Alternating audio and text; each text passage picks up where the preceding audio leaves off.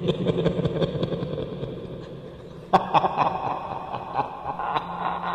name is Luann. I'm 19 years old and live in a little redneck town in Virginia. I live with my grandparents and have lived all my life. My mom was 14 and in the 8th grade. My mom had a very best friend named Wendy, who was 13. They did everything together. Soon after our house was built, Wendy's parents were not getting along and were going through some separation and divorce procedures. Wendy and her mother had moved to Woodbridge, Virginia, soon. During the time of the separation, Wendy spent a great deal at my mom's newly built house. They spent much of their time in my mom's room, which is now my room. Then came the time for Wendy and her mom to move. It was very early one morning. Wendy was in the back of the van, holding a glass coffee table steady. This was in the days before seatbelt laws. There was a drunk driver on the road and hit the van head on. Everyone made it out with semi-serious or minor injuries, but not Wendy. The corner of the glass coffee table hit her in the head and killed her instantly. Years later, in 1985, a week before my mom found out she was pregnant with me, she was in the family room talking to my grandparents about going on birth control. My grandmother and my uncle both caught a glimpse of a girl standing behind my mother, and after that 2-second glimpse, she was gone. My uncle and grandmother agreed that it looked like Wendy. Oh, and she was actually shaking her head when she appeared. We believe that she was shaking her head because she knew my mom was pregnant and didn't want her to go on birth control. Ever since then, everyone in my family has caught a glimpse of her in our house.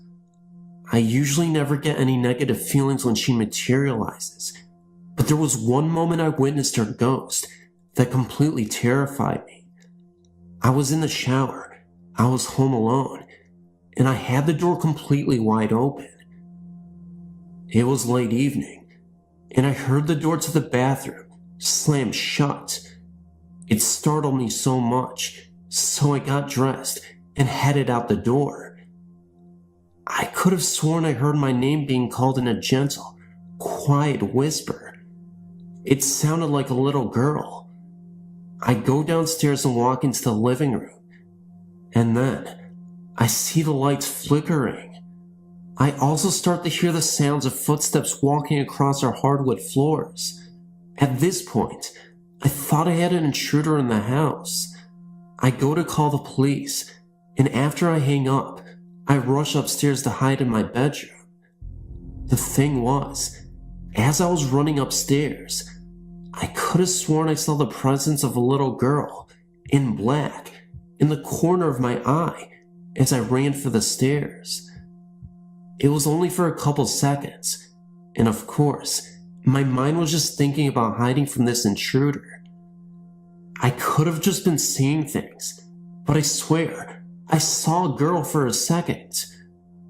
The police showed up, of course, couldn't find anyone, and all was quiet. My parents came home, and I told them what happened. They were just happy that I was safe. It wasn't until a few days later that I realized it could have been Wendy. Because my room used to be my mom's room, she's in my room most of the time. I feel her presence there a lot. When I'm upset, no matter where I am in the house, I can feel her there. No one has seen her until my mom became pregnant.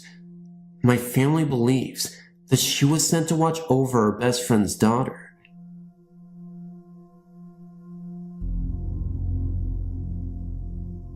This happened to my cousin and I in late '02, in a ranch-style house my family and I used to live in. My cousin woke up in the middle of the night to my voice, or so she thought it was my voice. She looked at me, and I was sound asleep and not talking. Also that night, it was probably 4 or 5 in the morning. and I felt someone pecking on my knee, and it wasn't my cousin because she was sound asleep, so I just thought it was my imagination.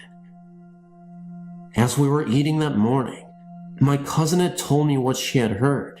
I freaked because I knew that whatever had pecked me on my knee was not my imagination. Nothing was ever actually seen in this house, but a lot of things were felt and heard. A few months after that incident, my cousin was staying the night again.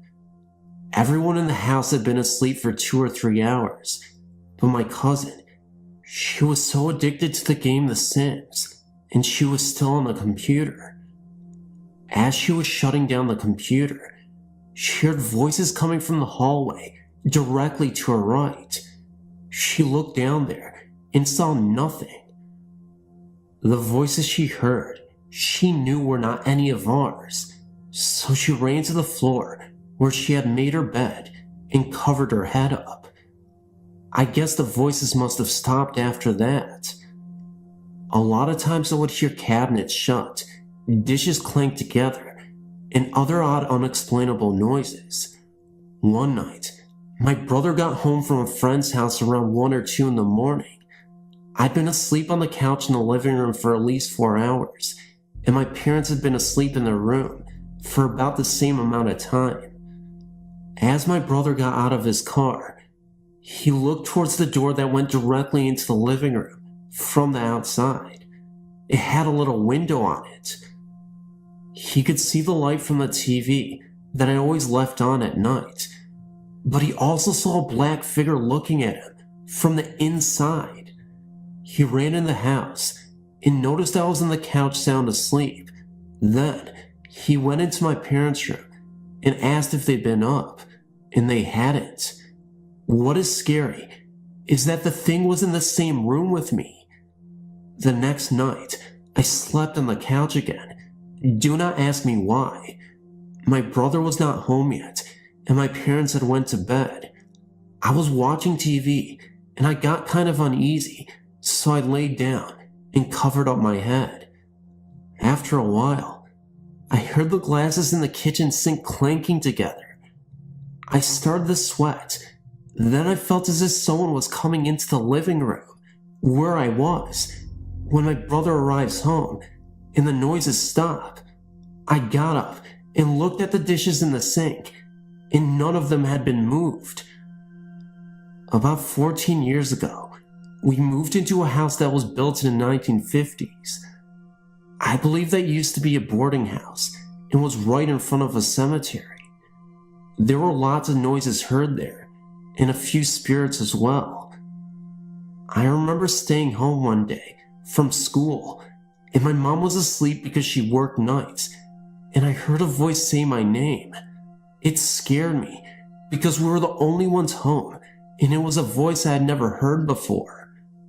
My mom would be home during the day by herself, while my brother and I were at school, and she would hear a music box playing. At the time, we had music boxes, but they did not play the song she heard. My mom would be sleeping on the couch, and she would hear footsteps coming through the kitchen, which was right next to the living room where she was. One time, when that happened, she grabbed her shoes and didn't come back till we got out of school. She also would be sleeping in her bed, and it would start shaking. This also happened to me.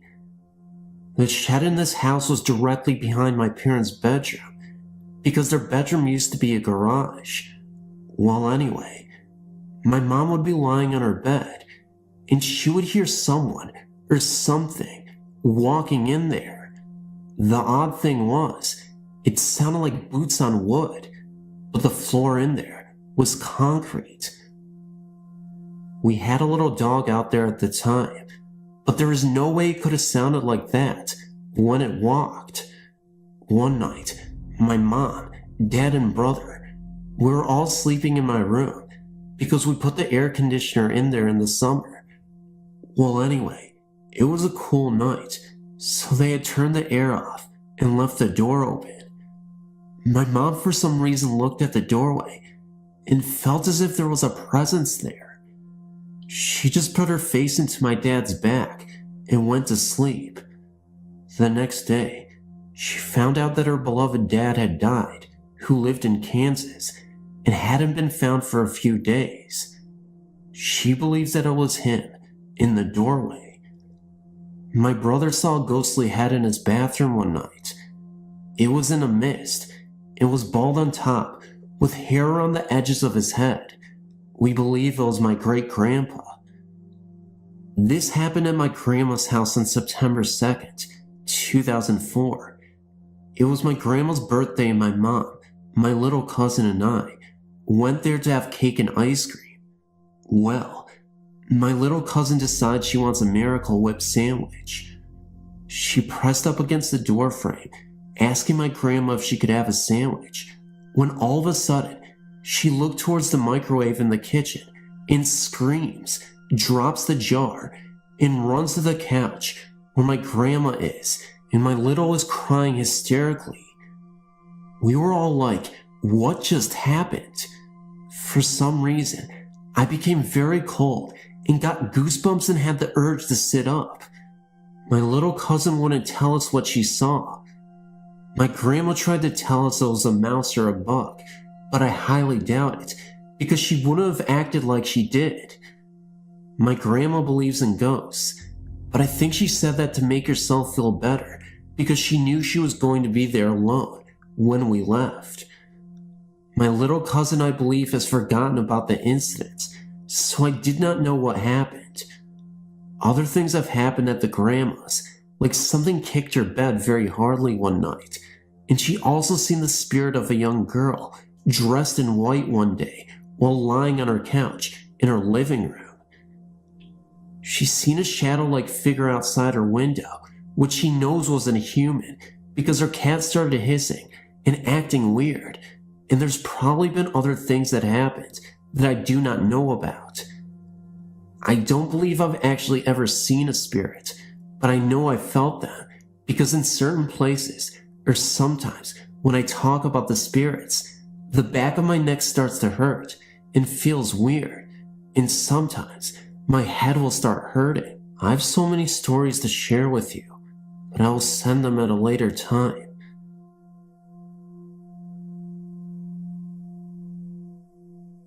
My cousin and I were out in Glenpool, towards the boondocks where my grandparents used to live, watching TV late at night. We weren't really tired, hyped up on caffeine from Pepsi and Sprite, just hanging out and trying to see how long we could go without passing out to sleep. At first, I thought I was just hearing things, or my cousin thought I was being a jerk and screwing around. But the louder the sound got, and closer, that's when we both turned the volume down. We then went to turn to each other and ask the same question. Was that you? Did you hear that? Of course, it was like a scratching, shuffling sound outside, and we both dismissed it, thinking that perhaps it was the family pets or wild animal, since the house was out in the middle of nowhere.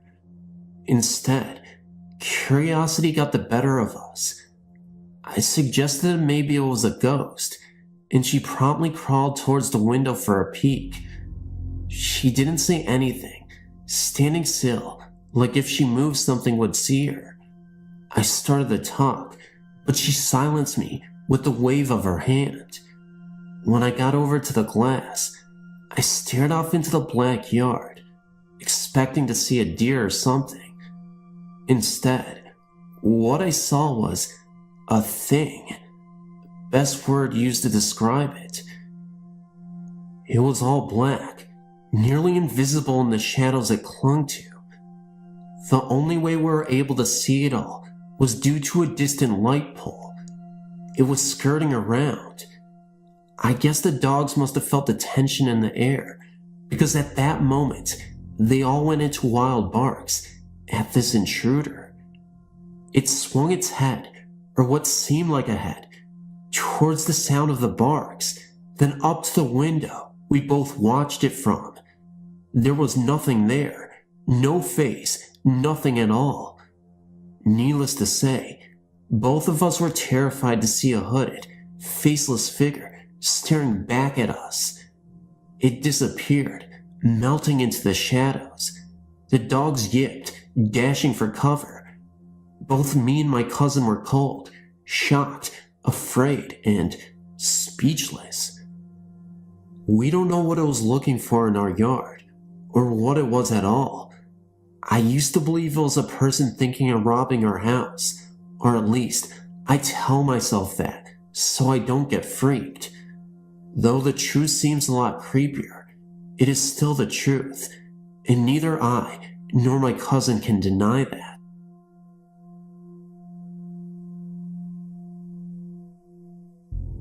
When I was 11 years old, at about 3 o'clock in the morning, I woke up to hear the sound of my dad plowing our driveway. He soon left for work, and I couldn't fall back asleep. After all was quiet, I got out of my bunk bed and climbed down my stairs and walked into the hallway. I went to the bathroom and then back to my room. I climbed into bed and crawled over towards my pillow. It was then that I turned around and was about to pull my blankets over me when I noticed two bright green lights in the corner of my room, directly in front of me. They were glowing and hovering in the same spot I just walked through. I was confused and tried to think of all the possible things they could be. Smoke alarm light? Glow-in-the-dark plastic stars? Anything?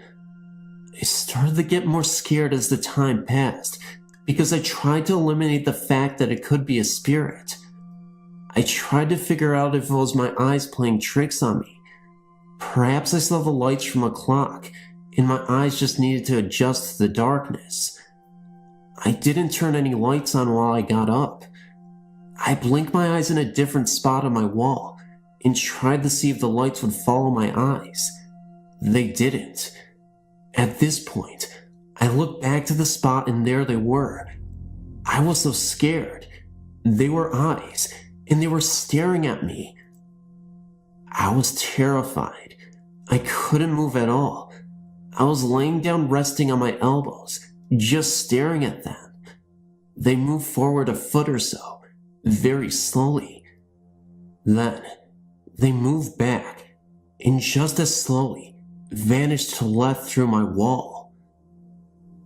I was so scared they would come back, and that's the end of the story.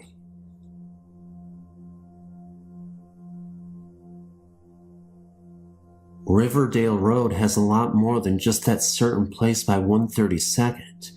Riverdale Road is spooky throughout the entire road. It's weird. Sometimes the road stretches and shrinks. The bad side of the road actually starts on 104th, North Glen, and goes all the way to the end of the Highway 7, Boulder. But anyway, from 104th to Highway 7 is approximately 13 to 15 miles. I was paying attention to the mileage, and I was going about 35 to 40 the entire time. I started at 104th, and by the time I got to Highway 7, I had only gone 9 miles when I turned around to go back the other way towards 104th again. When I got there, I went 16 miles. Now tell me that isn't creepy. If you pay real close attention to the road, you could almost see it stretching. There's also this turn called Dead Man's Curve. It's a real sharp turn. The recommended speed is 25, but easily done at 40. There's a cement block wall bordering one side of the turn. If you turn that corner around 2:30 a.m., you will see a woman in the middle of the road, holding her hands up, waving for you to stop. When I went around that corner, I didn't have time to stop because she's right there after you do a half 90-degree turn. I ended up hitting her. I got out of my car and looked all around. Absolutely no one was around, but there were handprints on the hood of the car. Also, if you turn onto Riverdale from 112th and turn left, there will be a huge line of trees on the either side, and it just looks like a dark cave of trees. and there's a very mean jogger spirit that hitchhikes and jogs around there. My sister and I were driving around on that road and went through that little cave of trees, and she said she first got a glimpse of the light on his shoes on the left side going away from 104th, and as you get closer you can see that it's a person, and he was holding out his hands for hitchhiking. Then all of a sudden knelt down in the running position, and as soon as we got close enough, he jetted out in front of us. My sister said that there were bodily fluids and body parts all over on the windshield, and she blinked, and it was all gone. She said as soon as he knelt down getting ready to run, she saw that his face was just a skull, and his hand was bones. So yeah, it's not just that spot right by 132nd. There are millions of ghost and spirit stories for that road, believe me. I've gone up and down that road billions of times. I used to do it about 5 to 7 times a day for about a year, so I know that road pretty well.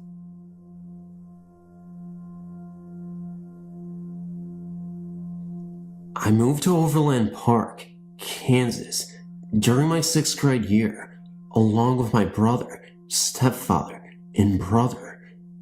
The 5-story house we lived in was in a new neighborhood, and I never took the time to research the land on which our neighborhood was built. Of course, I didn't know what experiences I would find myself in throughout the next few years. My night's routine consisted mostly of sitting in the sunroom on the 4th floor that looked towards the hallway leading to the 2 bedrooms, a bathroom, a linen closet, and the staircase which led to the master bedroom, while reading whatever book I had at hand. I can't recall how long it had been since my family and I moved into the house. However, I remember this night clearly. My parents went out to eat, and I stayed behind, at home. I was curled into the corner of a sofa that sat in front of a set of windows, reading Guardian by John Saul. The first incident happened well after the night sky had darkened. I was concentrating heavily on my book when I began to hear a knocking coming from outside. It sounded almost exactly like someone hammering on the side of the house. Looking up from my book, I turned and looked outside to see who could be outside at such a time. However, I couldn't see anyone, so I turned around and made myself comfortable to engross myself in my book. Again, the banging continued, and the most effort I put into looking out the window again was angling my head and looking out of the corner of my eye. After a few minutes, the sound outside stopped, only to begin inside. This time, it sounded as someone was banging a hammer on the pipe in the basement, 3 floors below. The banging was 4 or 5 short clangs, and then silence. I'd raise my book again until I was interrupted by another round of clangs. The only thing I could do was try my best to ignore it. As I continued to read, I experienced this unnerving feeling of being watched. I tried to reposition myself on the couch, shifting my legs from underneath me and stretching out, but nothing would unshake their presence. I finally settled on propping my feet on the table and resting the book on my knees. It was then where I could see in my peripheral vision a man standing on the top step of the staircase leading to my parents' bedroom.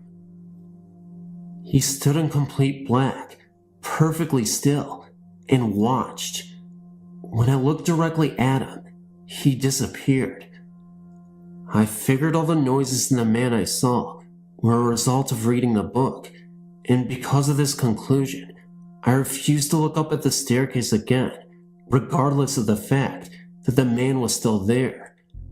I never spoke of the clanging of the man once my parents came home, because I figured it was my imagination. My parents were arguing when they came home anyway, so I tried my best not to get in their way. Most of my time was spent in my room when there were others in the house. You could blame it on adolescence and wanting to be by myself. It was there in my room where another strange incident occurred. I had my radio cranked to the highest decibel and was rocking out when I heard a knock on my door. Turning down the radio, I rushed to the door and opened it to find no one standing outside.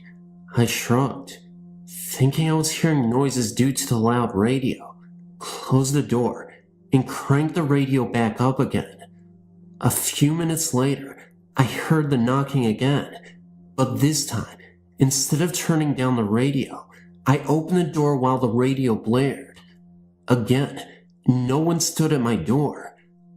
I walked into the bathroom, which was immediately to my right, and checked behind the drawn shower curtain because my mother would love to hide and jump out behind me as I walked down the hallway. Well, she wasn't going to get me this time, only she wasn't behind the curtain. I walked down the entire hallway, checking the kitchen and bedrooms before going to my parents' bedroom. It too was empty, so I hightailed it to my bedroom, shut the door, and sat on my bed. I figured whoever wanted to come in would, so I no longer answered the knocks. Whoever it was knocked twice more and then stopped. Months passed and the knockings continued, and the man stood on the top step of the staircase. After a while, I became so used to it, but I never mentioned it to anyone in my house. I always figured it was my mind playing tricks on me.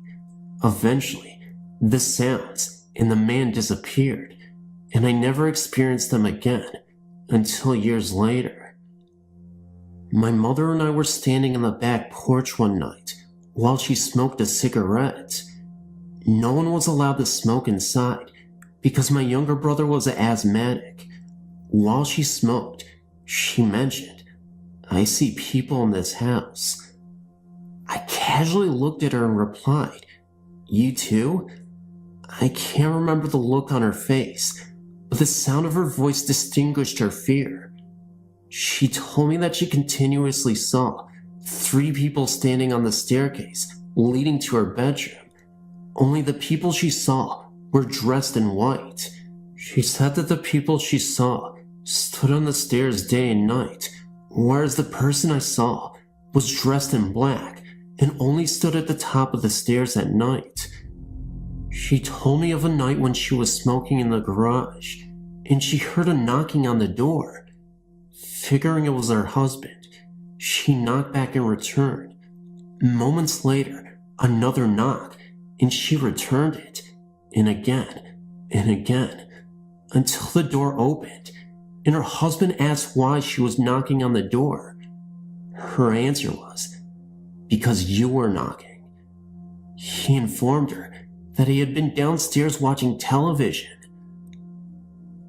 A year or so after I shared our experiences, my mother and brother, and me, of course, moved out of the house and into an apartment across the street from the neighborhood. My mother and her husband were separated, but he continuously stayed at our apartment anyway. One night, my mother decided to drive back to the house to feed our dog that we left behind at the house, while my stepfather was inside our apartment sleeping. I remained behind as well, sitting outside on the back patio. My mother was gone for 10 or 15 minutes before rushing back through the front door. The hairs on her arm were standing on edge, and she couldn't seem to collect her thoughts. She finally asked, "Do you think I'm crazy?" I laughed and asked why. She explained. While the dog was eating out in the garage, she had gone inside to close the blinds in the formal living room. While her back was the rest of the room, she heard a distant voice saying, "Get out of the house." She said she shook it off and walked up to the sunroom to close more blinds, where she again heard, "Get out of the house." Finally, while closing the blinds in the kitchen, She said that the voice was so close that she ran out of the house without closing the remaining blinds, jerked the dog into the garage, and sped back to the apartment. A year later, we moved to Georgia, where there have been no experiences in any of the houses we've resided in. I've been debating with myself as to why she and I would see people standing on the same staircase, and if their different clothing represented anything.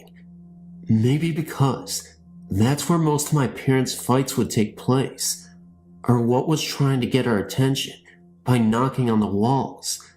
What I do know is that now that my mother is no longer married to the same man, we haven't experienced anything of the like since. My ex-boyfriend lived in a very old part of town, in a house that was built in the 1800s.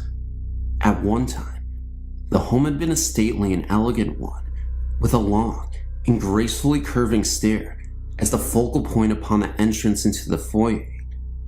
Through time, and with the coming of rough economic periods, the home grew into disrepair and was eventually sectioned off into a two-family home. One side housed a family of bikers, whose moonshine sent many a folk into orbit. We didn't have any moonshine the night this happened. And then the other lived my boyfriend and his roommate.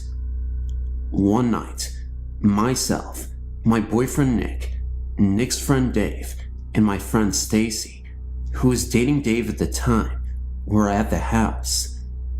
We were descending the grand staircase I mentioned earlier, on our way out to enjoy our Saturday night. All was dark, except for the soft lighting coming from the kitchen, which was illuminating the front doorway.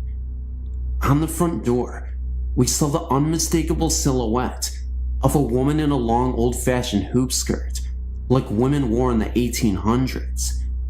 She scared the wits out of me and Stacy, and we both refused to go any further down the stairs until the rest of the lights were put on. Chickens, aren't we? Although Nick and Dave were in a position to see the woman's shadow, for some strange reason, they were unable to see her. Maybe she only liked women, but I know this for a fact. The next moment we actually saw the woman, it looked as if we saw her with her eyes gouged out, and she was running towards us, flying down the hallway. It was actually pretty creepy, but it happened in the corner of my eye, so I don't know if I was hallucinating or I actually saw her full steam ahead, but it definitely creeped me out. Another moment. My friend Stacy was upstairs, and the door was completely wide open, the bathroom door that is, and she saw that same woman in Victorian-era clothes just laying in the bathtub with, again, her eyes gouged out. I honestly don't understand what happened to this woman. At first I thought it was pretty innocuous, but now I understand. She must have been murdered. There's no other explanation I had than that. Thanks for reading, and I hope you enjoyed the story.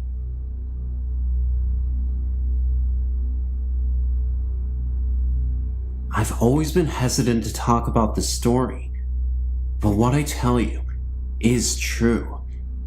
In 1992, when I was separated from my wife for the first time, I was living at Old Farm in an apartment.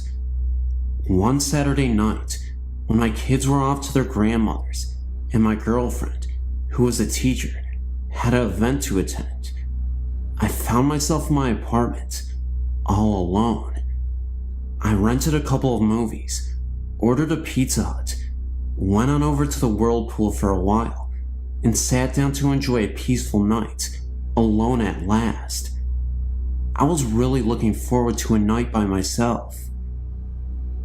When I was reading in bed, I noticed a black silhouetted figure standing in my bedroom door. The figure appeared to have a cloak drawn over its head. I couldn't recognize any features, nor was there any attempt to verbally communicate. I was wide awake, and I was terrified. My heart was racing, and I kept pulling the covers over my head. It seemed like every second was one of terror. The figure stood in my doorway well into the morning hours, and I knew my eyes were as big as they could get. When the silhouette disappeared, I was covered with sweat. My hair was rain wet. I rushed out to the front room because I really couldn't believe it had left me. No, the only thing I had to drink was a Diet Coke with popcorn. I'm not a big drinker. After the ordeal, I quickly showered and raced off to go hiking. I can honestly tell you that no communication with the figure was made. When I would ask who you are, there was no response. This went on all night until, by the grace of God, it went away. This event has always affected my life. I know of another person who had a similar experience like mine. Can you tell me what was standing in my door, why there was no communication, and why me? Have you ever had any stories like this reported to you? Until now, the only person I ever told this story to was a good friend who is a Catholic priest. It still scares me to tell this story. Why was there no attempt to communicate? And yes, when I checked my doors, they were all bolted and locked.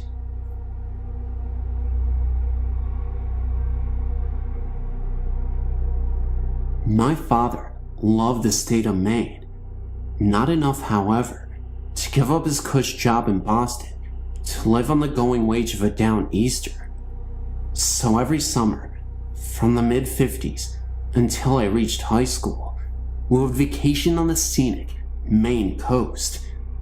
Very seldom would we stay in the same place twice. Usually, it was some remote cottage located on the outskirts of some tiny coastal town. A 2-week ordeal was in store for me, with no TV or friends to speak of. To keep me sane, my mother would buy me comic books and play board games with me, long into the night.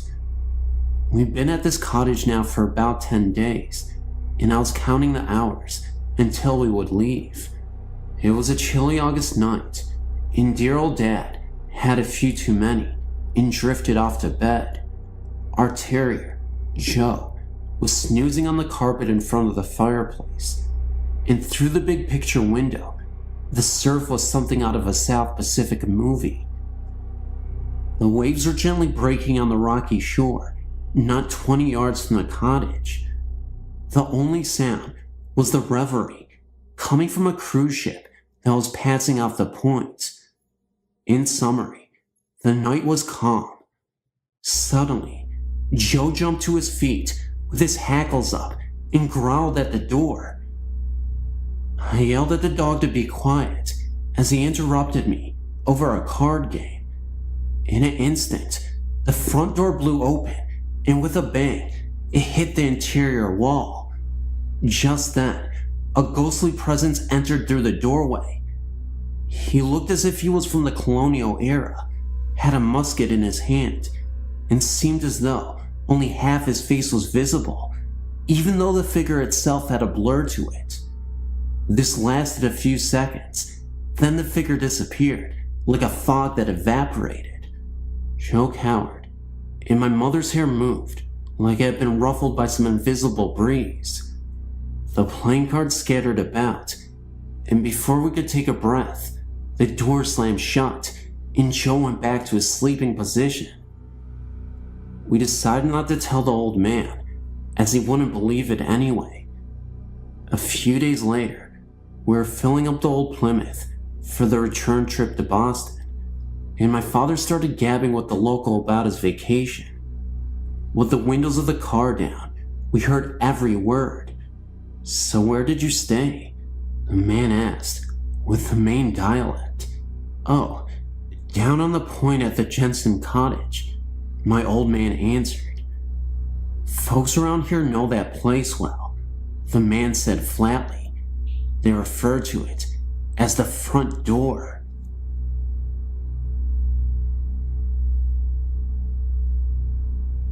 My name is John. I'm 41 years of age and currently live in the city of Lincoln England.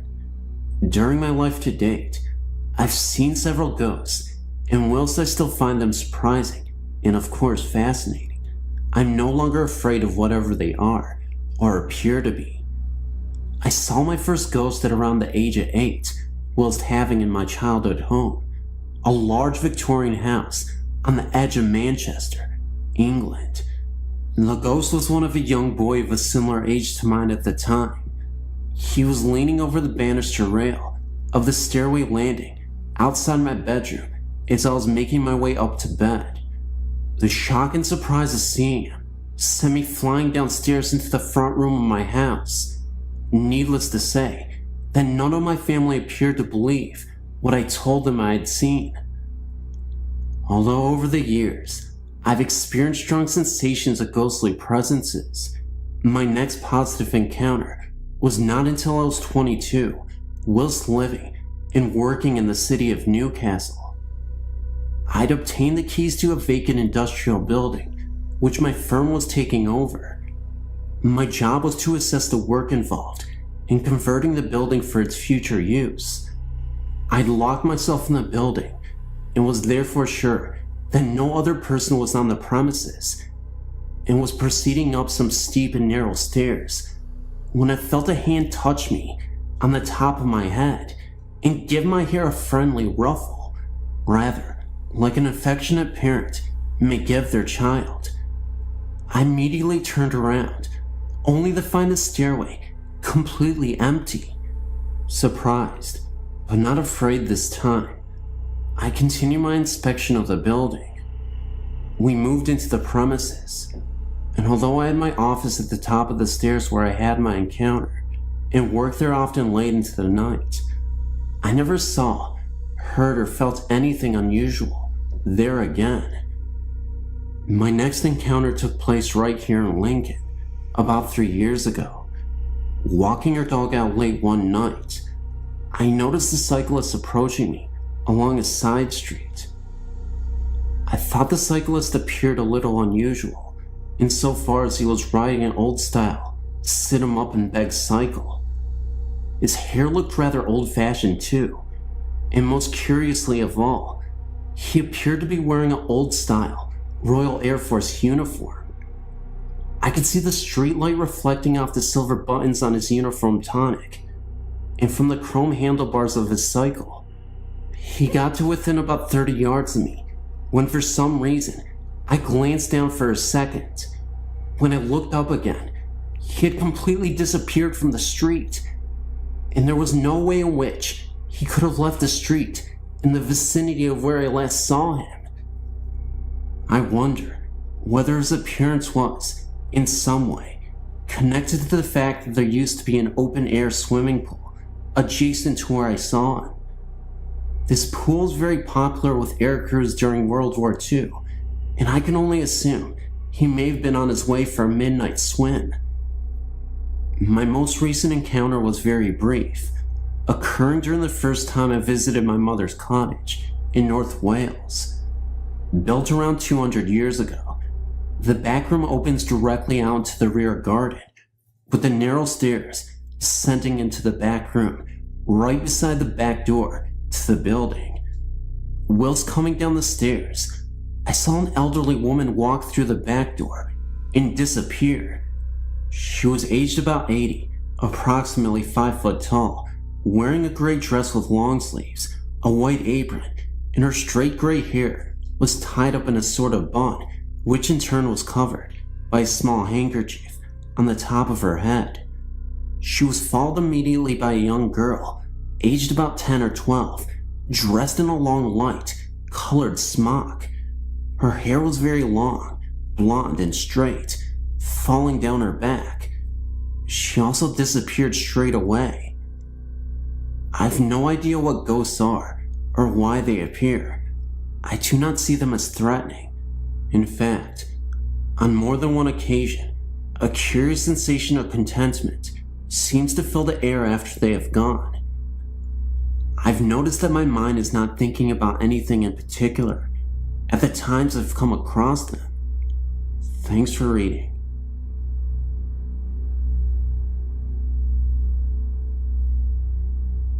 I grew up in Western New York and knew the local legends of ghosts.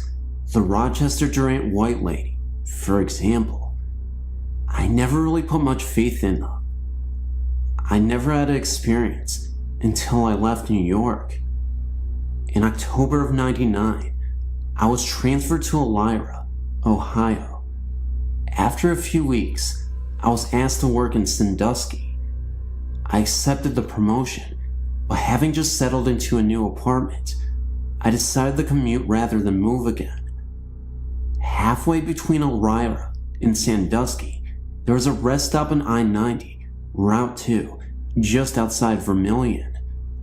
I would stop sometimes on the way home for a bathroom break, or rest a bit. It's a funny design. You drive around and park in back of the building, between the building and wooden walking trails. I usually got off work after about 11 p.m., but it was usually pretty busy, so I never gave much thought to stopping there late at night. One night, in March of this year, I'd stopped for a bathroom break. I noticed that there was only a few cars in the lot. It was a warm spring night. I wondered why more people weren't out. As I returned to my car, I had this urge to walk into the wooded area, a stupid thing to do, as it would be easy for a human assailant to hide on the trails. I walked in about 10 feet, and the path split to the left and straight ahead. I walked a little further straight ahead and felt something in there with me. I turned and started to walk out when I heard a noise, kind of like a lumbering sound. Feeling foolish and thinking there was probably an animal, like a hedgehog or deer, walking through the woods, I looked back and saw a pair of yellow eyes on the path quite a whiles back. I knew it could not be an animal, as only the parking area was lighted. The only light in the woods came from the ambient light and the moon. I quickly closed the distance between myself and the parking area, keys in hand. To my relief, nothing pursued me, and the eyes were gone, or at least, I couldn't see them anymore. I went straight home. The next day, I felt rather silly. Thinking about the matter during the day, none of it seemed like it should have scared me. I rationalized the whole thing. That night, I stopped for a bathroom break. Feeling brave, I decided to once again check out the woods and dispel my fear once and for all. This time, I walked out only halfway to the fork, and I felt an overwhelming sense of dread. I was not afraid in the usual sense, rapid heartbeat, sweating, etc. I just had this feeling of not being able to walk any deeper into the woods. It was like the air got heavier the further I walked. As I walked out of the woods, the feeling went away, just as it had come. I decided to come back on my day off and investigate during the day. I'd never been in the day, and I didn't know where the trails led or what was in the woods that attracted people to them. I returned a few days later with my jogging shoes, ready to explore. The trails wrapped around to each other and only totaled a mile loop. There was a ledge, a cliff area, but it was fenced off and there was no way to get down, but I could see a stream in the distance. I didn't feel anything strange at all. Nonetheless, I made it a point not to stop there after dark. A few months later, I was transferred to Newcastle, Pennsylvania, which leads me to my next story. But we are still looking into it, and it's AM now, so I need some sleep. And this is a true story. And this happened to me when I was 8 years old. I'm now 28, with 3 kids of my own. It happened in my hometown of Soak Village, Illinois, which is known to be a place that Indians pass through using South Trail to get to other destinations. At least, that's what the official story is. There are others, like myself, who believe more. We believe that Indians actually settled there, if only for brief periods of time. There's always been talk of bones being found when a pool is dug up or a garden was put in, but most say it's just that. Talk. Not me. I believe it. I also not only believe, but know that the ground the Silk Village is residing on is sour, cursed, beyond anybody's wildest dreams. And I have many stories to support that belief.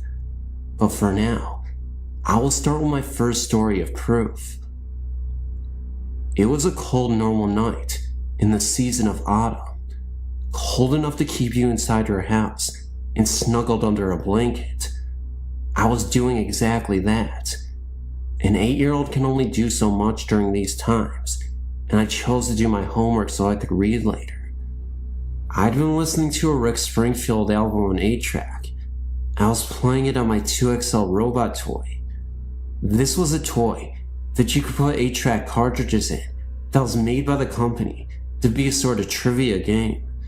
You'd play the cartridge, and it would ask you questions and tell you jokes. It had 2 big red robot eyes that flashed red when you were correct. It had 3 buttons you could push to answer your questions. 2XL could also play normal 8-track music, and of course, its red robot eyes flashed in time with the music. So it was doing exactly just that on that cold autumn night, flashing its eyes to Rick Springfield, and I was quite contented. My bedroom was on the 2nd floor of my house and faced north, along with my bed. I had a window north of me and east of me. Of course, it was dark outside, but it was so warm inside and so very comforting. Every now and again, I'd look up from my homework and just look out into the darkness. No reason. It was just something I did. Well, this was the last time I ever did that again in that house. As I was sitting there, all of a sudden, I felt instantly cold, and every single hair in my body was raised. My blood felt like it had ran cold and decided to just stop pumping through my body. My heart was racing. I was perfectly terrified, and I didn't even know why. Yet, my 2XL was suddenly stuck, and it kept playing the same verse from Rick over and over. Hole in my heart. And its eyes weren't flashing anymore. No, they were just burning bright red, blood red. Then I felt this magnetic pull, like something was pulling me to my right. I turned my right head and looked out the east window and saw something that haunted me for the rest of my life. Sitting just barely outside my window, levitating, was the most horrifying image I'll ever see in my life. A creature, about 2 feet tall, but sitting Indian style. His skin was snowy white, and you could see the outlines of his bones because he was that skinny. He wore some sort of white cloth draped sideways on his body. This is why I later named him Gandhi Monster. My young mind thought his skinny body and his white cloth looked like the real Gandhis did. This creature's head was too big for his body. His 2 horrible, big dark eyes were piercing my soul as he stared at me. He opened his mouth and grinned a grin at me that haunted my dreams for years. His mouth was full of long, snarly, razor-sharp looking teeth, dripping with blood. I don't know how a mouth could fit so many nasty teeth into it, but it did. I watched as the blood dripped from his teeth and slid down his chin and onto his white cloth diaper shorts. He raised his hands and reached for me. The fingernails were at least 4 inches long, gnarled looking, and sharpened to points, also dripping with blood. I wanted to scream. I wanted to run, but I was locked into place by his piercing eyes. I couldn't breathe. I felt as if my brain was being scrambled and my soul was being raped. His grin became larger, and he opened his mouth wider. He kept looking at me, as if he knew me, as if he had been waiting for me. He started to lift his arms, and it looked as if in seconds he would actually be inside my room and not just outside my window. All traces of reason disappeared, and my mind snapped. I still don't know how I did it, but I managed to tear my gaze away and leap off the bed and out my bedroom door, screaming with every inch of my soul, all in like 2 seconds. I could feel him pulling me. I could feel that horrible stare penetrating my back as I screamed down the hallway to my mother. Of course, when her and my father and younger brother came back, it was gone. But they knew I saw something, and they did not try to tell me it was my imagination. They comforted me and taped up all the windows in my room. They actually had to pull down all the shades and seal all sides with duct tape. I couldn't even sleep in that room for almost a year. My brother even remembers coming into the room with my parents afterwards. The Gandhi monster was a story we didn't often tell, but it always brought fear to speak of it, to us and to others. My parents never spoke of it again either. As I grew up, I tried to face my fear and sleep in that room, but never did I sleep with my back to a window.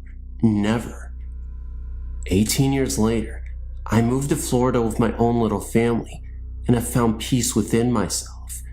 But I'll never manage to forget that creature, and I'll never sleep or sit with my back to a window, and I will never forget the one thing I heard it say to me in my mind as I was running out of my bedroom door.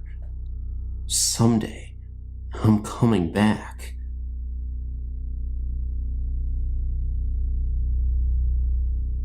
Hey, I'm in my mid-teens, and I've experienced ghostly encounters. The one that really freaked me out was when me and my family moved to Scotland. For a few months, we lived in chalets. Me and my older sister shared one on our own. A few weeks after we moved in, we began to feel uncomfortable and felt as if we were being watched there, and there was also a threatening atmosphere. We told our parents, and they said it was just because we were next to the graveyard. A few weeks later, I was lying in my bed with the door open when a tall, dark figure stood, leaning over me. I didn't think at that particular moment, but it wasn't until my sister asked me if I felt somebody was in my room the previous night. We started to talk, and she too felt as if somebody tall was leaning over her. I then started to sleep in my sister's room, and the figure didn't return, so I moved back into my own room. But then again, the figure returned this time. It was kneeling beside me. The next morning I told my sister, and again, she felt the presence of a tall man. Our dad told us that the large house next to us was where the Vikers used to stay until the house was sold. One night, my mom came in, and she was holding 2 necklaces with crosses on it. Me and my sister aren't religious, so her mom thought it had something to do with that. So we went to bed, holding the crosses. That night, it was very uncomfortable in both rooms. After that, we haven't felt the presence of the tall man. The figure that visited did so on a few occasions. Each time, it felt as though it was getting closer and more angry. When the crosses were given to us that night, the figure seemed very angry. Its face was literally pressed into mine, and it felt as if he was gritting his teeth at me. My sister also had this very uncomfortable, menacing figure who was pressed into her face. All you could do was hide under the guilt, closing your eyes really tight, and hope you'd fall asleep quick. Since that last visit, nothing has returned, and we've since moved then, and nothing. We don't even use the crosses anymore. Other things that we didn't think of as being connected at the time now do seem connected, such as the chalet that Mom and Dad were in, although the same, was different in feeling. Because Mom and Dad's chalets always had a comfy feeling, yet ours didn't. Whether it was because there was just me and my sister alone in there, and it was our imaginations or not, we don't know. Although in Mom's and Dad's chalet, there was only one more person over there. From the moment we stepped into the chalet, it was always cold, even with the heaters on. Plus, there was often a bad smell wafting around, a lot like fish, rotten. This was only in my bedroom, possibly me, my sister says. Also in my room, there was a strange noise of scratching, as if someone was sketching or writing. This noise accompanied the presence of another figure, smaller in stature and of the female sex. My sister also felt the smaller presence, but not the noise. She only came once, very different, not menacing, quiet in nature, and much older. She was almost a comfort. But it's still not nice to be watched over at night by ghostly figures. It's strange, because we didn't actually see anything, yet you get so much from these feelings, the sex, age, angry, happy, etc. Plus, we get almost exactly the same feelings. But is it just our imagination? Are we certifiably insane? Are we demented? No, we definitely feel we had a visitor. Previous to this experience, my sister had not really believed in it, ghostly visits and such, but now, I think she has had a change of mind. Me, myself, I've always believed. My mom's granddad often visits, a kind presence, bringing good luck, such as when she was having problems. He visits to let us know everything will be okay. He often visited when we were babies, watching over our cots. Our dad also saw what appeared to be him. Whenever he visits, we know him by the distinct smell of putty. He used to repair windows. So really, we are used to the visits, although my sister had never experienced any until now. Unfortunately, it wasn't a happy experience, one not to forget.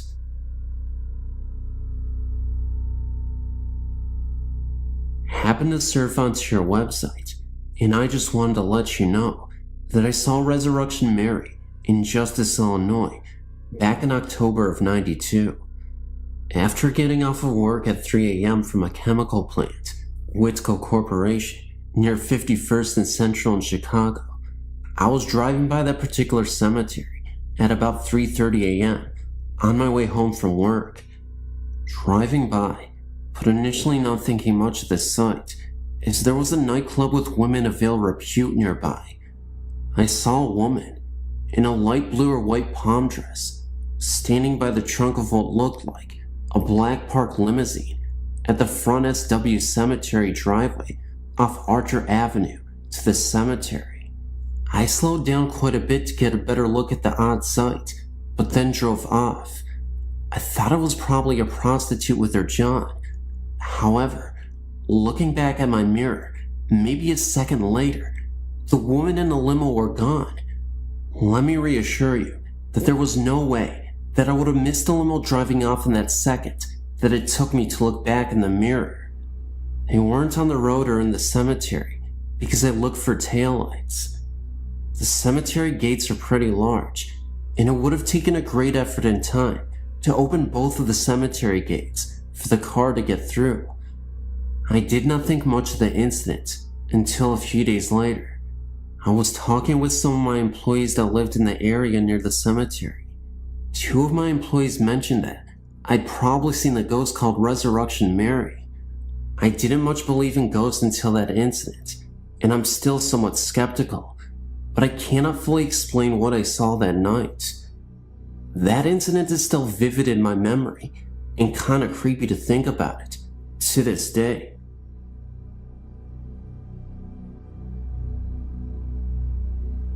Ever since I can remember, I've always had an interest in ghost stories.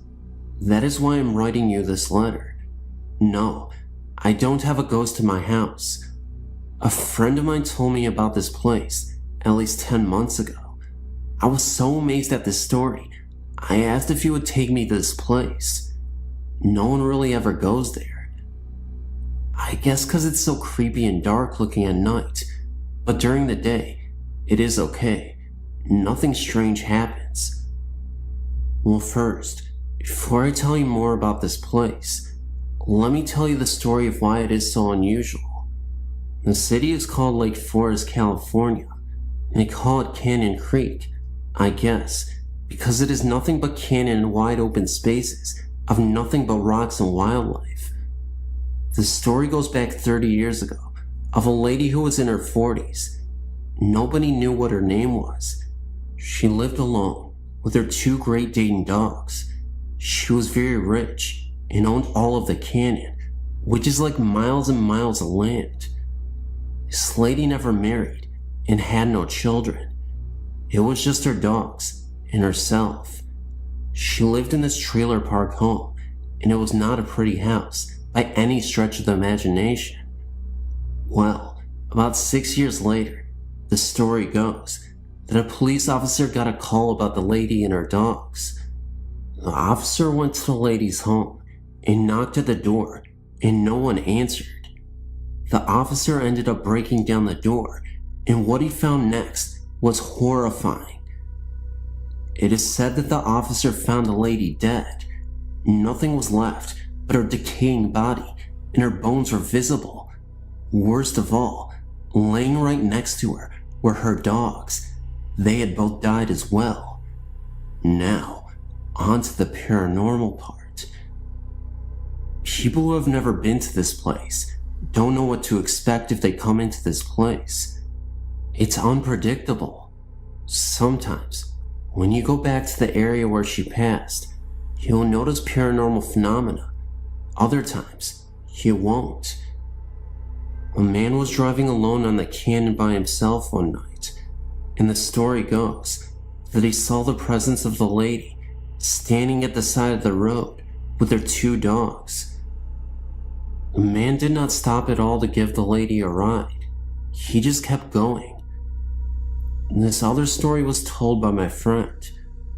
My friend told me that his ex-girlfriend and her boyfriend went up there one night to check it out.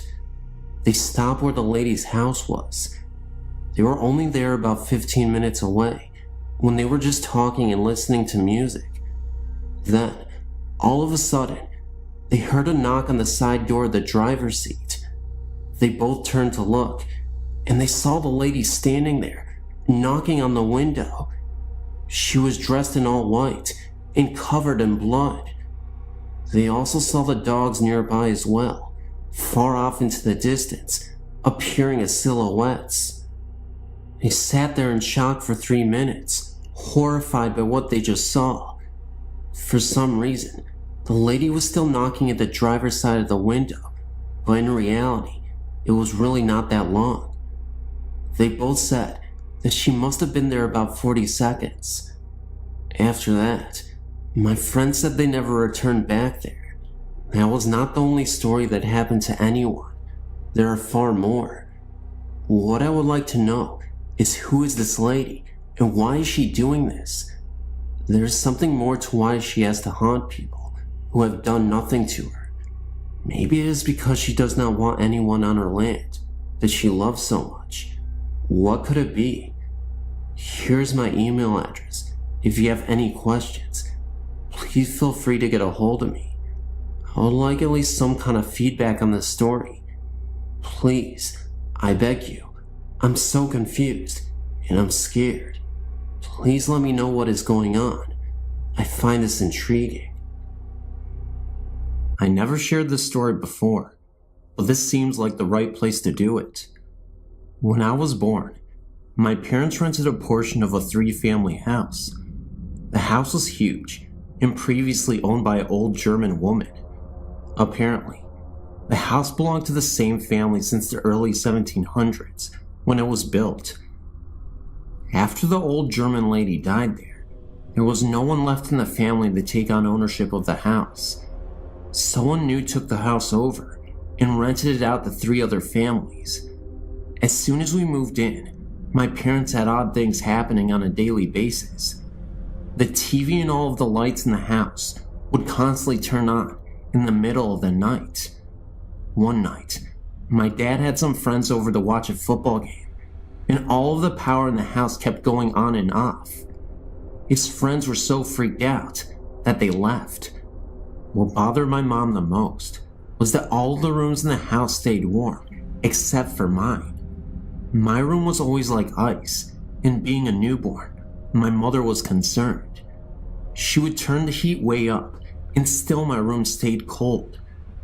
One night, she heard a woman's voice coming from my room. As she neared, she could hear an old lady singing a lullaby. When she opened the door, the rocking chair was swaying back and forth, and my room was warm. After this occurrence, my room remained warm. This became an ongoing thing in the house. The rocking chair would constantly rock, no matter where in the house my mom moved it to, and oftentimes she would hear a soft voice coming from my room. The lights continued to go on frequently in the middle of the night. As I got a little older, into the toddler years, I can still remember certain things happening. My parents found it odd that I am able to remember things so clearly. I can describe my bedroom in distinct detail, as well as the other rooms in the house. I only lived there from newborn to 2.5 years. One night, I woke up and felt absolutely terrified. I remember climbing out of my crib onto the little table and chair set, and stepped onto the floor and dodged for my parents' room. As soon as I climbed into bed with my mom and dad, I heard my aunt, who was asleep on the couch, screaming. My mom woke up and ran into the living room to see what all the fuss was about. My aunt kept crying, I saw her, over there by the lamp." Apparently, my aunt says that she saw the old lady standing at the foot of the couch by the lamp. When my mom reached over to turn the lamp on, she disappeared. All of my parents' old friends remember the house, and everyone has a story of something that they experienced there. We know that the old lady died in the house, probably in the section where we lived. At first, I think she was angered that the house no longer belonged to anyone in her family. She was harmless and just wanted to make her presence known.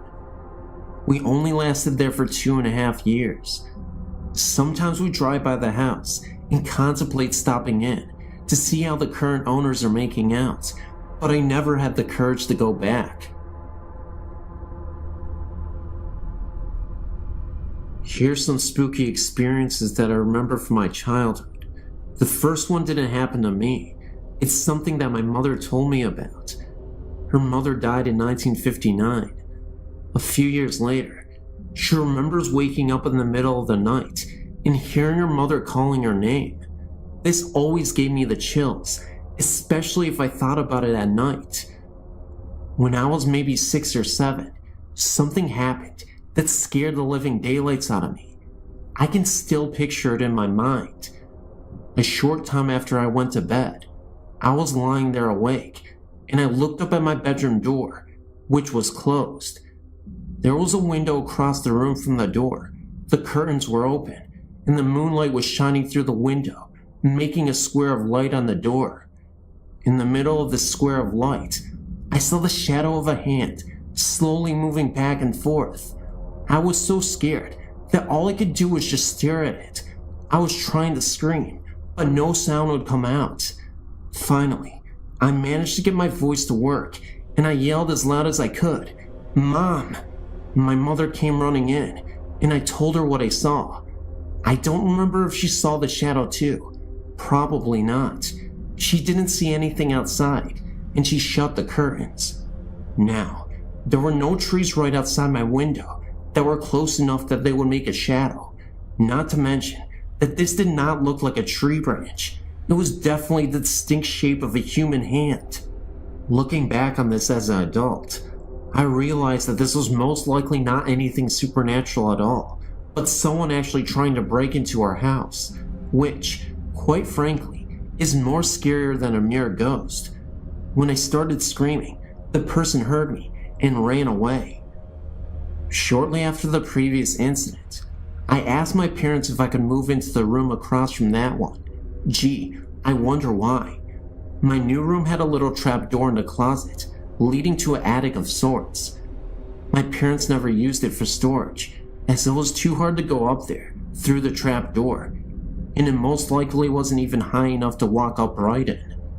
When I was about 10 or 11, my best friend and I were playing in my room, and we noticed that the trapdoor was open about an inch or so. We slid it closed. Every once in a while, I'd look up there and find that it was open again. I'd keep sliding it closed, and then a few days later, it would be open. My friend and I naturally assumed that we had a ghost in the attic. I really don't remember if I actually heard anything up there or not. Around the same time, this same friend would occasionally spend a night with me. Several times, we'd be lying in bed and hear the sound of a newspaper or some sort of paper being crumpled up in the living room when we knew no one else was up. We called this the newspaper ghost. Another time, I think I was about 7. I was riding my bike around in circles in the street. This was in a housing development where there was very little traffic. My aunt, uncle, and cousins were visiting, and I recall looking at the bathroom window on the side of our house and seeing my aunt's face looking out the window. Later, I mentioned it to my aunt, and she said she hadn't been looking out the bathroom window, and neither had anyone else.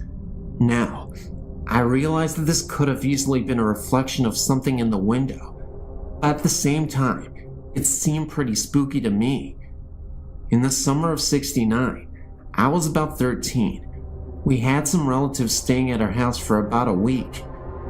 One evening, after everyone had gone to bed, I was still awake. As a child, it always took me a long time to get to sleep. I was always too wound up, I guess. Anyway, all of a sudden, there was this loud crash that came from my closet, like something metal or aluminum falling on the untiled floor. The thing that came to mind was a metal vacuum cleaner hose. There was no vacuum cleaner or any other large metal object in my closet that could have fallen and made such a noise, and even if there was, what would have made it fall off the shelf? I was too scared to get up and look in my closet or go and ask anyone if they'd heard it. Now, this was a small 3-bedroom house in Levittown, Pennsylvania. If anyone is familiar with the houses, if a loud noise occurs in any part of the house, it would be impossible not to hear it all over the house.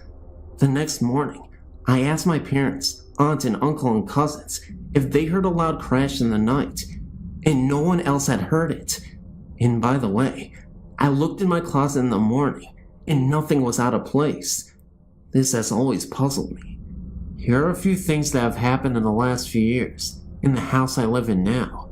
Nothing blatantly scary, just weird. I thought I'd share them just for the fun of it. One night, I was asleep, and all of a sudden, I screamed and woke myself up. My husband came running in, and I couldn't for the life of me remember what I had dreamed that had scared me. But I had a vague memory of looking beside the bed and seeing something in the form of a human being, made up of little points of light. There have been a few occasions where I've woken up in the middle of the night and heard a kind of electrical humming that sounds like it's coming from our bedroom closet. My husband said he could hear it too. I could never figure out what's causing it. It sounds like it could be the refrigerator running, except that the kitchen is not right next to the bedroom. And if it was the fridge, wouldn't I hear the noise every night, since obviously the fridge runs all the time? I haven't heard it in over a year. Just as well, it gives me the willies.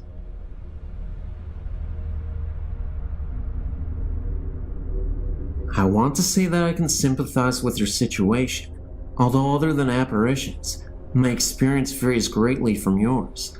I do want to share what happened to me with you, but I do want to warn you ahead of time. I used to be a reporter, so I can get lengthy. My first experience happened when I was a child. I was 7 years old and lived a completely normal life. My parents didn't smoke dope or dabble in the occult, so I really had no knowledge of ghosts, other than the traditional Halloween experiences every child encounters. When I turned 7, my family moved from Metro Memphis, Tennessee, to rural Independence, Mississippi. We moved into a house that my father renovated. Rather than trying to draw a diagram that may get scrambled in transmit, I'll try to describe the layout of the rooms involved. The way the home was originally laid out, you walked in the front door into the living room. To the left was the kitchen, open without walls to the living room. To the right was a bedroom door. Straight ahead was a hallway leading to other bedrooms, laundry room, and bathroom. After my father was finished, the front door was added onto a new wing of the house. The living room was enclosed into a bedroom. The bedroom now directly led out into the hall, which now led to the kitchen also, and had a new doorway to the bedroom that previously opened up to the living room. Is that confusing enough? We moved into the house, and I immediately was terrified of my sister's bedroom, the one that had previously opened up into the old living room. I just felt that something was there, and it was watching me. I felt like it wanted to possess me or something stronger than a mere presence.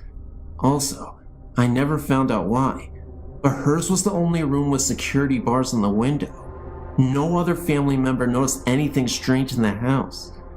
I ended up in the new bedroom, and sometimes at night, I'd hear noises. Being so small, I don't remember exactly what they were, but frequently, I'd see an incandescent, glowing form in the shape of a human walking across my room. What made me know that it had to be a previous occupant of the home was that it would walk from the bedroom I was so scared of, through my room, into the kitchen, the way the house used to be laid out. Once when my grandmother came to visit, my parents forced me to sleep in my sister's bedroom. I was so terrified, but I finally went to sleep. When I woke up, I saw what appeared to be an ectoplasm swirling above my head. I spent most of my childhood years terrified of sleeping. Being a middle child of an older sister and a younger brother, I'd hide my prized possessions, jewelry, money, whatever I thought I didn't want them to get a hold of. Almost every time I hide something, it would disappear and reappear later in a different location. Thinking my siblings had discovered my hiding place, I'd find a new one, each time to have them disappear and reappear once again. The really strange part came later. We sold the house when I was 13 to another girl's family I went to school with. After she'd moved in, I'd asked her one day if she noticed anything weird in the house, and she said no, but her sister refused to go into the bedroom that scared me. Sister's explanation was that someone was watching her, and she was a middle child also. I guess there must have been some connection to middle children. I said something years later about the house being haunted in front of my aunt. She said she'd always had a feeling that something was wrong with the house. I'd appreciate your input as to what you think my experience meant. I had a person tell me one time I was a demon that wanted me, but I'm not even sure. While I lived there, although I was the only family member that had strange experiences inside the house, I wasn't the only one who had strange experiences in the area. In the fall, between the hours of 10 p.m. and 12 a.m., my mother would see balls of light floating in the field and wooded areas across the road from my house. She would always ask me to come look, but I had enough terror inside the house, and as far as I was concerned, the woods were my only safe haven while at home. So I never looked and never witnessed the lights myself, but both my sister and my mom did. When I was 19, I started dating this guy who was friends with a neighbor from that house I'd lived in. Basically, he lived catty corner from me, with their house backing up to the woods mine faced. My new boyfriend asked me if I ever saw anything strange in the woods. I said no. He told me that his neighbor's kid, who was a friend of his, told him that he'd seen balls of lights in the woods. I then told my boyfriend about my mother and sister's experiences. So apparently, it wasn't just restricted to my family. Another experience I had was when I was in my early 20s. when my grandfather passed away. We'd always loved each other very much, but didn't have a close relationship because of my grandmother, whom I didn't get along with. I was present when he passed away and was devastated. 3 months passed, enough time to allow me to grieve and get on with my life. I was asleep one night and awoke to find my grandfather sitting on the side of my bed. He told me not to be scared, that he had a message for me. He told me I needed to get my life straight, or I was headed for trouble. I remember he held my hand and told me that he was going to tell me what heaven is like, but I'm not allowed to remember what he told me. I remember him being present for a while longer, but can't remember a word he said. Now that I'm an adult and have some time and distance between me and these experiences I had as a child, I'd like to try to discover what these experiences meant, or why I was chosen to have this one. Do you have any suggestions? Also, even now, I can drive by a place or house and tell that it's haunted. Does that mean that I'm psychic or paranormally gifted? Usually I just get kinda jumpy and frightened, but one night, I was out repossessing vehicles, something I did part-time for a while, and my partner pulled up to this house. I was so terrified of the house that I told him he better turn around immediately, or I was getting out of the vehicle and running. Please help me to understand what is going on with me. I'm finally getting to a point I accept it and want to understand it, rather than how I've been so terrified in the past that I didn't even want to talk about it.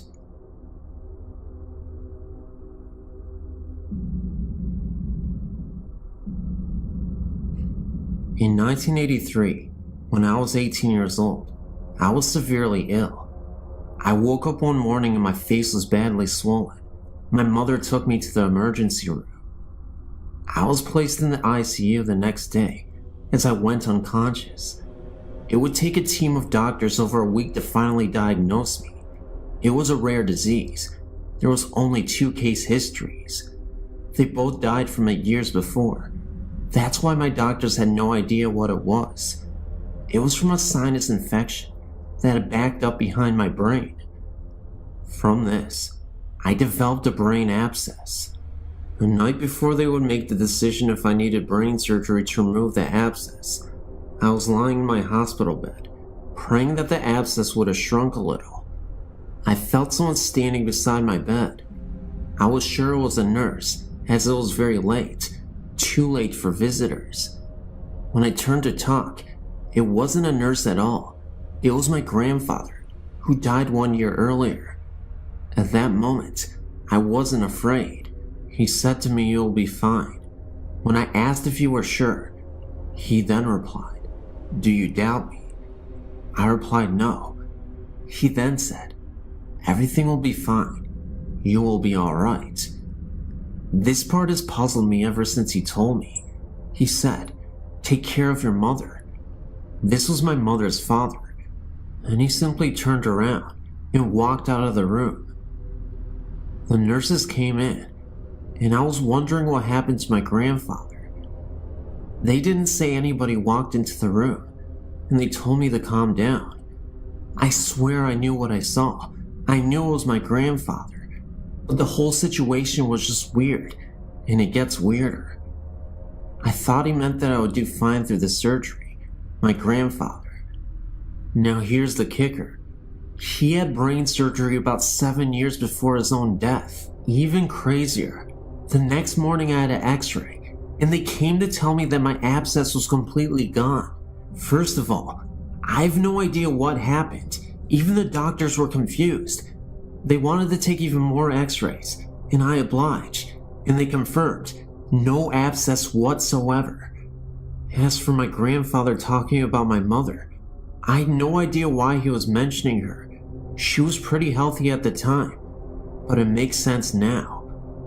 Recently, she has been diagnosed with MS, diabetes, and in September, she had heart failure. In November, she almost died and had triple bypass surgery. Through the years, my family has had many encounters with the spirit world, but this was the most wonderful one. My name is Rodney, and I would like to share a story with you that happened to me and a friend of mine. First, I'll give you some background. It's the early 70s in Enon, Ohio. My friend Mike and I were very close because both of our parents had gotten divorced around the same time we were in our early teens. We shared similar interests in magic and trickery in the occult. We used to save our money and either buy magic tricks from magazines or make magic tricks from plans that we would buy for our act. We appeared on a local after-school show for kids a couple of times, and in doing so, we got to meet a local famous person named Dr. Crave. He had a Saturday night show where he would host and show scary movies, and he also did magic. Dr. Crave was really knowledgeable and had a lot of contacts. He told us of a local magic shop in Dayton and gave us directions. We couldn't drive at the time, but I would beg my older sisters to take us there. Discovering that magic store opened us up to a whole vast world of new tricks and illusions.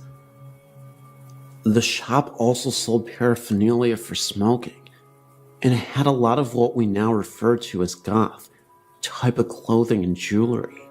Well, as we were getting a bit older, the movie The Exorcist came out, and we thought that what a neat idea it was to put some drama and stage production into the act to make it more of a show. We both attended a vocational school, so there were a lot of talented people there, and we found a couple of girls that liked to dance. We added dancing demon girls to the beginning of the show using black lights, dark jumpsuits to conceal the girls under the sheets. The music was Mike's Oldfield's Hearst Ridge. I think that was the title.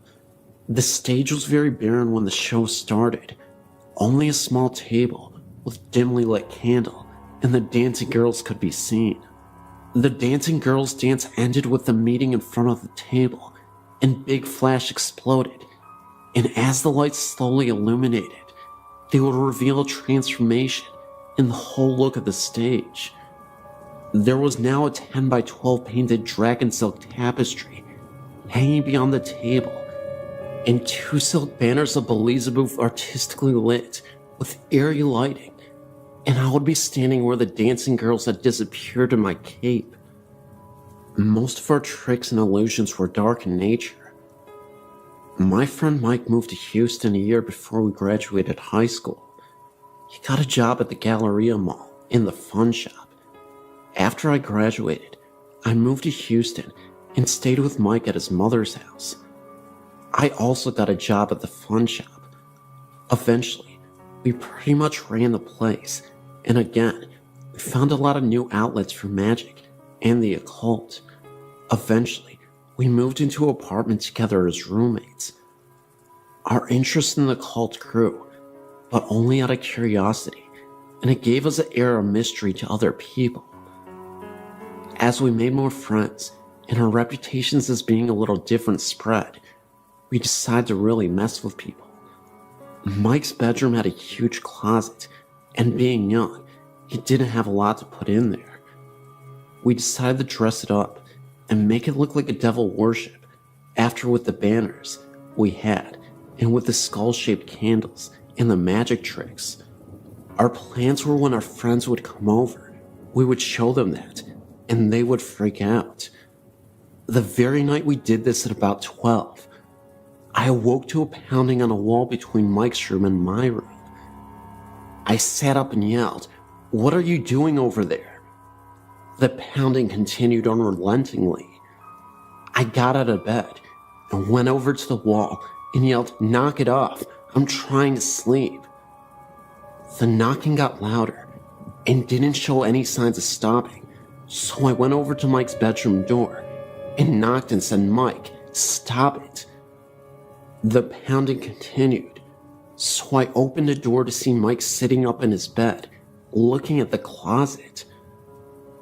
My eyes went across the room towards the closet, and as my vision passed his dresser, I saw the door slowly closing. I asked Mike what he was doing banging on my wall. He said it wasn't coming from the wall between our rooms. It was coming from the closet.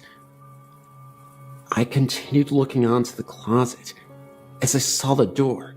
It was breathing and jostling as if someone was trying to get out. Then it stopped suddenly. We were scared witless. We gathered up enough courage to both walk over, and we pulled open the door with ease. The closet was freezing. We looked around and saw no one or anything. The apartment we lived in was brand new. No one lived next door. Our neighbor downstairs was gone for the weekend. We asked the people behind us the next day why they were banging on the walls, and they said that they hadn't, and that they didn't hear anything the night before. We immediately started ripping all the decorations down. I'm still very much fascinated with the paranormal, but I will not invite it in.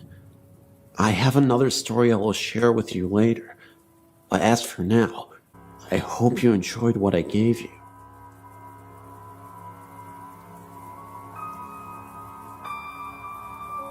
My parents own a lake house in northern Indiana, and we used to have a neighbor named Mr. Campbell. Sadly, Mr. Campbell was quite old and depressed, and one day he left a note and enough food and water to last his dogs at least a week. He said his body could be found in the lake. I couldn't remember if it was ever found though. This story has many parts, all leading to the same conclusion. Mr. Campbell's ghost haunts this property, but he seems to be quite calm and docile.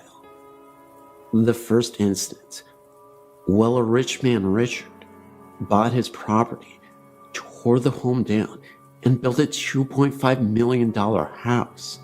Richard was extremely nice and was always coming over for dinner.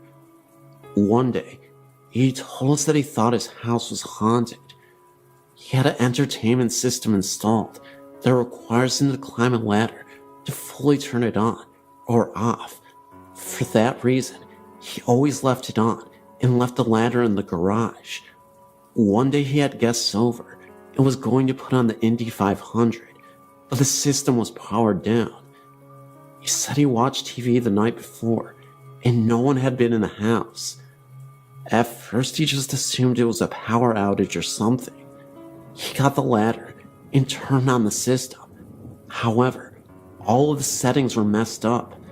The volume was turned down very low, and the radio was on and set to a 50s station. The TV was off because of the radio. When he turned on the TV, it was tuned static rather than the Discovery Channel Richard had been watching the night before. He said he played it off as an accident to his guests, that it kinda spooked him. Later, after this happened, again Richard assumed Mr. Campbell wanted to listen to music, but didn't want to disturb anyone, because no one had heard the music. Richard also had a roommate named James. The thought is that they were lovers, but no one really asked. Richard would travel to Chicago a lot, and James would be home alone. One night, my sister and I were watching TV in our room and saw lights shining outside and heard men talking. We looked out our window and saw about 3 police cars and about 6 policemen walking all over the house, looking at windows and knocking on the door. We went outside with our dad to see what was going on, and the police asked if we had heard or seen anything suspicious. We said no. Why? They told us someone had called 911 from the house, but only breathed into the phone for a couple minutes and then hung up. We told the police that Richard was gone, and usually when he was gone, James would visit his mother down the street. My dad called James' cell, and he was at his mom's for a dinner and a movie. He said he was planning on leaving soon anyways, and came to talk to the police. James let him in, and they searched the whole house, but no one was there. However, in the kitchen, a burner was left on high. James said he made pasta to bring to his mom's and must have forgotten to turn off the burner. After the police left, James said he sometimes got a strange feeling in the house, like he wasn't alone when he knew he was, but that he never got scared. It was more like being watched over than stalked. My sister and her friend were sitting on our screened-in porch one Friday night after we got to the lake house late. They saw a man walk from the pier to Richard's house, and my sister called out, "Hi, Richard," or James, whoever it is. But the figure didn't stop or reply. He just walked up to the house and disappeared. The girl said a light never came on, and he never heard a door open. The next day, Richard was doing yard work, and my sister mentioned the night before and jokingly accused him of ignoring her. He told her he had not been home last night, and that he had just gotten back from Chicago early that morning. He also said that James was in North Carolina for the week for his sister's wedding. My sister and her friends were confused because they had both seen the man, and they were worried they had seen a robber. Richard asked if the outdoor lights turned on, and they said no.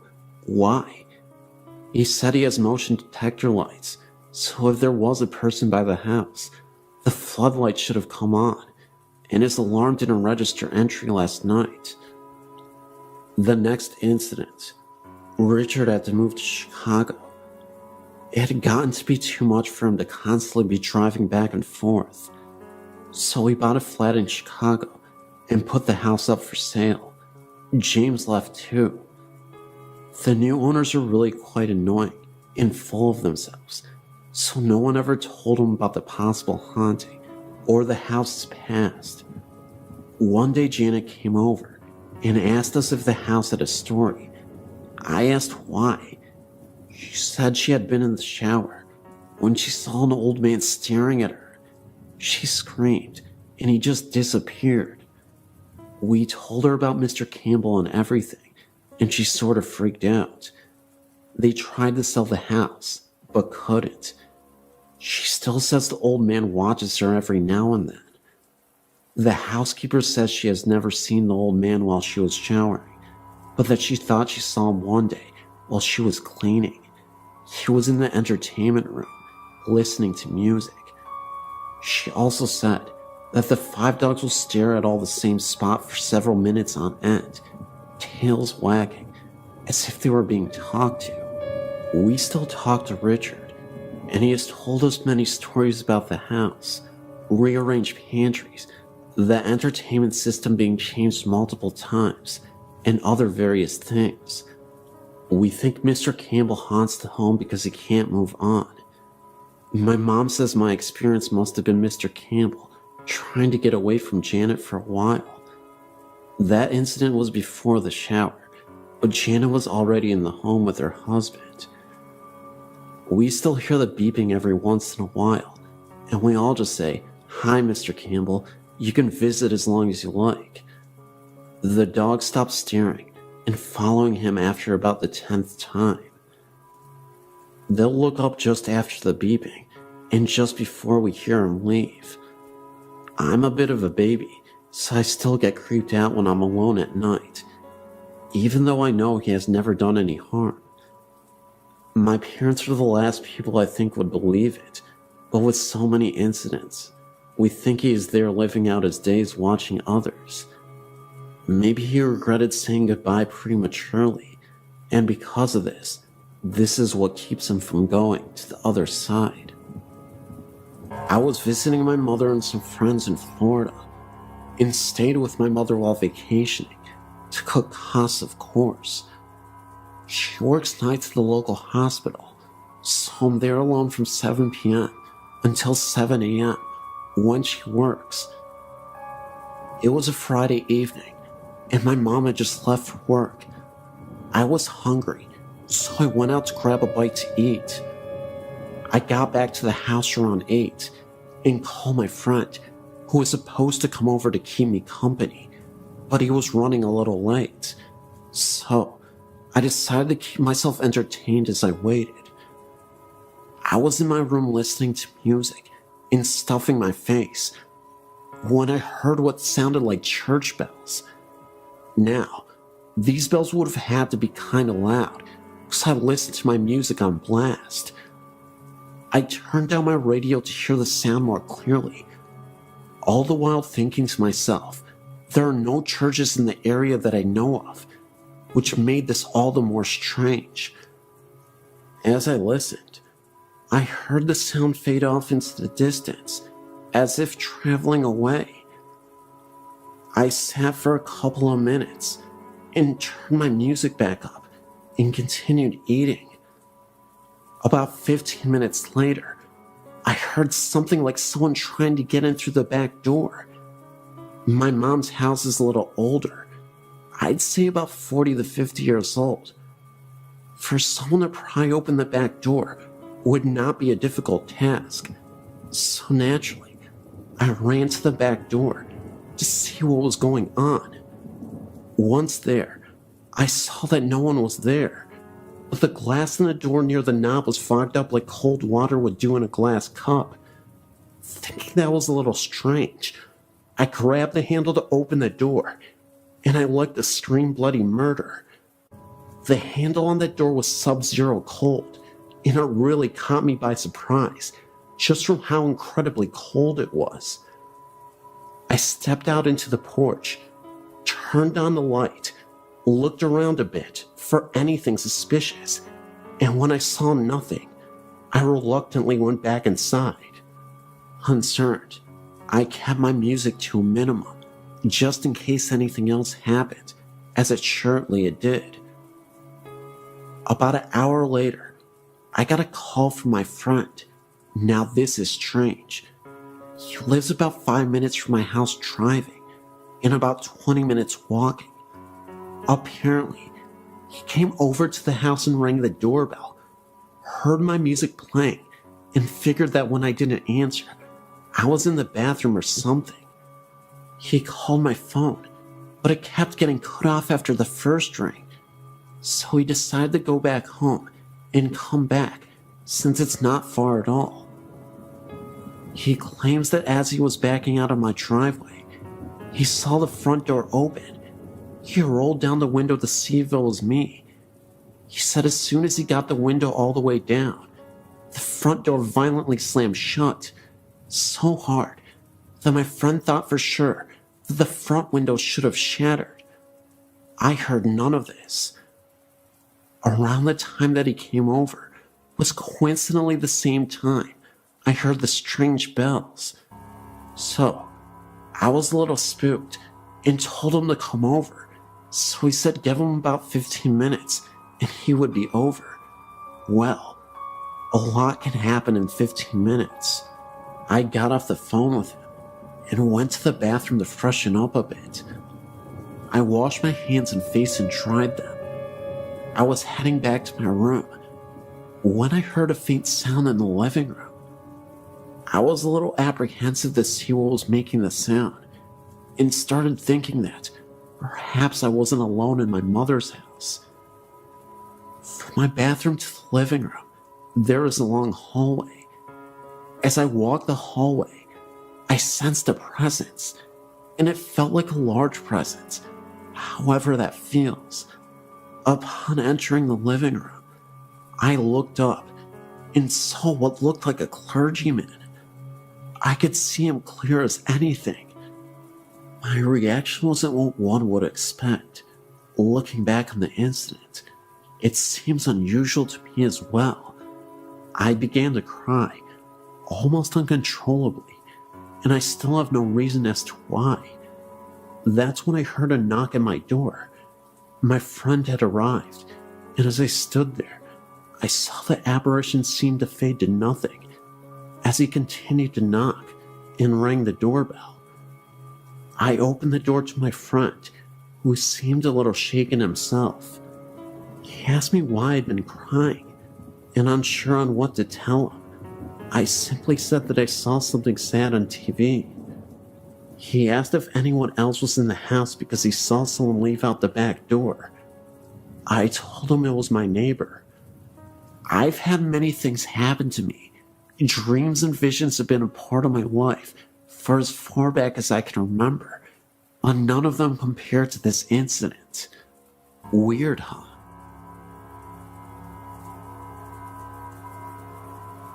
I was only about 3 years old when I first started seeing things in my old house. It started with the noises in the attic. I would hear a rocking chair rocking in the attic directly above my bed. However, that portion of the attic had nothing in it at all.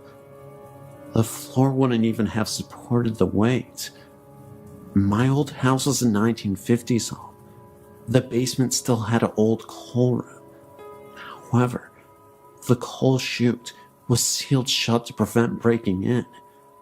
The coal room was directly below my bedroom, and was the only part of the house no one ever went into. I can only ever recall even seeing the door open once.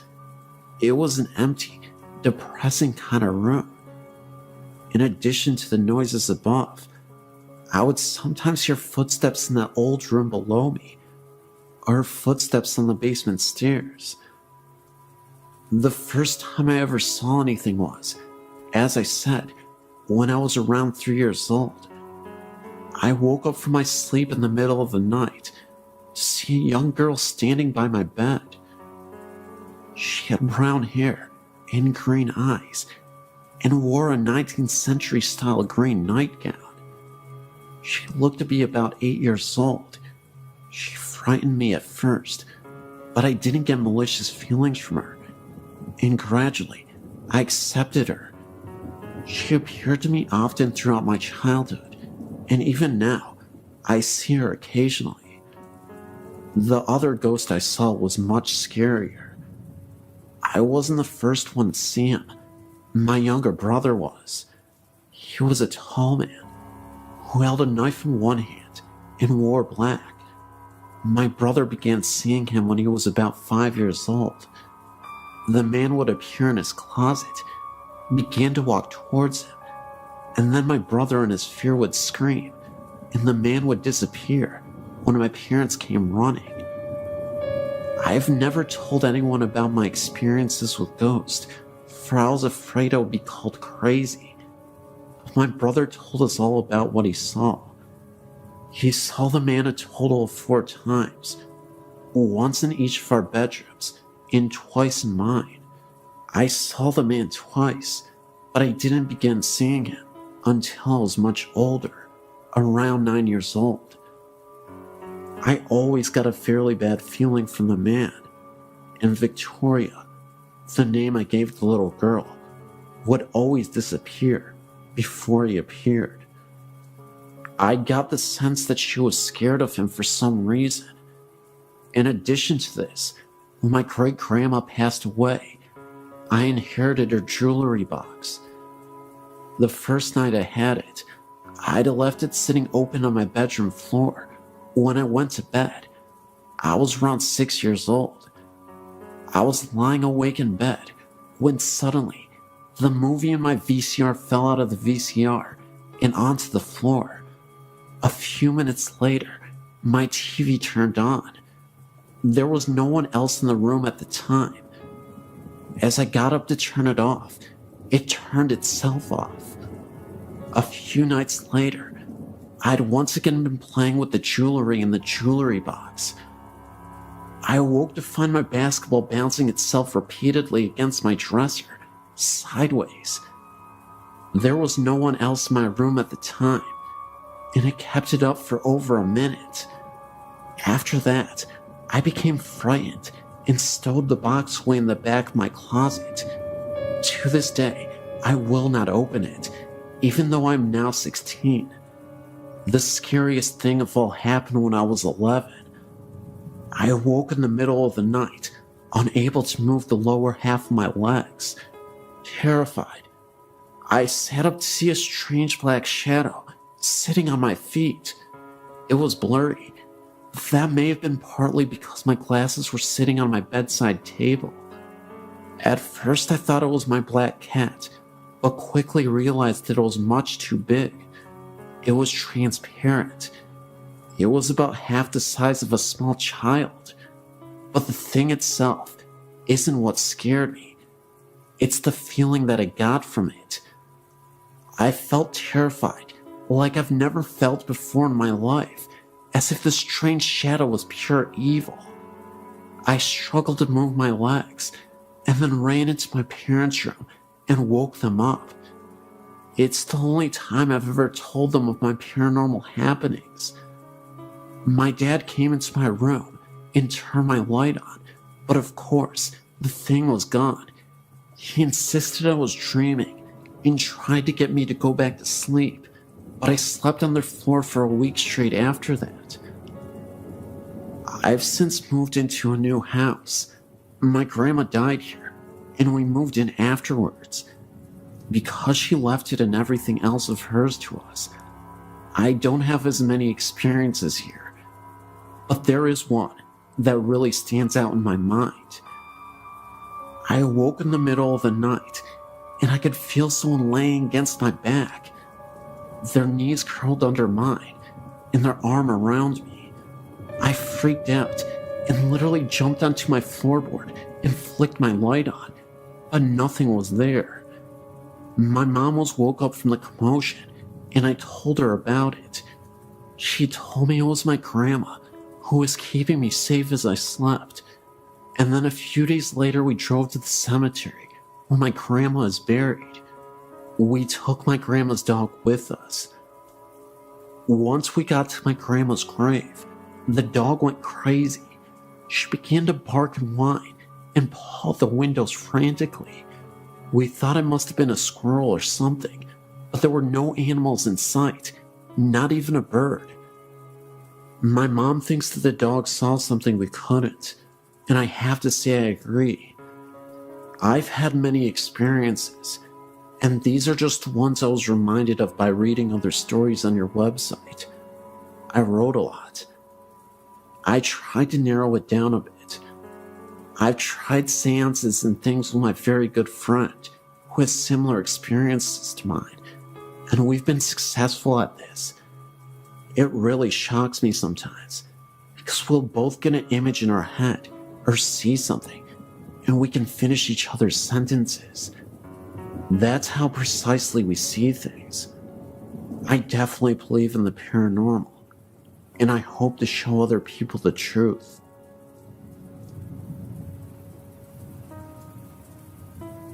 I lived in this area for over 30 years.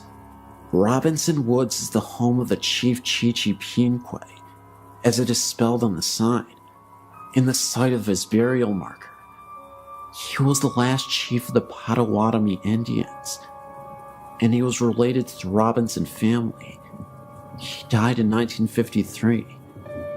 There have been numerous ghost hunting expeditions conducted here, with reports of drums and shadowy forms of an Indian in pictures in the woods surrounding the memorial marker.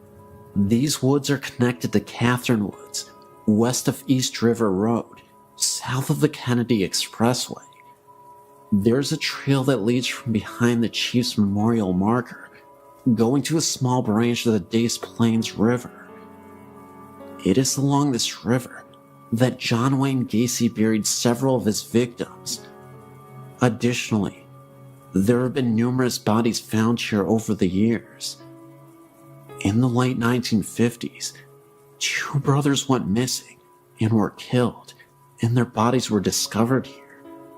The area of these woods, more towards the Catherine Woods side, just south of the expressway, is where the American Airlines flight went down, killing all on board. On the east side of the East River Road, there used to be a horseback riding stable called Happy Day Stables, which was the site of many illicit doings. John Wayne Gacy was known to be friends with one of the stable hands that worked there in the 50s and 60s, and he was a frequent visitor there. This stable hand is the one who was responsible for killing the 2 brothers in the late 1950s, and it's local legend that Gacy participated in the murders. Of course, both Gacy and the other man died without ever revealing the truth of this. These woods have been the site of more phenomenon than can be counted. Generations of kids have gone there to dare each other to face their fears. I personally experienced the drums in the woods, the face of an Indian behind the marker, felt overwhelming fear, anger and sadness, and evil along the river behind the trail, and horrifying fear around the airplane crash site. That's my story, and many others, and the rumors surrounding this area.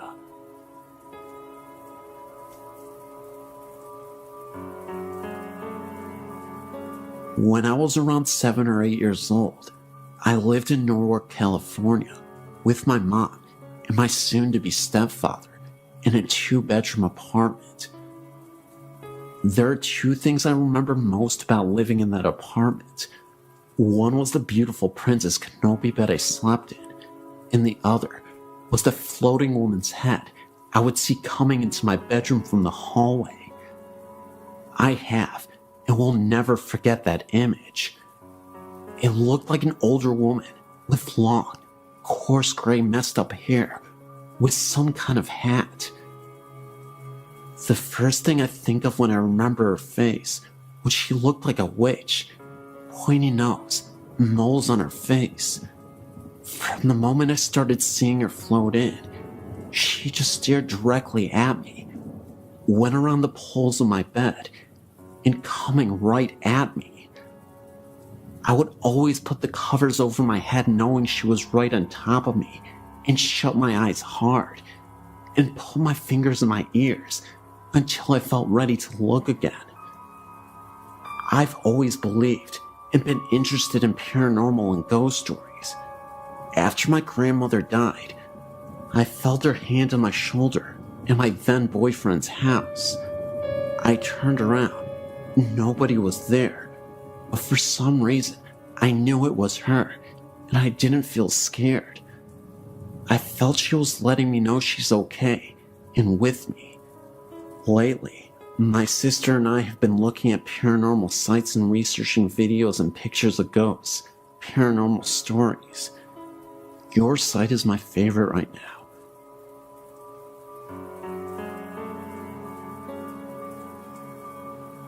A few years back, I was at the White Horse Bar in Maloa and was doing a gig. When I was done, I left the back room and walked through the kitchen area, passed by a guy in a white outfit who was preparing food, or so I thought.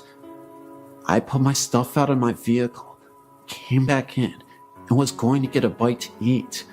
I asked for a menu, and a barmaid gave me one. I ordered food, and the barmaid headed back to make me my food. After a while, she came back with my food. Her and I talked, and we started dating shortly after that. Well, a week or so later, I met the whole crew, 3 girls, and the owner. I asked where the chef was, and the owner told me they're right here. I laughed and said, "What about the guy?" They all gave me a funny look and said there is no guy.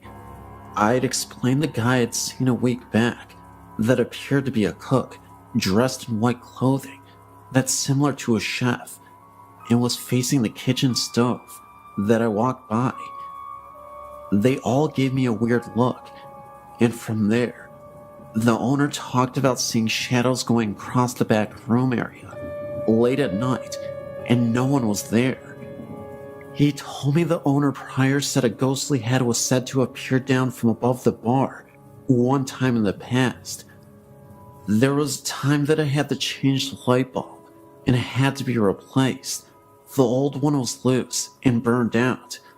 I tightened the new one in place and tightened down the fixture, and we were sitting down my girl at the time, and the owner and another of the bar ladies and I joked, the ghost will probably be here to flicker the lights, and the light will burn out. The crazy thing is, a couple seconds after that, the light flickered and went out. The owner got another light bulb, and I took the fixture enclosure off to find the bulb loose, but still good.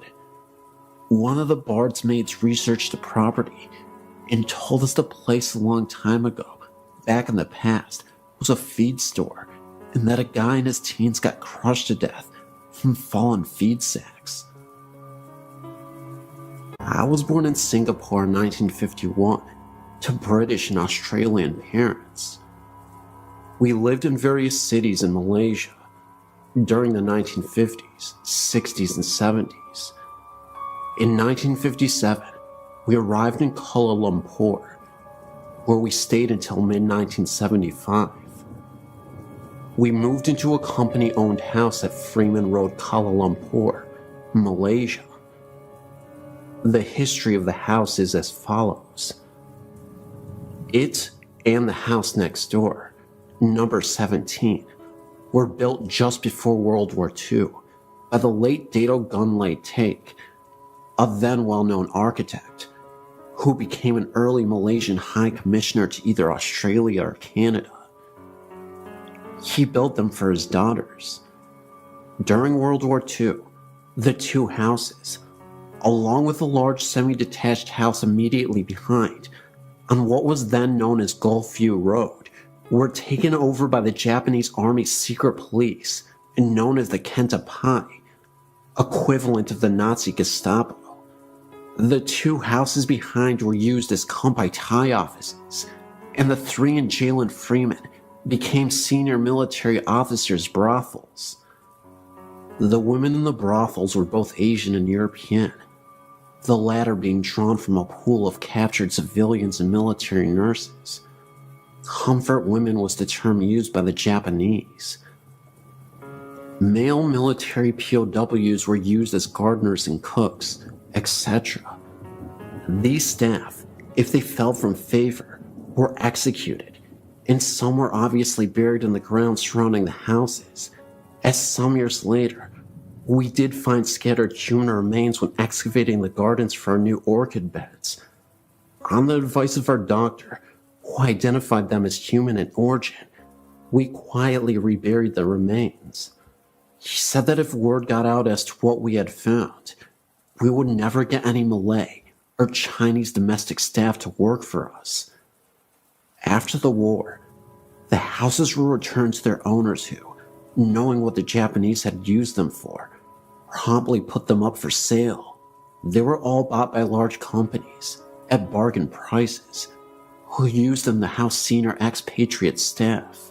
Gunlay Take was no different, and in 1947, sold his two houses to the company my father worked for. The two company houses were 3-bedroom houses of 2 stories, double brick construction. There was also a long narrow room, forming a roof over the carport at the front door. This room was to play a significant role in what we were to experience over the following 10 years. In our house, this room was turned into a large walk-in linen press and storage area. To enter it, one would take one step down. When we moved into the house in early 1957, the first thing my mother noticed was that this room was extremely cold, as if it was air-conditioned. In tropical Malaysia, a non-air-conditioned room this cold is not even practical. Our dogs would never go into this room, and when passing the entrance to that room, always hurried past with tails between their legs. Nobody would really stay in that room for very long. It had a very uncomfortable atmosphere.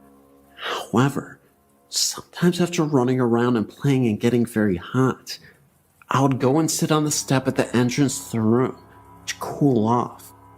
I was 5 years old and knew nothing about ghosts at this time. The main bedroom, on the extreme right-hand side of the upstairs part of the house, as one faced out towards the main road, had its own full bathroom, and the other two, also upstairs, shared a bathroom via separate doors leading from the bedrooms to the bathroom. These latter two were adjoining each other.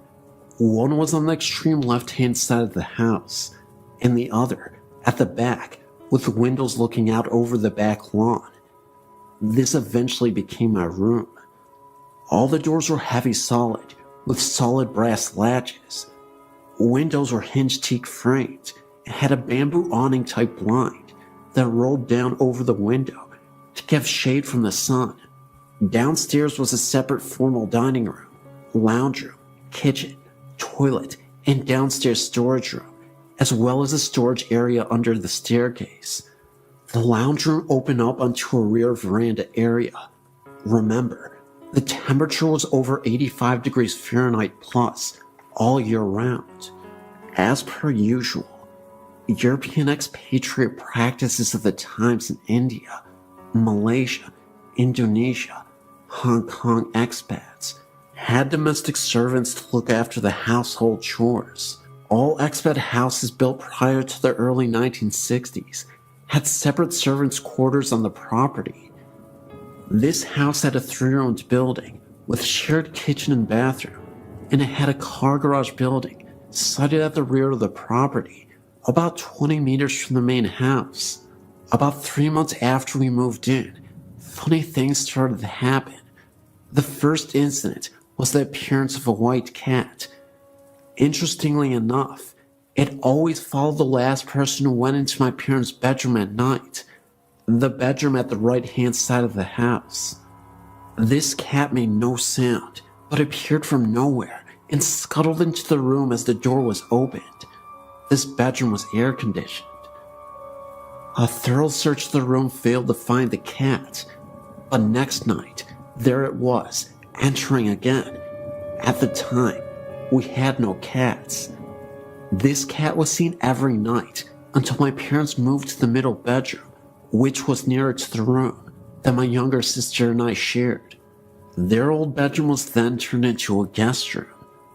Over the years, visiting guests who stayed overnight with us also saw this cat. One evening, about dusk, my mother, looking through the lounge window, witnessed a woman with long red hair, wearing a sort of white nightgown, standing near the front gate. She thought that this was unusual and walked out the front door to go talk to the woman. As she walked across the lawn, the woman walked away and went behind the hedge, which formed our front fence. When my mother got to the gate, she looked in the direction that the woman had walked and saw nothing. 3 nights later, my father saw the same woman walk into the entrance of the servants' quarters. He followed her, but found no sign of her when he entered the building.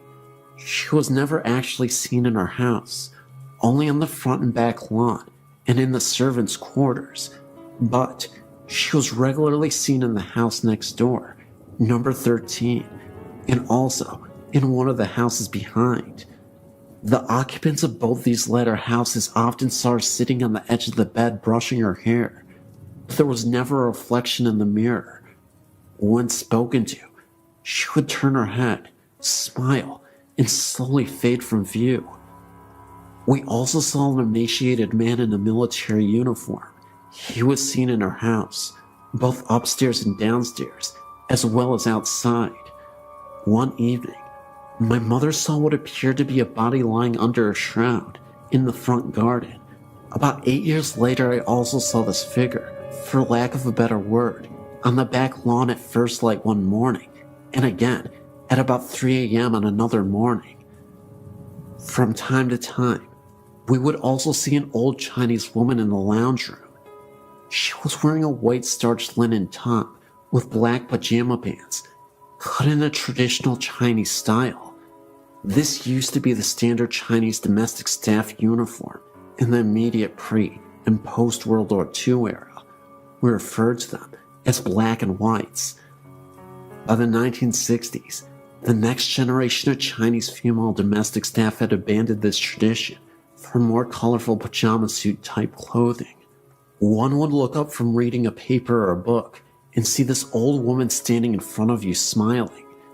She would then fade quickly from view. She was only seen in the lounge, in broad daylight, but never when there were a lot of people around. One evening when in my mid-teens, I arrived home from visiting a friend. As I walked down the drive, I noticed that the lounge room was lit up, and a man with shiny, neatly combed black hair and wearing a khaki uniform was sitting in a chair with his back to the window and reading what appeared to be a newspaper. I got the impression that he was Asian and thought he was a friend of my father come to visit. Later, I recollected that the furniture in the room was different to what we had in there.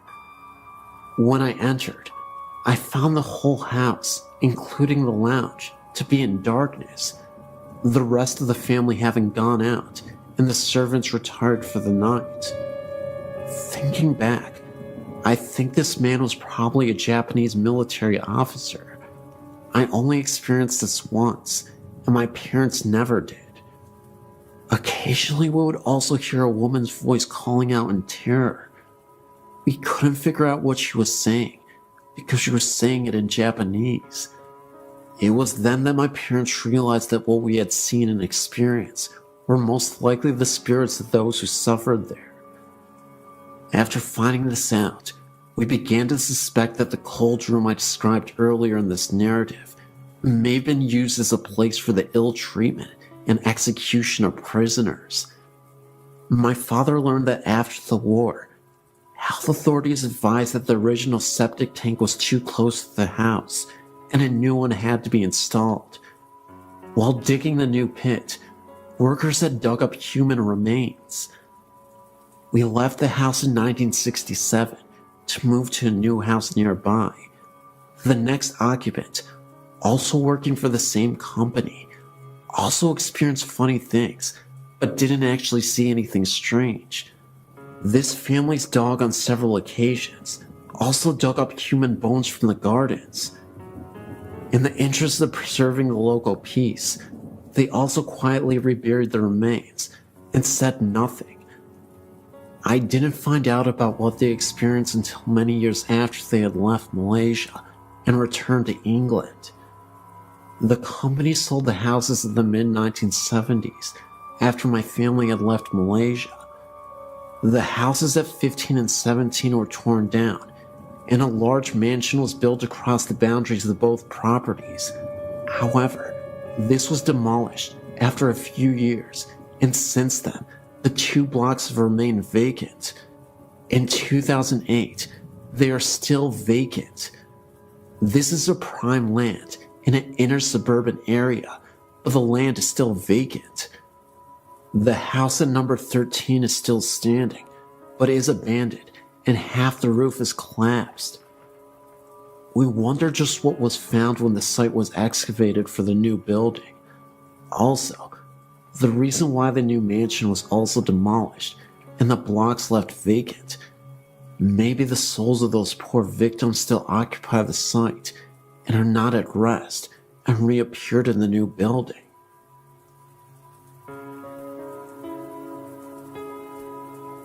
I was shocked to see that in Lovejoy, Georgia, there were apparitions. I too had an experience, but didn't think much about it, especially after everybody looked at us. My mother-in-law also saw it, as if we were crazy. We used to live in a new apartment complex. One day, I was sitting on the counter eating lunch, and my mother-in-law was in the living room. As she came towards me to get to the kitchen, we both saw a man going towards the room at the end of the hall. Our first instinct was that one had broken into the apartment. We did get a chill, but at the same time, we didn't seem it was a big deal. We just figured it was the fact that we had gotten scared. I grabbed the phone, and we walked towards the hallway. When we looked, we saw nobody. We thought they had gone into the bathroom or the laundry room.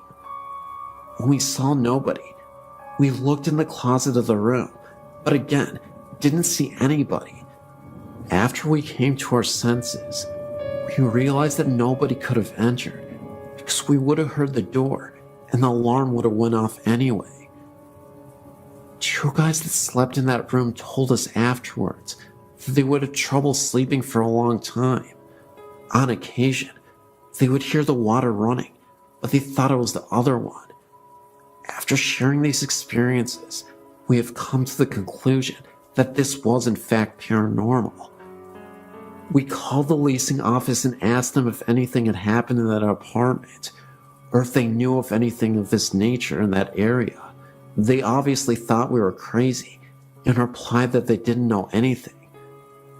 Now that I have found this, I feel relieved that now, thanks to this, my family believes us. I'm of course referring to your site. Thank you for letting me share my story.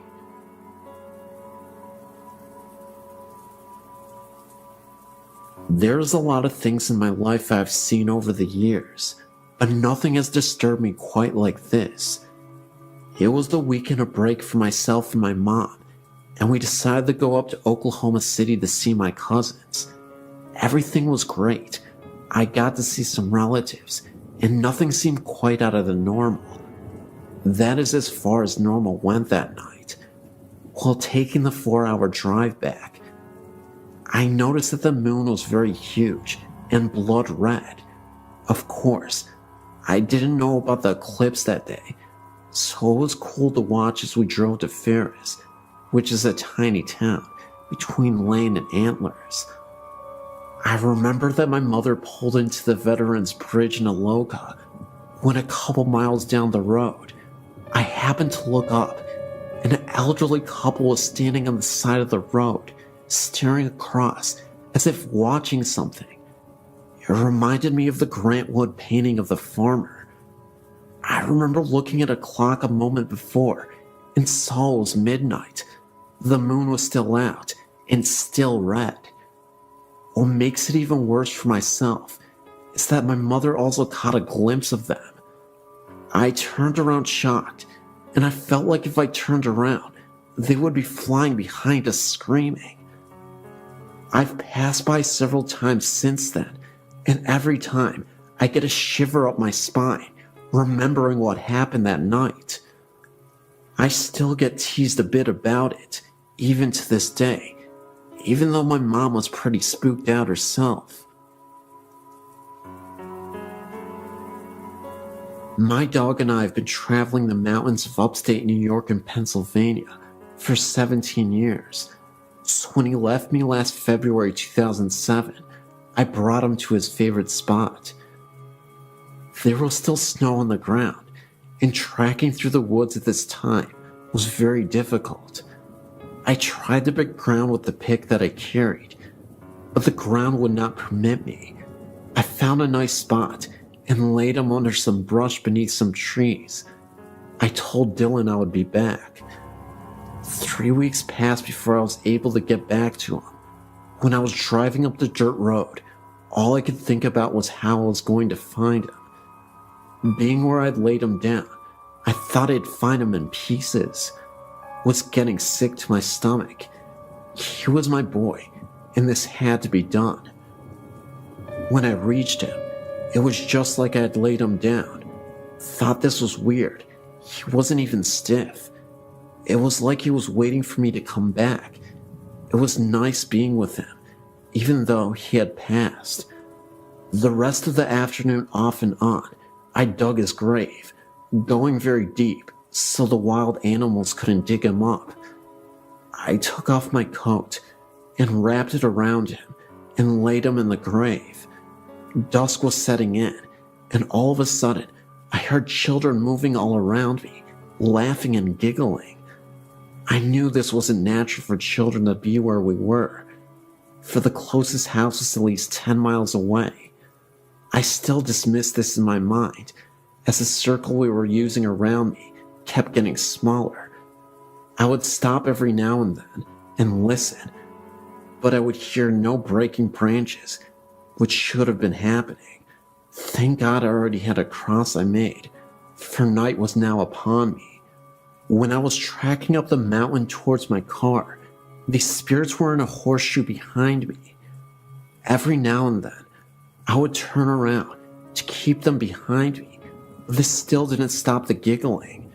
Never heard this type of laughter before. When I made the clearing where my car was, the noise finally stopped. I popped the trunk open to put the pick and the shovel in. Then, I leaned over the hood of my car. There stood 5 solid white entities at the edge of the woods. They were not children. For the past 11 months, I've been visiting his graves to make sure his resting place is kept up and comfortable. Once, I saw a dark figure that drifted across the opening. Another time, this figure was floating 7 yards from me. I even heard bullfrogs croaking. I'm an educated man. I'm not crazy. Can't talk to anyone about this without people thinking I'm weird or mentally disturbed. Either way, this was a tale that I thought you'd enjoy. It's 100% real. I swear my life on it. I know I may only have my word, but it's the best I can do. I've worked at St. Francis Hospital in Peoria, Illinois for over 20 years. I've seen some of the nun ghosts on the 7th floor, where the laboratory was when I worked there. The morgue was also on that floor. I was working third shift one night. At times, we took the back elevator, the service elevator, to the floors to draw labs when needed. As I was walking down the hall to the elevator, I saw a nun getting onto the elevator. I yelled out to her, "Please hold the elevator, sister." The door started closing. Thinking she did not hear me, I hit the down button as it closed. The door opened, but there was no one on the elevator. There was nowhere else she could have gone, for it was a dead-end hallway. To take the stairs, she would have had to walk past me. This was a strange night, and it took place many years ago. Another moment, it was fairly late, and I was again on my way to the elevator. This time, I made it inside alone, and as the elevator was closing, I saw a man in a white lab coat standing all the way at the end of the hallway. At the time, the hallway was pretty dark, but there was just enough light that you could see down it. I knew for a fact that there was absolutely no one else on the floor at the time. The image of the man in the lab coat, and also the nun, will always be engraved in my mind. This hospital has always had a reputation for having had ghostly visitations from previous employees who used to work there. Some of my coworkers have experienced this as well. When I was describing what I had seen to a current coworker, she was a bit startled from the revelation. That's because one night, she had taken the elevator to the morgue, and when she got down to it, she could have sworn that she saw a figure or dark shadow in a praying position, kneeled over. She said the figure was an outline of a person. No distinct features, almost cloud-like, but could definitely tell it was made to be some sort of person. My theory is that the nun appeared once again to help with the newly deceased transition to the other side. I'd also like to think that the man in the lab coat was a former employee of this hospital. Either way, there's quite a bit of haunted history here, and I'm not sure how to deal with it at times.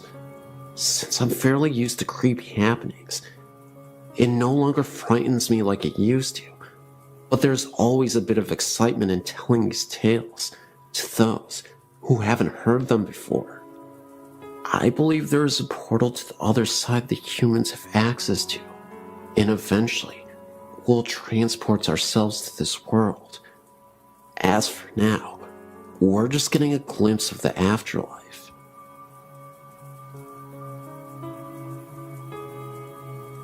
This is an authentic story, and it happened to me. I've already posted this on allaboutghosts.com, but I've not heard anything about this place other than my story. Maybe someone out there has had a similar experience, or even paranormal things happen at this place.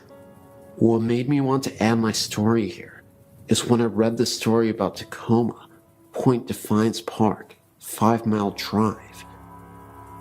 This story grabbed me and was almost disturbing to me because it is so closely related to mine about a little girl. However, this was no ordinary looking girl. She was looking real, of course, except she had no eyes and was smiling, and then all of a sudden she disappeared. I was searching here to see if there was anything from my spot at Eagle Falls. When I went to this favorite swimming hole of mine on Sequoia River. This is a very beautiful swimming hole, almost lagoon-like, where the river flows, with falls into a pool of deep colorful water, and under the water, on the side of the walls, there are huge giant flat rocks that drop off down where you cannot see the bottom. The rocks above have been carved into the star-like settings that have become flat, and then go down into where the river wall is.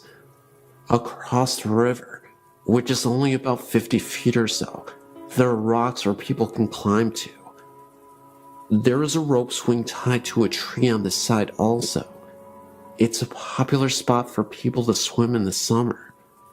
I really like this place for swimming and floating on my raft of flippers, so I can move faster to swim up the currents of the falls better and ride the river down. This brings me to my story. I was headed towards the place where I was going to do just that, and noticed there were two people to the right of me, a man and a woman, one sitting next to the rope swing, and the other climbing up the rocks. And to the left of me, there was this little girl, about 6 or 7 years old, and standing about 3 feet away from me, on the edge of the rock by the water with her head turned slightly, and just smiling at me. I am swimming still almost to passing her, and notice she's still smiling, so I smiled. I waved to her and said hi. She still smiles at me, but says nothing back. I looked at her again, this time into her eyes. We locked eyes for a second, and that is when I noticed her eyes were very dark, to the point where I couldn't see her eye color. They only looked like black holes, almost hollow-like. Everything about this girl seemed normal, except for her eyes. She had a cute little swimsuit that was lime green, with little white flowers on it, and a little ruffle around the waist. She was tan, and had golden blonde shiny hair that came down past her shoulders, and also had bare feet. She was alone. There was nobody above her or next to her. I was thinking that maybe she was standing there watching her mother swing from the rope swing, or something, but as I swam a little bit past her, I suddenly turned to look back, because I feared her being too close to the edge, and wanted to let her to know to step back. But as I turned to do this, she was gone. Now, I was wondering how she could climb the rocks that quickly, and how she could be completely out of sight when I only turned for a second, then looked back. Surely I would have noticed her walking away, at least if she did climb the rocks, or even if she had fallen in, I would have heard the sound of water splashing. I was only a few feet away from where she was standing, and I quickly went to the area where I saw her, and nothing. I looked above and further back where some people were sitting by some trees, and looked down along the banks where other people were sitting, and with kids, and no one looked like her, or had blonde golden hair, or the same bathing suit on. At this point of feeling very confused, I felt a cold chill come over me, and my hairs and my arms were standing up. I felt a sadness and chilling feeling, and had a vision of the same girl falling into the water and drowning. I even felt some pain and a little bit of anger type emotions right there where she stood while I was still trying to see if I could find her. I thought, where are her parents? Why is she all alone? So I swam back up to my spot by the river and told a friend I was with what happened, and I pointed to the rock she was on. He said it sounded and even looked like I saw a ghost from the way I was acting. I asked him if he would go back with me to look for her, and he said no way, that is way too creepy. I don't want to go over there with you. I'm thinking about how this situation is so crazy, and the fact that it's daylight even. I'm going back to see if I can see her, I said. Determined to find her, I swam back to the spot where it happened and looked all over the area where people were sitting, and still, no little girl in a green bathing suit. I started looking in the water to see if I could see anything from down there. Nothing. And the girl across the river that I thought was her mother was not. She was with the guy on the rock still. Then again, I get the chill, and I'm feeling sad, and start becoming afraid of the spot, and even swam away from it again, thinking this doesn't make any sense, then wondering if I'm the only one who saw her. Did the people across the river even see her? This is a wide visible area where you can see everyone around you. Am I losing it? Then I remember those eyes she had were actually hollow. The smile she made, and just kept smiling at me.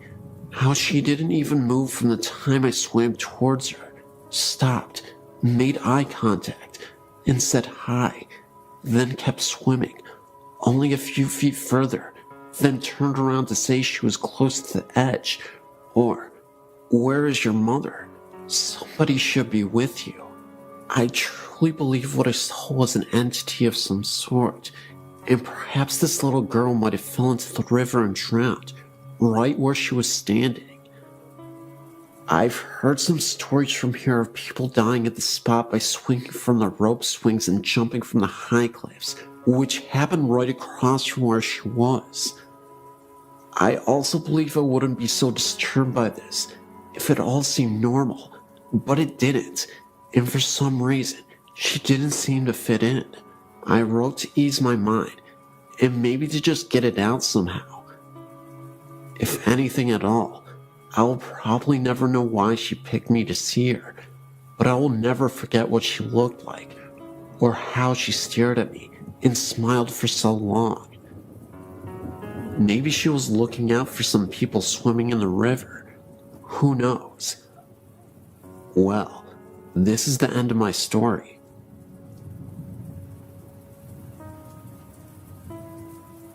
Up until I was around 10, my mom, sister, and dad and I lived in a house called Fielder's Green, which was in Lanark, Cornwall. The house must have been around 50 years old, and was originally 2 cottages joined together, meaning it was fairly big. To begin, the only things that would happen would be the odd cold spot, and often I felt like I was being watched.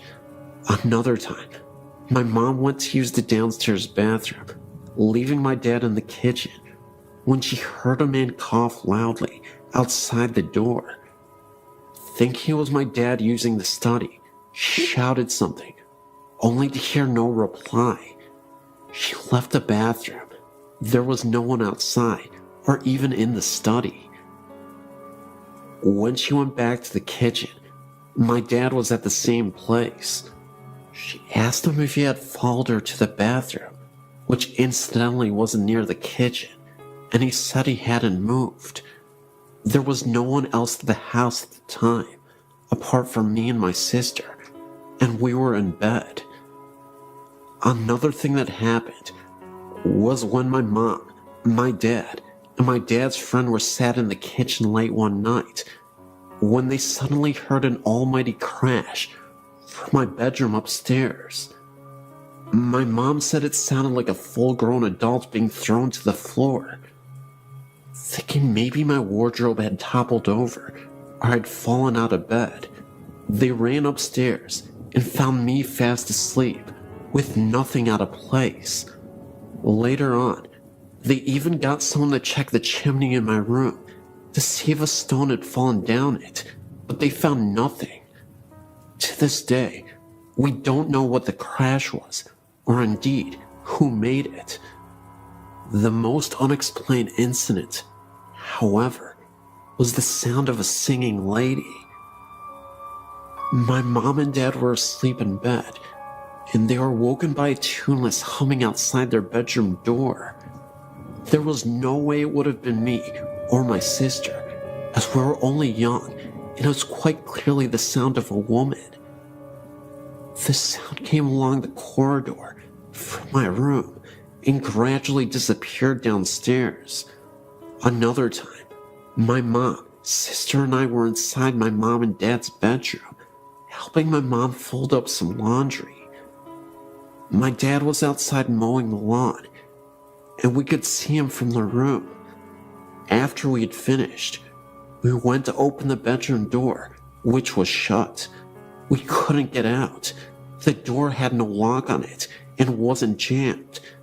There was no draft in the room, as it was an airless summer's day. It felt like someone was standing outside, holding onto the handle to prevent us from leaving. My mom, who was obviously stronger than me and my sister, tried the door too, but there was no lock. In the end, we had to shout outside to my dad to come and let us out. He opened the door easily, and there was no sign of it ever being stuck. We left that house when my parents separated, and I found out from someone that knew the current inhabitants that they too were experiencing strange things, such as their child's toys being turned and turned off during that night.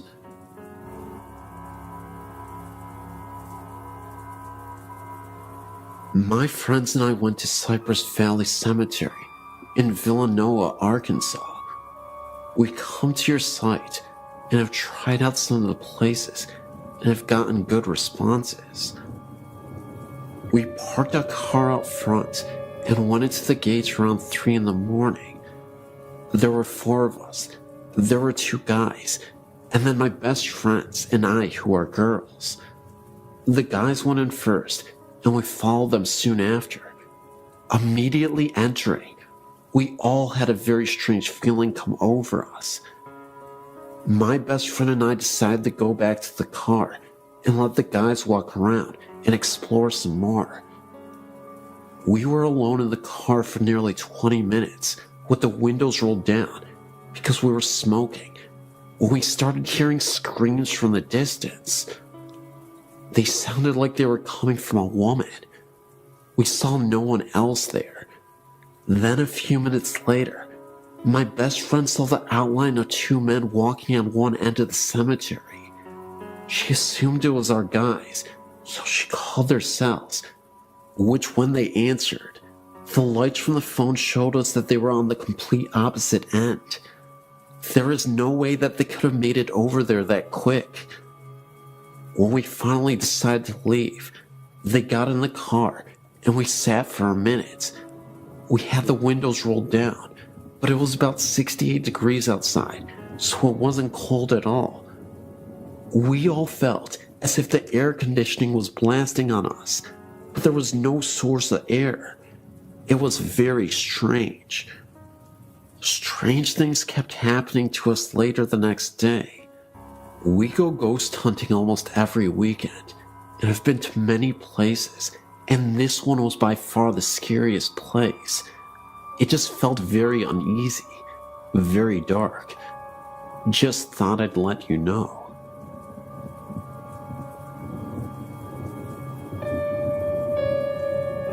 Here's one of my stories of paranormal activity.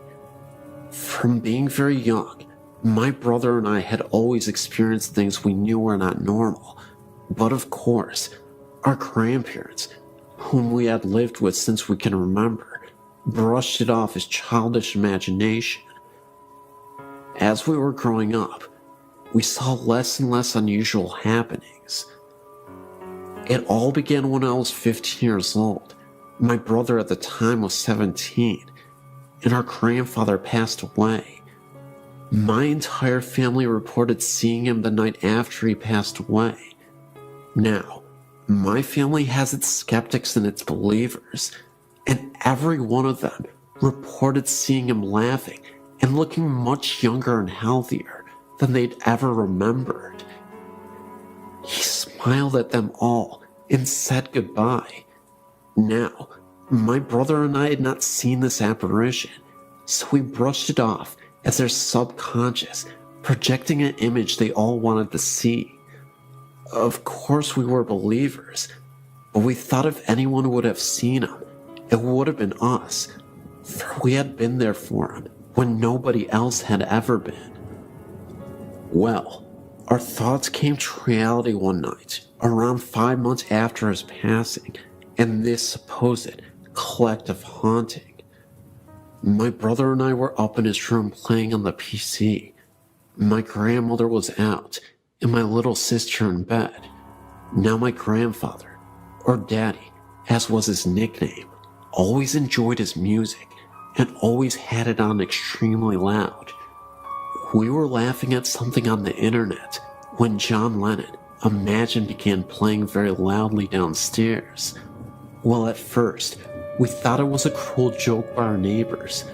This particular song had been his first choice for his cremation, and so I, being the braver of us, stormed downstairs to find it was indeed coming from the office room that was my grandfather's. I walked into his old room to find it was freezing, and there were no windows or doors open, and the CD player was not on, and the music was still going. Then, there was a knock on the back door. Usually our neighbors used our back door, and the music stopped. My brother was now downstairs with me, and we thought it must have been our neighbors there to complain, and the noise, so he unblocked and opened the door. Opposite the door was an outside toilet, and as my brother opened the door he froze. His face paled, and I could tell there was something wrong. I looked outside to see nothing, but incredibly shaken by the music, I slammed and locked the door, turned every light on in the house, bar my sister's, as she was seemingly sound asleep, and sat downstairs, waiting for my grandmother. To this day, my brother will not tell me what he saw outside, but I doubt it was the friendly spirit of my grandfather coming to say goodbye. The reason I believe this is because the morning after, my little sister said, "Do you believe in ghosts?" I didn't react and merely asked why. She then replied that the night before Daddy had been in her room when she was crying about his passing, telling her to shush, that everything was okay and he was happy. Also, my neighbors, who were really quick to complain, never mentioned any loud music coming from our house. So I really want to know why only us heard this music, and more importantly, who had been outside when my brother had opened the door. There is a 2-story house right in the center of town that I lived in 1958 or 1959. It is known as the Old Van Delzum House. Both my cousin and I experienced odd things in that house. There were many times that we would hear footsteps, such as a man wearing boots walking from the upstairs front bedroom towards the back bedroom to the left of the stairs. My cousin also said that she saw an old apparition in the backyard. I went to see the psychic Carol Pete this week and showed her a picture of the house. She said she felt it was a soldier from the Civil War era. Also, she said that many horrible things happened on the property. No one ever died in the house, so it is connected with the land it sits on. We stayed there only about 2 or 3 months and moved to another location in the same town. I also found out that I am a psychic medium, have had many unexplained things happen through the years. This soldier is not threatening. He does not know he is dead. Wish the house was mine so I could try to help him. All this has been burned in my memory for nearly 50 years. Hi, my name is David. I'm a French student, and I wanted to share some eerie things that happened to me and to some of my friends with you readers. My grandfather died last year. He was a total atheist and believed that supernatural was just some bullcrap, and that people who got interested in it were pitiful fools. What's more, he was a convinced internationalist communist, and often led some speeches against God and the church. I was the contrary of my grandfather, a conservative Christian loving God and fatherland, so the situation often led to arguments between my grandfather and me, as we were obviously on a different wavelength, but it didn't matter. He was my grandfather. I was his grandson.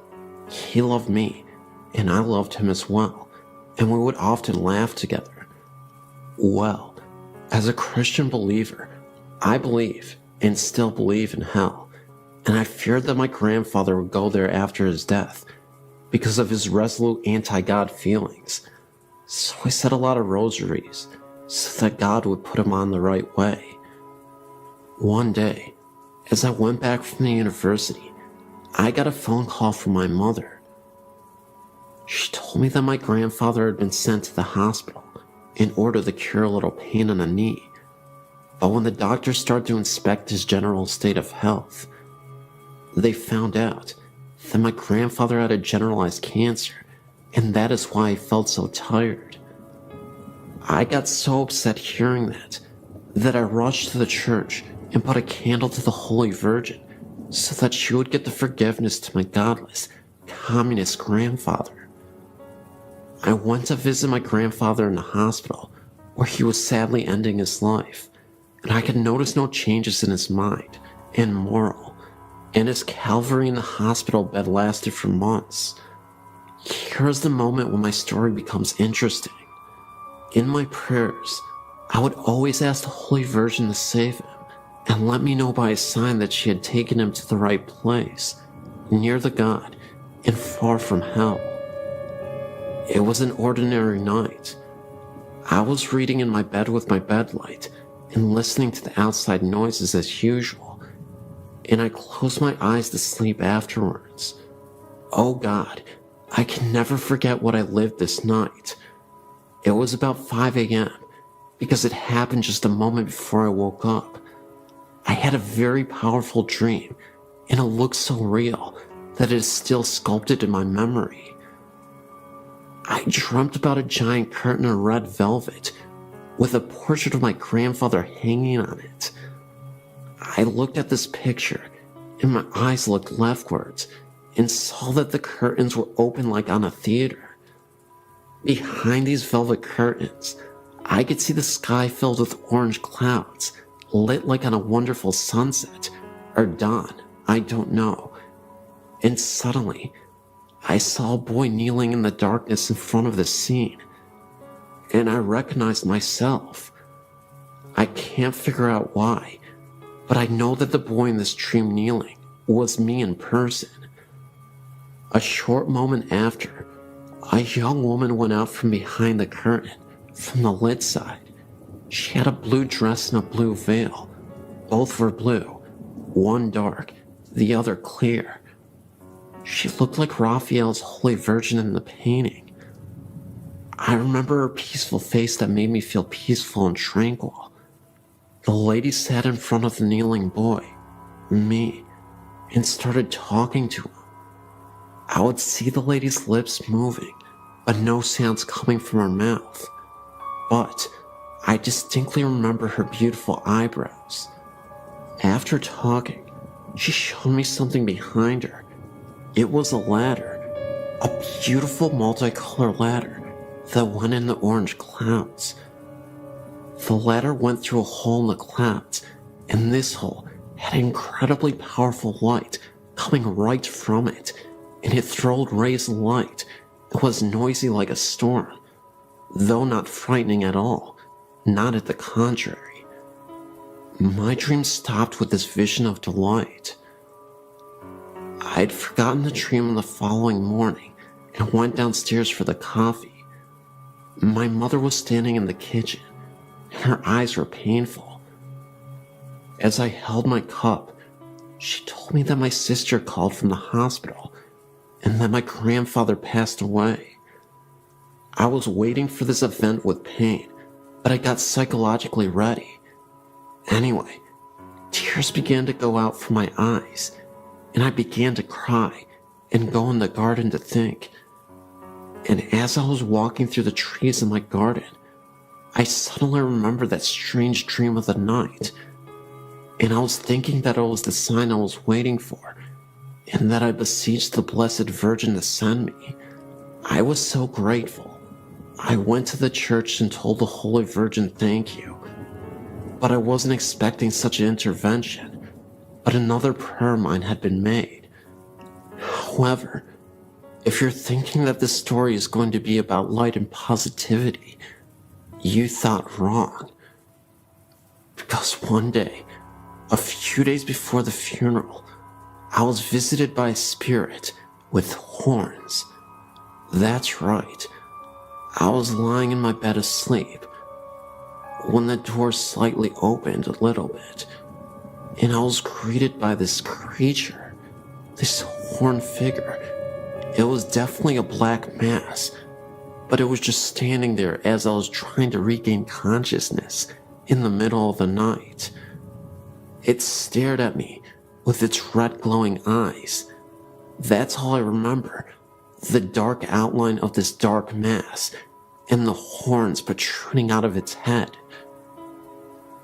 It was there for about 40 seconds, and I'll never forget the sight, and it just slowly disappeared. I have no idea what connection this is to my grandfather, or even if it means something, but it definitely rattled me to my core.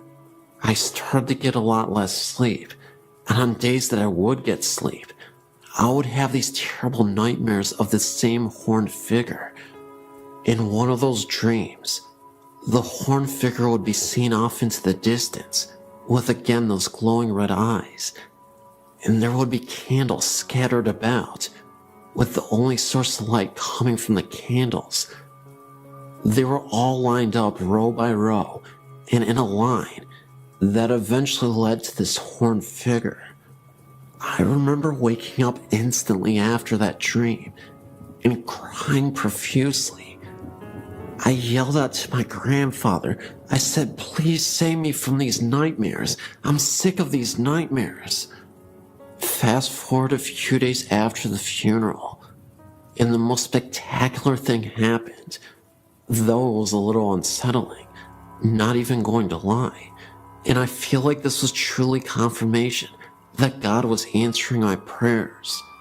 We have this massive full-body mirror that rests in the living room.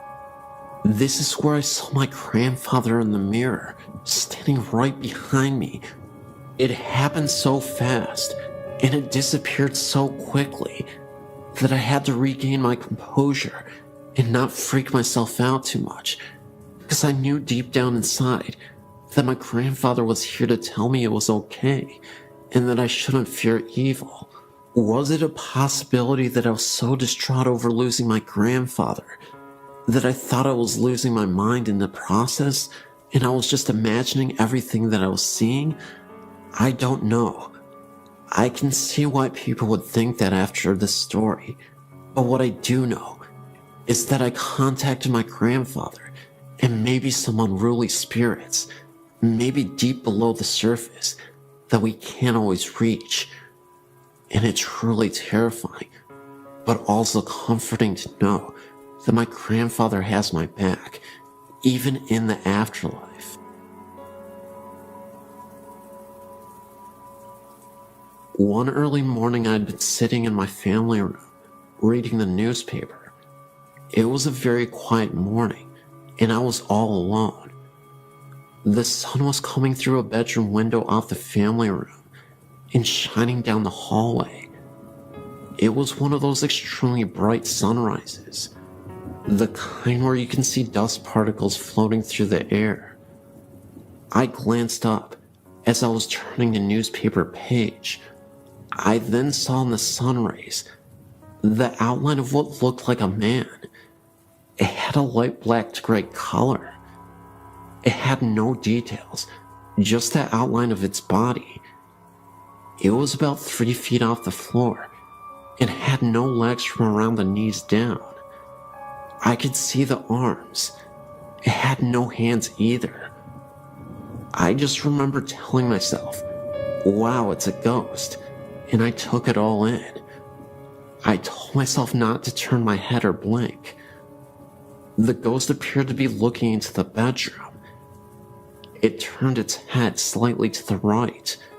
At that point, I had to blink. My eyes were drying out. When I did that, it was gone. I then got up and put my hands through the spot where it was. I guess I wanted to see if it would be cooler or something, but it was the same temp. I just stood there in amazement of how cool that was. I also needed to add, it was no one's shadow, and it's hard to describe, but it was not a shadow. I could see the dust particles going through the figure, and the figure was in the middle of the hallway. It was three-dimensional. It actually looked like a hologram. I really love those rare ghost encounters.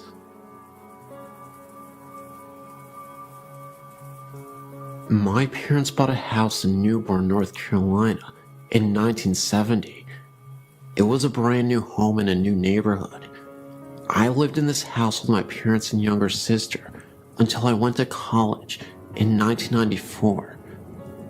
The house was a 3-bedroom, 2 full bath ranch with a carport. Before I was born, my father enclosed the carport and turned it into a large den. The original steps, carport door frame, and window frame remained and led up into our kitchen. It was an interesting layout because you could look through the open window frame from the kitchen and see into the sunken den, or vice versa. The bedrooms were on a long hallway at the back of the house. The hallway could be reached by 2 doorways, the kitchen and living room, actually one big circle. The first bedroom in the hall faced the street. The bathroom was next, another bedroom, and then my parents' bedroom at the end of the hall. The room next to my parents' room was mine until my little sister was born. I was 5 years old. I was moved down to the first bedroom. This room gave me the creeps. The closet door would slide open a bit on its own, which my parents said was probably a draft from the heat or air conditioning. However, after someone broke into my bedroom window while I slept and stole a few things from my room, I never stayed in there again, usually sneaking into my little sister's room and sleeping with her or sleeping on my parents' bedroom floor. I constantly slept with the bathroom light on and a bright night light or lamp. I would wake up in the middle of the night and hear odd noises that made me feel paralyzed and cold all over. One would think these irrational fears would subside with age, but they seemed to intensify over the years. One recurrent incident that still bugs me occurred in the kitchen, den area. Whenever I would be sitting on the couch watching TV, I would see the silhouette of a person walk by the window frame from the old carport. I would assume it was my mom or dad because the shape was tall. What would scare me to death was the fact that no one would appear at the door leading to the steps after I would see the shape walk by. Many times I would call out to my parents, thinking it was one of them, but no one would answer, and then I would walk up the steps and look into the kitchen. There was never anyone there. Most times, this would happen when I was home alone. On numerous occasions, my parents would come home to find me sitting on the front porch steps or sitting in my car with the doors locked. This went on for years, and I was very excited when I moved out to go to college. Years later, I went to visit my little sister and stayed with her in her college dorm room. We were telling ghost stories with some of her friends when I told her my accounts of the shadow. I was in mid-sentence when my sister finished my thought and described the incident in perfect detail. I had never told my sister about this because she was much younger and I didn't want to scare her. Needless to say, we were both shocked and had goosebumps. We compared stories. and it seems we had very similar experiences in that house. My parents eventually built a new house about 10 miles away and sold that house. I wonder to this day if the new owners have ever experienced any of the oddities that my sister and I did.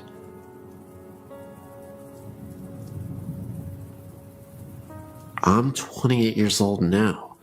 The paranormal has always interested me, but only recently have I started to research it. I've come to believe now that some things I've experienced as a child were probably more than nightmares. I believe my encounters were that of the paranormal, edited with a touch of child's imagination. Contrary to what you might believe, I think my touch of a child's imagination is what scared me the most. I decided to share with you those experiences that could be considered nightmares for your entertainment, but also those that I truly believe are paranormal. At the age of 5 to 7, I can't recall for sure. One night, I was lying in my bed, asleep. I felt something moving at the bottom of my bed, and the next thing you know, I felt like I was being dragged out of my bed. My covers had tightly wrapped themselves around my legs, so tight that I couldn't move them. I yelled, "My bed is eating me! Help! Mommy, Daddy, help!"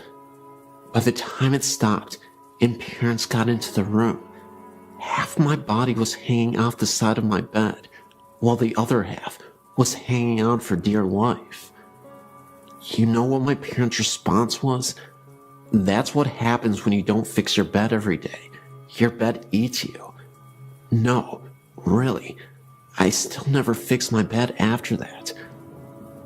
I disproved that theory fast. It never happened again.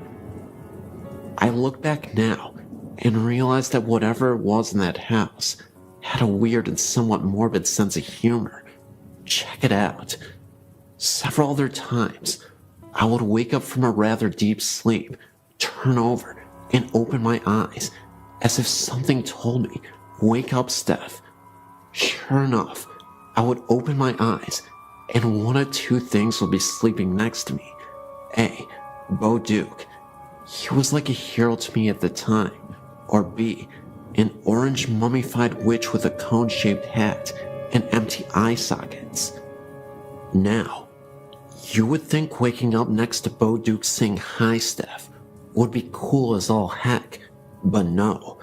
I would freak out, jump so high I would fall off my bed, and thump, and run to my mom's room screaming, "Bo Duke is in my bed, help." It was way more dramatic when I saw the witch. Now, here's what really makes me think it was actually a spirit playing games with me. As I got older, about 10 years old I would say, the occurrences were not so graphical. I would still hear a voice say, "Wake up, Steph." I would open my eyes and see a pitch black silhouette of a man standing in the far corner of my room, about 6 feet tall. I would blink my eyes a few times. He was still there. I would pull the cover over my head and then peep out. He was still there. Of course, I then freaked out and ran to Mommy's room screaming, "The boogeyman is here to get me. Help, Mommy, the boogeyman is here." This would happen several times a month, for a good year or so it seemed. The last occurrence was years later, when what believed to be the same silhouette mentioned above ran across my room. First, I saw a blur run down the hall to my left and stop at the middle of the wall near the footboard of my bed. It took a moment for it to take shape, but it was definitely the silhouette of a human. I started to dart, and the moment I moved, it darted towards the other wall and vanished. I freaked out and flew to my dad and told him that there was someone in my room. Years later, when I was old enough to understand, my dad told me of the ghost of an old lady that dwelled in the house.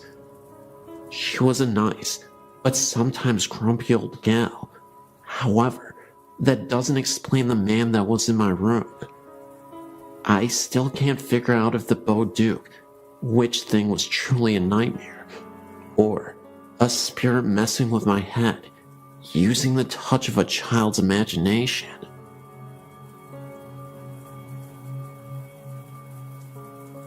I've been to Gibbs Bridge twice, and we have seen something every time. The first time the signs kept changing. There would be a lot of writing on the signs, or not every time we came around. I looked back and thought that someone was messing around with us, and I saw a figure standing alongside of the road, ran by the guardrail, and disappeared. Then, I kept seeing something black out of the corner of my eye. My cousin was with me, and she started to scream, and me and her both heard moaning over her screaming. Then, it was me and my sister and her friend. The signs again kept changing, but only a few, not at all like last time. We took pictures and got orbs. Then, we saw a figure again by the sign and disappeared. We went all the way down the street and turned around and saw a big bright light. I told my sister it was probably a car, so flash your lights to let them know that you're coming. She did that, and the light was gone.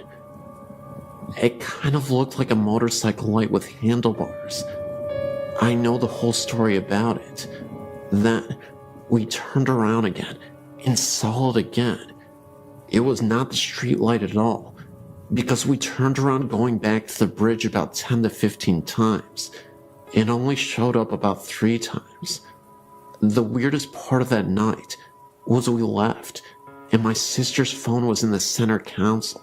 Nobody was touching it.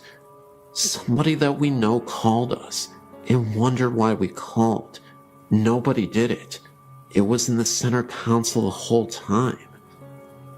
My sister looked down and saw her phone hanging up, and they said we left a message. It was all 3 of us talking, and it was muffled. Tell me what you think, and go out there sometime again. Thanks for reading my story.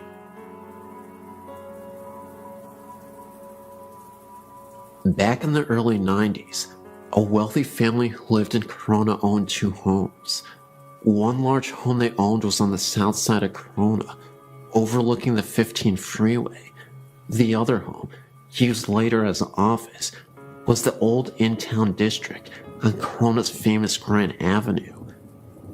As the story goes, before the husband and wife met and got married, the husband lived in the large house on Grand Avenue. The house once been a funeral parlor, and almost nightly, the husband would hear talking and other noise coming from the room next to him. He would check the room, only to find it silent and nothing out of place. After he met his wife, they purchased the large house on the south side and turned the Grand Avenue mansion into an office. One of the children of the family went to my school, and he claimed that their family had experienced all kinds of strange phenomena in the old mansion. One instance, a soda can was completely knocked off of a nightstand right next to a bed that he was sleeping on, and constantly they would hear footsteps upstairs. And the mother once said she was in the bathroom and the door suddenly flew open. All of the windows were closed, eliminating any chance of a drift. Another night, the family drove past a mansion, as they often would, to make sure it was secure. Remember, nobody lived there at this time. It was only used as an office. As they drove past the house, they noticed every single light in the house was turned on. They went in, turned out the lights, and left. They checked with everyone who had a key to the house, and everyone assured them they had not turned on the lights. It is claimed that the atmospheric pressure in the backyard is different from the rest of the area. These stories were all interesting to me, but I still had some skepticism until one year, the family was going to go on vacation to visit relatives in Texas, and they asked my mother and me if we would watch the mansion for them while they were gone. Keep in mind, neither my mother nor I knew anything about the house, including the strange phenomena. So Monday morning, we got to the house and settled in. My mother, a school teacher at the time, was grading some homework assignments, and I, only about 5 at the time, was fast asleep on the couch. My mother got thirsty, so she stacked the homework assignments in a pile, went to the kitchen for some water, came back, only to find the papers strewn all over the table and on the floor. I was still fast asleep, and there were no open windows. Later on that day, she was in the kitchen again, and she heard me crying in the other room. She ran in to see what was wrong, but again, I was fast asleep. I did not appear to be restless, as if crying in my sleep. Later on that week, we both occasionally would hear footsteps walking around upstairs. It is a very old house, as you can see from the attached photo, so naturally, the floors are very creaky. These were definitely solid footsteps. We constantly went upstairs after hearing the steps, only to find the place empty. After the family returned from their vacation, my mother had mentioned to them the phenomena we experienced. They laughed and explained to us that it happens all of the time. They described the entity as a friendly ghost who likes to play pranks on people, hence the bathroom door flying open. The family eventually moved to Texas and sold the mansion to somebody else. I never returned to ask the new owners if they have experienced anything. Perhaps somebody around this area might want to. My name is Prenta. I lived in Hamtramck, a suburb of Detroit, Michigan, in a 2-story flat on Grayling Street. The apartment itself has a long and bloodied history of violence and death. Not only did I experience multiple ghostly apparitions, such as a man in a long beard that resembled Abraham Lincoln, but demonic possession, as well as poltergeist activity. The demonic possession was incredibly startling. It wasn't something that occurred inexplicably. I had a boyfriend who was connected to negative energies, and an evil spirit named Harold latched onto him. My boyfriend had never been once an aggressive or temperamental person. However, after staying together in that apartment for a lengthy period of time, our relationship began to sour. He would often talk in his sleep, which was something he had never done in the 7 years previous, and we had lived together for a long time. One night, he was sleeping right next to me. For some reason, I remember I had a difficult time trying to rest, so I was tossing and turning in bed. My boyfriend was dead asleep. Not a second later, he starts whispering. He keeps repeating, "Harold's here. Harold wants to play." Although it scared me half to death, what he said after that truly shook me to my core. He uttered some unnerving words, something about how he was going to take care of my suffering soul. At that point, I couldn't take it anymore, and I woke my boyfriend up. He was in a pure state of delirium. I told him he was talking in his sleep, and when I told him what he said, he looked at me as if he were terrified. That's because he said he had a dream about a man named Harold. My boyfriend told me that in his dream, he was in the mafia, and Harold was his mob boss. He wore a pure white suit and looked like a traditional mobster from the 1920s. Well, a couple days later, I was cleaning my apartment when I discovered a secret room that I never noticed before. It was basically a walk-in closet. The room was empty, except for a small cabinet with a drawer. I opened the drawer, and in it was an old newspaper from the 1930s. I kid you not. In this newspaper was an obituary about a man named Harold. The obituary didn't say he was part of the mafia, but he was a World War I veteran. I believe that Harold used to live in this apartment. My boyfriend told me that Harold appeared once while he was in the shower, and I was away at work. I often worked the night shift at a hospital, so I'm often away at night. He heard a crash coming from the kitchen that startled him. When he went to investigate, the dishes that were on the countertop somehow fell to the floor. He then returned to the bathroom to brush his teeth, when he saw the face of a young man staring back at him in the mirror for a second, right behind him. It was so quick, but long enough to notice. He then had an idea to photograph the bathroom, a picture directly facing the mirror, and then the bathroom itself while standing from the doorframe. What he saw was incredible. It was an orb, clear as day, appearing right in the mirror. Either way, I was convinced that later on, my boyfriend was possessed by Harold. He became a shell of his former, laid-back and friendly self. He transformed into a vicious, aggressive, and easily agitated person. We eventually had to have a priest come over to bless the apartment and to perform a prayer on my boyfriend to release the spirit who could be inside of him. After we moved out of the house, the feeling of intense rage and negative energy seemed to subside almost entirely. He stopped talking in his sleep. He was more easygoing, and he started to become the man I fell in love with years ago. Still, there was one experience that I had while in that apartment that I'll never forget as long as I live. It was the evening, and I was starting to settle down on my first night off from the hospital in days. I walked to my bedroom to change. In the bedroom, there is this huge mirror that I often use. As I was walking through the bedroom, I was looking at myself in the mirror. That's when I saw a woman dressed all in black with a scarf.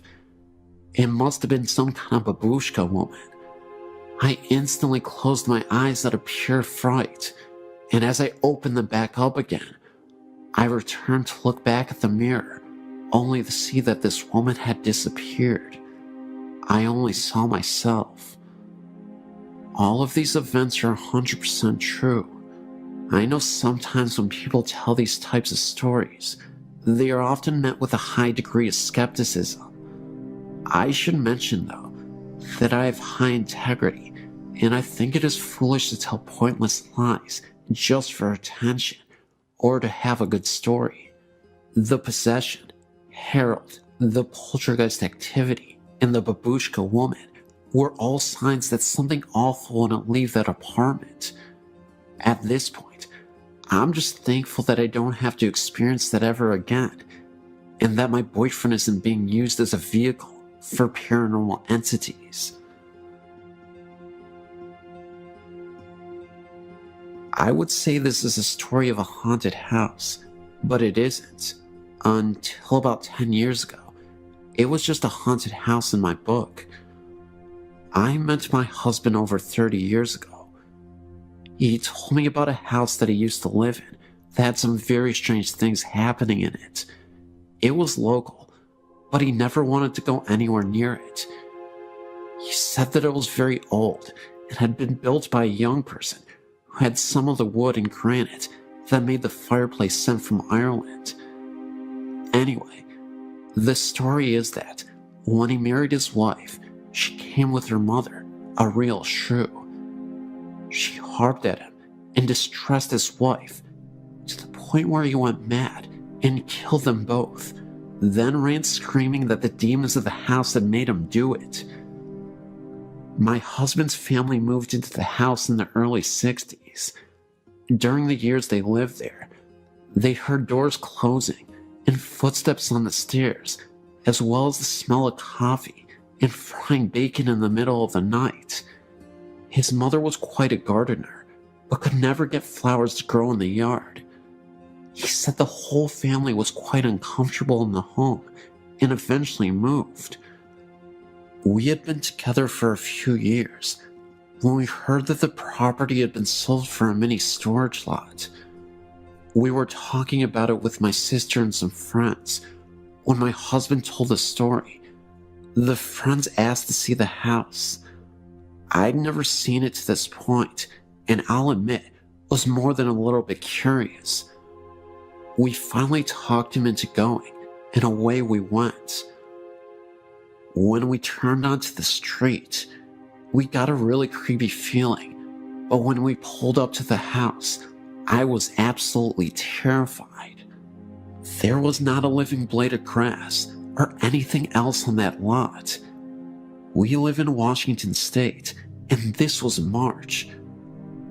The house was dark and very ominous. I refused to get out of the car. So did my sister.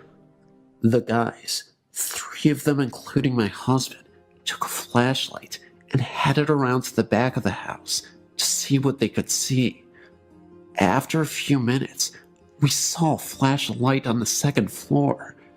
A few minutes later, we saw the front door open, but nobody came out. After a few minutes more, they returned to the car. We commented on the fact that we had seen the light, and they told us that they had never turned it on. Then we asked them why they didn't come out the front door.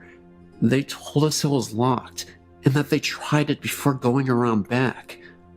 I was always skeptical about the stories connected with the house, but after they tore the house down, the mini storage was plagued by problems and eventually went out of business. The property sits abandoned and barren. Still nothing lives there, and it's still as creepy as it was years ago.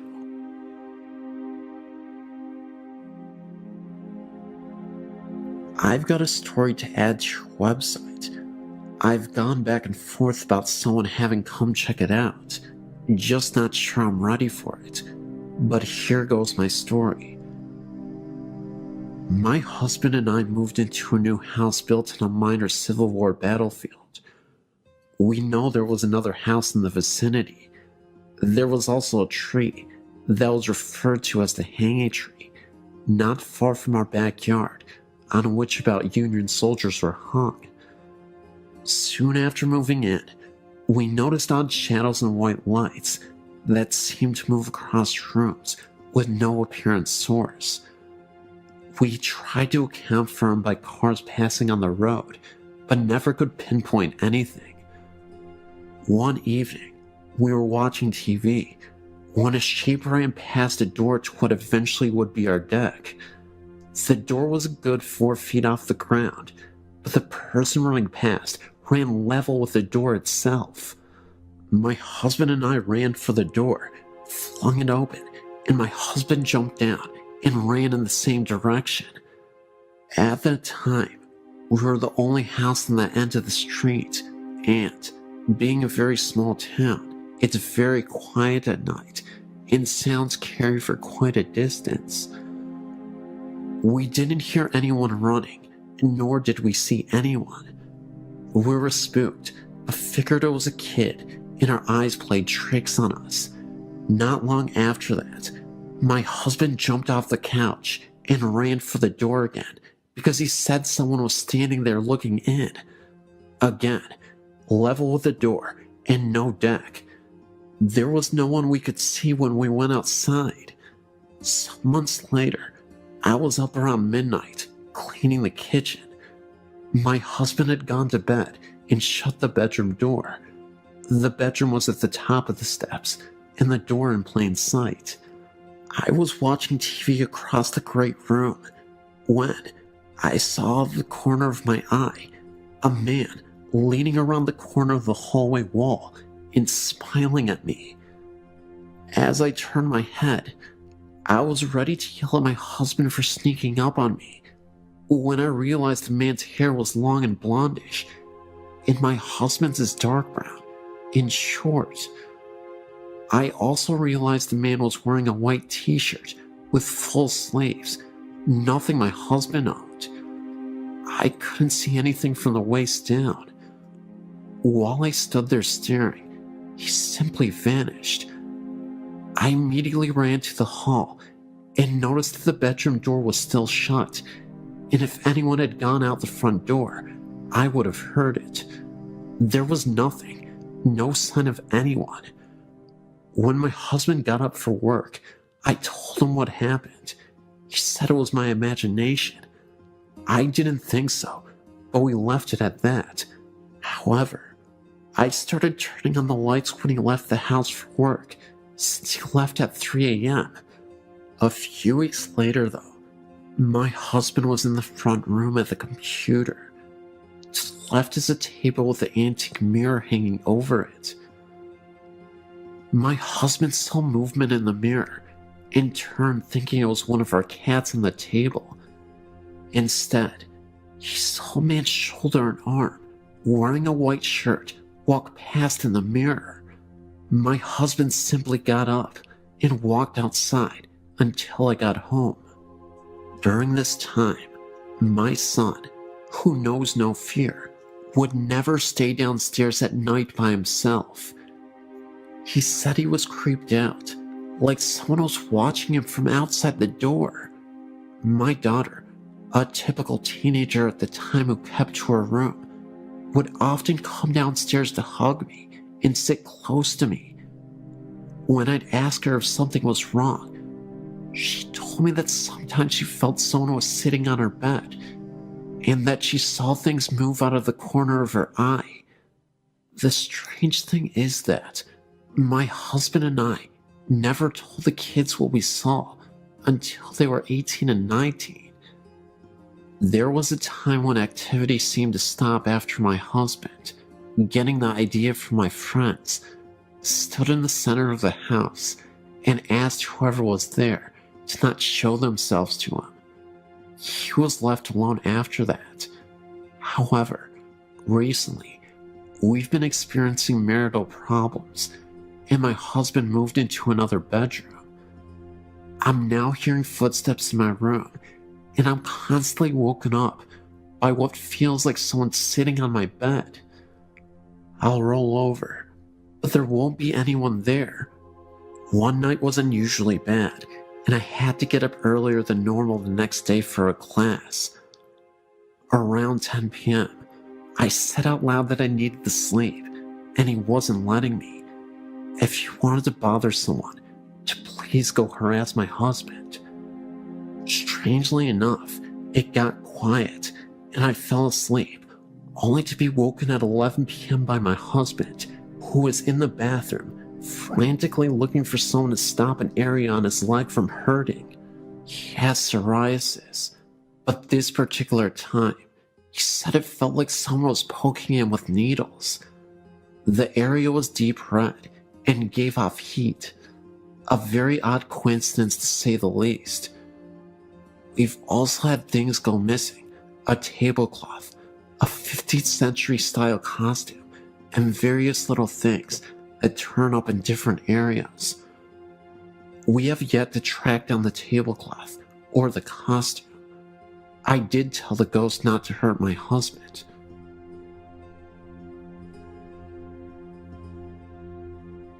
My uncle and aunt now live in a house near the bank in Auburntown. When I was a little girl, my best friend Steven and his family lived there.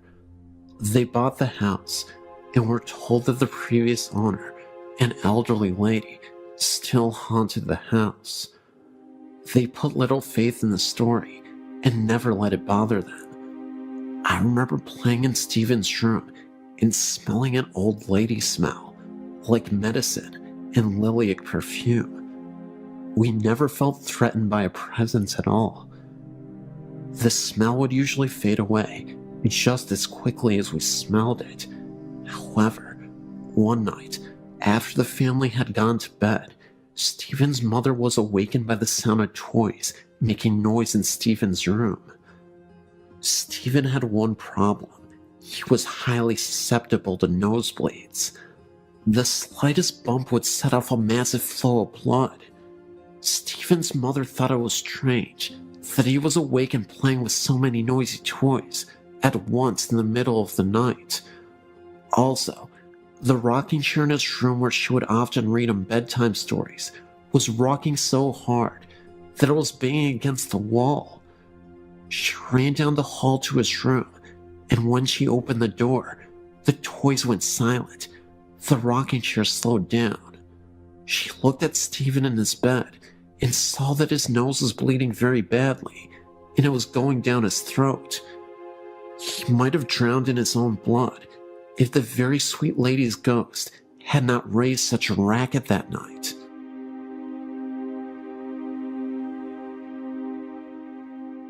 My grandmother Emily was a hard-working wife and mother, and during the Great Depression, she held her family together even when her husband, Grandma William, died suddenly. He left her widowed with several children to raise. She was a down-to-earth person and a practicing Catholic, so was not given to superstitions, but nevertheless had some encounters with the otherworldly. One time, for example, she was on her way to visit one of her brothers, an elevator repairman. On the way there, getting off the train, she had a sudden premonition of his death. She got a hold of herself and rushed to where she was supposed to meet him. It didn't take long for her to arrive at his workplace, an elevator station, where he had to do a repair job. She saw a noisy crowd assembled there, and she inquired what was happening. She was told that a repairman had been killed in an accident. It was her brother, the very one whom she had gone to meet, and about whom she recently had a deathly premonition about. I explained this as a prelude to her ghost story. Among her other siblings, she had a brother who was a decent man and a barber by profession. Unfortunately, they had a disagreement, which escalated into a parting of ways. He uncharitably held a grudge against her all the while. Time passed, and one night, while she was asleep and her husband were asleep in bed, she was suddenly awakened out of a sound sleep and noticed a person kneeling near the side of the bed. It was her estranged brother, garbed in his brother's smock and weeping bitterly. He was apparently suffering. She was startled and confused and didn't know how he got in her house and bedroom in the middle of the night and why he suddenly showed up after choosing to cut himself off because of a silly grudge against her. She began to speak to him and ask him what was wrong, but he interrupted his sobs to say, "I'm sorry, please forgive me." And with that, he completely vanished. She was amazed and woke up her husband, relaying to him what had just occurred. As they lay there discussing it, the telephone rang. Her husband answered, and it was for her. When she got on the phone, she was informed that sadly, there had been a death in the family that very night. It was her estranged brother, the barber.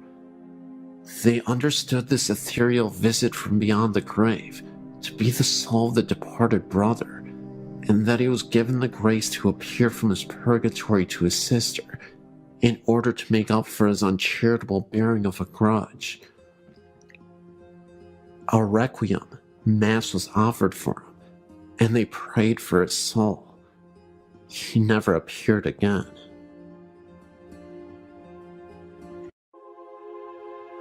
I come from a long line of psychics, and I must have been about 7 when during an afternoon nap, I woke up after a very frightening dream.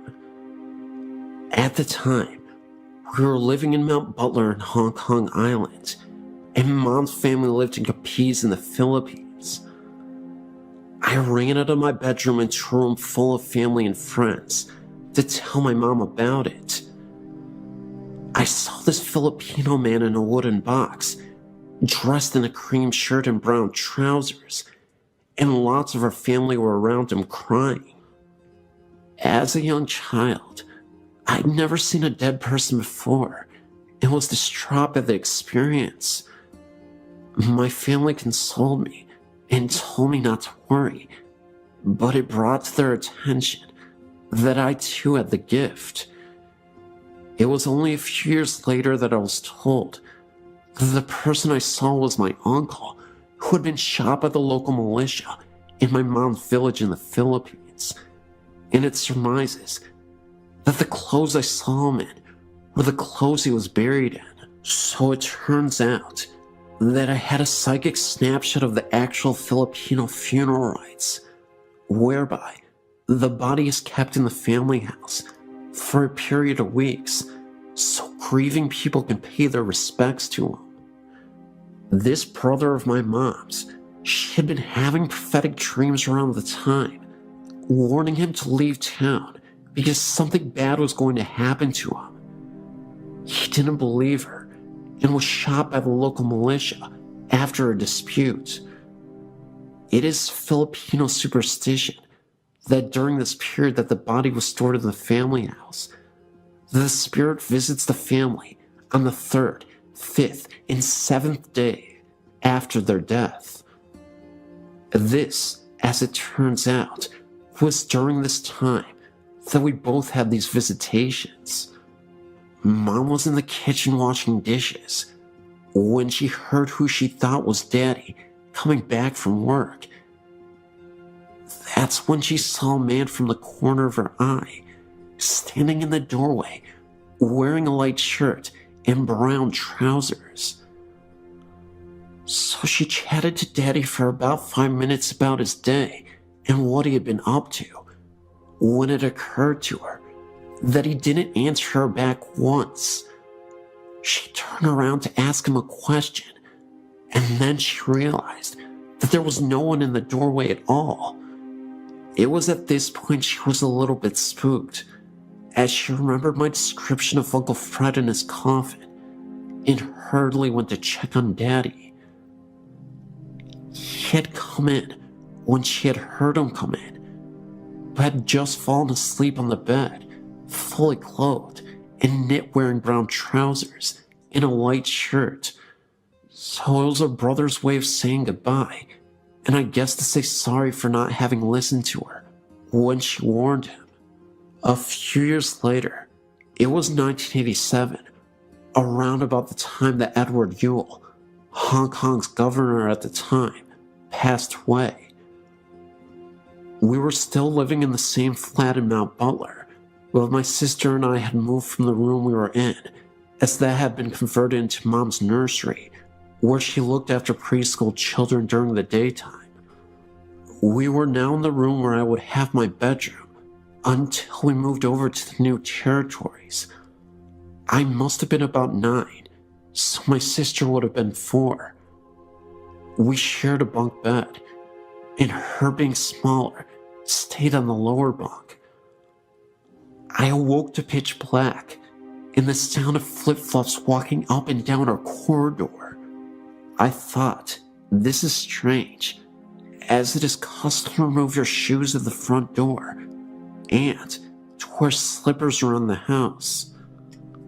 As I heard these flip-flops getting closer and closer to my door, sheer terror took over.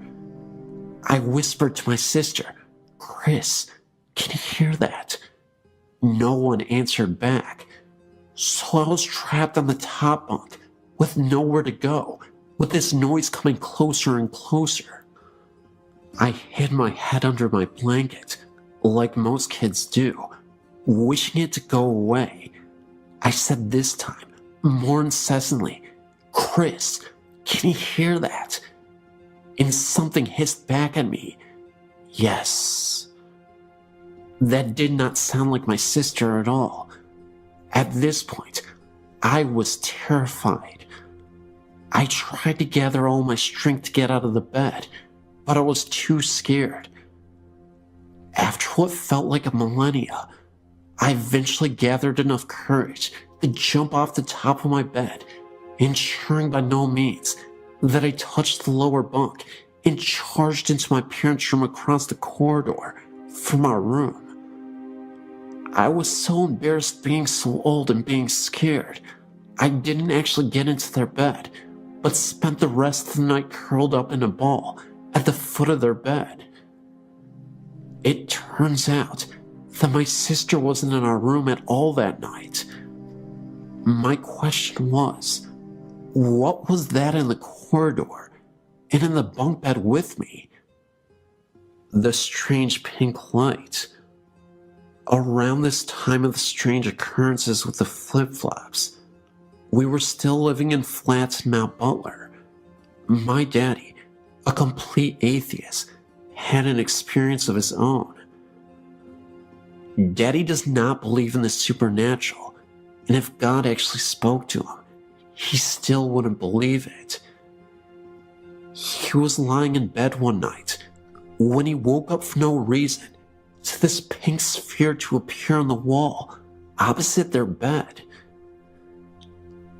It seemed to come out of the wall and sit there and go back into the wall again. He was puzzled by this and went to investigate. He checked out where the possible light source could be coming from. The curtains. No, we were on 3rd floor, so it couldn't have been vehicle lights. He went into the bathroom. All lights were off and couldn't have come from there either. He got back into bed and tried to wake Mom up to show her. She was having none of it and kept her head under the sheets. Well, the sphere appeared again and came out of the wall, suspended somehow, then sunk back in and disappeared. He never did figure out what that was or where it came from. Running ghost. When he was working in the Royal Hong Kong Police, he had another experience. At this point, he was the superintendent and managed a section of the traffic police. They were doing their rounds when a speed camera on the road flashed for no reason. They went to investigate, and it flashed again with no cars in the near vicinity. They thought nothing more of it until the pictures were developed, and on one of the photos, there is a distinct picture of a person, blurred, apparently running very fast, so fast it set off a speed camera. The ghost dog. When we were living in Mount Butler, I had one other experience that reaffirmed my belief in the supernatural, and 2 other people I was with experienced it also. I must have been about 14 when my sister and my best friend at the time decided to go for a walk in the countryside. So where we lived was surrounded by Hong Kong countryside, which was perfect for me as I was a tomboy and spent as much of my time as possible out and about, exploring and climbing trees. Just before I started university in the UK, I was visiting some friends in Cardiff. I was feeling very odd that night, and as we were heading out into town, a premonition hit me. I turned around to my friend and said, "Something very big is going to happen tonight." He just looked at me like I was stark raving mad, so I dropped it. So when we went out and had a lark and came back, thinking nothing more of it, imagine our surprise when we woke up in the morning and splashed all over the news was coverage on Diana's death. This, of course, being the famous Princess Diana of Wales, who died tragically in a car accident. But I predicted it the day before. At least I feel like I did. Could be a coincidence, but I don't think so. Udalexer Cemetery experience. So, I started uni in Derby in the Midlands, and where I was living was student digs on Ulexer New Road. I was heavily into my goth influence back then. Not so much now, but I still love old cemeteries and dramatic clothing. There was this beautiful one on our road that I used to visit regularly and read and draw, with many beautiful statues and old gravestones. One day, my ex-boyfriend and I went to visit it, as it was a lovely day turning to evening. So I wandered around looking at all the gravestones and the statues, trying to find the oldest tombstone we could find. It must have been coming up to winter time as the sun set quickly, and we realized in a panic that the gate had been closed, so we were locked in, and I had to find another way out. So we walked along the perimeter, looking for a likely tree to help us over the wall, when the sun just disappeared, and we were pitched into almost complete darkness. Then, for no reason at all, the mist appeared over the headstones, so it was hard to avoid the graves themselves. So it suddenly looked just like a horror movie set, trying to avoid broken tombstones and holes in graves and that danged mist in the dark. By this point, I was pretty panicked, frantically trying to get out, with this feeling of overwhelming dread descending over me, and all cells in my body telling me to leave right now. We eventually scrambled over a wall into the student bar, and that feeling just lifted, just like that.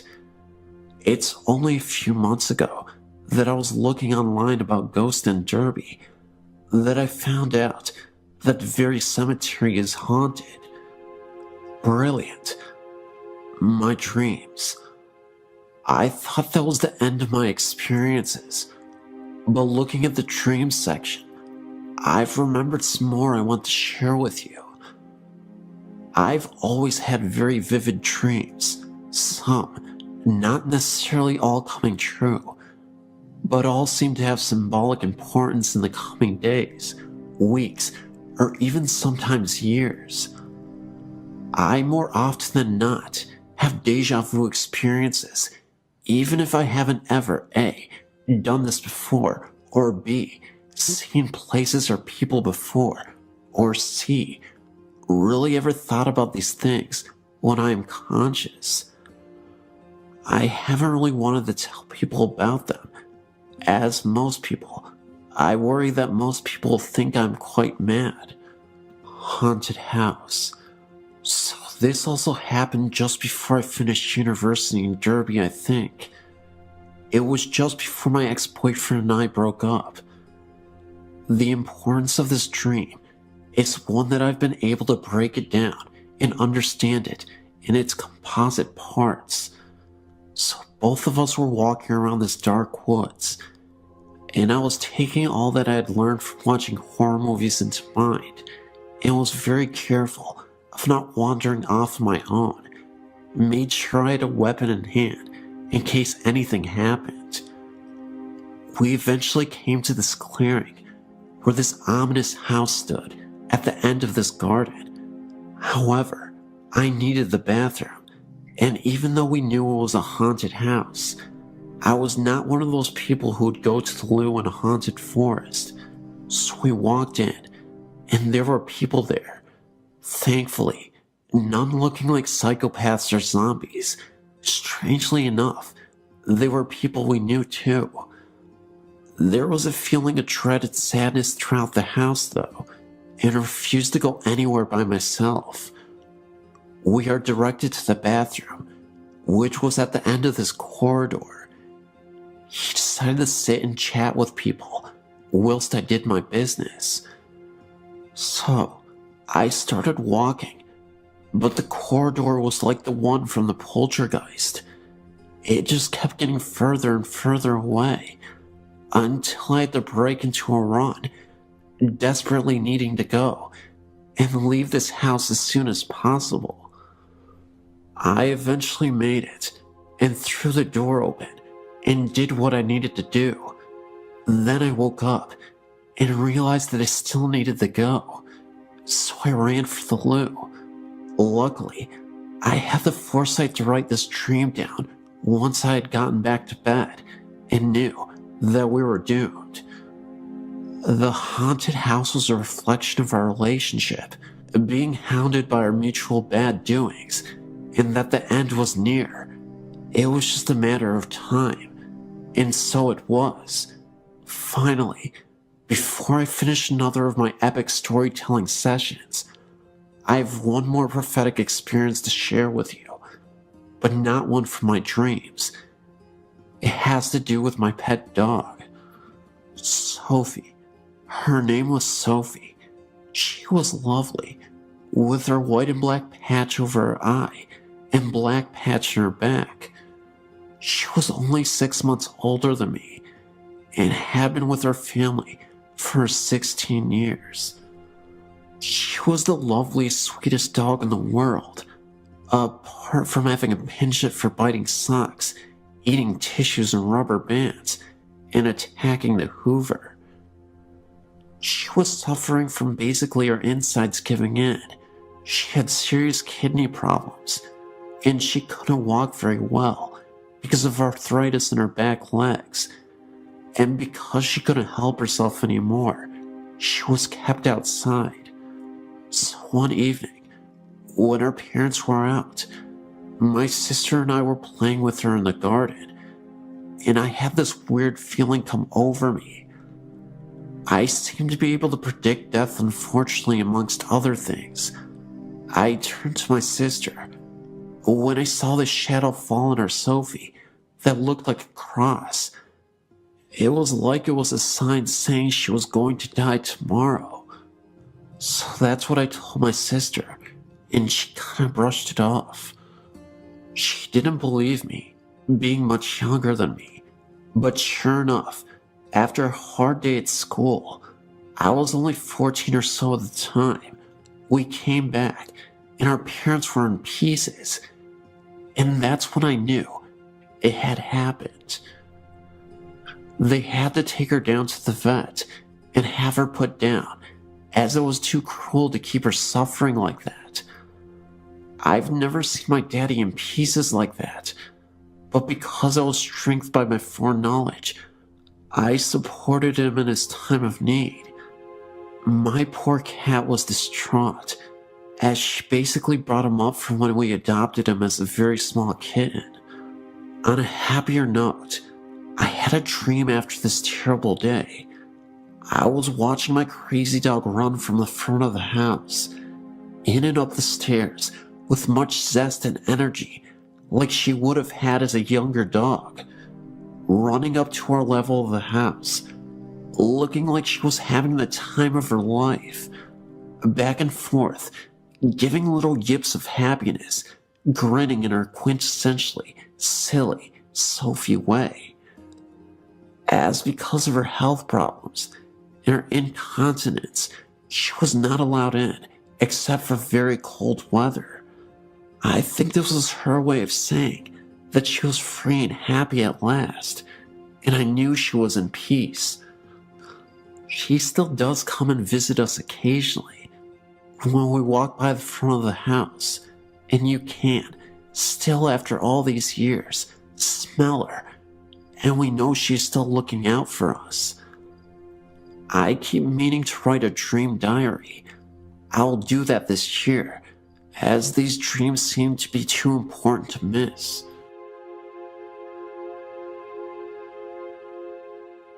My husband and myself and my brother were all watching our mother's house while she was out of town on vacation. We had been there for a few days and all happened to be on this particular evening and night. Well, we had finished dinner and we were all just hanging out in the living room watching TV.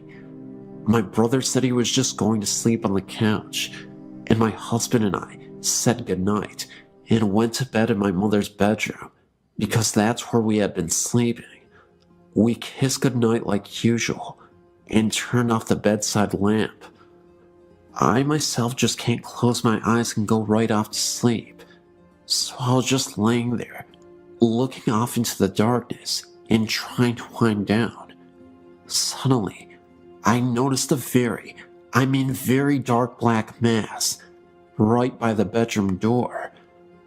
I blinked my eyes a few times, trying to make them adjust to the dark better, but realized they already had, because I could make out the mass that was so much darker than the dark.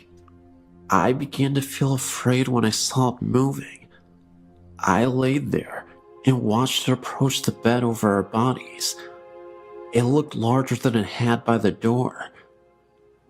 I began to nudge my husband, but I decided to lay there a little bit longer to see if it continued to move or even get larger. I laid there and marveled at its darkness and its extremely dark color as opposed to regular darkness. It was pitch black and just floated there above us.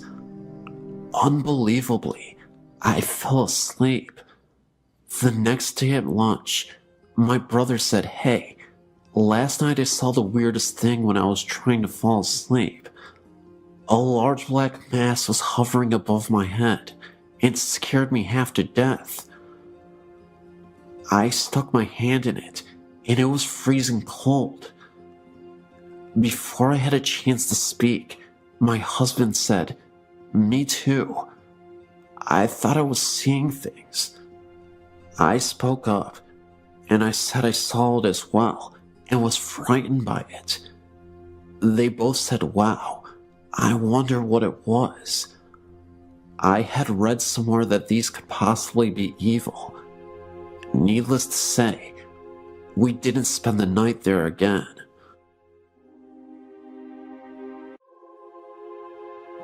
I'm a nurse and run our family's assisted living, and recently we had some strange things happen in our care home. I understand with caring for the elderly that sometimes strange things occur, in doing this for almost a decade. Recently, I had a resident that started to decline at the age of 93. One night, after helping her get into bed, she asked me if Bernie, her husband, who died 10 years before, knew where she was. I reassured her that he did. It caught me off guard, since her mind was intact and she was not forgetful. A week went by, and again, I assisted the woman into bed. She says to me, "I hear Bernie in the hallway. Can you tell him that I'm in here?" I told her to call for him and he would come in. She refused and asked me to. So I went out to the empty hallway and said, "Bernie, E is in here if you would like to visit with her." As a nurse, sometimes you do things out of the better judgment for yourself, as long as it helps your patient. Later that night, I heard the elderly lady talking to no one quietly.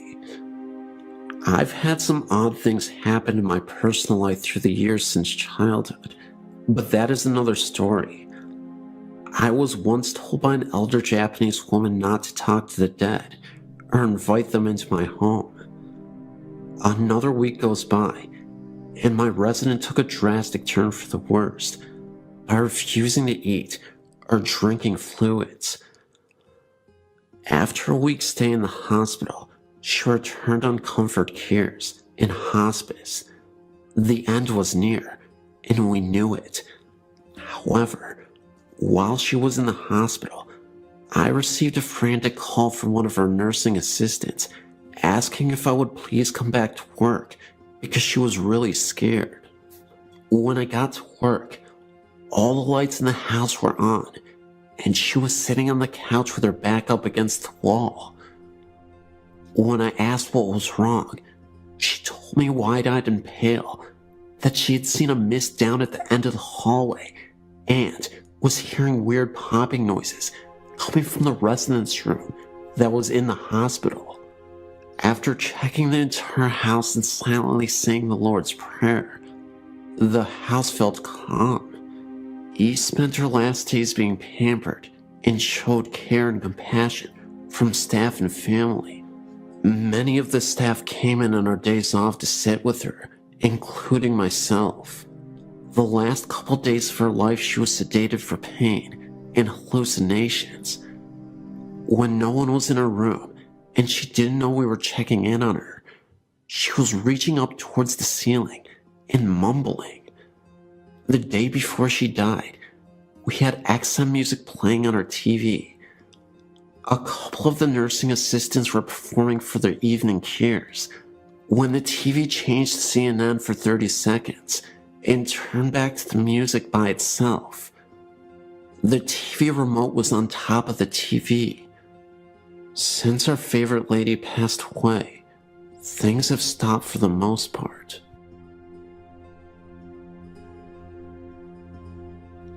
My mother passed away June 5th, 2007. Me and my husband were in New Jersey at the time, waiting to get unloaded. We drove an 18-wheeler for a living. My sister had called me the day before and told me that my mom was in a coma, and the home healthcare people said she only had about 24 hours to live and that I needed to come home. So I called our dispatcher and said we needed to be routed back to the Chattanooga terminal so that I could see my mom before she passed. He said no problem. After you and your husband have put tires on, go pick up that load and head for Chattanooga. Well, while they were putting tires on our trailer, we decided to get some sleep. The cell phone rang, and it was my sister. She told me that Mom had come out of it. It was sitting up and laughing and talking to everybody, and that she was okay. So I called my dispatcher and said we don't have to go home. We can do one more load out here. So it was late that night when they finally got the tires on the trailer, and we decided to just stay there in the parking lot till morning so we could get some much needed sleep. We get up that morning and pull out. As we're heading down the highway, my cell rings, and it's my sister. She's crying. She tells me that Mom passed away that morning early. So to make it a little shorter, our dispatcher gets us home 36 hours later. Now at this time, we are at my mother's house, and she has already been picked up by the funeral home before we got there. Later that day, my husband's cell phone rings while we are nowhere near it to answer it. So when we do pick it up to see if our dispatcher is called, it shows we have one voicemail and no number. So my husband listens to the voicemail, and it's my mother, the day after she died. The message said, "Connie, this is your mother. Call me." We decided to check if it was a delayed message, but it wasn't. I even took it to the cell phone company, and they said it was June 6th at 1:25 in the afternoon. My mom died June 5th, 2007, at the times between 1 a.m. to 3 a.m. It has really bothered me that we missed the call, even though she was already dead. She might have been trying to say goodbye to us. A few nights ago, a friend and I took a drive up Angeles Crest Highway. It was a clear night and it wasn't too cold. As we entered the parking lot, we noticed there were no other cars there. As I made a U-turn in the lot to face the small building, there, we saw a man walking. What got my attention was the fact that my headlights shined bright on the building, yet we only saw the person from the waist down. The rest of his body was a shadow. The man was walking around as if he were looking for something. It appeared he had a flashlight in his hand, the way he was moving, but there was no light coming from it. The closer we got to him, the smaller the image got. When I shined my brights on him, it looked like he went down a small hallway. Even then, we could not see his upper body. We went back the next day to see if we could find anything. One thing we did notice was the hall we saw the figure walk through was now a wall. Not a wall that was just put up, but one that looked like it was part of the structure since it was built. Three separate spirits are said to walk the halls of the soon-to-be abandoned Middle Tennessee Medical Hospital in Murfreesboro, Tennessee, as a new, more modern hospital is being built right across the city. In the older section of the third floor, one room is said to be haunted by the ghost of a mental patient who jumped out of a window in the 1960s in the psychiatric ward. 30 years later, in that section, administrative offices were constructed, and employees reported hearing running down the hall of someone with bare feet, and a light outside the room where the man was said to have jumped turns on and off periodically on some nights. The switch that turns that light on can be found only inside the room, which was not even in use at the time. When the lights were checked by maintenance, they seemed fine. Later, some orderlies enjoying lunch on that same floor reported seeing an IV stem being rolled up the same hallway. They left their food there and didn't return. In what was the pediatric area, the ghost of a red-haired girl in her early teens in a white hospital gown has been spotted at one point by a nurse who also had long dark red hair when the room was used for pharmaceutical storage.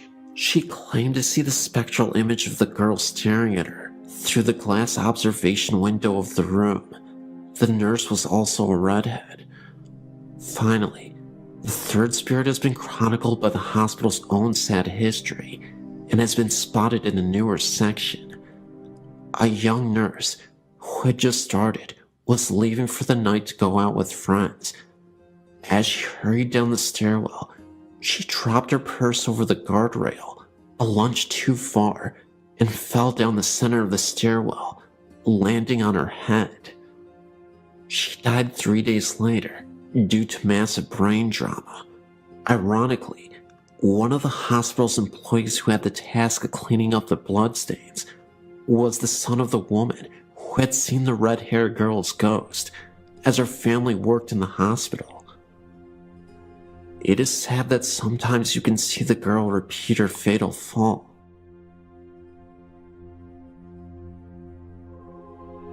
I have many stories to share with you, but I'm going to start at the beginning. I grew up in Lawrence Harbor, New Jersey. From the time I was a very young child, I knew that something was not right in our house. Our house was the last house in a dead-end street that faced the marsh. In the winter, you could see Highway 35. The surrounding woods were equally as disturbing. I was the only girl in our neighborhood. All my friends were guys. They were like brothers to me. I was a tough kid, and I did not scare easily. However, being alone in our house and going to sleep at night frightened me to death. My father died when I was a baby, and it was just my mother, brother, and myself. There was quite a difference in age between my brother and I. For years, I kept my experiences to myself because I thought it was my imagination, and I also thought that if I told my mother and brother, that they would think I was crazy too. It took me a long time to realize that I wasn't crazy. It was not my imagination, and the hard part was that I was a gifted child whose family could not relate to me on that particular level. These are my experiences while I lived there. My mother and father bought the house in 1962, and I was born in 1963. We owned the house right up until 2005. To this day, the events are burned into my memory. From the time I was about 5 years old, there hardly was a time that the house was at peace. I would lay awake in bed at night and watch orbs dance across the walls and ceiling. Then, I could feel someone sit on the corner of my bed. It was not a faint feeling either. In retrospect, as an adult, you could actually see the corner of the bed being pressed down. My heart would pound in my chest so loudly that I couldn't hear anyone else, and I could feel every hair stand up on my entire body. I would pull the covers and pillows over me in such a way that only my eyes and nose would stick out, even in the summer with no air conditioning.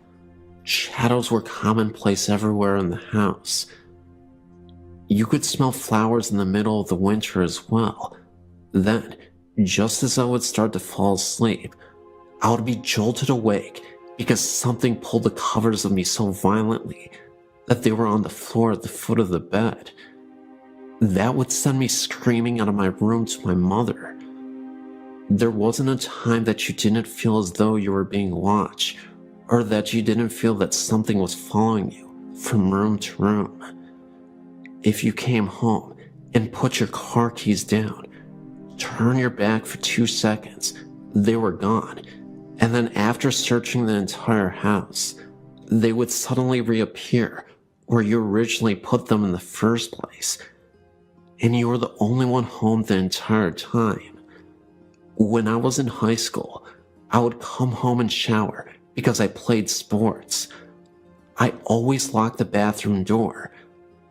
Every time I would pull the curtain back when I was finished, the door would be wide open.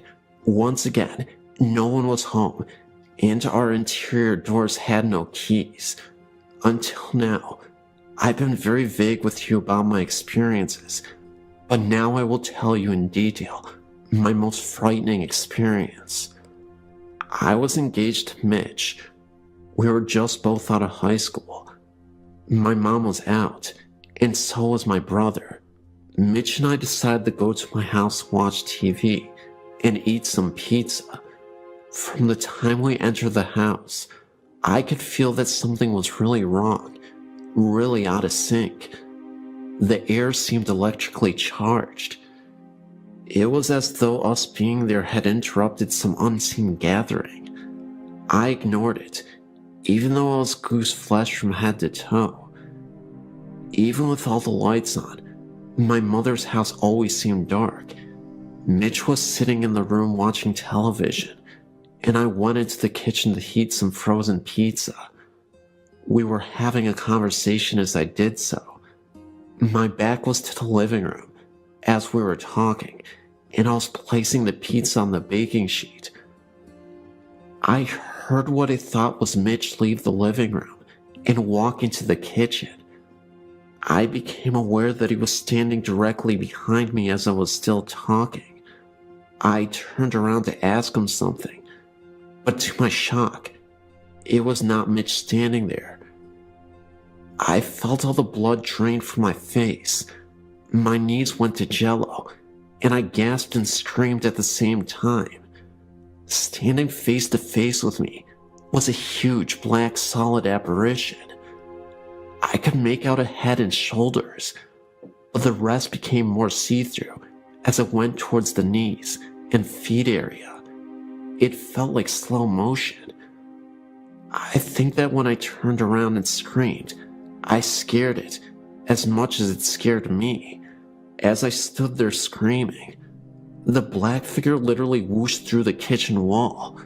Mitch ran into the kitchen. I was shaking and white as a ghost. It took me a while to collect myself. I shut the oven off, and we left and went to the local pizza place, where I told them what happened. We didn't spend much time at my mother's house after that. This is just one story out of countless stories that I would be glad to share with you. I'm now 46 years old. My entire life has been one foot in this world and the other in the spirit world. Years ago, I'd contacted Sylvia Brown, who told me that my mother's house had many spirits in it, but 2 stood out. There's the ghost of a baby and its mother. She also said that I was a medium and a psychic, and she was right. this is what I now do. I'm no longer afraid. It gives me pleasure to be able to connect with grieving spirits, with their departed loved ones. I consider this wonderful gift that I will not trade for anything. Thank you for listening.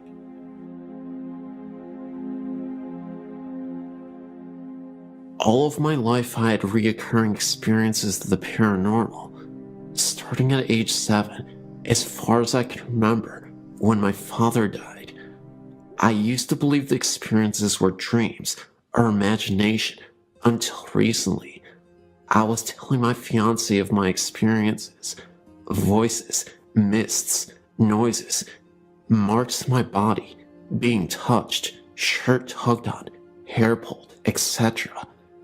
His suggestion was that maybe I am a sensitive, so I started thinking about this possibility and decided to explore it further.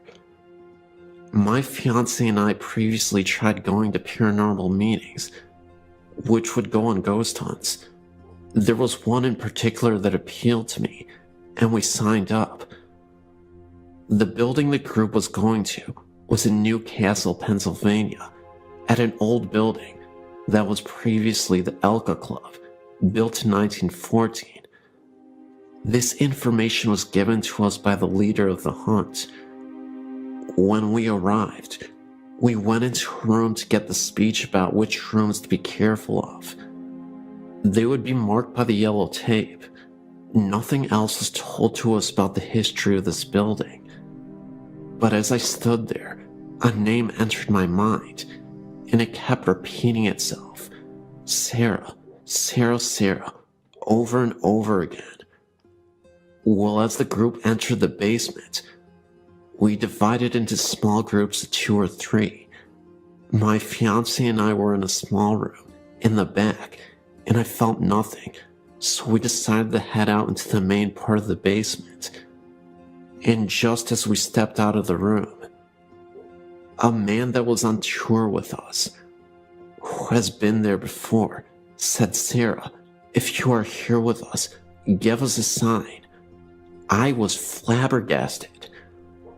I looked at my fiancé and explained the utter shock on my face, and we continued in to other parts of the area. I had entered a room just off the entrance of the basement and instantly was bombarded with intense sadness, so much so that I got tears in my eyes. I informed the group leader, and they took pictures around me, but by this time, I already knew that what they were searching for in the building wasn't correct. I knew that what I was feeling was the past, and the child Sarah intended on proving just that to me.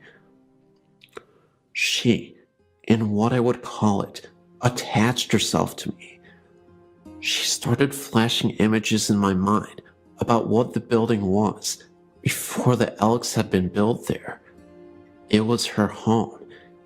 It was a beautiful Victorian with a large porch, parlors, a library, you name it, she showed me. She told me that she was sad because of the remodeling that was about to happen in the building. She got her point across by telling me certain rooms did not belong. I also picked up a persistent man in a room on the first floor. I was flashed an image of a podium and people sitting and listening intently to this man. In the ballroom, I was given images of people dancing, only black shadows of such. And at last, the third floor, I approached the end of the main hall and was shoved by something not seen. I took a moment and continued on into a grand circular room with benches attached to the circular walls, and had the feeling of being watched. And I kept saying, "This feels like judge and jury." It was like you were being persecuted, watched, and the spirits were getting angry. So I wanted to step out of the room for a moment, and I took a step forward towards the door and received a sharp blow to my middle back on the left-hand side. I went out of the room and was telling the group about the incident and decided to give it another try. And as I entered, I again got another blow to the right side of my back. At that point, I wanted out of there for good, so the group agreed to leave the third floor. And as I entered the hallway again, I got pushed in the same spot as the first time, which happened to be in front of a very large window. The interesting part was, I said before, I knew nothing of the place, but when we were leaving, I told the owner all the stuff Sarah had told me. I told her of the man in the room that in my mind, I'd seen the podium. I told of getting pushed and hit in the back. Well, she surprised me. Not only, but many in the group as well. Come to find out that this is where Sarah's home was. The rooms I was seeing were the rooms in her home. The man at the podium would have been the black preacher that occupied that room after the Elk Club closed down. That night, I came home exhausted. I fell asleep and dreamt of Sarah. In the dream, she told me her last name, so I searched for her on the internet. I then found something more shocking. Not only did I find her, the year she was born, but I also found the names of her parents. Well, I'd spoken with someone that has been to the club and knows things about it, but they never knew her parents' names, which happened to be the same names I came across. And as far as the room on the third floor, the owner informed me that this room was the judging room for the Elk members and where they would hold their remembrances to the dead brothers. The interesting thing was, the women were not allowed in this room, and there was also an EVP that picked up stating, "You are being judged." So needless to say, I'm no longer doubting my ability, and I'm more open to my experiences, which have been many since that night. Growing up in rural Michigan, I had several what the heck was that experiences. Most were minor, a moving shadow or an uneasy feeling, but one stands out. I was 8 to 10 years old in the mid-80s, and my family had just returned from a vacation. When we got out of the car, my dad headed to the mailbox, my mom to her garden, and I lugged my suitcase inside the house. All of the windows were shut, and I pulled the garage door closed behind me. Walking through the house, I passed the bay window, from which I could see my dad still on the road, and my mom picking some vegetables. The house was silent, except for my footsteps on the carpet. I walked into my room and put my suitcase down in the corner. I heard a male voice laughing behind me, maybe in the doorway 8 feet away. It was a hearty laugh, loud and clear. I spun around, and there wasn't anyone in the doorway. I ran back to the garage, through the door, and outside.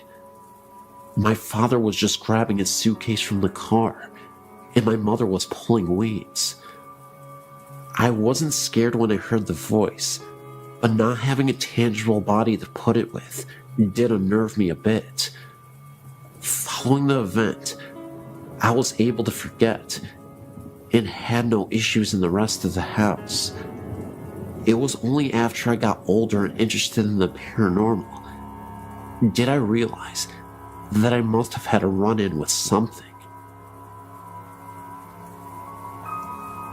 About 2 years ago, I bought a 126-year-old, 8,000 square foot mansion in Missouri, just outside of Kansas City where I grew up. My mother had owned and lived in the house for the previous 15 years, slowly maintaining it. She had done a great job maintaining its mid-1800s character, slowly bringing the woodwork back to life, adding insulation, and replacing all of the plumbing and wiring. I mention this because I've heard that a disturbance in the environment can cause spectral activity to begin. I'd seen the house only once, as I live over 2,000 miles away, but I fell in love with it immediately. The first night I stayed over, I woke in the middle of the night to huge blobs, about a dozen, from golf ball to basketball size, floating around the room I was sleeping in. This is the one and only time I've ever experienced anything like that. I closed my eyes, said a prayer, and fell back to sleep in time. I said nothing to my mother the next day until she asked me, "Well, did you see the blobs?" One of the workers stayed down there the other night and said he wouldn't stay in the house after dark because of the blobs floating around him. She had not seen them, and still hasn't. However, the previous owner told my mother a few years later that he loved what she had done to the front room, but he could never stay in there while the house was his because of the blobs. During the summer of 2007, I went back to see my family. I stayed downstairs again and had several things happen. It is important to note that I've never felt in danger, only uncomfortable. My mom and her boyfriend went upstairs to go to bed. I stayed downstairs in the first floor master suite. For the next 45 minutes, the heavy footsteps above my head were attributed to the two of them settling in for the night. Finally, I decided I would go up and find out what was going on.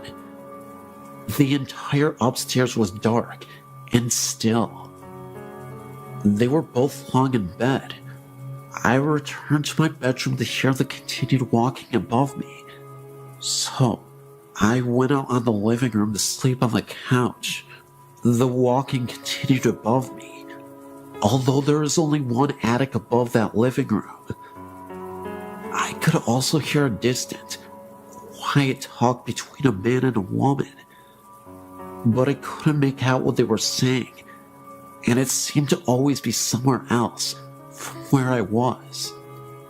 The next morning, I decided maybe I would have a chat with myself out loud, and if anyone else heard it, then maybe it would be for the better.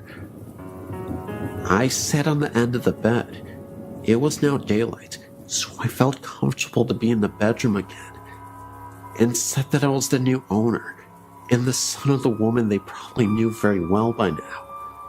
I really liked the house and hoped to continue my mother's good work, but for now, I lived elsewhere. I also mentioned something that I don't suggest, but in this situation, I felt comfortable in doing so. I told them that they seemed to have been there a long time, and so long as they agreed to stay out of the bathroom while I was in there, we could get along just fine together. The following night was as quiet as it could be. I think their interest in me was satisfied. This past summer, 2008, was my third visit back. Absolutely nothing happened. I was ready, and nothing. Hey, that's fine with me. But one side note, my mother sat down to look at an album she had kept for all these years she had been doing the refurbishing. She was showing me the huge change in the house, from walls being ripped out and then rebuilt, and so on. In well over half of the pictures, there were huge light anomalies. There were smears, blobs, and strange twists of the image. I mentioned this to my mother, who looked right at me and said, "You know, I haven't taken a decent picture since I've lived in this house. I've owned one crappy camera after another. All the pictures look like this. I have to throw most of them away because they are no good. I just smiled. Right, Mom.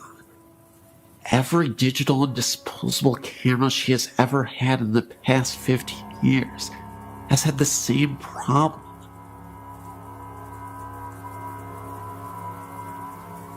I grew up with a mom who is wicked, and she is very psychic. She has told me accurately if a lover and I will break up, when, if I'll meet someone new, and accurate descriptions of people I'll meet. My mother told my roommate that the child she was having would be a girl, and she was correct.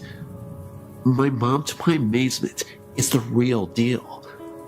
On Halloween, our house is the most popular because the altar my mother sets up outside is very real. It's very fun, and I grew up with an easygoing view of the paranormal. I do tend to be very logical, and I believe in a paranormal experience if it does not seem like someone is BSing me. I keep my mind open. My mother does have headaches if she is around haunted houses.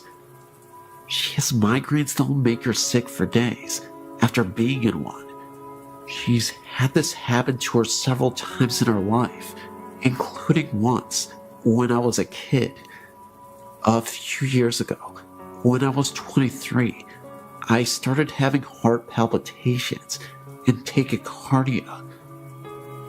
At one point, my heart rate went up to 181. I spent night after night in the emergency room, and I was recommended to a cardiologist. I went through that for several months before finally someone realized there was a sedative that I took that helped me sleep. The doctors took me off the sleep medication, and I soon found out that I'd become dependent on sleep aids. At the same time, I had to get on a Greyhound bus for a 2-day trip to move back with my parents because of the health problems. If you've ever traveled on a Greyhound, you know it's really hard to sleep on it. I was sleep deprived. I was told that I was sleeping, but I didn't realize it. I wasn't sleeping through the night. I was exhausted. I was depressed, and I developed a phobia of the sound of a beating heart medication commercials, etc. In short, my mental health was suffering. I had to make the choice to go into a psychiatric ward because it took a month to get an appointment with a psychiatrist. I didn't want to wait that long. The ward was in a regular city hospital. All the patients were quiet and were there to heal. Nobody was dangerous. There were patients with bipolar and other types of mental illness, and nobody was dangerous. There are different levels of hospitals. This was a ward for anybody going through emotional difficulties. I started to sleep the first 2 days I was there. I was not dangerous, but they did have to give me something to sleep. I was having dreams in which in my bathroom, patients had bathrooms in their rooms. I could hear a woman crying and throwing up all night.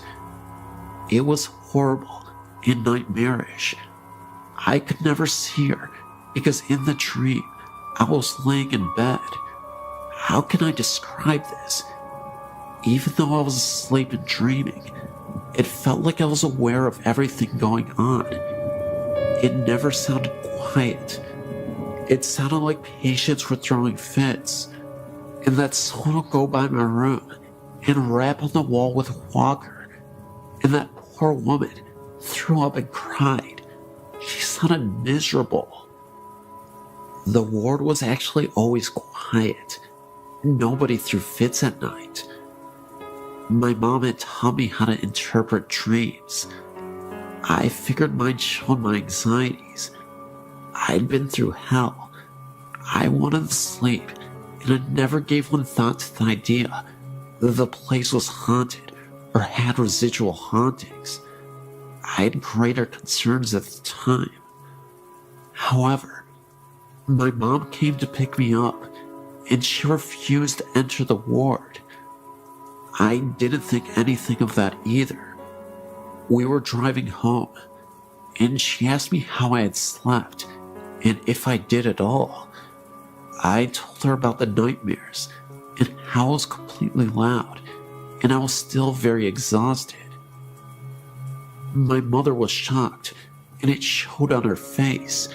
She said, "Sarah, those were not just dreams. This psychiatric ward used to be a cancer ward." I was getting a migraine because there are patients who have not moved on. Wow, that shocked me. I never heard doctors mention that I had been a cancer ward. The idea was never put into my head. Like I said, I wanted to sleep again and to feel happy. I was concerned for my health. I believe my mom. She's usually incredibly accurate about these kinds of things. I honestly have gotten tired of finding out if me and a potential lover are not going to work out. She's that accurate. However, I could not tell you if that ward was the former cancer ward. I simply don't know, because none of the doctors ever mentioned it. I was sleep deprived and going through hell at the time.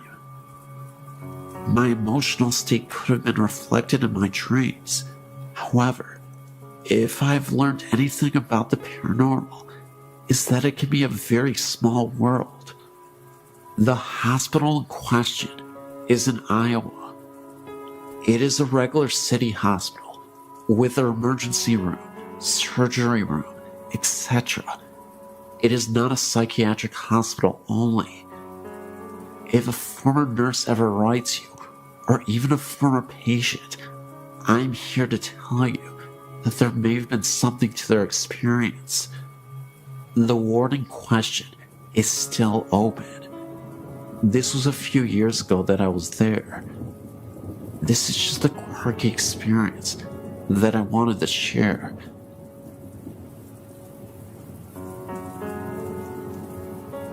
My story has been going on for a couple of years now. When I was 9, we moved into our house. It's a nice little place, backed by a large ditch. Behind the ditch is a large forest that I used to play in. The house itself is unremarkable. It's 3 bedrooms.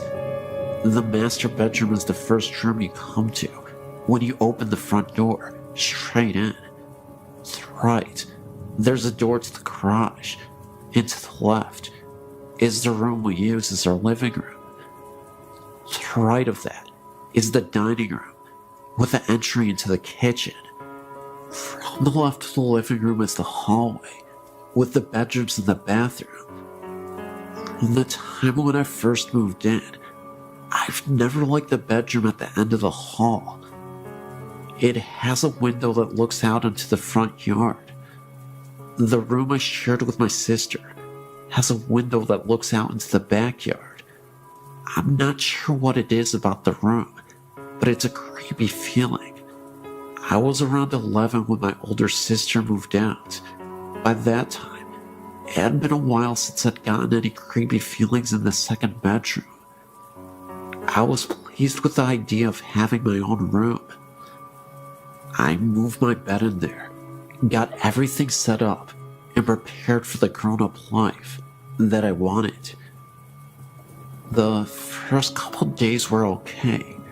I had strange nightmares about something coming in from the ditch, something I couldn't explain.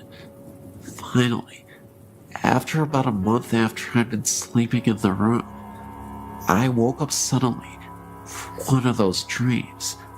I laid there for a while, not really sure of what woke me up.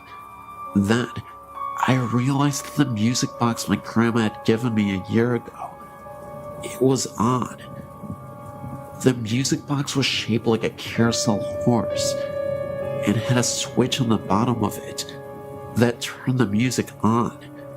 I sat up and took it down from the shelf above my head and turned the switch off.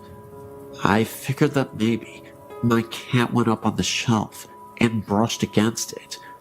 I laid back down to go to sleep. It was lying there that I first saw him. I don't know what made me look up into the doorway of my bedroom. At the time, I slept with the door open, but I did, and standing there was a man, clear as day. For a moment, I was sure that someone must have broken into the house. With the light coming off the nightlight near the door, I saw that his mouth was moving quickly, and no sound was coming out. It was almost like he was screaming at me. He took a step forward and vanished. I slept in the living room that night. I finally got the nerve to sleep in my room again, after about a week of sleeping on the sofa. And that night, I had the same creepy nightmares and woke up to find a child's shape sitting on the end of my bed, staring at me. It vanished when I turned the light on. I ended up spending the next year sleeping on the floor in my sister's room because my mom wouldn't let me move my stuff in with her. I also couldn't change my room without getting the feeling of being watched. I would glance at the mirror. It's the type that sits on the dresser, and see a face staring at me, one that wasn't my own. My older sister finally moved back home, and I ended up back in the other bedroom with my sister.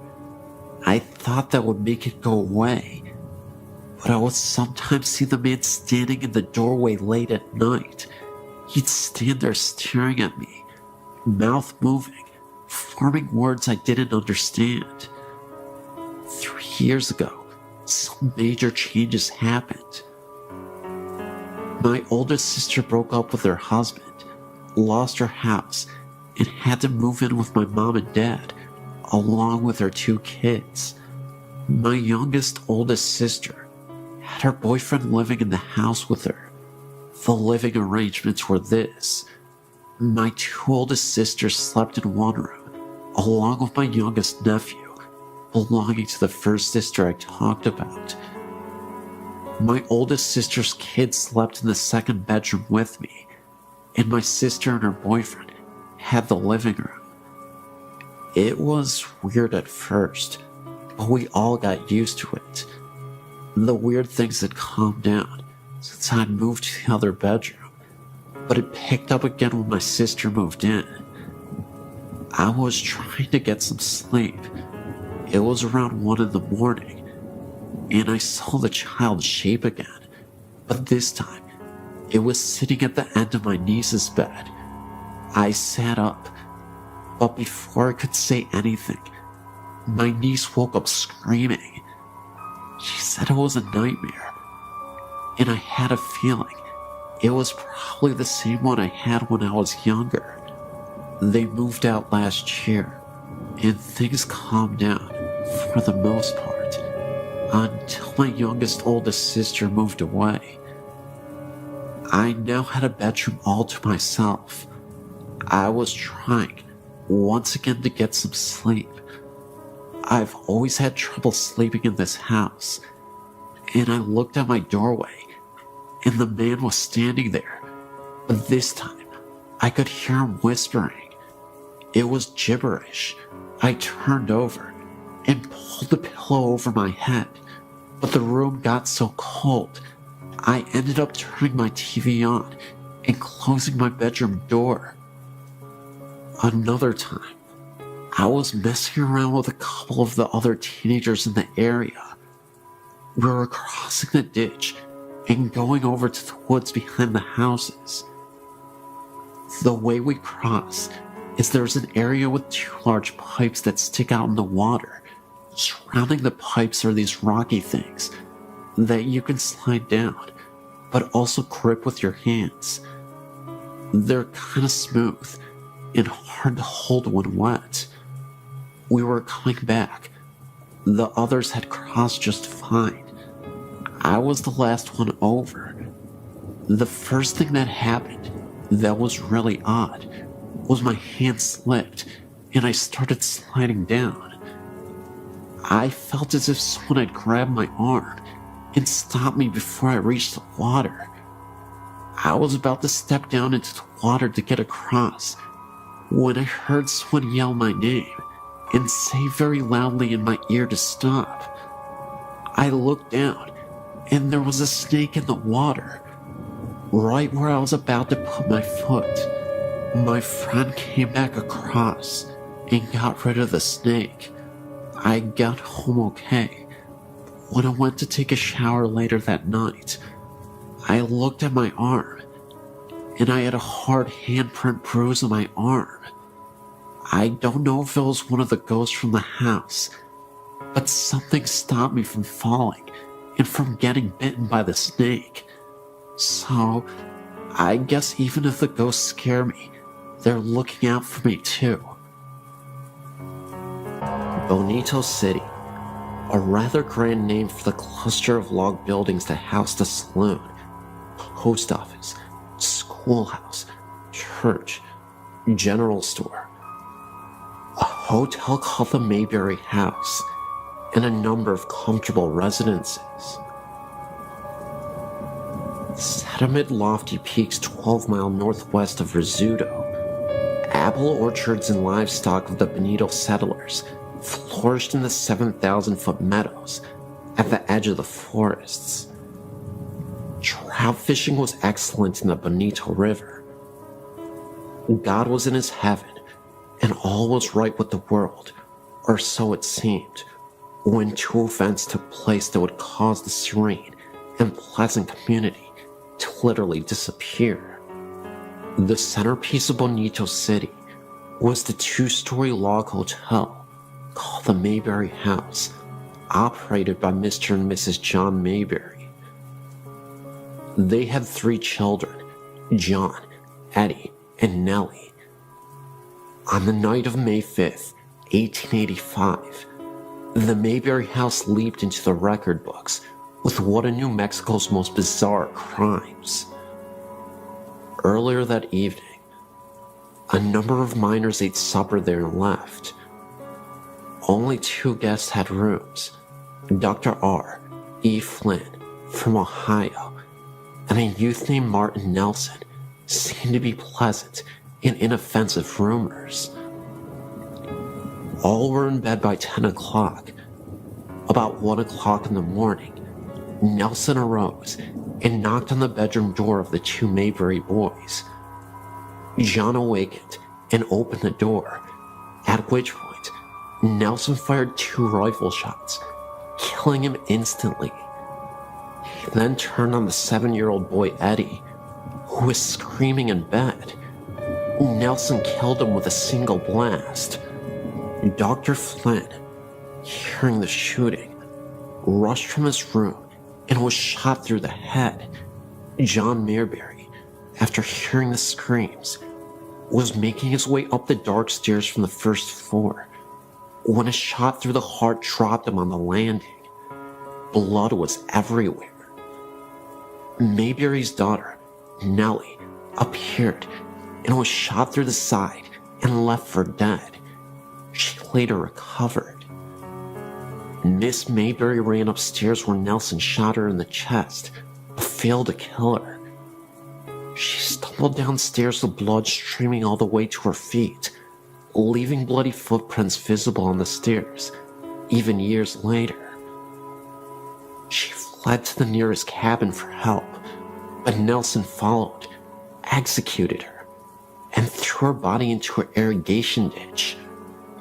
Nelson, the saloon keeper, no relation to Martin Nelson, appeared on the scene, grappled with the youth, who was no match for the murderer. Mark Nelson shot him to death and left his body bleeding in the sandy street. The next victim was a storekeeper, Herman Beck, who came out to learn the cause of the gunshots. Nelson killed him with 1 bullet. Bonito's terrified citizens locked themselves in their homes until morning, while Nelson roamed at large, finally climbing up a nearby mountain. Next morning, as Charlie Berry, Rudolph Schultz, and Don Campbell were standing in the street discussing the murders, they sighted Nelson returning down the mountain. He saw the man, brought up his rifle to fire, but was an instant too late. Berry failed him with a bullet through the heart. Nelson's last shot went harmlessly into the air as he fell. Total fatalities were 8 killed, including the murderer, and 1 wounded. It was years before the people of Bonito City recovered from the shock, and for 15 years, nobody set foot in the log hotel. Folks said it was haunted, told stories of shrieks and groans in the dead of night, of seeing lights flicker from room to room, or hearing muffled shots.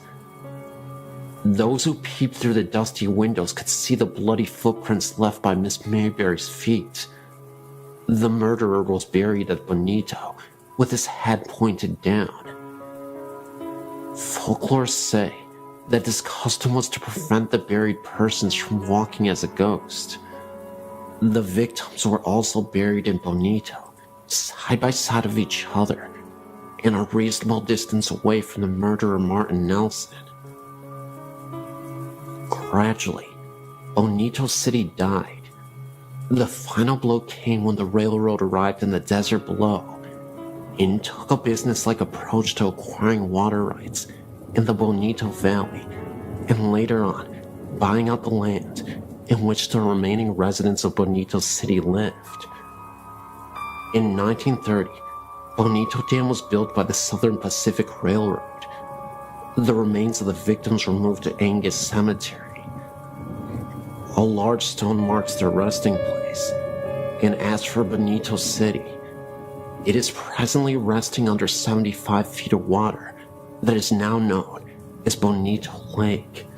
Since then, Bonito City has become an old memory and a murder mystery of the past. Some people have claimed that during a well-moonlit night, they can see the top of the church steeple shining below the serene resting water of the night. Is it really the church steeple being seen 75 feet below the water's surface? Or is it a haunting image, reminding us of the presence of the city below? You decide.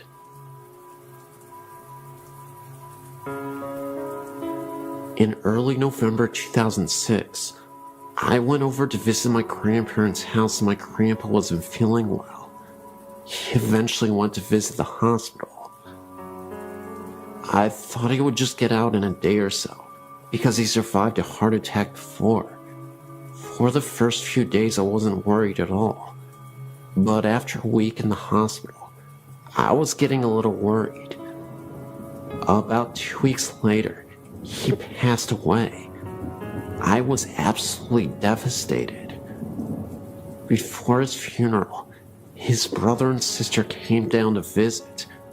While they were sleeping in my grandparents' house, this is 2 days after he had died, my uncle was leaving. He looked back to see if things were all right, and saw a rather tall figure, wearing a hat, walking in a room. At first he thought it was my grandpa's brother Robert, but he was fast asleep in a different story of the house. He went looking in the room, and the ghostly figure was gone. We all think the figure was our grandpa. He was about 6'1", and always wore a hat. Every time my grandma went to go get food, or to pick up my little cousins, we would get a feeling someone was watching me, but in a good way. In early December, I was decorating the Christmas tree, and I saw a face peek out at the top of the stairs at me. It looked exactly like my grandpa a few years before he died. It kind of feels like a little bit of him follows every one of us.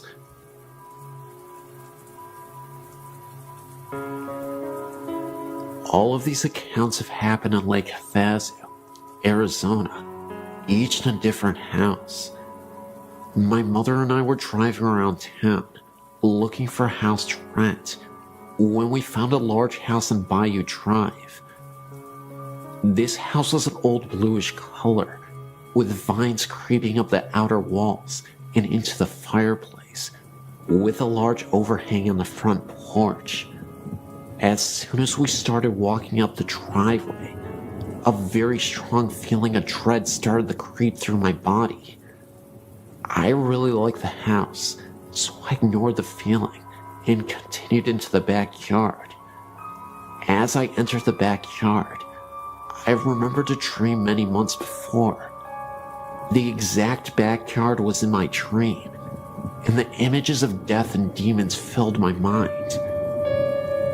My mother had the same feeling, so we left without another word, deciding that a door had opened and a demon was dwelling inside the house. We moved into a different house, where everything felt normal at first. We lived there for 7 years. I soon felt eyes watching me in the shower, which then led gusts of freezing angry wind rushing past my face and arms. Later I learned my mother was going through the same events, only she experienced only one of the gusts of wind. When we started talking about moving out of the house, things got worse. My mom once felt a figure sit down on the bed beside her and saw the indentation of a person on the bed. There were no dogs in the room, and the entire house was asleep. I saw blinds move with nothing in the room, and a shadowy figure walk across the kitchen. I was cleaning out a house, just about to move into it, when I repeatedly saw a figure of a little girl out of the corner of my eye. I could sometimes hear her talking softly to no one in particular. Later investigation proved that a little girl had drowned in the pool years before.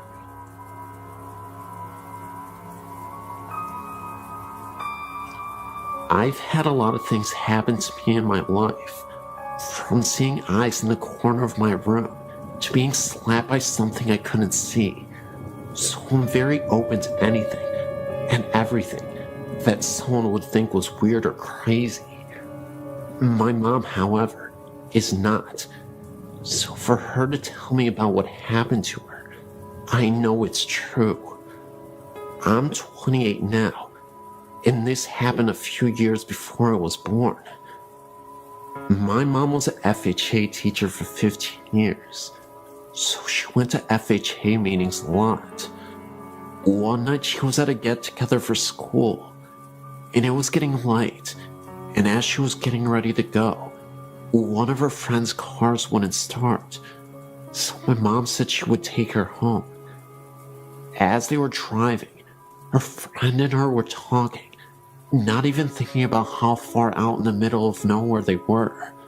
Finally, they got to her house, and my mom dropped her off and started home.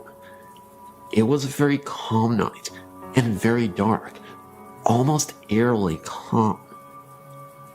As she was driving down the road, she started to feel uneasy, so she tried to blow it off, until she turned down back road to the highway.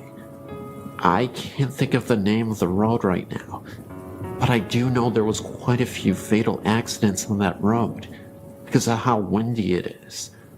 So, as she was driving, she looked over and saw this thing running right beside her. It was as big as a cow, and its eyes glowed green. She got so scared, she stepped on the gas and was going 85 miles per hour. And the thing then disappeared.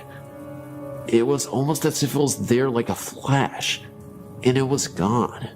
She never found out what it was, nor did she ever go down that road again. But she figured it might have been a banshee or something.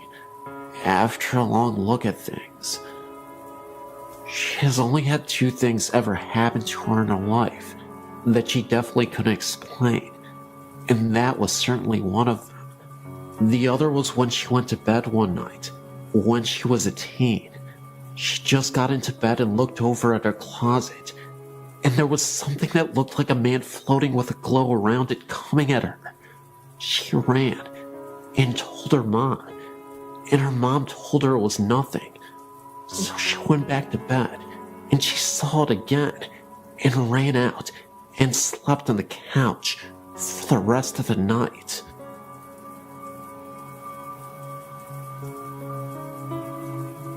I'm a clairvoyant, and I'm used to not being alone. The last house I lived in had a number of distinctive entities, and will only share a couple of my experiences with you now. There was a young girl, probably around 4 or 5, who was very prevalent around the time my son was 3. One night, I had a contact dream. Usually my dreams are surreal and nonsense, but when I contact someone, they're usually set in whatever house I'm in, and are more out-of-body experiences. I walked to the end of my hall and looked through the dining room into the kitchen, and there was a small girl with waist-length dark brown, not black, wavy hair. She had a flowered white nightgown on, and she was pushing buttons on the microwave. When I asked her why she was here, she quickly, and I mean quickly, like Japanese horror across the room in a blink quickly, came up to me. I crouched down, but I couldn't see her face, and somehow I knew she had been badly injured. Think gunshot wounds to the eyes and cheek, so I didn't want to see her face. I explained to her that she needed to move on and go into the light where her family was waiting, and then I walked back to my room with her following behind me. I woke up, then went back to sleep, and a while later my son woke me up, halfways anyway, enough to answer him and kinda remember. And he asked me to tell the girl that she was not his sister and to leave him alone. I told him to lay down in my bed and explained to her she was about 3 feet away, that I'm not her mother, and that she needed to move on, that it wasn't her house anymore. I thought that part was a dream when I woke up, until I realized my son was asleep beside me. The other very noticeable energy in my house was that of a woman who was very straight-laced and controlling. She would often sit on a window seat in my bedroom at night. My husband, who was a very skeptical man, would sit up in his sleep staring with closed eyes towards her and ask over and over, "Who is that? Who the heck is that?" Until I would tell him it's okay. Then he would lay back down. Well, this house was in Oklahoma, and every time there was a tornado weather outside, she would panic and really become agitated and very distracting to those who could sense her. So I'd have to calm her down and watch the storm. When my alarm clock didn't go off, she would bang loudly on the window in time for you to get to work. The only nice thing she would do. But when we were moving out, she really flipped, stirring up whatever else was there. So in the middle of the night, I would hear floor shakings and bangs from completely empty rooms. Tape would be peeled off boxes and placed across the room. Things would be removed from boxes overnight and put in different rooms, like books stacked in the middle of the kitchen after they were packed, and sounds of the TV coming on after it had been unplugged and wrapped in protective sheeting. All in all, it was not a very fun move, especially when I was alone the last 4 weeks of packing, and she kept opening the valve on my air mattress at 2 a.m. My new house is nice, but I keep hearing a little boy talk to me from a corner of my bedroom. Oh well, I guess.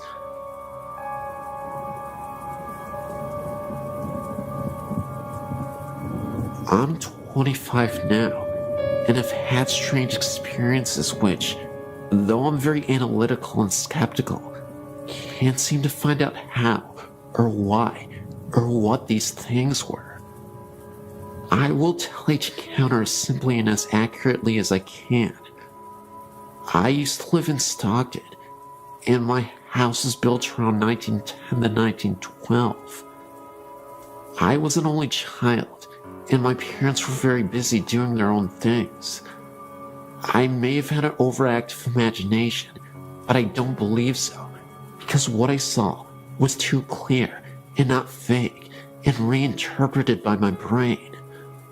The sliding redwood doors that separated our living room from the dining room began to shake before my eyes, as if it was locked and someone wanted in. I got up and walked around to the other side, thinking it was my cat, but I didn't see her paw, and she never shook the doors, just nudged them apart. I walked around to the other side of the doors to the kitchen. All the lights were off, and I saw no one. I felt very scared suddenly, and went to bed, closing my door. Another time I was laying in bed, and my mother was on her hands and knees sniffing the floor. A bathroom connected our rooms, and I assumed she had begun sniffing in the bathroom. I asked her what she was doing, and she replied, "Your father and I smelled rotten blood." I can't remember what happened first, but I saw a clear apparition in my living room as I tied my shoes. A man dressed in black with a top hat and coattails, had a cane with a black long beard, walked briskly through the living room, and disappeared. I had a dream that I pulled the back out of the carpets in my parents' bedroom and saw blood stains. I don't know if she was moving them. She denies it still to this day, but I know I wasn't moving them because I was determined to find the truth. The board told this story. A married couple named Mark and Melissa Twain lived in the house with a woman's sister. One day, in jealous outrage, she killed them both in the room with a shotgun. I thought it was very fishy the wife had my name, and the husband's name was Mark Twain. Like I said, my cousin says she didn't make the Ouija tell the story. I was under the house one day, bored and playing around, when I found a small handful of large blast bullet casings. Not as large as a shotgun casing bullet, I don't think. Other things have happened. I heard a knock on my door late at night. One huge knock, but I was too scared to open it. I told my father in the morning, and he got very angry and shouted at me that I was too stupid. I don't know why that angered him. I surmised the knock was from my dog changing lying positions on the porch. Once a baby bottle just sitting on the counter just seemed to be thrown in the floor. My father said it was because I stomped into the kitchen, perhaps. But the powerful way it fell, I doubted it. I was never able to tear my parents' carpet, or find any information on the house that could point me in any direction. Though I did get all the paperwork on who owned the house, and no name Twain ever owned the house. My aunt, who claims to be a psychic, came over to the house and said that several ghosts live here. That was something I didn't hear myself. Another family member told me that. The house, which was always a bit odd, had a stained glass window on the front, not very large. It was of a cross. Later in life, I was in high school, living with a friend. I was trying to go to sleep and heard someone say my name very clearly right next to my ear. I got up and asked my friend what he wanted. He was in my grandmother's room, which they shared. "I didn't call you," he said. The voice didn't sound like his voice. It had a lisp, as was very girlish sounding.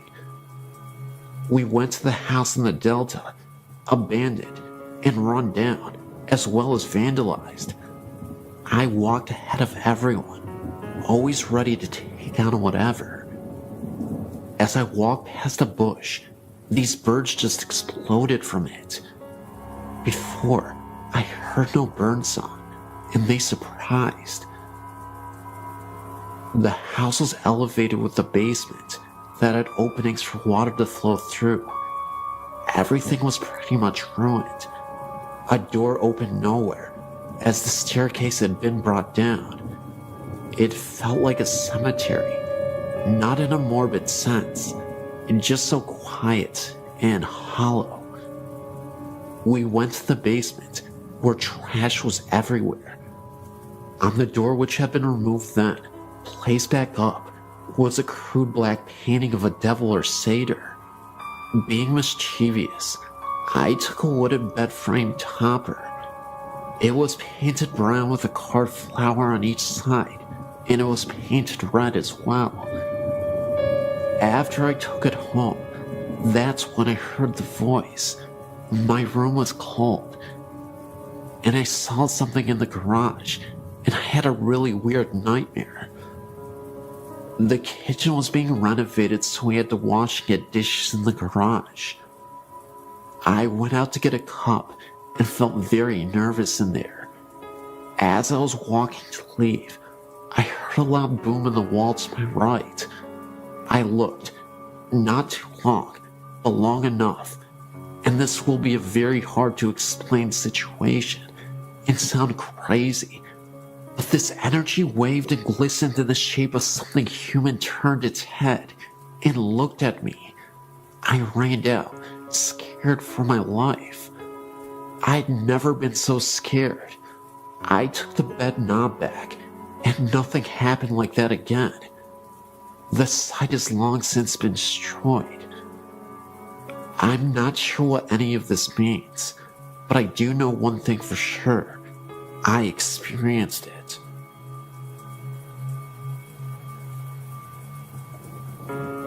Both of these accounts took place within the same week of each other, happening to my brother and I when we were on vacation in London. The Hyde Park Ghost. I was on vacation with my family in London for Thanksgiving, 2001.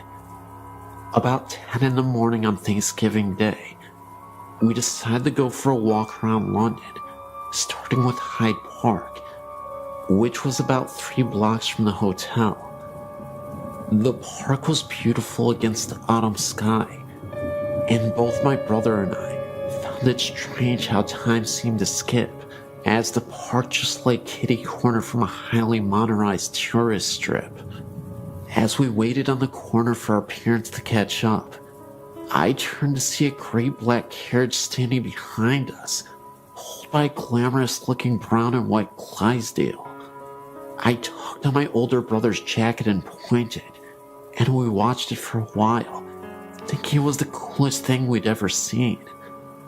Others in the park didn't take much notice of them at all, walking by in a hurry to get wherever they were going, or that's what we figured.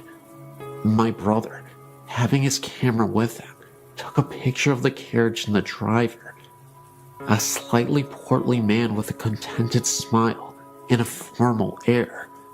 He looked at us as my brother snapped a picture, and I felt an unexplainable tingling. Shrugging it off as the autumn weather, I continued to watch the driver.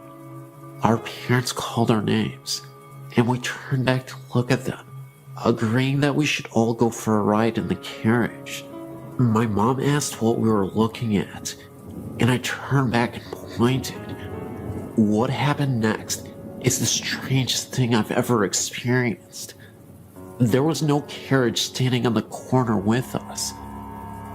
My brother just looked as puzzled, and we continued the search about the corner, thinking it must have driven off After we turned to look at my parents, the carriage, driver, and horse were nowhere in sight.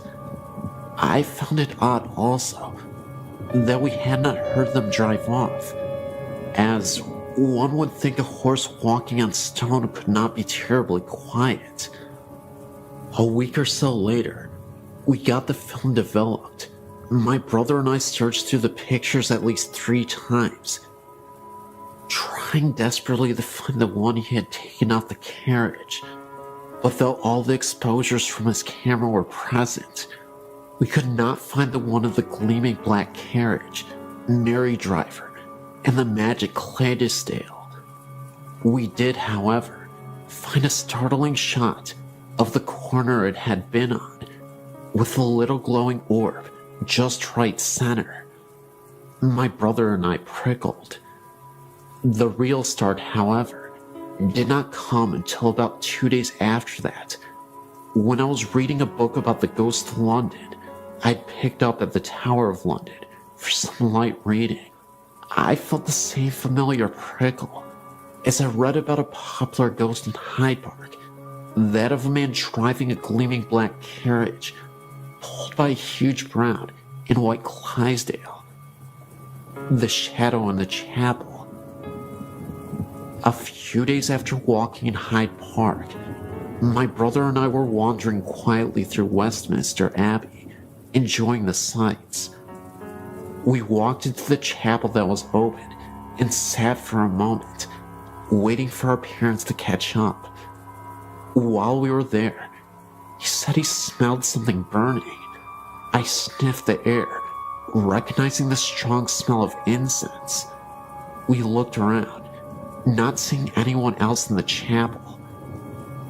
My brother poked his head out the door, and he looked around, informing me that no one was there, and no one was burning anything nearby. Thinking this was strange, but not terribly creepy, we hung around in the chapel a while longer, chatting quietly. Our conversation was broken, however, when we heard someone chanting from in front of the chapel. We jumped, thinking we were alone.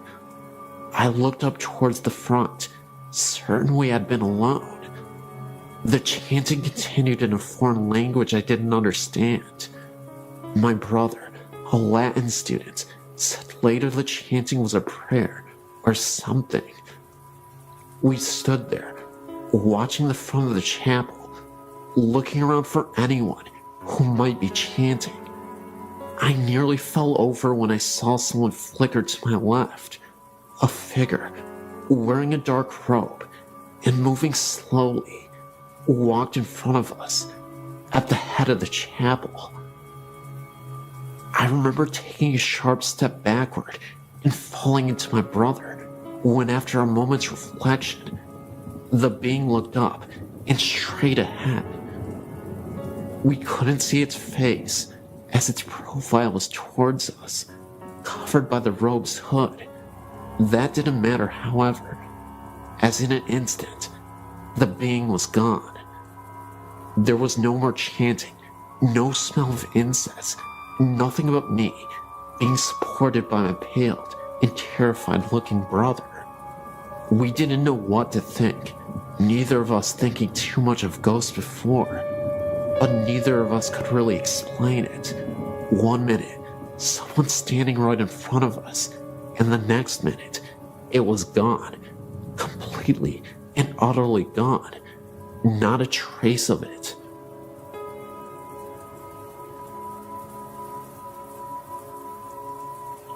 First story.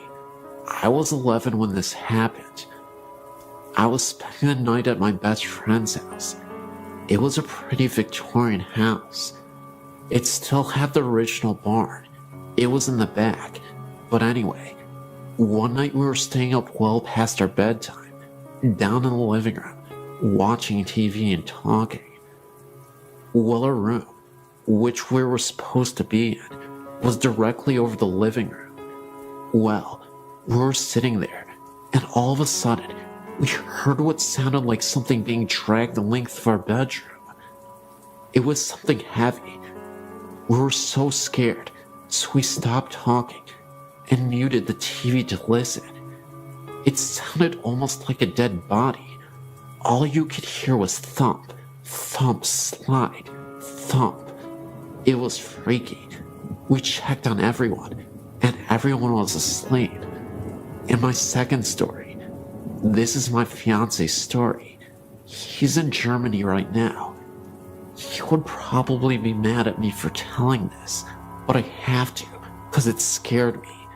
Anyway, he's not the type of guy to get scared very easily. He doesn't believe in ghosts. We live in a town called Tacoma. It's south of Seattle. Anyway, a poor town of Tacoma is Lakewood. In this town is an old insane asylum that was torn down about, guessing, 30 years ago, and then rebuilt across the street. Go figure. It's called Western State. My fiance and a couple of his friends went to the hospital for the fun of it. The ruins are still there. They were down in the basement, which also happens to be the boiler room. They were walking down there and came around a corner and saw a bunch of bugs and such. They figured a bum was staying down there. As they turned to leave, Dave is a pretty small guy, so he got pushed to the back. As he was about to leave himself out of the window, he felt someone tap him on his shoulder and heard someone whisper something to him. He figured it was the bum, so he turned around, but there was nothing there. He freaked out because it was a split second that he'd heard something and felt the tap. So he started screaming for his friends to come and get him. His friends had to pull him out of the window because he was freaking out the whole time. A third story.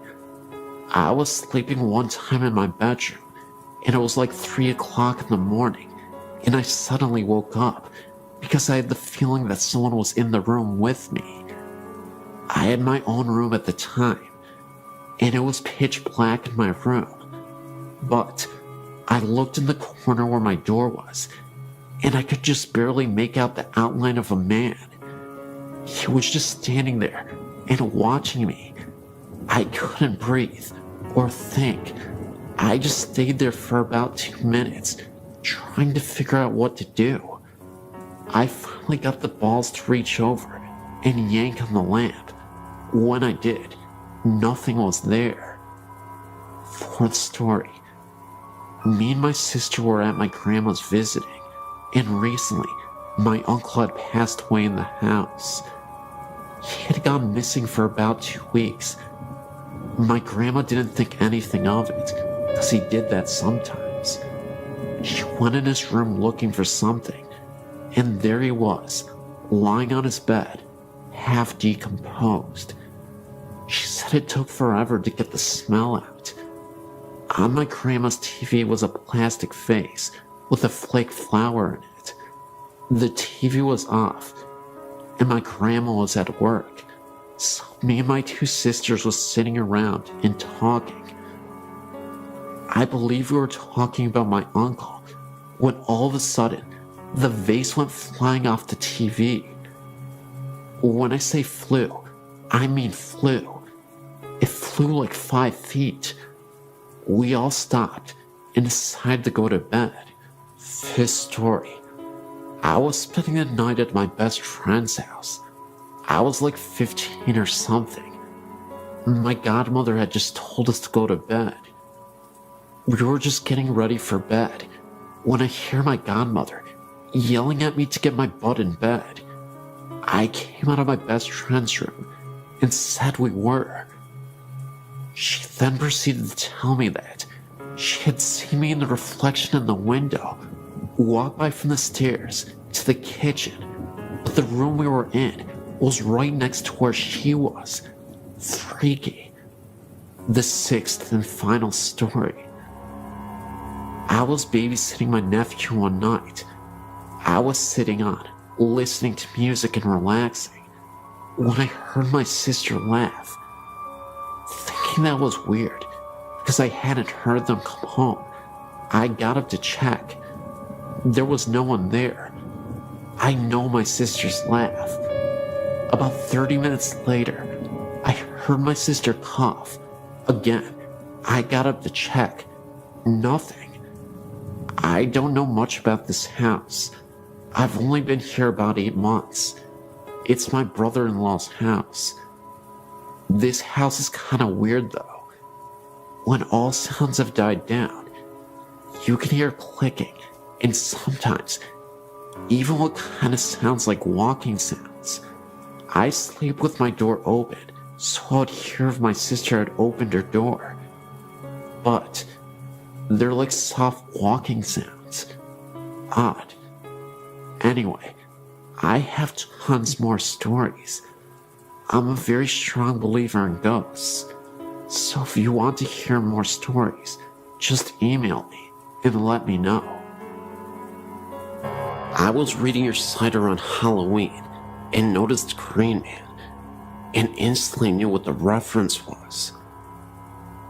I had heard this story dozens of times by my dad who visited Raymond. Then, I realized the legend was not correct. The legend states that late at night, you could witness a ghost wandering around the tunnels and bridges around town. There have been numerous reports over the years of a man with a green face walking after hours. He is known as the Green Man. This is because when people have seen this figure, the apparition has a terrifying green face as he floats by the local tunnels and bridges of the area. The real version is extremely depressing, but the real version in the least. The horrible accident occurred in Evans City. Raymond, unsure of the last name, and his older brother were flying a kite near some electrical wires next to a tree. The kite got stuck, and Raymond followed his brother up the tree to retrieve it. When Raymond's brother grabbed the kite, both brothers got electrocuted. Raymond's brother was killed, and Raymond was severely burned. He was extremely disfigured, and it was extremely hard for him to walk because of the accident. The residents of Evans City collected nearly $30,000 for the boy for his care. His older sister and her boyfriend ran off with the money, leaving Raymond without the money he needed to get well. From then on, the townspeople took him under their wing and took care of him the best they could, but without the funds to do it. My dad's grandmother, who lived in Suiki, told my dad and his brothers and sisters the story of the Green Man when they went to visit her. Raymond, now an adult, walks down the road to and from the tunnel every night. The sun would hurt his eyes, since it only had a thin sheath of skin to cover them, so he did not go out in the daylight. He could barely walk, but did so every night regardless. People from all over came to bring him money, gum, and cigarettes, even while he was on his nightly walks to the tunnel and back home. The Green Man came from the color his skin looked when the headlights would hit him. He had been charred so badly, he was gray, so the headlights actually made him look a greenish-gray color. Unfortunately, my dad couldn't confirm this because he is colorblind. Raymond had a hole for a mouth, no nose except for a hole, and holes for ears. My great-grandpa and my Uncle Carl, then a teen, got out and handed Raymond a pack of Lucky Strikes and a pack of gum. Raymond talked to them for a bit, though you could barely understand what Raymond was saying. Behind my great-grandma's car were many more cars, waiting to see Raymond, as there were more every night. At this point, Raymond was a bit of a celebrity. Raymond was watched by the town and the police, and he never had any trouble with the visitors. My family left, and the next car pulled up to visit. My dad recalls hearing of Raymond's passing some years later. Must have been about 1985. The interesting aspect of the story is that years after Raymond's demise, I've had friends who have passed by the tunnels and have noticed gray mists, orbs, and other strange phenomena. Whether they witnessed phenomena near the very same tunnels that Raymond used to frequent. One of my friends is a non-believer and a true skeptic of the paranormal, and he had experience where he saw the Green Man years after his death. Just like the story, he shined his headlights as he was driving through the tunnel and nearly wrecked his car. He thought that he had saw a man wandering around who appeared to have a green face. He appeared so quickly that my friend had little time to react. His car came to a complete halt, but there was nobody in sight. Whether Raymond haunts the road and tunnel, I don't know. However, I'd like to believe that the legend is now true, after the experiences that my friends have had. A little ironic, but fascinating, nevertheless. These experiences all occurred at my grandmother's house, which is called Gwynmick Manor. Although the house isn't very big, it's around 200 years old. All my dad's family have lived there, and my grandmother now lives there alone. There have been many different events, things such as footsteps, dogs barking at something unseen, and the shower being turned on and off, or just a few minor things. One time, my uncle fell asleep in the kitchen at night, and the door he was sleeping next to was flung open, waking him up, even though there was no draft, and it was an airless night. The same uncle also had experiences as a young child.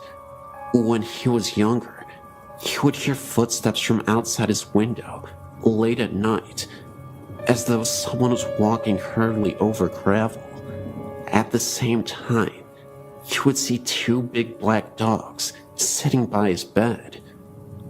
Another time, my grandma was walking upstairs with some laundry when she dropped something and bent down to pick it up. As she was retrieving it, she saw a pair of shoes on the steps in front of her, as real as a human's. She looked up and saw a long skirt and the start of a shirt, and then the figure disappeared. My grandma swears to this day that the story is true, and says although she didn't feel threatened, she certainly wonders who this woman is. There was no one else in the house at the time, and the stairs are curved, so if someone had walked down them, you would have seen. Most recently, my sister and I were in the corridor opposite the dining room, which is locked when it's not in use. There is a key on the outside of the door. We were standing there talking when the key started to move, as if someone was trying to get out from inside. We thought maybe someone was in there at first, but then we remembered that the key had been moving from our side of the door. Most recently, we were sitting on the lawn whilst my dad and uncle played badminton on the court behind us. The garden is raised almost on a hilltop, with steps leading up to it, so the grass we were sitting on was in line with the upstairs bedroom window, if that makes sense. We were facing the window, talking, and looking in at my grandmother's two dogs, who could have been sitting on her bed. My grandma had gone out shopping and had left her dog shut in her bedroom. First, we saw one of the dogs start barking urgently at something in the far corner, which was out of sight from us. This continued, and the dog then jumped onto the bed again and started barking directly at us. We thought this was strange, but what happened next couldn't be explained. A white mist, almost in the form of a hand, passed over the dog's head, as though it were stroking her. She then stopped barking. We both looked at each other in horror, knowing that we both had seen the same thing. There was no sunlight that could have reflected through the windows, and I honestly can't think of another explanation for the hand we had seen. I still feel scared when I go into the house.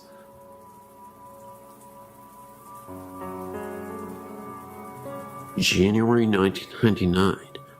I'd been working for an American company in Evesham in the UK. The company was based in a small industrial estate called Briar Close End East. On the edge of this estate is a small pub called the Oddfellow Arms.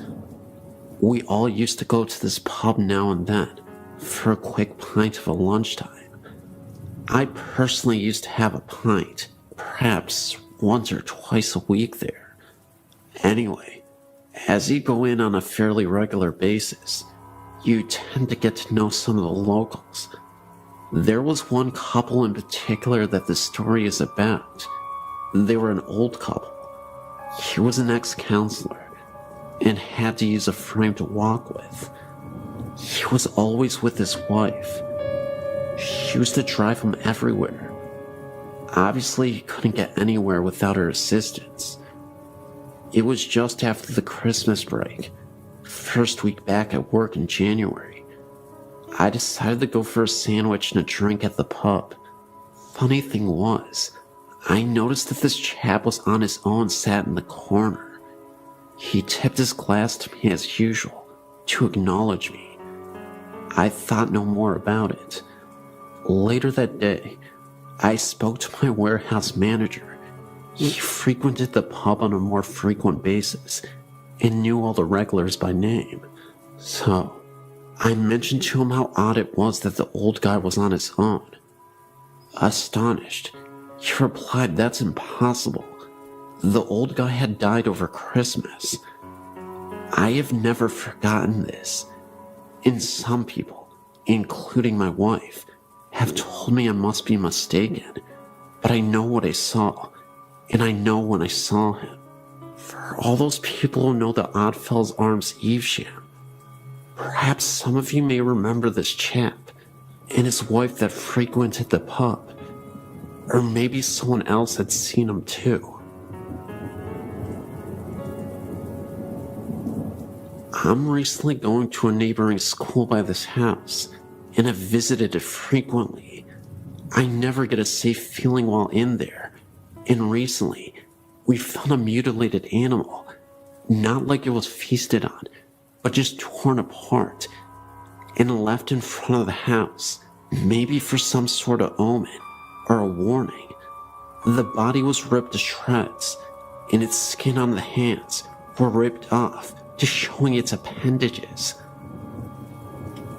Later, we found the skull of the animal adjacent to it, and we noticed the jaw was removed, but the skull itself was in a very clean fashion. No blood, or guts, or any kind of fluids, not even dirt marks. The skull almost looked like it had been washed. That not being the strangest thing, I have a friend of mine who is a female who is as well as extremely interested in the paranormal, and she has recently gone to the house, and the first encounter dealt with her and her best friend going into the house and just walking around. The problem was that they did not even get to enter into the house. Right before stepping on the yard, the house is surrounded by large bushes. They heard a sound coming from one. Other times that I've been with her, we swore we heard footsteps beside us in the bushes, as if being watched. Her best friend saw a shadow and became very frightened and began to flee. My friend was not as scared and refused, and her being the determined person that she is, continued to go forth. The sound was continuing this whole time. Her friend left sprinting, and so just to be a good friend, she decided to go catch up. She was not running so fast, and in her light jog, she turned around and noticed a woman with bright blonde hair this being the only thing sticking out, chasing after them, and even got off the yard and continued in the pursuit. When seeing this, my friend began to run even faster and eventually ran to the church where they parked their car. She called me while this was happening, I guess to help us believe, and also, she knew I was very interested, and I could hear the fear in her voice. When she returned, she told us the story, and one of the girls who was a local asked about what she had saw, and when she said the thing chasing them had long blonde hair, the local freaked and admitted that the woman who was murdered did in fact have long blonde hair. This scared and excited all of us because my friend who was chased had no idea how the woman looked or anything of that sort. Not being enough for us, we decided to go back with another group of kids who swear they know much about demons. We weren't allowed to go on because the demon group refused to get on because they swore they could just feel the evil.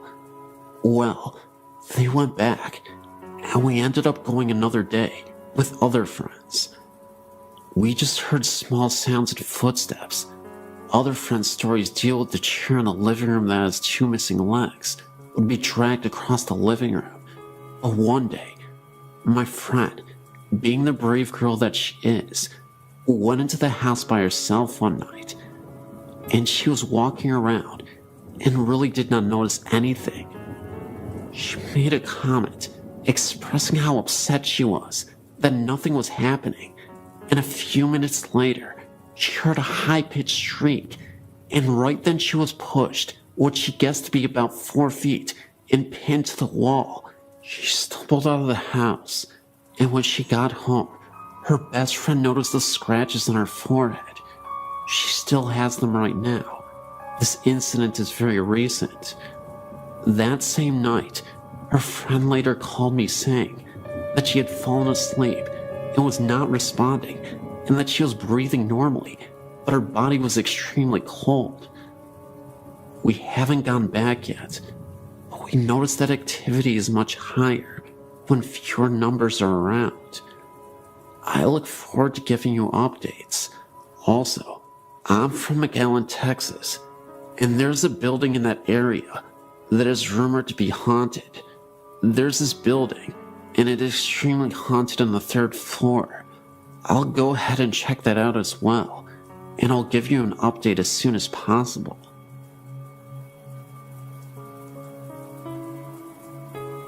My name is Andrew Pierce, and I'm a local ghost hunter here in Warwick, Rhode Island. Having experience in paranormal investigation helps every time I tell my story, because living with ghosts and experiencing ghosts are two different things for me. I moved into my home 15 years ago, at the age of 6. The first night in my new house, I slept in what is now my mother's room, and before waking that night, I had nightmares of bloody murder, massacres, and deadly beatings. At the time I was just scared, but now, after researching, I've come to the conclusion that this was a ghostly encounter. Between the ages of 7 and 10, I suffered 4 experiences in my dreams where strange people would walk around in my house. The only problem is that they weren't living, and in each of these dreams, they were foreshadowings of what are now actual hauntings. The area with the most activity is my basement, which has been finished and where several phenomena have occurred. The first came when I was 12. I was headed upstairs from my computer room when I saw a figure out of the corner of my eye. When I turned around, it was a little girl huddled in the corner and looking at me. She was dressed in 18th century garb and looked like she had just left church or some sort of social gathering. She has never been seen again, but she has been felt throughout the house, and even experienced once by someone who had never been in my house before. This occurred when a friend of mine was sleeping downstairs, waiting for us to get back from a run to CVS. She was asleep on the couch when a ghostly armor hand touched her arm and then proceeded to knock over a couple of items on the table. When she had informed me of this, I knew it was the girl. Another haunting would be in my mother's room, where, if you are alone upstairs and my dog is not around, a growling sound comes from her room. It is entirely inexplicable, but I have a feeling an angry ghost lives in there, but cannot gather enough energy to support anything other than making sounds and haunting dreams. Shortly after my neighbor died, he built the house for his children and loved my family very much. Most of the hauntings disappeared, and a sense of comfortability ran through the house. Everything was at normal temperature, and there was no more dreaded sense of being followed or even watched. This has comforted me greatly, but it only lasted for a short time. Since that time, several newer and less aggressive ghosts have entered the house, and they are seemingly very friendly with my dog. Where he used to bark at them, he is now okay with them and can even be seen playing with them. This was witnessed when I saw him playing with his ball alone, but then noticed that the ball was rolling to him on its own. He would bring it back, and it would only roll once more. Also, this same ghost apparently hates breakfast because it disturbed us one time by knocking over a bunch of papers on the counter and spinning the trash can lid violently. No explainable cause was determined, as it was the middle of winter and no windows were open, and we don't have a fan in our kitchen area. Another ghost prefers to walk around the foyer and up and down the stairs, but never seems to go past the hallways. That's really all that happens, but I wanted to report these since they are the only real, vivid ghost experiences I could ever recall. Thank you.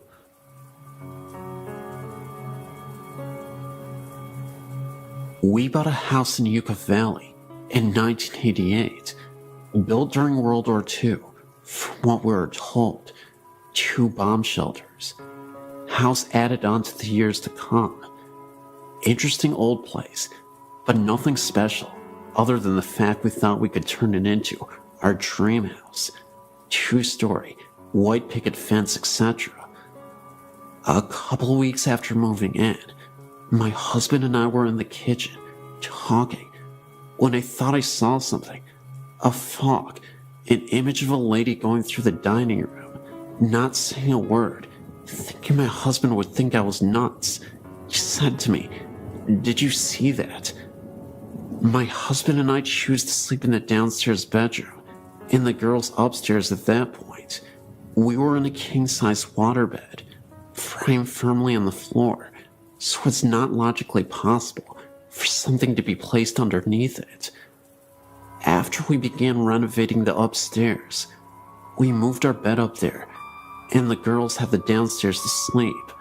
Full-size beds, sitting on regular bed frames. There was nothing on the floor when we moved our bed out. A few weeks later, one of my daughters informed us that something was under her bed. My husband investigated and found a black and white photo as well as some silk scarves. We called the former owner to ask if he knew who or what it might be.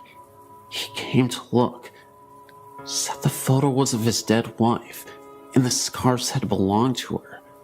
A few months later, my husband found a painted portrait of a young man in his workshop. Again, called the former owner. He said it was of his dead son. A year or so later, one of my daughters saw the same image, the fog, image of a lady.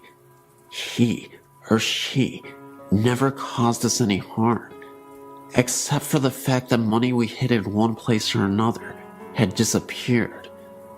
After living there a while, we met the neighbors. They informed us former owner's wife had died from cancer in the bedroom photo, and scarves were found. His son, portrait found, had offed himself at the Yucca Valley Inn.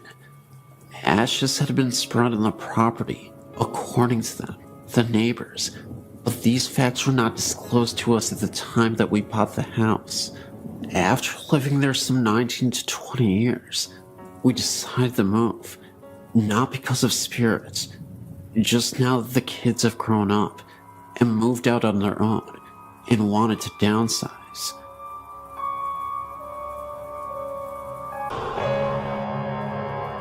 I used to live at the House of 1,000 Stairs in Redlands, California. I lived there for about 10 years off and on with my godparents. They lived there full time. I came on the weekends and during the summer. This place is very active at night. My godsister and I would see the spirits of ghostly nuns walking down the stairs. They would stop to ring the bells in the bell towers and then evaporate into a mist. After a while, we removed the bell that connected to the stairs. There were other spirits as well. Some were pleasant, while other spirits we believed were demons. I think the scariest experience we had was one night when I was sleeping in one of the rooms. I woke up to seeing multiple green lights floating aimlessly around me before disappearing. They had to have been orbs. I remember there was a closet which was slightly open. When I looked at the closet, I noticed the head of a figure peeking out with red eyes. If you've seen the famous Amityville horror picture, that's how it looked to me, except with red eyes, of course. There are tunnels that run under the property, and rooms as well, all made out of dirt. Some of the rooms' doors have been covered over with dirt and rocks, so that you cannot get in.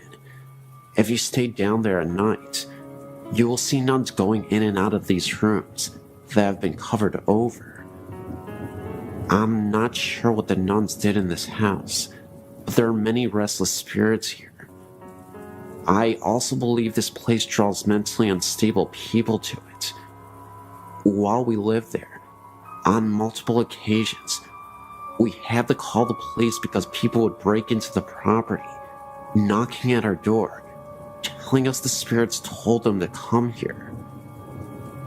There are so many stories I could tell you, but it's a very unusual place after a while.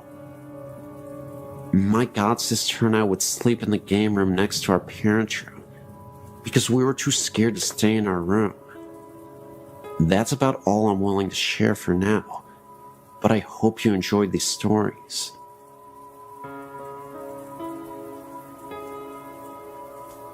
I know that most high schools claim to be haunted, but my old alma mater has everything from restless Indian spirits, students that died on campus, as well as the spirits of some priest that passed away at the campus. Its name is Bishop Olney High School. It's located immediately next to the San Fernando Mission Cemetery, and is directly across the street from Eden Memorial Park, a cemetery for Jewish believers. To make this easier, I will list the different stories I've heard and my own limited encounters. 1. Our school's built on what used to be an old orange grove. It was also used as a burial ground for Native Americans who built the mission. Several different faculty members have heard the sounds of an old woman crying right inside our alumni hall, and one claiming to have seen her pacing back and forth. I myself went there late with 3 friends one night in an attempt to see if we could prove anything for ourselves. We heard the same crying noises and saw a brief glimpse of a black silhouette through the all-glass walls of the building. Other faculty members have claimed to see an Indian chief in full ceremonial garb near the school's chapel and the hallways behind it. 3. Members of the water polo, swimming team, and marching band have heard a young boy crying from the old archives archives, located underneath the buildings on the west side of campus. The water polo and swimming teams used to use the old showers that were built for the priests when the school was a seminary, and the band used to store its equipment in spare rooms down there. One story of an eyewitness who saw the spirit is one of the creepiest our school has. A few of the girls on the swim team went down to the showers after practice and found all the shower heads on and a little boy standing in the middle of the room. The boy didn't respond to any attempts at conversation.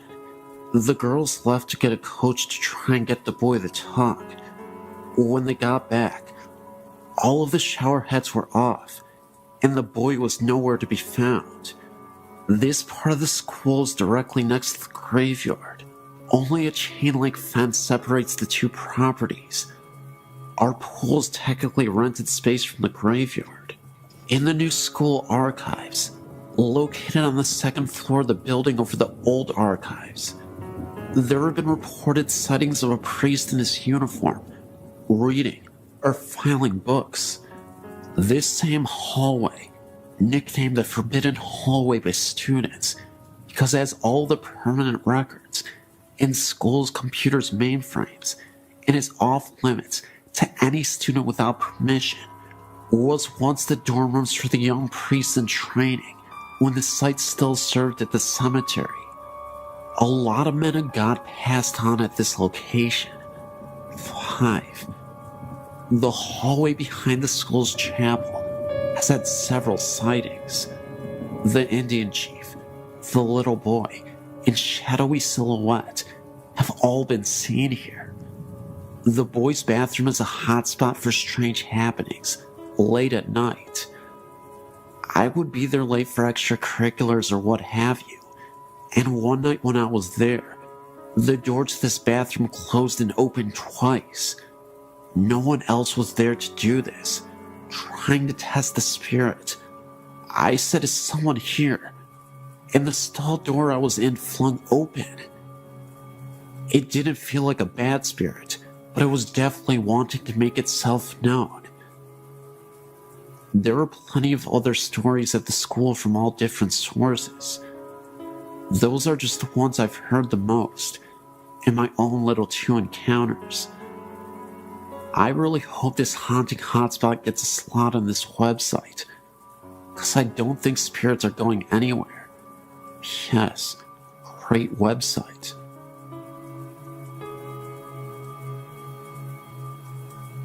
When I was a little girl, about 4 or 5 years old, I remember this clearly as if it happened yesterday.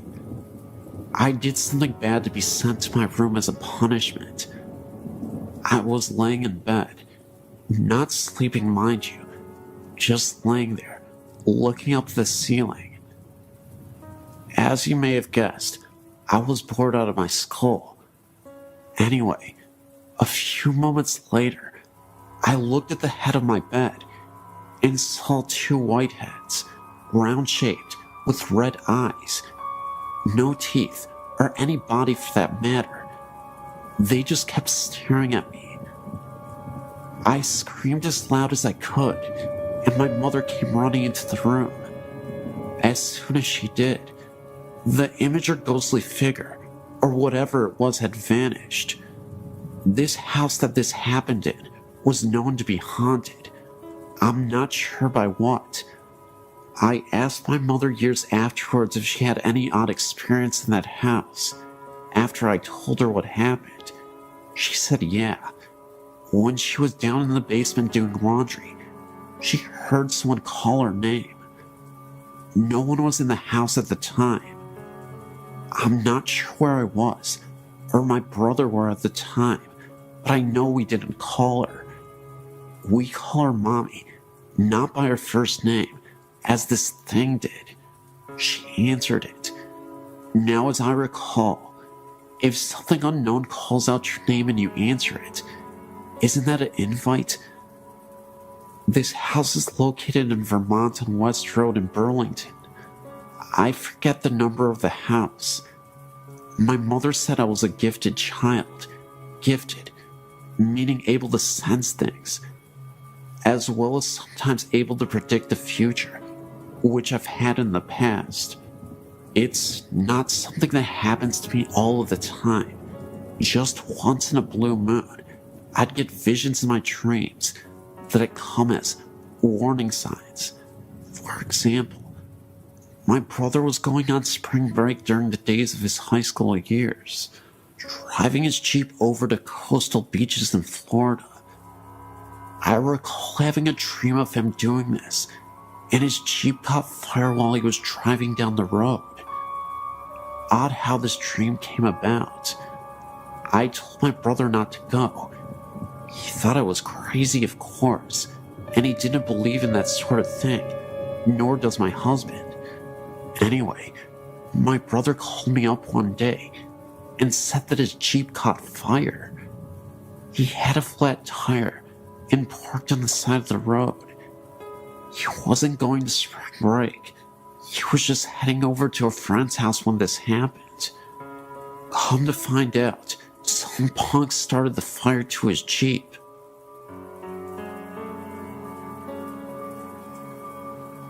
In 1977, my friend and I were driving on Old Pleasanton Road during the night. We were heading south when we came upon a woman wearing a black wedding dress. All she was doing was standing there, not moving an inch. We decided to pull over to see if she needed assistance, but didn't go too close, in case it could have been an ambush. No response from the woman. We didn't see that she had a vehicle anywhere around. It was beyond sketch, so we ended up not helping the woman out and continued to drive down the road. As we were driving down the road, we could have sworn we saw the lady through my rearview mirror. She was following us. The only difference was, she was not walking. She was floating towards us. This was after we had driven a mile from where we originally saw her, and there was no way she could have caught up with us in time. Within seconds, the lady disappeared, and she was nowhere in sight. We had to stop the car on the side of the road to gather ourselves, because it almost felt like something out of a movie. When I got home, I told my grandma what happened to us, and she was stunned just like I was. A week after this incident, around the same time period, I received a phone call that my friend was found murdered with a knife through his heart at the same location where we spotted the lady a week ago. My grandma told me that it could have been death coming for him. I still tremble at the thought of reliving all that happened that dark night in 1977.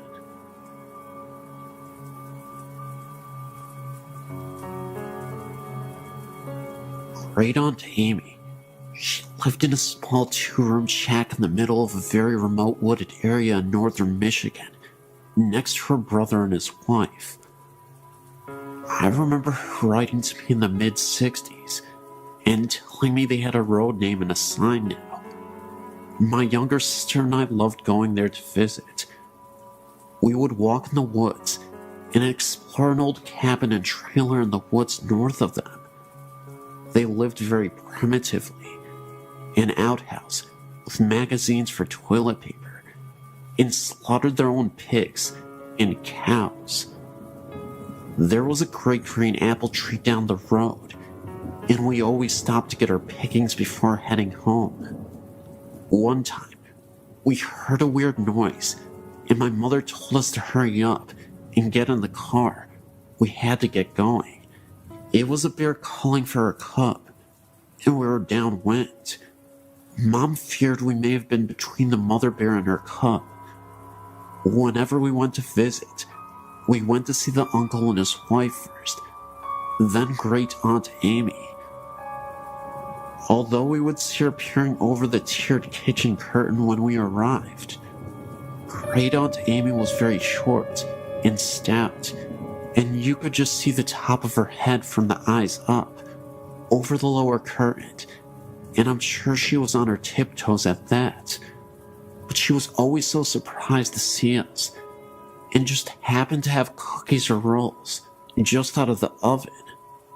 The day of her funeral, the late 1970s, my sister Kathy and I got out of the back seat of the car on opposite sides.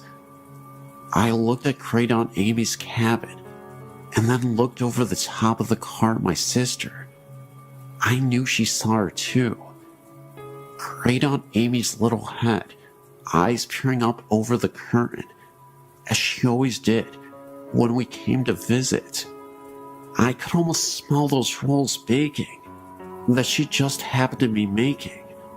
Recently, my sister and I took a random trip to the area and went by to see the little old cabin again. But this time, it was gone. A new home stood just to the east of its location. I was very disappointed. My sister turned to me and said, "That's alright. She's still there. Can you feel her?" I could.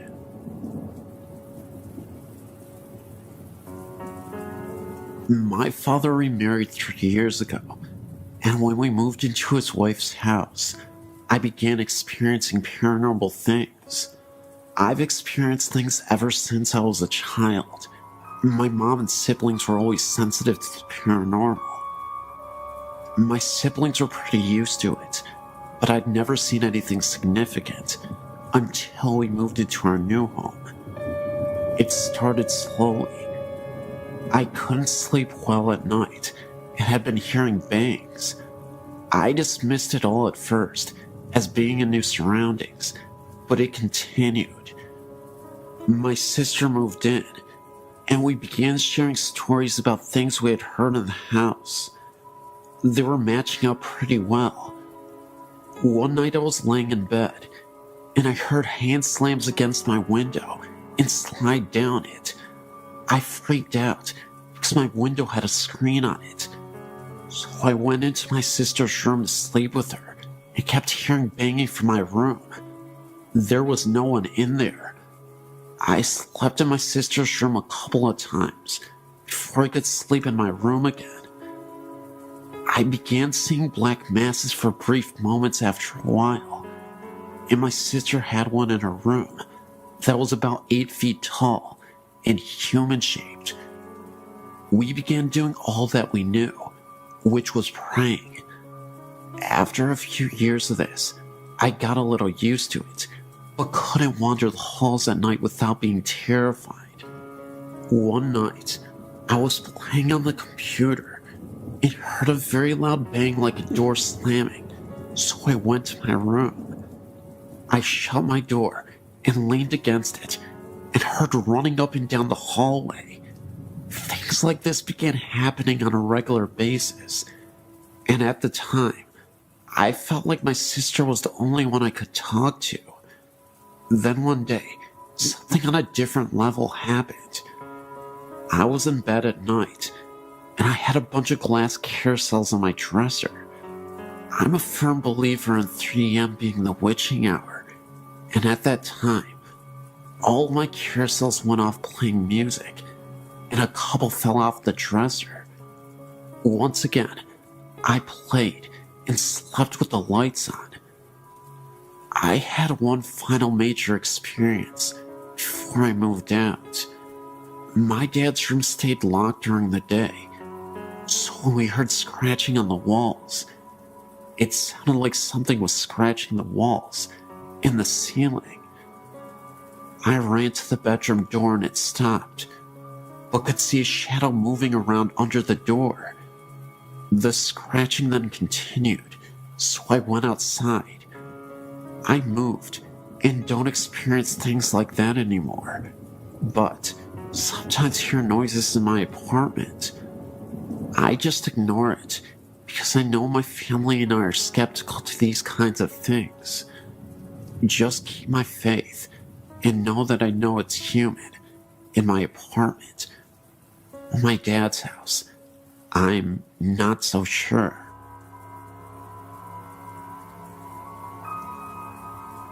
This happened to my mother's uncle in the 50s.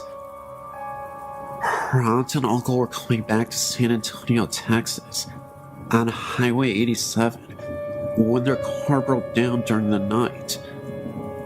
Uncle Steve went walking during the midnight hour to get help before he told my aunt to lock all the doors. She did just that. About 3 a.m., 3 men in a car stopped to help her. They told her that they would help her, but she told them that her husband had gone to get help, and he might be coming back. So, the men told her that they will leave, and they were going to leave her some food in a brown paper bag, which they left on the hood of her car. Hours after she thought about the food in the bag, but she was too scared to get out of the car. Soon, a highway trooper arrived. She told them that her car broke, and her husband had gone and never returned. The trooper asked her if she had seen a few gentlemen in a '57 Chevy. She told him about the 3 men that stopped, and before he left, he asked her about the bag on the hood of the car. She told him that the men left her some food in case she would get hungry. The officer grabbed the bag and peeked in it, and out of the bag, her husband's head came out. She has not been the same ever since then. I live in a small town in Kansas. I've lived in several houses in this town, and in just about each house have had strange experiences. The first I can recall was in a small farmhouse in the country. My sister and I shared a room and had bunk beds.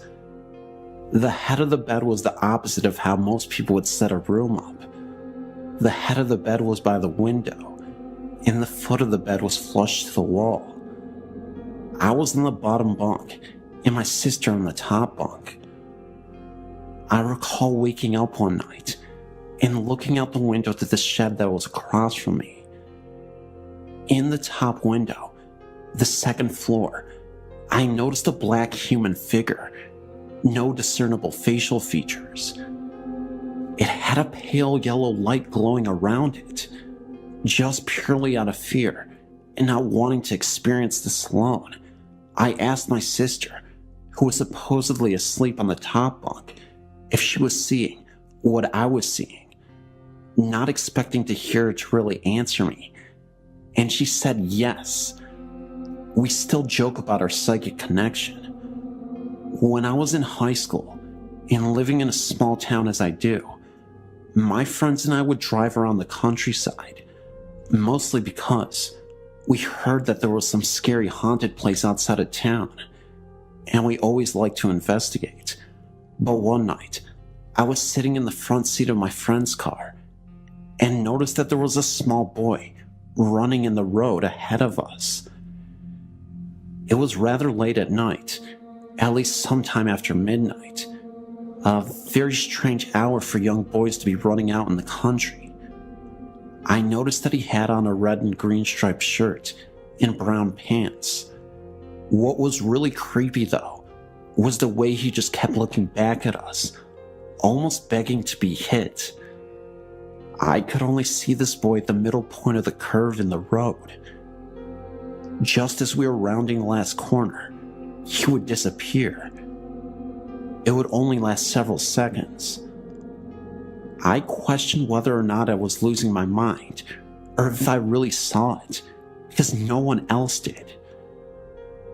Another story I have was when I bought the house I live in now, still the same town. I'd fallen asleep on the floor in my living room. My dog was sleeping next to me. I'm not even sure what exactly woke me up, but when I looked towards my bedroom, I could see a small girl in a white nightgown. She had blonde hair, and next to her was a white cat. I could see through them.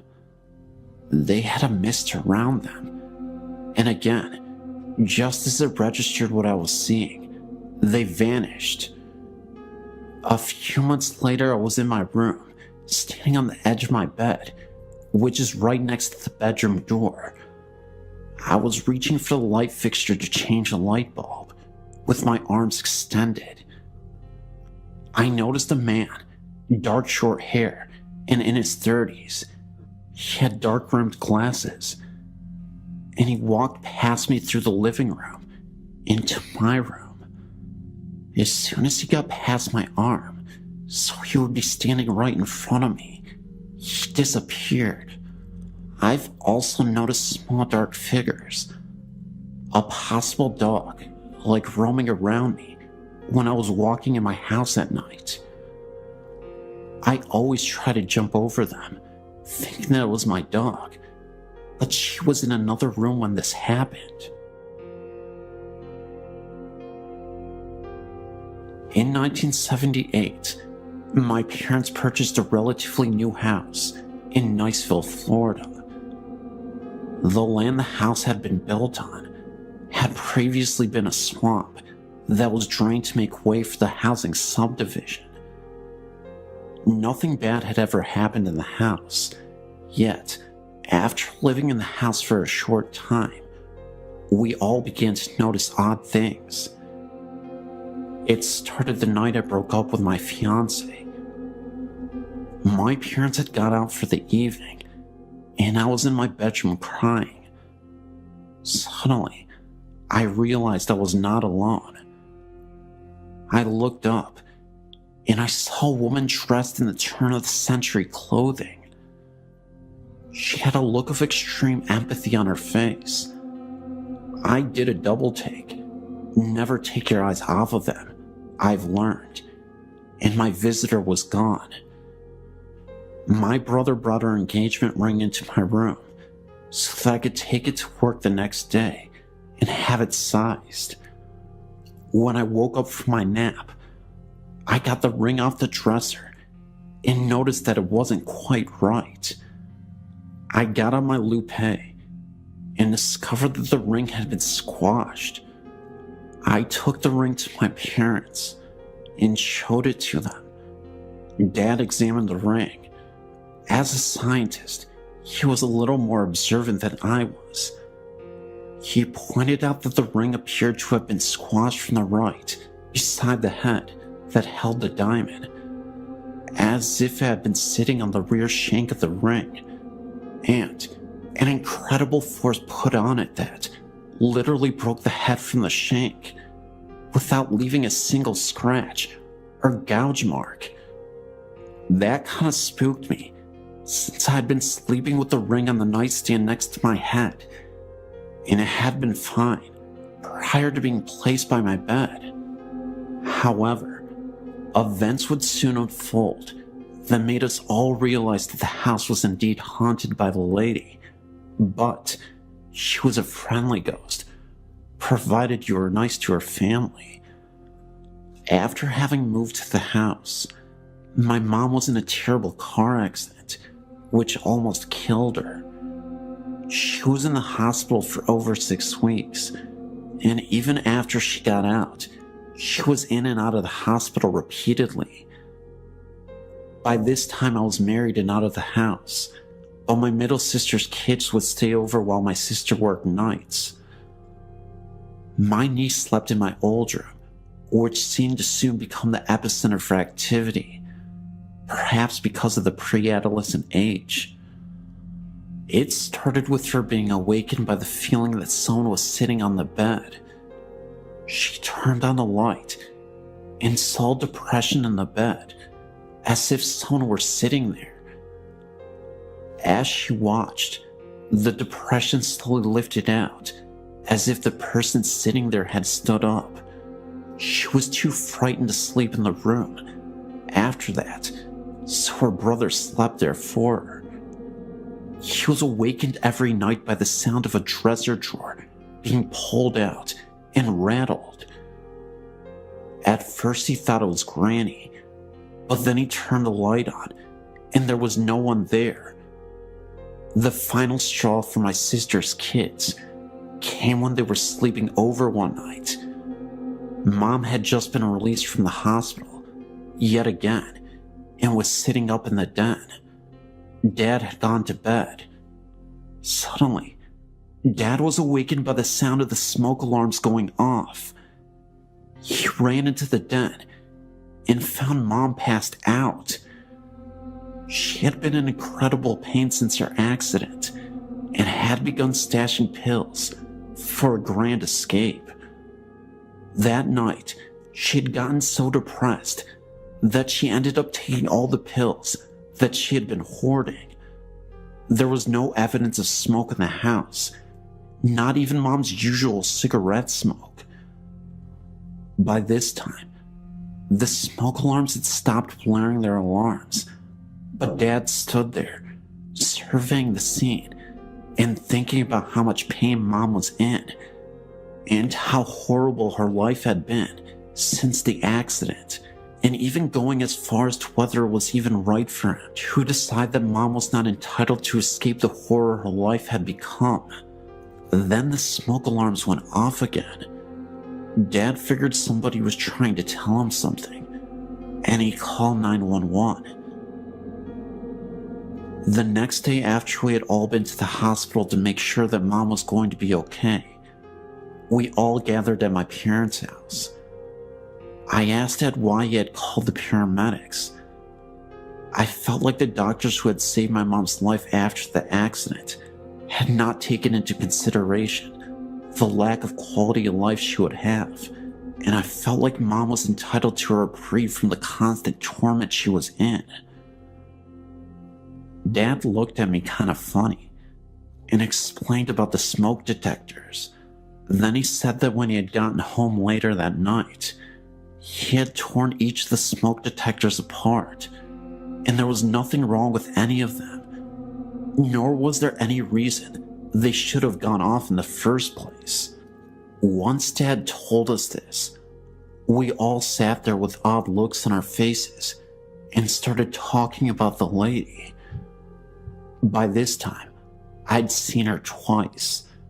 My older sister had seen her once, and my skeptical scientist dad even admitted to having seen her. We began comparing notes and found us finishing each other's stories and descriptions. We had all seen the same lady dressed in the same clothing, and none of us had mentioned it to the others for fear of being ridiculed. As time went by, the lady continued to watch over her family. After my dad's death in 1998, my then husband and I were in the den of the house after we had cleaned out the possessions and cleaned the house up. I'd left a book on the counter, and X went back to get it. Our marriage was on the rocks, and he was becoming increasingly abusive to me. Something that the lady didn't seem to care for. He had always laughed at our family ghost stories, up till the day. But when he went back in the house to get my book, he came out of the house shaking and white. He had felt a cold hand brush across his face. Then, when he didn't leave fast enough, he felt the same cold hand pushing him in the back, propelling him to the door. The lady was trying to tell him that she did not appreciate the way she was treating one of her kids, nor was he welcome in her home. After that, the lady began dropping by my house. I always knew she was around because the stove timer would go off for no reason and the dresser drawers would rattle. After I left the abusive hubby and moved to the Midwest, the lady would come by and visit me there from time to time, always setting off the timer on the stove, rattling drawers, playing tricks with the blinds, anything she could do to let me know she was keeping an eye out for me. I realized that this is unusual for ghosts to leave their primary residence and to actually follow people from home to home, but I talked to some friends who all felt like the lady was probably a female ancestor who had died in childbirth, so she felt responsible for looking out for her family. After going through the family archives, we found a photo of my great-grandmother. She had died of appendicitis When she was pregnant, the baby also died. The woman in the photo looked like the lady. My sister is now living in the house. When she first moved in, she put some pots in the cabinet, then went to the bathroom for a minute. When she came back out, the pots were sitting on the floor. Earrings and rings that had been lost for years, some in different houses that we lived in, suddenly appeared on the cabinet or in my sister's jewelry box. Unseen hands frequently pull back the curtains to look outside, and my sister's dog loves to romp and play with the unseen visitor. I could go on and on about all the poltergeist activity, some that seemed to be coming from the lady, others that seemed to be coming from my deceased dad. From fax machines that go off when they aren't plugged in, my deceased dad's voice calling me to wake me up when the gas fireplace developed a leak, even luggage being set on its end. Weird stuff just follows my sister and I around. Just 2 nights ago, while laying in bed, I was awakened by the bed shaking. I sat up and looked around and found my husband sound asleep and the door securely closed against kitty visitors. I laid back down and snuggled up to my hubby, thinking that he just had a chronic jerk that shook the bed when it suddenly hit again. The whole bed kind of went womp, as if a 20-pound weight had been dropped on it. This time, I knew that there were no cats in the room, and since I'd been snuggled up to my hubby, I knew he had not jerked in his sleep. It's nice having your own guardian spirit to watch over you, but it can really interfere with your sleeping. I know that some people think that we're all nuts, or engaging in what shrinks call magical thinking, but every time I start to question my own sanity, I get another visit. It should be interesting when we move to my dad's hometown this spring. I imagine the visits will become a regular thing.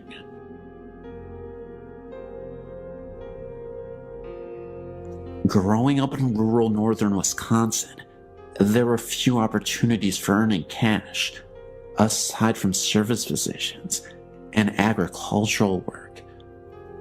Coming from a farm family myself, as a youth, I would hire myself out to farmers to help with the work on their respective farms, mostly crops and dairy cattle. If you never have this experience, it may come as a surprise that these farms are usually isolated and could be quite unfriendly, creepy, and sometimes dangerous. Physical injuries like losing an eye or a limb or even a life are not uncommon. This is the setting for my story. One January, I was a hired boy at a dairy farm owned by an elderly couple with whom I was acquainted with through our parish church. The farmer's house was heated by a wood furnace in the basement, where I was lodged, and among my other jobs, I had to bring in the wood and tend the fire. One day, while carrying wood down the steps, I felt pushed, which caused me to slip and fall down the stairs, landing on the concrete floor, which knocked me out temporarily. I must have been out only a minute or two, as I woke in pain and found the wood scattered all over. The farmer was very stern, and I feared how he would react to a mess and me not being busy with the work to which I had been assigned. When he did see me, he asked where I'd been and what I had been doing, and so I explained it to him. As I suspected, he was cross with me. Later that night, over supper, he told me a story which made me rethink my staying there. He related that some time ago, his wife, although a Catholic like me, had been dabbling in the occult Things like divination, astrology, cards, etc. Odd things began happening around the farm, and it was no longer prospering. He told me that the last straw had been when he awoke to find her levitating above their bed in the middle of the night. They decided to call the parish priest. The priest, whom I will call Father X in the story, was a mature, spiritual, and virtuous man whom I knew and respected. His brother was likewise a priest and an exorcist. The couple explained what was happening on their farm and house. Father X had to get rid of the occult books and the paraphernalia, and after hearing their confession and absolving them, offered to bless and cleanse the house with a kind of minor exorcism. Before getting out his handbook of rituals and his stolen holy water, he had them close and lock the doors and windows for some reason.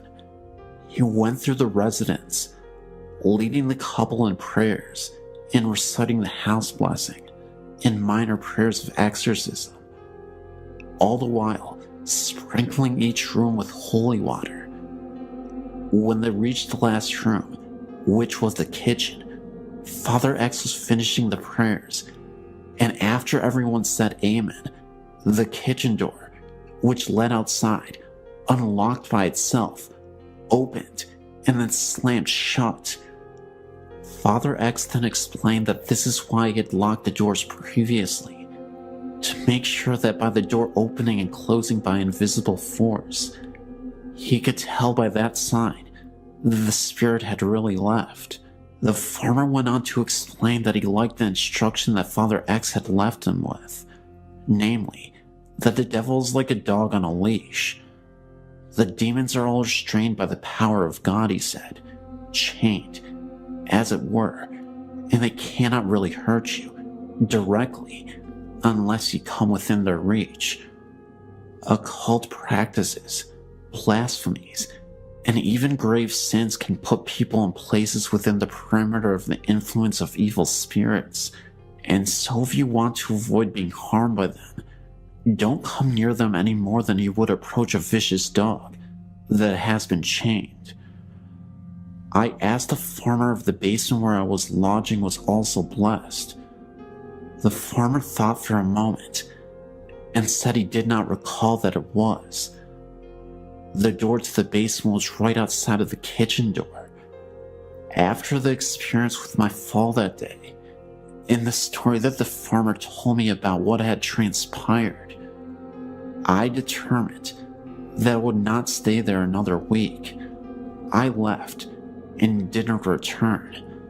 I didn't explain why, except to say that I wanted to be closer to the parish church and I wanted to go to daily mass. I did not have my own transportation at that time, except my bicycle. The farmer was unhappy that I left, as I was hardworking and well-behaved, but for me, there were plenty of other farms where I could work that did not have such problems.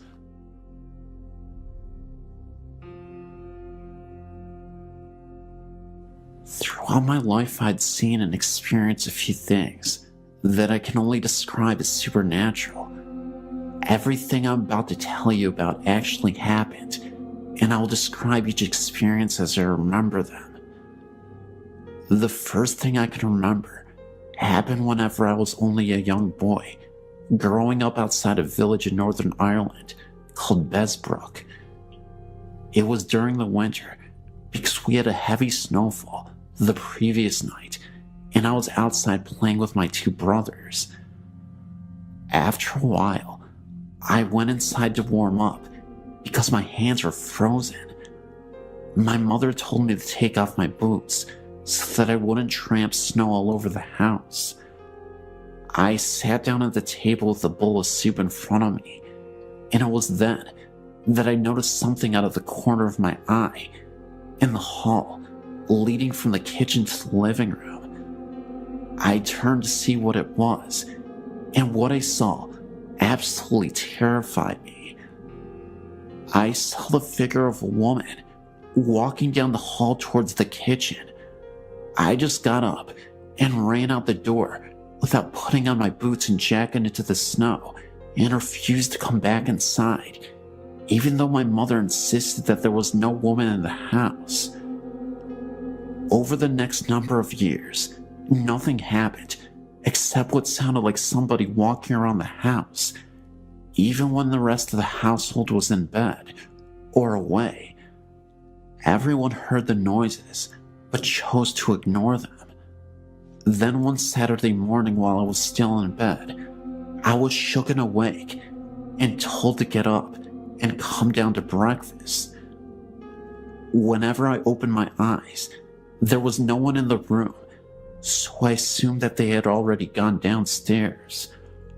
While I was getting dressed, a voice was calling from downstairs for me to hurry up. When I did get down to the kitchen, there was no one around. Everyone else was still in bed. A few days after, my youngest brother claims to have saw a young boy standing in my parents' bedroom who just stood there looking at him. Shortly after this, someone unknown attacked my brother in his bed, leaving him with a black eye. The next few years were quiet, except for the noises. Nothing else that I know of has happened in that house, except for the noises. But I did tell you that I lived outside a village.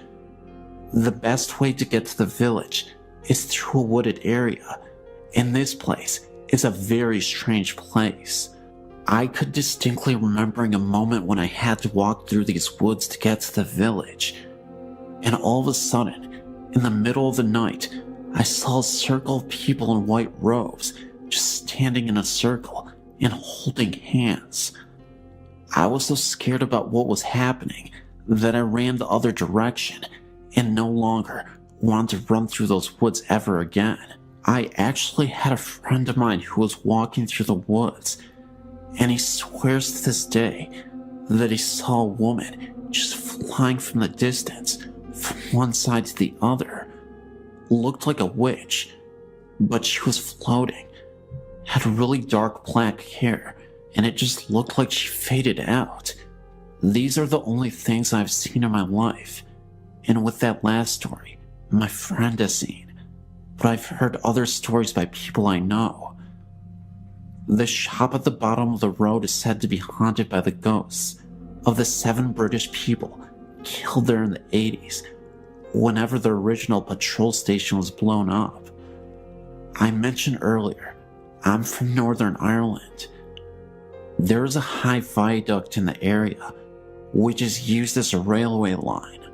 18 people died constructing it, 1 for each arch, and numerous others have offed themselves off of it. The stories are that at times, you can see these people, and they all look sad. There's also the blood on one wall in a friend's house, and no matter how many times it is painted over, the blood still comes through. All this is true, and has happened within a square mile of where I live.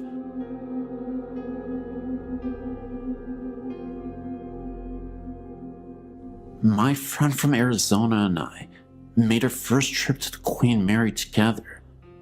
We happened to run into a paranormal researcher when we were on a tour and decided to stay the night. We rented a room with 2 beds so the researcher could stay with us and show us around the old boat in the middle of the night when the most activity had been reported. We attempted to fall asleep around 11 p.m. I managed to sleep quite easily and wasn't scared about sleeping in one of the reported haunted rooms. About 5 minutes after I fell asleep, my friend wakes me up. The first thing I remember was hearing a staticky voice and thought it was a radio. It wasn't until she asked me if I heard the voice. That was when I realized there was no radio anywhere in my room. My instant reaction was to turn on the light and look around the room. I reached up and tried turning on the light, and nothing happened. We were really freaking out now. The light had just been on. My friend finally turned her light on, and we laid there in bed for a few more minutes, and I decided to try the light again, and this time it turned on no problem. We tried to fall asleep again because we wanted to wander around the ship at 3 a.m. to avoid security guards. As soon as we turned off the lights and laid down, I saw my blanket pushed down and felt something on my arm. My friend also reported feeling things brush against her arm. As tired as we were, we just decided to ignore it all and go to sleep. 3 o'clock rolled around and we went to the pool room, reported to be the most paranormally active area on board. We took several pictures, and the researcher and my friend called out to the known ghosts. I didn't want to because I really felt like I was intruding. I felt sad and angry feelings throughout the whole area. I was looking around when we all heard a man moaning. My friend and I booked it back up the stairs and stood against the wall. After a few minutes, we joined the researcher again, and he continued to call out to a little girl named Jackie. I wasn't paying attention at the time, but I heard my friend gasp, and I looked over, and she asked me if I heard that. I missed it. The researcher heard it too. It was the voice of the little girl. She was singing for them. I will never forget my experiences at the Queen Mary, and actually plan on going back soon. I came aboard not believing, and left a member of a paranormal research group. My girlfriend Liz and I haven't been together for very long, but we share a passion for ghosts and hauntings. On our second date, we went to a couple sites in our county that are supposed to be haunted. The scariest one has to be the Jericho-covered bridge, located in either Falston or Jarrettsville, depending on who you ask. As Liz and I drove up to the bridge, a heavy fog rolled in, almost like the ones you see in the old movies, set in places like London. This was weird, because Liz and I have been driving around the county for the last 2 hours, and we had only encountered fog in this one place. Maryland was a neutral state during the Civil War, but racism ran deep here. The Jericho-covered bridge is a grim reminder of that. It is a well-known local legend that runaway slaves were hung from the rafters of the bridge, and sometimes left there for days. As we drove over the bridge, we both felt a chill and a sense of terror in the air, like the bridge had been, in fact, the scene of unspeakable horror. Neither one of us really wanted to leave the safety of the vehicle to take the pictures we were so willing to take just a few minutes prior. Eventually, though, we did take the pictures, and when we got them developed, we found only 2 pictures had turned out.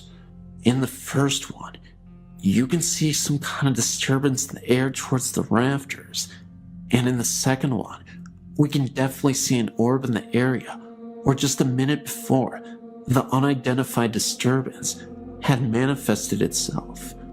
A couple of months ago, I was living in a house with similar history as the Hanging Bridge. It was a super old Victorian-style home, very big, wide and spacious, multiple rooms. A few things happened that I thought was very spooky. The first incident happened when I was sleeping with my girlfriend in bed. In one of the rooms upstairs, we had an old music box that was in the dining room. It came with the house. I was awoken by the sounds of the music box playing by itself, and could see that the door was slightly opened. Needing answers, I hopped out of bed to investigate. not understanding how the music box could play by itself. Needless to say, I made a gigantic mistake.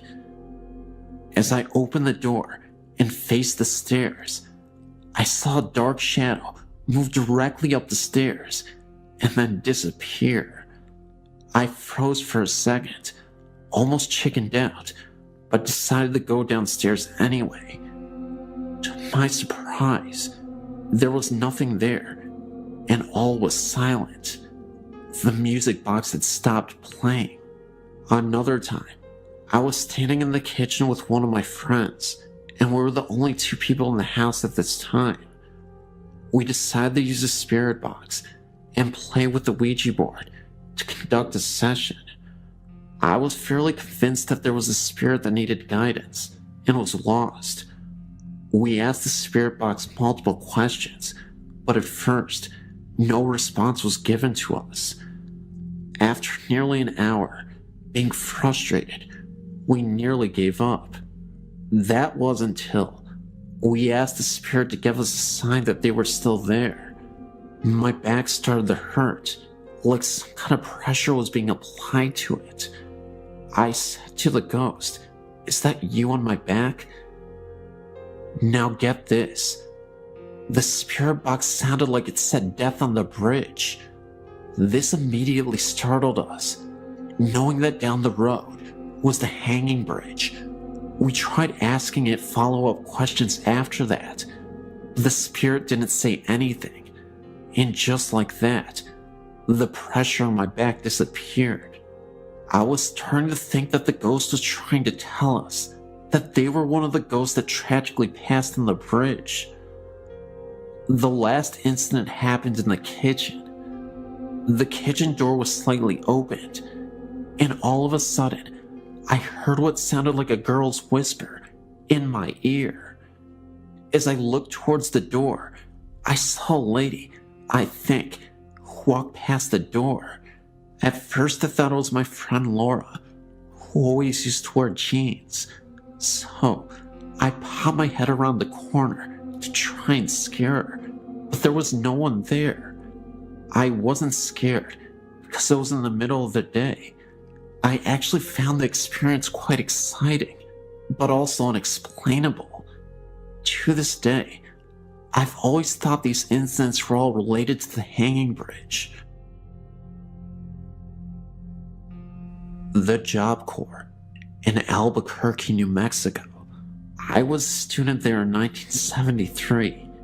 Since then, there has been a lot of renovation on the buildings, but when I was attending the Job Corps, it was pretty much the same as it was when it was an orphanage.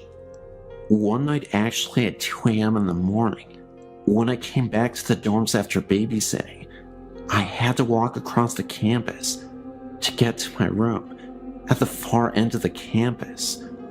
While walking down to my room, all was very quiet in the dorms. Out of nowhere, I hear what sounded like children laughter in the distance. It was very faint, but I could definitely hear something. Yet, through the faintness of the sound, you could still hear shouts of glee and anger, as little children would do on a playground, if that makes sense. This happened behind the little chapel that was there, but the sounds came right there from behind the old chapel. And while I looked and squinted, I didn't see anybody there. I thought to myself at the time, why would parents allow their children to play so late outside? It was cold, and it was dark. Meanwhile, my hair was standing on end, and I tested the wind to see if the noise was carried from another place. Noises can carry long distances. There was no wind at all. At the time, I didn't know that the Job Corps used to be an orphanage until the next morning, when I was talking to my friend about hearing those children. This service worker told me that she used to work there as a service worker for the orphanage. She told me the voices I heard were probably the little children that died of broken hearts while she had worked there. Her face went pale, as she told me that the children she thought were treated cruelly.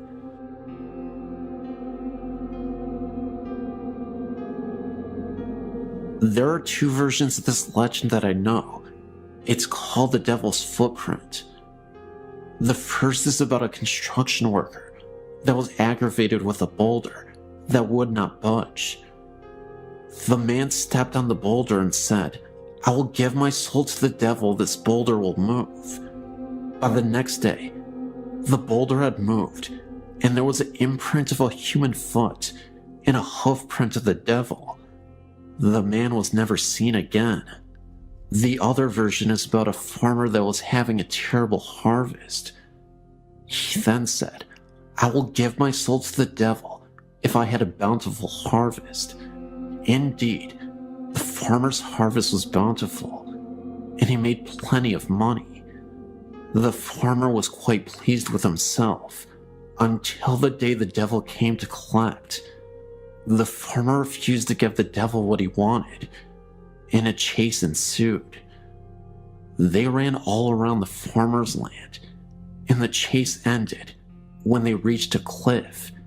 I believe the footprints happened when they had their final fight at that cliff edge. I've heard many stories about the devil's footprint being haunted. My fiance told me about an occurrence that happened when he was there with his brothers when he was about 13. He said that his brother was contacted by a ghost, according to him, and his brother swears to this very day he was standing in front of the church doors, and being a rebellious young man that he was, he attempted to kick the doors open. At the moment his foot hit the door, it swung open and knocked him off the steps. Now, you may be thinking that there was probably someone on the other side of the door playing a prank, but keep this in mind, the doors open inward, not outward. I also know someone that was there very late at night, and she swears that she saw hooded men walking the edge of the woods. I myself had an experience of sorts. One night, a friend and I decided to go find the place. We drove and drove, and we couldn't find it. When my friend was so sure she had driven too far, she turned back. We figured we better wait until daylight to look for it, so we turned on the road that we thought would take us home. And what did we see? The old cemetery and that unmistakable white church. Of course, we freaked out. My friend swerved and barely escaped going off the road. By this time, we were both feeling a little unsettling feeling in our chests. Now, whether this was due to some unwelcome presence or fear, I'm not certain. I'm assuming the latter. However, needless to say, we didn't stop there that night.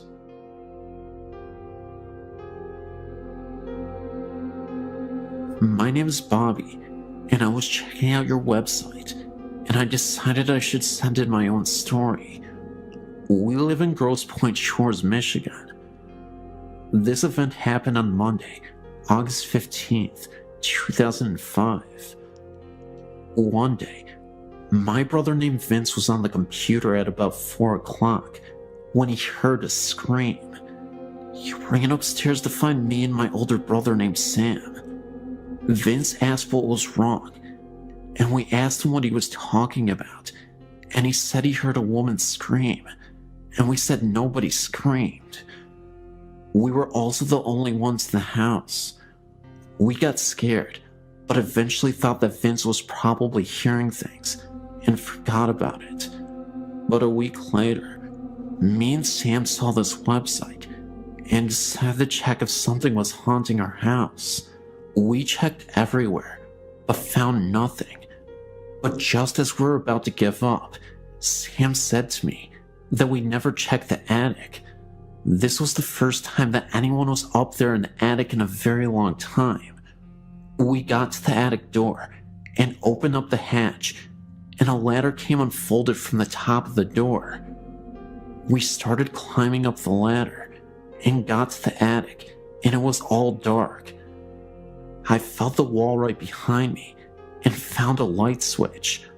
I flipped the switch and a dim light turned on. There was this old rocking chair rocking back and forth, the one that my grandmother used to have before she died.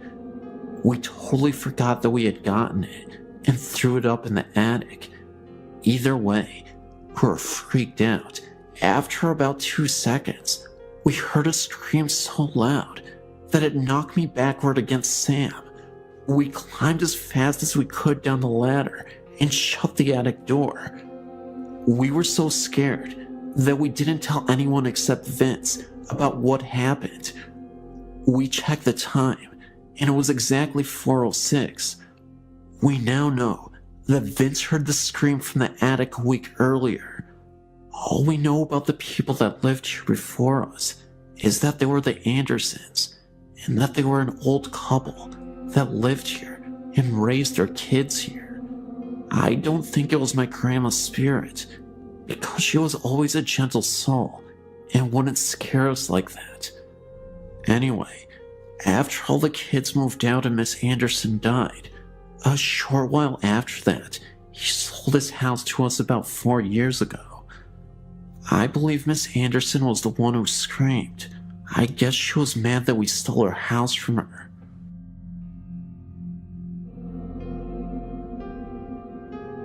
When I was a freshman in high school, my parents moved us from the city in central New York to a big, empty house in the country. Little did we know that the house is haunted. So many things happened there that even my skeptical dad began to believe that we were sharing the house with someone or something else. My best ghost encounter occurred in the middle of the day. I walked into the bathroom and saw, from the corner of my eye, someone that I thought was my youngest sister. I said, "Hey, Lori," but she didn't answer me. Annoyed, I turned to find out what her problem was, only to realize that it wasn't her at the sink. An old woman with gray hair up in a bun, a pink flower dress, and a white apron was drying her hands. She turned to look at me, and then she disappeared. We weren't often frightened of the ghosts, and missed them when things seemed to be quiet for too long. We would lament that they didn't like us anymore. One day, I was in the house, and I went into the shower. All of a sudden, there was a huge noise. I thought a plane hit the house, or at least there was a terrible car accident outside. I jumped out, grabbed my robe, and went to investigate. I found nothing out of order at all, so I got back into the shower. Not 2 minutes later, I heard that huge noise again. I jumped out, shaking this time, and checked everywhere, but again, there was nothing to find. I decided to skip my shower. I had a ghostly nightmare about this house before even moving in. My family moved into the house, and from day one, things were creepy. People before had moved out in a hurry, and their family broke apart almost instantly in 4 months. They all spread to 4 different places. When we moved in, we all got terribly sick within the first month. My mom had a life-threatening experience. My sister ran away. All the pets in the house died mysteriously, with no known cause of death. My parents divorced. All of this happened in only 4 months. I walked into the house after school one day, and I heard my name being called. I knew no one was home because none of the cars were in the driveway. The voice calling my name sounded exactly like my mother, and I looked all around for her, even though I knew that she was presently in the hospital. Within the next few days, and a few more creepy paranormal events, all 4 of us left in just as much of a hurry as the one before us, leaving most of our personal belongings. We all split, each of us in a different car, to different places away from each other and away from the house. I will never go back to see it, nor would I wish the haunting of the house on anyone else.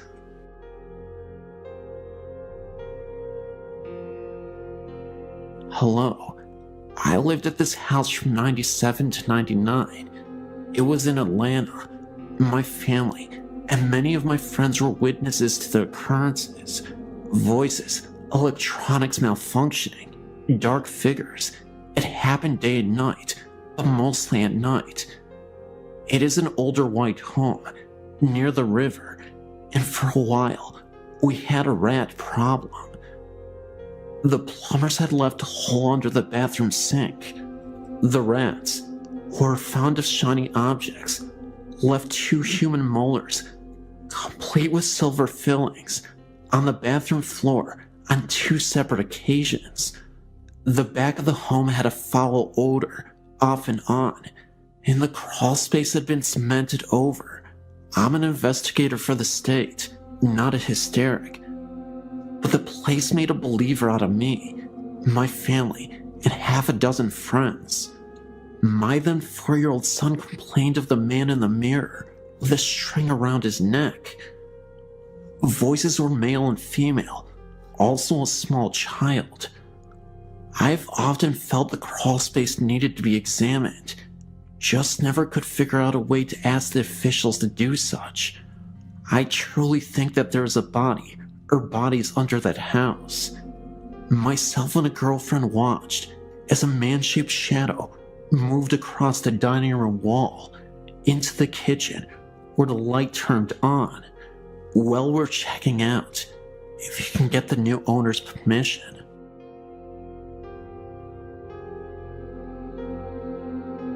So when I was about 17, my family had just moved back to Canada from living in the USA.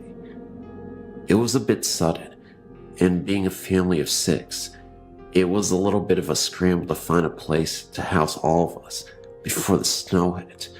So, my mom and dad decided to live in an old house that my grandpa had on his property, just for the duration of the approaching winter ahead. The house was my great uncle's, and my grandpa skidded from my brother's property to his place. Now my grandpa has 2 quarter sections, and this house is tucked way back away from the main house, so the powers ran from the main house, and with it being so far away, there is no running water. This house is old, so to add to the running water, there also isn't heat, only a wood stove. Just to give you an idea of where we were living in. Me, being a 17-year-old, I often stayed in town, and didn't stay there very often. I specifically remember the first time it happened. I was in my bed. I was the only one who would stay downstairs. With the wood stove, everyone wanted to sleep upstairs since it was warmer. So I was just starting to fall asleep, and I started to feel the room get really heavy. I remember the feeling of not being alone. The doorway didn't have a door on it. It only had a beaded curtain, and I could feel it standing there. I then remember having the feeling of total fear rush over me and frozen to my core with it. Then, it moved closer, and I felt the bed move and someone crawl right beside me. Not in a way that was super noticeable, but in a sneaky, slow, sloth-moving type of way. I specifically remember wanting to vomit with fear. Then, I felt it, the feeling of an unshaven face rub against mine. I scrambled out of bed, holding my blanket, and ran up the stairs to my parents' room. I was so out of my mind with fear that I couldn't even scream. I slept on the floor with my dad's side of the bed. The next morning, Mom was wondering why her 17-year-old daughter was curled up at the foot of her bed, and I told her what happened. Later that morning, we walked over to my grandpa's house to have breakfast and go chat. My mom brought up my wild story, My grandpa and grandma silently listened as my mom was laughing at the last bit of the story. My grandparents got really serious and turned to each other. Apparently, this has been an issue in the old house, and they didn't want to tell us, hoping we didn't acknowledge it, then it wouldn't bother us. I can honestly say it didn't feel angry or upset. It just wanted to cuddle. I didn't stay there much after that. I moved in with a cousin in town. Ghost stories are the most popular types of stories to talk about in the curious world that we live in. Some of us are skeptics, while others truly believe that the supernatural world is real. I truly believe that entities are real, and this is a true story involving my cousin. He didn't see a ghost, but he felt our presence, and is now fully convinced that we are visited by spirits, even though this event happened years ago, and at the time, he was truly skeptical. My cousin is a doctor, and he lives in the USA. A few years ago, he went out of the United States to Vietnam on business. He ended up visiting Hanoi, Vietnam, which is Vietnam's capital city, and stayed in a hotel with his wife at the time. Immediately after entering the hotel, they were both surprised to see a woman sprinting out of her hotel room and screaming bloody murder. It was such a shock to us at the time, it immediately gave them bad vibes about the property. Nobody knew what happened to her, and for a while, she refused to speak to any of the staff about why she felt so horrified or what happened. She looked sickly and pale, as if she had just seen something grisly. She was breathing heavily and hyperventilating. My cousin, out of curiosity, came up to the front desk and asked what happened. The staff said they weren't sure exactly what had happened, but my cousin mentioned that he was a doctor, and if they needed assistance, he would be happy to help. After a few minutes had passed, she collected herself. My cousin approached her and had a little chat. She swears that she wasn't just having a wild episode of hallucinations, and insisted what she witnessed was real. It was early morning, and the sun was barely starting to shine through the windows. The room was still dim, and the light was off. The woman had just woken up from her sleep. Again, still dark, but light enough to see the room. The hotel room she was staying in was massive, and she was in the kitchen making tea. From the kitchen, you can see into the living room. That's when she saw a man standing right next to the bed. It was the ghost of former president Nguyen Dim Dam. He was president of South Vietnam in the early 1960s, who passed away in a very terrible way. She also said that the night before, she saw a former Vietnam soldier staring at her from the window during the evening. My cousin, being a practical person, kinda dismissed it and advised her to just go home, take some medicine, and relax the rest of the night. Even after she had just calmed down a little, it was obvious she was still visibly shaken by this whole ordeal. My cousin and wife didn't take the room, but there was another couple that checked into the same room. When my cousin woke, he went down to the hotel lobby and noticed just outside the main entrance was an ambulance and a stretcher pulling two bodies into it. He asked the front desk attendant what happened. They said that the couple that checked in mysteriously passed away in their sleep, and nobody knew the cause. They suspected it was a heart attack. At this point, my cousin was starting to act a little apprehensive about staying the rest of the week there, but he continued to sleep at this hotel. His mind never let him believe that it was related to the last incident with the previous lady or tied to the paranormal. Until a couple nights later, all was silent. My cousin was a few doors down from the cursed room at the hotel. This is where it gets freaky. It was late at night, and my cousin was reading a Vietnamese book when the power started to go off and on. He looked out into the hallway to see if there was anything going on, and all seemed okay. He thought that maybe there was a problem with the electricity, so he called the front desk from his room.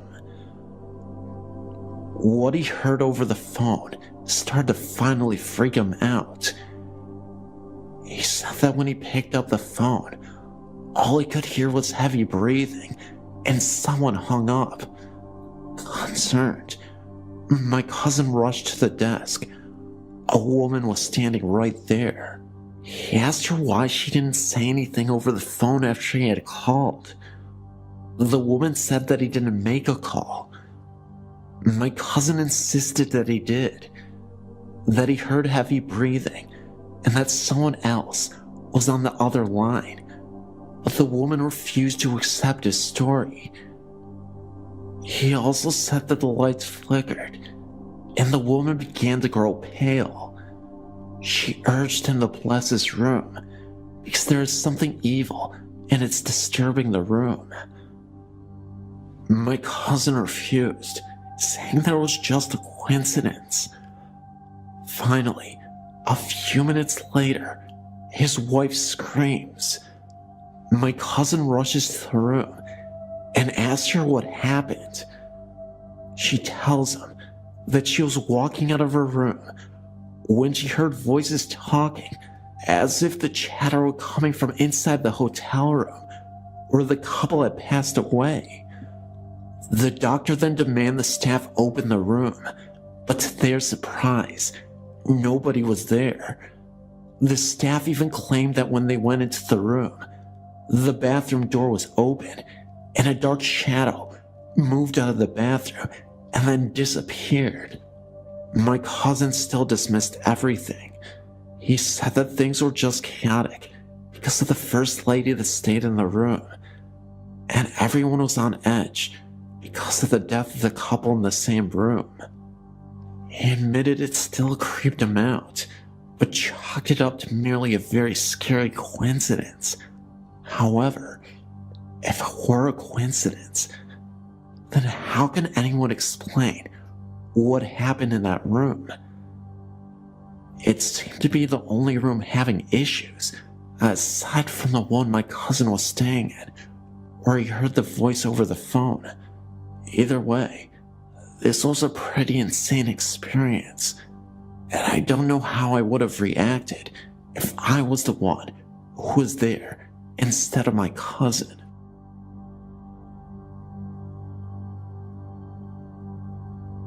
I don't remember the year that this happened, nor the age that I was. I still remember it though, as if it were yesterday. So, my aunt just got a new computer. She was never a technology ace or anything, so she had no idea how to get it started. When all else fails, call my mother. My mom was a whiz at computers, so my aunt asked her to come over and hook up the darn thing.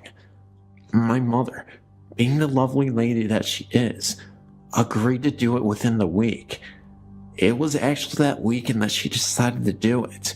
So, Mom decides she wants to go over my aunt's house, kinda late for some reason. I was very young and couldn't stay by myself, so she took me along, since calling a babysitter at the last minute would be very rude. We finally got there. I look up at the house. admiring its large size. I did think it looked pretty scary though. We struggled getting inside because my mom couldn't see the keys. As soon as we did get inside, I was frightened. All of the lights were off and nobody was there. Or so I thought.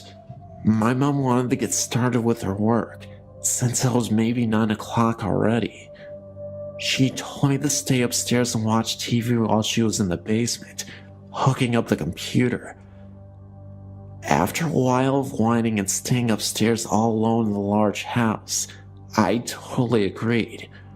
My mother stayed with me for about 5 minutes, showing me how to work the TV. I begged and pleaded for her not to go, but it was her duty as a sister to fix the computer. She finally went downstairs, and I was left alone in the huge living room. I decided to turn on the cartoons, thinking it would cheer me up a little. I finally started to calm down and even laughed at the silliness of the cartoons. Then, all of a sudden, I heard the loud noises in the kitchen. Apparently, my mom didn't hear it, and to me, she was God, so anything she said went. After she said nothing, I proceeded to ignore the noise. But then it happened again. I ignored it. It happened again. I ignored it again. It happened once more. By that time, I was so annoyed at the noise because it was disturbing my cartoons.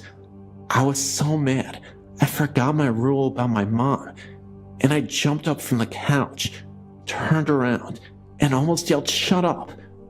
When I saw this mist in the kitchen, it seemed like it was in the shape of an elderly woman with a long white dress and long white hair. I was so shocked, I couldn't scream. So I ran as fast as my little legs could carry me, downstairs into the basement, and into my precious mother's arms. I didn't tell her what happened, as I was still in shock, awe, and amazement at the creature that had stood before me. I only explained about the noises.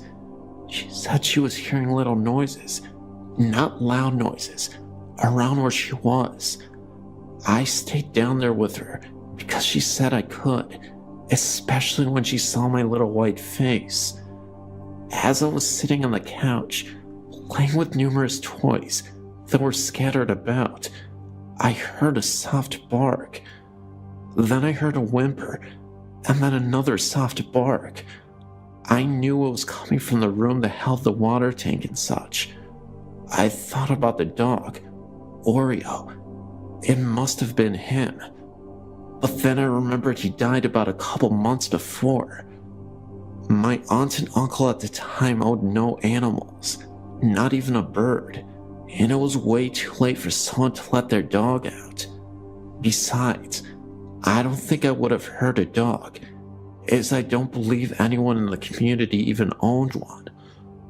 What frightened me the most was that poor little Oreo, a dog that had been banished to live outside for no reason and was never fed, died on the ground right above where I had heard the noise. I told my mom about this.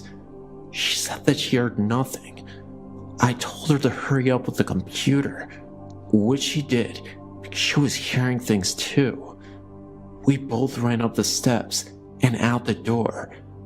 After we looked, we ran to the car and got in. I was scared because the car was not starting up. Then all of a sudden, it did.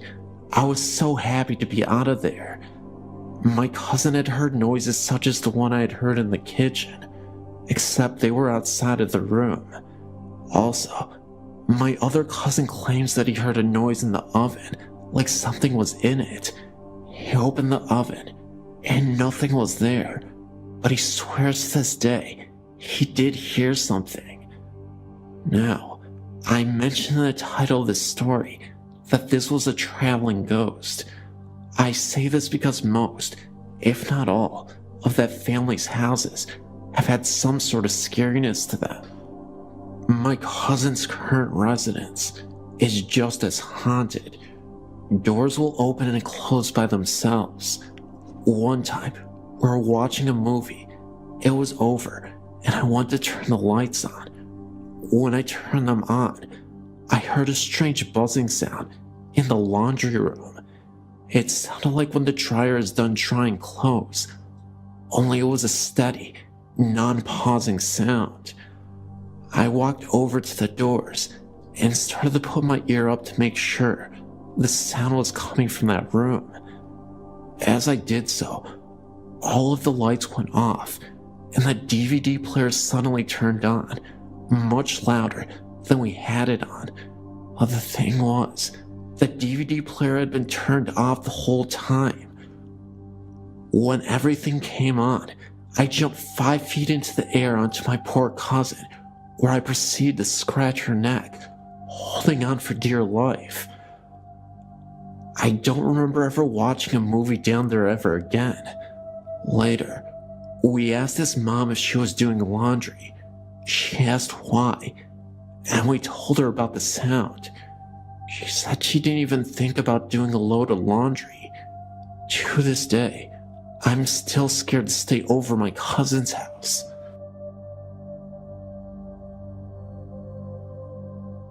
When my sister and I were young, we lived in a newer duplex in California. It was a small place with only 2 bedrooms, so my sister and I had to share a room. We had our beds on opposite walls, but they both faced the hall. On one side to the hall was my parents' bedroom, on the other was the bathroom, and in the middle of the ceiling was a big square fluorescent light. I think that's where it lived. I can't exactly remember when it started.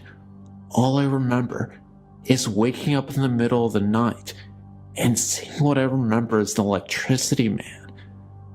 It seemed to come out of the light, which my parents left on to help us sleep. It looked like a person, but seemed to be made from the light. This happened several times over the next few years we lived in the duplex. I never told anyone about what happened until about 15 years later. My sister and I had come to visit my parents. We're all sitting in the living room talking about our childhood when my sister had asked if I'd remembered anything strange about the duplex. I asked what she meant by strange. She asked if I had ever seen anyone in the wall. I then told her about my experience with the electric man. Turns out, she saw the same thing.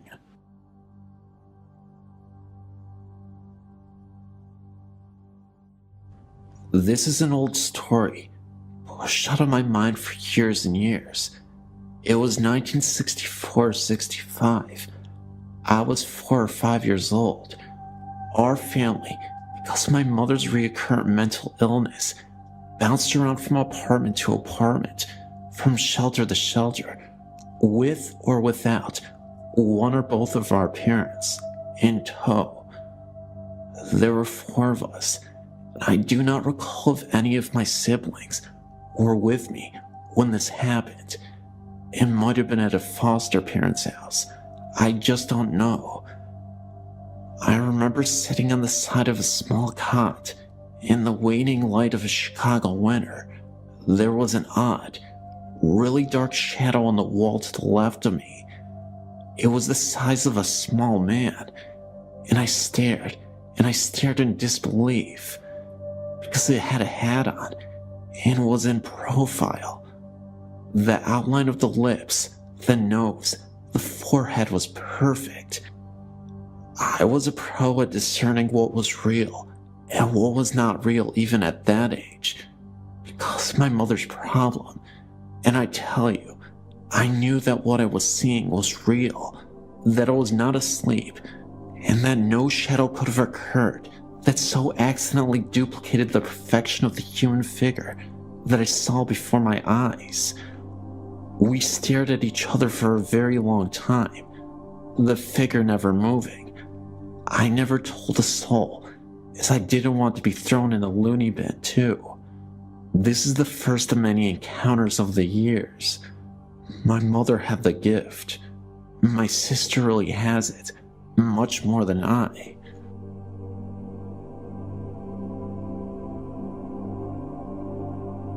About 18 years ago, I was in the Jacksonville cemetery with my husband and 3-year-old son. We were reading headstones. I believe it was in June or July. The sun was out, and there was not a cloud in the sky. As we were walking through the headstones, we saw a woman walk through the trees. Both my husband and I saw her. We thought there was something odd about her, but couldn't figure out what exactly though. We were walking towards her, and she was probably about 80 yards away. She was walking away from us and stepped behind a tree. Then, we didn't see her again.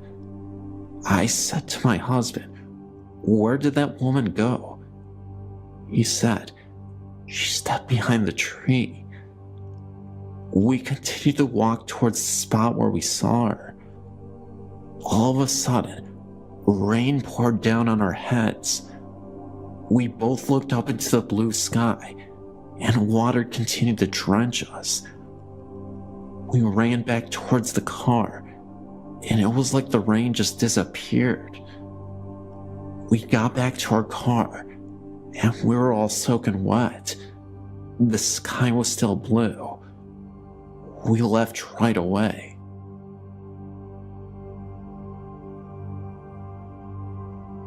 Hello, my name is Wanda. I've experienced a few things in my lifetime. This one recently, not scary or anything, but just strange.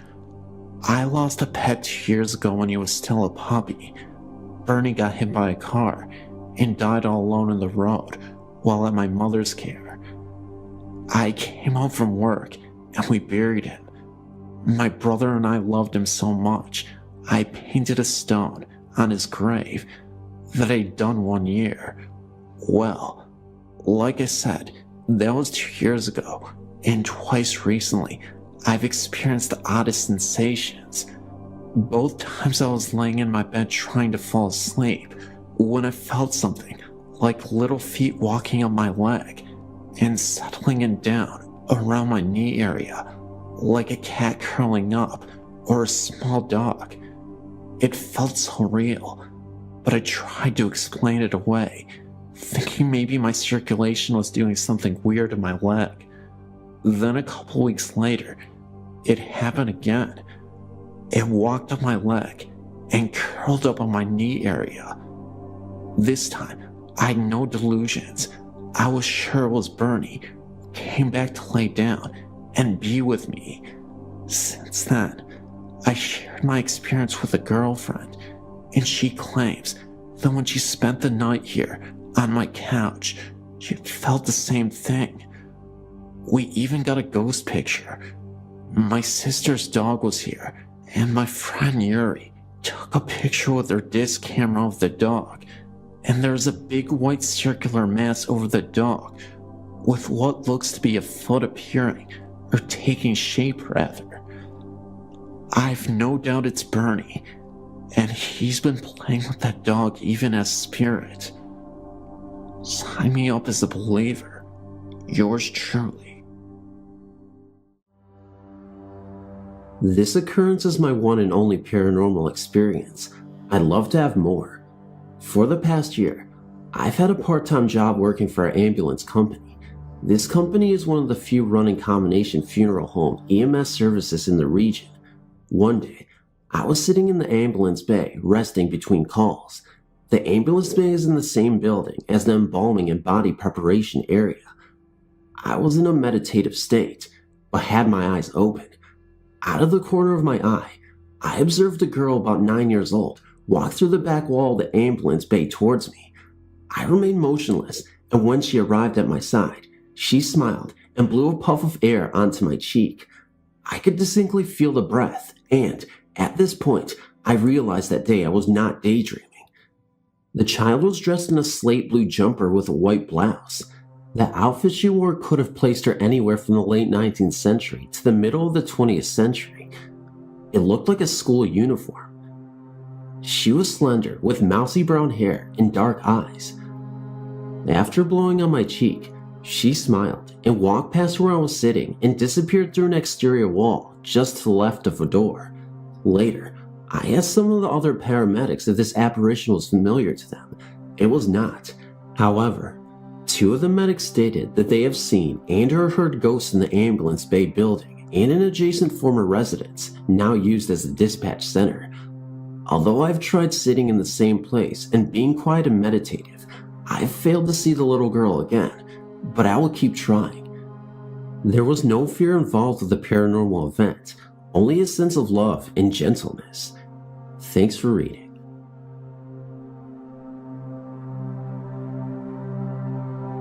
I had a few experiences in this one house I lived in from the time I was 5 until about 14.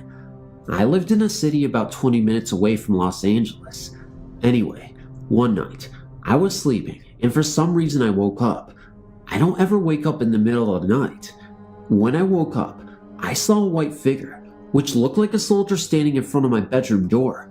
He was just standing there saluting me, just staring at me, and he didn't move. What I remember the most is his eyes. They were bright white. I was scared because yeah, it was a ghost, and it's not normal for me to see something like that, but at the time, I felt safe. I knew that he wasn't there to hurt me or he wasn't trying to scare me. What I wanted to do was run to my mom's room, but instead, I pulled a blanket over my head and prayed. The next morning, I told my mom about it, and I remember she got this weird look on her face, but then was like, "It must have been the lights from outside. You probably imagined it. Now stop scaring your sister." After that, everything was fine until about a year later, I had the worst experience. My mom had rearranged my room so that my bed was right in front of the door. One night, I was sleeping and I heard what sounded like a baby wearing a diaper crawl by. My baby brother still wore diapers, so I thought it was him. I looked out my bedroom door and didn't see anything. I checked on my baby brother and he was sound asleep in his crib. I went back into bed and started to doze off when I heard it again. I didn't feel like getting up again, so I called out his name, and just like that, the noise stopped. Then about 10 seconds later, I felt something tug on my blanket. Now remember, my bed was right in front of my door, so if my brother came in, I would have seen him. I grabbed onto my blanket, but whatever was tugging started pulling on it harder. I was so scared, but I wasn't about to let whatever was pulling me on my blanket take it. That's my favorite blanket, so I laid on top of it. Then the tugging stopped. I guess I passed out because I woke up again on top of my blanket. Something had woke me up. I didn't know what though. Anyway, I had long hair and it was hanging off of my bed because of the way I was laying. All of a sudden, I felt like something was pulling my hair very gently though. Then all of a sudden, it felt like someone had started at the top of my head and put their fingers through my hair, but it didn't feel like fingers because it scratched my head. It was sharp. I know I was not imagining it either because my head jerked back since I had a lot of tangles to my hair. That was it. I ran so fast out of my room. I ran into my parents' room crying hysterically. It took them a while to calm me down. When they finally did, I told them what happened. Again, my mom told me it was my imagination. I was not imagining it. Well, I slept on their room floor for about 6 months after that. There was no way I was going to sleep in that room. That was the last time anything bad happened like that. I remember I was always freezing in my room.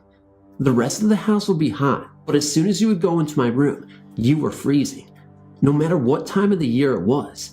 One day, me, my mom, my brother and sister came back from my aunt's. I was the first to walk in. My mom was right behind me, and bro and sis were still getting out of the car. It was dark in the house, so I was walking to go put the light on when out of nowhere, this bright white ballish figure flew straight from the kitchen into my room. My mom saw it too, because I looked at her, and all she said was, "Don't say anything." We finally moved when I was about 14. One day, my mom and I were talking about that house, and I brought up that soldier I'd seen. That's when she finally told me what happened. The street we lived on had this one gang. They were always doing drive-by shootings, fights, and cops everywhere. Anyway, a year we both moved in, I guess there had been a little shootouts between the gangsters and the cops. Well, a cop was shot, and he called up to my front porch to get help, but before an ambulance could get there, he died right there on the steps. My bedroom window was right next to the front porch, so it turned out that it wasn't a soldier, but it was a cop dressed in full service dress that he was buried in. I actually felt fortunate to have had him with us. I feel like he was protecting us. A lot of the kids on my street that I grew up with had been beat up bad, shot, joined a gang, got pregnant really young, etc. Everyone except for me and my siblings. There's 6 of us. It was a dangerous neighborhood, but I always had this feeling when I was in that house, like I was safe and I had nothing to worry about. But at the time, I always felt like something or someone was watching me. Well, that's my story. Back in 1972, my family moved into a house on Upland Avenue in Fontana, California. The house was haunted. Just after that, the house at the other end of the street also became haunted. I'll start with the house down the street. I was friendly with the woman that lived in that house. She had a passion for gardening. The house is or was on the corner of the street. In front of 2 sides along both streets were 2 flower beds. I would see her outside caring for the flowers. I think in 1973 she died. I saw an ambulance out in front of the house one day. I just thought she got sick. Later, one of the boys that lived on the street told me that she had died. At the time, I didn't believe him because I had seen her just the day before taking care of her flowers, and the ambulance had been there about a week before. The next thing that happened was one day, I was walking past the house and I saw a woman tending to the gardens out front. I stopped to say hello to her. To me, she looked just like the woman that had lived there all along. I told her I was glad that she was better. She told me that she had not been sick and that she had just moved in. I don't know if I ever saw her again. A couple of years later, a family with a boy moved into that house. In the meantime, I was still seeing the first woman from time to time. I didn't know at the time that a family had moved in. I saw the boy in the driveway playing with a ball. I told him that the woman that lived in the house would not like him playing with the gate open, and she said she would be mad about it. He then told me that he lived in the house and could play in the driveway if he wanted to. I then pointed out that the woman was in the window watching him and that she looked mad at me. He then looked at the window and saw the woman turn white, started to run around to the front of the house yelling for his father. Later that year, the woman that lived next door stopped to talk to me about the house. She told me that the first woman had died years before. She also told me that all the women that lived there since 1972 had all gotten sick. She told me that she had seen the woman in the window also, and she thought she was mad because the other woman kept taking out the flowers she put in. Also, the flowers were starting to grow into her yard. Later, they put up a very high fence so they would not be able to see the window from their yard. Her husband, the neighbor, told me later that his wife was sick. He also wanted to know if I knew of anything that could be done about what was happening next door, plus that they were moving. In 1979, I told my doctor that I thought the house my mother had lived in was what made her sick. He asked me where she had been living at the time. I told him on Upland Avenue. He then asked if the house was on the corner and why he was asking me.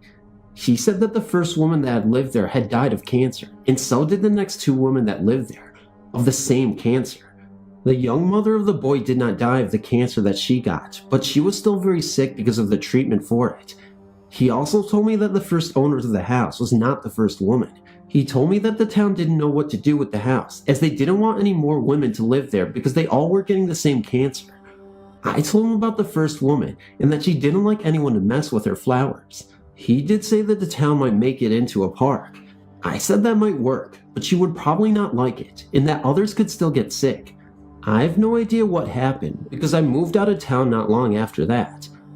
Even today when I still think about it, it always creeps me out.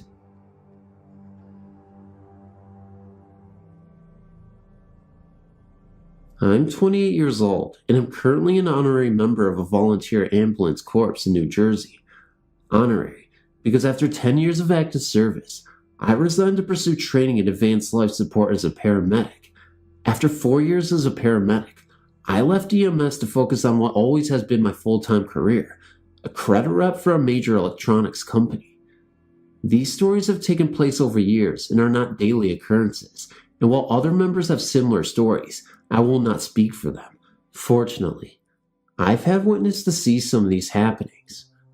Most of the occurrences seem to focus around the garage area of the building, where the ambulance is parked. I happen to believe a man and a woman occupy this building. I believe this because of the following.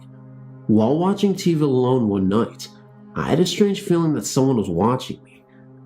Out of the corner of my eye, standing by the door leading from the building room to the garage, I saw someone just standing there. When I looked, no one was there. This happened a couple of times, over about 45 minutes, and upon glancing a third time, I made out some features.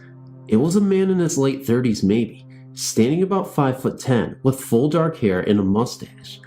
I left for the night at this point. This was fall of 1992 if I'm not mistaken.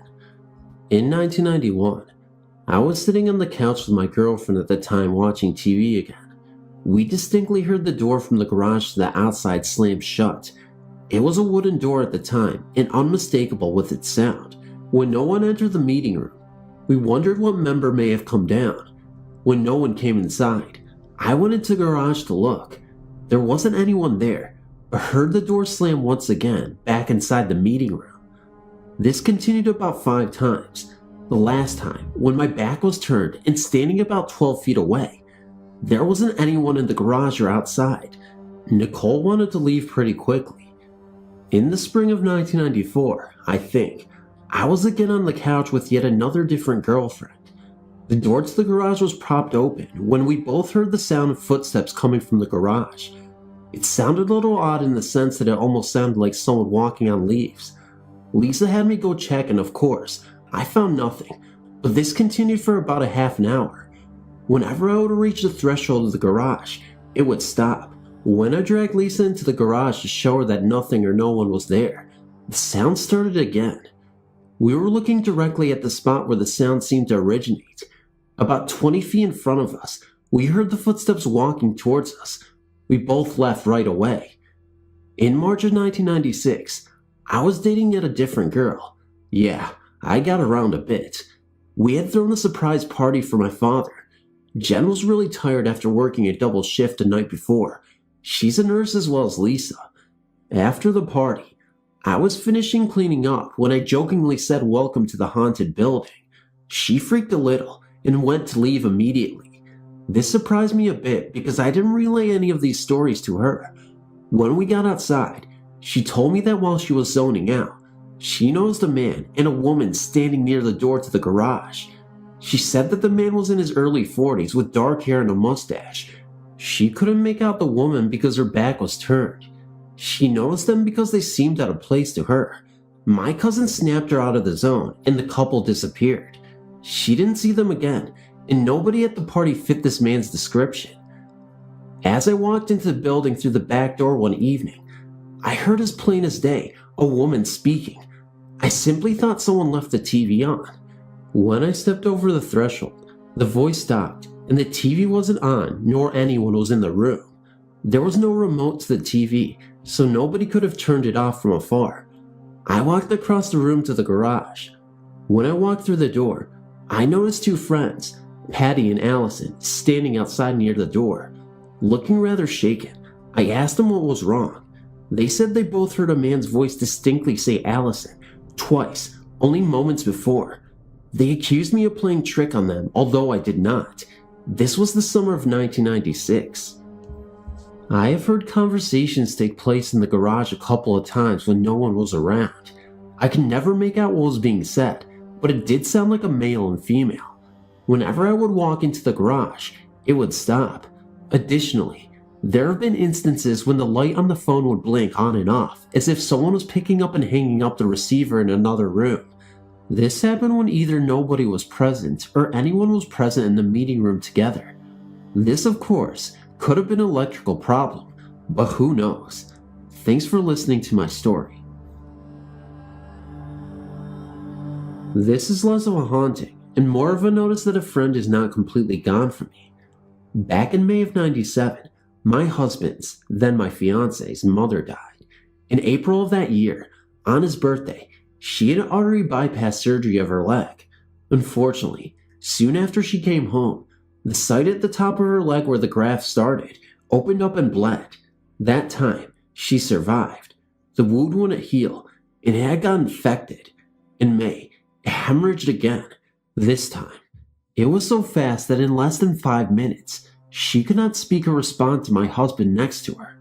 The EMS got there just as I had gotten downstairs. She started to go into coronary arrest in the ambulance in front of the house. I had to drive myself to the hospital. Not too long, we got the word that she had died.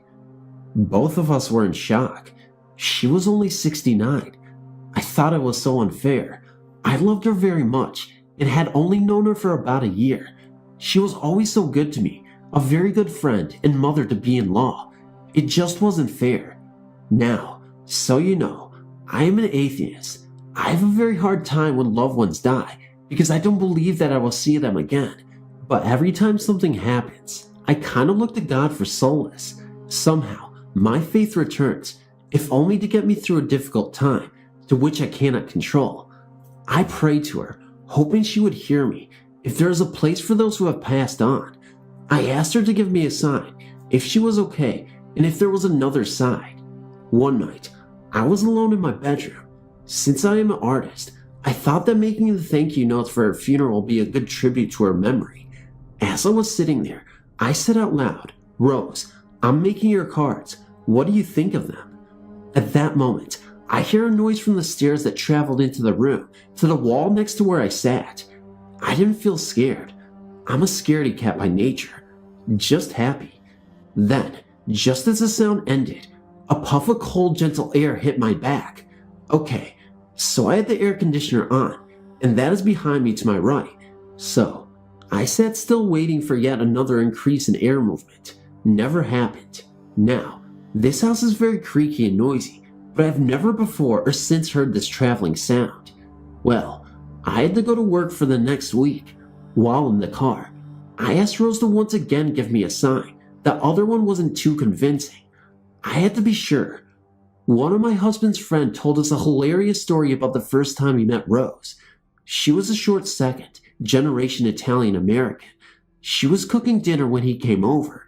He told us that he went to say hi to her when she looked up at him with fish in both hands and said schmelz. She was basically asking if he wanted smelts for dinner, but the friend exaggerated it in his telling. He told me about that while she was still alive. While in the car, I noticed that I had not turned on the radio yet. That is rare. It goes on right after the engine. I turned it on. A DJ said schmelz exactly the way the friend did. Then everyone on the station laughed. I did not catch the ending of a word. It was start and finish. They were indeed talking about smelts. Now, I didn't convert, though I do think more of her as being alive somewhere else. What I don't understand is why this is only with her, and not with my grandmother who died the year before, or my husband's father who died 2 weeks before our wedding. By the way, my wedding gown is cursed. The day before Rose died, I bought it and showed it to her. The day I tried it on for a fitting, after my bridal shower, Joe, my husband's dad, goes into the hospital, never to come home again. The day of my husband's bachelor party, Joe dies in a nursing home, close to my final fitting. Not too long after my wedding, my dear seamstress was battling cancer died. That was the last dress she worked on. I don't believe in curses, but this one takes the cake. Just so you know, I'm hearing a number of bumps that normally don't occur here, so maybe I'll stop now.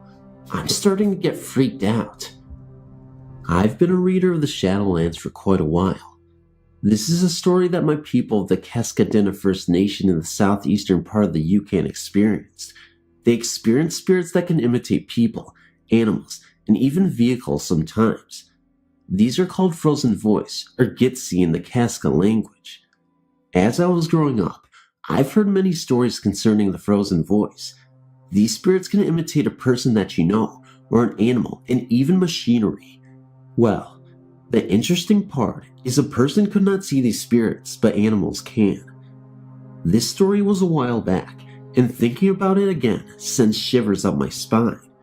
Well, my cousin was traveling to Watson Lake from Ross River, and their vehicle broke down late at night, so they decided to stay at this abandoned cabin nearby. As they were getting ready to sleep, they could hear voices inside the cabin, which sounded like a dog walking around with long nails. It also sounded like it was bumping into things, like a pop can in the darkness within the cabin. My cousins quickly turned on the flashlight to scan around the room, hoping to find what was causing the noise. Yet, he could not see what was happening, but the noise continued. My cousin's father knew about what was going on and told him to just ignore it. The spirits can sense fear and will get even worse. That's how my cousin was feeling and getting more scared, and that is when they started to hear noises going up and down the stovepipe, like a squirrel. The scary thing was that the stove was going at the time, and you could see the redness from the fire inside. My cousin's father knew that his son was getting freaked out by this, and tried his best to calm him down, but it wasn't doing him any good. Later in the night, the frozen voice was in full force as it was feeding off of my cousin's fear. Then all of a sudden, it stops for about 20 minutes or so. Then without any warning, my cousin and his father heard something that they weren't ready for. A loud cry of a newborn baby underneath their cot. That is when they had enough and left the cabin without looking back. My grandfather said a long time ago, they used to kill people and said that they could see a person get torn to pieces in front of them. But this was a long time ago when Sagigi, a good person, was a person with good medicine that made them stop. To this day, there are many places that these spirits reside. I was told to never speak of this spirit, because if a person talks about it, it will come and bother you as well, and not to make loud noises in the wilderness as well. If you are interested in this story, I have many other stories that I would be gladly to tell.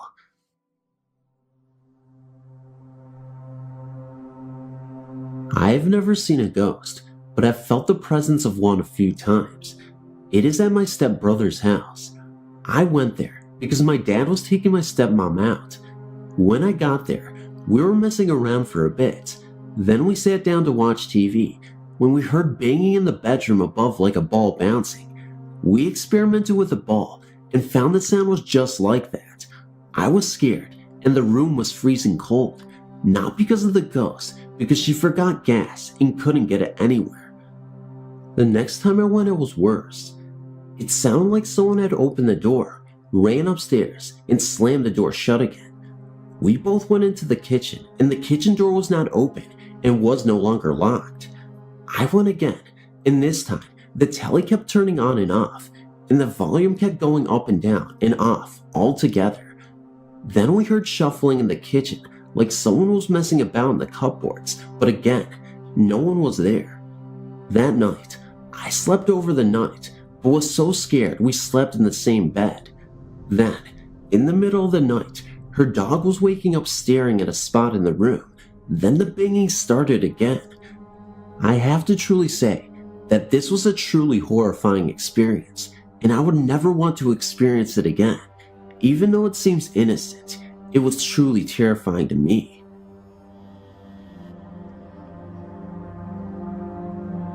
Me and a group of friends went to a small college up in the mountains of Pennsylvania called Manfields University. At night, there was nothing to do, so we would sometimes drive a half hour or so to random graveyards in the middle of nowhere. One night, we drove up to a graveyard, which I think is west of Mansfield. We had been to that graveyard before, so we were familiar with the surroundings and the sounds and phenomena that could take place there. That night, there were a bunch of people who just went along because they were bored, and my friend Dan and Dave, the leaders of the group, believed in ghosts, but didn't really get scared about anything. Dave had an EMF detector. We were out in the middle of nowhere, and that night, there were no EMF alerts from it at all.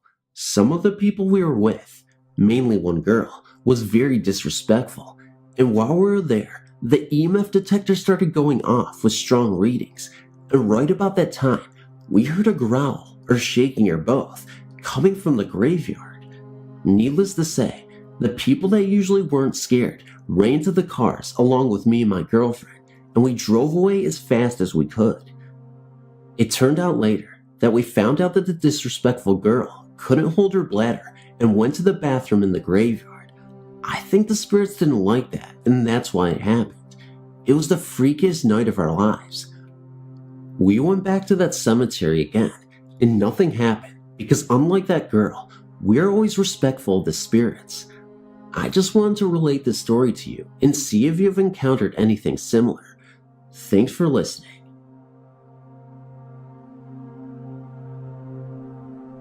I was raised by my grandparents in a very small town north of Marshall, Texas.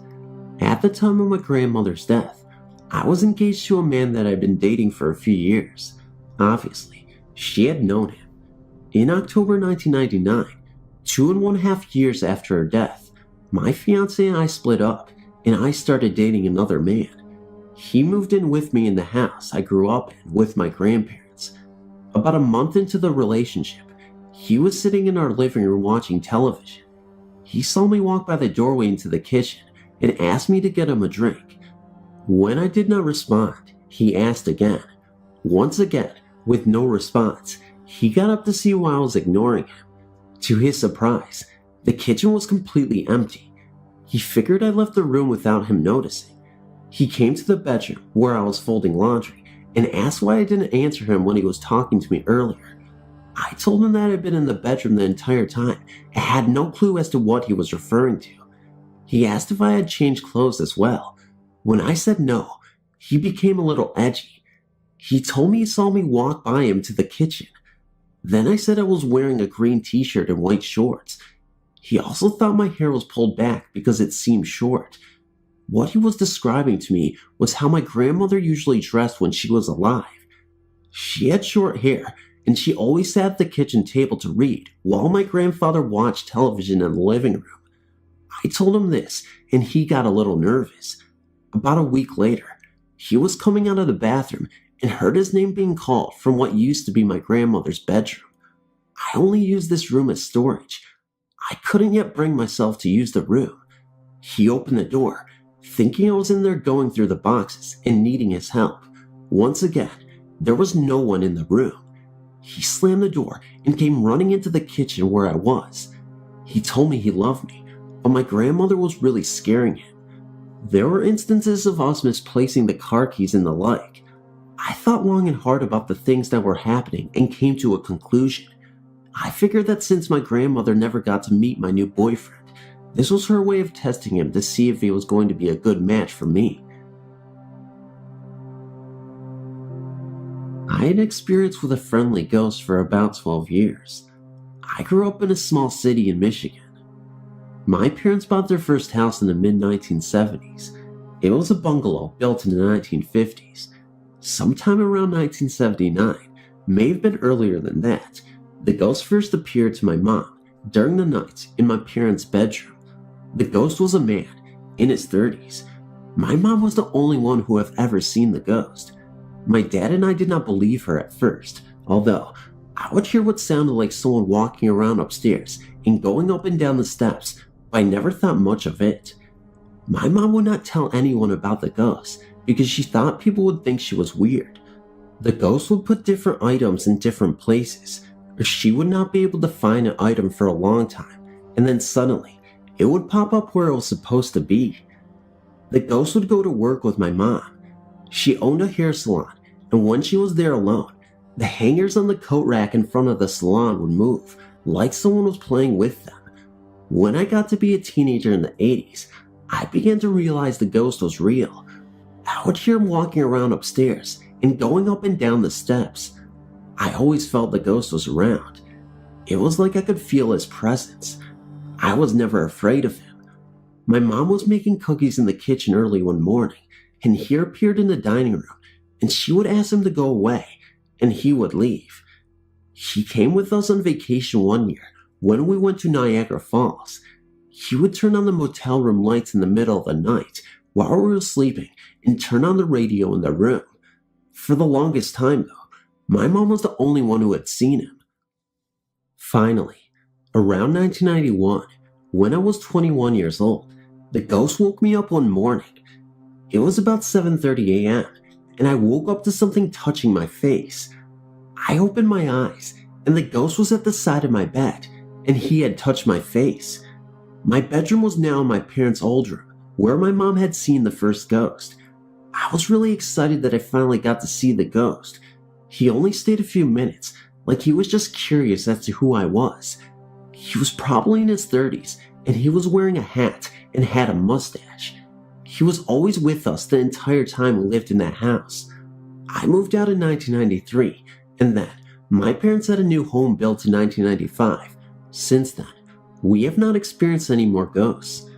I do not know who lived in the house before us, but I did hear that many years before we lived in that house, that a young man who lived in the house next door was working on his roof and fell off the ladder into what would be our backyard and died.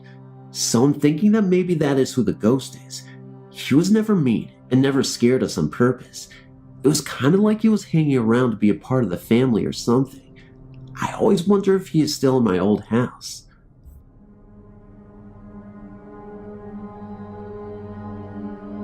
My parents bought some underdeveloped land in the country, in southern Texas in the mid-1970s, and built a 3-story house, 2 above ground, 1 below.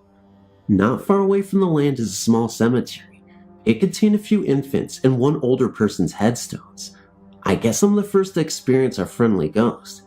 While up late at night reading, I heard some cabinets in the kitchen right down the hall open and close, but couldn't see the kitchen light on under my door. I immediately got up and went into the kitchen and turned on the light. No one was there, and after talking to my family the next day, no one had gotten up in the middle of the night. My parents' room was above mine, so I always heard when they walked across the room and down the stairs, and my brother's room was right across the hall. I'd have run into one of them when they had been up. My family started teasing me about hearing things. My next experience was when I was home alone. I was in the living room reading. The couch was against the wall with the stairwell going up. All of a sudden, I heard steps coming down the stairs. I was so terrified. I slowly looked up, expecting to see a hand on the handrail. Getting up my nerve, I walked up to the front of the stairs, and no one was there. My father claimed for years that I was just hearing the walls creak. I'd lived in the house for a long enough time to tell the difference in wall creaking and stair walking. My family continued to tease me until the day of my brother's experience. They were alone in the house, downstairs playing pool. They heard the front door open and close, and heard someone walking into the kitchen above them. They hollered at my dad, whom they thought it was. When he didn't respond, they looked at each other and walked upstairs to the first floor. The front door was still locked, and there was no one in the house. Since that time, my mother has heard several things. My father has heard a gonging in the house, something you just don't hear out there in many instances. My parents have both felt someone kneeling on the foot of their bed while they were in bed and not asleep. When the light was turned on, no one was there. Now they don't tease me anymore. We just joke about Casper, our friendly ghost. We've never seen him or her, but we have heard plenty of noises he or she makes. Anytime I'm visiting now and am there alone, I always walk in with a greeting. Hello, Casper. I'm home. As the home was built by my parents, and we don't really know the history of the land, we've no idea who it could be.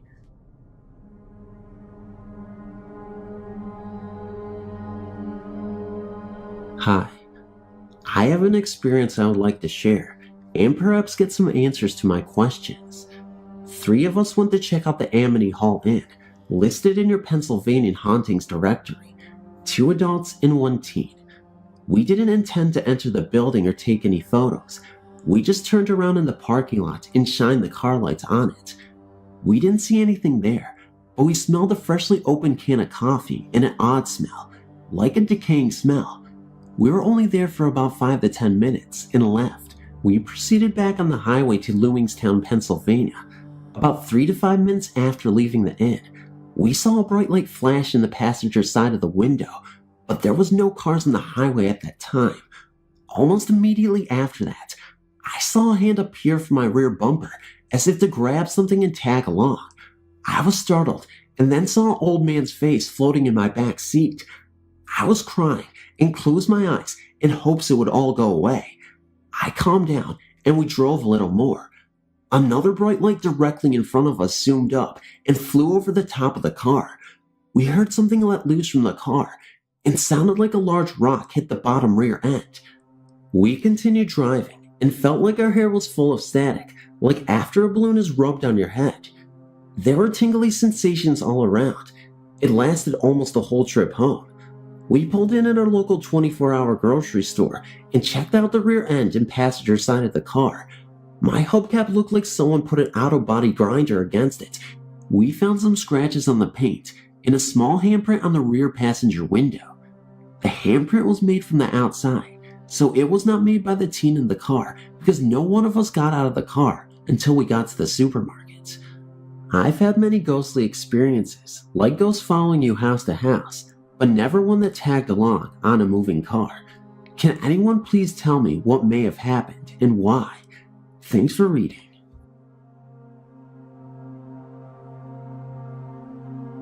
Hello. I believe I've been sensitive to ghosts since I was a child. I grew up in a rather odd family. Seances, tarot card readings, tales of the afterlife, etc. I was taught to believe what I saw and felt. So here is a story that truly occurred back in 1988 in Riverside County, California. I was living in a domestic violence shelter in an old home built about 1880. One night, all of us women were watching movies downstairs, and the restroom downstairs was busy, so I went upstairs in the dark to use the other restroom. Well, there at the top of the stairs was a latching gate that was to remain locked at all times because of the small children. Well, I unlatched the gate and ran to the restroom and proceeded to park myself on the toilet with the bathroom door open onto the landing. As I was sitting there, looking into the landing and hallway, I saw the figure of an elderly woman in period clothes from the 1800s walk over and latch the gate that I had just left undone.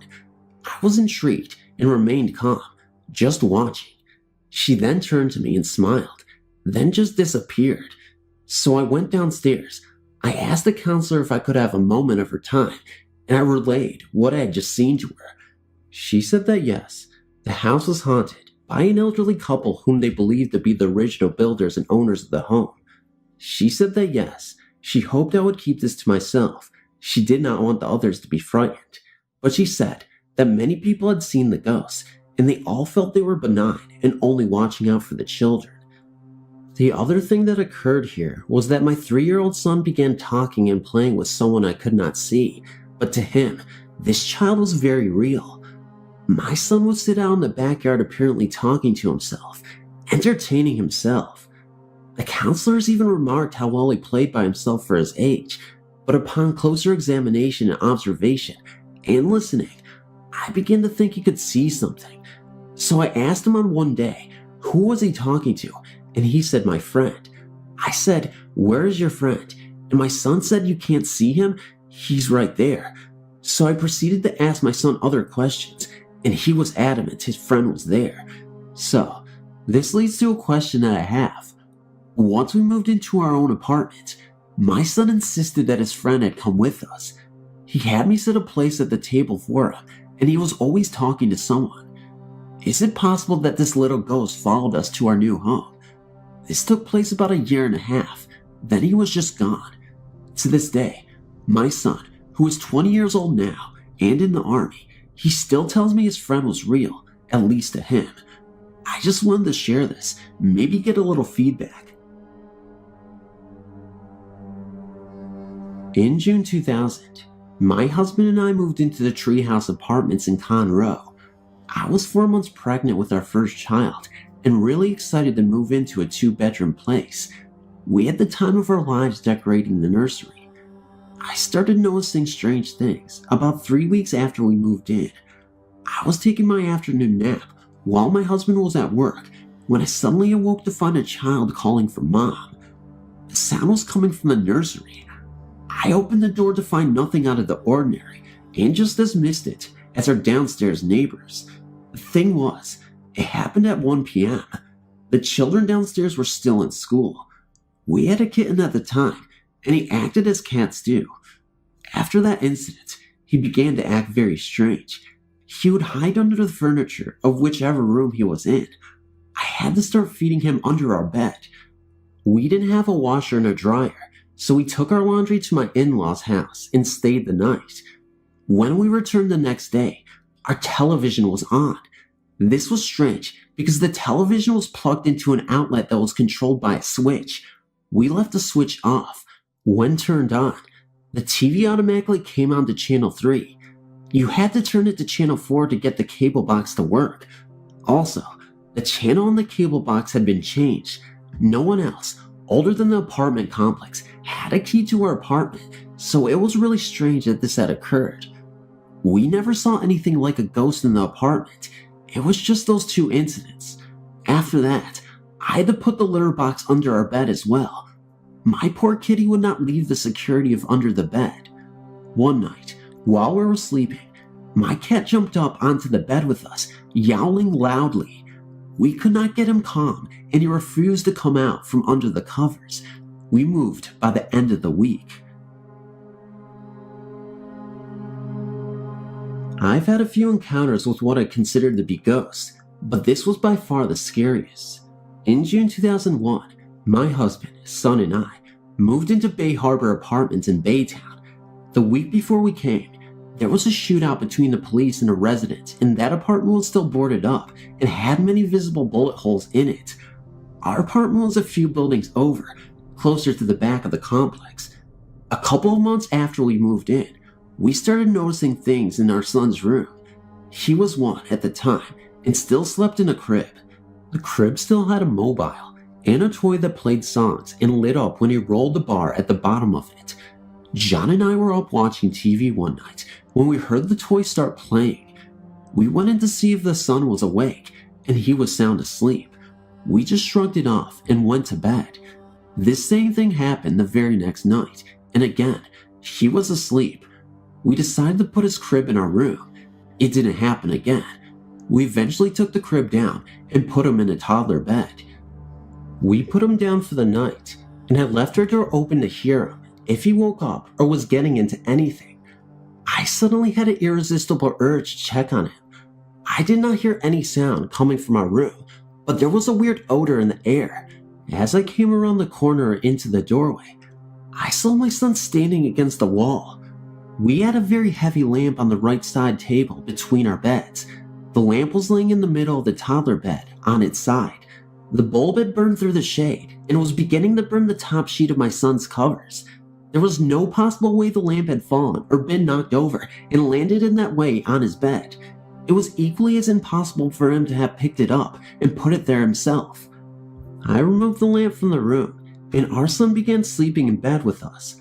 I had his old room set up as a playroom, and he would stay in there all day long. One morning, he fell asleep on the couch, and I left him there for his nap. I was making my rounds in the apartment, doing my daily cleaning. When I finished his playroom, I shut the door behind me. There was no person or animal in that room when I left. My son's great-grandfather bought him a toy that had a motion sensor in it. When it was activated, the toy would whistle and say, "I love you." As I was in the kitchen washing dishes, I heard it go off. Thinking my son was awake, I opened the bedroom door. I saw nothing. I shut the door again and went to check on my son. He was still asleep on the couch. During the course of his 1-hour nap, the toy continuously went off. I went into the room, grabbed the toy, and changed the batteries. I thought this would solve the problem. It did not. I finally took the batteries out and removed the box entirely so that there would be no way it would come to life again.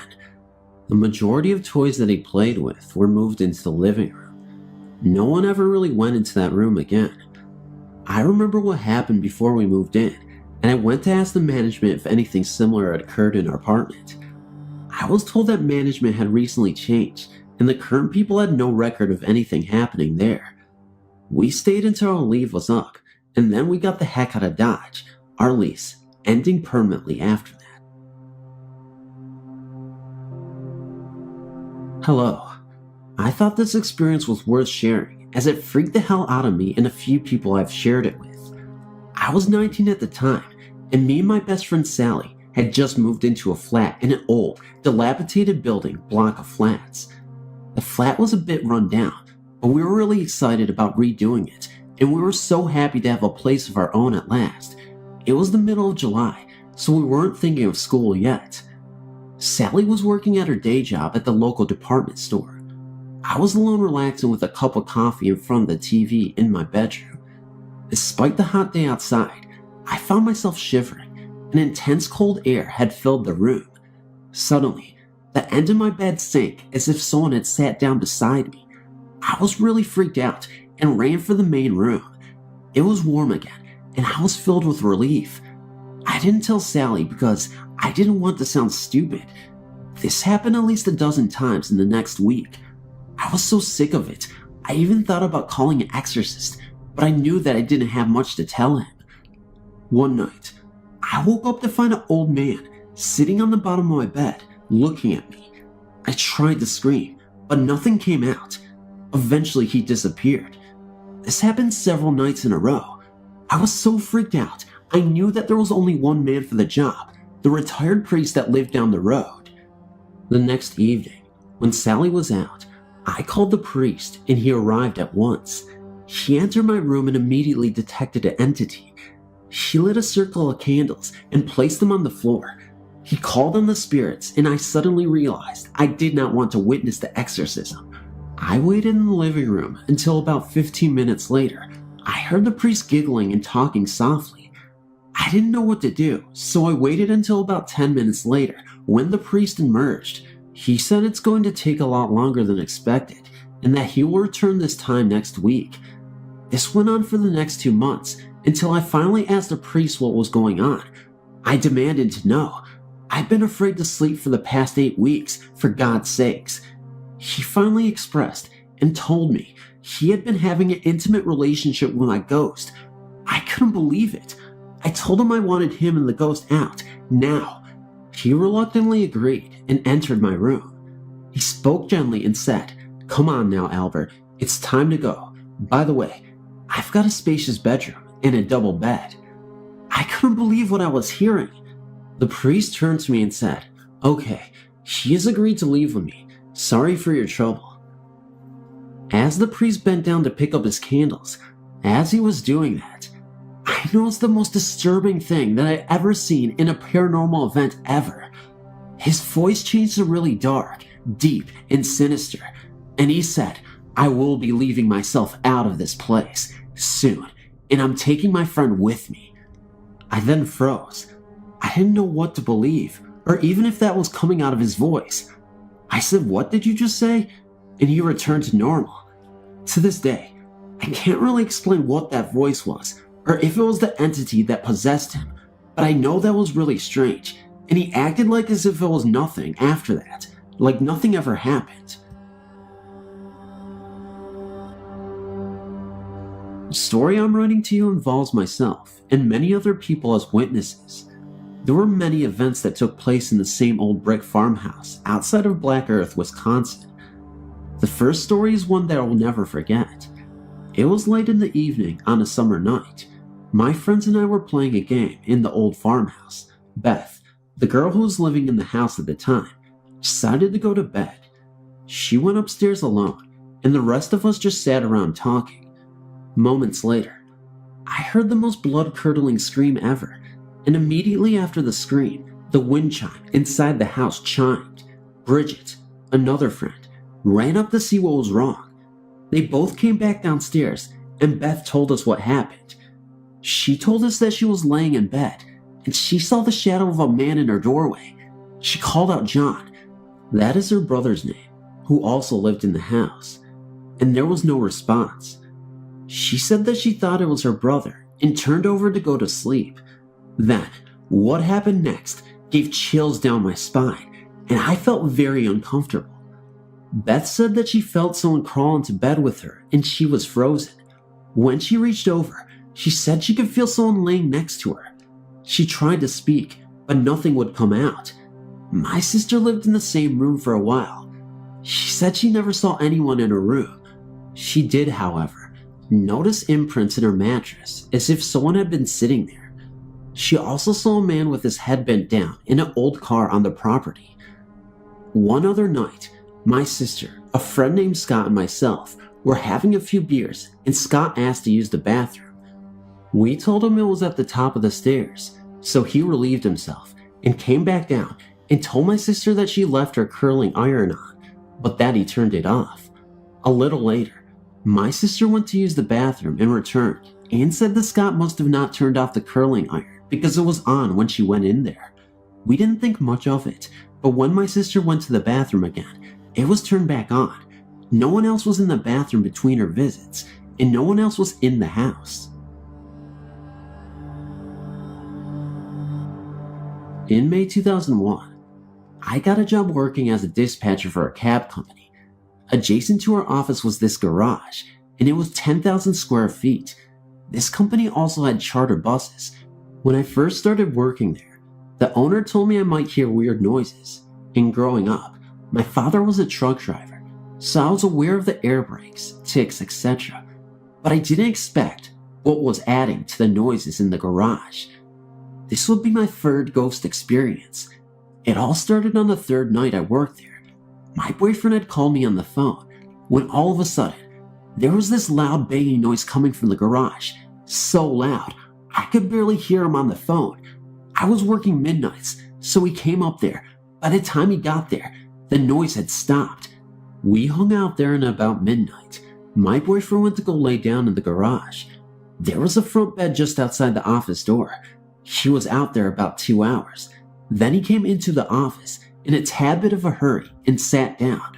The look on his face was a Kodak moment. He asked if I had just tried to wake him up, and I told him no. He said he was lying there and someone kept saying hello. Then he said he sat up to put his shoes on, and the voice was right up in his face and sternly said hello. Also at that time, a driver had called me and asked if he had jumper cables. I asked my boyfriend to go look. He wouldn't go out into the garage till I went in and turned on the lights.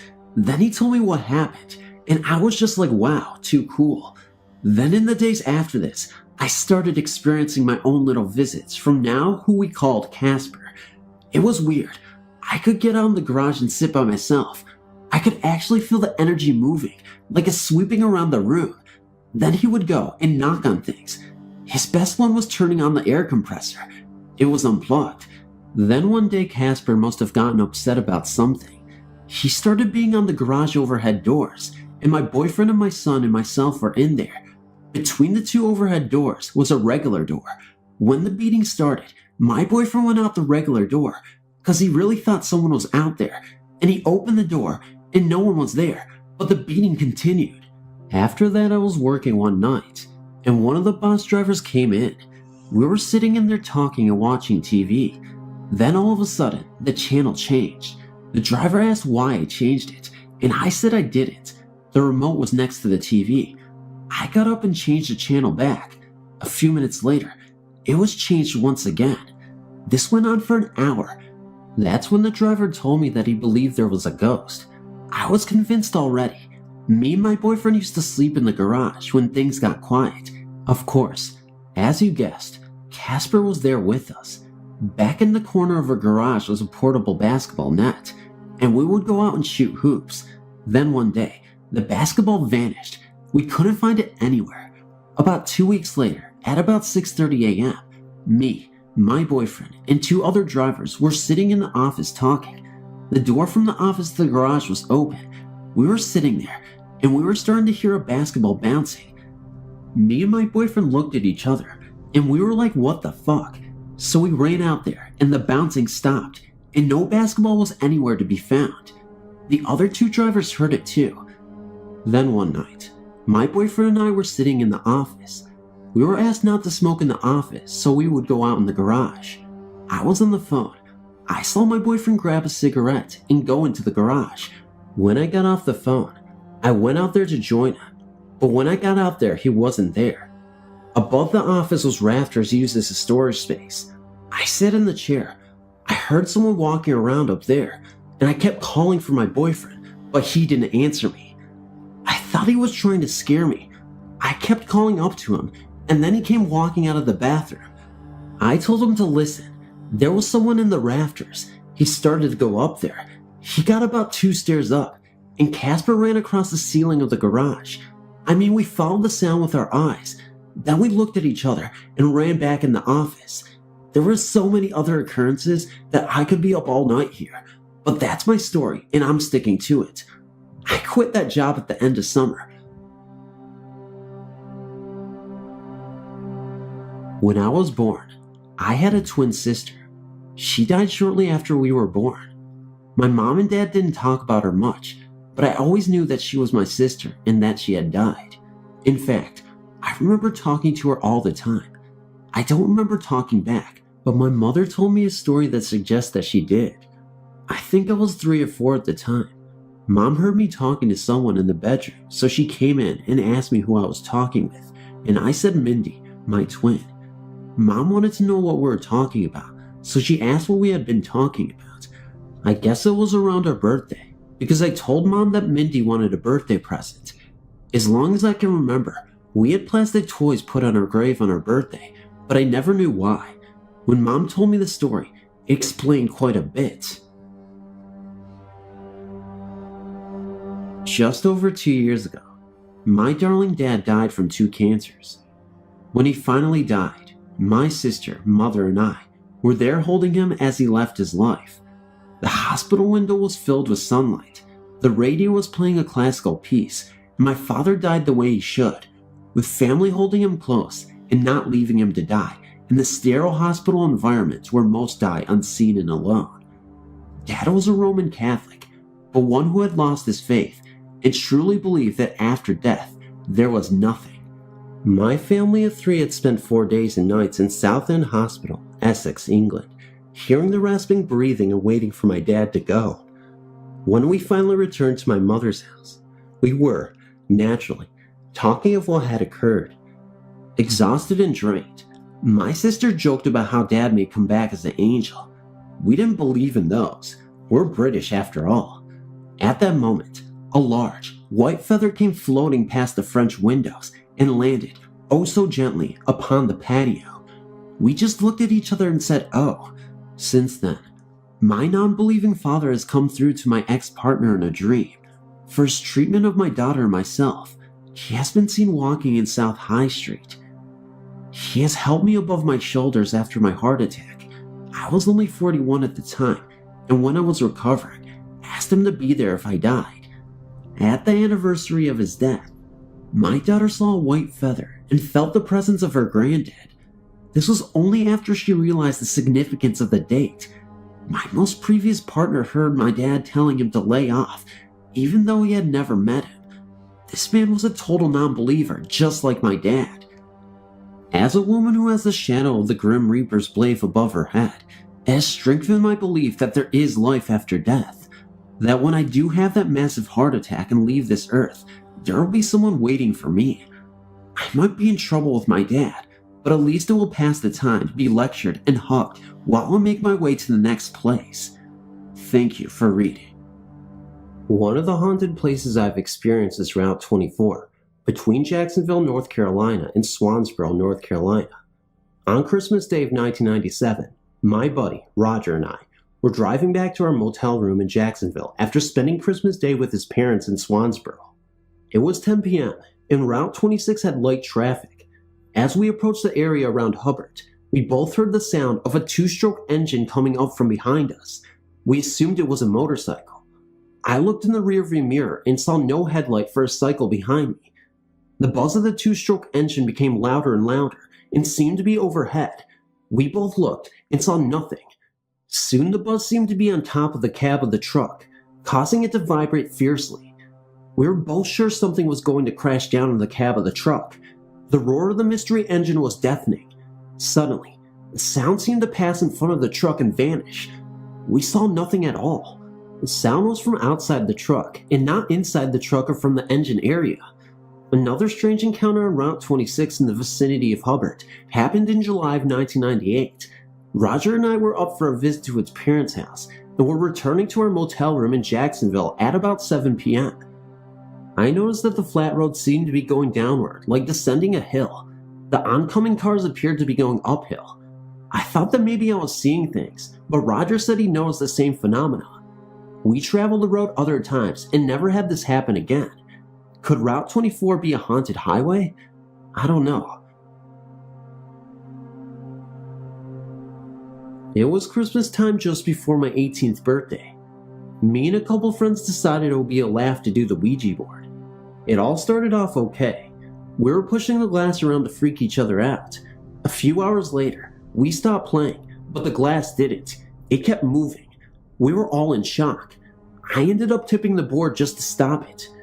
From that day on, I've seen this face in the wall. It is not human. It looks pure evil. I can only describe it as a beast, like it has moved from wall to window to mirror and keeps threatening me. It chants its screams at me. It told me its name, but I refuse to say it or even write it down. As I've read, if you take notice of it, it gets stronger, and I don't want to invite it in. I no longer have any mirrors in the house, but it has started visiting my dreams. I am alone in a room when it appears and tells me that I am its meal. It will have me and won't rest until it has gotten me. I'm 25 now, so this has been going on for a while. I'm scared it will go after my children, as my oldest won't sleep in her room and is too scared to tell me why.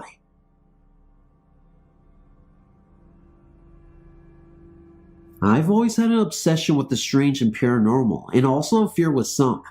I had a miscarriage on Christmas 2011, lost a baby girl. A year later, I found out I was pregnant again. I remember one night, I had a dream. A little girl with brown hair and glowing green eyes came to me. I was floating above my body, watching her play with my hair. She looked no older than 6. She then whispered in my ear, "I'm ready to be born, Mommy." Then she looked up at myself floating. Then I woke up.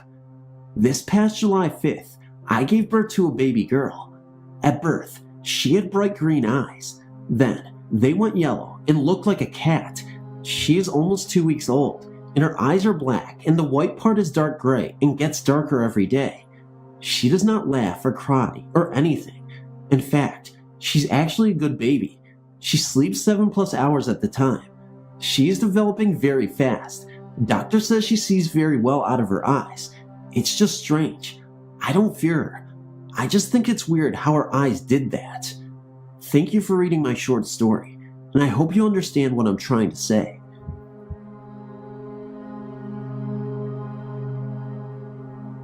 I'm not one of those whose beliefs are for or against the paranormal. During the time of the event I will tell you about, I was your normal freshman in college in Oklahoma. Anyway, myself and 3 other fraternity brothers were looking for a house to rent in Ada, Oklahoma, when we found this great house not far from the college, but still pretty isolated. It was a 2-story brick house with 4 large bedrooms. It had been empty for several years, which should have been our first clue that something is wrong. But we were young, and cash is cash. We asked the retailer if there was something wrong with the property, and why was the rent so cheap in College Town, but got no straight answer. Regardless, we took the deal and moved in. I and Skip took the rooms upstairs while Randy and Alvin moved downstairs. Nothing much happened at first. Nothing that we took as remarkable. For one thing, the front door, made of heavy wood and very difficult to open or close, would sometimes just stand open for a moment, then close. We would laugh it off, even though one of our roommates worked as a carpenter and would examine the door and say that it was not possible to do that on its own. After one of these incidents, he went over to the door and tried to open it and had a difficult time opening it like always. He looked it over very close, as it said he had warped with time and would always be hard to open and close without planing the ends off. Soon after, some other things began to occur. All of us, at one time or another, had seen a small ball of light go from the bottom of the stairs to the 2nd floor.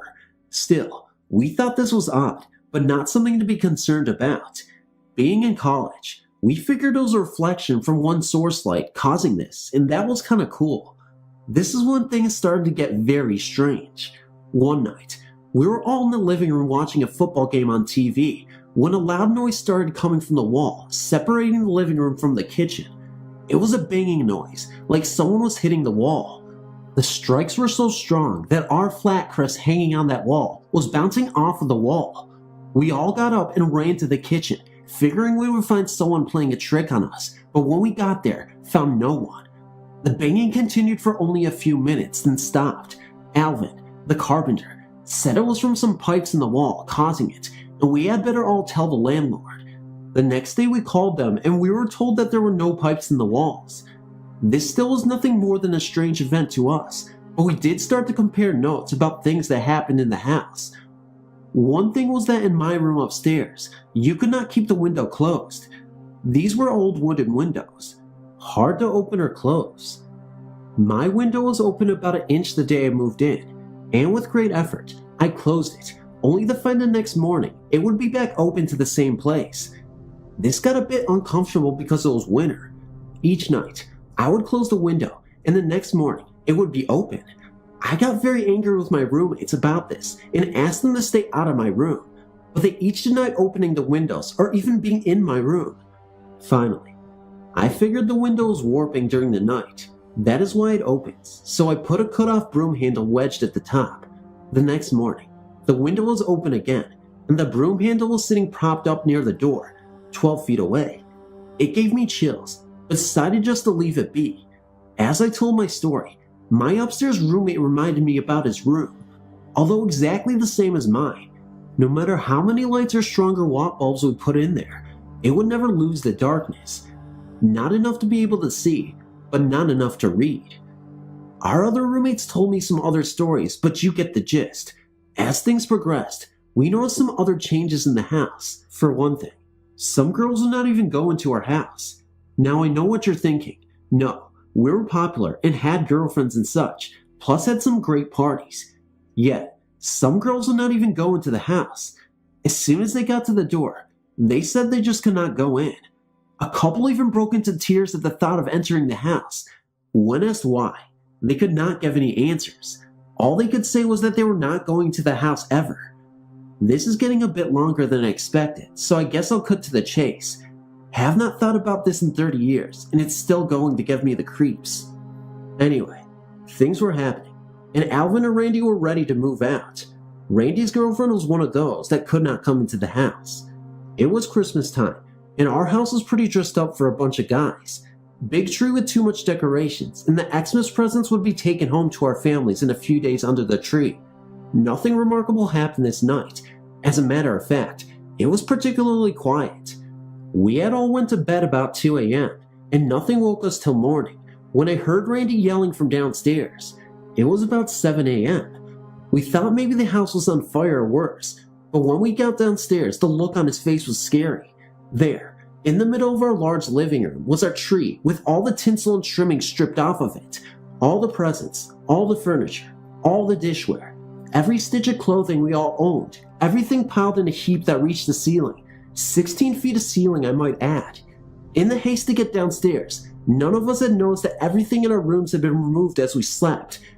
After a few minutes of just staring at the sight in our living room, we checked the house from top to bottom.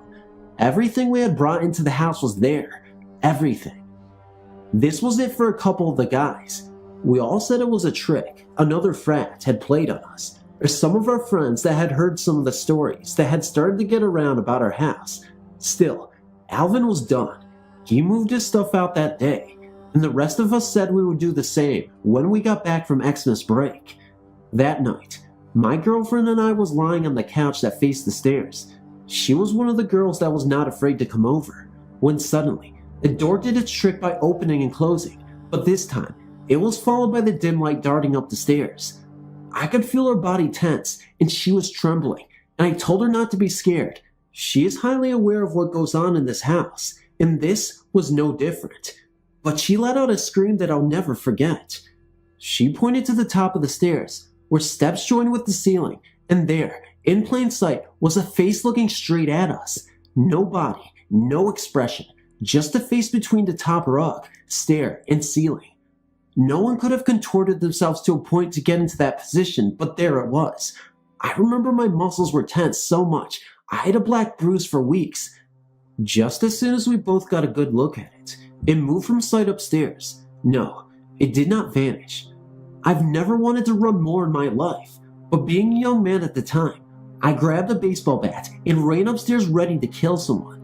I tore the house apart looking everywhere to find no one. Jane was still in tears, about to have a complete breakdown.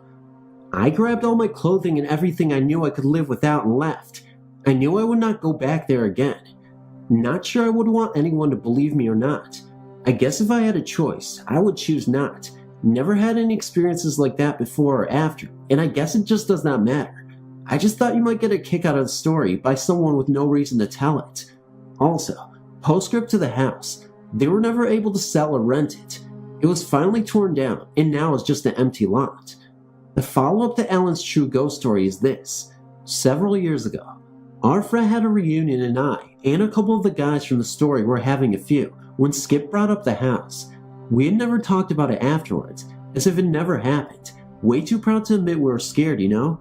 Funny how difficult the conversation was. Maybe not difficult, but guarded. Anyway, after a few more drinks, we opened up a bit, and Alvin told a few events that he never revealed before. Said he thought we'd think him nuts. He said that one night, he was in bed asleep. This guy sleeps like a rock, when suddenly, he woke up. Did not know why, but he felt like something was in the room with him. He said he was so scared he could not move. By the way, this guy was not afraid of anything. Big, strong, and never told a lie in his life. His room was just off the living room closest to the front door and stairs. He noticed his bedroom door was open, and from his room, he could also see the front door was wide open. He figured that was what woke him up. One of us had come in late from a party and had left the door open. He said he got up and went to the door and yelled, "Who the hell left the door open?" To this day, I think he spoke the truth when he heard a voice that seemed to be right behind him say we did. He said he spun around there and there was no one there. As a matter of fact, he checked the rest of the house and we were all asleep. You'll remember Alvin was the first one to say he was leaving, but he never said why until that day at the reunion 20 years later.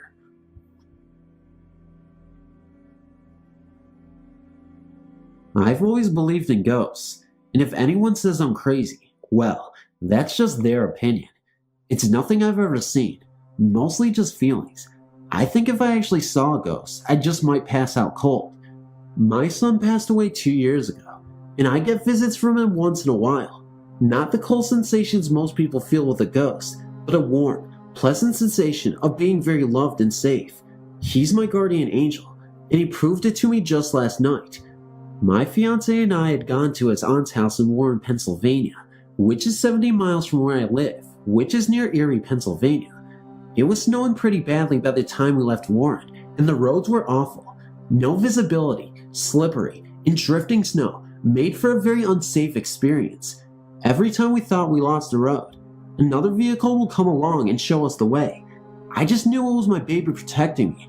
I'm pretty sure my house is haunted. By who? I have no clue, but it is an old house, and I'm in the process of investigating its past. I used to work 11 p.m. to 5 a.m. and would sleep till 2:30 p.m. when my fiance would come home from work and wake me up. My bedroom is upstairs, and to get to it, I have to walk through the other bedroom. I would keep the other bedroom's door shut to keep my cats out so I could sleep in peace. One day, I heard the bedroom door open and footsteps walk through the other room to the side of my bed. I thought it was my fiance coming in to wake me up, but when I turned over, no one was there. The clock read only noon, so it was way too early for him to come home. Needless to say, I got the shivers and was awake for the rest of the day. This has happened several times. I also see things out of the corner of my eye, like movement or someone standing there, but when I turn to look, of course, no one is there. Sometimes, I go to check on my cat to see if it was them, but they're usually asleep downstairs, and these things always happen upstairs. I refuse to go into the basement because I get really bad vibes down there. Don't know why, but I won't mess with it. Same with my attic. This is a duplex house, and a couple of months ago, the neighbors moved out. Lately, I've been hearing someone going up and down the steps, but when I go to check if maybe the landlord or new neighbors are over there, the place is totally empty. What do you think? Is it my imagination, or am I haunted?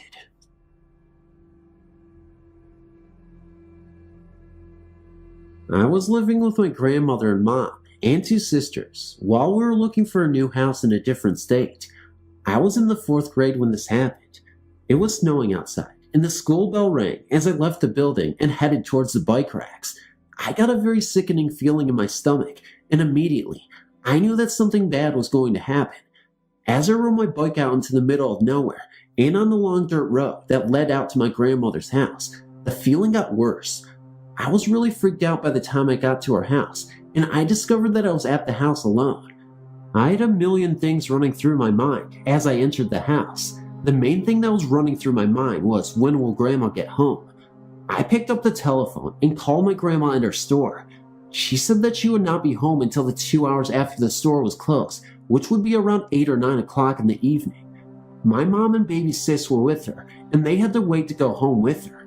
My uncle and other sis were spending the night at the friend's house. My grandpa at the time was at his job, and he wouldn't be arriving home until 8:30 that evening. So I asked my grandma if my friend Nikki could come over. She said it was okay, so I hung up and called her. She told me that she could, but I would have to meet her halfway down the paved road that goes all the way through the little town my grandma lives in. So I left. It was still snowing when I met up with her. She said, "I don't feel right. I feel like something bad is going to happen. Do you feel that way too?" And I said, "Yes, I'm really scared." We rode up the long dirt road to my grandma's. As we pulled into the driveway, the snow got thicker. We propped our bikes against the tree next to the doorway to my grandma's doorway. We went into the garage and gave my uncle's dog Blondie a doggy treat. When we came out, we shut the garage door behind us. My grandma's garage door is temperamental and it will come up again, so we stood there freezing cold waiting for 5 minutes to see if it was going to go up again. After 5 minutes, we went inside because it wasn't going to go up again. We put in that movie Grumpy Old Men to get that ill feeling of danger to go away. At the funniest part in the movie, I got this sudden funny feeling, which isn't unusual for me, so I asked my friend what flavor of Crystal Light she wanted. I went into the kitchen and got out the lime flavor and started making it. By this point in time, I'd forgotten all about the sick feeling. All of a sudden, the sick feeling rushed over so fast, I almost threw it up all over. I shook it off to the point where I could stand it and continued to make the drink. My friend cried out, "Oh my God, what was that?" She startled me by using that kind of language. I turned to her and said, "What?" She replied, "I don't know, but it was running very fast and it was really tall." I said, "Don't try to scare me, you know how I'm feeling." And she said to me, "I'm not trying to scare you." We kind of brushed it off, and for about 5 minutes, everything was fine. Then I got another whoosh over the feeling over me. She squealed and said more like a shrill whisper, "What the hell is that?" I turned and looked at her and turned my head back to my drink and looked up at the window in front of me just in time to see a rather tall man running by the window. I said, "Holy God, what was that?" I immediately dropped to the floor in fear of whatever it was that was running around would see me. I told her to drop on all fours. She did as I said, and I crawled over to her and picked up the phone and called my grandma at the store. She said that she would send someone over to check on us. Shaking uncontrollably, I hung up the phone. Almost 2 seconds after I hung up, a loud bang was heard coming from the door. I, terrified, crawled over to the door to see what it was. The figure was banging on the door with the handle part of a hatchet axe. The blinds were bouncing wildly around from the harsh banging. I told my friend to start crawling up to my uncle's stairs that led up to his room. I crawled over to the door to see the face of the guy so I could give a description later. I saw the face and crawled frantically to the stairs. Nikki was crawling up the stairs between bounces to the blinds so the guy couldn't see us. As soon as we got into my uncle's room, we turned on the light in his closet and went inside it and locked the closet door behind us. As soon as we were in the closet, we hugged each other and shook. We could still hear the banging on the door. Then I noticed that I was still clutching to the phone. It rang. I answered it. It was her grandpa calling her to check on us. I told him what was happening. He said he would be right over. We waited for about 2 more minutes, and the banging had subsided. All of a sudden, we heard our names being called. We were still terrified to come out, but we did anyway. As soon as we did leave the house, her grandpa surrounded us with hugs. We told him what happened, and I didn't think he believed us. The funny thing is, the snow had stopped falling, and there were no footprints in the freshly fallen snow. 8 to 10 different dents in the door that weren't there before, and the garage door was open. I truly believe it was death coming after us. I was going to get my friend. It had just snowed. I got towards the end of the street and saw very faint footprints on the new snow. I looked at the footprints I had just made and looked in front of me. The mysterious footprints looked like mine. My friend was running towards me. I greeted her, and we turned the corner of the street and began walking. She was making skidded footprints in her boots. I told her what I saw on the way. She looked forward and saw skidded footprints just like hers. Mine were heading away from my house and hers towards it. My friend got a dreadful feeling that we weren't supposed to be there. We started walking faster away from the footprints. We saw more ahead, and we started to investigate it. She then realized it said IMVW. Then she saw something pointing to the yard ahead of us, so she went over there to see what the footprints wanted. I stayed and saw my own footprint. I screamed and told her to come over here. She came over, and she was freaking out too. I never walked here at all, I said, half crying. She said she saw something on the grass which looked like a young girl's body. Then we both turned and saw a barefoot print in the snow. Just one. I don't believe in ghosts, but I started crying and running like never before. My friend said, "Leave us alone. You are not welcome here. We can't help you, VW. Now leave." When we were finally safe, my heart and my friend's heart was beating like never before, and as I sit here typing this, I still can't breathe as easily. I only have one ghost story in my life, but I still think about it often. About 12 years ago, I lived in Westland, Michigan, where I was born and lived until I was 32. Westland is as boring a suburb as you can imagine, and my encounter was about the only thing interesting to relate from my neighborhood. I was driving home late one night in late December. Anyone who spent a winter in Michigan can tell you that it gets very, very cold, and the night in question was one of the coldest I remember. It was hard to even breathe when you were out there in the bitter wind. It was probably just after midnight, and I'd just spent a few hours with one of my college friends, working on a graphic design project that was due shortly after I returned from a short holiday break. I was only a block away from my house, and was driving very carefully because the streets were icy and narrow. Any swerve would cause me to collide with the cars parked along the residential street. All of a sudden, I became aware of a flash of white in my peripheral vision, off to my right. I looked very quickly, and saw a girl in white running down the sidewalk, a flowing white nightdress trailing behind her. She was pale and had long black hair, which also blew wildly in the harsh wind. She was obviously not dressed for a Michigan December, and I remember distinctly noting that she was barefoot. She had a red ribbon tying her hair at her neck in a loose ponytail. I still remember that there was a strange quality to the vision, as if I was seeing an old memory. There was some strange otherness to it that I can only attempt to describe. She seemed to move at a slightly slower speed than normal, but not quite as slow as you may describe as slow motion. Also, I've no recollection of any sound at all during that brief moment, not even the sound around me, like the car engine or the wind gusting. I looked back and saw her again, her pace now leaving her almost behind me. I had turned my head to spot her. Again, I couldn't look for long without risking an accident, so I slowed the car down and tried to spot her a third time. She was gone. I did not see any doors closing on any of the nearby houses or any persons in the immediate vicinity. I stopped the car near the corner and, after pondering for a few seconds, got out to investigate. I went to the area where I'd seen her.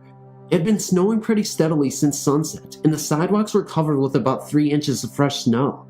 There was absolutely no tracks, either on the sidewalk or on the lawns nearby. I stood there for a minute and then walked around the perimeter in a circle covering about 40 feet. This was definitely the spot I had seen her, but there was no tracks but my own.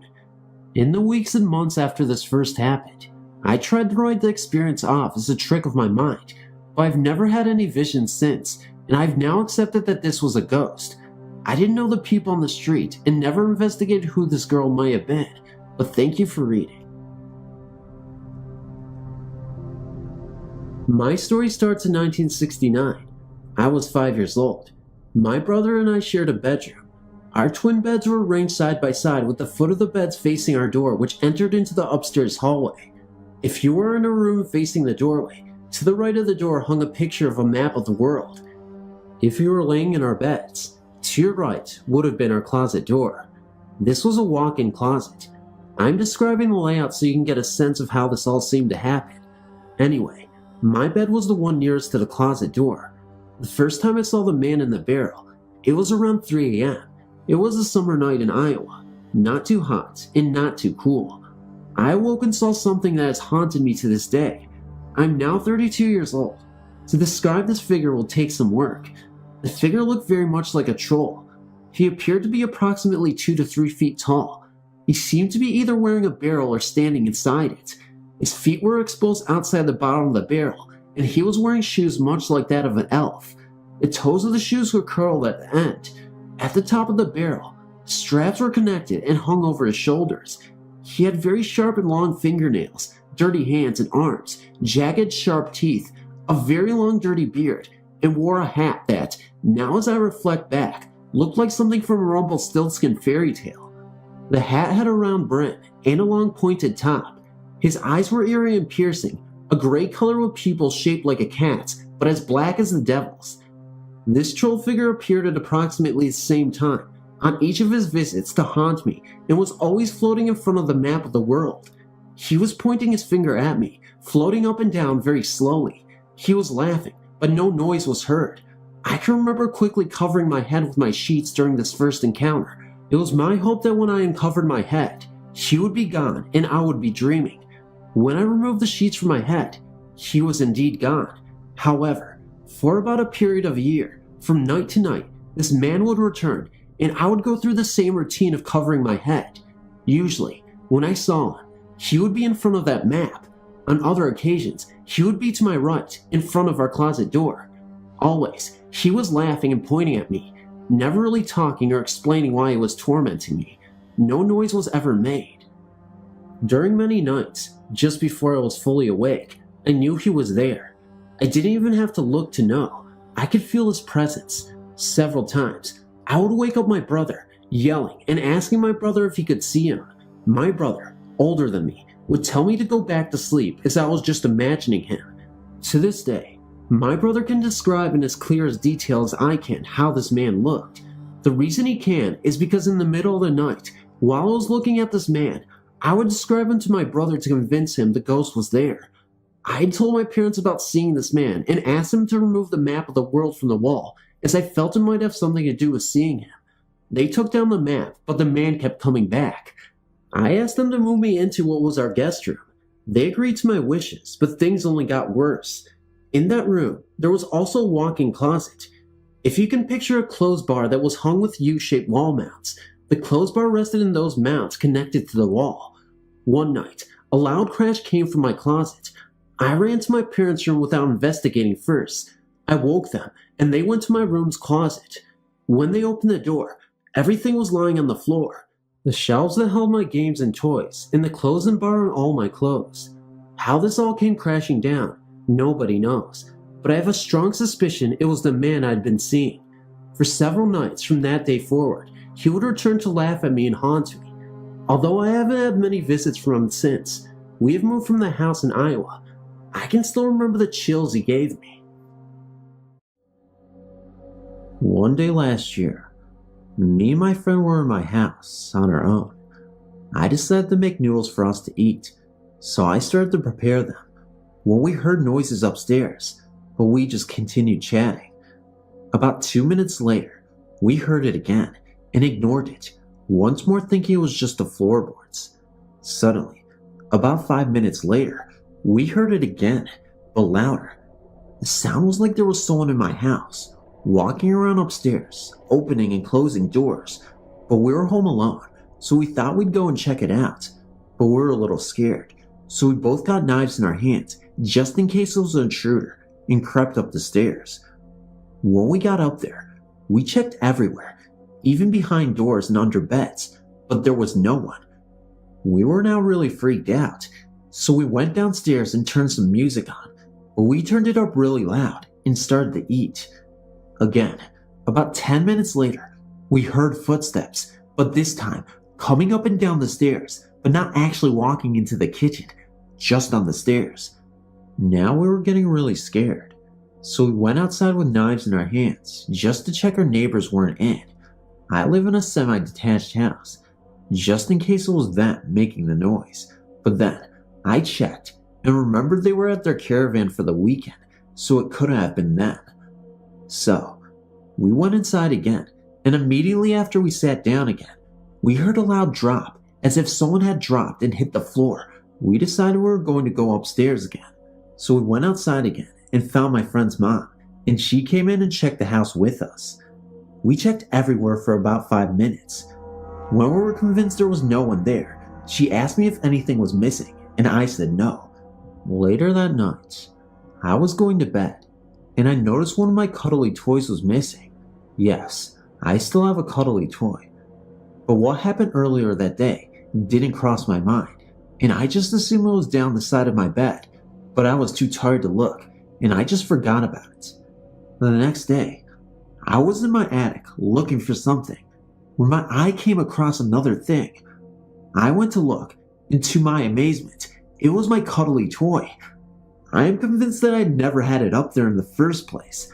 I'd only been up there a few times before and never took my toy up. I'm still convinced to this day that it wasn't just me and my maid in my house that day, but another person as well.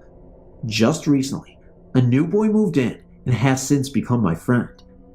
I never told him about that day, but one day, he came up to me and explained that he was sitting downstairs the night before and had heard what sounded like footsteps upstairs, and it stopped, but 5 minutes later, he heard a bang that sounded like something had been dropped and landed on the floor. Then, he went up to check and noticed his computer was turned on and logged him in, signed him into MSN, and started downloading a song. The only problem was, he had never heard of the song before, and he was home alone. He asked his parents if they knew anything, and they both had never heard the song either. His sister is disabled, so she couldn't have done it. We checked the internet and found a site that had death records of our area. We checked it out and typed in our street, and it found results of 3 people. 2 of them were mother and son, and the other was a girl who lived with her parents. But the boy, the girl, and the boy's mother had been out walking one day when they had been hit by a car, and all 3 died.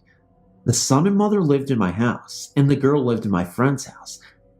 This was very interesting to them, and we checked them out, and one of the children's interests had been listening to the band whose song had started to download on my friend's computer. We now believe our homes were haunted, but now the spirits have moved on, and they only stayed because they wanted to have one last look at what used to be their childhood house. Thanks for reading.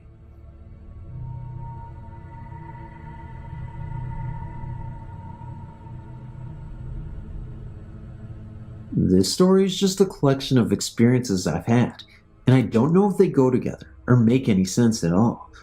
The first was when I was about 8, and me and some of my friends were out in my backyard telling ghost stories. All of a sudden, we heard a deep voice slowly calling our names. It seemed to come from behind a shed in the backyard, and we all ran away from it. We ran into the house and then calmed down, thinking it might have been my father, but then I realized my father was at work, and all of our neighbors were pretty up there in age, and I doubted they even knew our names. We were calming down in my room when I looked out the window, and about 200 feet away, in an empty field, I saw the outline of what seemed to be a man, but was totally black. But it was in the middle of the day. I couldn't even speak. I finally yelled as if I was walking away, and I think when I yelled, it turned and looked back at me. I never saw it again, and even writing about this is bringing tears to my eyes. The other experiences I've had were in the same room in my grandma's house. When I was young, I used to sometimes go to my grandmother's and stay for a weekend or a night. One night, I was sleeping, and I got up half asleep in some sort of confusion of hearing something in the hallway. I looked down the hall, and there seemed to be a shadow of a tall man against the curtains with moonlight shining through them. I wasn't scared like the first time. I actually felt like this was a man watching over me, and for some reason, I had a weird feeling it was my great-grandfather. The other time was when I was about 16. I was actually living in that room because I moved out of my parents' house temporarily. It was a typical night. I lay down to go to sleep, but was having some trouble. I finally started to get drowsy, and I rolled over onto my other side, and then, out of nowhere, I hear my name whispered urgently into my ear. I even felt the air. I jumped up, and no one was there. I had the door closed, but my grandpa was somewhat of a jokester, so I thought maybe he was pulling a prank. So, I got up and looked down the hall, and I saw him and my grandma in bed watching TV.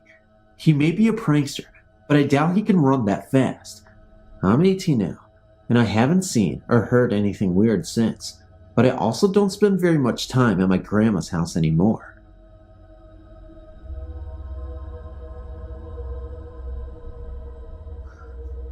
I know that many of you may be skeptical about the appearances of ghosts, apparitions, etc., and so was I, until one year, when I went to spend the summer with my father in Grand Coulee, Washington. I didn't ever think about ghosts until I had to babysit for our neighbors in an apartment complex that my father managed. I put the kids to bed. One was 3, the other 2, and there was also an infant child I was looking after.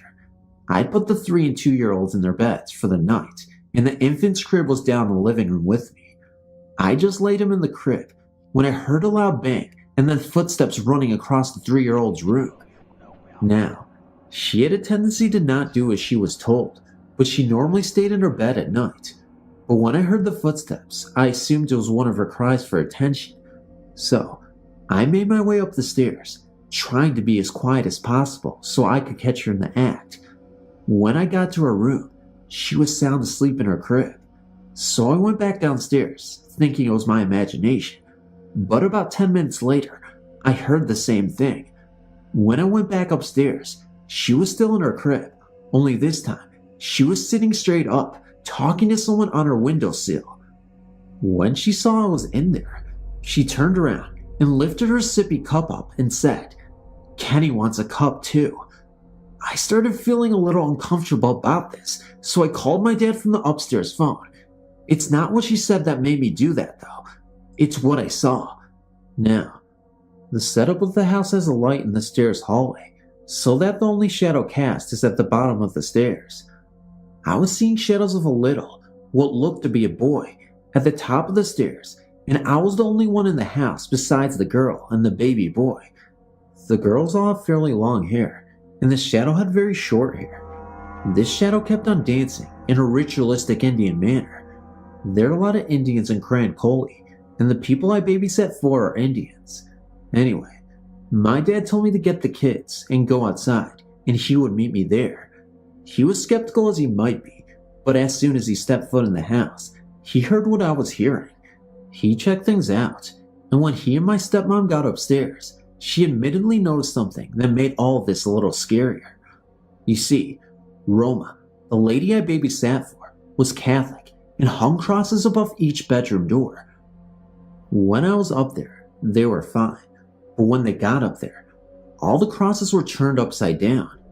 Now, what many don't know is that an upside down cross is a sign of the devil or his demons. Later, when she got home, she informed us that she had been trying to get rid of the spirit for years. She tried moving, but the ghost must have attached itself to something in the house, or maybe to even one of the children. So, she finally had a priest come bless her home.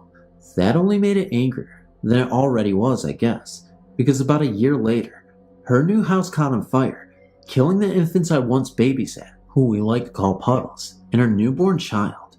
The police could not find the cause of the fire, but the only thing that survived were the crosses above each door. The 2 girls in Roman doorway crosses were fine, but the crosses above the infant's room were turned upside down once again. Perhaps the first time was a warning, or maybe he was just playing games with us. I'll never understand. The only thing I know is that I won't ever tamper with the other side again.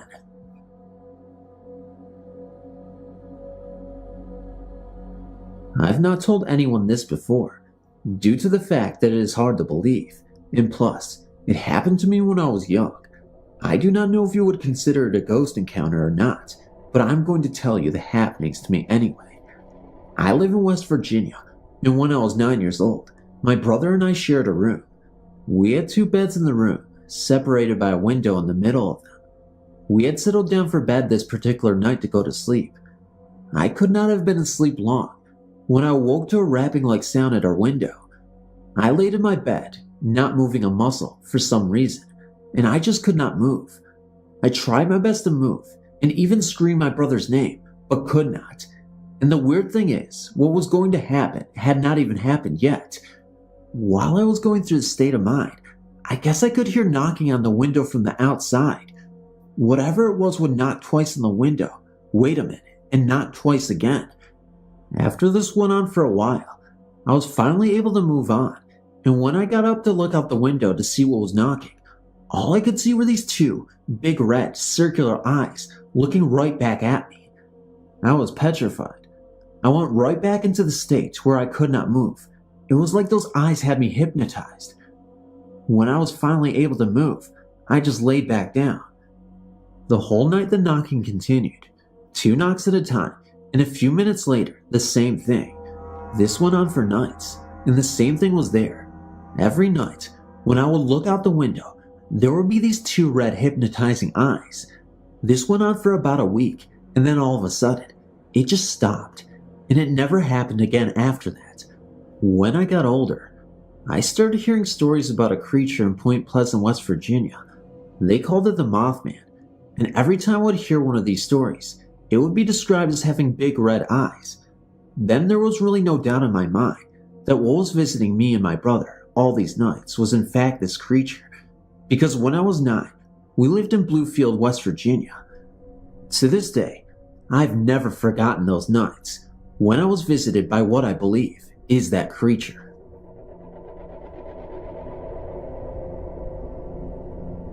A lot of weird things go on around our home. My grandparents' house is also a little strange. I've experienced many things numerous times at both my house and my grandparents' house. First of all, when I was 6 years old, I was awakened by a raspy humming sound. I sat up in my bed, wiped my eyes, and looked to the left of my bed. Sitting there in a rocking chair with a baby was a woman dressed in an old-fashioned type gown. She was also wearing a bonnet and had her face turned towards the baby. I thought it may have been my mom, so I whispered "Mom," and when the lady in the chair looked at me, her eyes glowed red, so I yelled louder for my mom to come to me, and when she came to the door, the woman disappeared, but this chair was still there, very faintly, and rocking slowly. I never told anyone except my mom about this, and when my younger cousin was 6, she reported seeing the same exact thing to me. One winter when the electric was off, my cousin accompanied me as I went to take a shower in the old house. Because it was the only one with a gas water heater, I ran nothing but hot water into the bathtub and got in. The water wasn't scalding hot, but very warm. I heard whispering and asked my cousin if it was her. She said no. I heard it again, only louder this time. I became alarmed and listened more closely. This time it was very loud and very clear. The whispering was the Lord's Prayer. I was very scared and I couldn't make myself move. The water became very cold and the whispering grew louder. I told my grandparents and parents what happened and they shrugged it off. My grandparents reported hearing gospel music, preaching, the Lord's Prayer in the old house.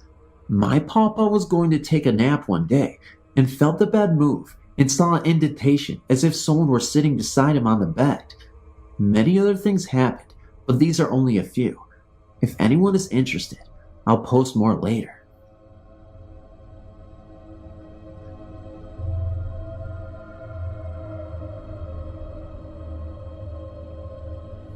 My story begins that my belief was finally confirmed on a trip that my wife and I took to the Jefferson Hotel in Jefferson, Texas in September 2003. This town is very unique and small and has a very historical feel to it. Every building has a historical marker dating back to the 1800s. The town has a sprawling history dating back to the 1800s when steamboat travel was very popular off the Mississippi River into the bayou and one of the main means of transportation at the time.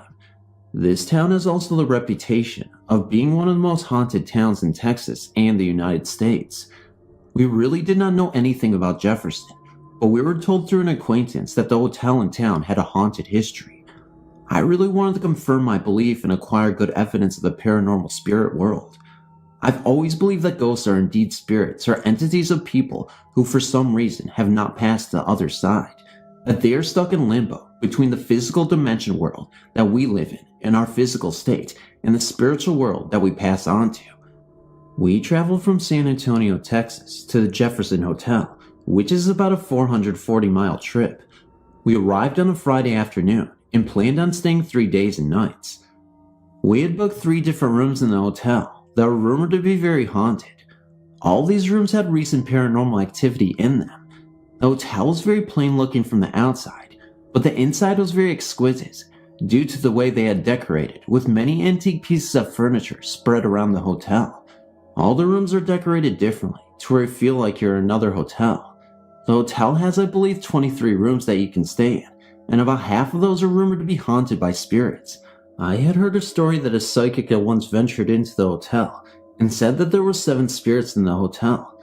For our first night, we stayed in room 6. The room was very quaint. It had a queen-size Benedict, along with an antique tub that stood by itself in the bathroom. At first, nothing happened, which dampened my hopes, but then at 11:30 p.m., things started to happen. However, they only happened to myself. We were lying in bed with the lights off and the television on. The television was located on a dresser at the foot of the bed facing us. I was lying on the side of the bed, closest to the one window in the room. There was enough distance between the bed and the wall for someone to walk. I had exposed my right arm, resting along my side and slightly off to the side of the bed. Suddenly, something began to pull the hairs on my arm. I felt an electrical sensation, such as that when you acquire static electricity. I looked down in disbelief, but I could not see anything. I then nudged my wife and told her what was happening to me. She started to laugh, thinking that I was trying to scare her or something. Just then, while she was talking, I felt a small woman's or girl's hand and fingers drag itself all the way up my arm, from the tip of my fingers to almost my shoulder. It felt like a woman because it was a small hand. This really got my attention. I then jumped out of bed, telling my wife what had just happened. She of course could not feel or see anything, and thought I was making up the whole situation. I then had the feeling that someone was standing in the corner, between the bed and the wall, staring at us. I had the distinct feeling that the ghost was a woman or girl, because it seemed to be small and unobtrusive. This lasted for about 5 minutes, and then it stopped with me no longer having the feeling that the ghost was in the room with us. I remember it upset me that my wife was not encountering anything. Nothing else happened that night, even though I had expected it to. The next morning we moved across the hall to room 12, which had a very grandiose king-side poster bed in it. The room was also quite larger than room 6. I really was waiting for the opportunity for something to happen so that I could look at researching it more. I have to admit that I'd been slightly alarmed from my experience in room 6. Well, nothing happened in room 12, but something did later happen that night in the hallway just outside. I had become bored watching television with my wife and decided to go out into the hallway around 1 a.m. that night. I ended up sitting in an antique couch that is at the end of the hallway, pushed up against a door that goes out into the front balcony. The hotel was working on the balcony, and I locked the door and pushed the couch up against it to block the door. The door had a glass pane that covered approximately the top half of the door, enabling a person to be able to stare outside into the main street or the buildings across the street. Well, the street was very dark, and there was no activity at all in the street. It was very quiet at the time. I kept hearing noises in the hallway every time I looked down or away. It was strange that noises would happen only if I was not directly staring down at the hallway at the time. The hotel is very long, front to back, and narrower in width. At one point, I heard a noise down the hallway and looked down with nothing happening or being seen.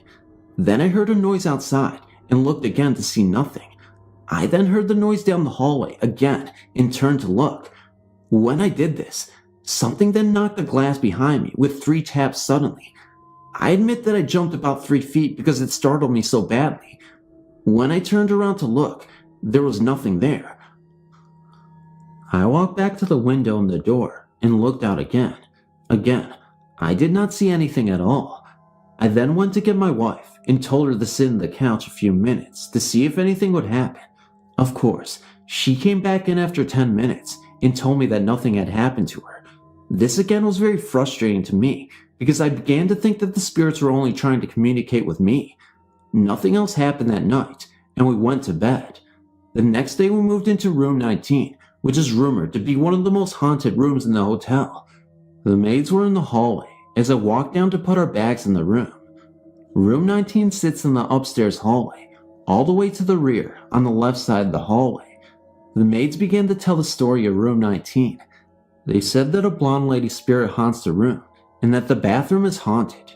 When a person goes into the bathroom, you are supposed to run the hot water in the bathtub and the sink at the same time, and then close the door and turn out the light.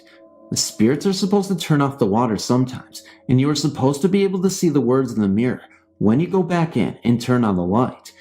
As the maids were telling me the story in the hallway, a woman suddenly stepped out of one of the rooms adjacent to room 19. This woman began to tell me that her friend had stayed in room 19 the previous night, and that they had brought a Ouija board with them. She told me that they had been trying to summon the spirits of the hotel. They had asked the board if there was a spirit that haunts the room, and what the spirit's name was. She said that the board had told them that yes, there was a spirit, and the spirit's name was Laura, which I had spelled out. When the board had stopped, the woman's friend had been lying on her stomach on the bed, watching the other two people on the floor do the board, when something suddenly grabbed her exposed legs from behind and pinned her down to the bed for a few seconds. The woman had not been able to move and was terrified by this. Later that night, the woman had grabbed her pillow and blanket and went downstairs to spend the rest of the night with the desk clerk that was there all night.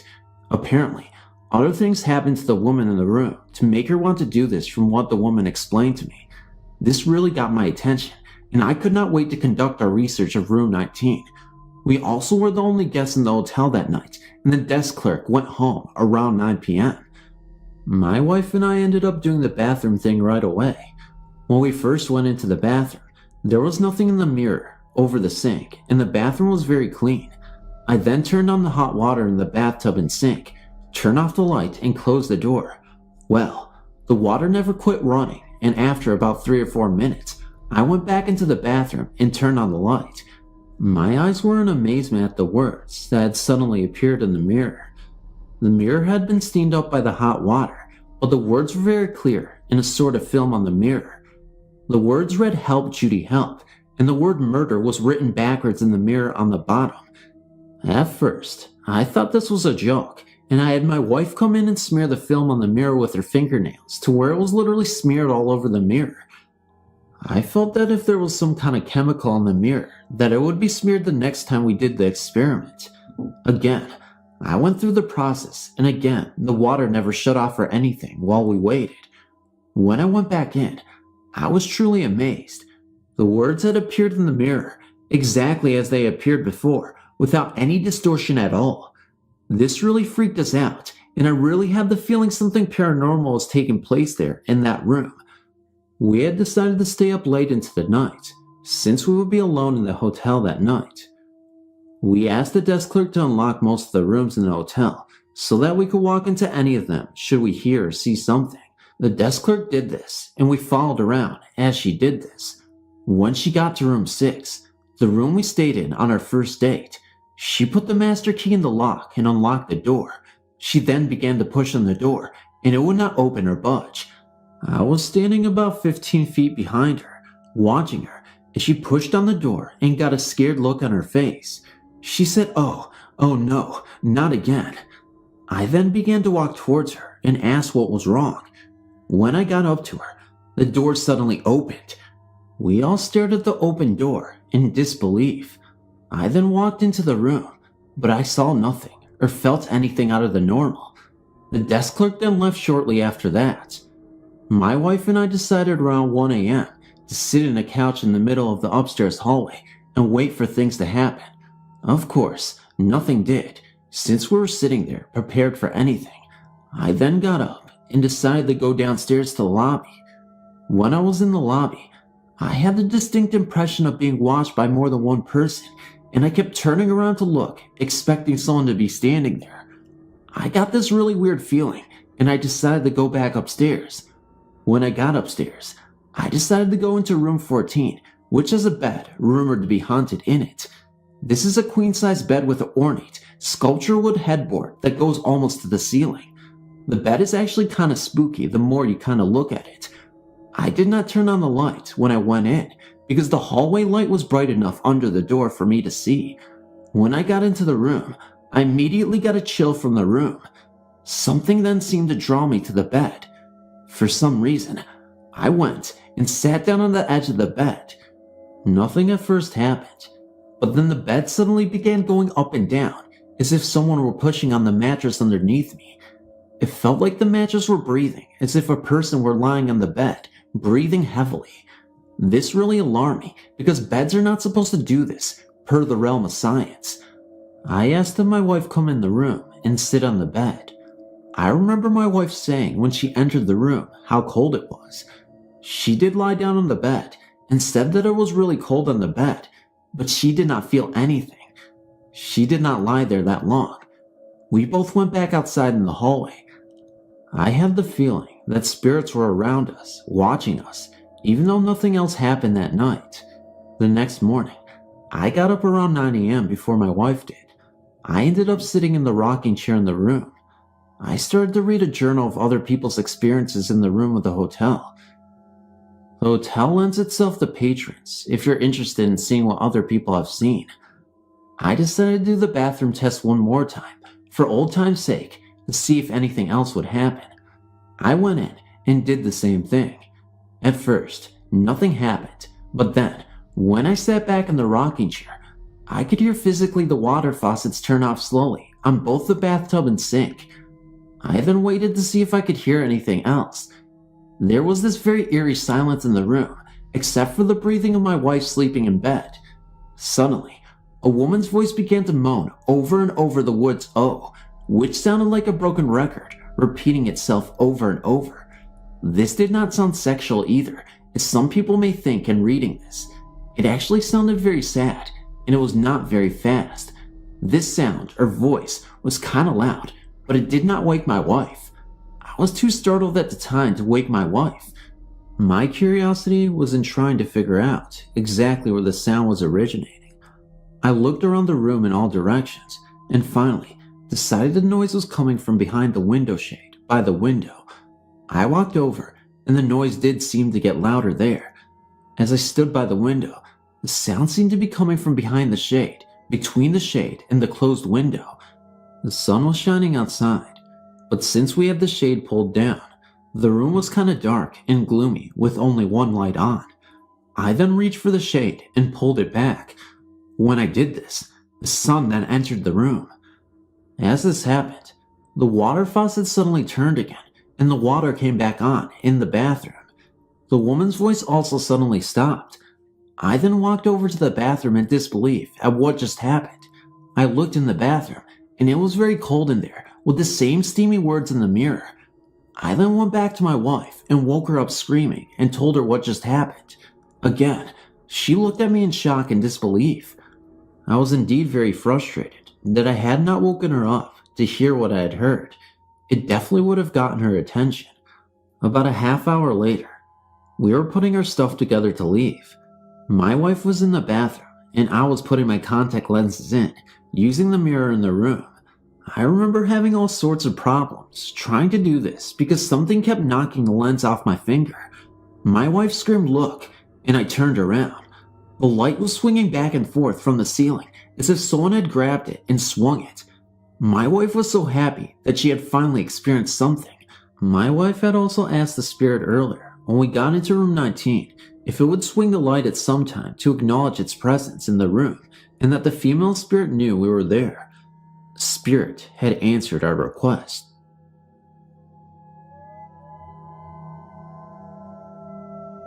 My name is Jamie. It was late May, and I was at my friend's, Anna's birthday party. It was a sleepover. Around 5 or 6 giggling girls showed up for a night of pizza and movies. Although we were all excited and jumpy from eating pizza and consuming vast amounts of pop and ice cream, I decided I would turn in, as I was really tired, and they were watching a movie I didn't really enjoy much. They were all in the TV room, just down the hall and to the right from where I had set my sleeping bag in the family room. The floor was hard, and I was uncomfortable, but I tried my best to drift off. I was closest to the dining room, which was an extension to the family room and ended in a dead end. I'd stretched myself right in front of the entrance, so there was no possible way anyone could get into or out of the dining room without stepping over me. Also, once they had stepped past me, there was no way out again without stepping over me a second time. I sat up for a moment because I thought I heard someone breathing. I looked around the room, but it was empty. Across the hall, the basement door was slightly ajar, and I heard my friends laughing and talking in the TV room. I sighed and lay back down, finally able to close my eyes. I awoke only minutes later to a thud in the room. It sounded as though someone with heavy boots was deliberately stomping on the floor towards me. I assumed it was Anna or one of the other girls trying to scare me. I heard them stomp to the edge of my sleeping bag and step over me. Whoever it was, they were clumsy because they stepped on my arm and a few strands of my hair, causing me to wince in pain. I heard the boots stomp to the corner of the dead-end dining room and stop. As I said before, there was no way a person could go into the dining room and then step back out without having to walk over me, and, judging by the person's boots, they would make a lot of noise doing so. I opened my eyes and was startled. No one was in the dining room, behind the table, or under the chairs. In fact, the whole living room area was empty and silent, except for my heavy breathing. At that, I picked up my pillow and bolted towards the TV room, where my friends had fallen fast asleep, the movie credits rolling by, lighting the room a faint blue. I laid down, far as I could from the hallway, and after stealing a blanket from a sleeping Anna, fell asleep.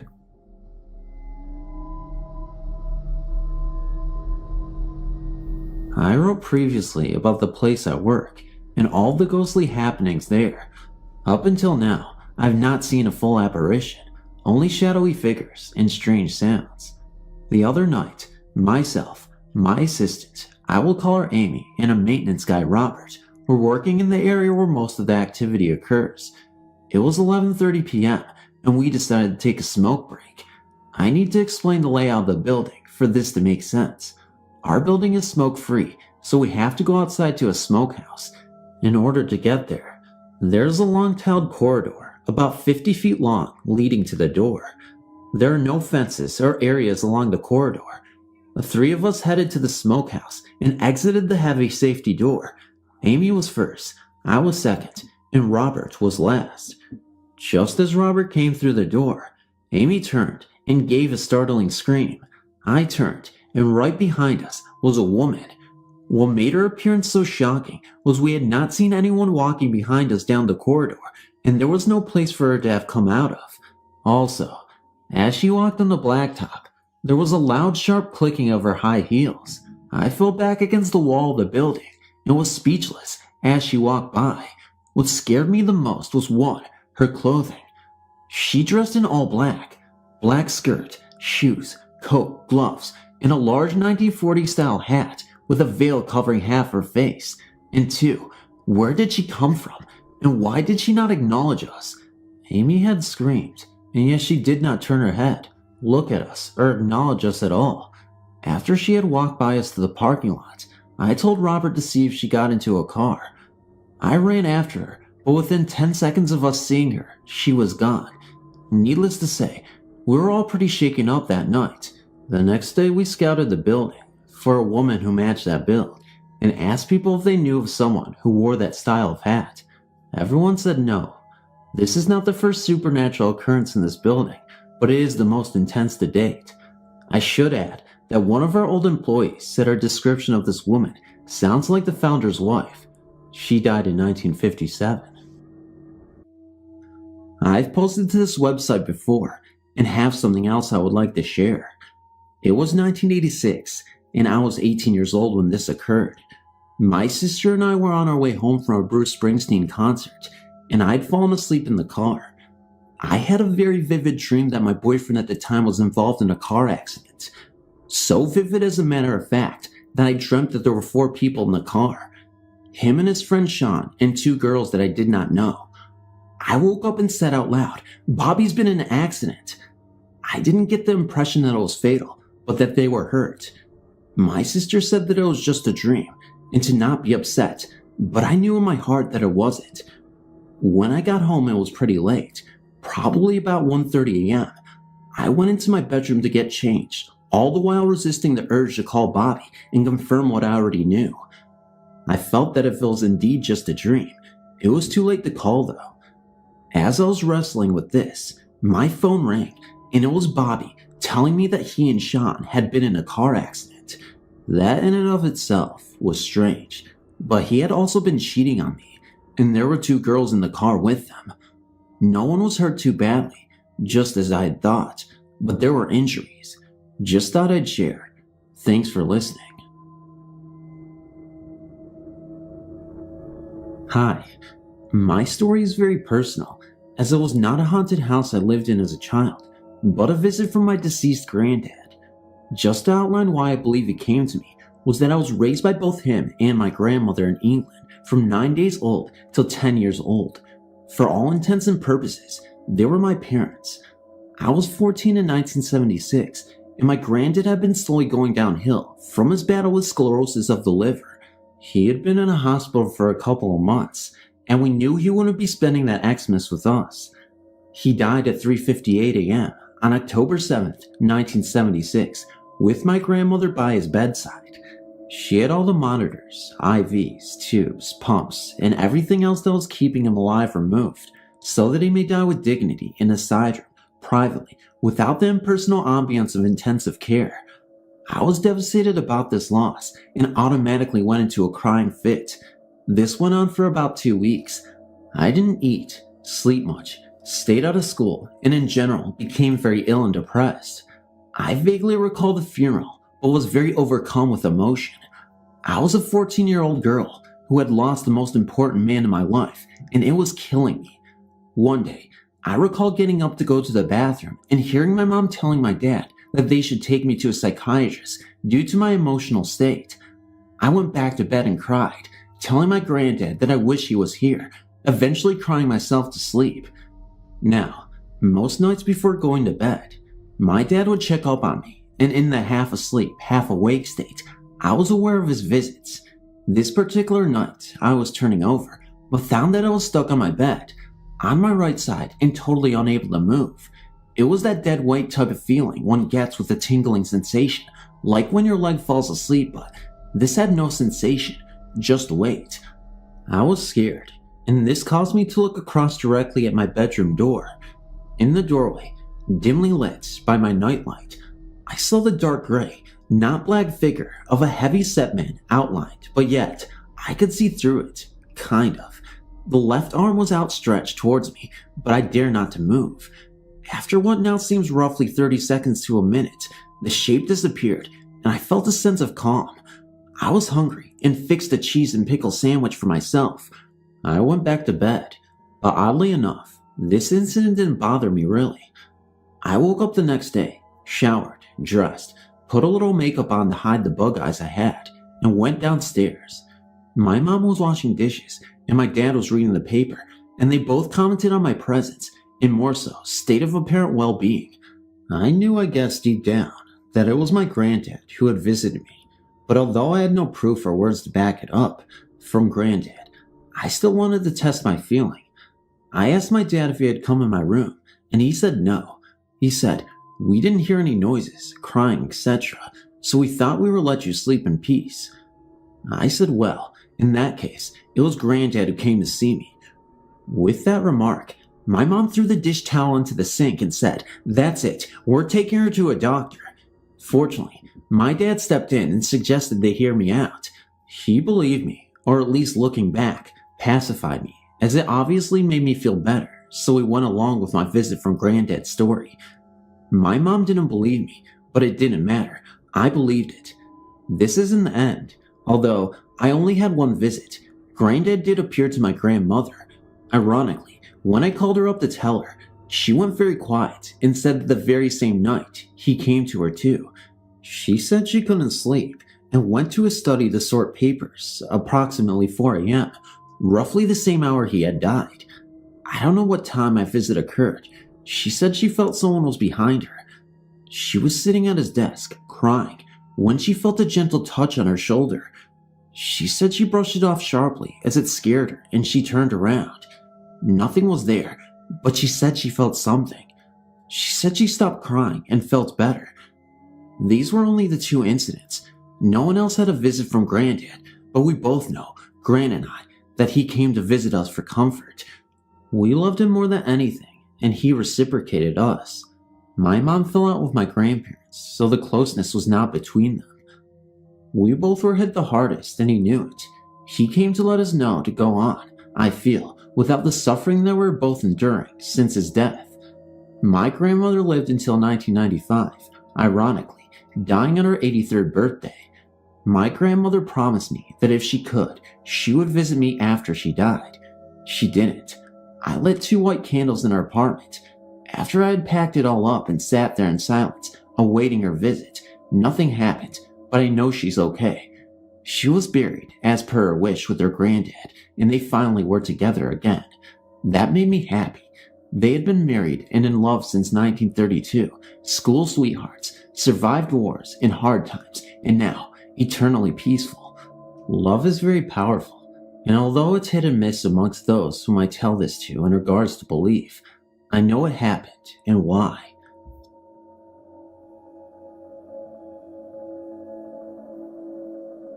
I've seen 2 of these things. They're called green orbs. I've known people who have seen them, and I've seen videos of them on TV that people have filmed and say that they are ghosts. First time, I was at my grandparents' house, which they seem to think is haunted. They joke about it because they are very religious and have trouble incorporating their beliefs with their senses. I was going to bed and was having to share a bed with my grandfather, who was already long since asleep. I crawled into bed and laid there for a while, my eyes adjusting to the darkness. Eventually, my eyes focused on the brightest object in the room, what appeared to be a reflection. I stared at it for maybe 15 minutes before a realization hit me. It was the brightest thing in the room. I considered maybe there's something outside brighter that it's shining off of, but my grandparents live in the sticks and have only one light outside, and it's quite some ways from the house. I had originally thought that it was a reflection from the brass hinges on a door. After deducing that the light was of its own source, I investigated. I got out of bed and walked up to it. The closer I got, the more apparent it became that this was not a mere reflection. It didn't move much. It hovered there, like a green rip in space and time, waiting. I experimented a little by turning on the light. It stayed there for a split second, after the light came on, and then disappeared. I wasn't able to go back to sleep for a while. Second time I actually saw one, I was at my in-laws, lying in bed with my wife. It was near the ceiling above our heads. I woke my wife up and asked her if she saw it. She said she did, then went back to sleep. I watched it until it disappeared. After it was gone, I woke her back up and asked her if she could still see it. She said that she could not, and went back to sleep. In between those times, I was at a known haunted house, unknown to us, but known to the occupants. We were staying the night, and while some of us were in the kitchen, 2 of my friends burst out of their rooms, asking for flashlights or candles. They refused to go to sleep without them. They told us of an object we originally thought was a glow-in-the-dark mini frisbee, only it didn't move like a frisbee. I don't know what these things are, but I would very much like to study them.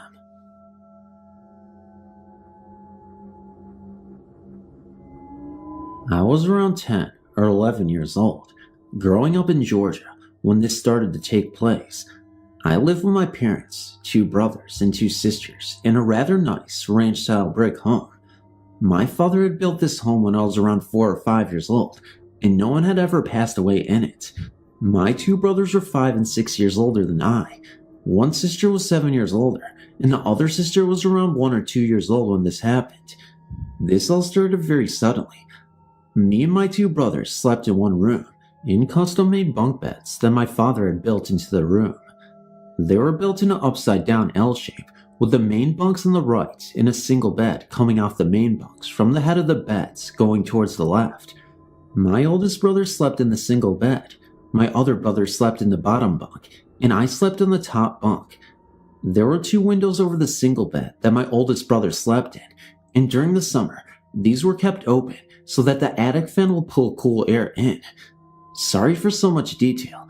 It helps one to understand the rest of the story. One night we had gone to bed, and around 2 to 3 in the morning, my oldest brother was jarred awake by a tremendous pounding on the other side of the brick wall, where he slept, outside. He woke both of us up very quietly, and we listened as the pounding went across the wall, as if someone was walking the length of the house and back, pounding on the brick wall as they went.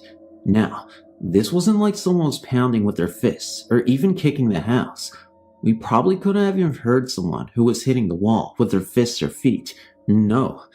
This sounded as someone had a 15 or 20 pound rock or something very heavy and solid, and was pounding the wall with it as they walked back and forth, with the impacts coming approximately 1 to 2 seconds apart. After some very frightening few minutes had passed, my older brother slipped into our father and mother's room and awakened our father, telling him about what was going on. My father, not pleased with being awake at this hour, didn't really believe him at first, but quietly made his way to our room and where the pounding was still going on. As this was summer, he looked out the open window through the screen, but couldn't see anyone. He then proceeded to collect his 20 gauge pump shotgun and slipped out the door on the opposite side of the house from the pounding to try to sneak up on whoever was doing it. As Daddy turned the corner of the house with the shotgun at the ready, the pounding suddenly stopped. Daddy had a flashlight, of course, and there was nothing to hide behind for at least 30 to 40 feet, where a cornfield started. He searched around for a bit, but couldn't find anything and came back in. As soon as he came in the house, the pounding started again. He went out immediately. Whenever he turned the corner, it stopped again. This was repeated several times, always with the same results. These happenings then continued for the next 2 to 3 months, almost every night. My father did not find anything or anyone that could account for it. There are also no marks or any kind of evidence to show where the pounding was being done on the bricks. One night my brother that slept underneath me was having a dream about playing basketball in a tournament at school when the pounding started. As the pounding was going up and down the wall, he was dreaming that he had missed a shot and that the coach had called him to the sideline. He dreamed that the coach was mad at him, and while asleep, he was moaning and making some kind of noise. My oldest brother, who slept under the windows, was trying to listen to the pounding to figure out where it was at during that time, and when my other brother started moaning, he reached over and grabbed him by the hair of the head and started pulling his hair to try to shut him up. At this time in the dream, my other brother was dreaming that the coach had grabbed his hair and was pulling it for him, missing the shot. We had always laughed about this happening. Anyway, my father never did catch anyone or anything pounding on the wall, and we still wonder to this day what it could have been. If anyone out there has had anything similar happening with pounding on the walls and moving back and forth, I would appreciate hearing from them.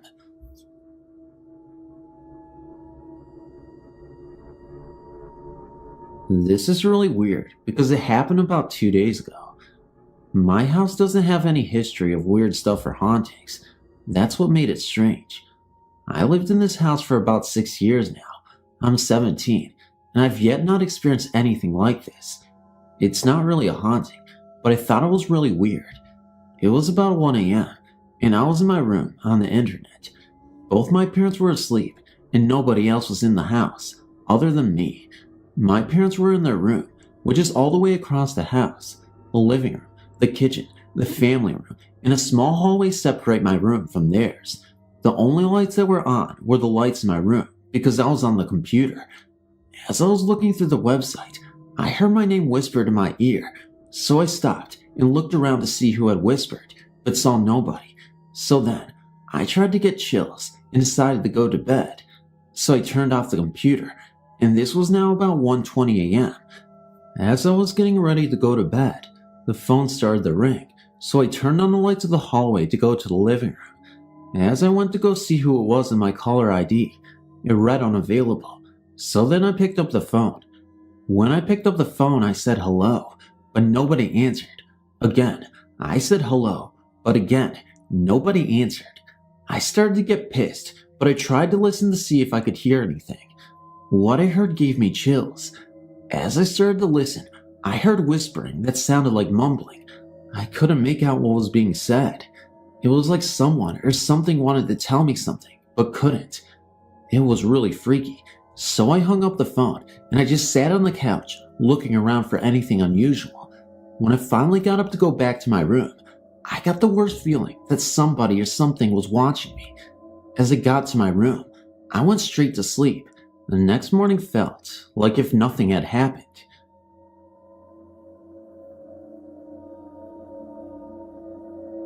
This is the house of many tenants. The house is well over 200 years old and has many tenants over the years. I was 18 when we first moved in. It was a 4-bedroom house with high ceilings, an attic, and basement. My parents and nephew had the 2 downstairs bedrooms, which left me to the upstairs rooms. The first night we moved in, my friend and I were setting up the upstairs rooms as my bedroom. As we were standing in the hall by the bathroom, a little boy ran out of the other bedroom, ran down the hall towards us, peeked out around the corner, and ran into the bathroom. We went into the bathroom and saw that no one was there. Let me explain. This couldn't have been my nephew because he wasn't even in there at the time, and there was no other small boys in the house. Also, sometimes I've seen a man who dressed in what I can only call colonial walked up the stairs and walk into the attic. The weird thing is, I've never seen him walk up the old wooden stairs. Sometimes you could hear someone moving boxes and stuff around in the attic as if they were looking for something. All the people who had stayed in the house in the span of 6 years that had lived there would never sleep upstairs by themselves, and many reported the feeling as if someone was going to push them down the staircase as they stood at the top of the staircase. On more than one occasion, you could hear a woman crying, the toilet flushing, and doors slamming. My older sister stayed with us for a short while. During her stay, she had the shower doors cave in on her, pinning her to the wall, and a fan cord lightly wrapped around her neck during her sleep, in which she had found the following morning. Foul smells and shadows were a constant reminder of the ghost's presences. I was glad when we moved from the house because I found it very unnerving and somewhat frightening. I don't think I've ever had a sound night's sleep.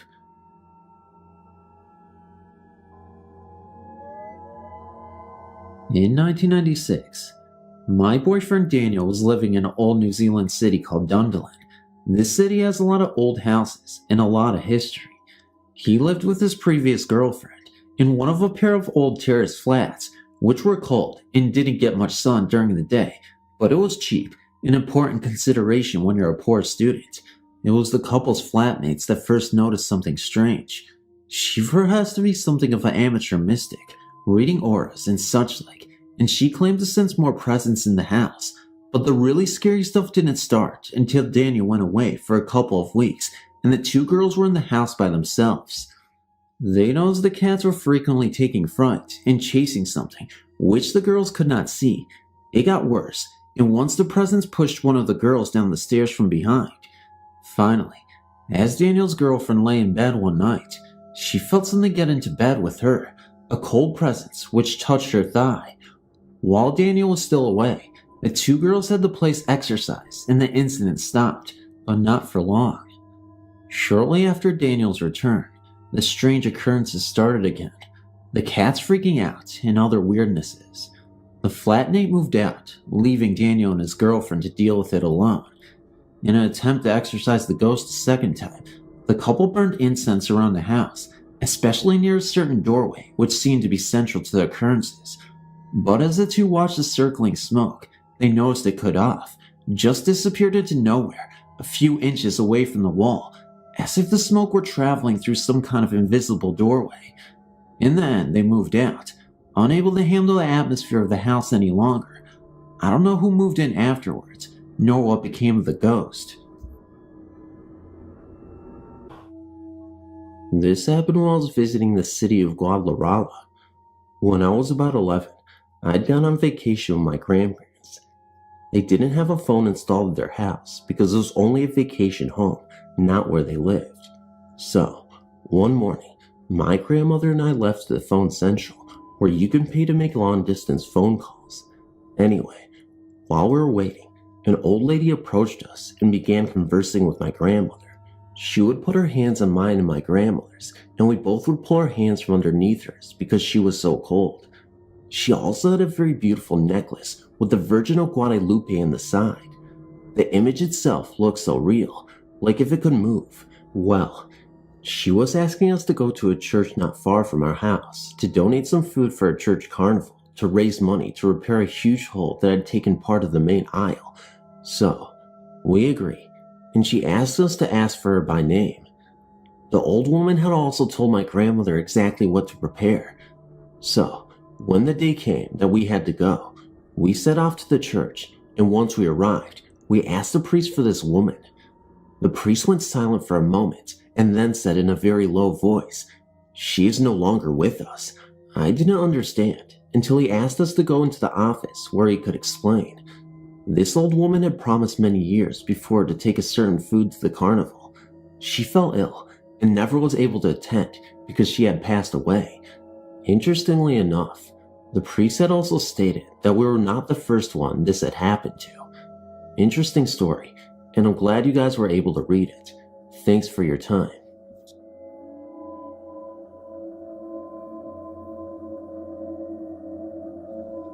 I've always believed in ghosts, and now I live in a 100-year-old haunted building.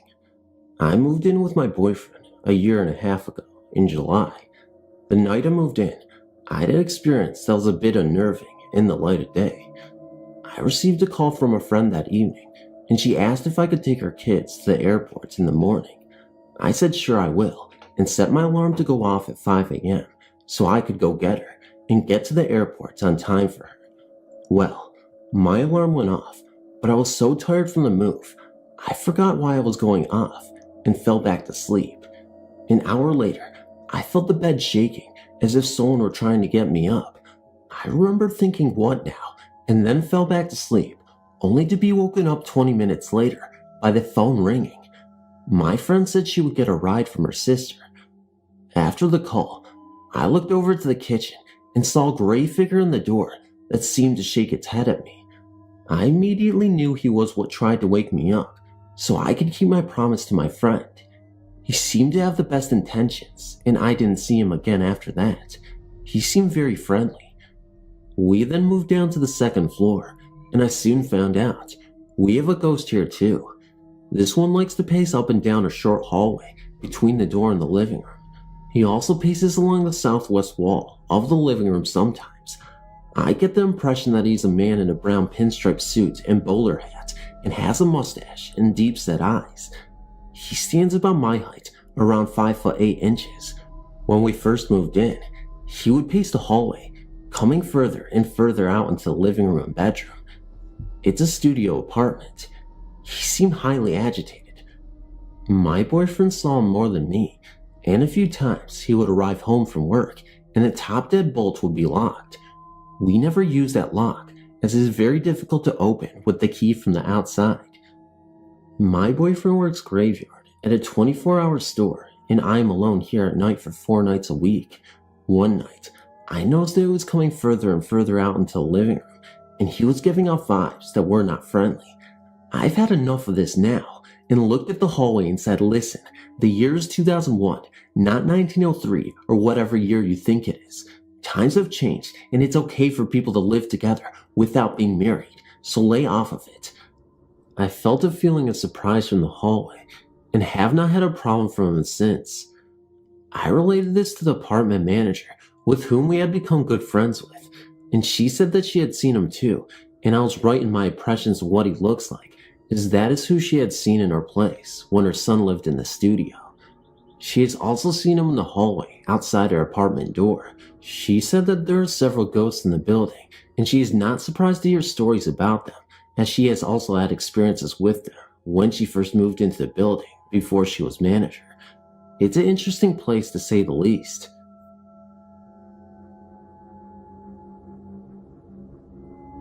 The incidents that you're about to read happened to me when I was a college student several years ago. We had inherited an old apartment from my grandfather, and 2 years after his death, our family moved in. The fact is that it was okay in the beginning.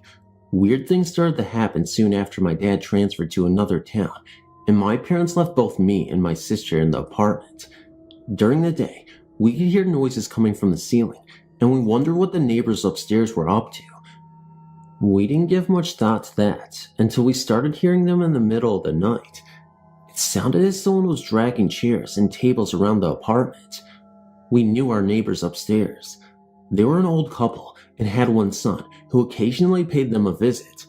One night, the noise went so wild that we decided to run upstairs to complain about it. I rang the bell several times and banged at the door. No one answered it. Apparently, there was nobody home. This situation went on for months, and we finally talked to our neighbors. The old lady was baffled and claimed she would never do such a thing. That was crazy. Anyone who came to our home would hear the noises. One morning, my maid was working in the kitchen when she heard someone open the living room door and walk along the hallway.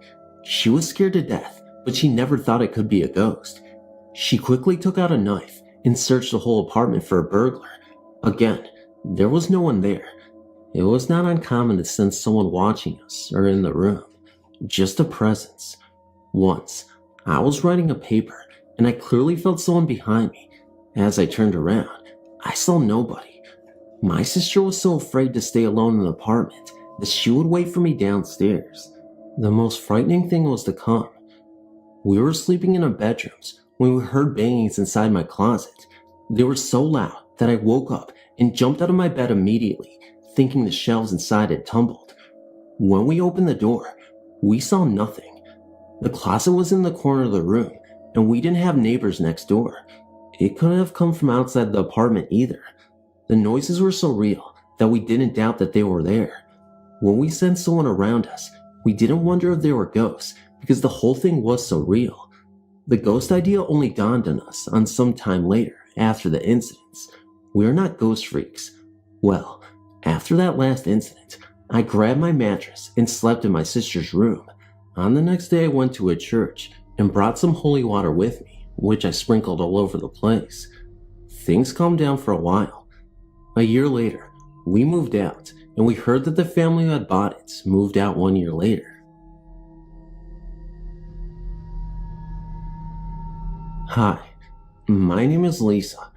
About 3 years ago, I was in a rehab for about 2 months. It was up in Lafayette Hills, Pennsylvania. The place was an old 1800s huge mansion where the owner's daughter Eugenia was mentally ill. Back then, they did not know the things they do now, of course, and her wealthy father donated the house and its land to the people in the profession after his daughter hung herself in the main foyer from the grand staircase. The name of the rehab is Eugenia House, and it was, in every way, still her house. The house itself is now used as offices and meeting rooms, some of them original. In fact, most of the house is still original, except the actual rehab, which was built off of the house. Anyway, being very into the paranormal, I was extremely interested in the history and to know firsthand if it was in fact haunted. Every time I could, I went in there, listened to the people who had worked there for years, and believed these stories. Some of them would not go in there after dark. Now, I was determined to know. One evening after dinner, me and my friend Brian sneaked off to investigate. It was totally empty. As we walked up the main staircase, I was hit with this very cold air all around me. I was really scared, but went up anyway. As we got to the top, we went right into one of the offices. We walked in a little further, and I was so uneasy. As I turned to look at Brian, we both heard shuffling, like books moving around on one of the desks. Then it sounded like a large book fell very hard to the floor. As we turned to run out of the room, I was disoriented and did not know where to go, so I followed Brian. As we fled towards the main staircase, these very big double wooden doors at the top of the stairs that in my whole time there were never closed, and they were so big and heavy, don't know if I could close them without help, slammed shut right behind us. The stairs were very long.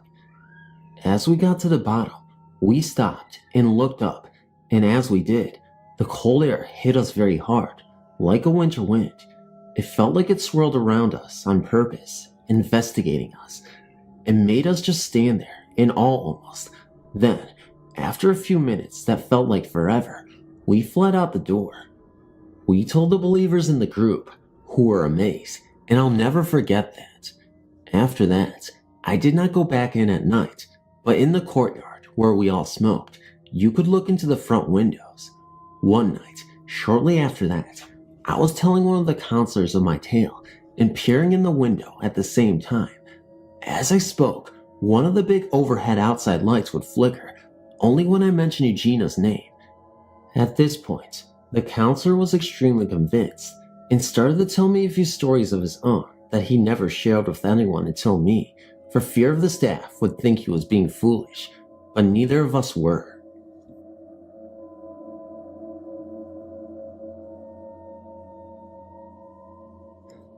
Hello, my name is Rob, and a few years ago, I lived in St. John's, Michigan.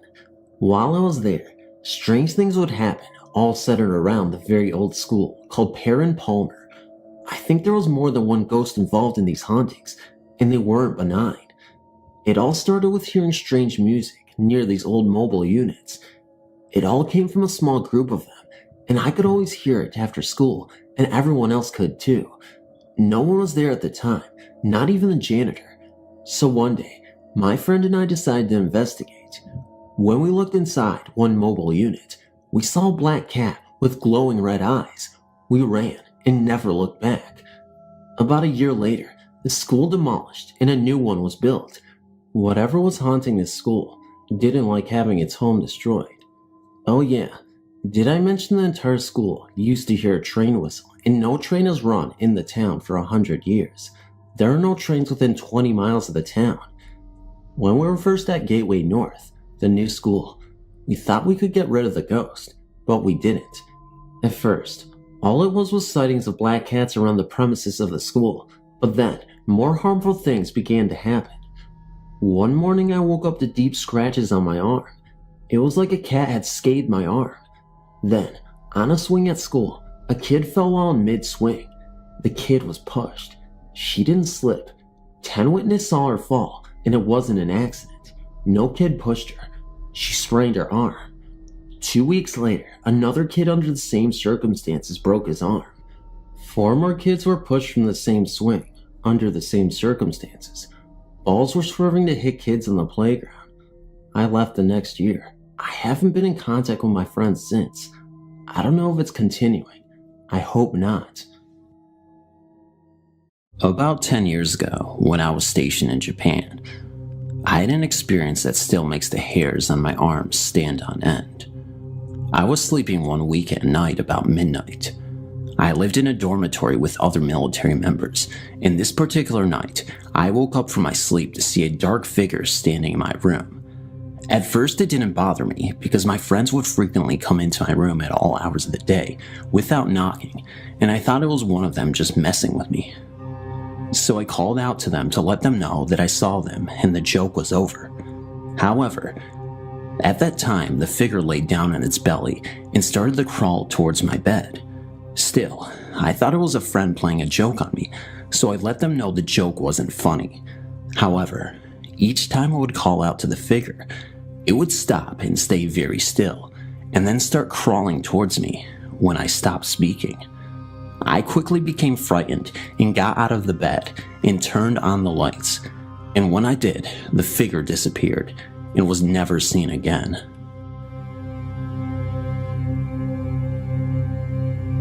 I'm currently a student studying in Japan, and I was invited to my friend's house in the Fuki Prefecture, on the western coast of Japan, one of the most haunted prefectures in the nation. It has more graves than any other location in Japan, and is home to the infamous Chernobyl cliffs. I was with my friend and several of his classmates at around 2 a.m. in a family restaurant when the subject of ghost pictures came up, and several of them said that they had taken pictures at the Chernobyl cliff and had seen the spirits that float around the area. My friend could even see them, a couple who jumped off together, standing on the edge of a cliff. I did not believe him, and I challenged them to accompany me up the cliffs. There was 8 of us in all. About 5 of them refused to go, but the others managed to convince 3 of them. The other 2 that had refused to go had very bad experiences there. One of them was a victim's cousin, and the other took a picture, only to have the ghost cling to his shoulder, and was plagued with nightmares. He saw people throwing themselves off a cliff. The nightmares continued until he visited a shrine where he was blessed and a Buddhist priest performed a ritual that would send that spirit on his way. We take the spirits of the past very seriously. On the 13th, 14th, and 15th of August, there's a national holiday called Oban where we could go to the family grave and light a fire of barley to lead them back to the family house so they can protect us.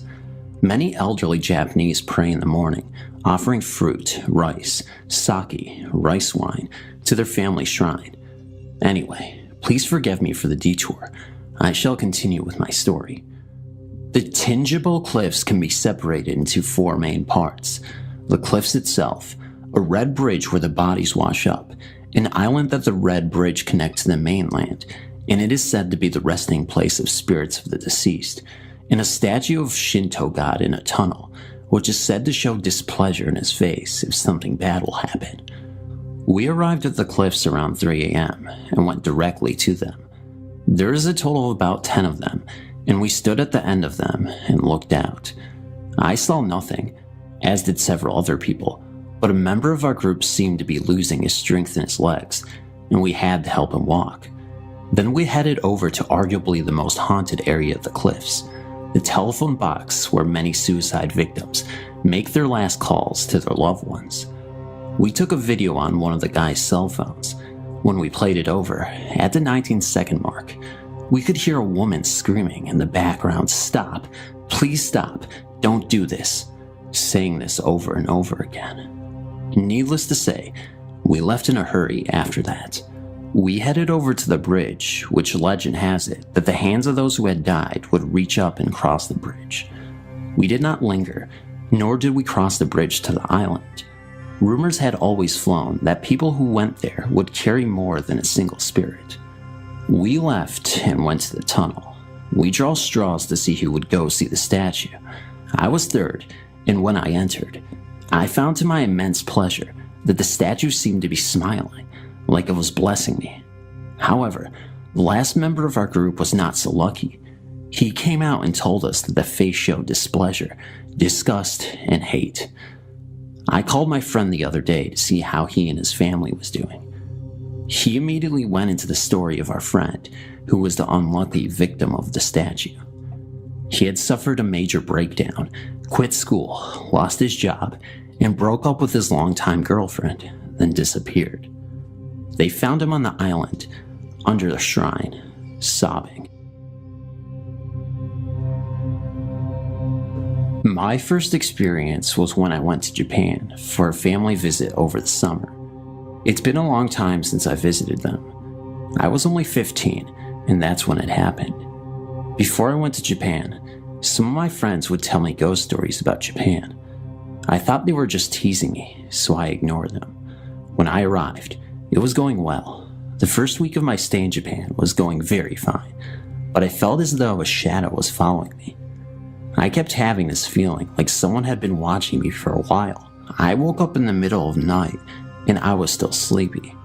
I don't even know why I decided to get up, but when I looked over to my shadow, I found another shadow behind my shadow. I quickly turned around, but no one was there. I was freaked out, so I went to talk to Mom and Dad, but they wouldn't listen to me. I went back to sleep, but felt a warm hand touch my forehead. I was scared, so I just pulled the blanket over my head and closed my eyes tight. The next morning, I talked to Grandma and told her all about it. She told me that it must be her late daughter's dead son, who died at the age of 17 of a fever a long time ago. She told me not to be scared because he wouldn't do any harm to me. Even if she said not to be scared, I was still scared. Ever since I told Grandma about it, she would tell me stories about the time when he was still alive and that he was a nice man. For some time, a few weird things happened, but I just ignored them or forced myself to sleep. Back in July of the year 2010, I had a trip to Okinawa, located on south of Japan.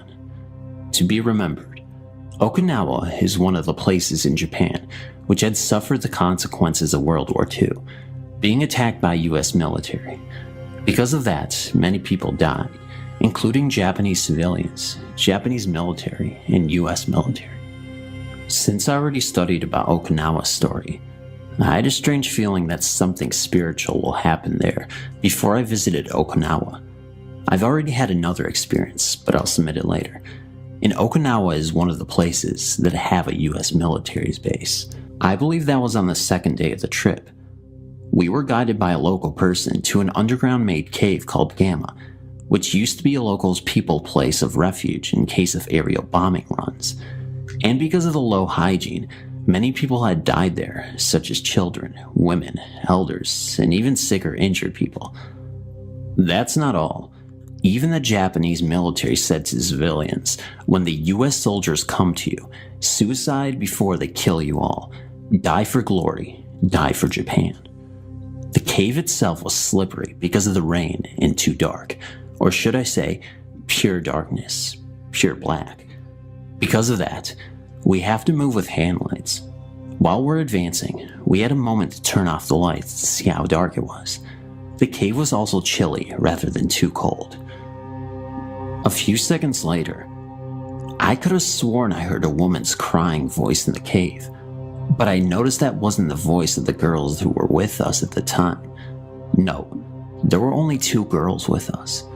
And then I started to think myself, this is not a living person's voice. Later, we went out of the cave, and in order to confirm, I asked the girls if one of them cried, but the answer was, none of us cried there. And I asked the boys too, but same answer. I really wondered what the crying woman's spirit really wanted to tell us. I'm in Okinawa, and this all started a couple weeks ago. First, I kind of ignored it, but it kept going on. First, I thought I saw something from the corner of my eye. Next, while sleeping with the lights off, I saw the light light up a little. After that, in the middle of the night, I didn't feel part of the blanket on my foot, so I sat up and looked up, and the blanket was being lifted up a little. The other day I was hanging my clothes up, and I had a hanger on the bed. While hanging my clothes, I heard a noise. I turned around to see my hanger was now on the floor. I told my friend about it on the phone while in my room. After I hung up, I heard a whistle sound and I got cold. I had goosebumps on my arms. Recently, I was trying to fall asleep. I was laying on my side when I felt something on my back like it was pushing me a little. I ended up hearing the whistle sound yet again. The whistle sound is more frequent. It's a very faint whistle. I have no idea what it could be, but it hasn't hurt me. It's just like trying to get my attention and never leaves me alone when I try to sleep. And the last experience was when I was sitting in my room watching TV. I saw a goldish light orb in the corner of my wall, all the way up to the ceiling. I hope you guys can help me out. I'm out of ideas of what this could mean or be, and I'm so sorry if this sounds kind of jumbly or incoherent, but I wanted to get my thoughts down as fast as possible. Thank you so much.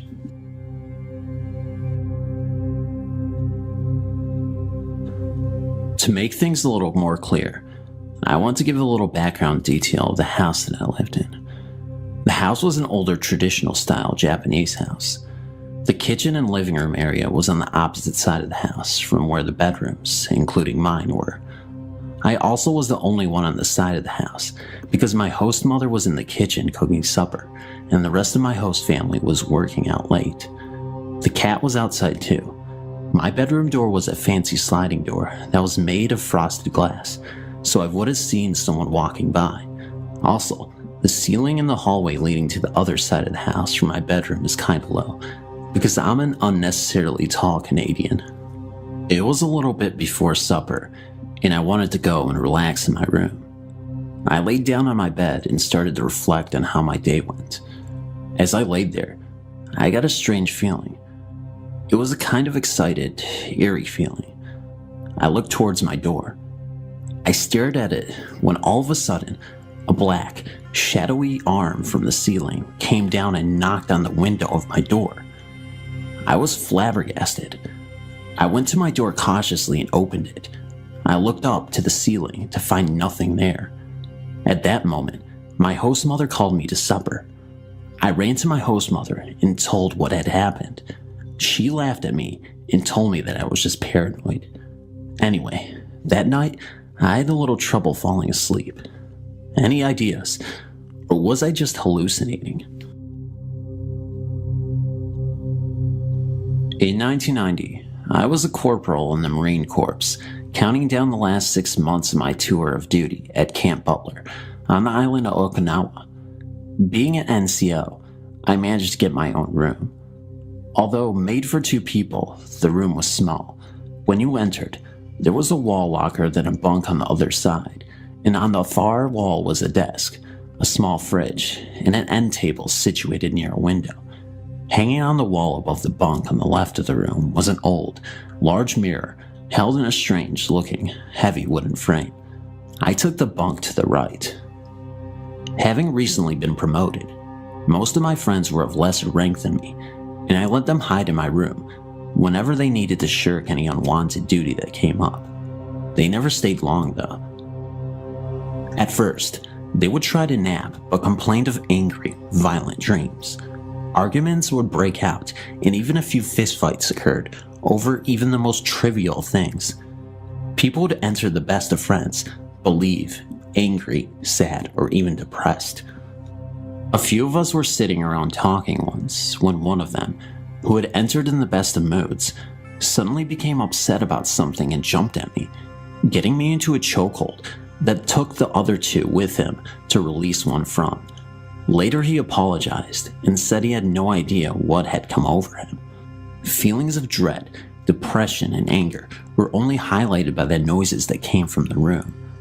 I can't even count the number of times the sergeant who lived in the room next to me would come banging on my door, telling me to turn down my music or the TV I had. The problem was, I was a very quiet person, only listening to music on my headphones, and, on the rare occasion, I would watch TV, kept it down to a low volume. Numerous times he would complain about loud parties I was having, only to find that I was alone in my room, writing letters or reading when he came in to see what was going on. During this time, I had use of an acoustic guitar and was writing my own songs. Since there was a lull in traffic out in the hall, and most people were away for the weekend, I decided to record a song I had just written to see what it sounded like. I'm a horrible singer, but wanted to hear how the words flowed with the song, so I turned on the recorder and very quietly strummed out my tune and sang along. I did this a few times until I had the way I wanted it, then listened to what I had. On the recording, I could hear the soft notes of the guitar in my horrible, whispery voice. Suddenly, I began to hear people howling like dogs. I shut the machine off and rewound it. Again, I could hear my feeble attempt at singing, and then a chorus of people howling. It sounded as if they were making fun of my lack of musical talent. I was completely embarrassed and decided to wait until later to record my songs when I was completely alone. It did not hit me until later that the hallways and other rooms were empty at that time, and that, upon listening again, the howling was coming from inside the room. The room had, to some degree, the same effect on me as it did everyone else, and it was easy to see that the mirror was causing it. When I had company, I noticed people would shy away from it. They would sit as far from it as possible and glance towards it now and then, as if to make sure it hadn't moved. The mirror stood out, and although I used it, I didn't like to. I tried to avoid looking at it whenever I came or went, which was nearly impossible since it was so big. Once, after work was over for the day, with the sun still shining bright, I was getting ready to go out. It was the weekend, and I was to meet some friends nearby. I had showered and dressed and was about to leave when I remembered something I had left on the desk. Retrieving it, I went towards the door, quickly checking myself in the mirror. I stopped and looked again. I still have a hard time believing what I saw. There, in front of my own reflection, was the clear image of a human arm. It was tan and slightly dirty looking, stretched out as if to shake someone's hand. There was no body or blood or anything, just an arm from the shoulder to the fingers. I am unsure as to how long I stood there staring at it. A full 30 seconds at least, before it quickly faded away. It seemed as if I was in a trance the whole time, just looking at what should not be there. I couldn't move, or really even comprehend what I was seeing. Once it was gone though, I came to feeling cold, as if I were going to faint. I bolted for the door. Not quite sure what to make of all this. I met my friend feeling strange and confused, but said nothing. I needed more time to think about it. Soon after, the friend who had me in the chokehold was promoted and moved in with me. It took a week, but he finally said what everyone else had been thinking. He told me he couldn't stand the mirror and refused to stay another night in the room if it was not removed from the wall. He couldn't pinpoint one exact thing, but he said that the mirror was really strange to him, like it had a strong sense of, well, evil. Hearing this, I blurted out my own story about what I had seen, and we both agreed to do something. There really wasn't any place to store the thing, and when we tried to toss it out, we were told by an anal superior we couldn't dispose of government property without proper permission and to put it back in the room. Yes, he kept checking to see if we did. So we took it off the wall, wrapped it in a heavy blanket, and placed it behind the refrigerator with the glass facing the wall. This sounds silly, but it worked. After that, there were no bad dreams or fights to deal with, and things were noticeably better. It felt like someone had turned on a switch, and all the darkness fell away just like that. We had one more room inspection before leaving Okinawa and returning to the States, so we cleaned everything up, but forgot to place the mirror back on the wall. The officer giving the inspection was a friendly, easygoing lieutenant, and he gave us only one bad mark: the wrapped up mirror behind our fridge. When he asked why it was like that, my roommate, much to my embarrassment, told him the whole story. The lieutenant listened, nodded, and then ordered us to unwrap the mirror. He looked at it, nodded again, crossed off the one bad mark he had written down, and said, "Wrap it back up, it looks better that way."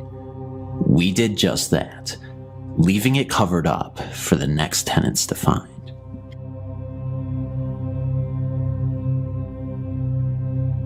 I was at the camp I had been going to for the past 4 years. I had heard many stories over the years, but never encountered anything as I had heard many others have. There was this story about a shadowy figure that haunted the rafters of an old recreation hall there. So me and a group decided to take a group picture up in the rafters just for kicks.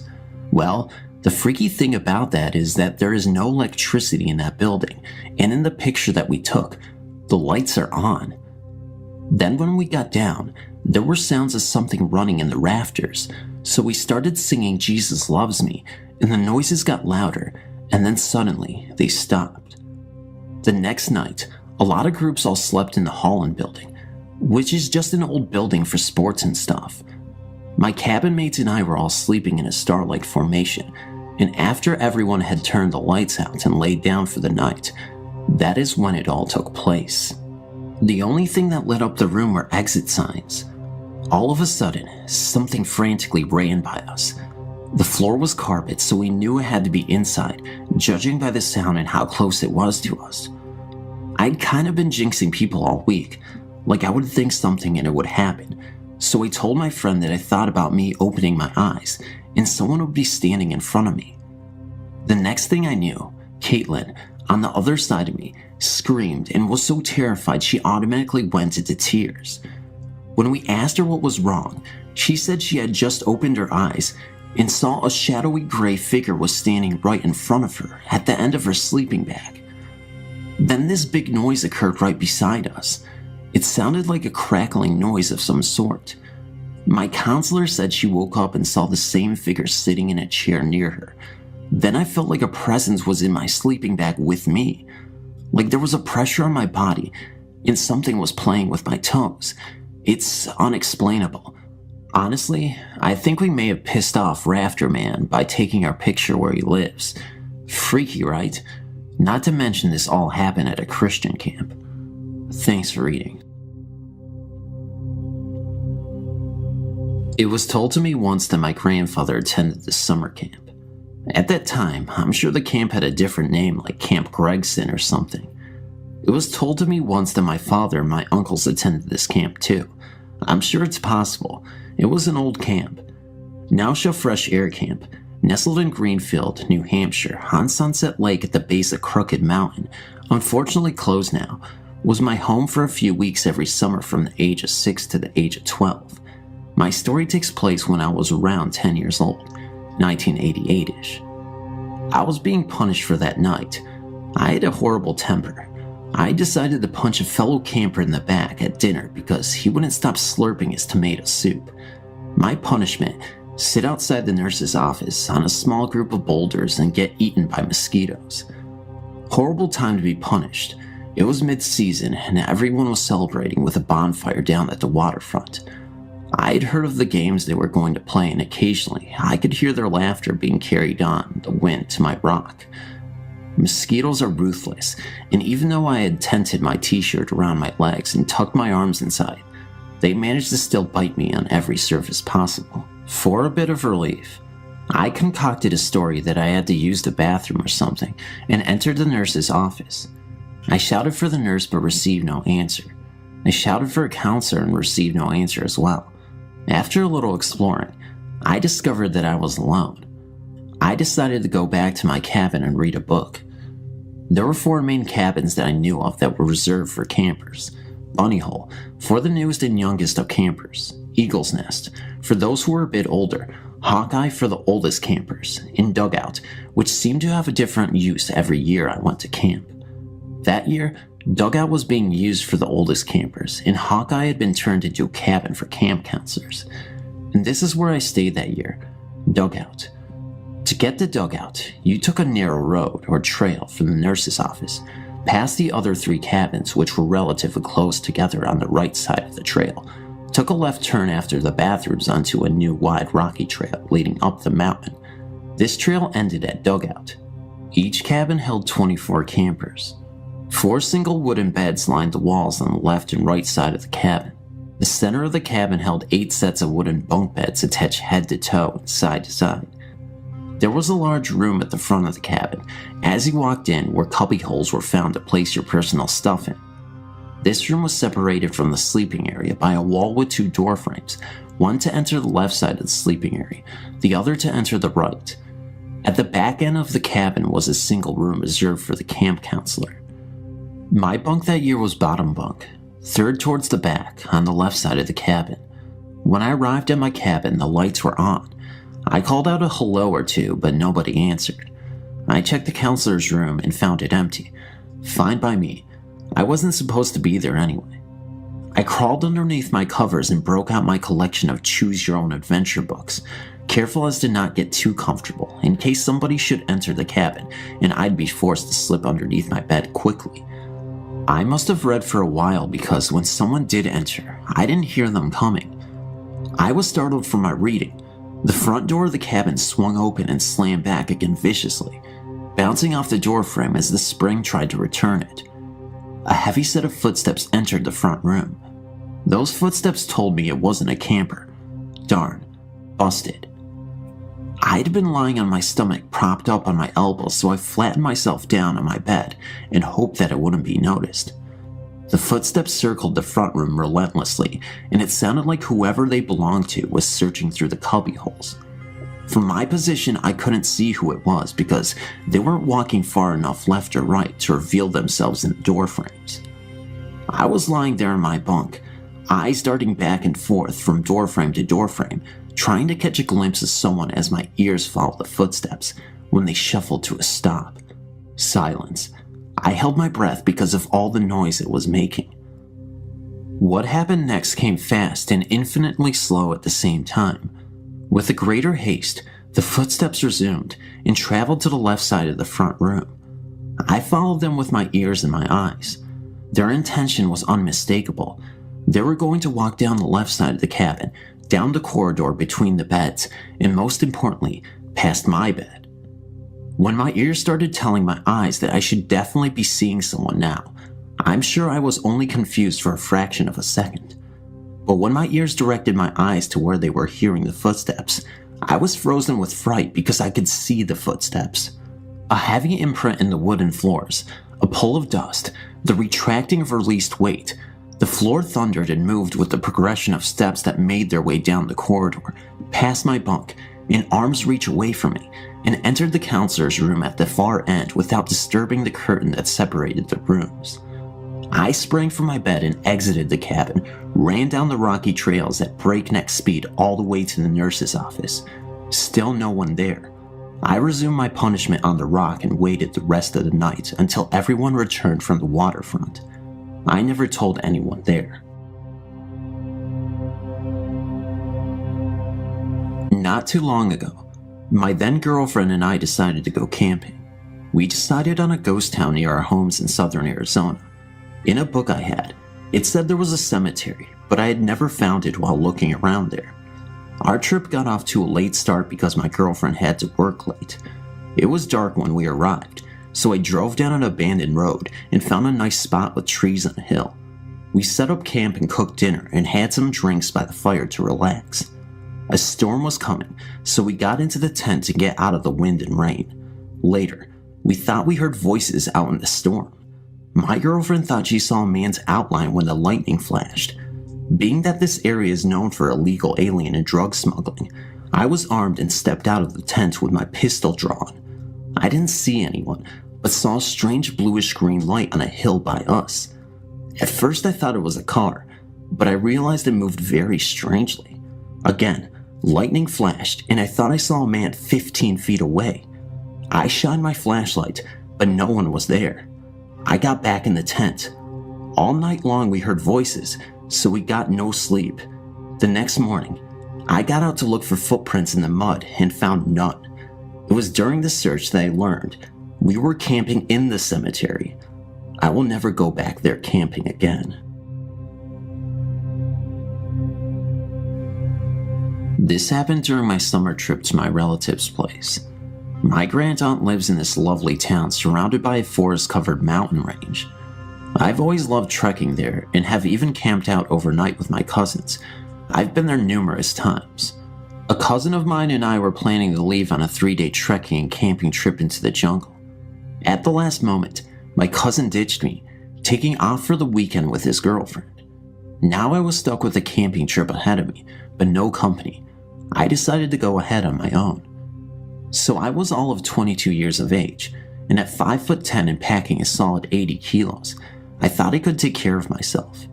Nevertheless, I packed a Swiss Army knife, a machete, and a solid bamboo stick just to be on the safe side.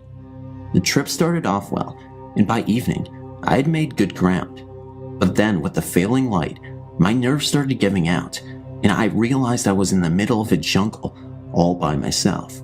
But being a brave, young, and foolish lad, I went on. I camped after a while in this natural clearing in the midst of the thickly wooded area. Soon I had a roaring campfire going and settled down, leaning against my backpack, helping myself to tinned pineapple slices. The fire and the ambiance soon drove the fear away. Sometime later, I thought I saw something unusual on the other side of the fire.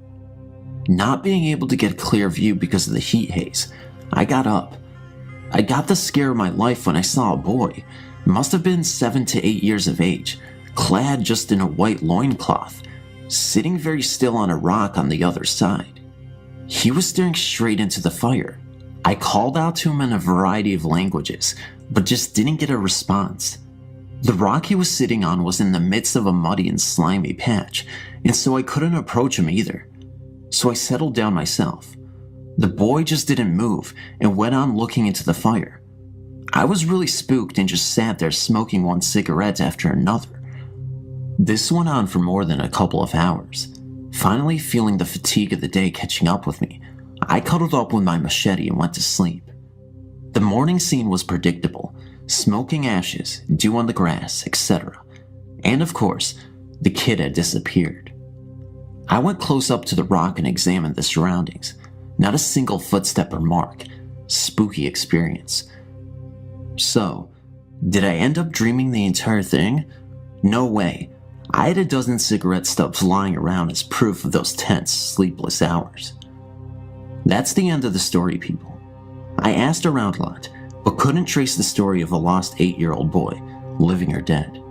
Maybe someday I will, but till then, this remains a mystery.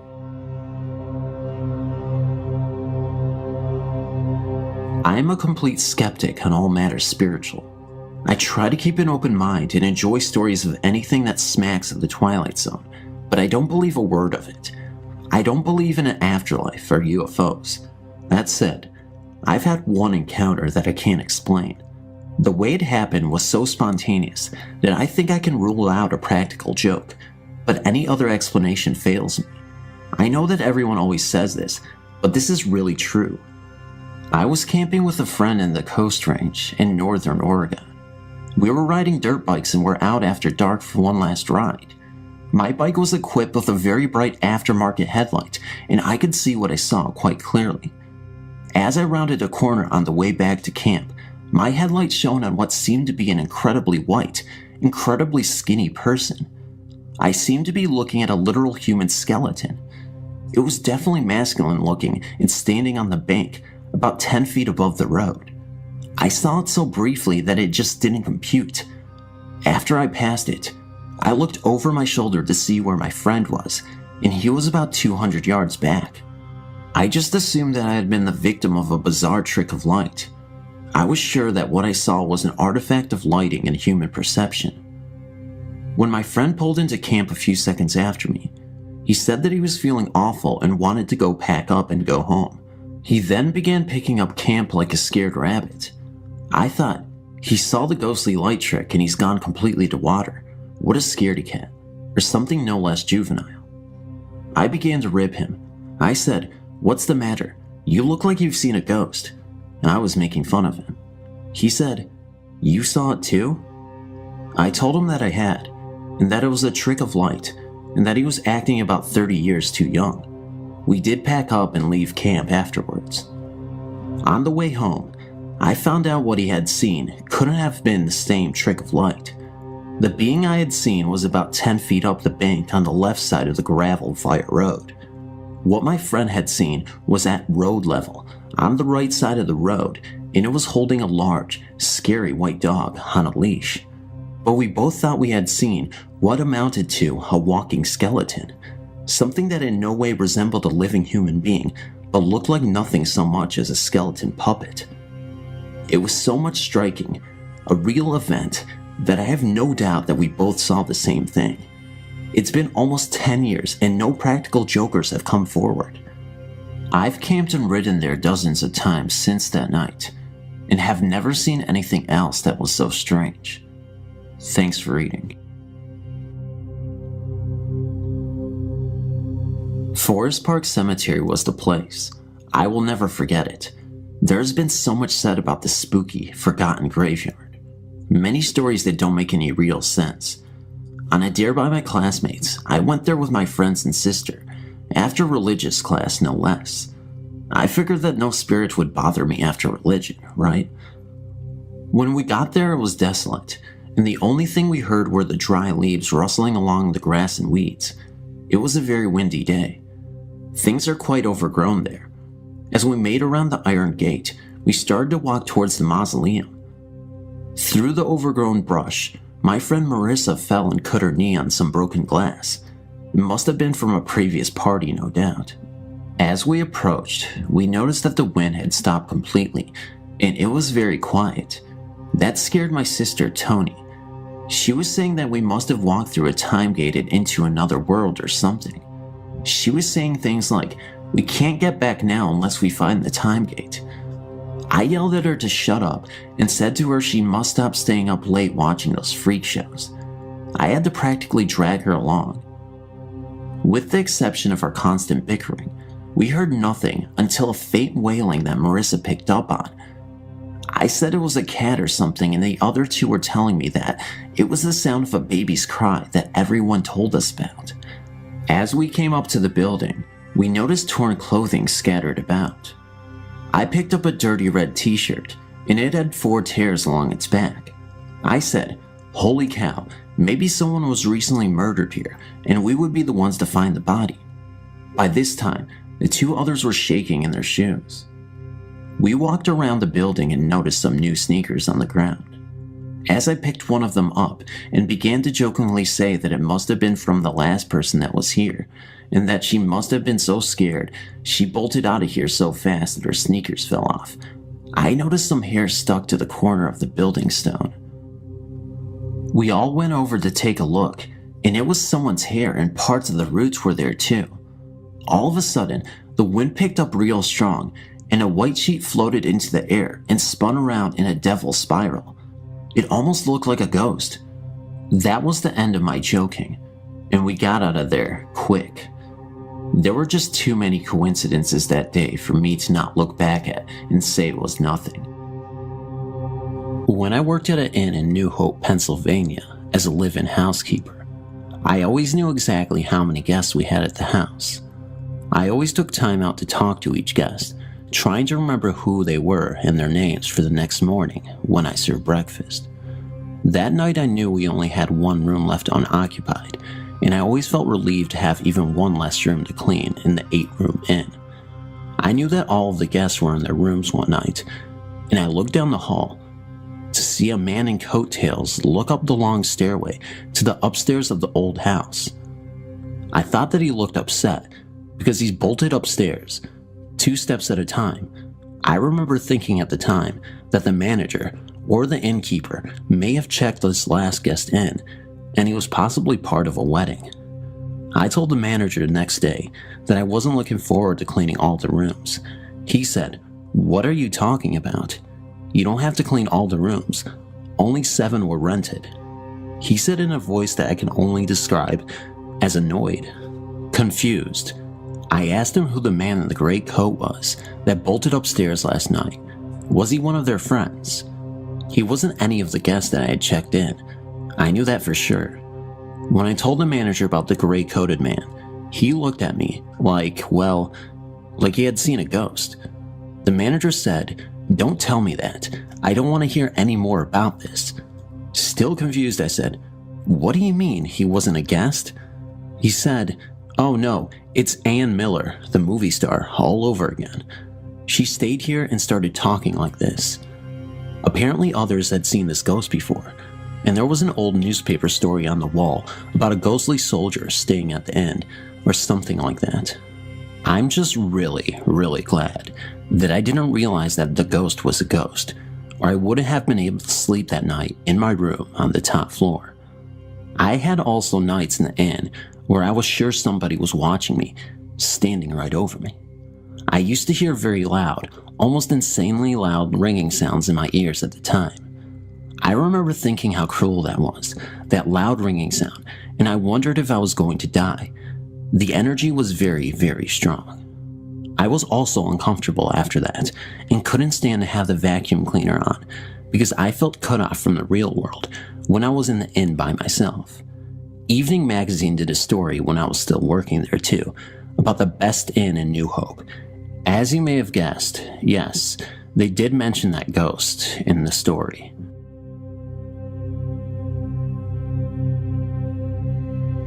Me and a couple of my other friends were at a slumber party at my friend's house.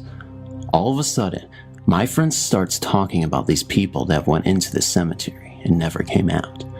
So I automatically yell out, "Let's go check it out." So we did. We didn't go in the cemetery, but we saw some really freaky things, and I think you deserve to know what we saw. At first, I did not believe her, but then I saw this strange figure sitting on a pole on top of the fence. So I'm like, "You guys see that silver pole?" And they said, "Yeah." Then I said, "Look up." We all saw it. It was a faint sight of a woman, her head facing downward at first. Then she looked up. I screamed.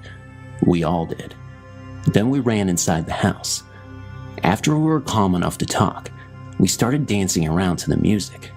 When we had come in, we closed the shades. But then something strange started happening. The blinds started to sway back and forth, faster and faster each time. By then, we were so scared we jumped on the couch, but none of us had the guts to get up to turn the television off. But another strange thing started happening. The TV started turning on and off and changing channels slowly. It was about 3 o'clock in the morning. We were tired and freaked out, but me and one of my friends were still up, so we look out the window. We didn't get up, but sure enough, we looked out a crack in the window and saw a ghost looking straight at us. We screamed and woke the other girls up. They saw it too. We went up to wake my friend's parents up to show them, but when they got downstairs, the ghost was gone.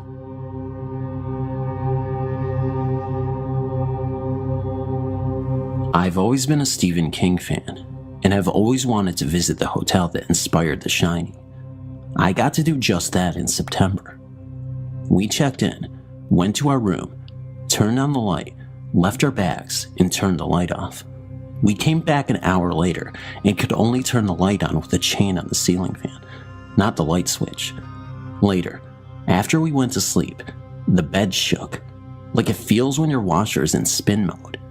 We found out at the tour that this is Billy, a mischievous boy. Then we heard the hotel ghost children described the next day in the tour, giggling and running up and down the hall outside our room of 416. Nobody was even outside the door. I got to meet the people staying in 217, Stephen King's room in the presidential suite, and while we were in the room, we all started smelling a strong scent of rosewater. The tour guide said that was Miss Stanley. We ate in the restaurant downstairs, and my wife's phone went to vibrate mode all on its own. I also set up my Sansa brand digital sound recorder in our room and got the children running not once but twice, as well as the sounds of chairs sliding across the floor and dresser drawers opening and closing, although we were asleep and didn't see it happen. While taking photos, my camera would zoom by itself and sometimes shut off. I don't give a rat's butt if anyone on this website or my friends ever believe me. I will be staying there again. I have business meetings in Loveland every 6 months. What a great time.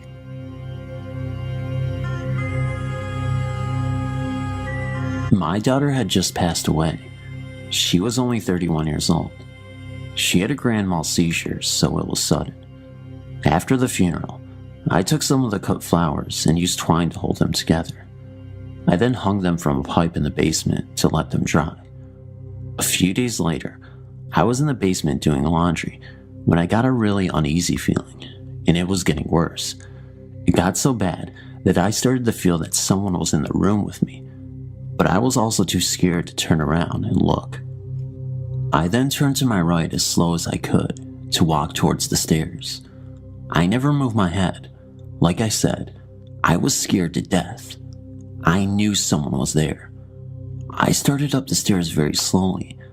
I was afraid if I moved too fast, it would hurt, grab, touch, or do something to me. When I got to the top and turned the corner, the feeling left. But after about 5 seconds later, there was a horrible crash that came from the basement. I had a wall of shelves holding canning jars, glassware, knickknacks, etc. It sounded as if this whole wall just fell down.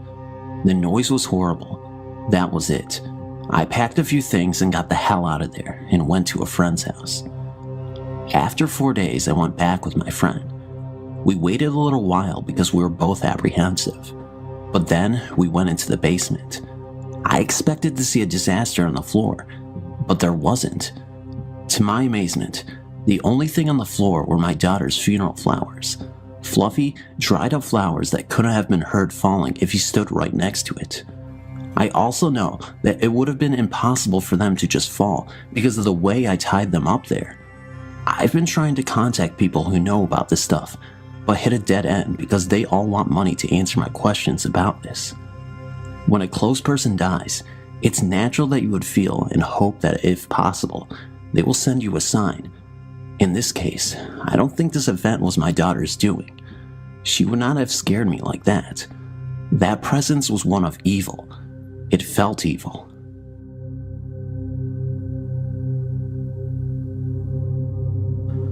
If I never was a believer before, I wasn't that day. I was 15 years old and was home from Arizona for the summer. I more or less grew up on our family farm. The house there is an older style 2-story farmhouse. I play guitar and like to play in the stairwell because the acoustics sound good there. It was early one afternoon in the month of June, and I was taking some time to play, sitting on the middle landing. It was a warm day out. As I was playing, I had noticed the air leading upstairs had gotten cooler. It was weird. Appearing from the north bedroom was an apparition of an older woman with short dark hair, wearing an older style dress, apron, glasses, and holding a rag. She had no feet, but moved to the south bedroom across the hall. Then she came back and looked at me and smiled. She then went back to the south bedroom. The air by this time was noticeably cooler. My first reaction was to get out of there, but I really did not feel scared. I talked to my father a few days later about it, and that was when I found out my then grandmother was not my real grandmother, but my grandfather's second wife. My father told me his real mother died from a fall down those stairs, resulting in a blood clot to her brain. My father was 14 years old when she died. Her funeral was also in the house. She was a lover of music, as all her children played from one form of instrument or other. I, of course, had never seen her. My father just stared at me when I described her to him. Then he took me to visit my grandfather, and I was shown a picture of her. That was her. For some reason, when I go back to the house, I still feel a presence there. I can remember my first experience with a spirit, and it frightened me to the point where I was almost petrified to get out of bed. Okay, let me back up. I was quite a few years younger, probably 8 or 9, when the usual bedtime routines would begin. My younger brother, age 4 at the time, was making his commonly nightly advance for the light switch on the wall. He'd always switch it on right before bed, because he was afraid of the dark, to a point where he would scream like the uncanny themselves. The light switch was at the top of the stairs, in our room, and to scan down the stairs without the lights on, you were almost never able to see the bottom. I believe there was at least 18 stairs, and at the very bottom, another light switch. Above the switches were the light fixtures themselves, just 2 tiny fixtures lighting a long staircase, which would leak beams of light right into the bedroom and keep it well lit. The night continued like any other. Our parents tucked us into our beds, gave us each a kiss on the forehead, told us they loved us, and we'd sleep content knowing they were there. No more than an hour or 2 passed and the light bulbs went out, one after the other. I thought nothing of it until my brother began to toss and turn in his bed as if he were very ill. He sat up in his bed and buried his head into his hands, looked up, and cried for our parents to fix it. Some time ticked by. It turned out the light bulbs blew, which I also thought nothing of until I realized the next morning that we just put new bulbs in that afternoon. After the small, bothersome fiasco, I finally managed to get back to sleep. Many hours later, I regained consciousness, keeping my eyes closed, hoping to get back to sleep. No lights on, which meant nothing would burn my eyes, and I thought I'd be back out in seconds, until I was disturbed by a long, chilling wind that swept up from the flooring. Immediately, I realized I had the chills and opened my eyes, seeing nothing more than a long, flowing, white fabric float over my entire body. Almost too afraid to move, I slowly jerked my head to look at the staircase, seeing how it was almost perfectly adjacent to the foot of my bed. I saw a woman. She seemed so peaceful, content, without a care. Standing at the top of the stairs, she reached for the handrail and dropped her right foot down one step. At this time, I realized there was something amiss with her beautiful, fluttering, chestnut brown hair. I was curious as to how her hair was flowing, as if in the wind, when she caught me glancing at her. She seemed so startled and afraid to see me, as if she did something terribly wrong. She began to become transparent as her head hung lower in shame and came back up in a gasp, as if she meant to say something or became even more frightened, and then she was gone. The breeze that filled my room as this event transpired died down, and my alarm clock read 3 a.m.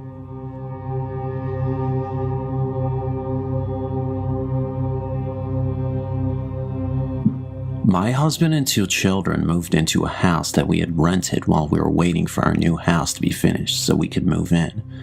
We had only been in a rental a few days when strange things started to happen. My husband worked long hours and wasn't home much, so my children and I spent many nights alone. At first, I dismissed what I was feeling was nerves for being alone in a new house and not knowing any of the neighbors. I would be startled awake in the middle of the night with the feeling that I was being watched and someone was trying to get my attention. I would sit up in my bed and there was a dark figure standing in the doorway of my bedroom. Like I said at first, I dismissed it as my imagination. However, the events continued to take place on a nightly basis. Then my 4-year-old son started to talk about the monkeys that were counting his fingers when he was in his room. I asked him to tell me what the monkeys looked like, and he described a dark figure that I had been seeing. At this time, I was getting a little spooked. It really got to me, and I realized that I was dealing with a spirit when one of my kids' wound up stuffed animals kept laying in the middle of the kitchen floor, and I would pick it up and put it in the toy room, and within minutes the toy would be in the middle of my kitchen floor again. Finally, I gave up and put the toy on top of the fridge to keep the toy away from the kids. We left shortly after placing the toy up out of the reach of my children. We were gone for most of the day. When I walked into the house from being gone for the day, the toy was in the middle of my kitchen floor, playing the song it plays when it has been wound up. This made the hair on my back of my neck stand up. Later that same week, I had the kids in bed asleep, and I was laying on the couch watching TV. Everything seemed at peace for the time being, when all of a sudden, it sounded like someone was beating up the freestanding fireplace with a baseball bat. I ran for the kids' room to make sure they were safe. When I reached the hallway, I went through one of the spirits. It was a cold that cannot be described. It went all the way through me, and it's a feeling that I will never forget. When I got to my kids' room, I saw that the children were fine and sleeping like babies. I went into the living room and started yelling at whomever it was, and I told them that they are welcome to stay in the home if they would quit scaring us. I said if they let us be, we promised that we would move out as soon as possible. The events calmed down quite a bit. However, they let their presence known on a daily basis. The monkeys continued to count my son's fingers, and I would be startled nightly with a dark shadow standing in my bedroom doorway. We moved out about a month later, and my son stopped telling me about the monkeys. My son is now 20 years old, and he still remembers the monkeys and brings the subject up from time to time.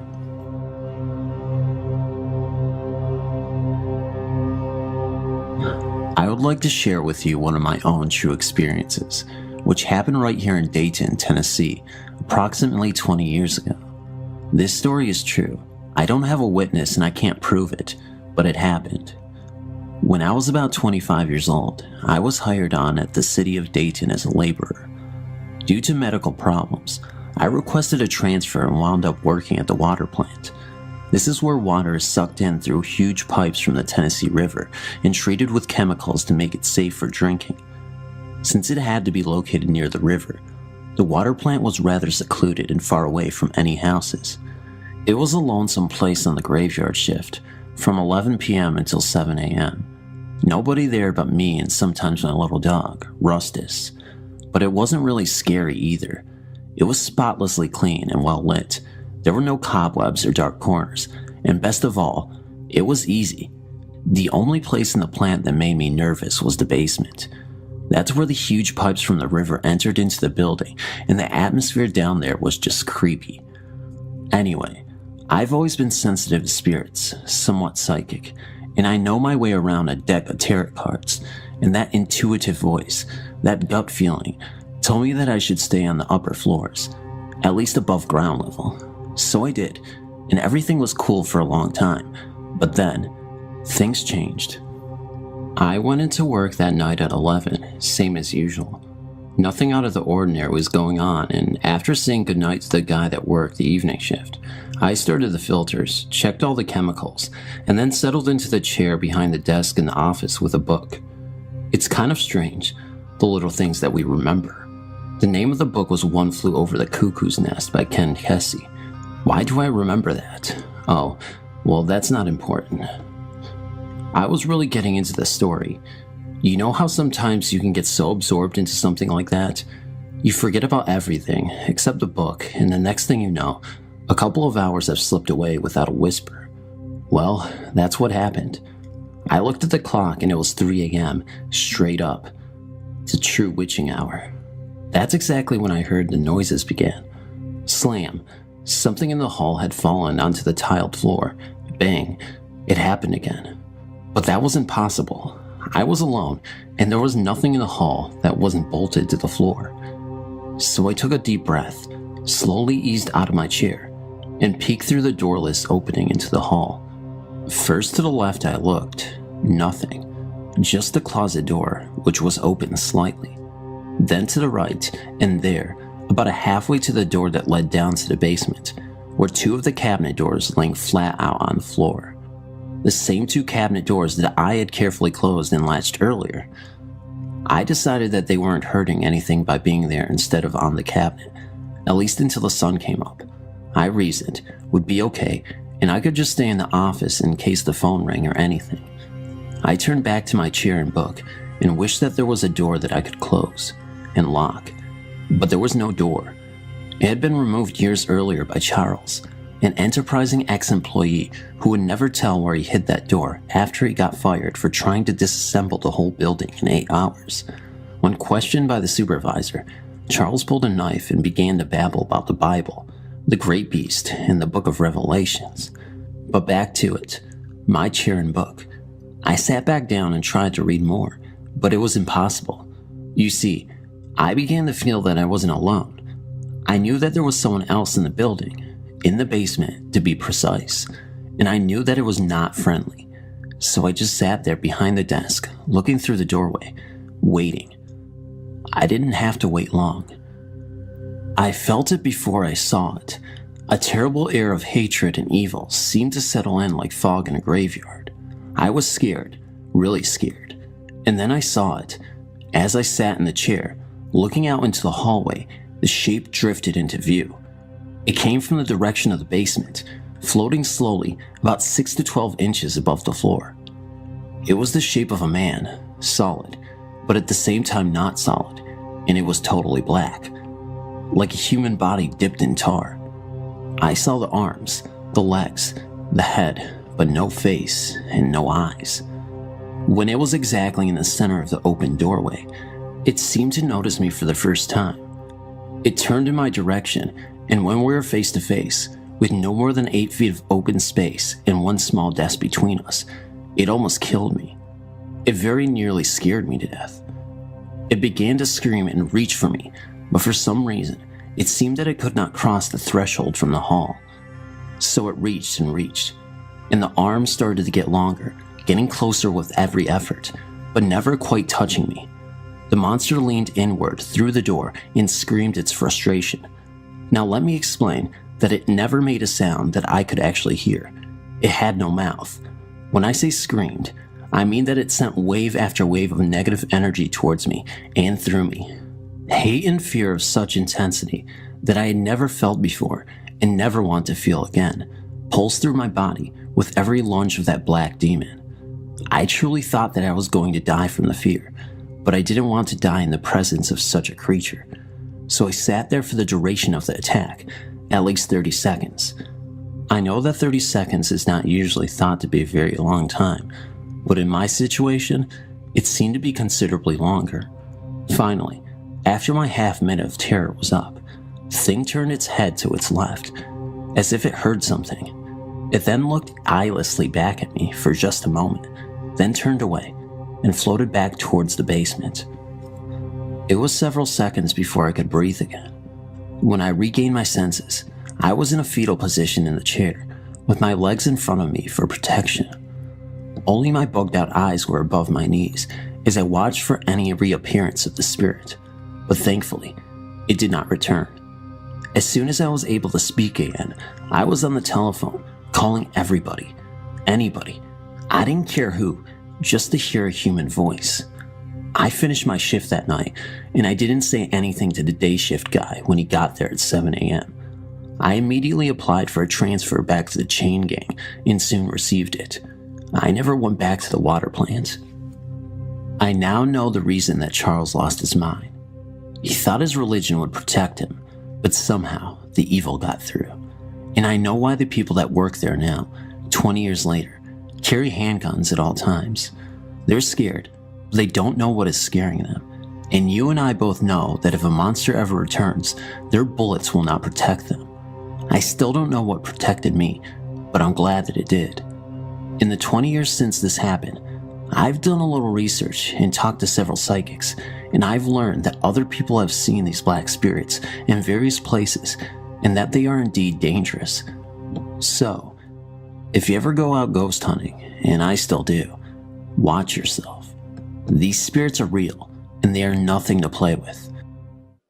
The first time I had a supernatural experience, I was asleep in my room at my parents' house.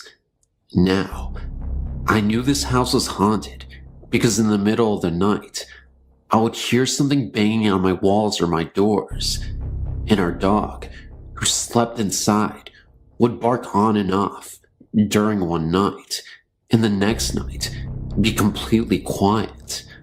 But on this particular night, I saw an angel. I later found out that there is an old refrigerator under our house. Ask me why, and I couldn't tell you. Anyway, about a month after we moved in, we bought a 6-year-old Shih Tzu puppy. About 2 days after we bought her, my fiance and I were sleeping when he woke me up and told me the dog was on the bed. This, of course, was impossible, since she was only 6 weeks old, had short legs, and our bed was tall, with nothing around it for her to jump on. He told me that he felt something tugging at the covers around his neck and growling, and when he rolled over it, ran, and jumped off the bed. I just passed it off as him dreaming. But about a week later, while he was at work, he works night shift. I was asleep, and I woke up because it felt like something was running from one end of the bed to the other, and back and forth. When I rolled over, it stopped. That kind of freaked me out. Then about 3 months later, I woke up and saw a hand coming out of our closet door with what seemed to be a letter or a piece of paper in its fingers. The hand was small and white. When I gasped, it disappeared. Then, about a week after that, the bed would periodically shake while I was asleep. I later asked my fiance if he ever felt the bed shake, and he told me he did. And when he described how it felt, I knew we were both feeling the same thing. It's a subtle shaking as if we're an earthquake, except we live in Virginia, where we don't have earthquakes, at least not the kind you can feel. It was almost as if there was a big dog on the bed, scratching furiously at a flea, and he also described it the way I would have, which is when you wake up, your first thought is, man, my heart beating that hard? And then you realize that it isn't your heart at all. And just last week, I saw a young woman with brown curly hair and brown eyes peering at me from a crack in the closet door. And last night, the downstairs bathroom door slammed by itself, and the bed shook with both of us on it. Usually, it only shakes with one of us on it. Anywho, that's my story. If you have any insight, please give it to me, and you can put the stories on your site.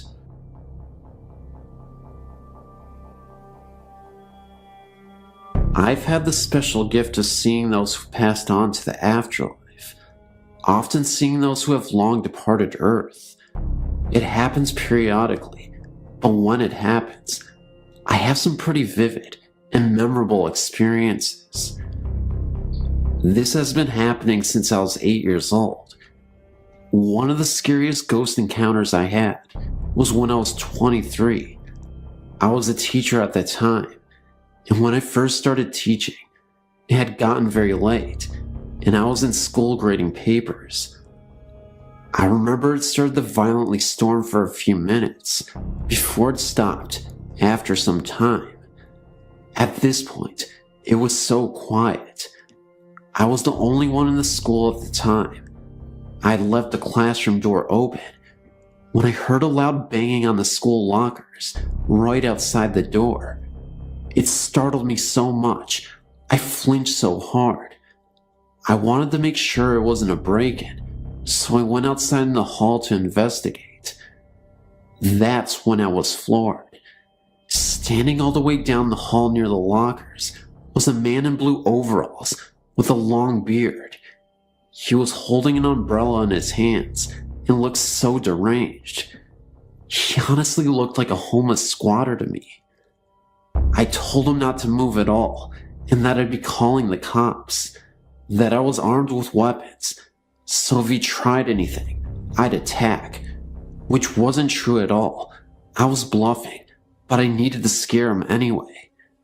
The next thing I know, the man starts charging at me full speed.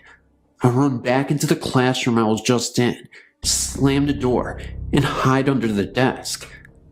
I remember hearing the most intense scream for a second, coming from the hallway. The lights go out, and it's pitch black for a moment's time. I started to hear a couple footsteps. Then, silence.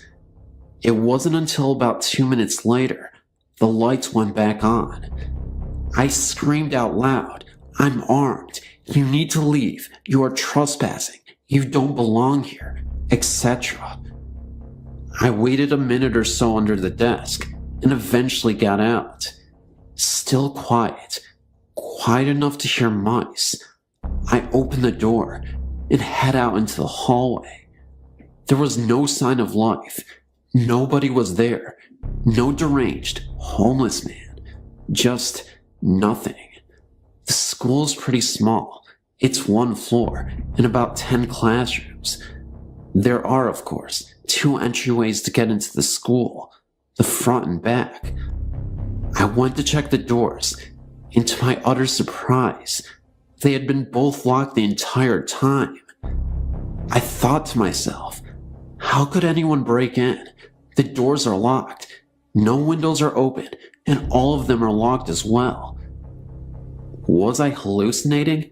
No, not at all, because the man looked as real as any person I could see. So, I made sure to check all the classrooms, even opened the lockers, to make sure this man wasn't hiding in there. But there was no sight of this guy. I did end up calling the police. They checked out the school as well, and saw absolutely nothing. By morning, everyone was aware of what happened. I think they actually canceled school for the kids that day, because they were worried that a maniac was on the loose. I think they made the right decision. To this day, I have no idea what it was exactly. Of course, since I'm gifted, I lean towards the idea that this was a ghost. If it wasn't, then I'm really lucky I was unharmed. It could have been a lot worse, and I'm honestly thankful that it was just me that evening. I should mention that the school does have a history of oddities and ghostly phenomena. Supposedly there was a rumor that years ago, in the indoor pool at the school, a teacher went mad and drowned a student right in front of everybody. Legend has it that you could hear the moans and cries of a young person in the pool from time to time. One of the school janitors once swore that they saw a blue figure hovering right above the pool. Unfortunately, nobody took him seriously. He actually lost his job and was put into a mental asylum because he had a mental breakdown after seeing that. Anywho, that's my story and the surrounding rumors of this haunted school. I hope this was thoroughly entertaining. I don't work there anymore. I moved to a different state and work as a teacher currently. After what happened to me, I honestly couldn't stay. Thanks for reading.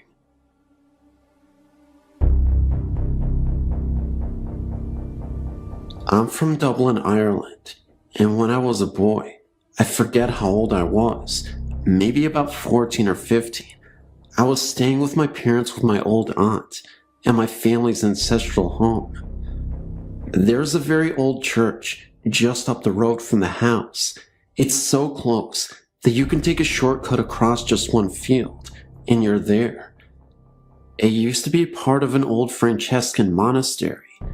Anyway, I was in that church on my own one summer's afternoon. It was a hot day, and though the church was naturally cooler, it was only a degree or so cooler. I remember feeling a little uneasy. All of a sudden, the hackles on my neck rose. I thought my little sister had followed me in, but then the temperature literally nosedived from somewhere in the high 90s to the mid 40s in a matter of seconds. I sensed that someone, or something, was watching me from the choir balcony, above and behind me. Something told me that it sure as hell wasn't human. I don't know how, but I knew. I slowly turned and looked up. 3 seconds later, I was tearing down the road as fast as my legs could carry me. What I saw was the semi-transparent, cowled figure of a Franciscan monk regarding me from the balcony. He was barely there, yet details, the folds of his robe, the heavy cross about his neck, and the shaded outline of a face was visible, yet weirdly see-through.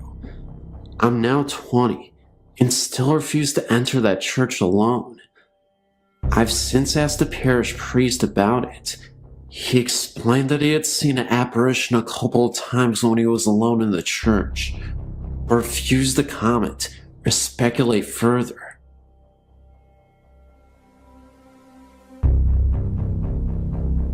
I still feel funny talking about this because the only people that seem to believe me are the children around here.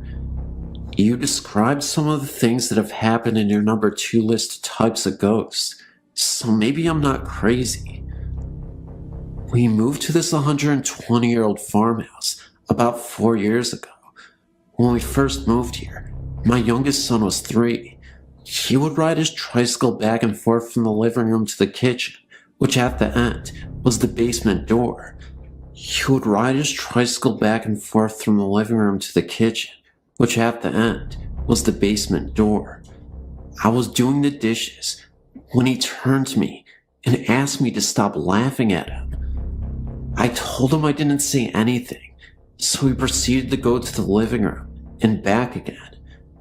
When he reached the basement door, he turned to me and said, "Can you hear them, Mommy? They're laughing at me." I left it alone, but I never forgot it.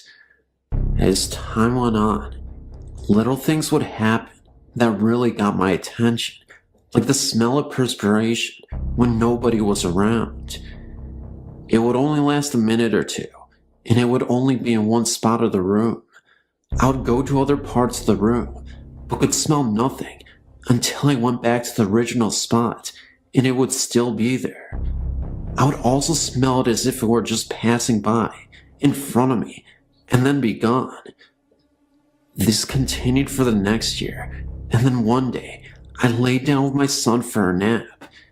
It was about 1 in the afternoon. I would wait until he fell asleep, and then I would get up, but before I could move, our bed started shaking for no reason. It only lasted a couple minutes. After that, things happened a lot. My 8-year-old started to get smacked in the leg when he was asleep.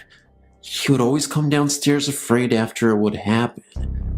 I started getting nudged on my leg at night, like someone was trying to wake me up. I am a very light sleeper, so I'd wake up immediately and look all around my bed in my room, but nobody was there. One night, When I was sleeping, I felt something lay across my legs. I tried to move, but it was so heavy, so I started to kick real hard and crazy, and it went away. Again, nothing was there. My son was 5 when he asked me if I could see the man's work boots standing in my dining room. He would see black things floating by and asked if I saw them. He would describe them like shadows. But the clincher was, when we were all sleeping at 4 in the morning, and my dresser started shaking so hard, I thought I was going to fall over. I spoke to my pastor's wife about it, and she said they say a prayer every night that asks the Lord to protect them from any harm or evil. My children and I started including that in our prayers, but we added spirits also. We have never had another problem since, except I do still smell them from time to time. I do still hear footsteps across the ceiling when nobody is upstairs, but that's no problem. I don't mind.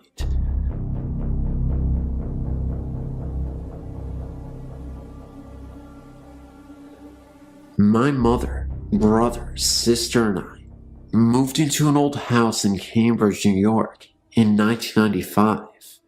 They had the intentions of refinishing parts of the house to make it more modern. To give you an idea of the house, it was built in 1884, had 4 floors, which consisted of a basement, first floor, second floor, and a full attic. Above the attic there was a window's peak, and access was through the attic by a flight of stairs. Strange things started happening that everyone just brushed off the first week. Every night at 7 p.m. on the dot, the house would fill with the smell of cigar smoke. Nobody in the house smoked cigars. We could hear voices of adults upstairs and people running around. When we went up, no one was there. We heard knocking on the walls all hours of the day. People were heard whispering. It would get so intensely cold in the kitchen, and appliances would randomly turn on and off. My sister was coming down the stairs when she looked to be pushed from behind, and luckily my mother was at the bottom and saw the whole thing. My mother was never bothered at all. It seemed to target only the children, which were my sister, 11, my brother, 13, and me, who was 15. She did hear things, and she also felt things, but never scared out of her mind. One day, my mother came to me and said she had to show me something. She took me to the basement door and said, "Watch." She opened the door and turned a light switch off. Then she shut the door, waited for a few seconds, then opened the door, and the light was back on, and the switch was up. We then proceeded to do this over and over again, and the same thing occurred, so we duct taped the switch off. We left that night to visit family friends, and when we returned, every light in the house was on, even the basement, where it looked like someone tore the duct tape from the wall. We left the light on. From then on, everyone in the house had seen shadows and felt presences, but my brother was the one who saw and felt the most. One day, he was home alone and said he saw 3 men in the backyard digging by the garden. He watched them for a few moments when one of them looked up at him and all 3 of them disappeared. He said the men looked as real as he did. He woke up one morning with 3 scratch marks down the front of his chest, and he said he didn't feel it, nor did he wake up during the night. My closet doors in my bedroom one night rattled uncontrollably while I was trying to sleep. This creeped me out so bad, I refused to sleep or even go into the room.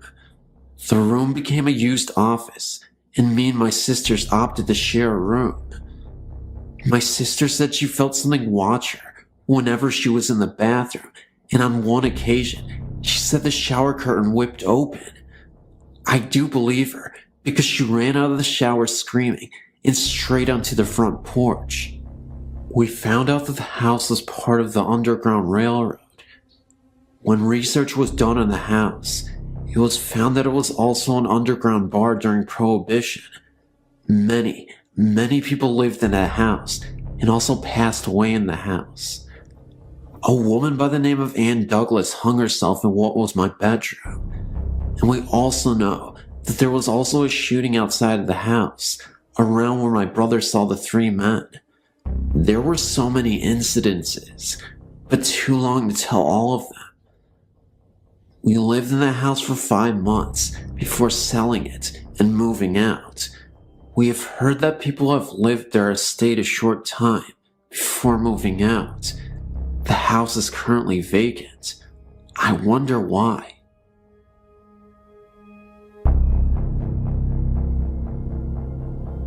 I had many paranormal experiences when I was young. As I grew older, I dismissed them as fantasy of the young mind. As I grew older, they became less, but 2, as an adult, stand out in my mind. One happened when I was in Germany, and the other didn't happen to me. The first time was when I was in Mittenfing, Germany. I was about 23 years old. I was new to the country, military, and looking for a place to rent. We, my ex, an atheist, and I found one. Our apartment was on the 2nd floor. The landlord lived on the 1st, and there was an attic. The first night we stayed there, I had a dream about a person named Caleb. I could not see his face. All I could see was a shadow behind curtains. He was asking my ex to come with him, and I kept saying no. I had the dream several nights, but I never told my ex my dream. About 1 month after we moved in, I started experiencing phenomena.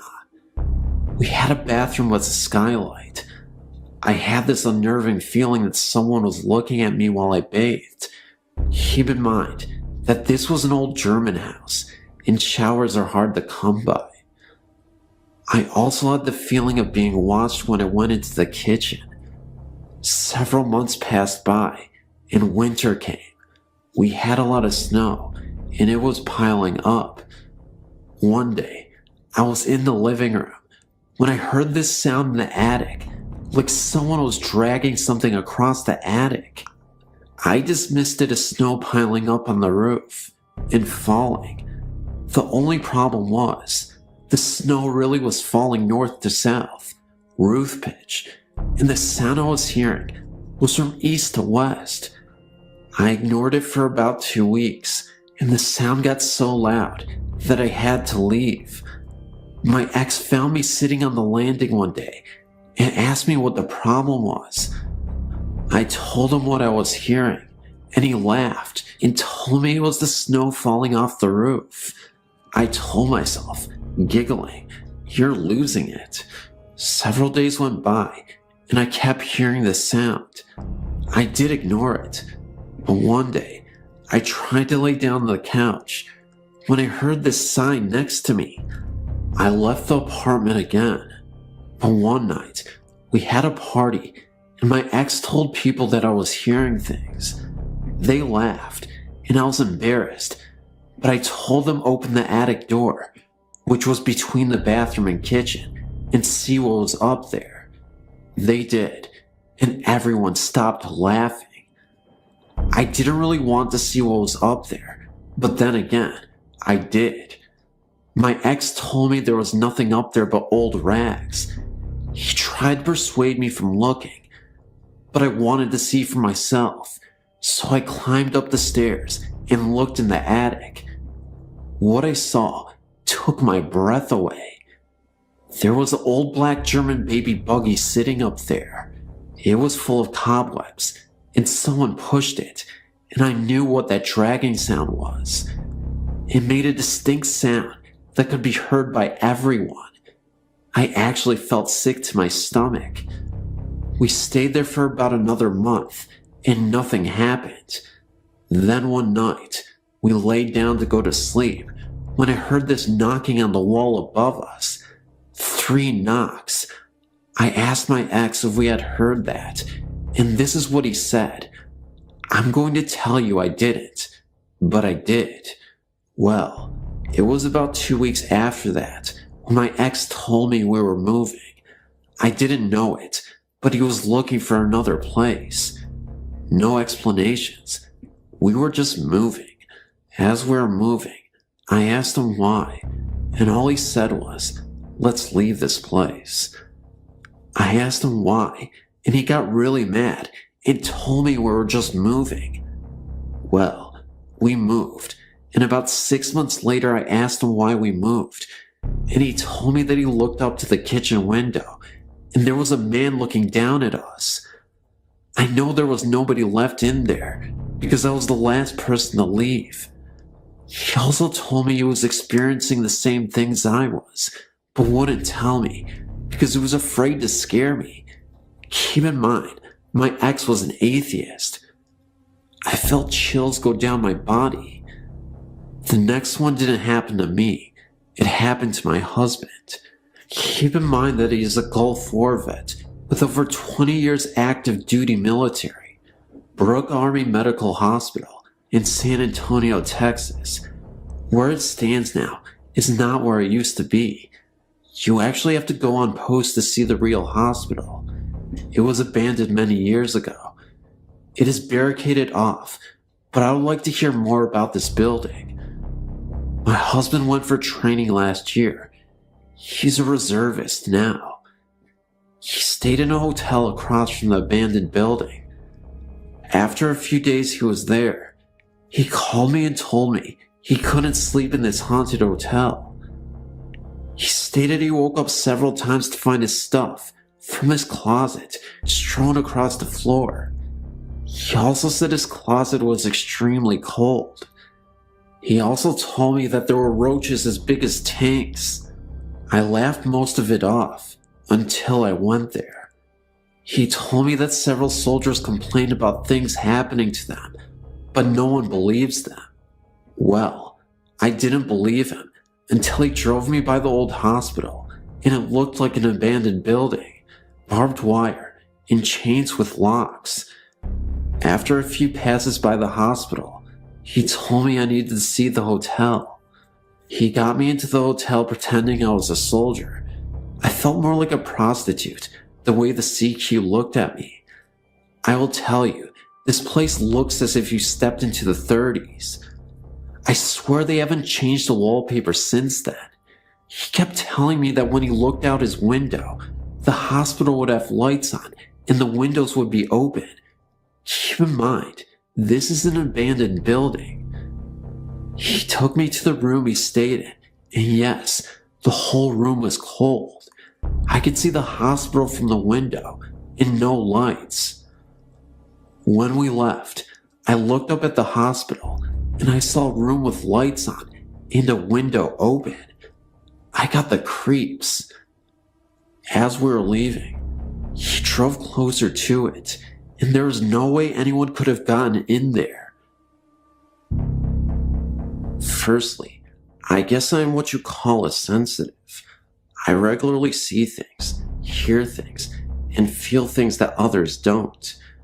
I'm usually the first one to point out when something doesn't feel right, and I've been like this all my life. During my first year at university, I stayed at Hillhead Halls, and I had the strangest experiences. For about the first month of being there, it was fine. One day, I was walking by the kitchen, and I felt a huge blast of cold and loud whispering, which really frightened me. Seeing strange things doesn't usually bother me, because it happens quite regularly, but this really bothered me, because it felt so bad. I asked my flatmate if she had heard anything, but she said that she hadn't. Just after the Christmas holiday, I came back to the worst time of my life. Firstly, there was a man walking around my flat. He was very tall, wearing all black, including a black hat or hood, and you could not see his face. I saw him outdoors and inside the flat. He frequently had a black dog with him, which often walked by my bedroom door. My flatmate got really scared of being alone in her room, as she felt there was someone watching her from her door. It was about a week after seeing this man that electrical appliances in my room started to go wrong. My electrical alarm clock, for example, would just start to beep much louder than anything it had ever done before, and did not stop when I pulled the plug out. It has no battery backup. My printer would just print out random rubbish, even if it was not switched on, and light bulbs would blow if you looked at them for a long time. The electrical stuff would only happen in my room. Objects would disappear from my room, reappearing elsewhere in the flat. An example of this is that we lost a bread knife out in the kitchen, bearing in mind that I don't eat bread much, especially not in my bedroom. We found it on top of my wardrobe at the back, about 3 or 4 months after it got lost. At night was the worst. Me and my flatmate would drag our mattress through to my room and sleep there because we're too frightened to sleep in separate rooms. I would have the most horrendous nightmares, which I never got before and have never got since. At night there would be constant bangings, tappings, and scrapings, which sounded like they were coming from the space between the walls. I think about the worst thing that I experienced while living there was getting up one morning and walking to the window at the end of the landing and looking out at the trees that are above the river dawn. On the larger branches, there were hanged people, as in dead, with a rope around their neck, swinging in the wind. They weren't dressed in modern clothing. I wanted to run away and stop seeing it, but maybe I was too frightened because my feet wouldn't move and I found it really difficult to breathe. After this, my flatmate found staying in her room, which overlooked the river dawn, unbearable, and moved into the room next to mine. As soon as that room was locked, everything was fine, until it came to the end of the year, and she moved out. She moved out about a fortnight earlier than me, but I was spending most of my time in the flat above mine. After her moving out, I came downstairs from upstairs to find her door open and light shining through onto the landing carpet. Very bravely, I went to shut the door and switch the lights off, but just as I got there, the door slammed in my face and locked, and I heard the light switch off. I phoned my flatmate to make sure she was home, which she was. I then phoned the people from upstairs and asked them to come down, and when they got to my flat, the room wasn't locked again, but was totally empty and freezing cold. It was the summer, but you could see her breath was white. The next day when I got out of the shower, I found that the bathroom door was wide open, despite the fact that I'd locked the door and there was no way that the lock could open itself. Also, the bathroom door was very creaky, and I hadn't heard a creak. I went to my room and got dressed as quickly as possible, but I couldn't find the key to my room so I could lock up and leave. I'd left the key in the lock on the outside of the door, but it was gone. I found it in the bathroom sink. Finally, one night, I gave my key to one of the people living upstairs to go and get me a sweater for my flat, as I was too frightened to go down. This person, who was a complete skeptic, came back upstairs completely pale, sweating cold sweats, shaking, and totally out of breath. I don't know what happened, because this person won't talk about it, and has made us all promise never to bring it up in conversation. These all sound like really weird events, but I don't smoke, drink, or do any kind of drugs, and I didn't then, but I swear they are all true. I don't want to experience anything like that again as long as I live. Thanks for letting me share this with you.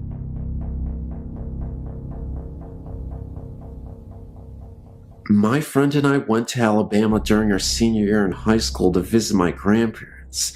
Now, my grandparents lived in the middle of nowhere, little town. You blink, you miss it. Anyway, there wasn't much to do, so one day we went exploring. Down about a half mile from my grandparents' house, at the end of the road, was a huge pasture. It hadn't been inhabited or cared for years. There was a large gate with a no trespassing sign. This made us curious to see what was hiding back there in the middle of nowhere. We crawled under the gate and started walking. There was a gravel path and nothing else but trees, grass, and insects. We kept going for about a mile until we were in a fully wooded area. This is where the strangeness happened. First off, we stumbled across an old graveyard with only about 3 graves in it. Looked like a family. The tombstones were dated back to the early 1800s. I took photos that I can send at a later date if you'd like. Across from the graves was a waterfall. We decided to sit and take in the sight. While sitting there, we heard horse hooves galloping closely. We turned and saw nothing. A little while later, we heard what sounded like something being swung through the air near our heads. Nothing visible though. It spooked us, and we decided then that we should probably head back to the house. On the way back, we heard the horse hooves again, and this time we ran, got back to my grandparents' house, and replayed our story to my grandfather. This is where it gets spooky. He said that a while back, he stumbled across the waterfall too, and decided to sit and fish at the bank. He heard the horse too, and heard the swinging, which he described as a hatchet or something similar. Only he said that he turned and he saw a man on a white horse, carrying a machete, and appeared to be clearing the fields, but it wasn't really there, like he and the horse were transparent. He said that's when he took off running too. The only thing I can think of is that at one time, someone lived on that land, which is why they were buried there. I can tell you one thing, it spooked me then, but now I just realize that people just stayed there where their home was. I haven't had any opportunities to get back to that area, but if I do, I may go visit them.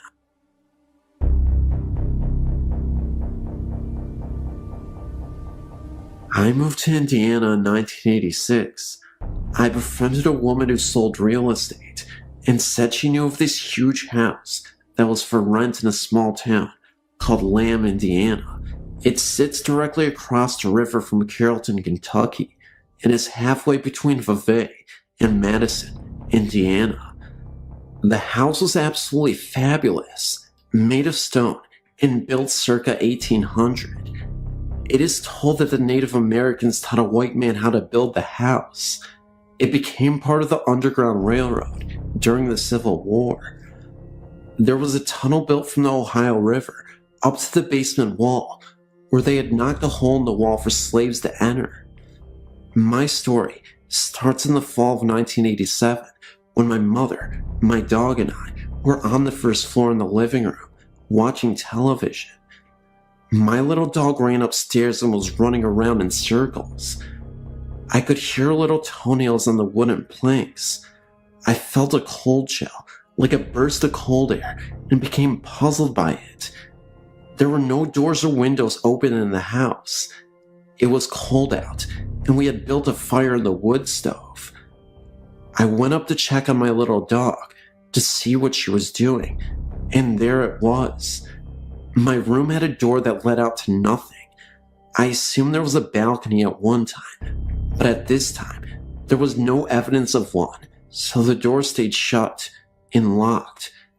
When I had gone upstairs, I noticed the air was more frigid, and it seemed windy. I went to my room and the door was standing open, and it looked as though a small child had breathed on the window of the door and wrote Amy's room on the window. I think the most interesting experience in this house also happened to be the most terrifying. One night, I'd been sleeping in bed with the door open when I was awakened by what I thought was my dad. I remember the door squeaked open slowly, and I heard a whisper. I couldn't hear it too clearly. All I knew was that it was some sort of talking. That's when I started to open my eyes slowly and saw what appeared to be a nun with an axe on her head, kneeling down and praying in front of my bed. I screamed. My parents rushed into the room, and I told them I saw something. My dad did his best to reassure me that everything was okay, and after I explained what had happened to me, I feel like he was just as creeped out as I was, even though he tried not to show it. Well, that even frightened my dad, to the point at which he told me he couldn't sleep the rest of the night. I ended up falling asleep, and my dad stayed up. He told me he went to the bathroom and turned on the light, when all of a sudden, it went out. Needing to use the bathroom, he grabbed one of the flashlights we had. When he shined the flashlights towards the mirror to wash his hands, he looked at the mirror for a second, only to notice the old man's face right behind him. He only saw this for a few seconds, but he couldn't forget the man's face. He had 3 large gashes on the side of his face, like he had been mauled by a tiger. Claw marks. He was a balding man, with gray hair only on the side of his face, and he looked about 70s. Of course, when the bathroom light came on, there was nothing there anymore. The basement had some creepy occurrences as well. You would hear a very young voice, often singing softly, not super loud. In fact, very faint, but a voice was there. When he'd get downstairs and into the basement, you wouldn't hear it anymore, but it was always something you heard whenever you were in other parts of the house. About a year or so later, we had some family staying with us for the weekend, and my cousin set up a large tape recorder in the basement to see if there were any noises. My little nieces and 3 friends bedded down in the living room by the wood stove to stay warm, and we all went to bed. The next morning, one of the little girls thanked my dad for stocking the fire that night because it was getting kind of chilly. My dad hadn't been downstairs all night. My cousin went down to the basement to get the tape recorder, reel to reel by the way, brought it back upstairs, and played it back to us. You could vividly hear a little girl say, "Mommy." My family lived in that house for almost 15 years.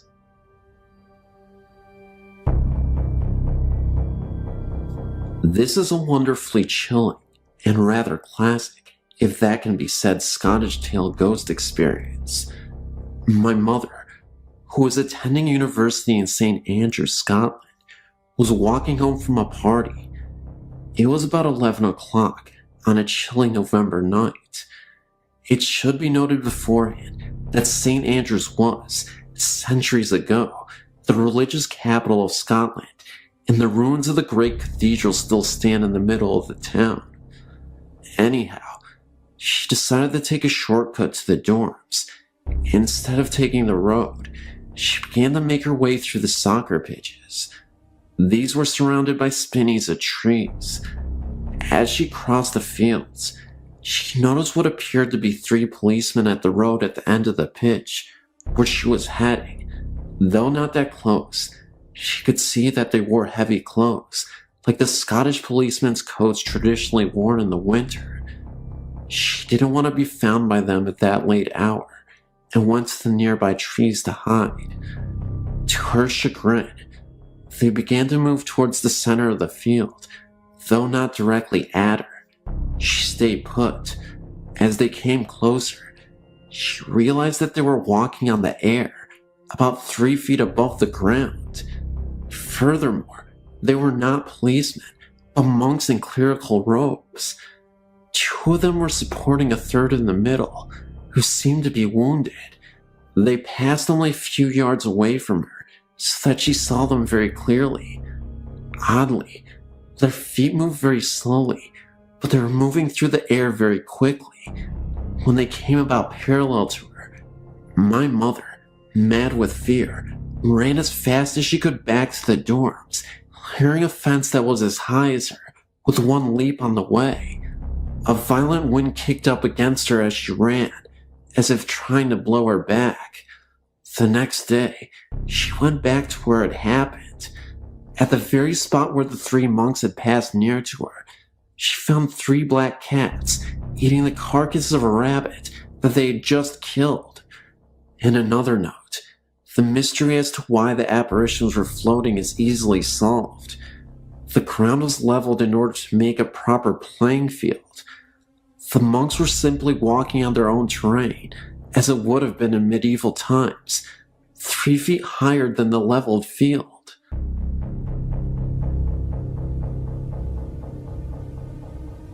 My family has had many paranormal experiences.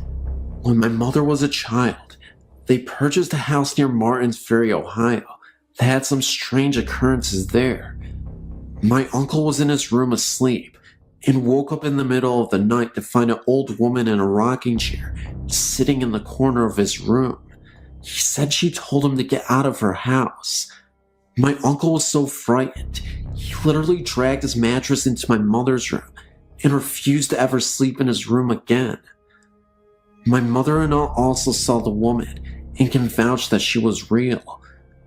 My great-grandmother would also see a small black devil-like creature with glowing red eyes outside her window at night. None of my family's pets lived very long in that house either. Their fish were found dead in their tank one morning. All of them. Here's the thing though. The water was somehow boiling hot. My mother's hamster was found dead in its cage too, and I've been told it looked like something had maybe scared it to death from the expression on its face. Also, every night, my grandmother would dream that the house was on fire and they couldn't get out. After living in the house for 6 months, they moved out. The day after they had moved out, the house caught fire and was almost burned to the ground. To this day, my aunt still has ghost experiences. At one of their old houses, they would turn out all the lights, lock the doors, and would come home to find that every light in the house was on. I never felt comfortable being alone in the house upstairs. I would feel like someone was watching me when there was no one else upstairs.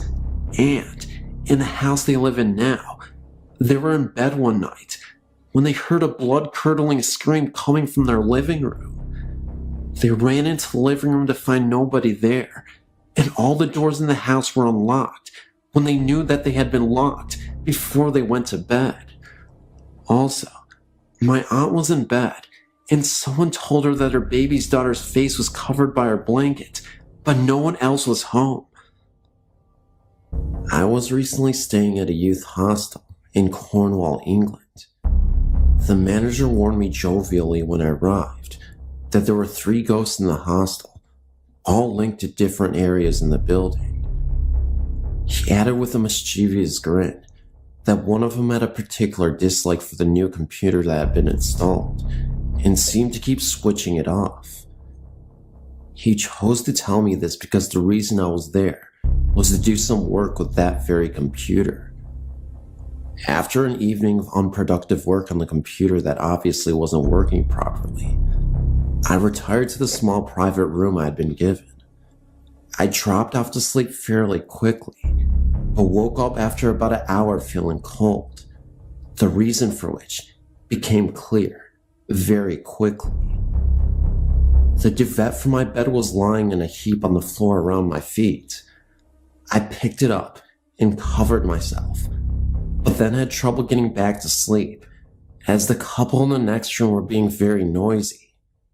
Eventually, they quieted down and I started to relax, but before I managed to fall asleep again, the duvet began to slowly slide down the bed as if pulled from the bottom.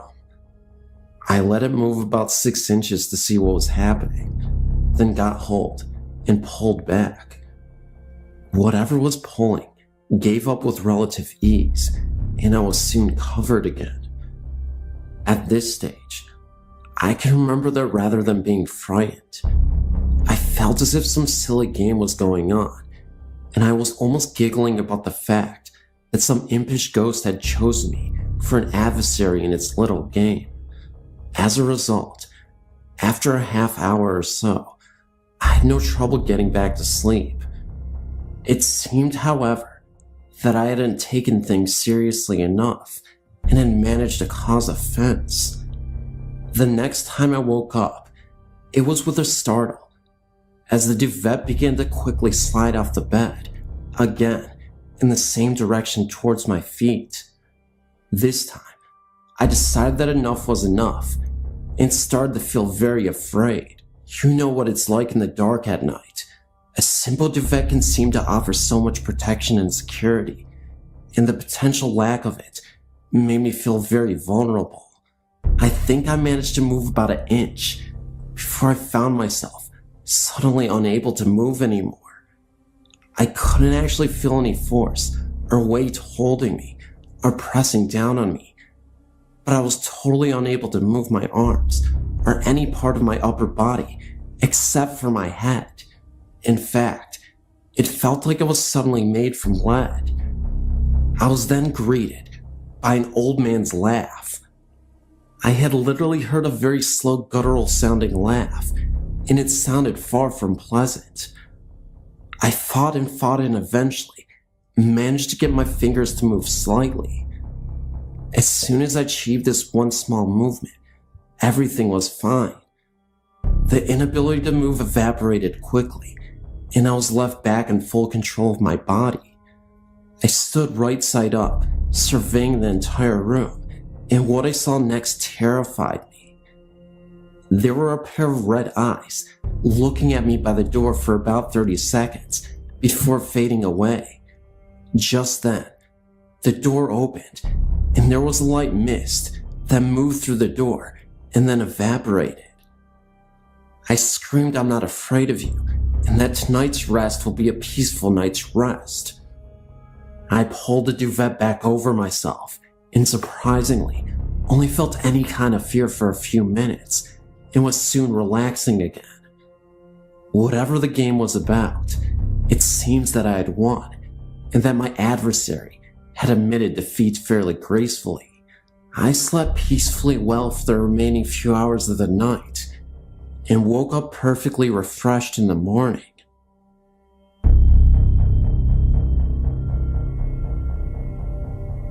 Since I was a little girl, my sisters and I have had frightening experiences with spirits. When I was 6, my family and I moved to a fairly new house, only 8 years old at the time, in West Texas. As far back as I can remember, we had strange things going on in that house. First off, at night, if you were to go through the hallway to get to my parents' room, you would always hear what sounded like a TV. You could hear voices and sometimes music. Most of the time, my parents' TV was off.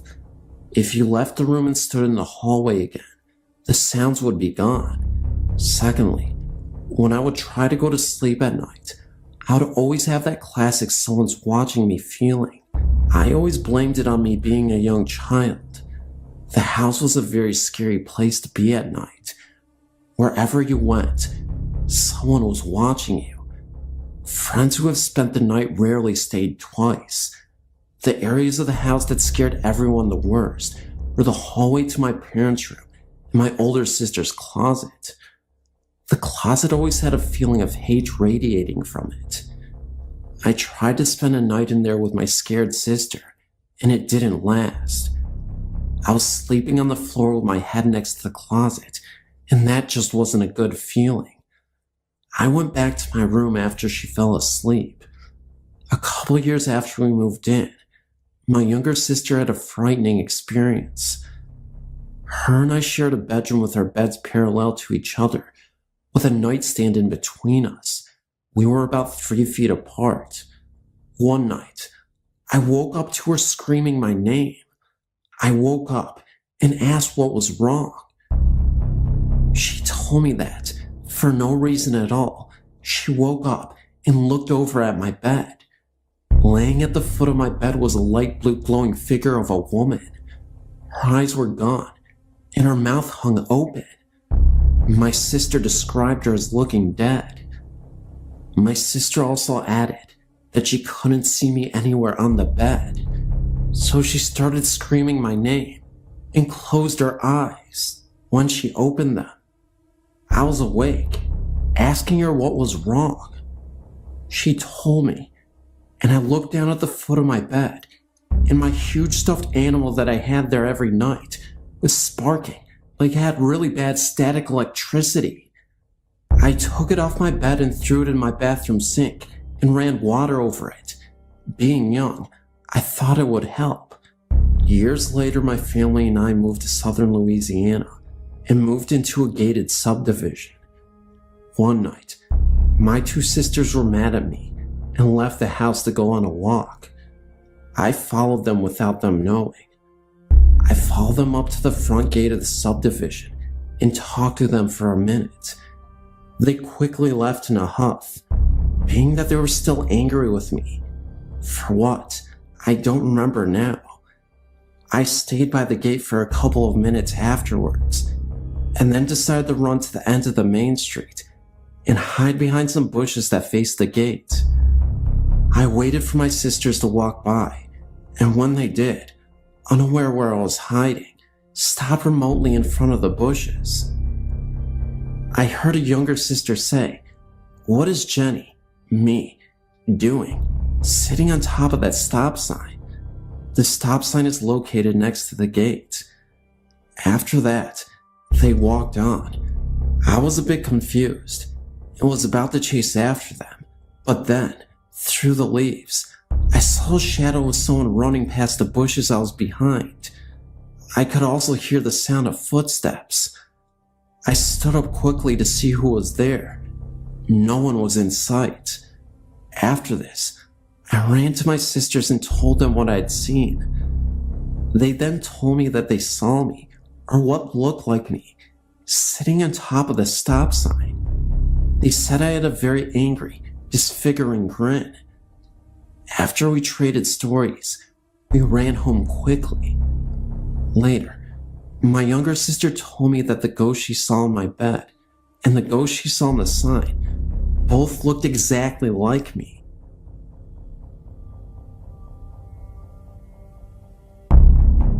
It all began around the 1st of June this very year. The incident took place in my grandmother and grandfather's home. My grandfather had been diagnosed with cancer. In the summer of 1998, I didn't know that those last few months would be the last time I would ever see him alive. During that period of time, I had spent a whole lot of time with my grandparents, and it felt like I had actually gotten a little closer to them both, but particularly my grandfather. At the end of the summer, I left and went back home. Subsequently, about 5 months later, our family received a disturbing phone call. It was from my grandmother, informing us about the passing of our grandfather. He had passed away in the hospital, which was the very last place that our grandfather lived in before his passing. A month and a half after we had been staying there, I noticed that something just didn't feel right. The whole atmosphere had changed. I decided to take the guest room. For some reason, I always got the feeling that I was being watched in the guest room. Then, other little occurrences started to evolve. The very first was, I always felt like somebody was standing over my shoulder. I started to notice scars on my back after I would awake in the mornings. I would feel like touches on my back. My mom and brother both complained about the door handles being rattling and opening and closing really fast. Cabinet doors would fly open, and the pots and pans would all fall out. My hair would get pulled in the night.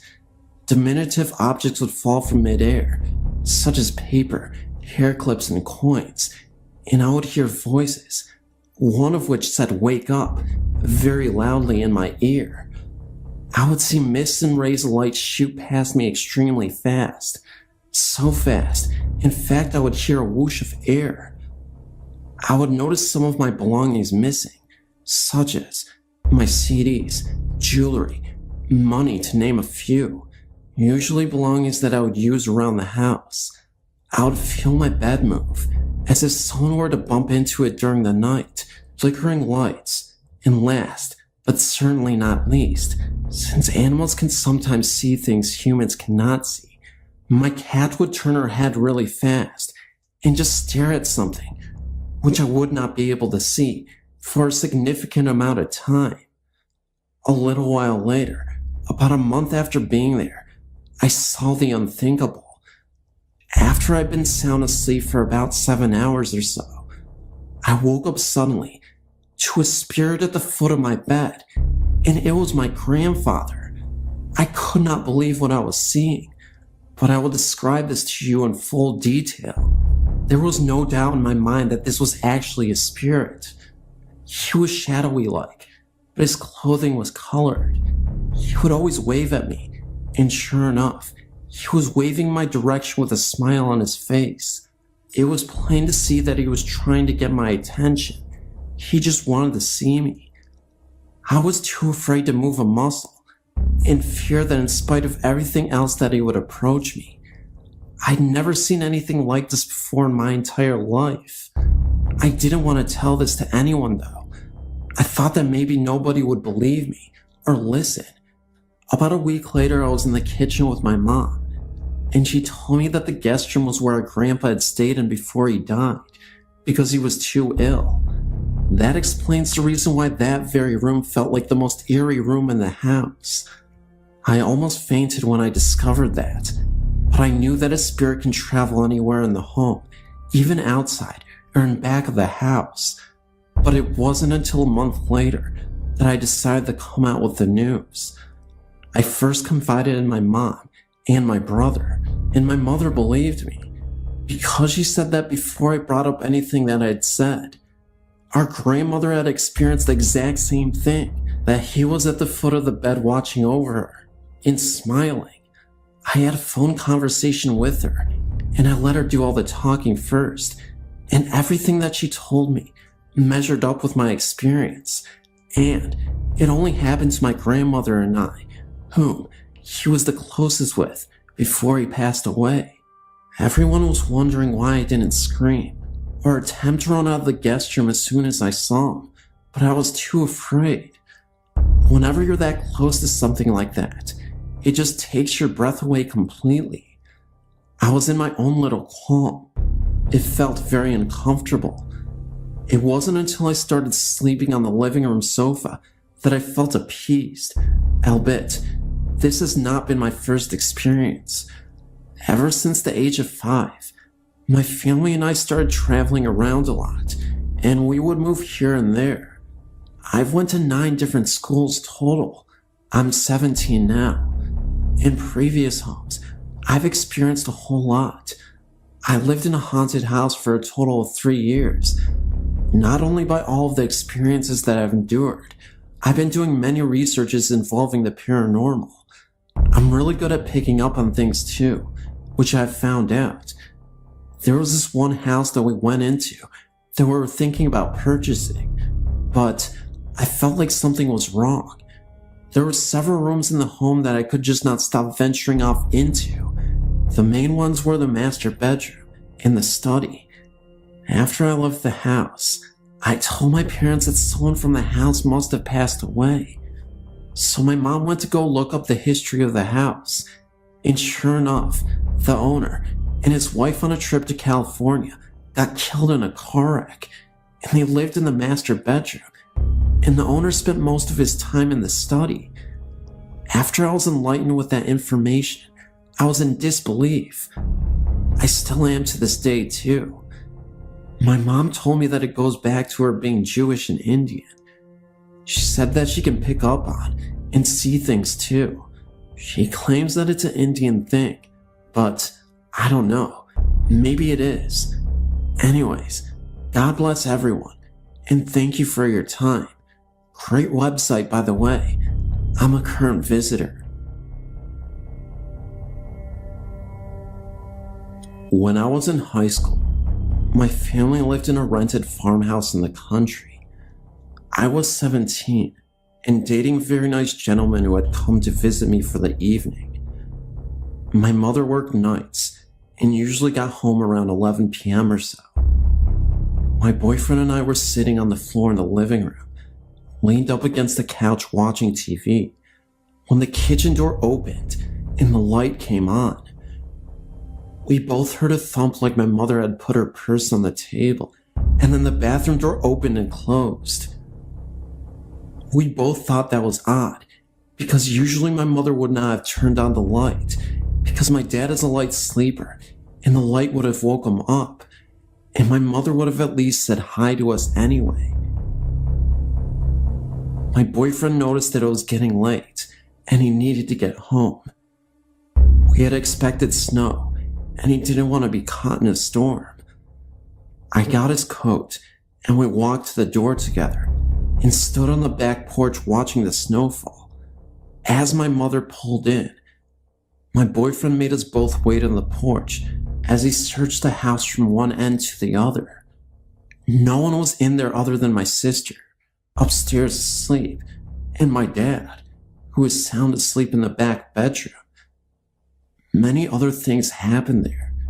One night, me and my boyfriend decided to play the Ouija board to summon the spirit that was residing in the house. I remember it was a blizzard that day, and my entire family except for me were in another state visiting my extended family. We were asking questions about the spirit. At first we asked its name. Nothing happened. Then we asked if we were bothering him. Still nothing. After nearly 20 minutes of continuously trying to get in touch with someone, my boyfriend angrily grabbed the planchette and Ouija board and threw it out of the window. He said he had enough of this make-believe and that he was really starting to get tested. I told him he shouldn't have done that he could really upset whatever was living in the house. My boyfriend mockingly says, "Sure, why doesn't this stupid spirit just possess me if it even exists? Make some real noise."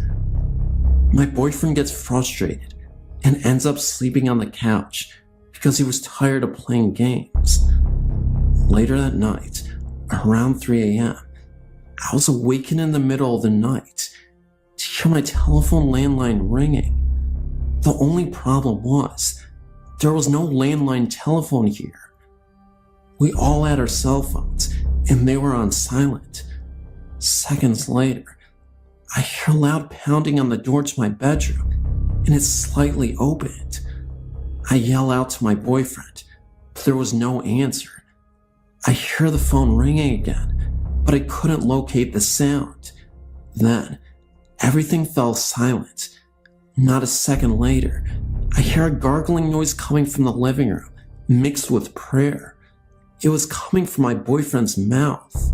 He was violently whispering in his sleep. What really got me, though, is I went to see my boyfriend on the couch. There was this very dark cloud floating above him for a few seconds. It disappeared, and then I heard my boyfriend choking, so I ran towards him. He was literally pale in the face, almost as if he stopped breathing. That's when I realized he did seem to stop breathing. I frantically shaked him, yelling at him to wake up.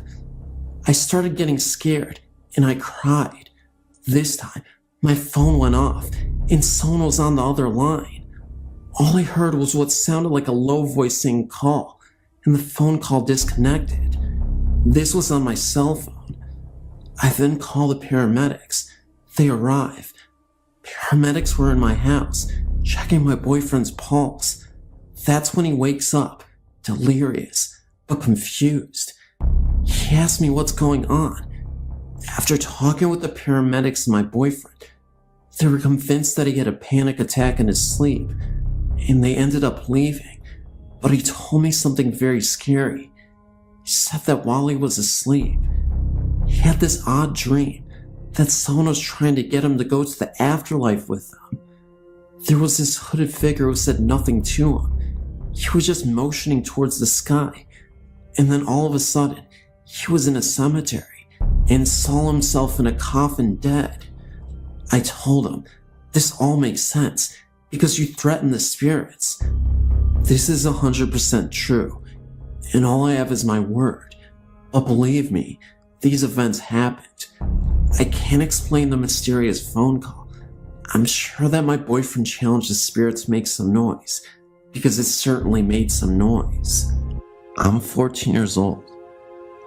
Even though I may be a teenager, and some may not believe me, please listen to my experience. When I was young, I was not scared of ghosts, nor did I really believe in their presence but slightly. One day, I went to a Japanese shrine with my parents in Japan. This shrine was close to my mother's house she grew up in. I was very attached to my mother. I was all just 7 or 8. I was a crazy little child. Soon it was time for me to leave. As a Japanese tradition, I threw in 10 yen my mother gave me to throw in and make a wish. Because I was really attached to my mother, I could sometimes feel the sadness of how much she missed her parents. Since I didn't really know my real father, I cared a lot more about my mother than anyone in the world. I threw the coin in and made a wish. I wish I could once meet my grandmother.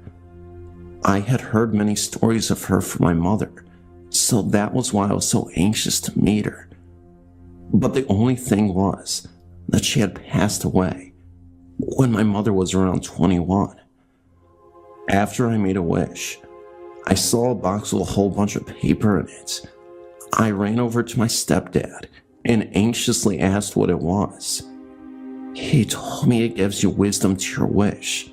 So, as a whiny little child, I begged my stepfather to get me one, so gave me money, and I put it in the little slot.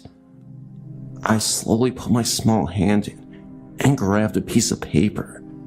To my surprise, it really did give me wisdom to my wish.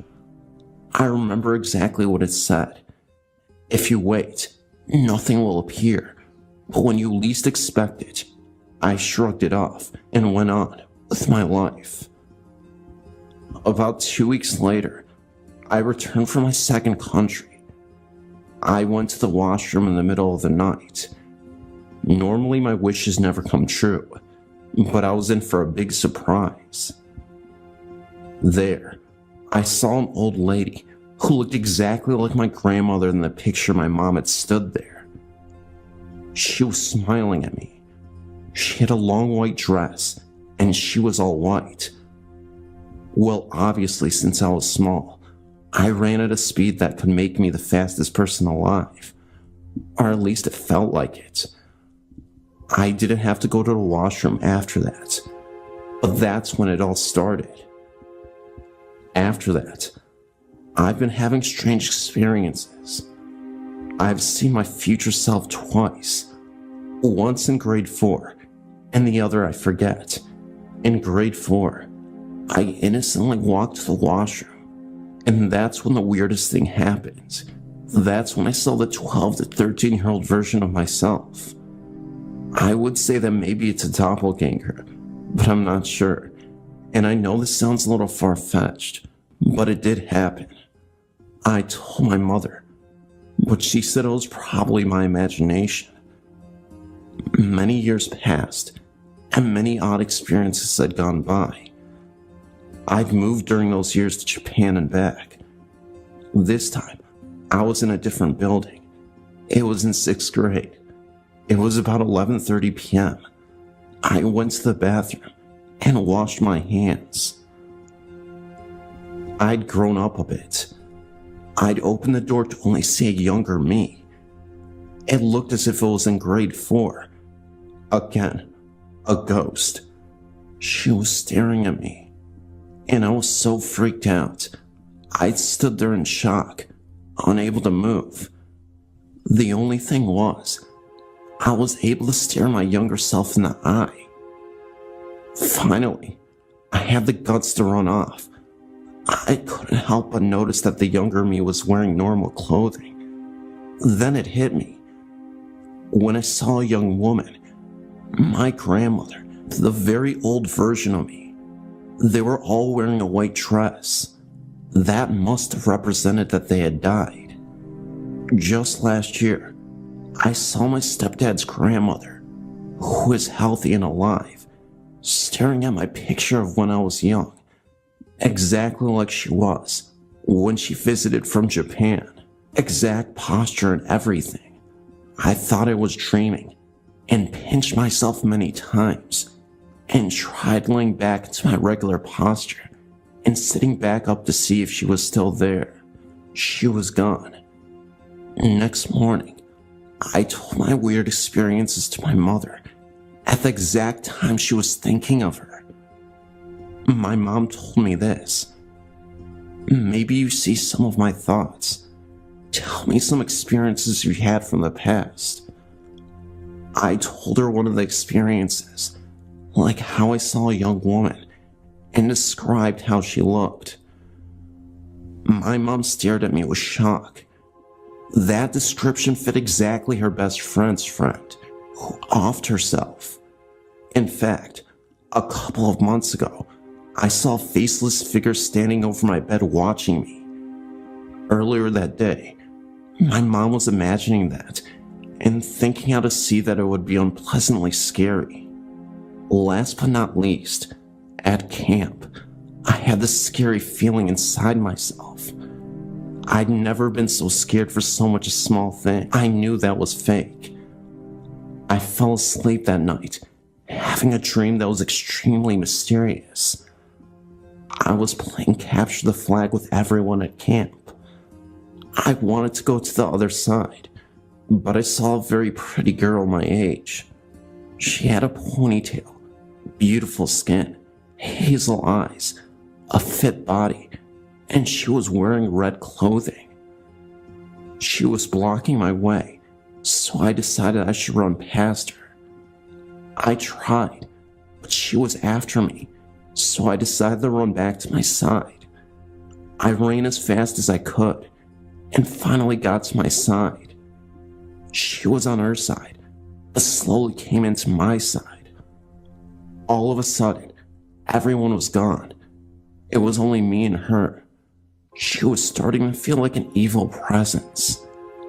I was scared she ran after me, and finally, I could not run anymore.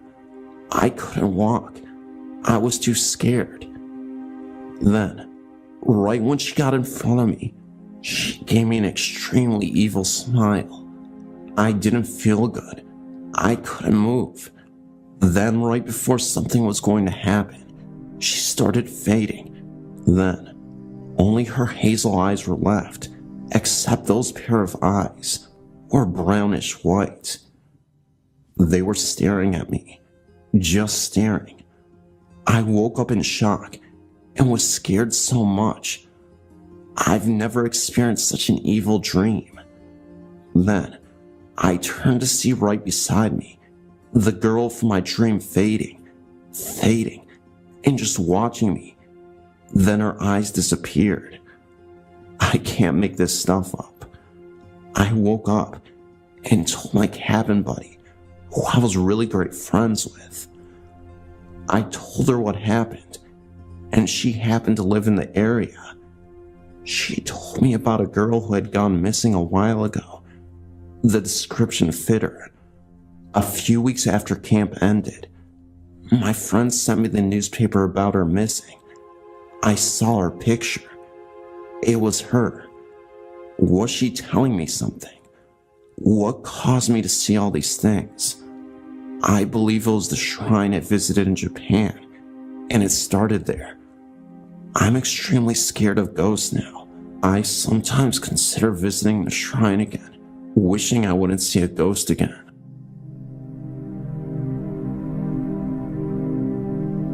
I will try my best to try to make a long story short, which is something I've never been good at. I moved into a second-floor flat in South Utica, New York, in January of 2000. My husband was living in Watertown with a friend finishing up college. I always had an uncomfortable feeling in that house. When I would come home from work, it would occasionally feel as if someone had been there. You know that feeling. I thought maybe the psycho downstairs neighbor, Maria, had a key. One night, I think in March, I woke up to what sounded like someone walking up in the attic. I thought maybe it was Maria, the psycho downstairs neighbor, but she had a bad knee and was morbidly obese, and I would have heard her climbing the stairs to the attic. I shrugged it off. My husband moved in for good in May. There were always those little things that we shrugged off. For instance, the cupboard doors would all be open in the pantry.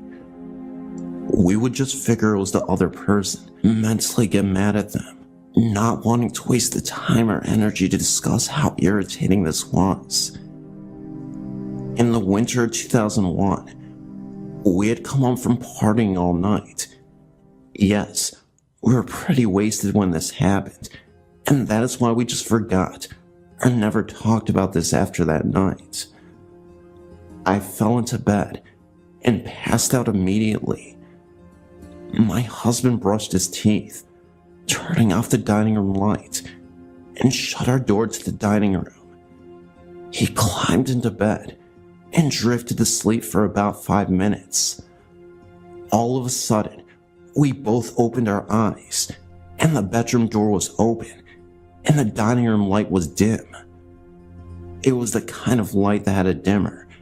You had to push it on to turn it on and off, and it was on high when it turned off. We looked at each other, kind of read each other's minds, and dismissed it. It had to be the partying. About a month later, I was sleeping on the couch with my head on my husband's lap. All of a sudden, he got up and ran for a knife in the kitchen. He said he saw a man walking in the back part of the kitchen. He was terrified. Don't ask me why he would run towards it. I would be out of the door, but that's just me. He was shaken up for quite a while. No partying this time. He swore he saw a man out of the corner of his eye. I told him he was nuts. About a week after that, in the middle of the afternoon in February, he was home listening to the TV playing loud in the living room while typing a paper in the computer room. He said that he heard a loud slam, walked out, and our bedroom door, which is hung up on a throw rug, was shut. All the windows were closed, as it is as cold as the North Pole in February in central New York. I was at work when he called me, and he was really worked up. I'd never seen him like that. That was when we really became suspicious. I called our landlord and told her not to think I was nuts, but did anyone ever die in that house? She told me that her husband's godfather did back in the early 1930s, and it was of throat cancer. She wanted to know why I was asking. I told her what had happened. She then said that she thought they had taken care of that problem. She told us that the last tenants moved out suddenly after seeing the apparition of a man in his 60s, sitting at the kitchen table and reading. She told me that they had a Catholic mass to help Frank move on. He must have really loved this house. The downstairs tenants after Psycho Maria moved out also had experiences, but I promised a short story. We moved to Syracuse almost 3 years ago. I didn't want to live in a house where someone had died. I actually made a point of it. My very good friend told me the first time she walked in this house and that she felt as though she wasn't alone. I told her that was impossible. A couple months after my son, Peyton, was born, in September 2003, I was sitting downstairs typing on the computer. I had the video monitor on. I heard this strange, muffled, non-English whispering. I turned to look at the monitor, and his mobile was gently moving. He was too little to reach it, and again, no windows open, no air on. I ran upstairs, and his mobile was still, and no noise. My husband was gone on business, and no one died in this home, so I assumed that I must have been seeing things. Then, there was a picture of my son, Peyton, which I sent a copy. This was taken around November or December of 2003. My 7-year-old stepson came out of his room a few months ago and told me there was a boy in his room. He was wearing jeans and an orange shirt. He told me that the boy looked at him, then walked through his bedroom door. Lastly, the top to the kitchen trash can has fallen off, and my stepson in my presence twice. Lastly, the TV station has changed itself twice. And that's all I have to say for now. Thanks for reading. This story starts a long time ago when I was about 8 or 9. I was watching TV when I looked up, and I saw a man watching me. He had a blue coat on. He smiled at me and faded away. I didn't feel alarmed in any way. I even told my parents, and they believed me completely. Every time I was by myself or scared or sad, he was there, and he would sit by me and his presence would make me feel better. Then one day he just disappeared. When I was 12, he appeared again. I was home alone and cleaning the kitchen. We had one of those musical globe things that played music only if you turned the key that's under it. All of a sudden it went off, and we had not messed with it in years. I had put a bunch of napkins in the stove by the burners, heard a voice in my head say stove. I looked at the stove, and it was on. I feel chills run up my spine when I think about what could have happened. I guess the blue man was still there all along, still watching over me.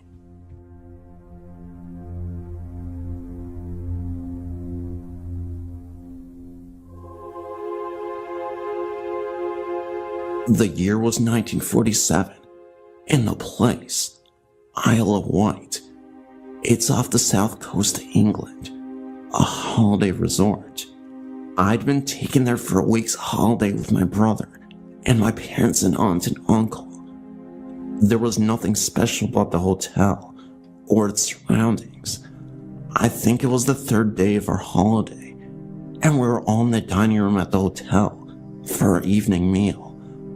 I was sitting next to my brother with my back to the windows, and consequently was able to see the whole room.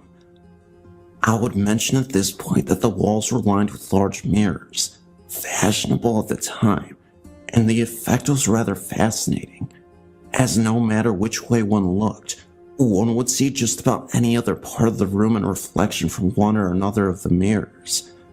As far as I know, this place is still the same now as it was then, except the owners have changed.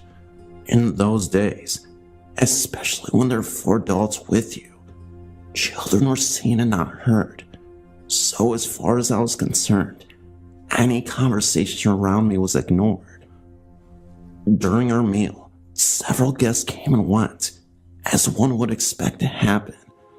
At some point, I looked up, and a man entered the room and sat down for his meal. There was nothing special about him, and my alarm bells were ringing.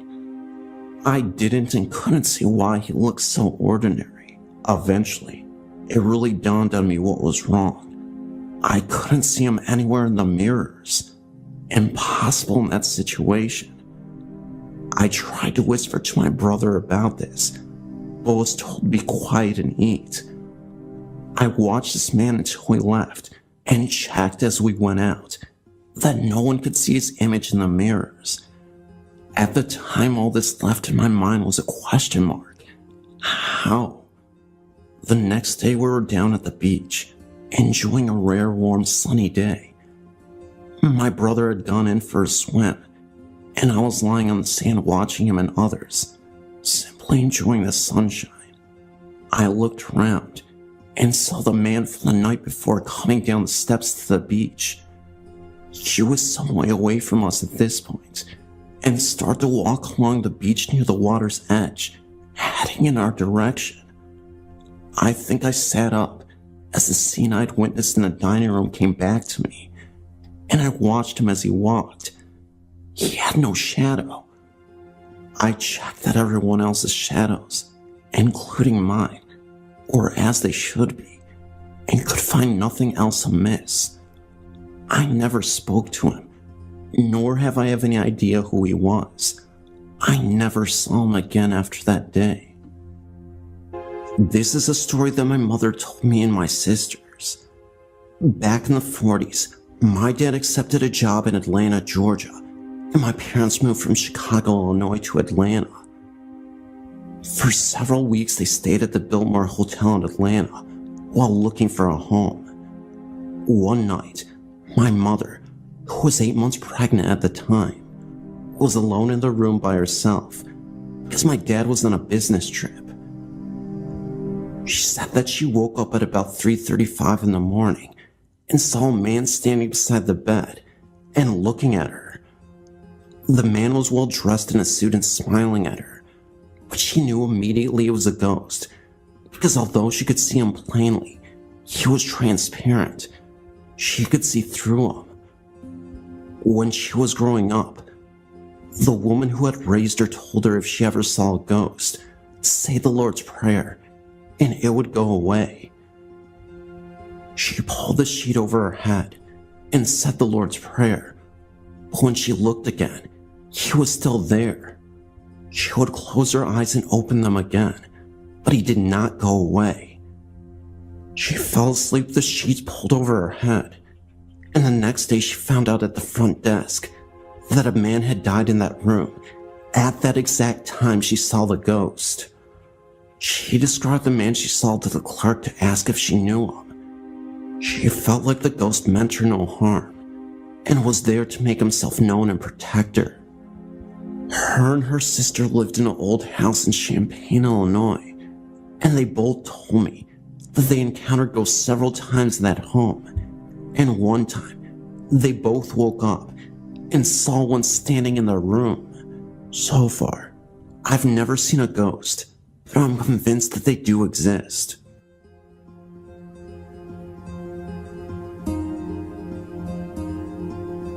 I've worked as a registered nurse at Henry Mill Hospital for many years.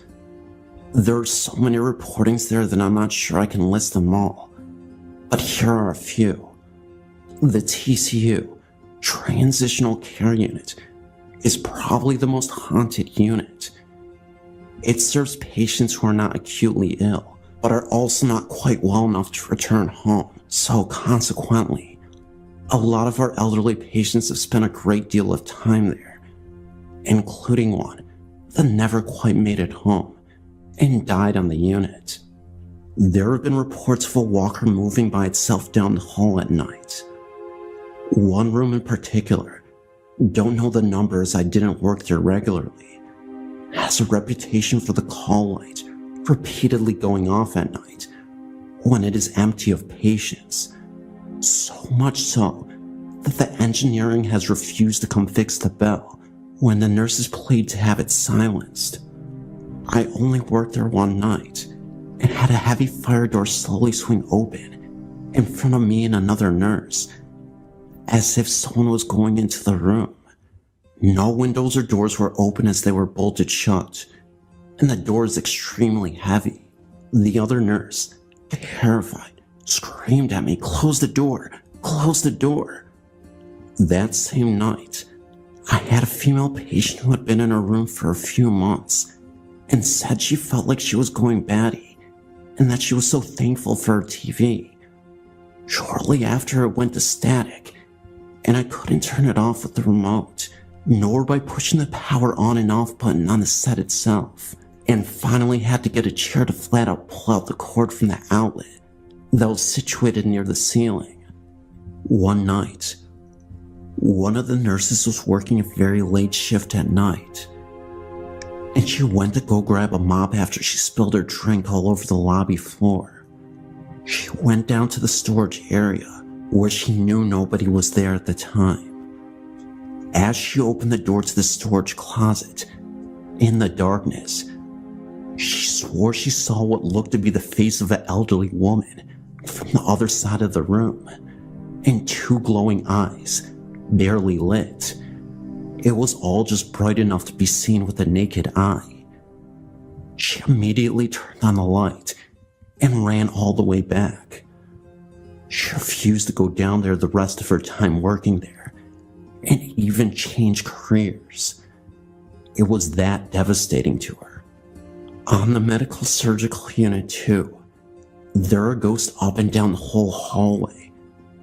The end opposite the nurse's station is especially bad. Rooms 148, 146, and 142 are the worst. Oftentimes, patients who are dying are put in these rooms, and shortly before they do die, patients often report seeing a little blonde girl in their room at night. They either ask the nurses to get her out, or at the very least, ask who she is. I had an aide one night open up a utility locker at the same end and saw the girl. She was crouched behind a walker, scared, looking up at her. Sometimes machines won't work in those rooms, even if you trade them in several times from the supply department with different ones. They suddenly will start working again. Myself and another nurse witnessed shadow people at the same time walk past the nurse's station window while the computers and lights dimmed simultaneously. You saw the same night, one shadow person standing in a doorway, just staring at him. He looked up and asked yes, thinking it was a nurse aide willing to ask him a question, only to realize it wasn't an aide. Aides have seen patients that weren't there earlier in the evening suddenly lying in a bed, and thinking it was a new admission, brought the vital signs machine back in to take their vitals, only to have the patient gone and the bed still made. Med-Surg 1 is next to Med-Surg 2, and though it isn't as bad as 2, I've had a patient complain that she felt little kids poking at her and pulling her down all evening. Med-Surg 1 was a pediatric unit for 1 year when the hospital was first built, but was shut down as it wasn't financially sustainable. The elevators near the cafeteria that lead down to the morgue are just plain creepy at night. I've known people that have had them slam open and shut closed several times before finally shutting and going down to the morgue. I personally would have had them open for me almost 100% of the time if I was pushing a gurney and didn't have a free hand to hit the button, saying thanks to stay on whatever's good side. Besides, it is kinda nice, except for the creepy part. These are only a few of the stories off the top of my head. I myself have only worked on a few of the units, so I'm sure there are many more. I made a dark joke one day to one of the old-time doctors that the hospital was built in an old Indian burial ground, as it has so much activity there. And he responded that indeed it is. Who knows if he is right, but all of Santa Clarita is that Indian tribe situated throughout the valley for thousands of years. In fact, we were one of the main trading hubs, if not the main trading hub, from tribes spanning down into Mexico, all the way up to Canada. I can't validate the Indian burial ground part, but the stories I related to you here, I either experienced myself or spoke with the Asian person firsthand who had just experienced something themselves, except for TCU. But there again, I used first-hand accounts.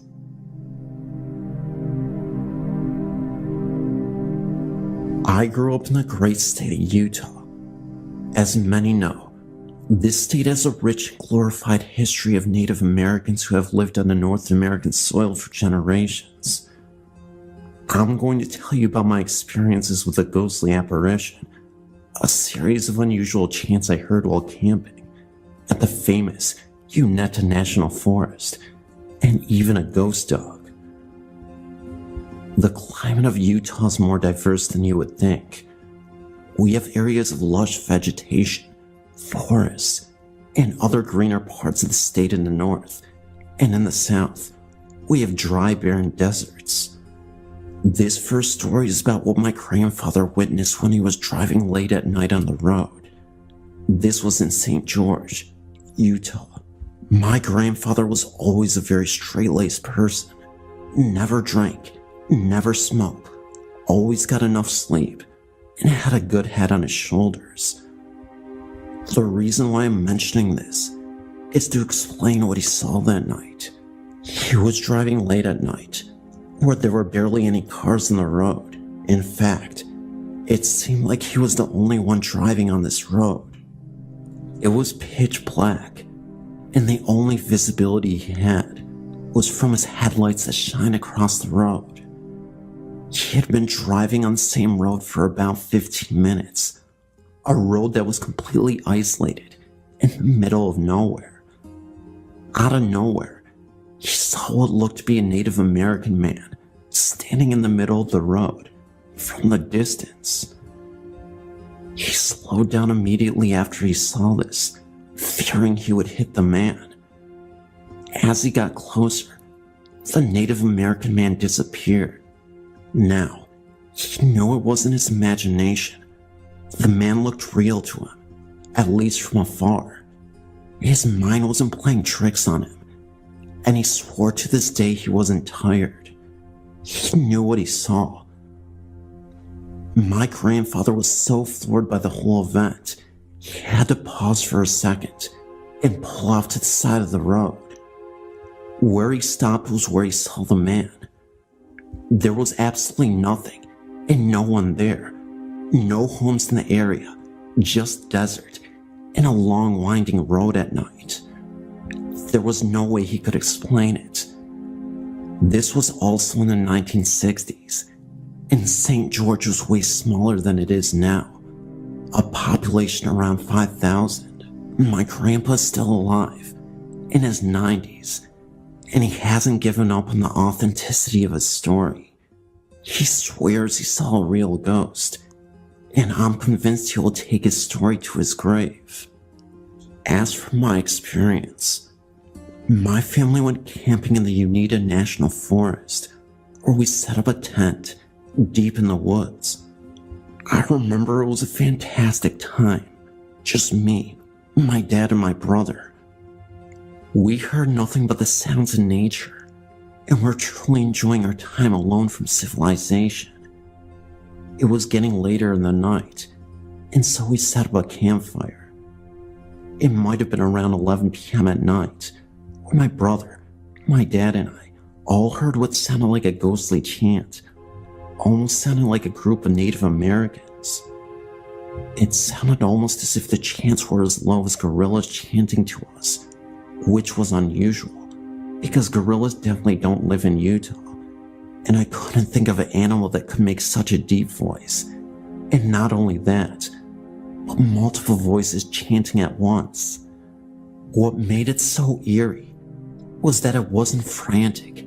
The chants had a peacefulness to it. But of course, we were all freaked out.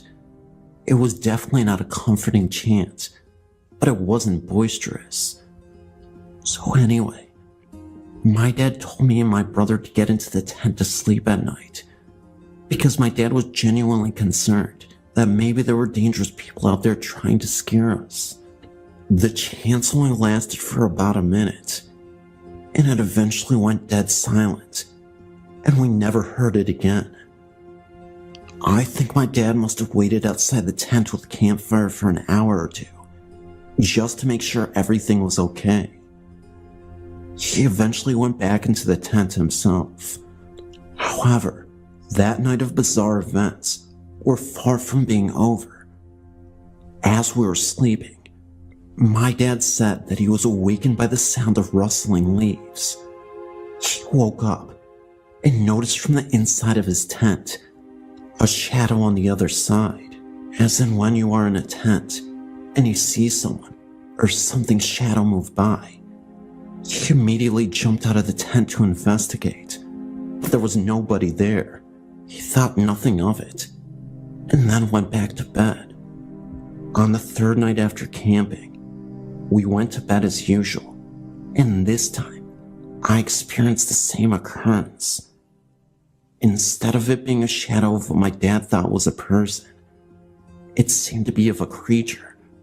My guess was a dog, because the shadow shape looked to be of that. It could have been a bear, because the shadow was small from seeing it move from inside of the tent. I immediately woke my dad up, and he went out, and again, nothing. Not sure what to make of all these events, but I'm certain there's more than meets the eye. I had a strange thing happen to me once when I was in the Philippines visiting family.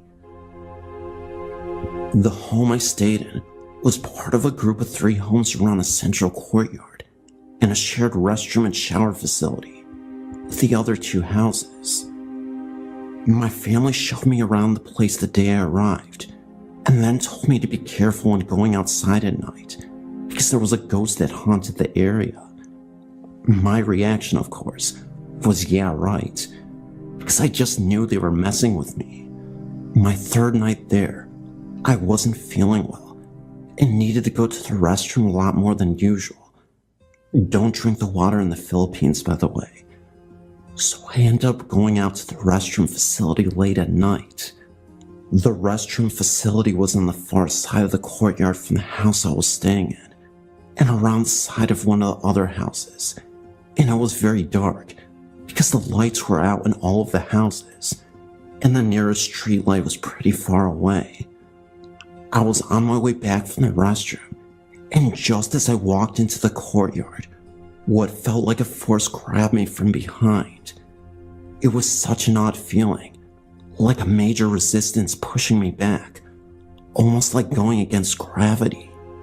To clarify, I don't mean literally. It was just an overwhelming pressure, but I could feel the energy around me so strongly, it's hard to explain exactly. I ended up turning around and going in the opposite direction to an empty field that bordered the courtyard, because something was almost pulling me in that direction, like there were hands on my body. I say something because it felt like a force grabbing me on my arms. This force seemed to disappear when I got closer to the field. I shifted my body around, and all of a sudden, I saw this solid black human shape from a few feet away, not moving, just a black mass silhouette that I could identify as a human, if that makes sense. I took off running towards the home and looking over my shoulder again, and the black shadow was gone. I burst into the home, and apparently I screamed. I don't remember even doing it, but I'm not surprised, and I'm not ashamed, because people were coming out of their bedrooms to see what was going on. I told everyone what happened, and they all took it in stride. One cousin even said, "Oh yeah, that happens." I was really freaked out, and didn't sleep the rest of that night, and I didn't go out at night alone for the rest of the time I was there.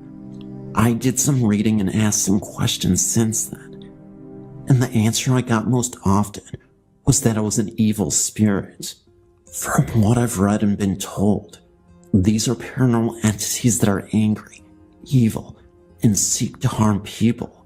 Sometimes they used to be human, but others were never human. When I ask what they were if they weren't human, I hear the word demon tossed around quite often. Regardless, there are many stories similar to mine where a black shadow or human shape has grabbed a person, and I just wanted to tell you about my experience. Maybe someone else has had this kind of experience as well.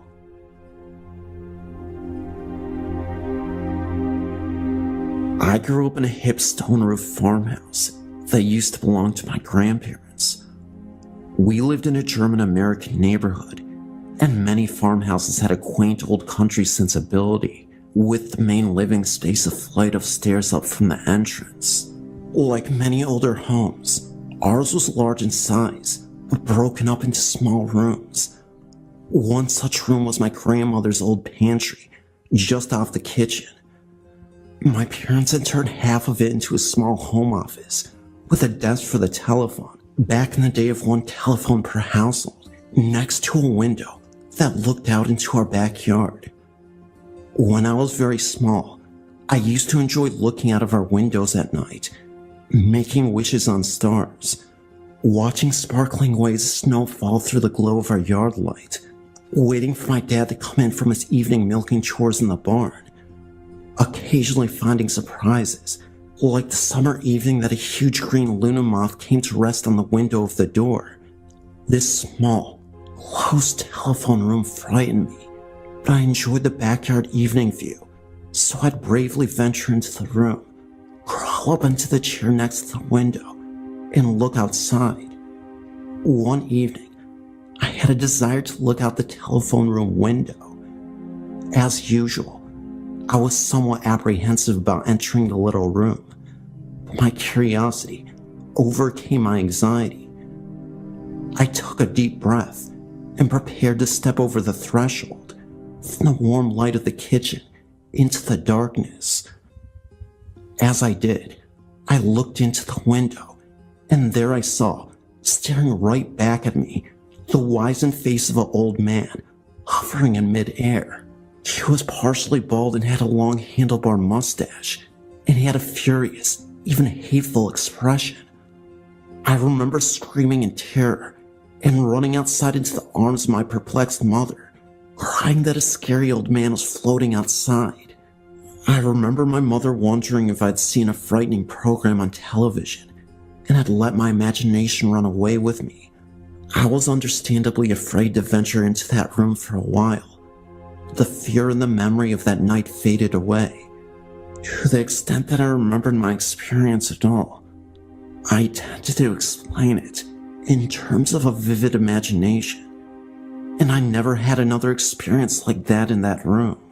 Many years later, when I was a teen, I was sitting at the dinner table with my parents as they were reminiscing about their childhoods, their earliest memories. My father said that one of his earliest memories was of his father's original home, a small wooden home that once stood a short distance away from our farmhouse. He said that he remembered his grandfather dying and being laid out in the parlor of that little home, as was a common occurrence in that rural neighborhood, even in the 20s. "What do you remember about your grandfather?" my mother asked. "He was an old man, mean and strict. We kids were afraid of him. He didn't have a lot of hair, but he did have one of those old-fashioned handlebar mustaches," Dad replied. I felt the hair rise in the back of my neck as I suddenly remembered that vision of my early childhood.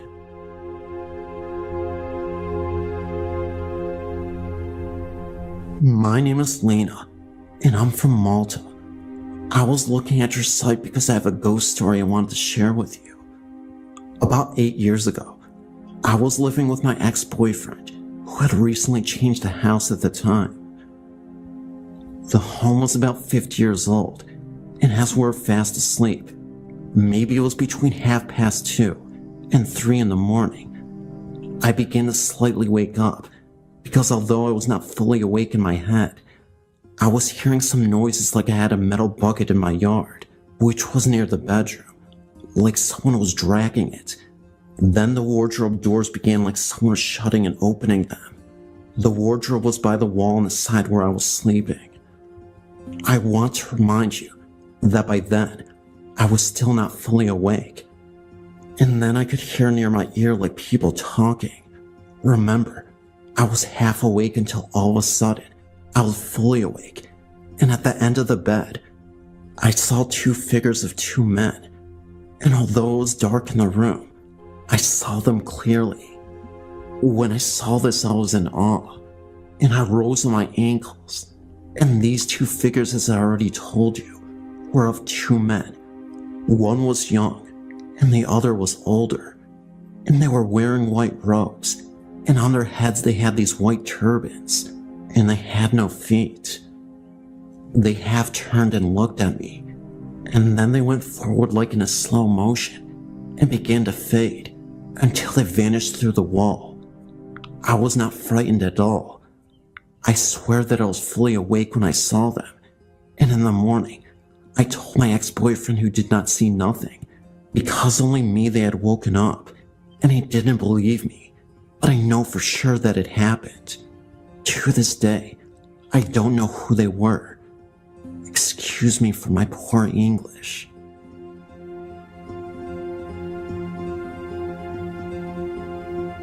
Throughout the years, I've had many experiences with things I've never been able to explain. I'll share some of them here. This is the first one I have a memory of. When I was very small, about 5 years old, we lived with my grandmother while our house was being built. I always felt warm and protected in that home. I never was afraid. Even though my room was at the top of very narrow stairs and was under the eaves of the attic, I never feared anything in that room. One night, there was a terrible thunderstorm, and I remember dreaming that there was a fire under my parents' bed. I woke up screaming and ran into their room. I kept telling my father that there was a fire under the bed. They did their best to explain that it was only a nightmare and that there was no fire. My father even got out of bed, pulled up the covers, looked under the bed, and promised that there was no fire. I eventually fell back to sleep in the bed with them. An hour or so later, I had the dream again, but the fire was bigger. I started screaming again and woke my parents. This time, however, there was the distinct smell of burning wiring, and indeed, the floorboards under the bed had started to smolder. Luckily for all of us, my father was able to shut off the electricity and stop the fire before it truly started. The only damage was replacing some wiring and a few floorboards. From that point on, though, my parents always listened to me when I had an unusual dream or saw something out of the ordinary. This, though, was the scariest thing my parents witnessed when I just turned 5 years old. We always had the attic stairs open. Apparently, I'd sneaked into our attic for multiple days, and when my parents would catch me playing in the attic, they would ask me why I kept going up there. I would tell them that the old man in the attic was lonely, and he wanted a friend, so I continued to talk to him to keep him company. This clearly startled my parents, and after the fire incident and the dreams that I had, they wanted to get to the bottom of this. They continuously asked me, "Where is this man?" So I would point at the corner in the attic and say, "He's staring at you. He's very mad you ignored him." It was at this point we had a priest come bless the home because it really seemed like a massive negative energy was in the home. I even remember getting a witch psychic to come and investigate, to talk to whoever the man was and get an idea. So we did get a spirit session, and she talked with the spirits. The psychic said she felt a man named Jim was burned to death in this home. With what I said about having dreams of the home burning, it was a man in his early 60s. So we got a spirit box, and the psychic asked if Jim was there. He confirmed and said fire truck 4 or 5 times, then smoke, and I was smoked. The psychic then asked the spirit if it died a bad death, and the spirit box said, "Are you kidding?" She asked again. He said yes. You can't make this stuff up. If you ever played with a spirit box before, you know that spirits communicate with their energy to create statements through radio frequencies and whatnot. What we were able to discern was that there was probably a fire in this home, and that this old man was caught in it. We don't know much aside from that, but this whole experience was spooky. This was back in 2009. I've been reading all these great ghost stories, and now I feel it is safe to share mine. Being a paramedic literally saved my life. Before becoming one at age 34, I was always a troublemaker, getting into physical fights as a kid and early adult, rebelling against parents, doing lots of hard drugs, and ultimately doing a stint as a drug dealer. I was a real pain in the rear.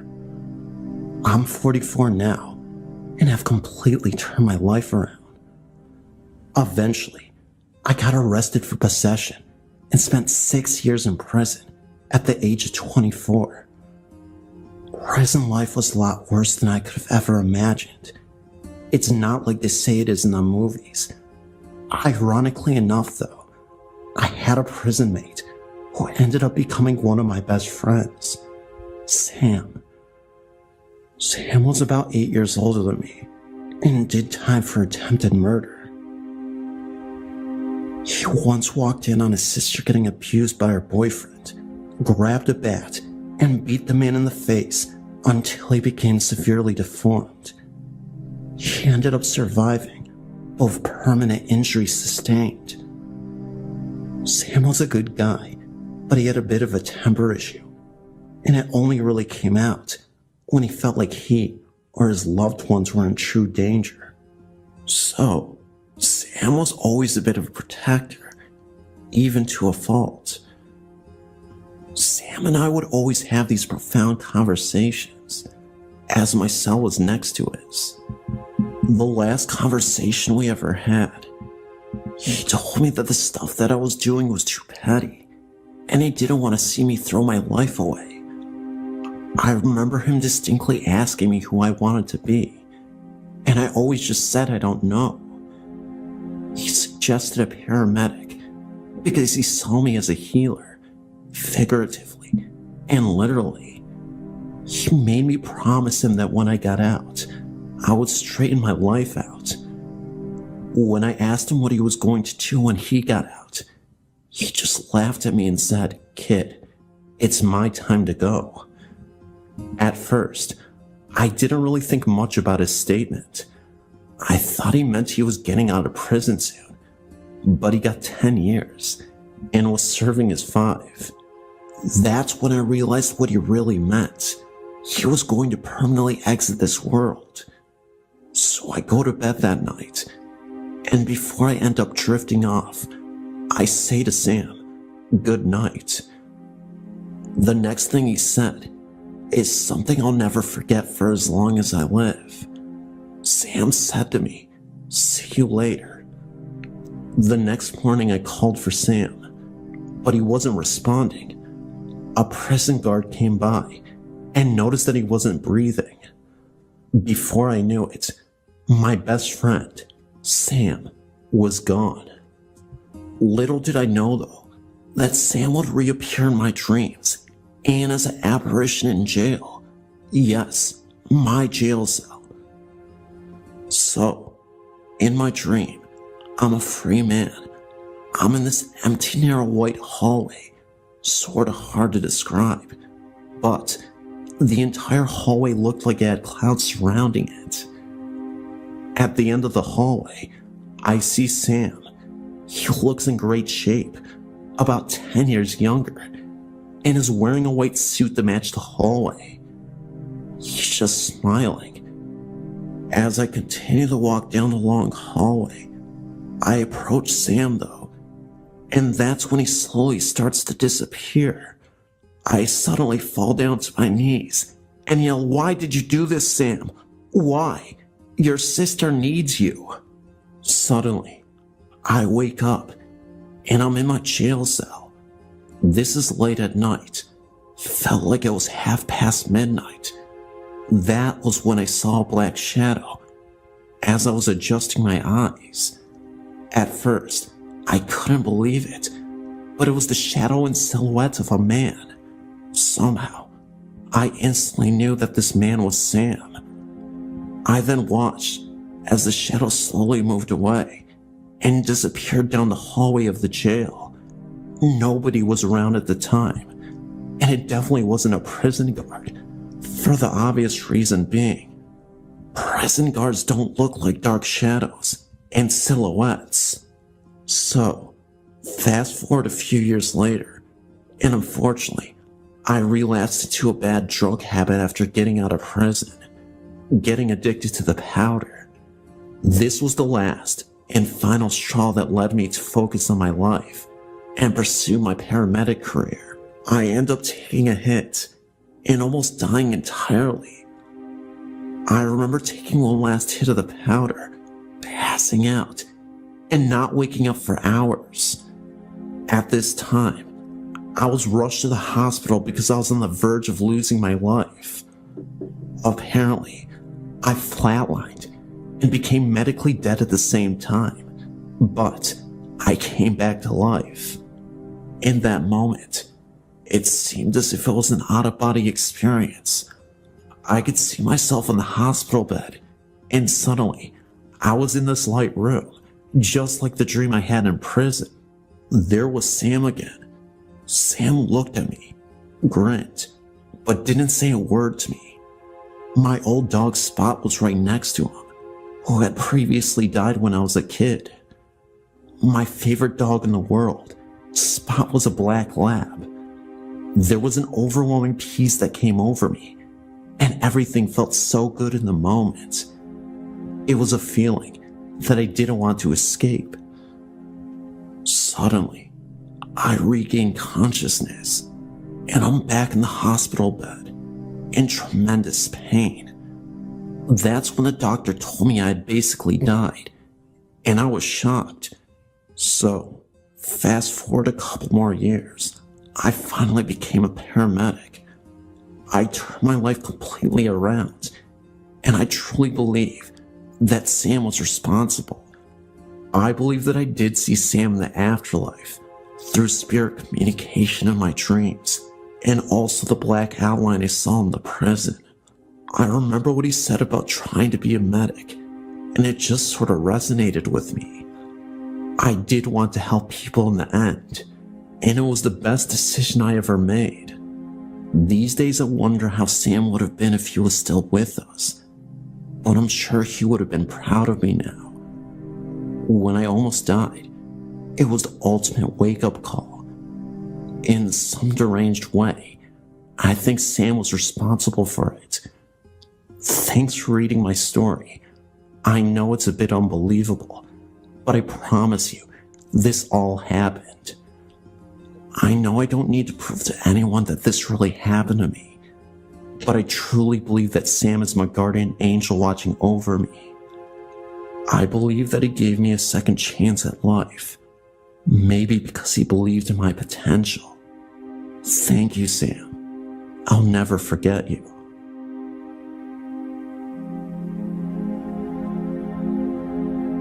I have one last story for now to tell you.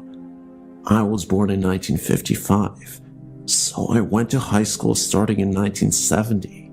Needless to say, the fashion and hairstyles I liked were very different from those which my mother was used to.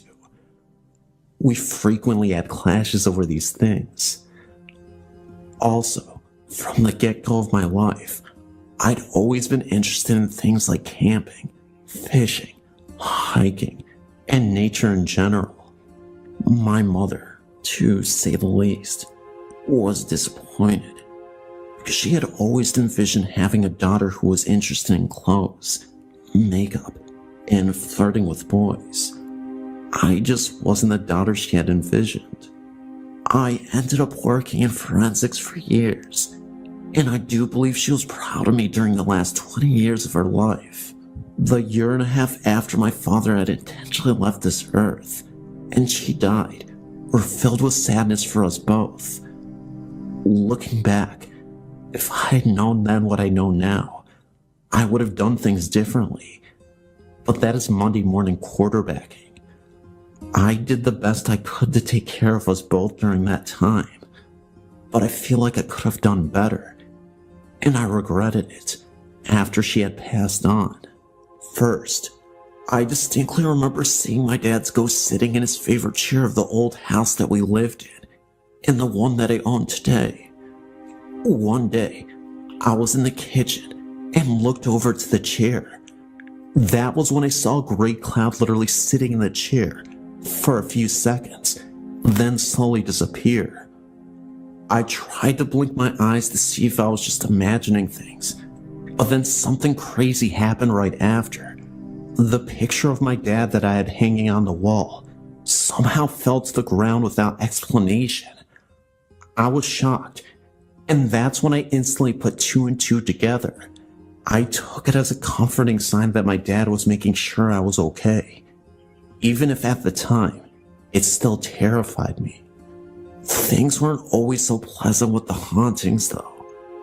I would constantly hear the sounds of boots thumping upstairs in the middle of the night, always at the same time, for weeks on and off.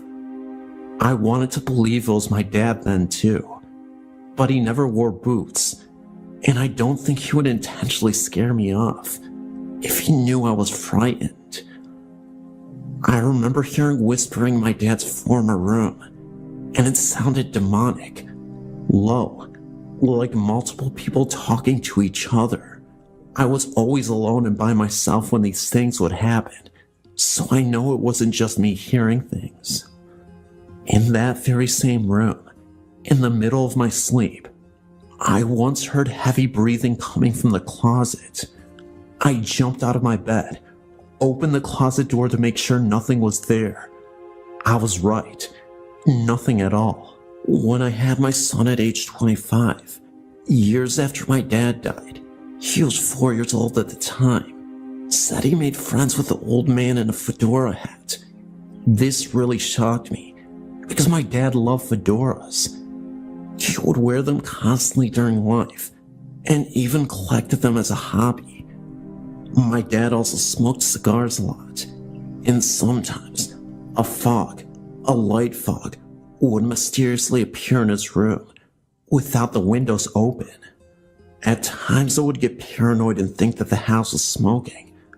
Honestly though, I'm not sure if this was paranormal fog, but everything else was 100% paranormal to me. Now on to my mother. Unfortunately, I never had any obvious hauntings from my mother that were as obvious as my dad's. Sometimes I could swear I saw her face looking into the window of the front door, but because it wasn't clear, I wasn't sure if that was just my mind.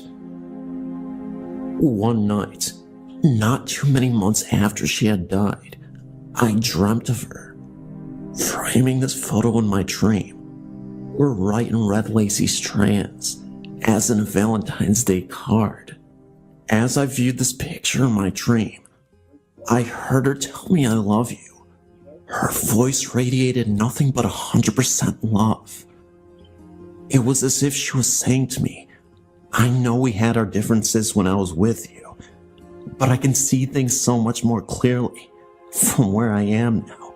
And so I want to tell you now I love you. This was a very intense dream, and I do believe it was a message from my mother. The memory of this dream has been a great comfort to me.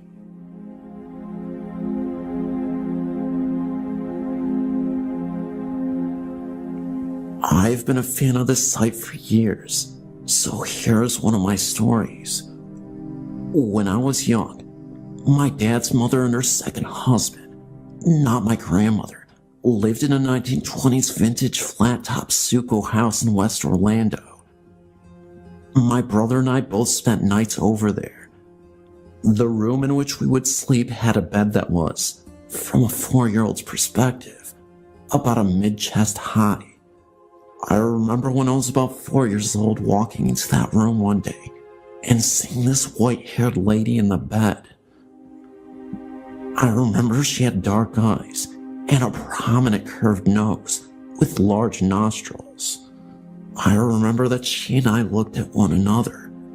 She seemed to want something from me, but I didn't know what that could be. She was not either malevolent nor cuddly like my grandmother. She seemed to be a business-like person who didn't hesitate to ask the nearest person around to help. In other words, a matter-of-fact person. I believe at that point, I turned and left the room. To the best of my knowledge, my grandmother never had anyone like this stay in her home.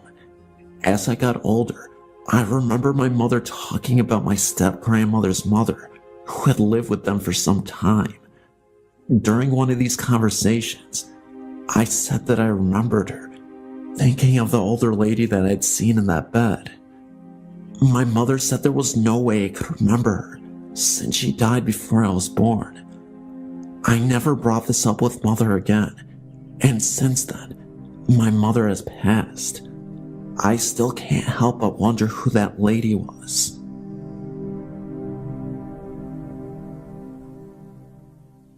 I've been to Church Road with a group of my friends. It's located at Church Street in Burt Road in Michigan. It is haunted. Where the house used to be has been torn down. The temperature would change about 10 to 20 degrees. We tried to test the ghost, so we put my friend's Jeep in neutral, and it was pushed uphill by something. The red eyes are true. If you walk outside your car, he will follow behind you. We also had handprints down the side of our vehicle. We went out there every night for a week and experienced something every night. I've lived in Hillsdale County all my life, and my friend lives right down the road from the cemetery on Burt Road. The truth, it's haunted. I've never seen the sign change, but I will agree that the people who are buried there are not at rest. There are a lot of people who died there of murder, offing themselves, and accidents. I've seen people walk through there at night, and you just get an angry, uneasy feeling about the whole place. You also have to remember that right behind the cemetery is a gravel pit where a woman drowned while swimming out there with her friends. I love the ghost hunt, and I've seen spirits since I was little. I also know that the one on Church Road is not a nice man. I've watched him make one of the people that were in my car very sick, and she didn't get better until we got off the road. The legend is that you have to enter from Holcomb Road, and you have to exit from Holcomb Road. If you don't, he will follow you home. We tried that one night, and he didn't follow us home, but something did. Because we woke up to a little girl singing one day, like legit singing, and then we went back. I can't make this stuff up, and I promise you, this is 100% factual. There is a ghostly presence that many have reported as a man who just lingers in that area. I haven't been out there in years, but I'm planning to go back there in a few weeks to see if things have changed since they started building a home on the old foundation where the house used to be.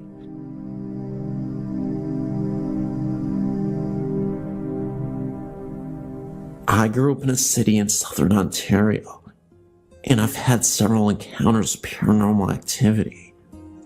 When I was 8 years old, my mother and my brother had moved into a single-family home that was attached in the front to a store for clothing alterations and such. The home was built in the 1930s, and I was unaware as what the history of the home was. However, there was always the strong feeling on the back of my neck that I was being watched in a way that made me feel horrid and vulnerable. There were certain parts of the home that had felt more evil than the whole house felt. The first part was the stairs going to the basement, and the upstairs bathroom made my stomach turn. I always felt eyes of anger on my neck. My little brother, who was 6 years old at the time, and I were rollerblading in the basement that was not developed enough to be a problem with the rollerblades. There was a separate room in the corner that had a glass pane door, and we had never gone into that room as it was just really creepy. We both very suddenly stopped blading and both looked to the less paned window, and we both had seen a clear apparition of an older man who had the evil look in his eyes just like we always felt, looking at the back of our necks. We ran upstairs with the blades on to tell our mom. She refused to go look, as she then admitted to having the same fear in the home. We did move out within 6 months, as it seemed to be getting worse with things going missing, and my Barbie dolls going missing for weeks, and then re-showing itself mutilated. It just felt horrid to be there for all of us. As an adult, I'd share that story with a woman that I had met, and she knew exactly which house I'd spoken of. I showed her the exact home, and she said that the home had been a funeral parlor. The home was evil, and I could never go into it again. I live in a 2-story townhome. It was the middle of July, and it was very hot in Kansas City. I was sleeping on the couch downstairs, as the upstairs is hot in the summer months. I was sleeping, and I remember a low, heavy, dark voice saying I must help Laura, my cousin, understand. I woke up startled by the deepness of the voice. You could even say a little bit scared. My dog, which hardly ever barks, was looking into the kitchen and growling, and then slowly he started to bark. He was watching something, and when I looked in the direction he was looking, of course I couldn't see anything. The light from the outside street lamp was beaming through the window, so it was somewhat light. He started to back away and follow the presence into the den, and then to the wall that was straight across from me. He was watching something, but of course, I still couldn't see anything. But from the way I woke up, in a startled state, I was somewhat scared to move.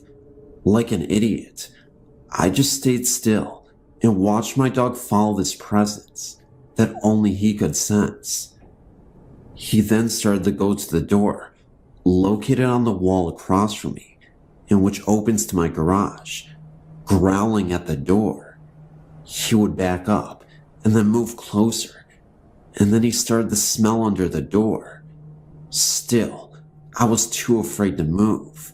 I just stayed there and watched. Within 5 to 10 minutes of this, the presence seemed to have left. My dog stopped growling and was going from the kitchen to the wall, into the door again and again, as if to look for something. Finally, he gave up and just curled up at my feet, which have not moved an inch this whole time, and fell asleep. Feeling now that the presence had left the room, I went to the door, which led to my garage, and pushed on it to make sure the door was closed. Once again stating what an idiot I am, I did not dare to open the door. However, I didn't really have a choice, because that was when the door cracked open just enough that I could see the face and a body of a bloodied lady in a black robe. It appeared for 40 seconds, and I saw her long enough to make out that she had to be a nun. I just remember her face looking so badly bruised and beaten, as if she was hit with a bat or something damaging enough to give her a black eye. I turned away in fright, then opened the door completely to see that nobody was there anymore. It was like it appeared in a flash of lightning, then was gone. Just to give you some background on my house, the door that goes to my garage does not have a lock in it. Yes, this is dangerous, for if my garage door is open, anybody could just walk in, right into my house. Maybe this nun I saw was really a homeless person. Maybe it was someone who was trying to rob the house, but since they saw me, they fled. Nothing was stolen. Everything was in one piece. Feeling somewhat safe that the presence had left, I joined my dog and soon fell asleep. In the morning I awoke, went upstairs to take a shower, and dressed for work. When I came downstairs, I gathered up all my things and opened the door which leads to my garage, and stood there in total amazement. My garage door was wide open. I left the door open all night and morning. I truly feel my spirit guide was trying to warn me, and I was too stupid and too afraid to listen to him. As I drove to work, I thanked him for trying to warn me, and I promised to try and listen more carefully next time. The reality sank in that I could have been robbed or beaten. Yes, today I'm buying a chain lock for that door and installing it right away. In hindsight, I wish I would have been more accepting of the events that were happening to me. If this has taught me anything, it's to stop, slow down, and listen to the ones who are trying to help me.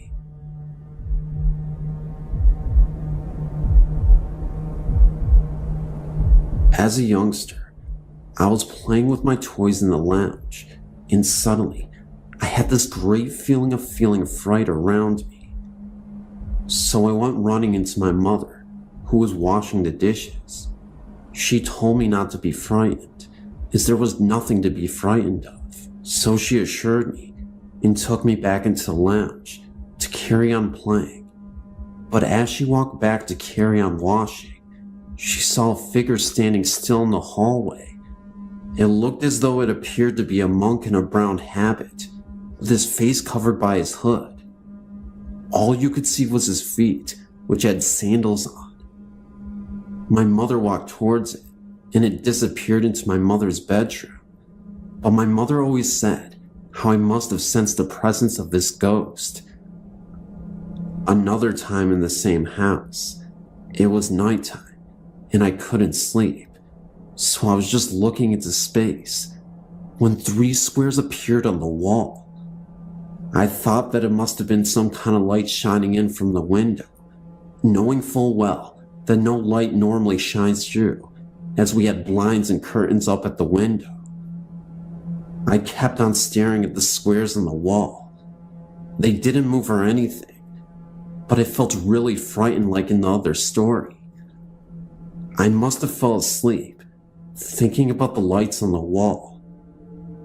In the morning, when I awoke, the first thing I did was get out of my bed and go straight to the wall, hoping in the back of my mind that there wouldn't be any kind of marks on the wall where the square was. But I was wrong. Where the squares were, there were deep lined marks, like holes that were pressed into the wall around where the shapes were. They looked almost like claw marks and definitely weren't there before. There is no logical explanation for this story, not that I can explain anyway. It was not possible for any light to come through the curtains, and there were no other kind of lights or anything on in the room or in the house. I've tried to come up with some sort of explanation, and I don't have one. And that happened about 23 years ago.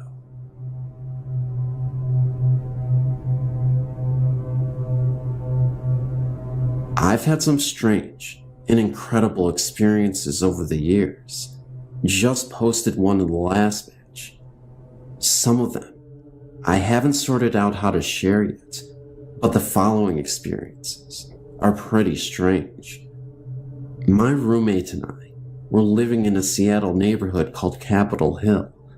Our apartment building, the Ben Lamont, was built in 1910, and my apartment overlooked a little park area with a long retaining wall in the back.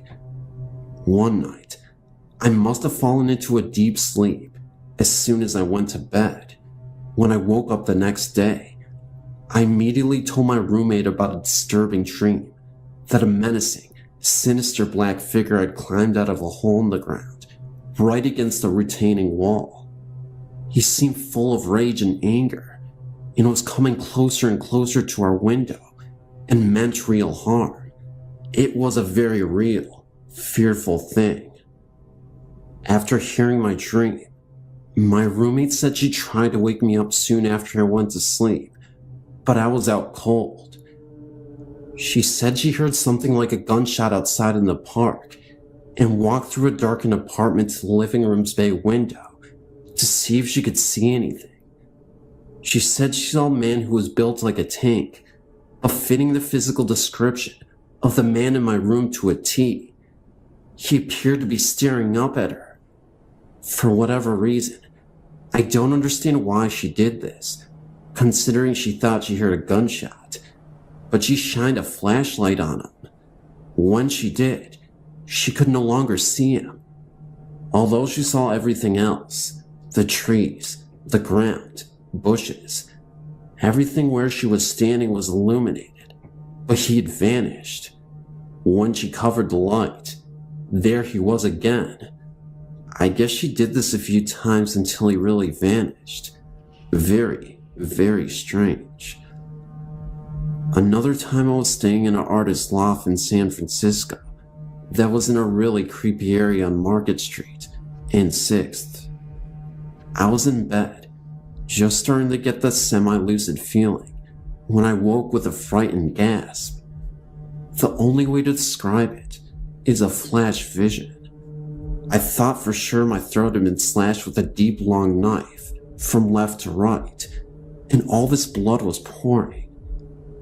I remember sitting up gasping, knowing it was fatal. Then on the news the next day, chills went up my spine when the anchor person said that someone's throat had been slashed at a hotel on 6th Street, right around the corner from where I was staying. Somehow, I must have picked up on the victim's fear, anxiety, and shock. Not really a ghost story, but still weird.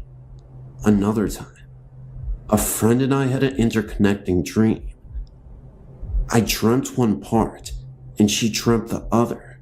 They matched perfectly, and since we both dreamt this right before we were waking up, we assumed we had these dreams at the same time.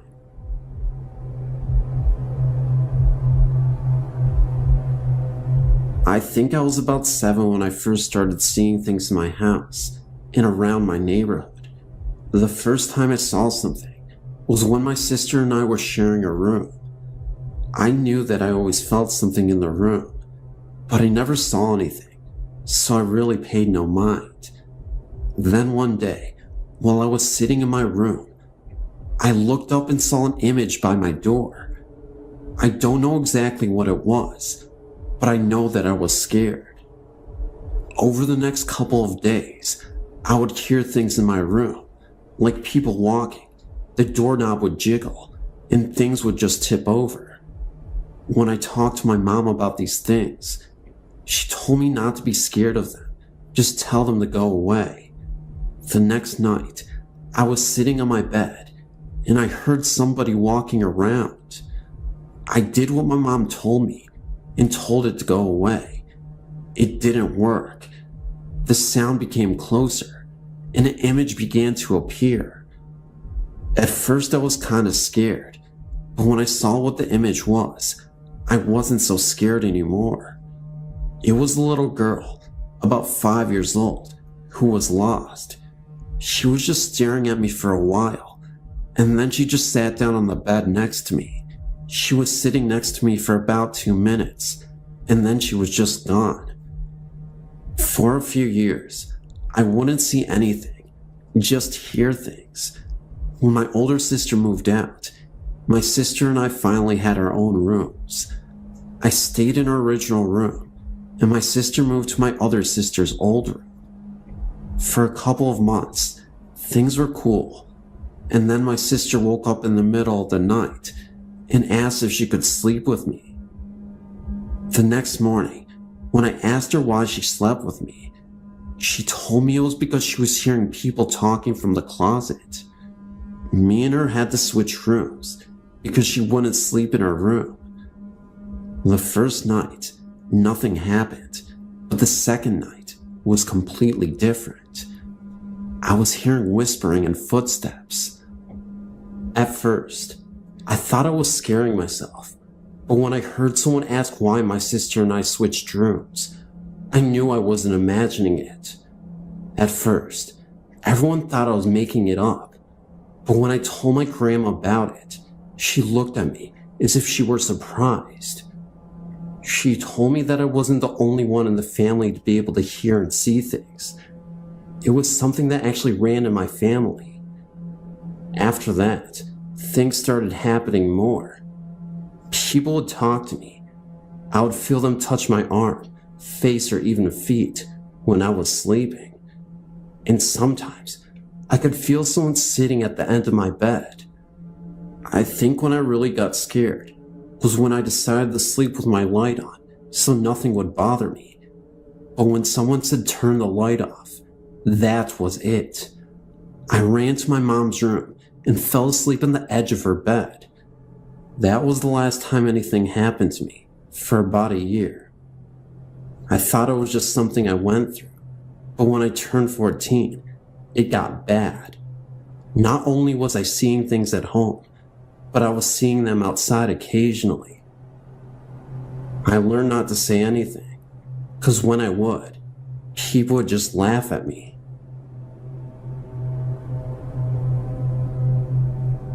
My family and I became aware of a particular area of a supposed haunting in the Jamestown, North Carolina area. We were intrigued by the article and wanted to investigate, even though we are people of faith. The article, which made us aware of the haunting, was in a local magazine and caught my two sons' attention after my wife read the article in a restaurant. The article described the following. In the 1920s, there was an accident in Jamestown near a certain bridge underpass involving two high school students returning from the local prom. From time to time, locals have reported driving by the area where the accident occurred and spotting a young woman dressed nicely standing by the roadside, needing a lift. The stories tell of a young woman named Linda entering the car and describing where she needed to be dropped. Upon nearing the destination, she vanishes. Of course, my wife and I are skeptical, to say the least, so, unaware of any peril, or should I say for a lack of knowledge or fear, we thought we would investigate with our two young sons, of 5 and 8 years. We arrived at the location, which is off the main road into the woods, about 100 yards. There is an old stone-blocked railroad underpass, located next to the now regularly used underpass. Both of the underpasses have been covered with graffiti in tribute to the stories of Lydia. The old underpass, however, has been overgrown with ivy and weeds and is relatively secluded to say the least. Nevertheless, we were determined to investigate despite the spooky nature of the claims. As we entered the underpass, the air became distinctly colder, which we all noticed. We all felt frightened and left after only a few moments.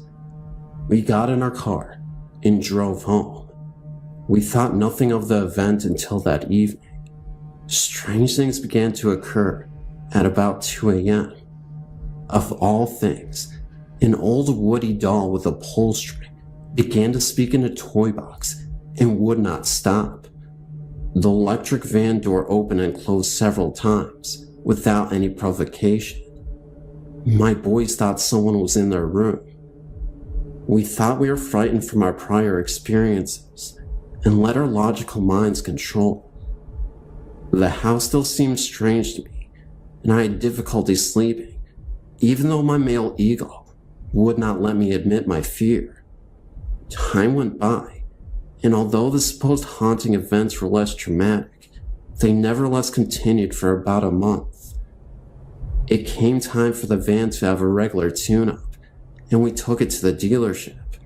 When my wife returned with the van, the trouble ceased. I don't know what we experienced exactly over that period in 2001, but it seemed real. My wife and I still question the validity of our haunting, but our youngest son still maintains that Megan, as he refers to her, often talked to him and was very nice. Anyway, it's a nice little story we often tell family members who don't think we're lost on cozy evenings. Hope you will enjoy.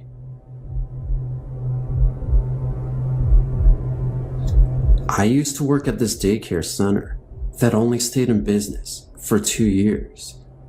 The building that we worked in had many owners and many businesses, but never stayed in business for longer than 2 years. Usually, bankruptcy would follow. Anyway, I had worked there for about a year and had always been scared of the back of the building. There was a long dark corridor that always gave me the chills, and I always felt like I was being watched. I had the early morning shift, so I had to be there at 6:30 and get ready for the kids to arrive. One morning, I had an infant who was only 4 months old and was asleep at the time of the incident. We were in our room, and I was writing out papers for the rest of the day when I saw a toy out of the corner of my eye being thrown across the room. I didn't think anything of it and played it off as my imagination until a week later when another coworker told me what happened to her. She was in the sleep room changing a child's diaper when she looked right and saw a little girl standing there staring at her. She looked back at the child she was changing and back, and the little girl had vanished. There were no children besides the one she was changing in the room with her. It freaked her out, and when she told me, freaked me out, because then I realized that the toy that I saw thrown across the room wasn't my imagination. Neither one of us had another experience, but those two were enough for us. I was a staff assistant in my sophomore year at St. Michael's. What this meant was basically, I watched the doors coming into one of the dorms to make sure that the only people coming in were the residents. I sat at a desk from 11 p.m. to 4 a.m. a couple of nights a week. One night, I was making the rounds from floor to floor to make sure all was relatively quiet. I got to the top floor of the building, and that is, of course, when the proverbial strange things started to happen. I began walking down the hall, and I heard the wind howling through the recycling room on the floor. It had been a quiet night weather-wise, so this was a little odd.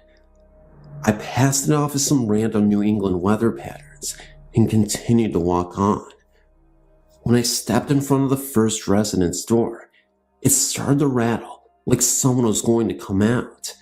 I stopped and waited, but the door just kept rattling, so I moved on.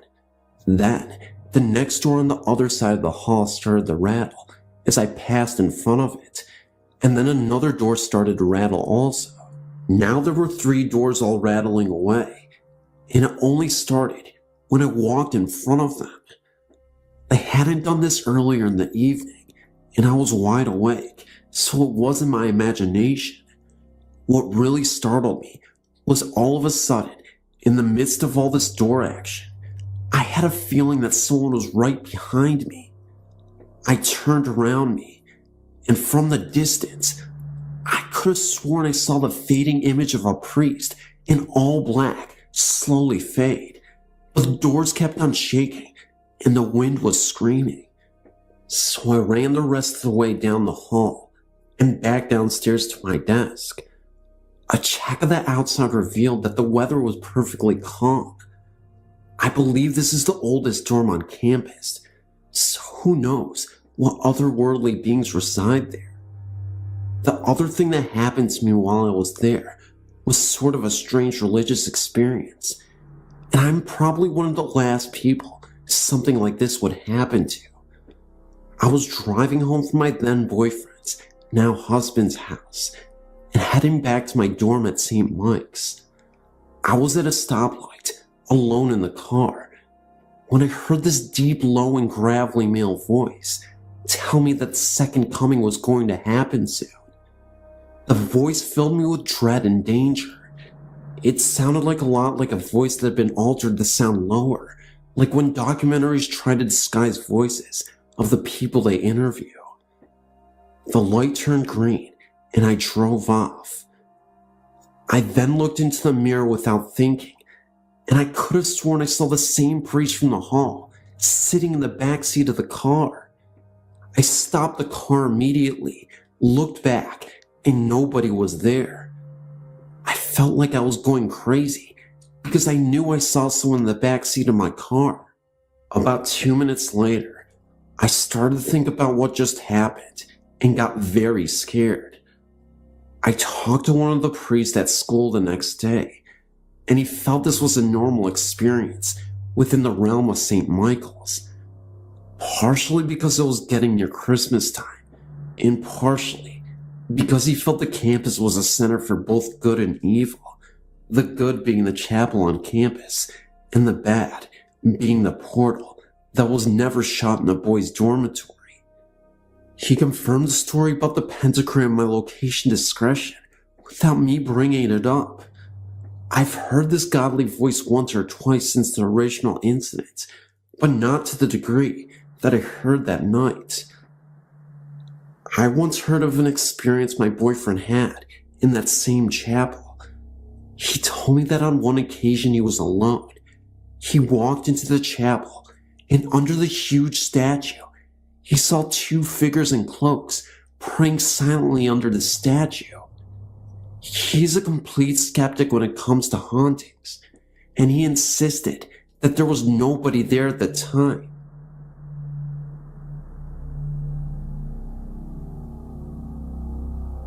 When I was 7 years old, my parents, my sister, and I lived in a home that was a one-story house that sat way back from the street. My aunt used to babysit us when my parents were away at work. Anytime I got into trouble, my aunt would make me go into a little bedroom in the back of our house, and she would make me stay in there for hours at a time. I never knew why, but I was definitely afraid of that room. And the whole time I was in there, I would hide under the blankets too afraid to move until she came to let me out. One day, while I was playing in the yard, I found out why I was so afraid of that room. While I was outside playing with my toys, I suddenly got the feeling that I was being watched. I looked around me, but I didn't see anybody. I went back to playing, but I just couldn't shake that watched feeling. I turned to look at the house to see if maybe my aunt or sister was around, and I saw a woman in the bathroom window watching me. I know it wasn't my aunt or sister because they both have very dark hair, and the woman in the window had very light-colored hair. I don't know what to do. I was afraid to move. I stayed outside for the rest of the afternoon because I didn't want to go into the house. When my mom came home that day, I finally went inside. I didn't say anything to my mom or anyone about what I had seen. I was worried that they wouldn't believe me, so I kept quiet. My sister and I shared a bedroom, and that night, I woke up to the sounds of cupboards opening and closing, like someone was looking for something. And I heard glasses being moved around and the water being turned off and on. Well, being a little kid, I figured I was just imagining it. And as I lay there listening to this, I looked over at my sister, who was sleeping through this whole thing. The next morning, I asked my mom if she was up last night getting a drink, and she said no, but she looked at me kind of funny. That night, my mom had some friends over, and she sent my sister and I to bed early. My sister fell right to sleep, but I just kept thinking about what I saw in the window and what I had heard the night before. My mom and her friends started talking about a lady who had hung herself in the back bedroom of our house. I could not believe what I was hearing. My mom then went on to tell her friends that she hears noises in the kitchen at night. The next day, as I was playing in the yard, I saw the woman in the bathroom window again. I started to cry, and my aunt got mad at me, so she tried to lock me in the back room again. I was kicking and screaming that I did not want to go back in there, but she wouldn't listen to me.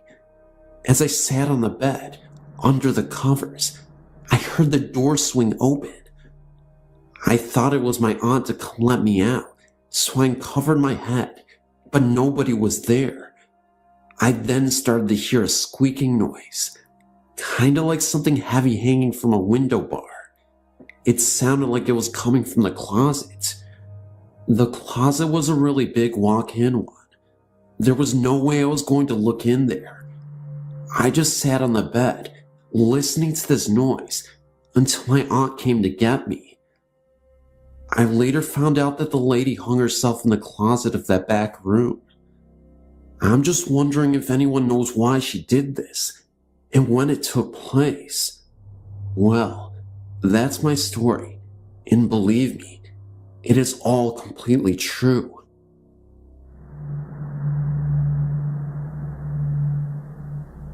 I'm an identical twin, and often because of this, most people ask us if we share experiences. You know, they say, like on television. My answer is always the same. Sometimes. It's true that twins, on occasion, may share certain emotions, even though they may be miles apart. This is what my brother and I have known for years. But everything changed when my brother and his wife and 2 children moved into my late grandfather's home in Norristown, Pennsylvania. The history of the house is nothing spectacular. The only event of any importance occurred when my grandfather, who had been diagnosed with colon cancer in 1987, decided to spend his final days at home before the cancer took him. He died in a hospital bed, which had been set up in the living room of his house later that year.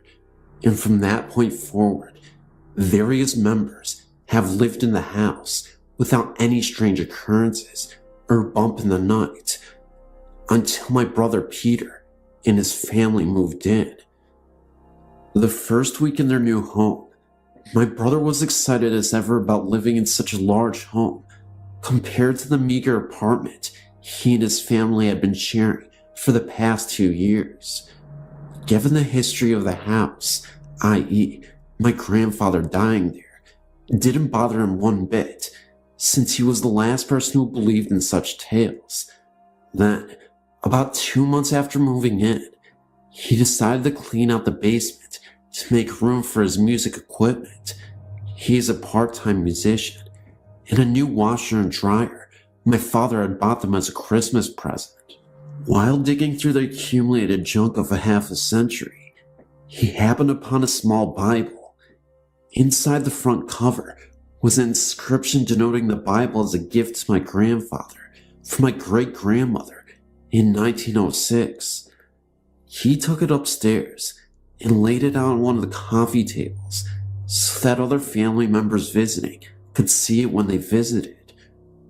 Remember that I had yet to hear of this find, since it only had occurred that day, but that night, I had one of the most terrifying nightmares I could ever remember.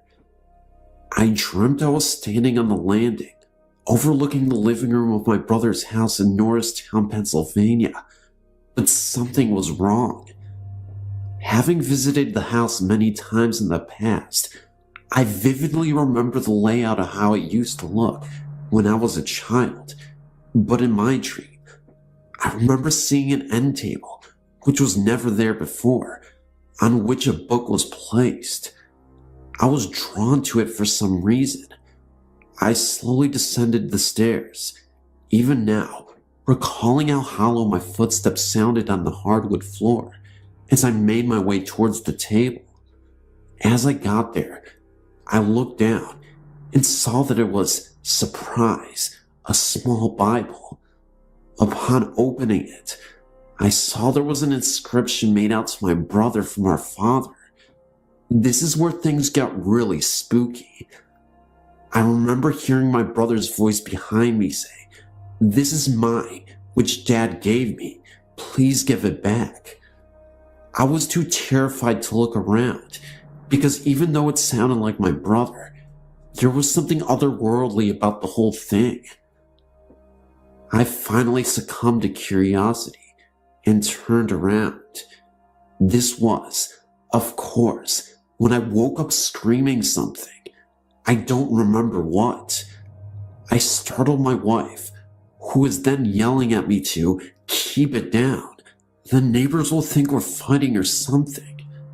Later that morning, I spoke to Peter to tell him the strange dream I had, and that's when he told me about what he had found and who it really belonged to. I was startled beyond words. I told him I would be down in an hour. I live in Parksea, Pennsylvania, approximately an hour north of Norristown, to see the book. Too late, he said. Why? I asked. It's gone, he replied. The conversation went on from there about how he had placed it on the end table, an end table that he just picked up at a yard sale that day, but when he woke up, it was gone. I asked if his wife had taken it, but he said that it was impossible. They had flown back to Texas 2 days earlier to visit her folks and took the kids with her for the short vacation. After going around and around about what could have happened to it, as well as the strange dream I had and what the voice had said to me, in the end, we just didn't know what to say. I guess it was one of those things that will never really be explained. 2 weeks later, his wife and 2 children arrived back home and were in the process of unpacking when she went down to the basement to see how the cleanup had gone. That's when she asked him about the small Bible. What Bible? He asked his wife. Oh, the one in the basement near the keyboard you put there.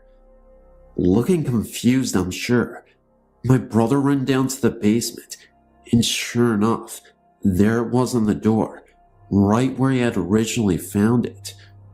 Picking it up, he read the inside cover again, only this time, there was no inscription at all. Did he imagine the writing to begin with? Did my weird dream that night have anything to do with it disappearing again? I don't know.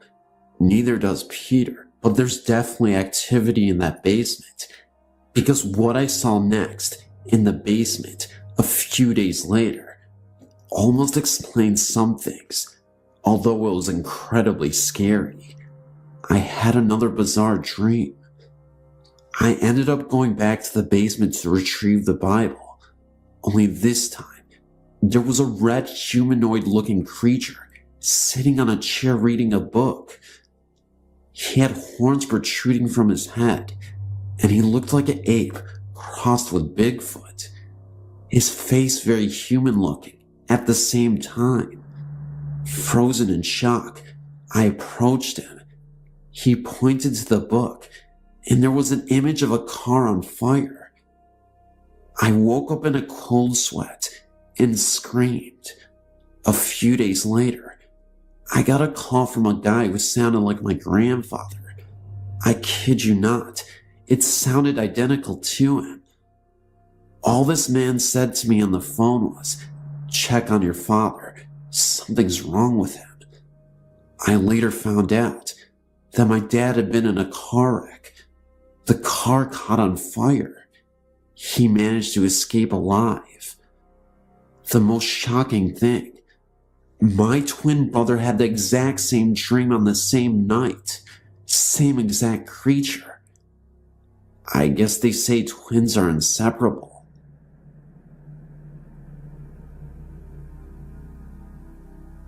When I was younger, I had a terrifying experience with a ghost. I was fast asleep, and then I suddenly woke up.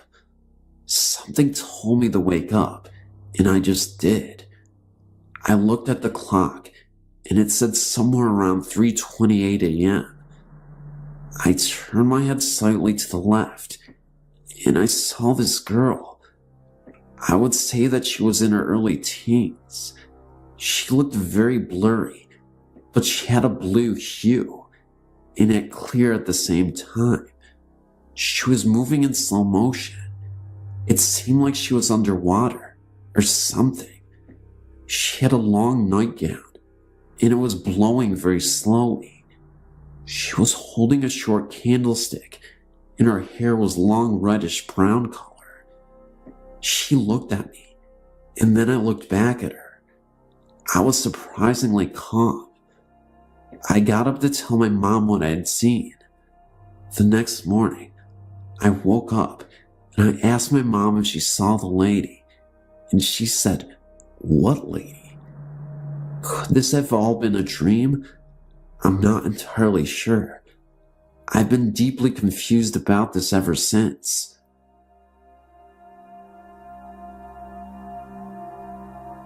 My house has always had extra company.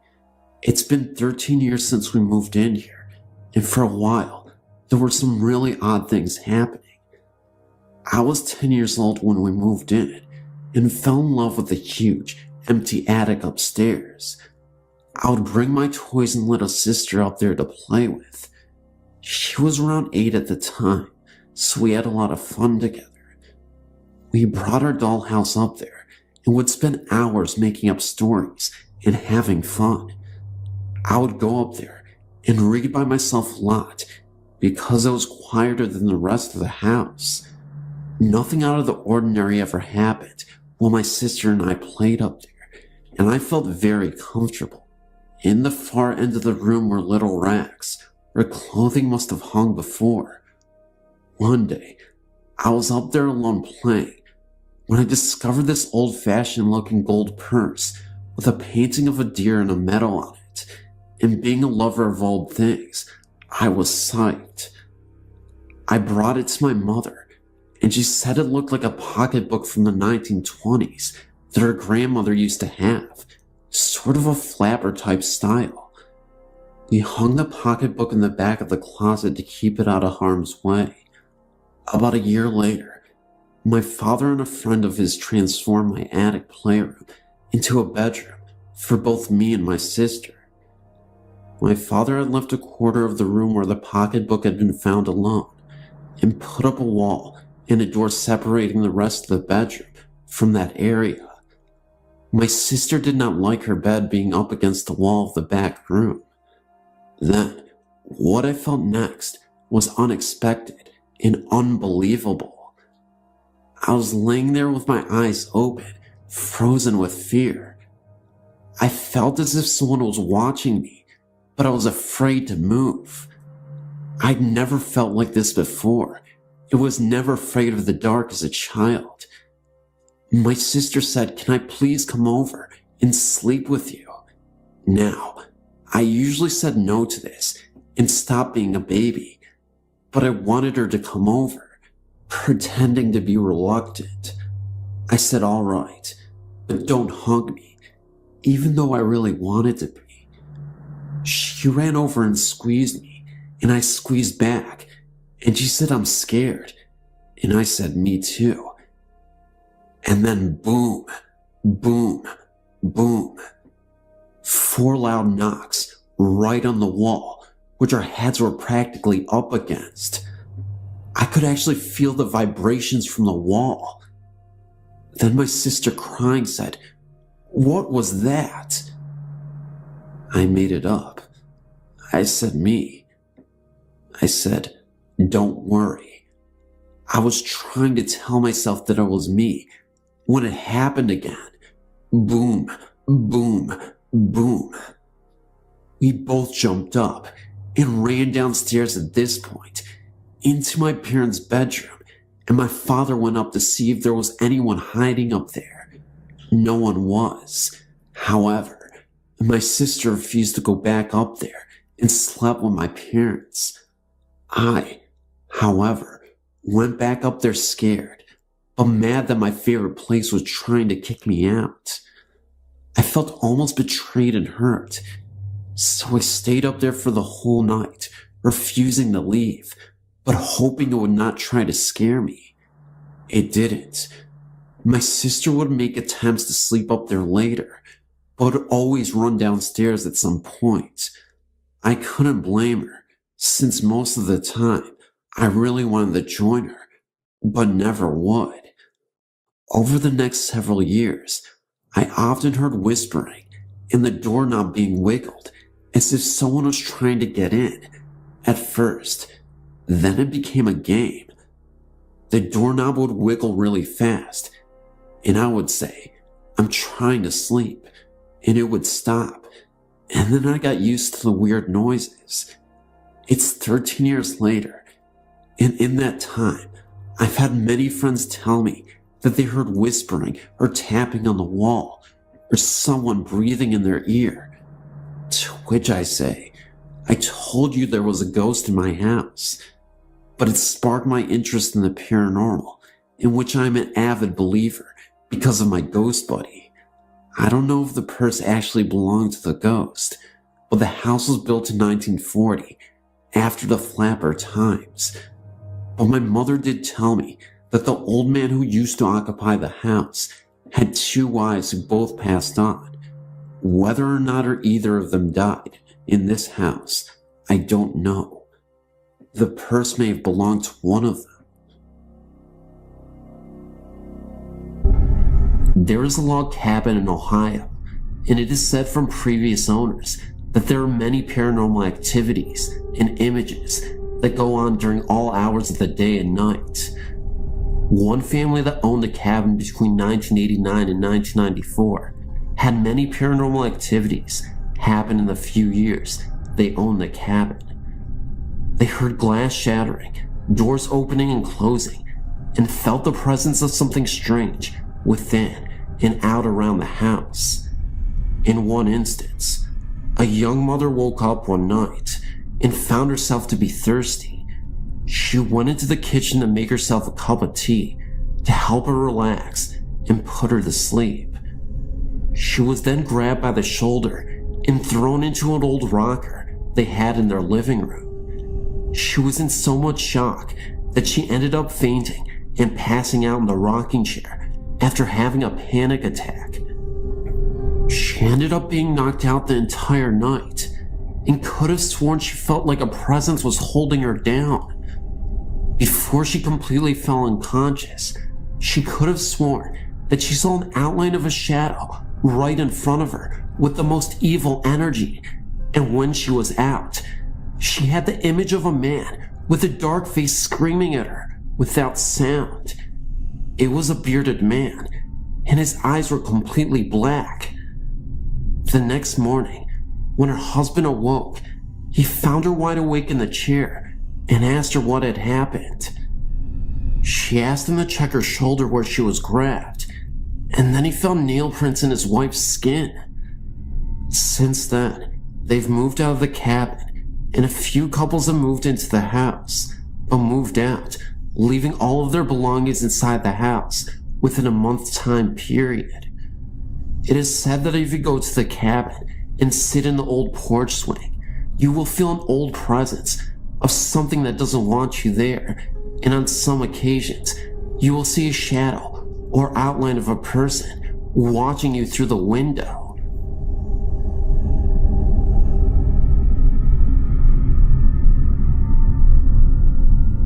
I want to share an experience I had when I was a child. I grew up in Newcastle, Australia, about 2 hours north of Sydney. As a child, I was very scared of anything supernatural, ghosts, monsters, skeletons, anything. When I was 7 years old, my bedroom was at the end of a long hall. On the other end was the top of a staircase that led to the basement of the house. One night, I was woken by strong winds outside. My bedroom door was open. I always slept with the door closed. I looked down the end of the hall and saw my mother dressed in her nightgown, holding a hurricane gas lamp. She was walking down the stairs. Her robe was white, and her hair was up in sort of a reddish color. I thought that the power had gone out, and my mother was going downstairs to get other lamps for us to use. Our house was high on a hill and was often damaged by storms. Often, we would get up and check the house for damage during bad weather. As a child, this was quite exciting. I quickly jumped out of my bed and went into my parents' bedroom. To my surprise, my father was still in bed, and I woke him.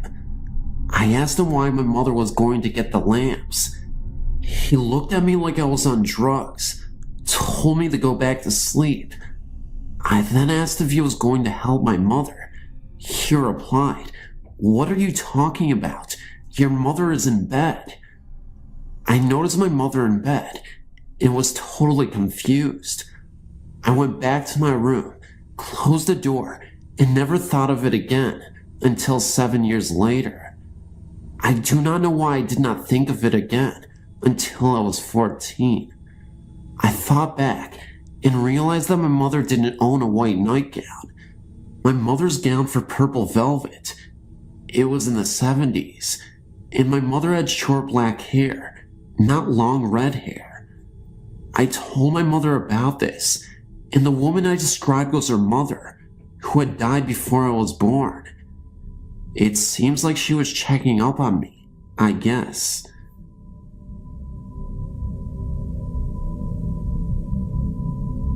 I thought my experience was a unique event, but after reading these stories, I realized that it's a common occurrence.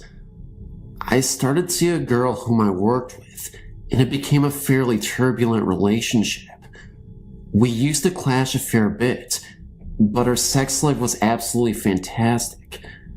She lived in an older house that was converted into 4 apartments. The apartment she lived in was on the ground floor. I have no exact idea of the age of the building, but it is in a Sydney suburb of Kimbilly, very close to the Sydney Harbour Bridge. It is one of Sydney's oldest suburbs and was frequented by convicts, English soldiers, and working class people during the early days, but it is now one of Sydney's most high-class suburbs. Anyway, often I would walk into her room, and it often felt as though I was walking into someone or some heavy weight. There was always a heavy energy or weight around the entrance to her room. It used to freak me out having to get up and go to the bathroom at night. This went on for a few months. Our relationship was getting worse, and we argued more and more. One night, we were lying in bed together, both on our backs. We were not arguing, but the conversation was intense, and I was upset with her. We settled down after a few minutes, and things were fine. Suddenly, I felt an urge to leave, get out of there and run. I told her that I have to get out of here and go home. I lived over an hour away. She was shocked and did not want me to leave. I then tried to get out of bed, but then I felt a very heavy pressure on my chest and shoulders. My girl was still lying still next to me and not moving. I asked her if she could feel the weight, and she said yes. We were being held down in the bed. It is a weird feeling like no one is touching you, but you can feel your body weight pushing down in the bed. The room was dark, but I could feel someone only an inch from my face. I stared hard and back, and without fear, I asked, "What is it that you want?" Then, I felt heat all over my face and head. My body became very light and calm. It felt like I was on the ceiling looking down. By this time, I was freaking out, but could still not move my body. My eyes closed hard, and I realized I was being shown something. I could see 2 men sitting in a basement around a furnace. They were cold and wet and appeared to be dock workers. I could not see the face of the one standing up, but the other guy sitting down looked straight at me. He looked really pissed off, not with me, but I think he hated his life for time. He did not move his lips, but he did say to me, "How dare you judge me? You have no idea what my time was like, and you knew nothing of my circumstance. I had to work with this guy. He's a troublemaker." I then looked down, and that man had an iron fire poker next to him. He used it to thump some bloke to death.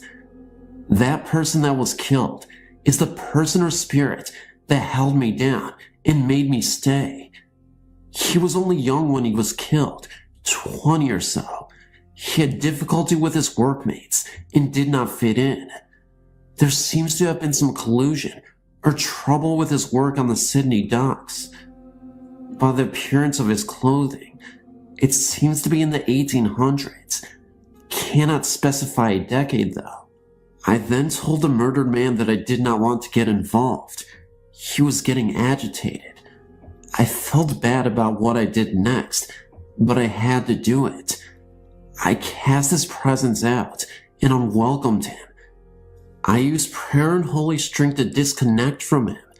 The weight instantly lifted, and the whole thing separated from me. It became like the room was cut in two. They were still there, but I was now on the living side. I feared that I had not cut them off completely and called my brother on the phone. My brother is a devout Christian and has had experience dealing with the spirit world. We both together cast the entity out. It completely went away. I went back to bed. My girl was not shocked at all by this event, which surprised me. After about a half an hour, I was drifting asleep when I dared to check in on the spirit again without engaging it. He was upset and cowering in a corner. I felt really sad for him, but I just could not get involved any further. The next day, my girl said that the spirit had been there for a while.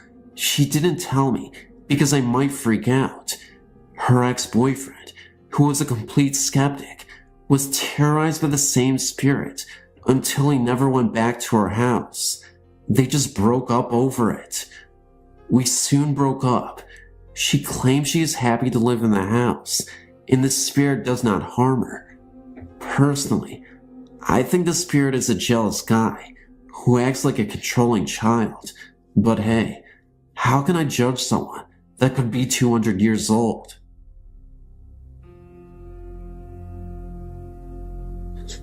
In 1986, I was a sophomore at Berea College in Berea, Kentucky, and lived in Pearson's female dormitory on the first floor. The dorm room was small, with a loft reached by a ladder. Underneath, we had a love couch and a couple desks. My roommate was a long-haired Pentecostal holiness church girl named Becky. Becky went to church every Wednesday and Friday, as well as Sunday mornings. She had been raised to wear only dresses and skirts and to never cut her hair. A Vietnamese-born man named Keoli, who was a foreign student photographer, went to her church. She would tell me stories of how he'd stand up to witness her in church, about his childhood experiences, and about how he was once a devil worshiper. He would go on and on about how he wanted to be saved by Christ and such. He had a very obsessive crush on Becky. She sort of was flattered at first, but he began to follow her around campus with his camera, and he'd tell her that she was going to be his wife. He wouldn't take no for an answer. She began to avoid him, and eventually became frightened. This guy was stalking her big time. I remember once running into him on campus and trying to reason with him. A few minutes into the conversation, I realized that he was really disturbed and crazy. There was not a rational way to tell him he would understand that Becky didn't want him. She eventually told a school counselor, and the campus security was alerted to the stalking problem. He wasn't allowed around our dorm. She also avoided church for a while until she heard he'd stopped going. Meanwhile, I began having strange experiences in the dorm room. I often took an afternoon nap in the loft, and my dreams began to get creepy. I had a recruiting dream that I discovered a satanic cult under our dorm's front porch, and the group noticed me looking at them and began to chase me. One day during my nap, I dreamt I was in my own dorm room, and I stood looking at Becky, who sat on the love seat. Around my neck was a huge snake, like a boa, hanging down. I said, "Becky, there's a huge snake here in my neck. Quick, get it off me. Suddenly, the snake broke up into 20 or so different snakes, hissing and moving, and they all began to slither away from me and around us in the dorm room. Becky disappeared, and I noticed I was alone. Next, the room began to swell inward around me and became alive with an evil presence.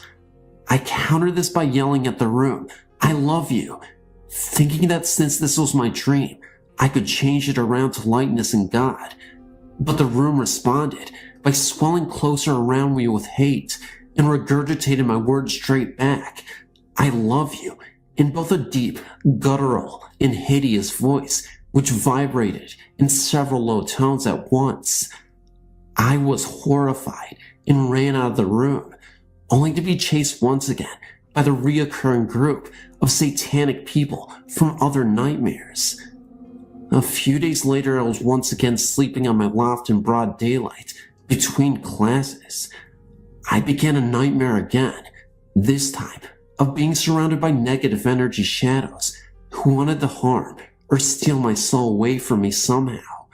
Suddenly, my loft was full of stuffed animals, all floating around my head, just floating in the air alive and looking at me. A lion floated before me, smiling, right in front of my face.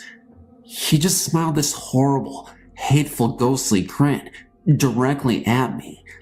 I could feel the daggers of his attention. It was eerie. I raised my arm up and knocked this thing away from me, off the loft towards the floor at the base of the ladder. I looked at the floor below, and he was still there, his mangled head smiling up at me, still with that evil grin. I jumped down the ladder hard, knowing my few would stomp him. I didn't look, but ran away, out of my dorm, without looking back. I opened my eyes, wide awake. The sound of a blood-curdling female scream rang loud in my ears, even with my eyes open and thoughts focused on being awake. I mean, this scream continued loud inside my head as I looked around me, wide awake. Never before or since I've ever experienced this phenomenon. About a week later, my roommate Becky sat talking to me in the rocking chair. We were just gossiping about people, classes and such, when suddenly she fell to the floor in a fetal position. She was in so much pain, she couldn't move or talk. I rushed her to the hospital. After a Foley catheter was placed, numerous blood tests, an abdominal series, an examination from head to toe, with an overnight stay, they found no reason for her pain.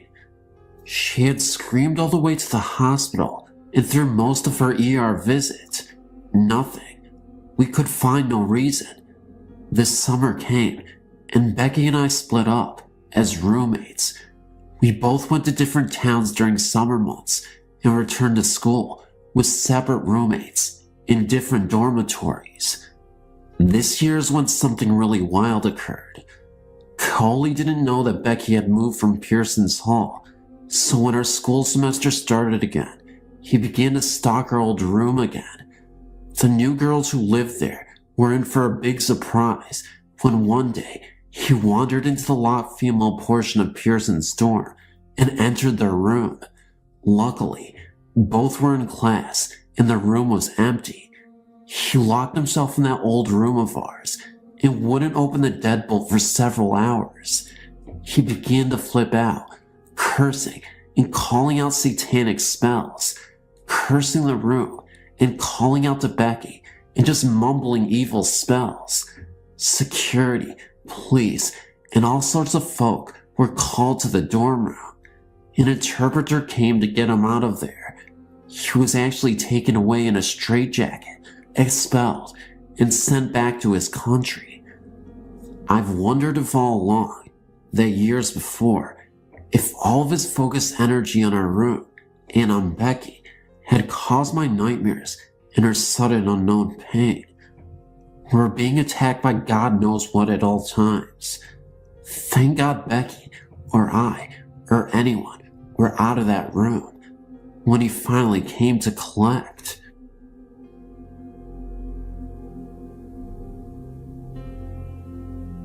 My mother and I used to live in this old house.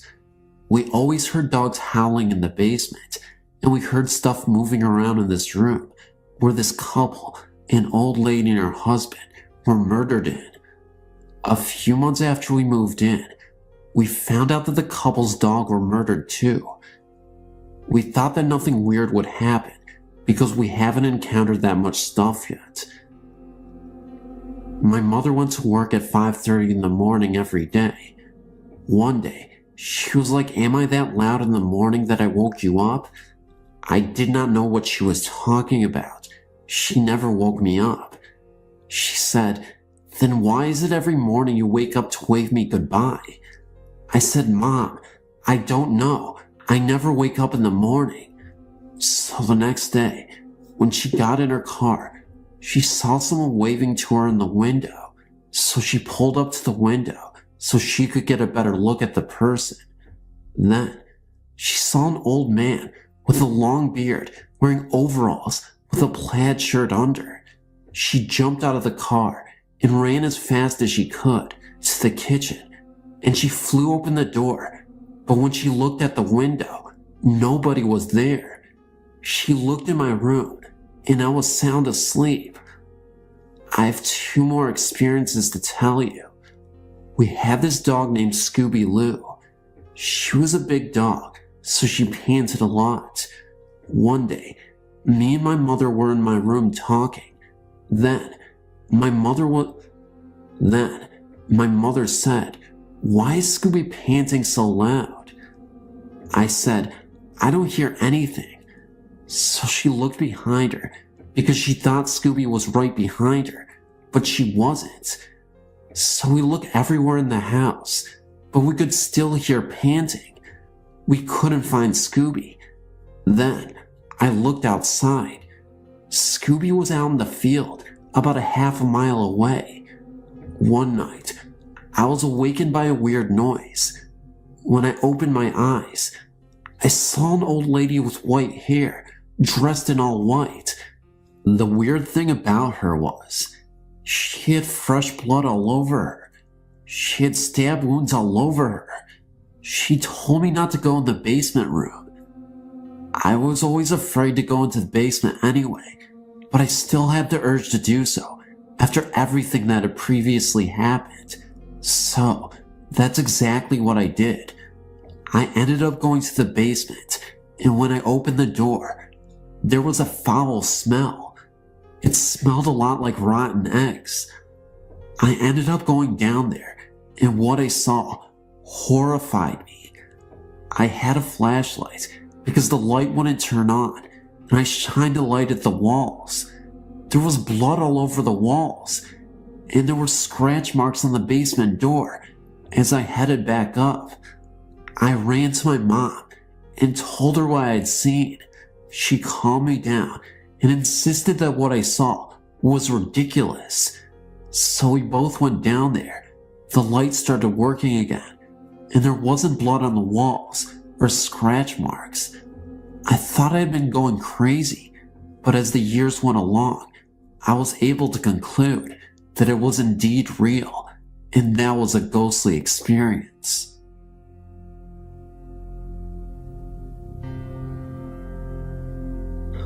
I lived in Indianapolis, Indiana, for over 9 years.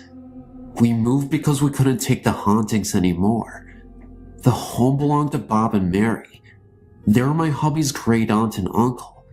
Mary died in the home, and a few months later, Bob died in the hospital, both of old age. The only thing was, they never actually left the home. We bought the home through the estate. The home was in desperate need of renovating. For the first 5 years we lived there, we did all of the renovations. Needless to say, all hell broke loose. In the room where Mary died, it was always cold, freezing cold. Though the room was small, it had 2 large windows, but never seemed to let much light in. On the door, in the wood grain, a face could be visibly seen of a man screaming. Also, a skeleton's head could be seen at night on the door. One night, my oldest son, who was 7 at the time, started screaming and running out of that room. He told me he saw a shadow inside of his room walk past both of the windows. He thought a burglar broke into his room. The TV and VCR would go off and on by themselves, even when we unplugged them. I watched my dish drainer in the kitchen go flying up into the air and land on the floor, breaking some dishes. I watched birthday cards that were set on top of an antique china cabinet fall to the ground. The only strange thing about this was that only every other one fell, not all of them. Our dog would constantly bark into the air for no reason. Our cat's hair would stand up and it would start hissing and growling at nothing. Our son's remote-controlled cars would play by themselves. Things would go flying across the room. One day, when Mary's sister died, at the time she died, all of our doors in our house slammed shut. No windows were open at that time, and our relatives that were visiting witnessed this. Things would always disappear, then reappear a few days later. We always heard people call out our names, but no one would ever be around to have called out to us. One night, my youngest son and I heard a little girl crying outside of the house. It was around 2 a.m. We looked out of our windows, but never saw the little girl, even though we could still hear her crying, "Mommy." One day, my youngest son was looking out of our huge picture window in the living room when he saw a strange-looking man coming around the kitchen from the glare in the glass. When he turned around, he watched the man walk past him and towards the hallway, then disappear. Many of our friends and relatives have witnessed a lot of the hauntings in this house. At one point, one of my friends went running from the house and about broke her neck falling over the dog laying on the front porch. When we moved from that home, we vowed to never return. I'm sure Bob and Mary are still haunting the place. They didn't like kids because they never had any, and they didn't get along well with any of the neighbors. I can just see why they were trying to run us out. First, I think that I should give you a little bit of background information. My mother and father split up when I was 2, so wanting another man in her life, she found a new boyfriend. He wasn't what you would call a nice person. He was very abusive. One night, he stole $100 from me and my mom, and we decided that was the last straw.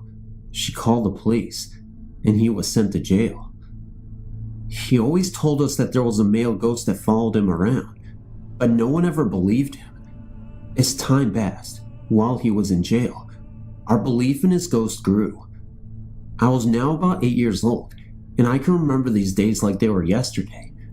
Every day, when my mom and I got home, the cat scratcher, it was one of those really tall ones, was in the middle of our dining room floor. This was eerie for several reasons. The first being that our cat was not large enough to even move the object.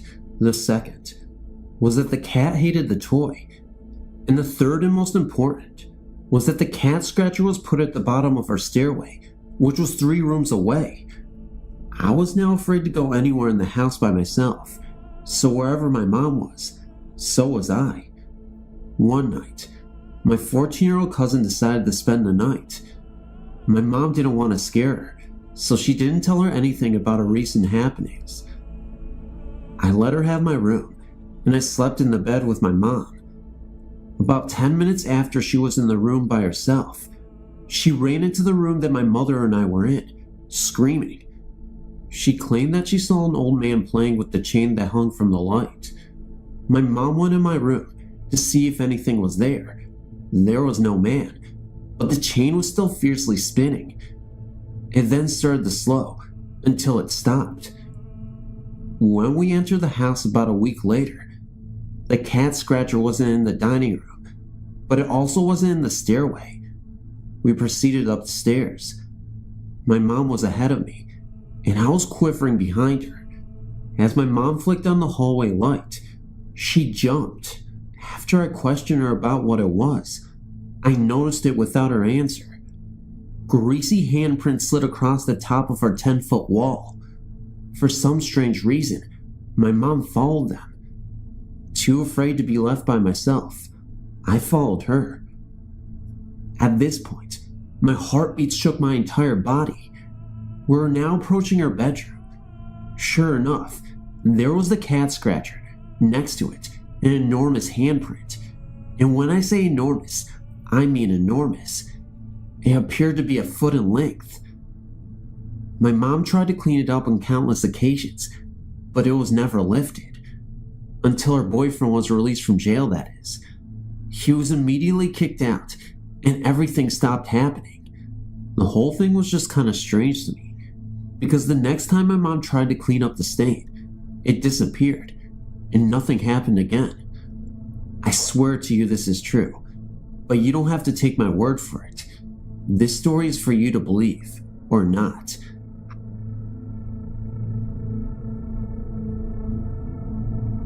The story is about my grandma Ruth, that passed away in 2002. I loved her so much. Things have been happening up until this day, ever since she passed. The strange occurrences that happened to me was that at the time, I was living in Portsmouth, Virginia, with my father. My grandma said that I could have her bed when she passed, so now I have it. This happened on a Sunday. Me and my other grandma was going to church, but at the last minute, decided not to go. I went back in my room and lay down on my grandma's bed. That's when I thought I heard someone call my name. I knew it sounded like my grandma, but I dismissed it kind of. When I didn't respond to her calling me, I heard her calling me again. That's when I looked up, and she was sitting at the foot of my bed, dressed like she would always be, not how she was at the funeral. Now, this part I don't understand why she said this.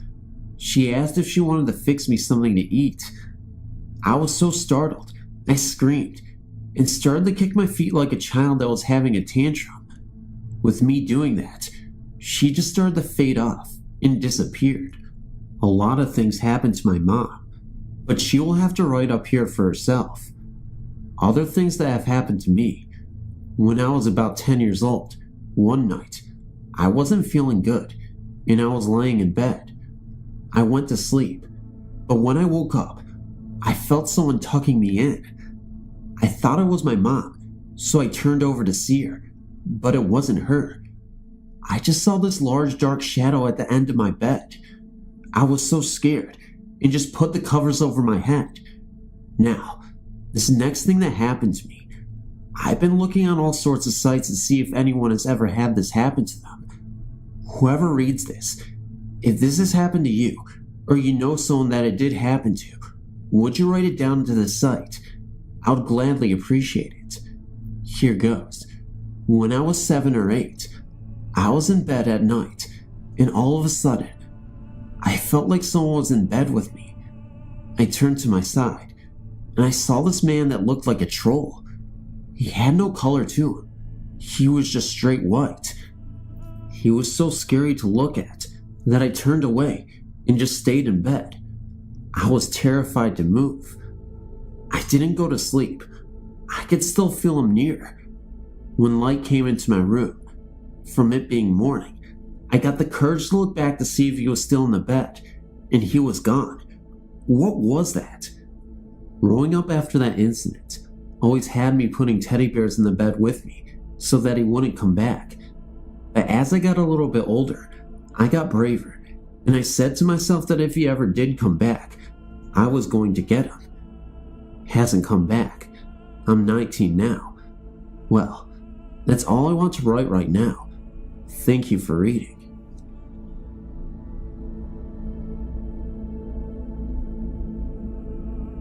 I would like you to hear about my horrible encounter with a ghost, or unseen being. We're on vacation in Oklahoma, visiting some relatives that I'd never met before. They lived in a thickly wooded area. That evening after supper, and the sun had started settling, My mother and I decided to go for a walk and enjoy the beautiful new scenery we were in. We had been hiking for 20 to 30 minutes, so we were several miles from the house. Suddenly, a breeze swept over us, and before us was a small pond. I looked over into the water and saw a bright face staring back at me. I know that it was not my reflection. I jumped back and turned around, and my mother was nowhere around. I began yelling and calling out to my mother, but got no response. I finally got back to my relative's house and ran in. I asked everyone if they had seen my mother, and no one said they had seen her. This alerted my relatives because they had 100 acres of wooded area, and there were snakes and other dangerous animals, and the sun had already set. Me, my uncle and his wife, and 2 of my older cousins headed into the dark woods, all carrying flashlights. We walked towards the pond and hoped she'd still be nearby. I looked up, and behind 2 trees was a bright shining light. I walked towards the light and looked behind the tree. There was the same person I had seen in the water, but he wasn't easy to see. It was almost like you could see right through him. I freaked out and screamed, yelling for my relatives to come see. When they arrived, they stopped and watched the ghost float away over the water and into the darkness. Everyone stood in shock of what they saw. After several hours, the woods became draped with heavy fog. We could hardly see what was in front of us. We decided to head back towards the house and call for help. We called the sheriff, and he arrived with 3 other police. All night long, we spent looking and scanning the dark pond water. No sign of my mother. I was so worried. Oddly, no one mentioned to the police what we had seen earlier. I didn't know whether or not to say anything. I did not want to seem crazy to the police, but I wanted to do anything to find my mother. I asked my older cousin Charles if we should say anything about the sighting. He shook his head and said, "Come on, we didn't see anything. That was probably a firefly." I was totally confused. I knew I'd seen a person's face in the water, and then again behind the trees. I knew that everyone else had seen it too. I finally said, "Sheriff, I think there is someone or something in these woods." Then he asked me to explain what I'd seen. At sunrise, the family decided to go back to the house and let the police continue their search. I was hesitant, but my family talked me into coming home with them. We walked into the house, and I sat down at the table. My aunt made me hot chocolate and asked me if I was alright. I couldn't believe what I had seen, and everyone else had seen, and no one was talking about it. I was confused and started hoping that this was all a nightmare. I drew myself a bath and climbed in. I cleared the vapor off the window and just stared. I didn't even know what to do. I wanted to feel hopeful, but the demonic stare of the ghost haunted me. I didn't have a good feeling. I kept imagining horrible things happening to my mother. I cried and rubbed water over my face. I prayed that God would help us find her. Several days has passed, and no sign of my mother. A missing persons report was made. I was starting to lose all hope. I felt like I had lost the most important person in my life. I wanted to go look for her myself, but the police refused to let anyone else into the woods. Late that night, I heard some footsteps. It kept coming closer, and then I saw a bright light at my door. The door slowly opened, and the same face was standing there. It scared me, and I screamed. It came at me fast and suddenly, and I felt a burning sensation over my body. Then it felt wet. I couldn't breathe. My throat felt like it was closing. I woke up in a hospital bed. My aunt was asleep in the chair next to me. I looked up at the end of the bed. I was so confused. I couldn't remember how I got there. My aunt awoke and told me that I passed out the night before and they couldn't wake me. They said I had bruises all over my body and hand marks on my throat, like I had been strangled. Oh my God, it was the ghost from the pond. My aunt looked at me strangely then ran to hit the nurse button. She looked down at me and said, "Honey, you have been through a lot of stress. You need to relax. We found your mother. She can't remember anything, but we found her lying next to you. She's here in the hospital too, only 3 rooms away." What? I want to see her now. I got up and ran to the hall, but was stopped by 2 nurses. "You have to stay in bed, honey," they explained. I sat down and told them that I needed to see her. They began injecting me into the arm with a shot. I started to panic and asked my aunt what was wrong with me. Then I got very dizzy and relaxed. I woke up to a nurse bringing my dinner. She brought 2 sedatives and a glass of water. I asked her where my mother was, and they said the police were investigating her. Then she came into my room and slowly walked over to my bed. She put her hand on top of mine and asked me if I was feeling okay. I asked her if she was okay, and she told me she was fine. She just doesn't remember much. I asked her if she remembers our walk from the night we were out on a walk together. She said she did, but didn't remember what happened to her after that. I asked her if she saw the face in the pond. She said no, nothing at all. Still to this day, no one knows who or what happened the night of my mother's disappearance or her reappearance. No one knows what really happened. No, don't laugh, but I believe that a ghost had taken her.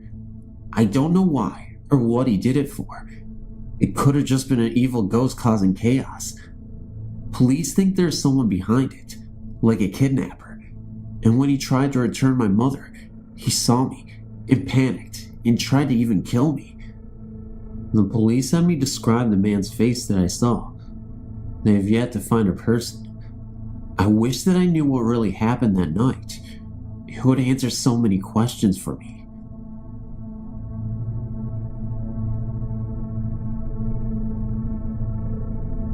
I wasn't going to share the story because I didn't think it was an actual ghost story, but I thought about it, and I guess it could be, and if not, it's still kind of a weird and interesting incident. When I graduated high school in 1998, I went up to Ohio to visit a friend who graduated a year ahead of me and went up there to go to college. I graduated on the 6th and left on the 8th and stayed there for 10 days. Well, about 3 nights before I came back, which would have been the night of the 15th, morning of the 16th, I had a dream. In this dream, I woke up in my bed back home, and there was this man sitting on my bed. He had dark brown long hair and was clean shaven, wearing a white robe. I was kind of startled at first, then it turned to curiosity. I asked who he was.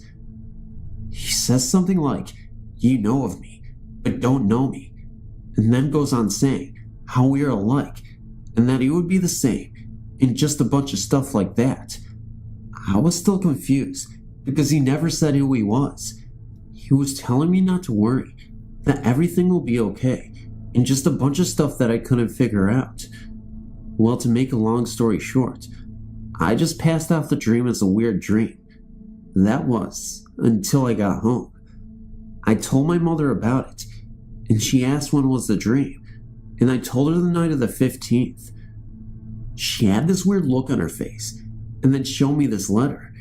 It was dated June 16th, 1998, and it was a letter she wrote to a brother that was born before me and died after he was born. I knew about him, but never knew the exact details like his birthday. She thinks that it was my older little brother coming to visit me on his birth and death day, and when I heard that, then it all started to make sense.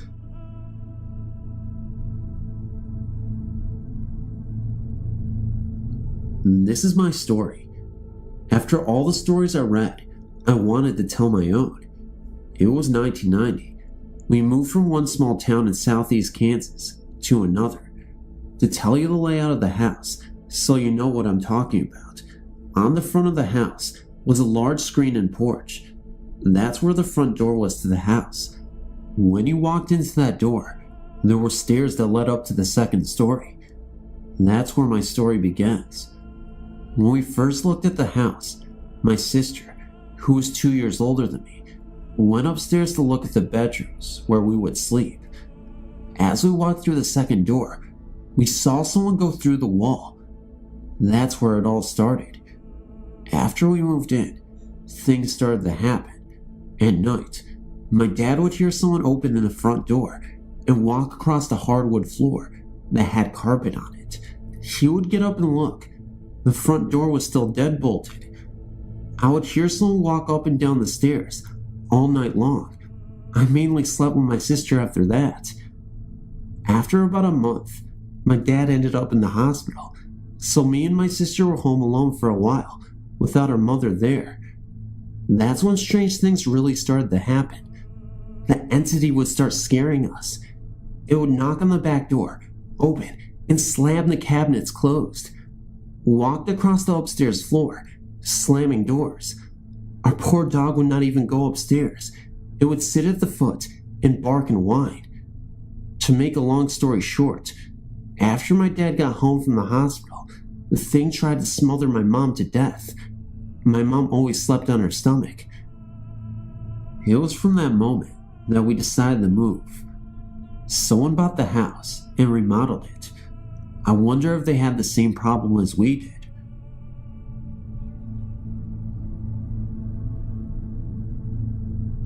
My sister and her family lives in a place that appears to be built on a graveyard. There are stone markers all over our yard. Yesterday, I was over there and accidentally knocked over a large marker and attempted to write it.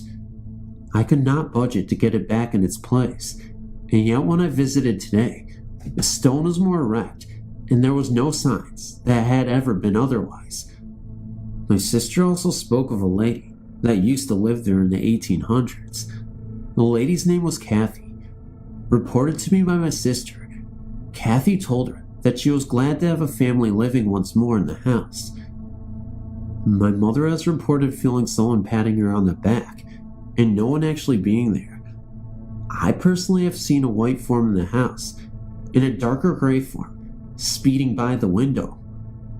After bolting the door to the crawlspace to the attic securely, the door opened by itself. That happened just yesterday.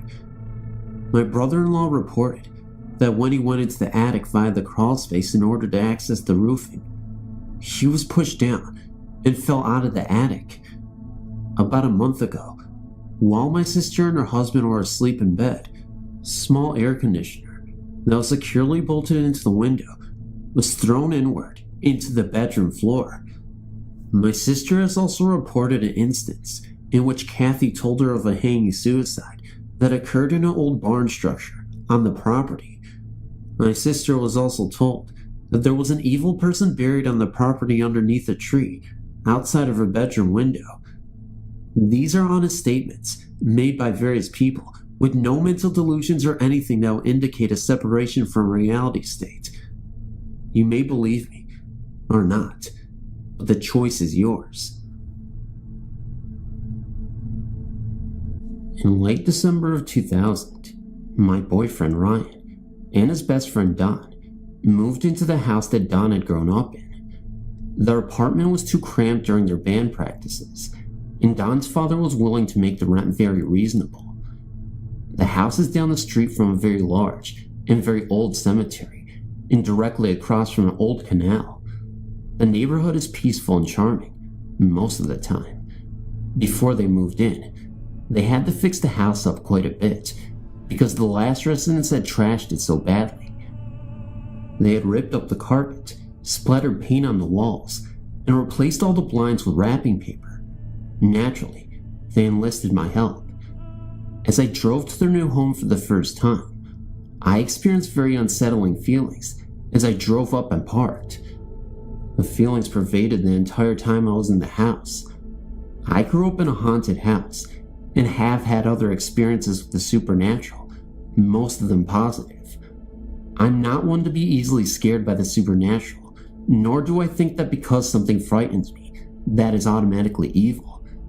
I decided to ignore the feelings because no one else seemed to be bothered. Ryan and Don settled comfortably into their new house, and Don was glad to be back in his childhood home. I became used to the strange sensations I would experience all around the house. Even the overwhelming feeling of being watched when I'd go away in my car ceased to bother me. One night in February, I believe, I was leaving to go back to my house at around 3 a.m. As I fumbled for my keys to unlock my car door, I could feel someone behind me.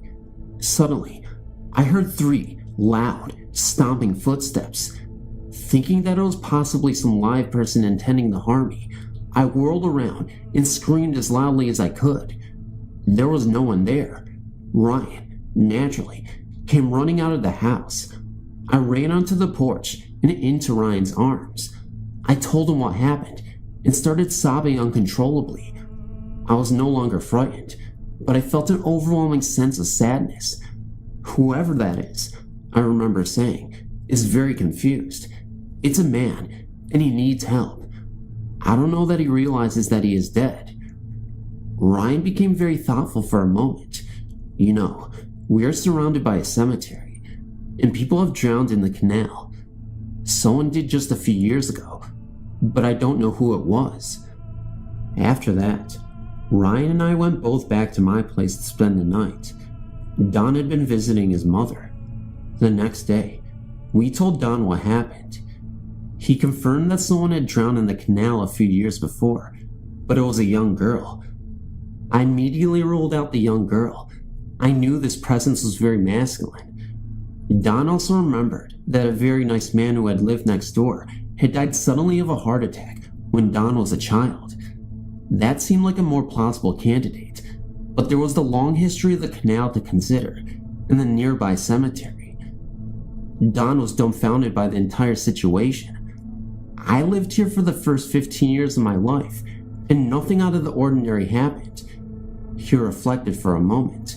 Well, there was that one time when I had stayed home from school and felt someone looking at me, so I turned around, and there was my sister. I said, "Hey, Bethany," and then remembered that she had gone to school that morning and wasn't going to be home for about an hour. The apparition disappeared, and at the regular time, she came home. "Well," said Ryan, there was the Fonzie incident too. Fonzie is a very friendly, sweet-tempered cat that belonged to Don. Apparently, when Don and Ryan were working on the house, before they had moved in, the cat was still at their apartment. They had both, on separate occasions, seen Fonzie walking around.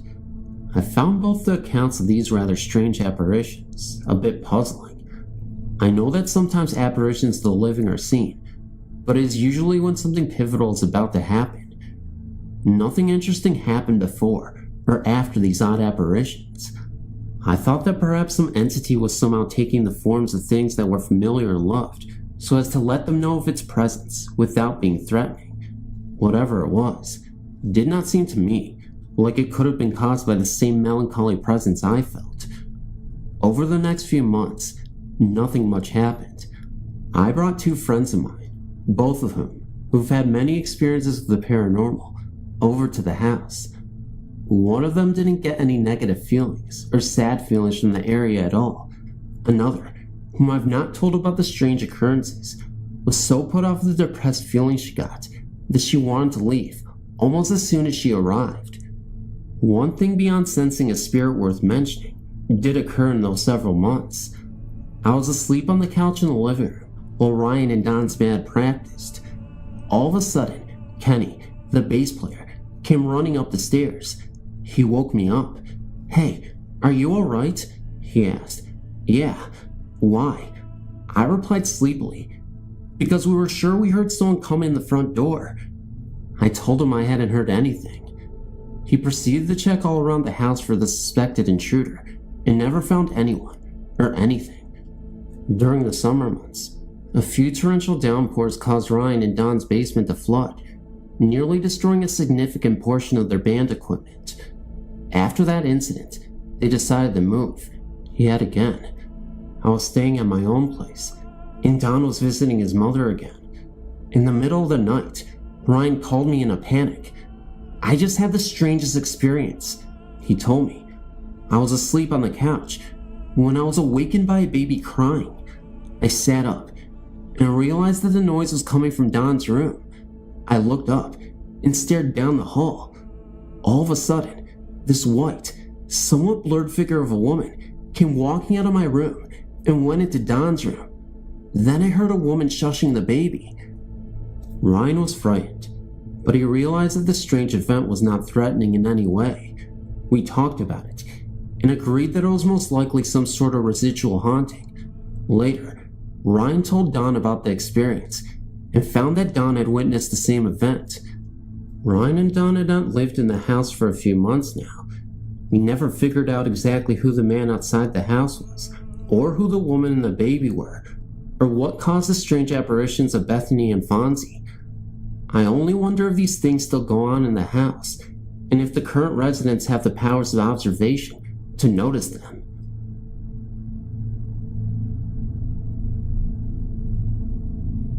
This happened in February 2000, during my junior year of high school. I was in my bed one night, just staring at the ceiling, waiting to fall asleep. That night, for some odd reason, I was lying on the opposite end of the bed. I remember seeing the yellow digital numbers on my TV say 12:40 a.m. I remember this detail because I know for sure that I was not sleeping. I was fully awake and conscious. Suddenly, I felt this eerie chill just start to permeate the room. So cold, so freezing. A wind that was coming from seemingly nowhere because my window was closed tight, as was my door. I had about 3 layers of blankets and sheets on me, but the cold just seemed to be going right under them. Immediately, just every hair on the back of my neck was standing on end. People use the terms chills going down their spines figuratively, but the real thing is not the most pleasant sensation in the world. Then, I heard this male voice, very sinister in tone, start laughing. It just echoed and surrounded me. I was terror-stricken at this point. I could feel my heart beating. I closed my eyes, praying to God frantically that whatever it was would leave. When the voice subsided, the room returned to normal temperature. I just bolted out of my room. I have no idea what it was that visited me that night, but several times after that, when I was in bed, I had this feeling that someone or something intangible was watching me. Since then, I've had several psychic and numerology readings, which indicate that I'm sensitive to the psychic and supernatural.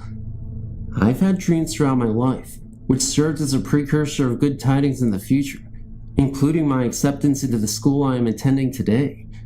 I am a college freshman. When I visit home, I refuse to sleep without the hall light on. Call me chicken, but I don't think I'm quite ready to encounter what lies in the darkness again.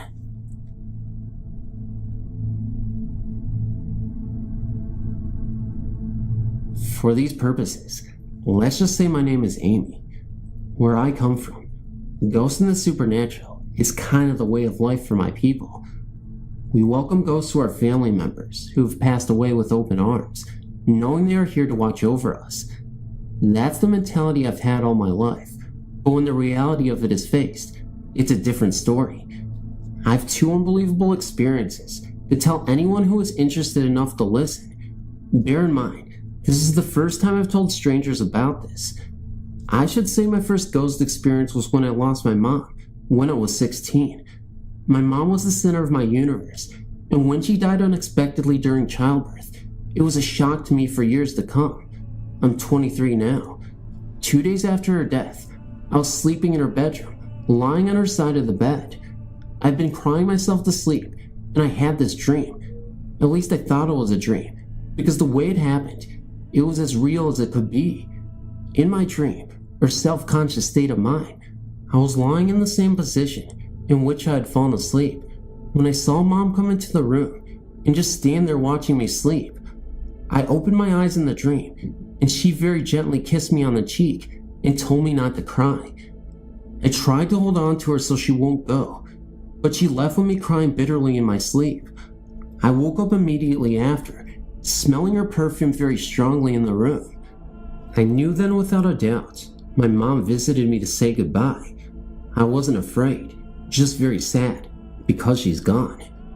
My second and very terrifying ghost experience happened a couple years later when my grandfather became violently ill with severe heart problems. I was never close with my grandfather. I loved him, but he was very strict and unable to show any emotions to anyone, not even my grandma. But we all know he loves us in his own way.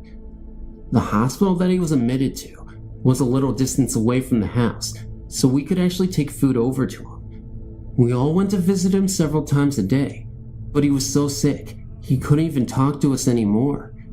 About a week or so after he's been admitted, the whole family went to the hospital to see him, but I remember staying home alone that day. We have a couch in the living room that sits across from the front door.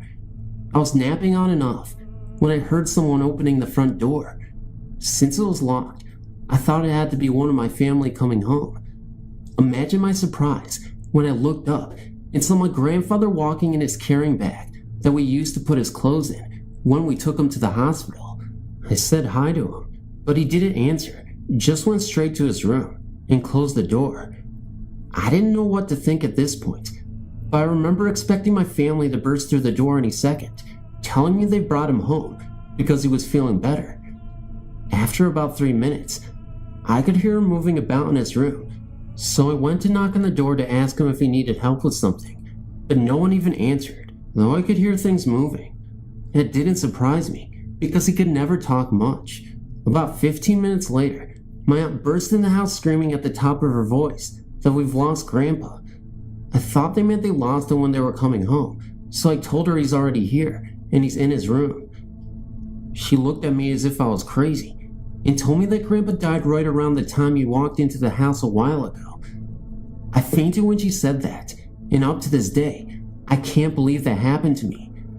I don't know what to make of it, but it sure scared me for a long, long time.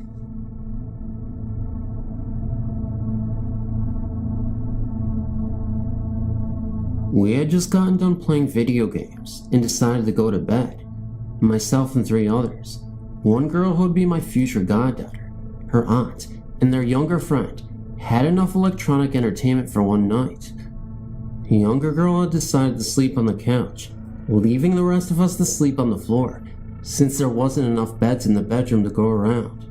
Most everyone was just laying there, staring at something in the dark, or randomly saying something here and there, getting ready to fall asleep. I stared straight at a digital clock. Suddenly, a figure had obstructed my view of the clock for a brief moment. It was then that I said, "Hey guys, did you see that?" Soon after, I heard my goddaughter let out a loud scream. They both claimed to have seen a figure heading towards the kitchen, and we heard a loud clatter of pans hitting the ground. The thing disappeared, and we didn't see it again all night. Neither did my goddaughter. But here's my second story. The week I started college, I noticed a change in my dog. He was acting quite a bit funny, almost sick. Within that week, it was found that he had slipped a disc in his back and was later put to sleep. I was emotionally torn for a while, as I was, and still am, very much attached to that dog. After a few months, I decided that even though I really loved my previous dog, I still did want a companion around, and got the dog I currently have. The morning after we had brought her home, I felt a weight on my chest. It felt like the size of a dog, about the same size as the one I had before. I thought it was the new dog, so I told her to get down. I heard her jump from my chest to the floor. It was then that I realized it wasn't the new dog, because my room's door was shut, and there was no way she could have gotten in here. That, and the fact that she wasn't anywhere around. At first, I was a bit spooked, but then I thought, good, he's still here with me.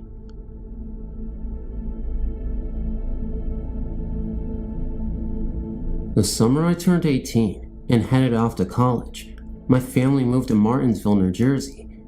They built a brand new house on land that was once part of what my grandfather called Indian country. Whenever I would go home for break, I never slept very well in the house. I always had butterflies in my stomach and couldn't pass out until the wee hours of the night when my eyes just couldn't stay open anymore. One day, I was sitting in the family room watching TV.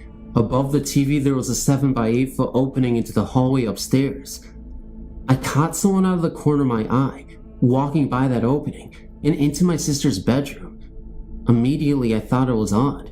The only other people who were in the house were my mother and grandfather, both of whom were to the left of me, in the kitchen. When I told them what happened, they just stood there, looking at each other. Finally, my grandmother spoke up. Apparently, both her and my mother had seen a figure walk by the doorways in the house on a number of occasions. According to my grandmother, the lights flickered every once in a while too. She was under the impression the house was haunted. That night, I was lying in bed, reading a book. It was about 4 a.m., and I was the only one up. I decided to brush my teeth before trying to get some sleep. I opened the door to my bedroom and was about to turn left to go to the bathroom when I felt the need to look down the hallway towards my mother's room. My mom usually kept the door closed, but that night the door was open and there was a man standing in the opening. He was tall and skinny. The only man that was in the house was my stepfather, and he's short and plump. The figure was just standing there, looking at me. No, watching me. I immediately ran into the bathroom, my heart pounding. About 10 minutes later, I got the nerve to run back to my room and hide under the covers. Needless to say, I didn't sleep a wink. From that night on, I knew that the butterflies in my stomach were because I felt something watching me. Although it frightened me like I've never been frightened before, and even though I still get the shivers thinking about that night, I've always known this ghost was just a watcher. I didn't feel any evil or ill will from him, but I have no idea who he was. Like I said earlier, the land was considered Indian country, i.e., it was wooded, until they cleared it for the new development. So, it's possible the ghost was an American Indian, but for some reason, I feel that isn't right. That this man I saw was in fact white, and possibly a farmer from the early 1900s. Either way, the shadows and flickering of the lights continued until my family moved 3 years later. It's possible they even continue today, but I don't think anyone ever saw the man as clearly as I did that night. Thanks for reading.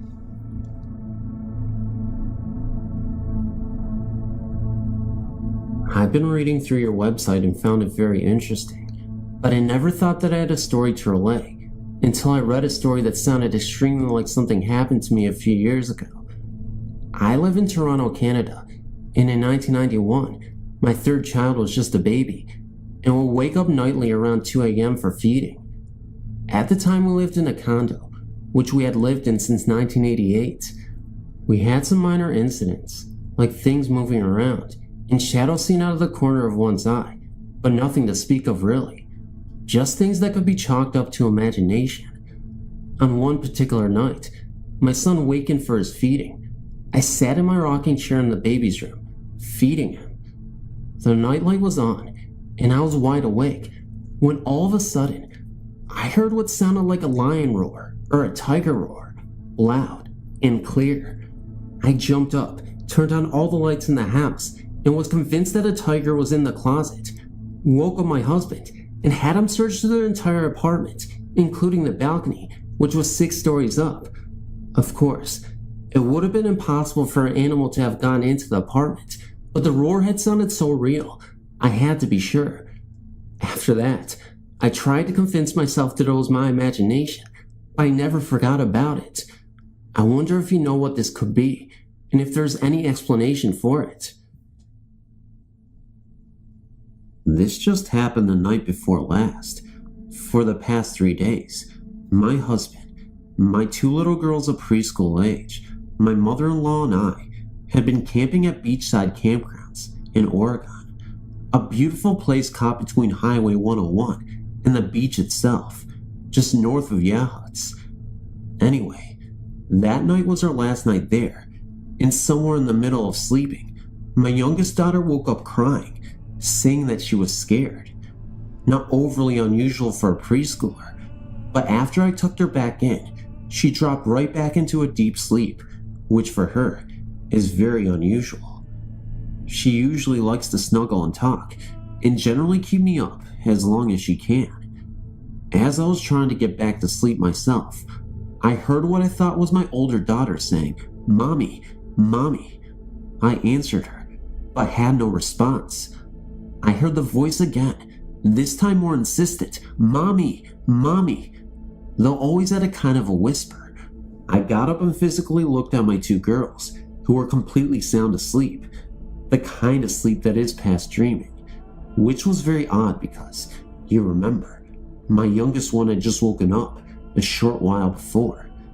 Then, as I laid down for a second time, I heard the voice again, only it seemed to come from all the way around me and in a constant stream.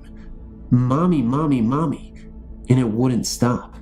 It just kind of kept reverberating around my head and seemed to have no specific point of origin. My husband got up, not hearing a thing, mind you, to relieve himself, and came back a few moments later. While he was gone, I said out loud, "Whoever you are, go away. We're trying to sleep." And the voice kind of faded away, but always saying "Mommy." I asked my husband if he'd heard or seen anything outside the tent when he was out there, but he said he hadn't. This gave me the creeps in a serious way. The voice didn't come back, and we were leaving the next morning anyway. That was yesterday. I told everyone about the voice the next morning, and they looked at me as if I had lobsters crawling out of my ears. But I still wonder if something happened at the campsite. I feel it was a small child who had gotten lost and never found its way back to its tent, and I feel it was a small boy, but I know nothing for certain. If anybody knows about any ghostly happenings at the beachside campgrounds in Oregon State, I'd surely like to hear back from you.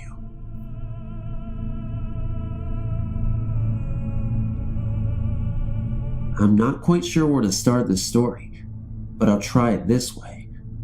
I'm able to feel the energy around me.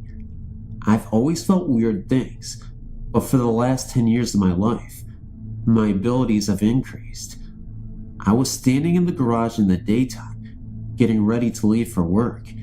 Out of the corner of my eye, I saw a man in a black and white suit. He was very tall, about 6'2", and his clothes were old-fashioned.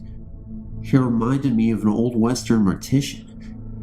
His hat was a black hat. I blinked my eyes to see if he would go away, but he just stood there. He reminded me of death. His form was solid, but yet not really. He was not transparent like the others I had seen. I put my purse in the car, and when I looked back, he was gone. I didn't get too close to him because I was terrified. But when I went to my Tai Chi class, I asked my Saifu about him. He asked, "Did you ask him what he wanted?" I said no, because I thought he was death. I was not about to invite death into my house. A few months went by, and I was in the kitchen doing the dishes when a shadow went by the window. I thought it was Ted from next door for a moment, because he is tall. I thought I would greet him at the front door. Well, there was no one there, so I said out loud, "Very funny." The next day, I was in the garage going to work. Again, the man in the driveway. This time, I was sort of brave and stepped closer. I could not feel anything from him except a low vibration on the cool side. It was so weird, so I said, "How can I help you?" He just tipped his hat and then disappeared. When I went home for vacation, I'm from Indiana. My sister and I were going through my aunt's pictures. She has since passed away. She was 85. I came across this picture. All the hair on my neck stood up, and I got the willies. My sister looked at me and said, "Oh, is that your great-great-grandfather McNeely? He was a Quaker and he shoed horses. Since I have found out who he is, he has never come back." I was wondering, since he was solid, so to speak, could he have been out of place in time, more than appearing as a ghost? Thanks for letting me share this story. My friends think I'm weird. I see and sense stuff. There's no way you can convince people of what you see. I don't even try anymore. When I see the ghost in the casino, for example, I just smile and keep on walking. I'm from Las Vegas, Nevada.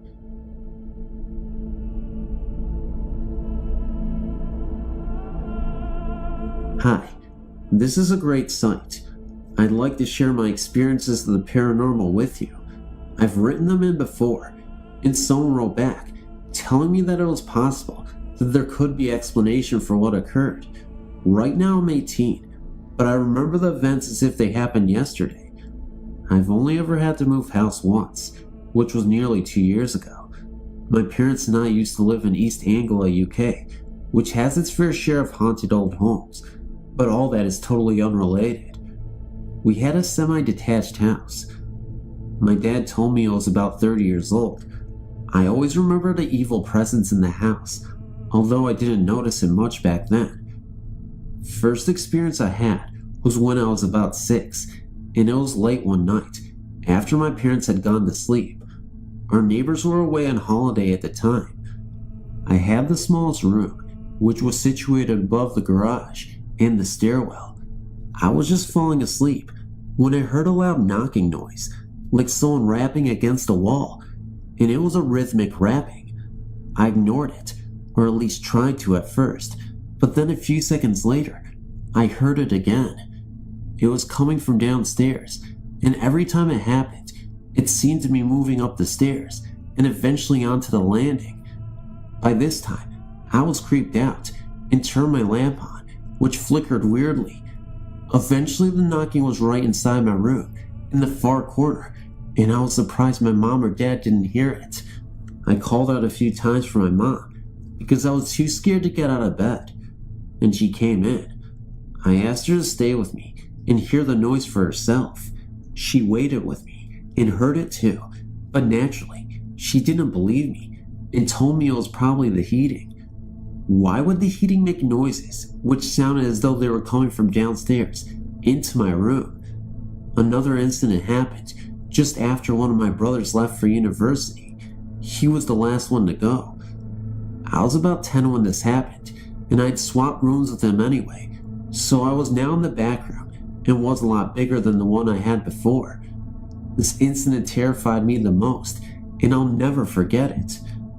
I used to sleep with my feet out, the blanket at the bottom of the bed, obviously, and I woke up after feeling cold fingers on my foot. Waking up groggily, I looked down to the end of my bed and was surprised to see a black shadow in the shape of a human figure. It was looking right my way. I could tell it didn't have any eyes or any human features, and eventually it turned swiftly and quietly left the room. My bedroom door had been shut, and it left my room without the door opening. You can understand now why I sleep with the covers right over my feet. I've had plenty more freaky experiences. They happened on school trips, and on 2 occasions, we stayed in very old, possibly haunted locations. I'll write them in another time. All that I've told you now is all very true. I wish I had looked into the history of our previous house, and I know before it was built, there was just old farmland. And other times, especially when I was alone, I got the feeling I wasn't exactly all alone, if you get what I mean. The presence didn't seem very friendly in itself.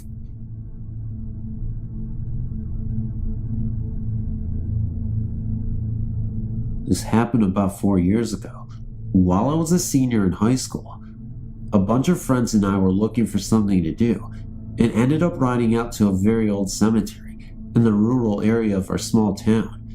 The story goes that there was a young boy who was buried there decades ago, and he has often been seen playing on the grounds.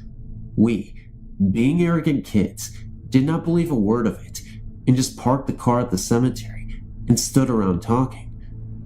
Pretty soon, the 5 of us started to wander from tombstone to tombstone, reading the names of those buried. I walked over to one that was under a small tree. I was busy reading it, and someone walked up beside me. I was sure it was my cousin, and did not even look at him. I just said, "Did you see this one, Robbie?" Just then, my cousin Robbie said, "Are you talking to me?" He was standing several yards away at the parked car. I could tell in my peripheral vision but the figure on my left was still there. I did not look at it. I ran screaming to the car, where my friends waited. I spooked them so badly that they all just jumped in the car and we sped away. I heard later that the tombstone under the tree belonged to the boy who is said to still haunt the cemetery. I may still be somewhat of a skeptic, but I will never, ever go back there.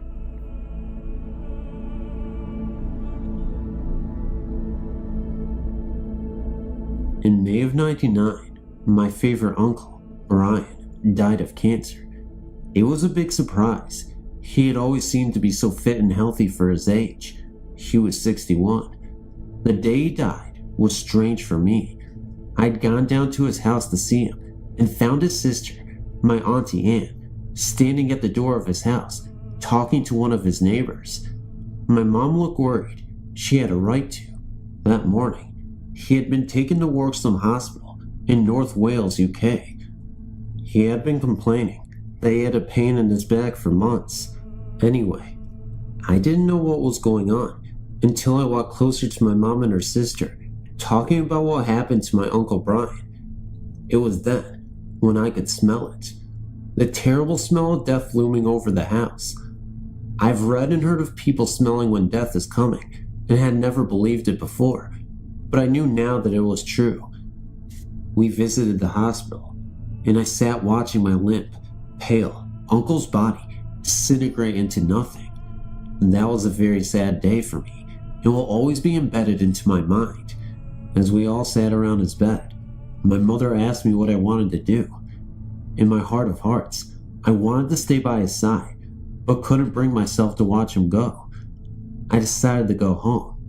As we arrived home, and I put my key in the front door, I could smell a faint smell of something. I knew that it was the same smell I had smelled in Uncle Brian's. At that moment, I burst into tears.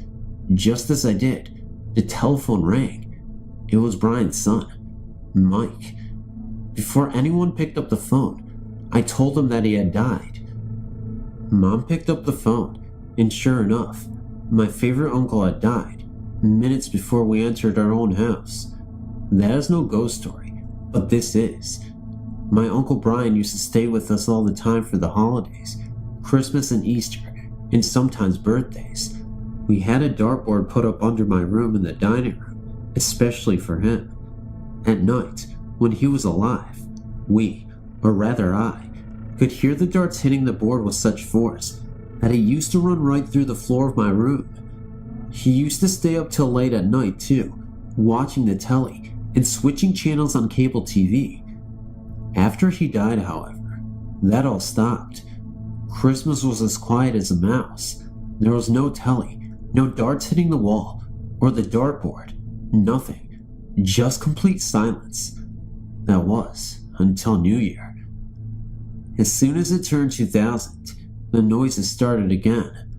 One night, I couldn't sleep and thought I heard someone moving about downstairs.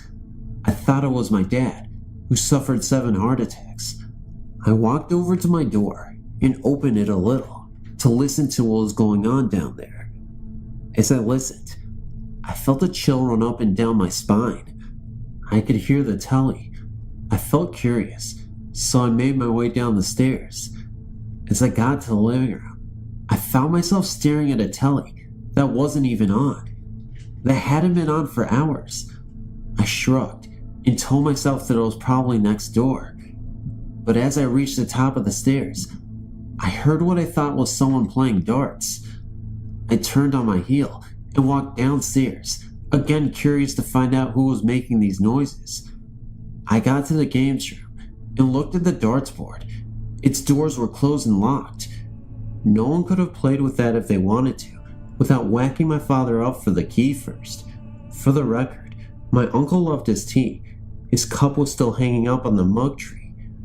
As I had gone back upstairs for the second time, I'd seen it with my own eyes, hanging there, still and alone. I got to my room and went to sleep, finally.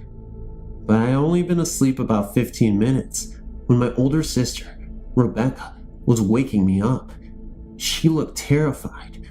I asked her what was wrong, and she told me the following creepy tale. She was in her room, laying in her bed, ready to fall asleep, when she just happened to look at the bottom of her bed. That's when she saw him. My Uncle Brian stood there in all his glory. He was holding his mug in his right hand and was staring at her. She couldn't move a muscle. It took her all her time to make it out of her room to my room. By this time, she was crying her eyes out. I don't know what it was that made me do the thing I did next, but I felt I had to check that this mug was still hanging up on the mug tree like it was about 25 minutes ago. With my sister holding onto my hand so tight, we made it to the kitchen. His mug was not there. I went into the living room and found a still warm cup sitting on the table, half full of steaming tea.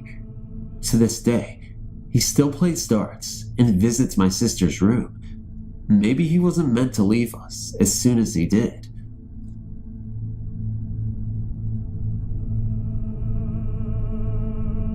Back in 1990, I was 18 years old and staying with a host family in Veracruz, Mexico, as an exchange student.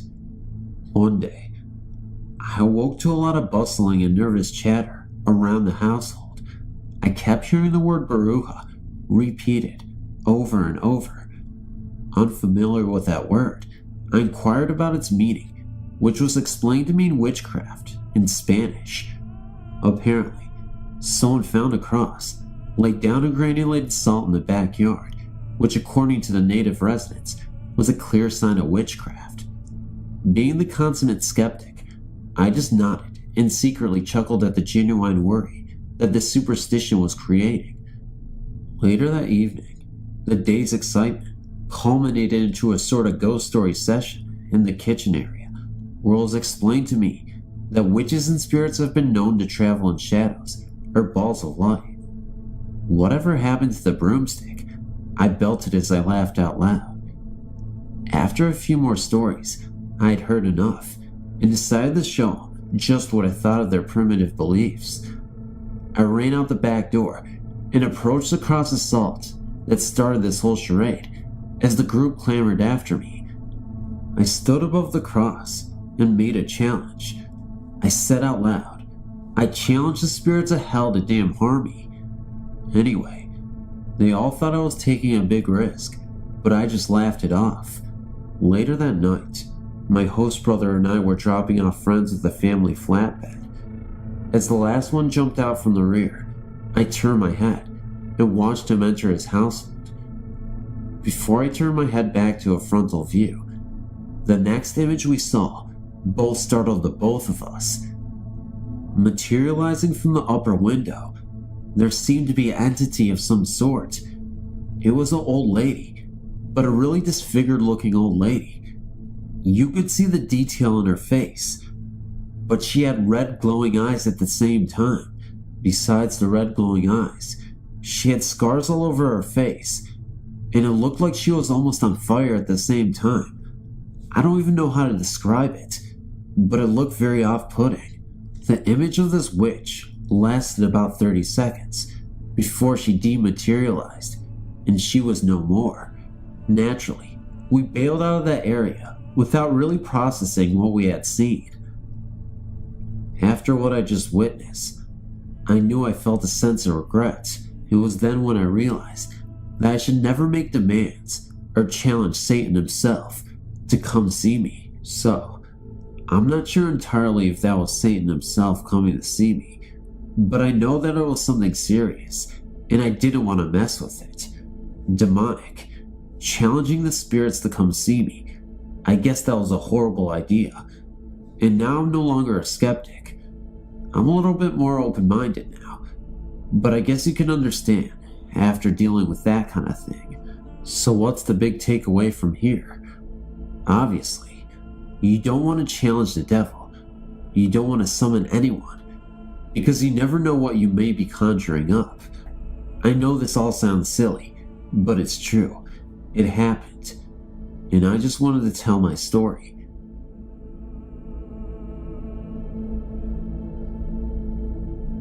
My first ghost story experience started happening to me about 2 days after my mom and stepdad bought this house.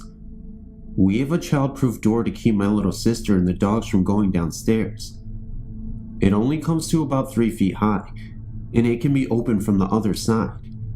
Since we had just moved in, and hadn't got any of the bedroom furniture into the house yet, I'd slept out on a cot in our living room, where you can see the child-proof door that leads to the staircase.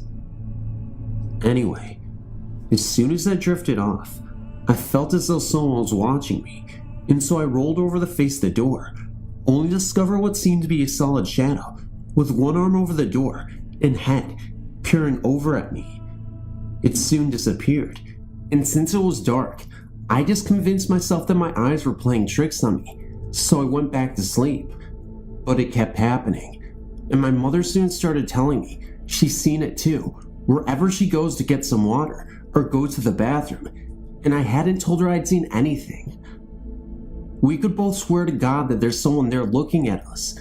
Then after we finally got settled in, I started sleeping in my room instead of the living room.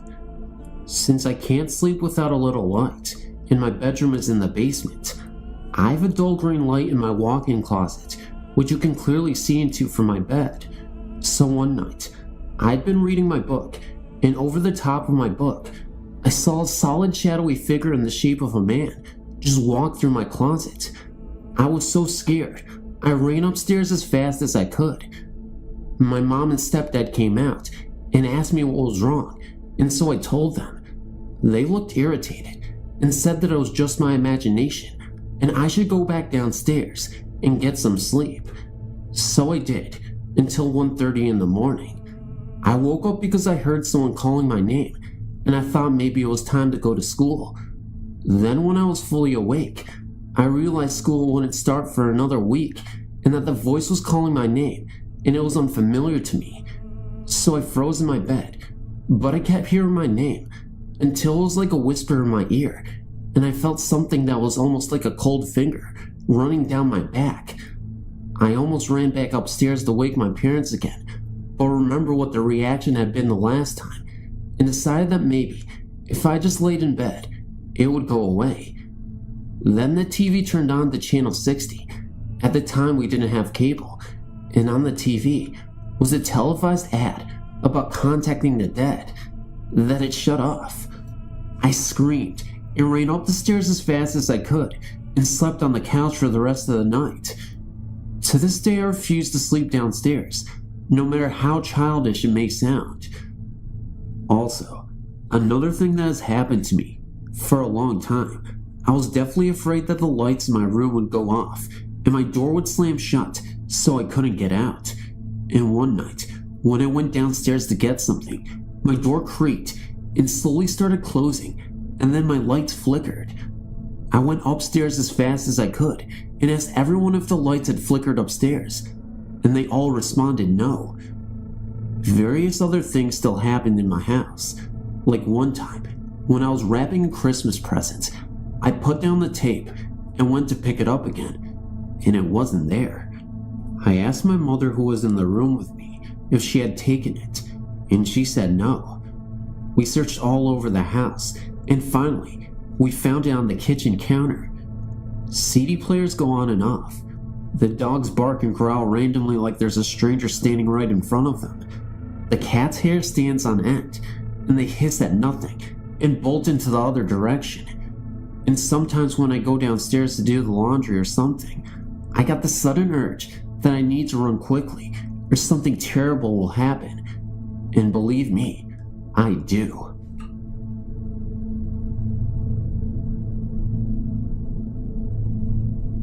Hello, my name is Brittany. I'm not possible how my story will be accepted, but a few things that have happened to me are something to consider. There are 3 parts to my story. The first part is my parents' personal encounters. The second part is an encounter my parents and I both shared. And the third is my own personal encounters. Part 1, the noisy spirit. When my parents first bought out the house, it was very small. Only a kitchen, dining room, and living room. Upstairs, there were 2 bedrooms and a bathroom. My parents had been inspecting every room one at a time to see exactly what they needed to fix up. My parents were upstairs in one of the bedrooms when they heard noises downstairs in the kitchen. When they got downstairs, according to their story, to investigate, the cupboard doors were swinging back and forth wildly. They walked over to shut them, and voices yelled at them to just leave immediately. They didn't listen. 5 years later, I was born. By then, they had built on 2 family rooms, 2 porches, a laundry room, pantry, and they even built on a shop where they conducted their own business. They normally heard music playing and voices yelling at them, but they ignored it for whatever reason. In the second story, the attacks, when I was 10 years old, a lot of very dangerous attacks started happening. My dad started being ferociously attacked during the night by invisible forces. Now, my dad slept upstairs in his bedroom alone because the bed hurt my mom's back, so she always slept downstairs on the couch. My bedroom is directly beside theirs, so I could hear everything going on in there. Normally, my dad will wake up to feel as if he was being held down, strangled, bit, scratched, cut with a knife, carried around the room, etc. When he would wake up in the morning, he would have bite marks in impossible places on his body, cuts, scratches, red bruises around his neck and wrists, and long deep gashes across his chest. Now, this didn't happen all the time, all in one night, but things happen frequently. I was really starting to get worried. My grandma and Aunt Phil taught me an Italian prayer to keep the evil away. I'll pronounce it right now, but I'm not entirely sure if I even did it right, so I'll refrain from doing so right now. But the prayer is the prayer to the Virgin Mary, and its purpose is to keep all the evil out. They told me to say that 3 times every night, and it would keep the evil out. I said it 3 times in dedication to my father, and things slowly started to get better. It was still very scary, because I never expected the entities to be so violent. But in my 3rd paranormal experience, these are my personal encounters. Well, now that I'm 16, certain things have happened to me. They aren't violent or even frightening, more so reassuring.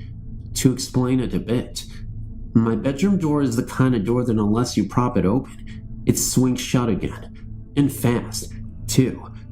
Well, for the past year and a couple months, I've noticed that there might be a spirit that is checking in on me.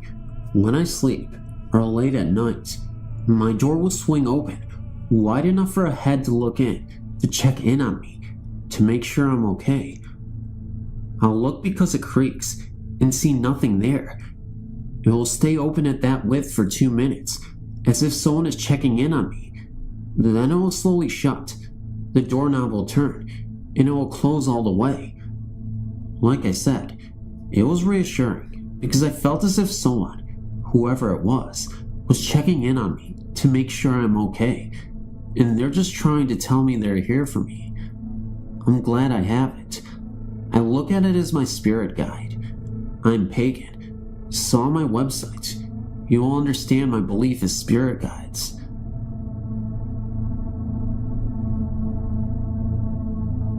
I'm 19 years old, work in the computer industry in London, England. When I was around 10 or 11, I used to live in another part of the county, called Dudley, West Midlands.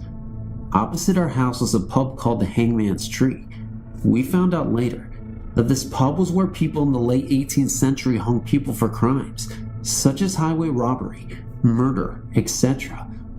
Anyways, my sister was about 7 or 8, but didn't like the dark, so she always used to call Mom to take her to the toilet in the night.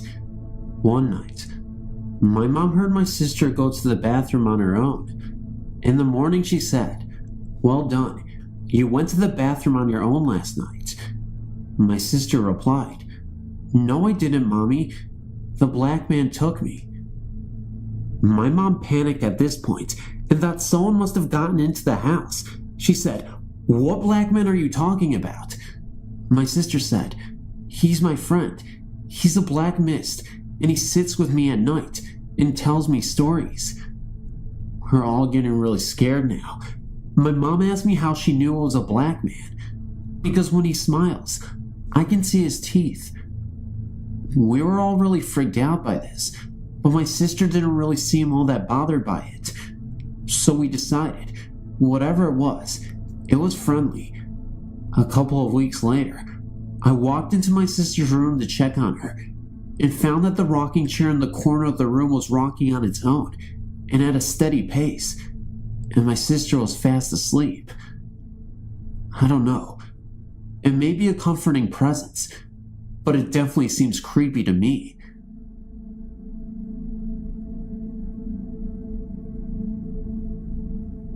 My name is Alex, and I live in Colorado. I've always been in tune with the supernatural.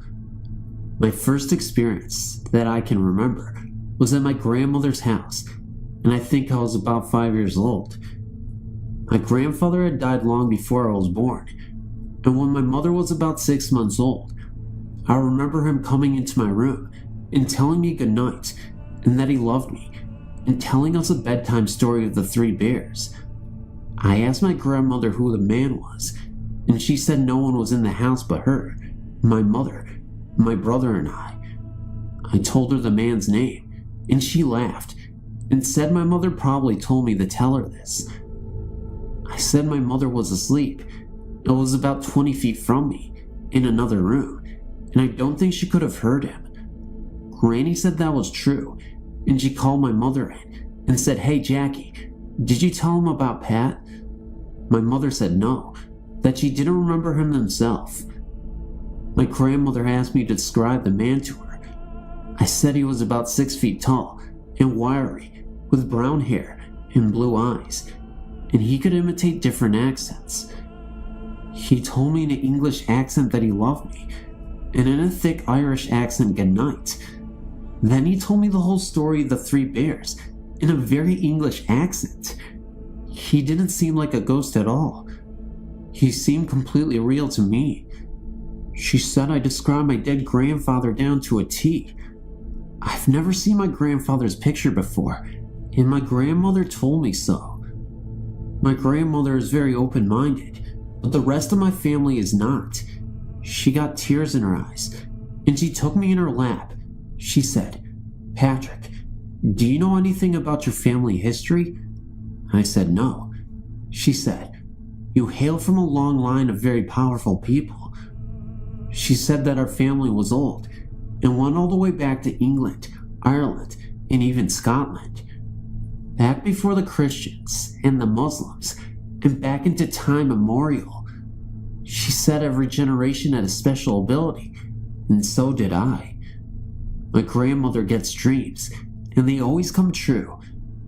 2 years before Mount St. Helens blew its top, she told us it was going to blow.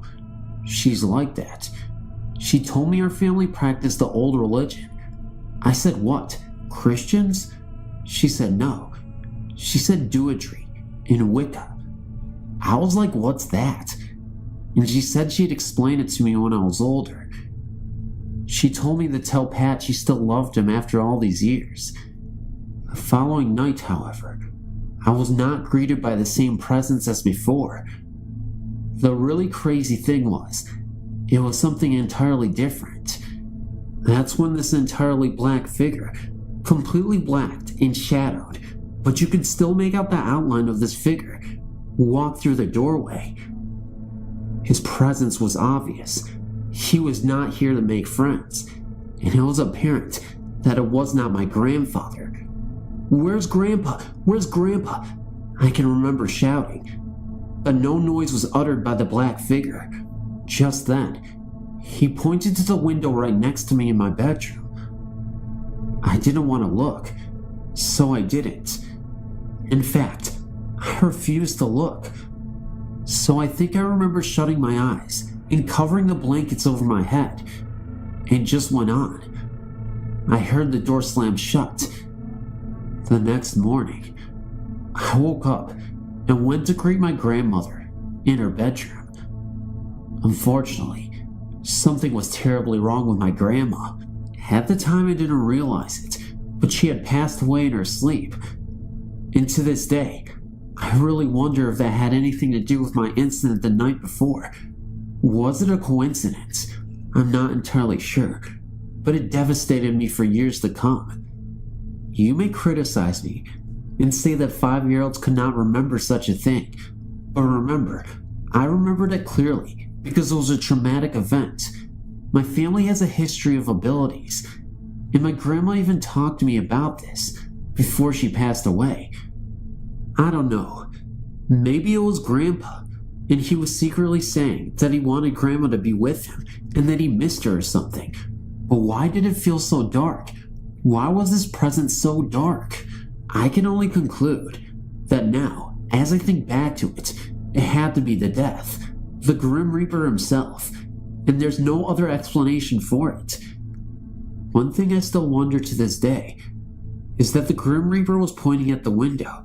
Remember, from earlier in the story, I always wondered, what if I did in fact look out the window?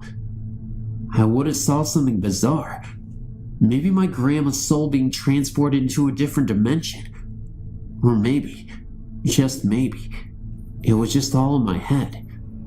Whichever the case, it doesn't matter. It was terrifying.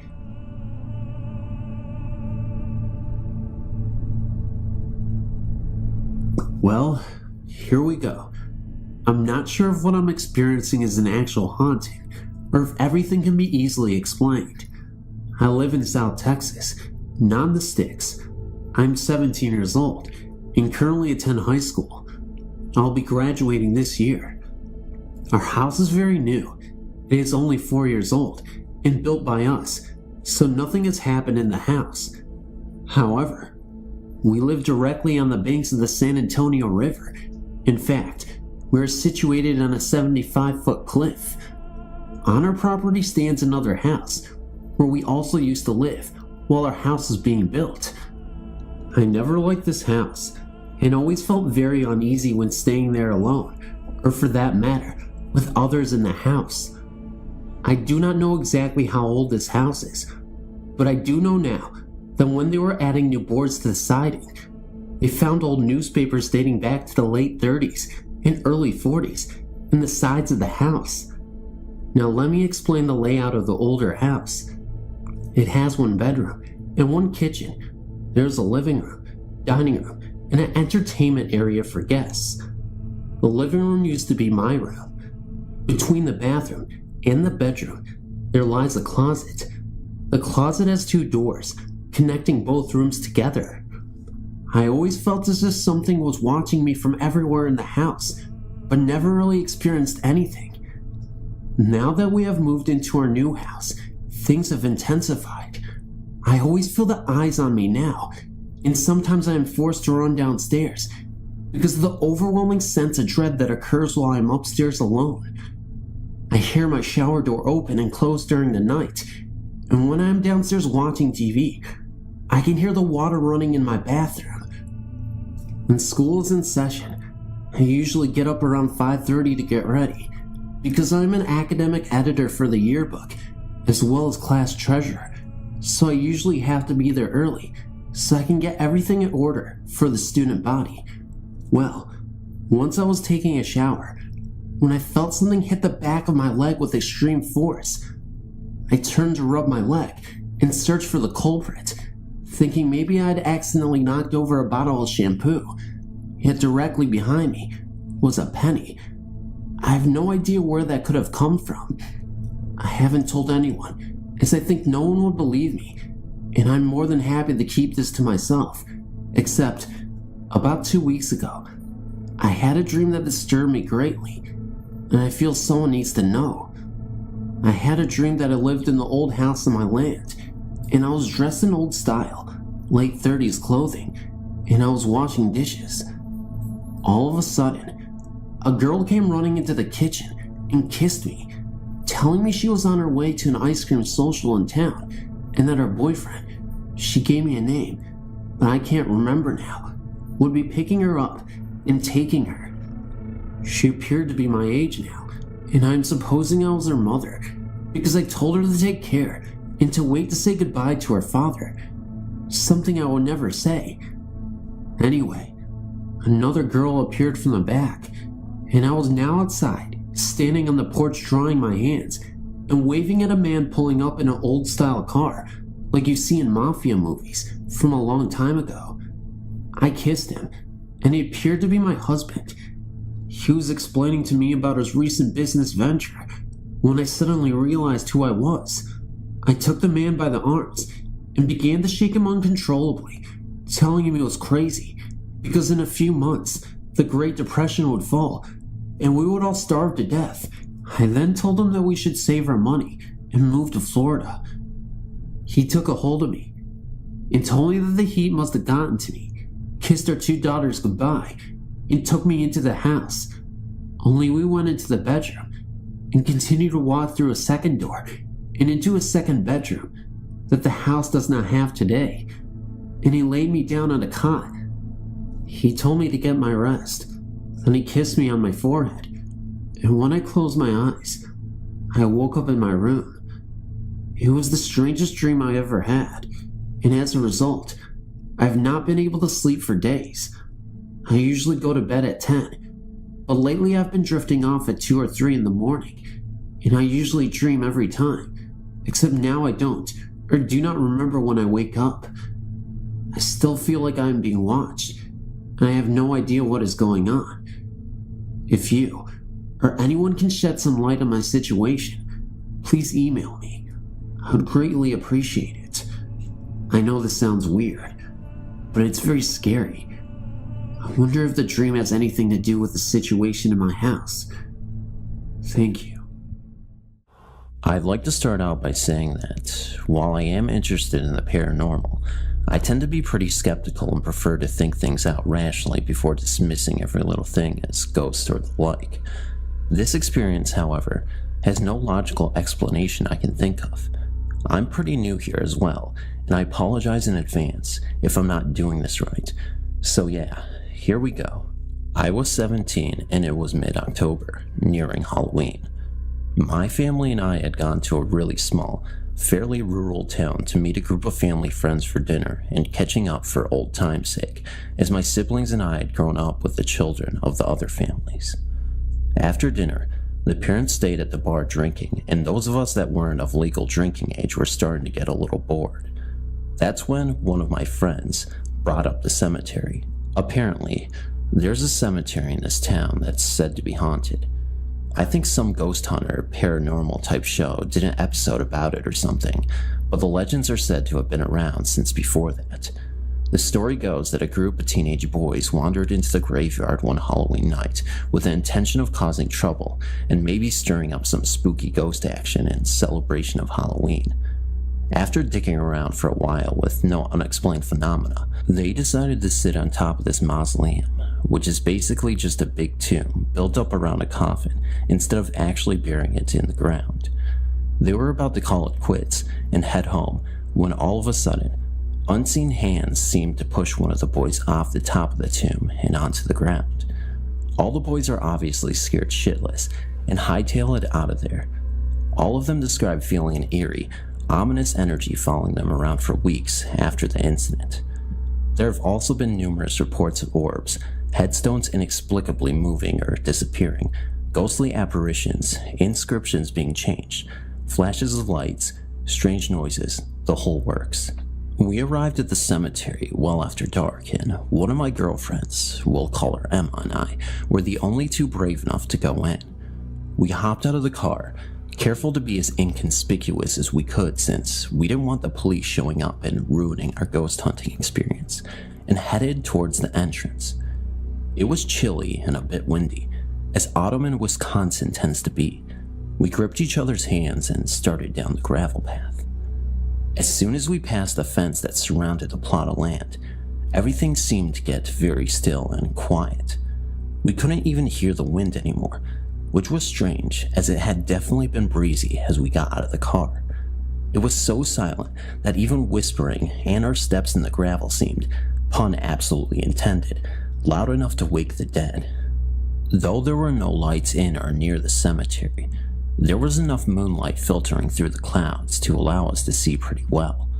We soon realized we had no idea where the fabled haunted mausoleum was, but we kept walking anyway. We made a random left turn and, lo and behold, there it was, about 30 yards in front of us. Pretty good luck, right? As we approached, I began to feel almost an electric sort of energy in my fingers and hands, but I wrote this off as just nerves or something due to breaking the law. We reached the tomb, and this thing is huge. It was twice my height and at least made of weathered gray stone with moss growing sparsely on it. We stare for a moment and Emma whispers, "You should touch it." Being the badass ghost hunter I am, I obliged. There's nothing really remarkable about the cool roughness of the stone, so I decided to take it a step further and hop up to sit on the lip of the curved top of the thing. Again, nothing happens, so I jokingly shout, "If there's anyone here, any spirits or anything, come on out." After listening in silence for a second, I think, fuck it, and make my way to the very top where that kid is rumored to have been pushed off by ghostly hands. I have Emma snap a photo or two before climbing back down. Slightly disappointed by the lack of spooky encounters, we agree to head out and are about to do just that when we see a pair of headlights slowly creeping down the road that borders one side of the graveyard. We immediately assumed someone noticed us and called the cops, so we crouched down behind some bushes with the mausoleum directly to our left to hide. Both of us are completely silent except our breathing as we watch the vehicle slowly make its way down the street. I'm watching its taillights turn the corner when I hear a low, creepy, menacing laugh coming from my back right. It sounded so strange, like it was a few feet away but also right in my ear. I'm freaked out, and I'm about to chalk it up to some kind of adrenaline-induced hallucination when Emma, who is standing to my left, whispers, "Hey, did you hear that?" My blood ran cold as I slowly nod a silent yes I did. I cautiously turn my head to the direction I heard it come from and, I shit you not, see a dark figure stand up from one of the headstones not 10 feet away from us. I scream bloody murder and somehow end up on the ground as the next thing I know, Emma is pulling at my arm shouting, "We have to run, we have to get out of here. Come on, we have to go." I let her pull me to my feet and led me blindly by the hand. We're full out sprinting, tripping over gravestones and plants and who knows what else in the dark, and we can't even find the exit in our panic. We finally reach a gap in the fence, and I can feel tears streaming down my face as I run for my life down the middle of the road, not even paying attention to the oncoming headlights until I nearly run into them. Luckily, it was the car containing the rest of our friends, and we rip the door open and throw ourselves inside screaming, "Go, go, please just drive," before we even bothered to sit in an actual seat or shut the door. I can't remember who was driving, but I think our panic and terror shook them enough that they did what was asked of them and sped away back to the bar. They kept asking us what happened and if we were okay, but we couldn't calm down enough to answer until we were back inside the bar and sat down. Still shaking and out of breath, we recounted our story to all of them, drunk parents included. I think a lot of them were pretty skeptical, and honestly, I would have been too if I hadn't experienced it myself. In the weeks that followed, I felt that same eerie energy the boys in the legend described hanging over my head. Personally, I attribute it more to paranoia after being scared out of my mind by something I couldn't actually see than some kind of curse, but it made me uneasy nonetheless. It's been a few years since this happened, and I still cannot think of a single logical explanation for what happened that night. While I have no idea how credible anyone else's reported experience with this place are, I know we were without a doubt the only people in that graveyard, or even on the streets for that matter, and we would have heard someone trying to sneak up on us. This sound of that laugh was so unnatural too. I can't get it out of my head, even now. I've never even been more scared than what I was that night. And I know now that people mean when they talk about not being able to fully believe in the paranormal until you've experienced it firsthand. Anyway, Just thought I'd share this experience with you guys, as it was my first and most memorable ghost experience.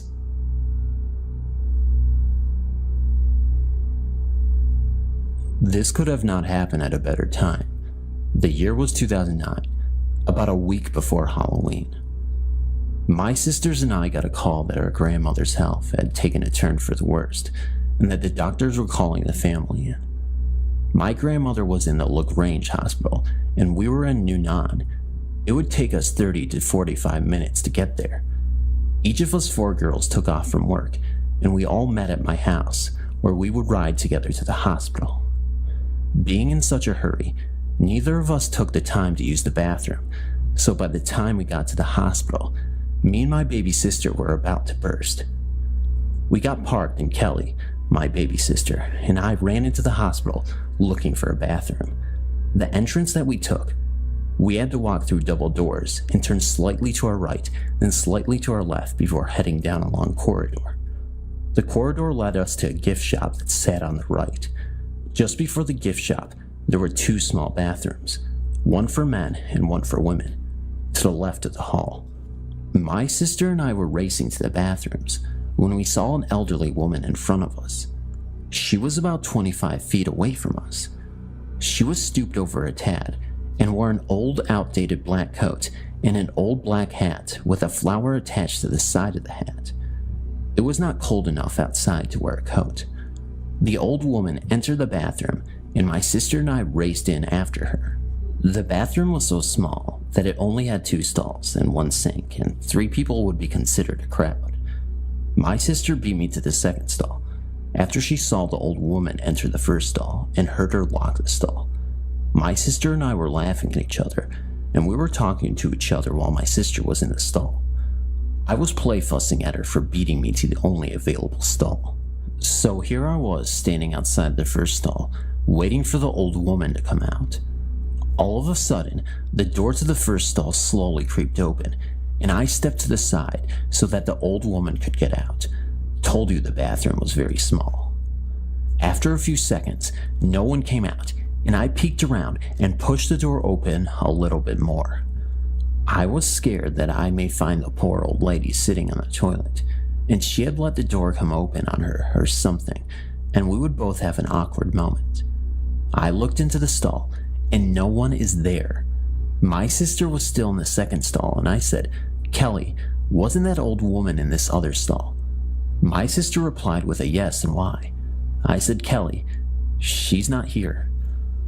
Kelly asked, "What do you mean she's not in there? I saw her go in." And I replied with, "Well, she has either gone down the toilet or she has disappeared." I remember Kelly asking me, did I see her go out? And I said, Kelly, she would have had to bump into me to get out, and no, she did not go past me. The conversation went on like this for a few more seconds, ending with my sister coming out of the second stall, fast as lightning, with her pants half buttoned.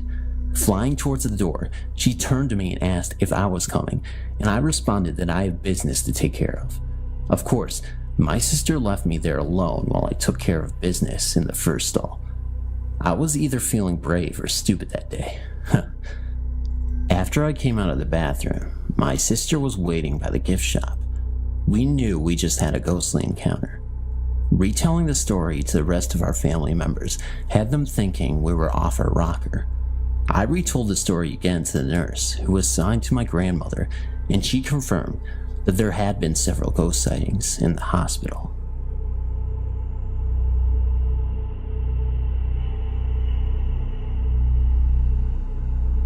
One day, I had an appointment at Clark at noon.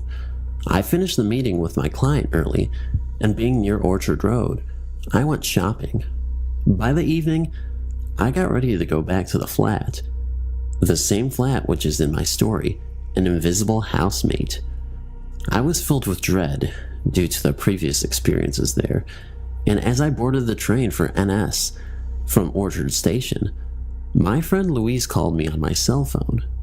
We talked for a while, and she invited me over for a movie and dinner at her house.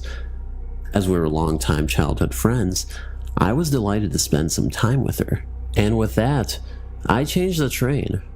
Earlier, I was going in the opposite direction in the NS line, and now I boarded the train to Semabwag on the same NS line. I reached Toapeo station and loads of people rushed to catch a seat. While the train started, I could see from the window a middle-aged woman standing at the platform just looking inside the compartment. She was wearing a kemba, kind of a bluish grayish white clothing. She had unkempt but jet black hair.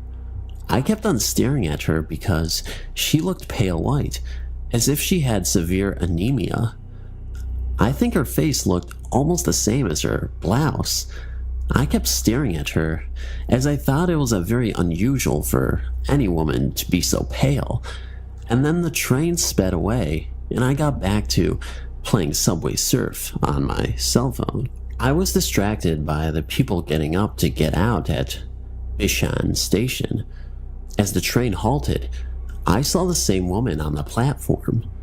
I got shocked as I clearly saw her on Toapeo platform, and she was here again at Bishan at the speed of the train.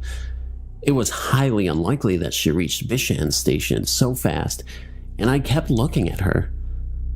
But she just stood on the platform without fidgeting when people passed her by. The train doors closed, and she didn't board the train again. And I wondered why she traveled from Toapeo to Bishan without any intention to board the train and just stand at the platform. I kept staring at her. She was still standing at the platform from the window, and the train started in full swing. I again went back to another game of Subway Surf when the lady sitting right next to me elbowed me while opening her purse. I looked at her and she apologized, but that's when I looked towards the right side of the compartment, and to my surprise, the pale woman was standing inside the compartment, near the door. Now, at this moment, I still can't explain to myself how that woman defied the laws of physics, as last time I saw her, she was outside on the platform. The train doors are obviously closed shut before the train starts to speed away. Then how on earth is it possible for her to board the train? And she was clearly standing outside on the platform and no way in the train. And I could see her outside, except when she disappeared from my view, from the window's edge, while I sat there in total shock, rethinking what I am seeing. I still kept staring at her. The passengers near her seemed indifferent about her presence, and she had the same expression throughout the time she was standing there. And her hair, which seemed unkempt from the front, was nicely tied in a loose hanging bun, which came until the center of her shoulder blades at the back. But from the thickness of her hair bun, it seemed like she had long hair. Except for when she caught me staring at her, she moved her head to left to look at me. Her movement seemed as if someone was turning a puppet's head on its neck.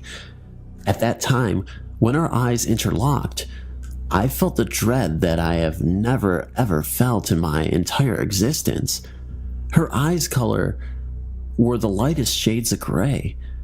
It was like the meanest of all the eyes I had ever come in contact with.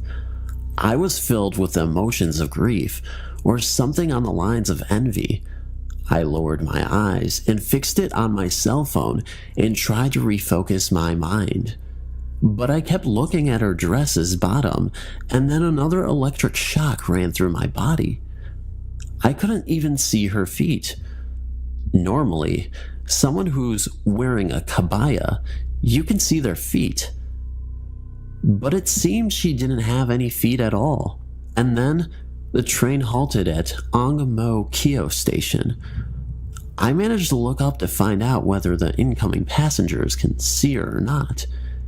And as I looked up, she already left.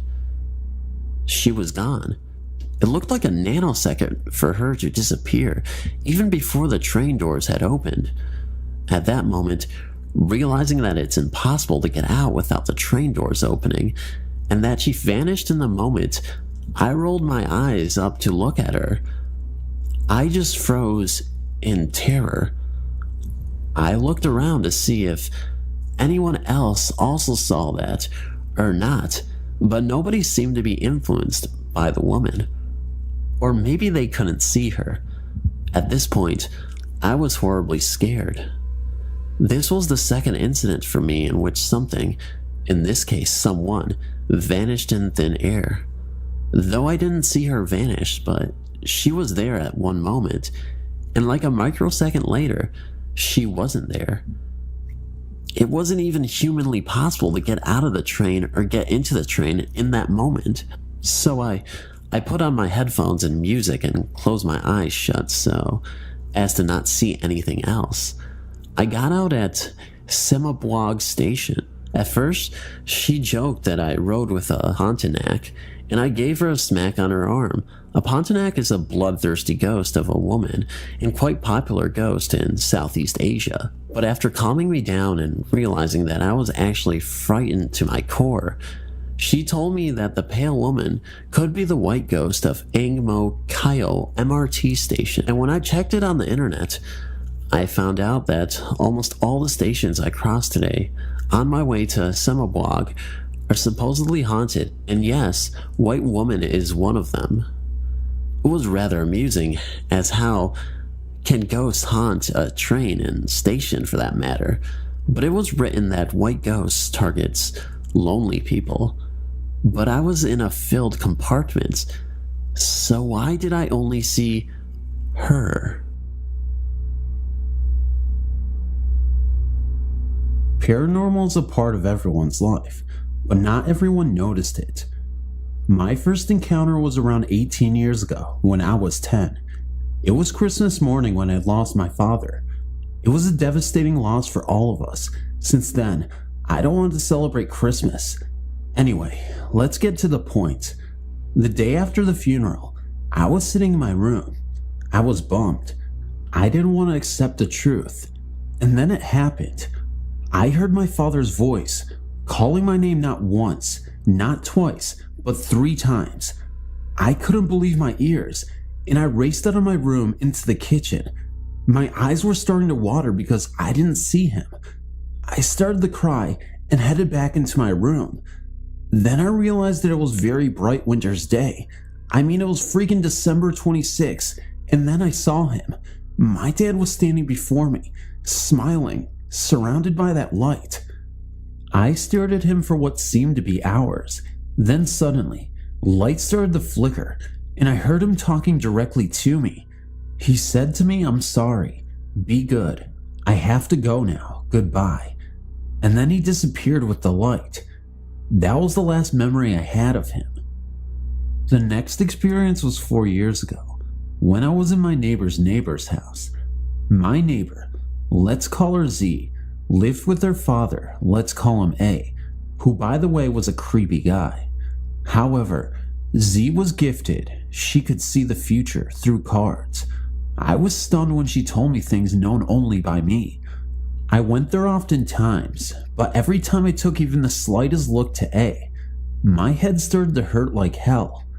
When I shared that to Z, she told me that I was sensitive. Every time, when I get a headache, I was in a way cleansing the negative energy. I shook it off because that couldn't be true. After the seance, you know the cards. She told me that I have a big hole in my heart, a hole full of pain and sorrow. She started to cry and told me that soon, very soon, I will lose someone very close to me, and I needed to be strong at that moment. After that, I stopped going there, and a week later, she died, leaving behind her awful father. I know it's a terrible thing to say, but he was evil. I can't explain how I know, I just do. 10 days after Z's death, A got ill and died. I know my stories aren't as exciting as the others, but they are true. Just letting you know that the person who I was supposed to lose was my mother, who died a year after Z and A. You may say it's a coincidence, but it's not. Every time I pass Z's house, I get the same headache, and I get the feeling that someone is watching me through the second floor windows where A lived. I'm 28 now, and I still get that feeling.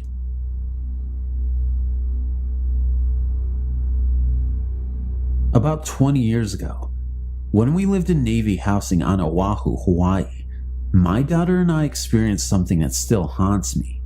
Honestly, I'm not sure what it was, and that I'm not sure if it was a ghost. At the time, we, my husband, our 2 daughters and I were living in Navy housing. I never believed in ghosts or the supernatural, and we didn't entertain such stories or thoughts in our home. It was a summer sunny day. My husband was at work, my oldest daughter was out surfing with her friend, and my youngest was at home with me. We had just finished lunch and decided to watch some TV. The TV room was just off the living room, dining room, and filled with windows and 2 doors, one to the kitchen and one to the backyard. There was a wall composed of 2 large sliding doors that separated the living and dining room from the TV room. Against that makeshift sliding door wall was a love seat that my daughter was sitting on. I was sitting on a chair opposite the love seat. The TV was to the side of us, on a low bookcase below a bank of windows. While sitting there watching TV, something shimmery, a staticky, sparkly, flashing sort of mass passed between us and the TV. It had entered from the living room into the TV room and then moved across the room and out the back door. Within seconds of seeing it, we turned to look at each other. She then jumped into my lap, and we sat hugging each other tightly for a bit before either of us could speak. I knew by her actions and the panic on her face, she had seen what I had. With fear in her voice, she asked me, "What was that?" I had no idea what it was, but I tried to reason it away. Staying as calm as I could, I told her it was probably the sun reflecting off a car passing the house. With a trembling, soft voice, almost a whisper, she replied, "But all the blinds are down." Not wanting to give in to the panic, I told her that the shades don't fit the window so tightly that light can't find its way in between window frame and shade. I then changed the subject to picking up my oldest daughter and going for shaved ice, a Hawaiian snow cone, but better. Other than telling family and friends for the next few weeks, we didn't and haven't talked about it since. We put it behind us. Fast forward 2 years later, my husband, reassigned back to Rhode Island, had moved back to the mainland to open our old home and get it ready while the girls and I were still in Hawaii. The girls still had a few months of school to finish, so he went ahead without us. The last few days on the island, I spent alone, cleaning our base housing. All our household belongings had been moved out the day before, and we were on our way back to Rhode Island. While I cleaned the house, readying it for inspection, my girls enjoyed their last few days with friends on the beach. I had cleaned the kitchen and laundry the day before and was now cleaning the bedrooms, bathrooms, and on into the living room and dining room. The whole house was floored with floor covering, which I had to sweep and mop spotless. I was mopping the living room and dining room area. The only thought in my mind was how warm it was now that the air conditioner was gone. Then, out of nowhere, appeared that same shimmering, sparkling, wild flashing mass. It crossed the room right in front of me. Being all alone and startled by what I was seeing, I packed up and left. I still hadn't mopped the TV room, nor finished the living or dining room. I didn't care. I was out of there. I grabbed my cleaning supplies, my purse, and locked the door. I left the mop and bucket with the curbside trash and got in the car and didn't look back. I have never ever seen anything like this before or after Hawaii. I've also since become more open-minded to ghosts. Once back in Rhode Island, I started watching the many supernatural and ghost hunting shows that had since started appearing on TV, and although I am open-minded now, I haven't seen any real proof. I say that because I'm still not sure what I saw in Hawaii. I still feel like there might have been a logical explanation. I'm still waiting to come across someone, somewhere, who has experienced the same thing. Someone who can tell me what it was that my daughter and I saw.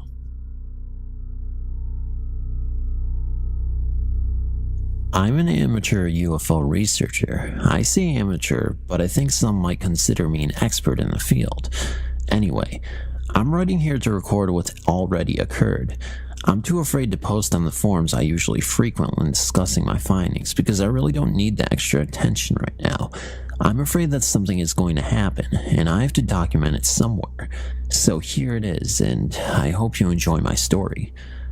I know what you're all thinking, no doubt. I'm probably some nutjob that sees airplanes flying at night and thinks they're aliens, and I can respect that train of thought. My purpose here isn't to get people to believe, it's purely selfish. Now, I'm not really in fear for my life. Well, I am, but that's not why I'm writing this. It's my research I'm concerned about. All my years looking into extraterrestrial life, I've had a number of experiences, some more notable than others. I've seen orbs in the sky maneuver in ways aircrafts never could, and I've picked up radio waves with no point of origin on Earth. Those types of things I've looked into, but no real proof has ever come out of it. But what happened the other day changed all that. I live out in California, pretty much the middle of nowhere, out in the desert. Gotta be close to the action, you know? At night, I routinely go out in my pickup and see if I can get a glimpse of anything. I've numerous outposts I go to where I've had experiences and where I know people have known to have seen UFOs. I was at one such place, sitting in my truck in the absolute darkness of the desert, sipping my coffee, when out of the corner of my eye, I saw a bright light streak up into the sky, like really bright. It was coming from the middle of a rock plateau in the distance. Naturally, I revved up the engine and headed over. I parked about a quarter mile away and walked the rest. I didn't want the noise to scare off whatever it was, so I snuck up and wormed my way in between the rocks to get to the middle where the light was coming from. I peeked in, and in an instant, everything I've ever believed was validated. I saw two creatures, pretty short but humanoid, no doubt. They had big eyes with no pupils, pure white, and I could see that their flesh was moist and scaly. I could hear them speak to one another. Their language is difficult to describe. I can't really put into words what it sounded like. It was high-pitched and echoed, though that was more their voices and not the language itself. Hearing an alien language sent chills up my spine. I was so excited. Anyway, sorry, I'm getting sidetracked. There were two pods behind them, and they were both standing around some sort of metallic rod stuck in the sand. That's where the light was coming from. It was shooting out the top, like some sort of beacon. I assume it was transmitting back to the mothership, but I don't really know.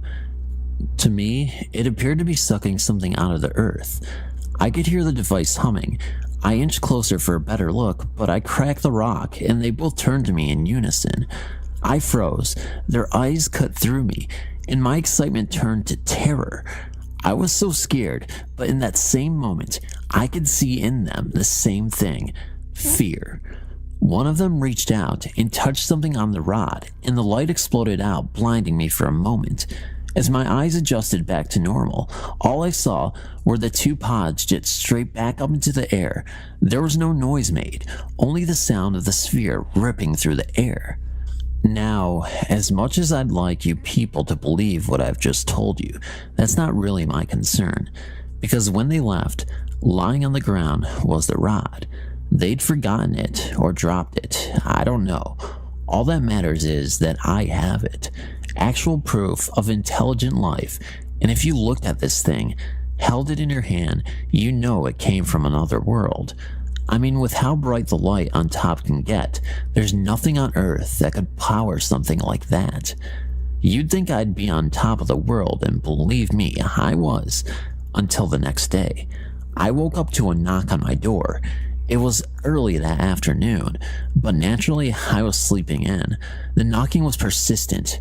It didn't stop, just a slow-paced knock, over and over, until I finally got to the door. I opened it to see two large men standing in front of me. They were both bald and pale, with no eyebrows or eyelashes, and they were wearing crisp black suits. Everything from their ties to their shoes appeared to be brand new, like it was the first time they'd been worn. The man on the left was the only one who spoke. He introduced himself as Agent Quinn and his associate as Agent Reed. Then he addressed me by name, my full name. I didn't think it was odd at first. I mean, he was at my house. I'd buy he knew who I was. But then he asked me the question that almost made my blood freeze. Where's the rod you procured last night? There was no emotion in his words at all, almost robotic in tone. I immediately looked at both their sides and noticed they didn't have guns. I thought it was strange for government agents not to carry weapons, but I was also sort of relieved. I denied knowing anything, saying I'd been at home all night. Agent Quinn, however, didn't seem to have any interest in talking about whether or not I had what he wanted. As far as he was concerned, I had it. It is your best interest if you simply oblige us and gave us the item we have come for. I can assure you it would make life much easier for you. But I stuck to my guns and told them to leave. I stood firm and raised my voice, getting upset with them. But when I said leave, Agent Reed reached out his hand and grabbed me by the arm. Now, I'm not a strong man. I don't work out or anything like that. But the strength in his grip was inhuman. I've no doubt about that. He held me in place while Agent Quinn got in my face, our noses almost touching. I was staring in his eyes, and I could see how lifeless they were, like what made him human had been stripped away. It is unfortunate that you have chosen to lie to us, he said. My sincerest hope is that you will reconsider, and soon. Agent Reed then released me, and the two of them walked back to a black van that was parked out on the street. That was the other day. I'm freaking out. How could they know that I have it? How do they know about it in the first place? I've heard the stories, stuff similar to this, and I'm afraid of what's going to happen to me because I'm not going to compromise myself and give them what they want. I was smart enough the night before to hide the rod, but I'm hesitant to say where. But I do want to. I want someone other than me to know where it is, but I have no family or friends, so I've turned here. I'm not really looking for advice as to what to do, but I'm not adverse to it either. I only want to have what is happening to me be out there. I can't let them cover this up too. As long as they don't find these posts, I'll keep posting about what's happening. I need it documented. Alright, things have gotten pretty crazy. I'm not much of a drinker, but I've since took up the habit. I'm 2 drinks in as I write this. I appreciate the comments and advice I've been getting, but I don't really have any intention of handing the rod over. I've dedicated years and years to investigating UFOs and extraterrestrial life, so to finally have something and just hand it over just isn't an option for me. I left a good job paying and another life to come out here to chase my passion, and that's what I intend to do. After posting the other night, I waited a few hours until a little past midnight and decided to head back out to the rock plateau where I originally encountered the life forms. It had been a few days, and I wanted to get a second look at the site, but after the agents came to my door, my mind had been in a different place. But I refused to let fear change the way I live my life. I went out and crept out, got into my pickup, and headed towards the desert. I half expected to be followed, so I couldn't help but glancing back to my rearview mirrors the whole time. But it seemed I was alright. I got out into the desert, no problem, but as I got closer to the rock plateau, I could see it was illuminated. Not by some extraterrestrial technology, but like the lights you see when they're doing construction late at night on the highway. The entire thing was encased in what looked like a white quarantine tent. I parked quite a distance away and got out my pair of binoculars to take a closer look. The tent seemed to be surrounded by black vans, the same that I'd seen the agents leave in. There were men similar to the agents all around, no hair and in the same fine suits. I have no idea what they were doing, but I got extremely nervous as I watched them. Some were going in and out of the tent, while others stood motionless, as if they were on guard like statues. There was no way they could see me from the distance I was, so I decided that even though it wouldn't be that clear, given my range, I thought I'd record what was going on. I got my phone out and zoomed in as far as I could. It wasn't good enough to see what exactly they were doing, but I could see one thing that didn't show up in my binoculars. The eyes of every single person there were glowing, like some sort of bluish white, but I could see it very clearly through the screen. It sort of disturbed me, but I didn't really know what it meant. Some of you have commented that you have thought that the agents were themselves aliens, and I didn't really think that until seeing that. Though I do also believe they work for the government, there's no way they would be able to churn out an operation like that without people having questions and them having the right answers. I have in the past heard some of the crazier UFO researchers make claims that our government has been working with extraterrestrials for as long back as the 50s, but I never put too much validity into those claims. Seeing this, however, made me question everything. Anyway, sorry, I got sidetracked again. I recorded them for about a half hour for no real reason other than I thought something more interesting might happen at any moment. You couldn't tell what they were doing at all, so it was a half hour of guys with glowing eyes walking around and standing. I would have just kept filming, but all of a sudden, I could see that two of the eyes had turned and were staring out into the distance towards me. I didn't think much of it, just that he had moved, but then slowly I noticed the same stationary eyes turned towards my direction. It wasn't long until, on my camera, it was a wall of eyes staring. I immediately jumped in my truck and peeled out of there. As I rushed home, I kept assuring myself it was nothing. There was no way they could have seen me. It was pitch black out there, and I was so far away. I assured myself something else had to have caught their attention. I got home and rushed inside. I just stared out the window for about a good hour, expecting a black van to show up or something along those lines, but nothing. I breathed a sigh of relief and opened up my laptop to transfer the footage from my phone. I hooked it all up and opened the file, and much to my dismay, the video was fuzzy. And not like a normal fuzzy video. This was like the black and white fuzz you'd see when the VHS tape stopped running, something I'd never see on digital video. To say I was pissed is an understatement. It had recorded so smooth, it makes no sense that it was corrupted like that. I was shaking. I was so angry, so I decided to get a drink to calm my nerves, and I just kept drinking till I woke up the next morning, or I guess afternoon on my couch with a splitting headache and a bad taste in my mouth. I looked out the window, and sitting in front of my house was a black van. All the windows were tinted. I couldn't see anything. I was pretty scared, I'm not gonna lie to you, but I had things I had to take care of, and to do that I had to leave my house. I mustered up the courage and walked outside, or I suppose ran is more accurate. I wanted to get into my truck as quick as possible, but the moment I stepped outside, the van drove off. I was relieved, but I knew there had to be more to it. But I didn't have time to worry about it. I had things I needed to do. So after a few hours of running errands, I came back home to my door being wide open, pulled in my driveway, and took a deep breath before heading in. The place was a mess. Furniture turned over and ripped up, books and knickknacks thrown about. I turned my couch back right side up and just sat on what was left of the cushions, looking at everything I owned, broken and beaten. I knew that they thought they'd find, and I knew it wasn't there, so they gave me a bit of relief. Then as I sat there, I remembered the rest of my research. I went back to my bedroom, and sure enough, everything had been tampered with. Cords had been yanked out of my computer, boxes of documents emptied out all over the floor. But as I looked at everything, I noticed nothing was missing. It was all there. They hadn't taken anything. I did notice, however, there was an envelope amongst the mess.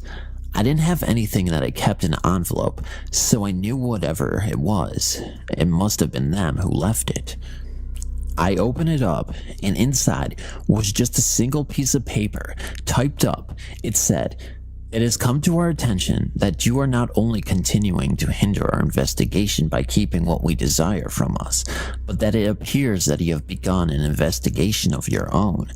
What you saw the other night was not for your eyes. To continue on this path you appear to be on would be unwise. Now I'm just sitting here, 3 drinks deep in what used to be a nice and tidy house, typing this, wondering what to do. I'm at a loss. I don't know how far they'll go. Right now, I think they're just trying to scare me into doing what they want. And since I know I'm not going to, I'm nervous as to what's coming next. I work night audit at this semi-swanky hotel next to the airport. One night, I get a call from a lady in 204. She says there was arguing, loud banging, and crying coming out of 206. Check the computer. No one has checked into that room due to maintenance issues. What the fuck? Called my supervisors to see what to do. She tells me to call on site security and follow them up with a key. I decide to be the bigger man and go up anyways. As we get off the elevator, we can hear the crying. It's loud.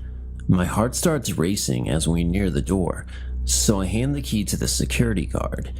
The next 5 minutes seem to happen in slow motion. He opens the door and immediately flicks on the light.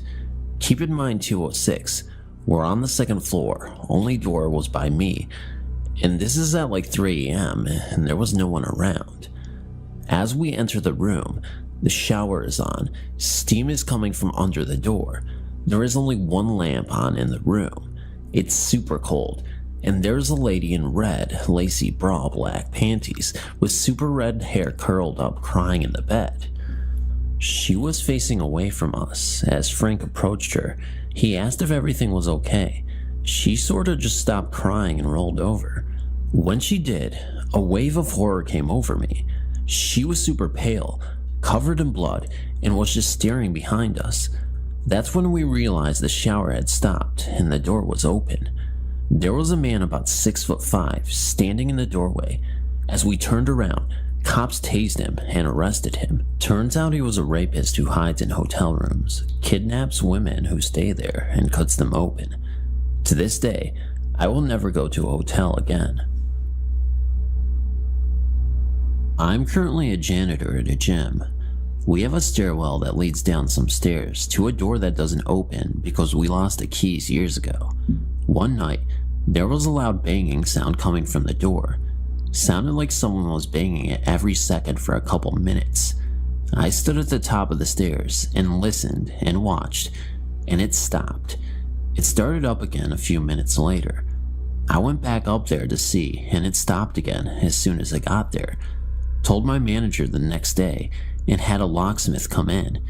He got the door open, and it's just an old supply closet that's empty. Every so often, someone hears a banging sound coming from the door at the bottom of the stairs. Third shift gas station attendant. My first night alone. I'm out cleaning trash around the pumps and refilling the windshield fluid containers. Cop pulls in, drives by really slow, staring at the store, doesn't see me standing near pumps, parks, and walks into the store really fast.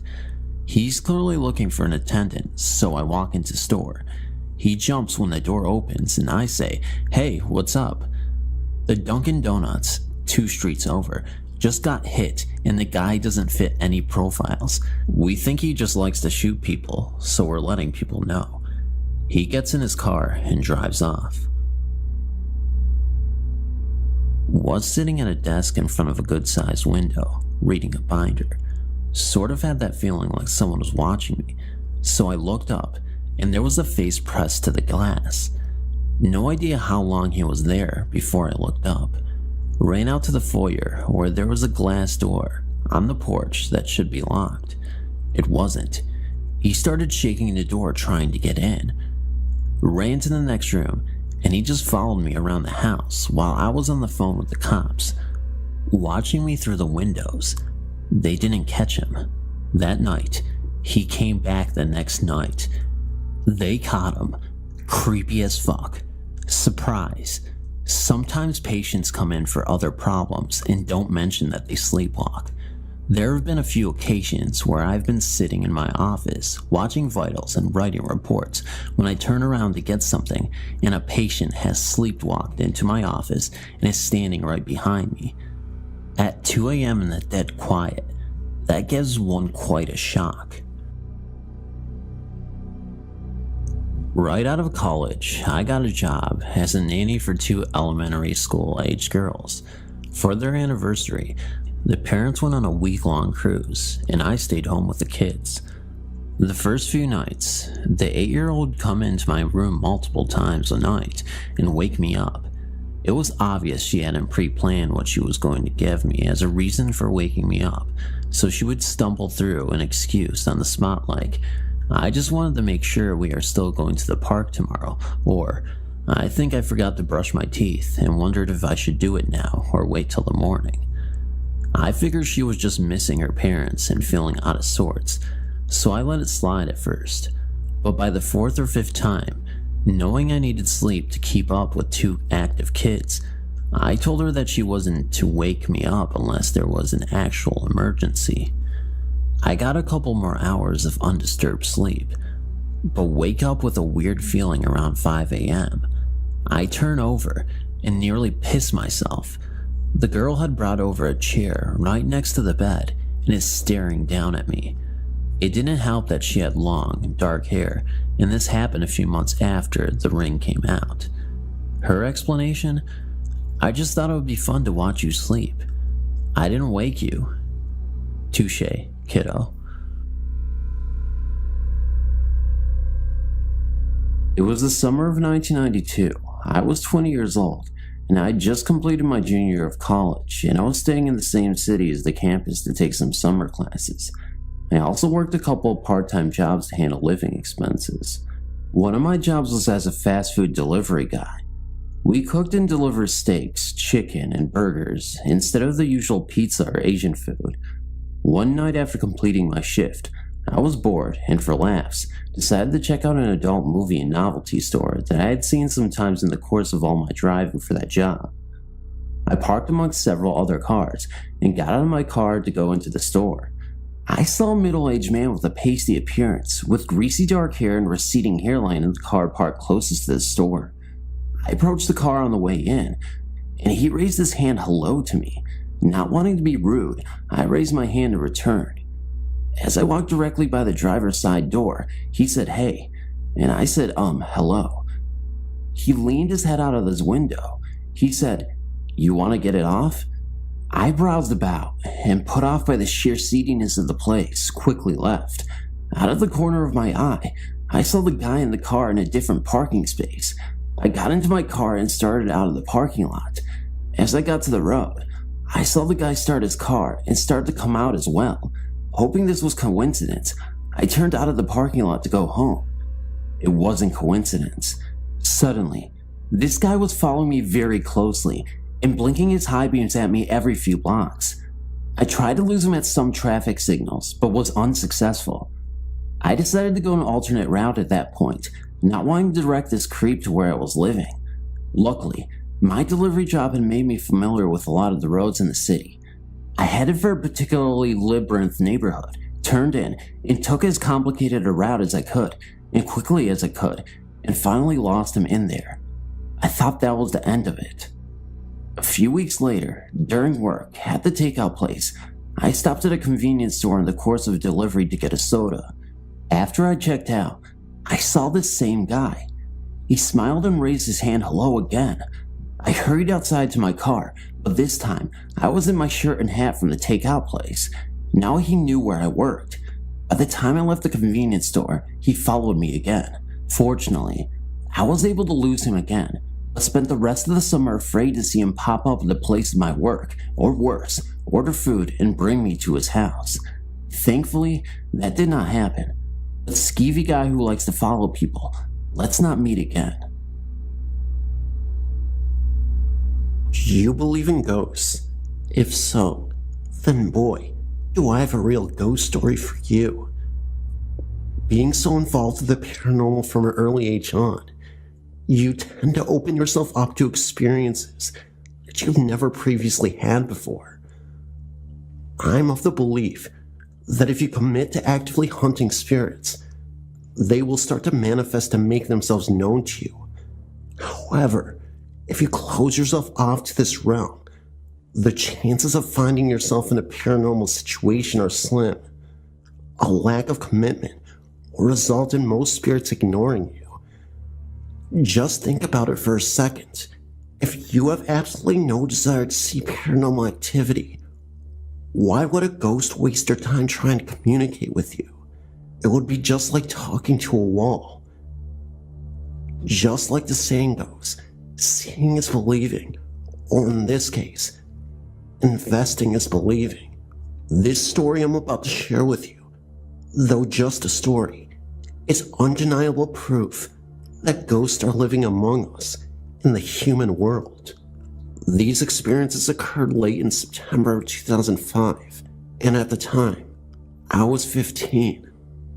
My mother tragically perished in a car accident the year previously, and that left my dad to care for me alone. It was an absolutely miserable existence from then on, as this was the love of his life. My dad ended up being so depressed that I would often find him crying alone in his room at my house every single day for the next month and a half. I personally have never seen my dad suffer so much, and although I was also hurting, I was more concerned with my dad's well-being. It was then that I would start praying for Mom to return and give us a sign to at least help comfort my dad and let him know that she was okay. However, all that praying didn't seem to help. All of the nights begging God to send her back down to us for a message almost seemed futile. I remember doing spirit sessions alone to frantically contact my mom, using a Ouija board, a spirit box, anything I could get my hands on to help. I never got any signs, and the house stood silent, as quiet as it's ever been, except for the faint sounds of my dad crying most nights. It made me start to doubt and think that ghosts and God were imaginary. I lost my faith in nearly everything. I remember angrily saying to myself that God and ghosts don't exist. My dad is hurting so much. I wanted to connect with the afterlife so bad, and yet nothing is coming through. Show me something. I remember saying that in utter and complete frustration. Still nothing. But all that was soon about to change. I remember one late night, I could once again hear my dad sobbing in his room after a hard day's work. He came back later that day, around 10 p.m. He was lying on the bed, and to comfort my dad, I went to sleep with him in his room. We had a bed across from my dad's that I would sleep in. I reassured Dad that everything would be okay, even saying, "Dad, I can't lose you too. Please. You have a daughter to raise. Mom wouldn't let you go on like this." My dad simply smiled and told me that he would never give up on me or his life. So he fell asleep. I tried to fall asleep as well, laying in the bed across from me. This was the moment when I was finally going to see a sign that I had been desperately seeking. Although, this was not the sign I was looking for. An hour or so passes. I was drifting off to sleep when I saw a shadow, outlined in the form of a person. This wasn't a good shadow, because I felt a very negative energy. There were no features, except the shadow person looming over my grieving father. I then got up, turned on the light, and that shadow was gone. I went to wake my dad, and he wasn't waking up. I screamed so hard for Dad to wake up, but nothing. I went and called the ambulance immediately. They rushed him to the hospital. This nightmare just couldn't get any worse. I had already lost my mother, and I was on the verge of losing my father as well. So I waited, and I waited in the hospital. My aunt and uncle swung by to give me the most gigantic hug I've ever felt in my life. We were all waiting on the word for the status of my dad. As the doctor walks out, he has a very somber and stern look on his face. Your dad suffered a heart attack in his sleep.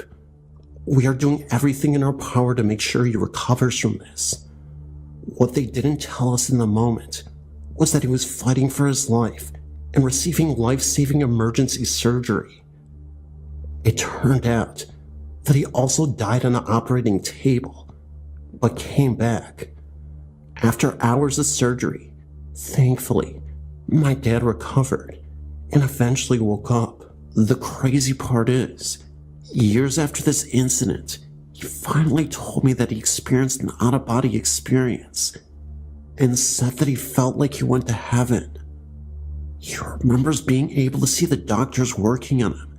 Then suddenly, he was in a sunny field with roses and daisies, all these beautiful flowers surrounding him. He then saw my mom in a blue dress, just smiling at him from a close distance. My dad saw his grandfather, who he had been really close with as a kid. He also saw his childhood dog Spike, and he was running around the field. They both waved at him, gesturing him to come forward. He felt nothing but peace as he moved forward. Everything just felt great for a moment.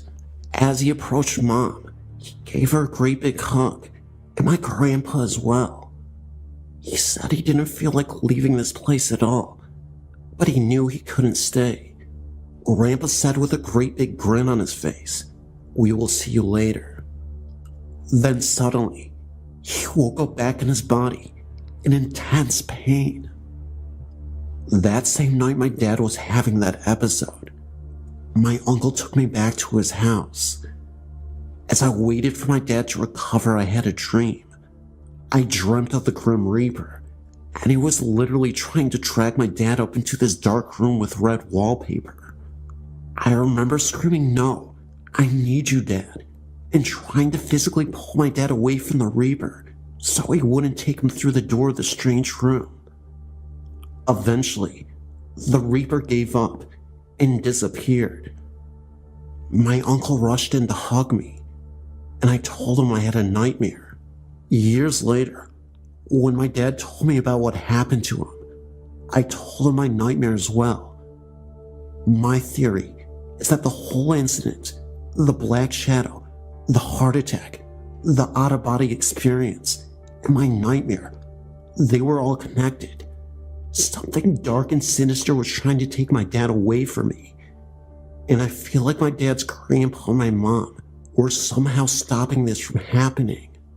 My uncle believed that my dad was just so worn out and hurt by the loss of my mother that it caused him to have a heart attack because of a broken heart. He does admit, though, that what my dad told us in the nightmare were very eerie, too coincidental to be one. The fact that I was praying for a sign, then challenged something from beyond, and then demanded one, made me feel like I really angered some sort of evil entities.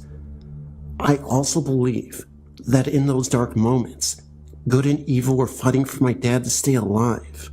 My theory is that these dark forces are trying to take him away from me.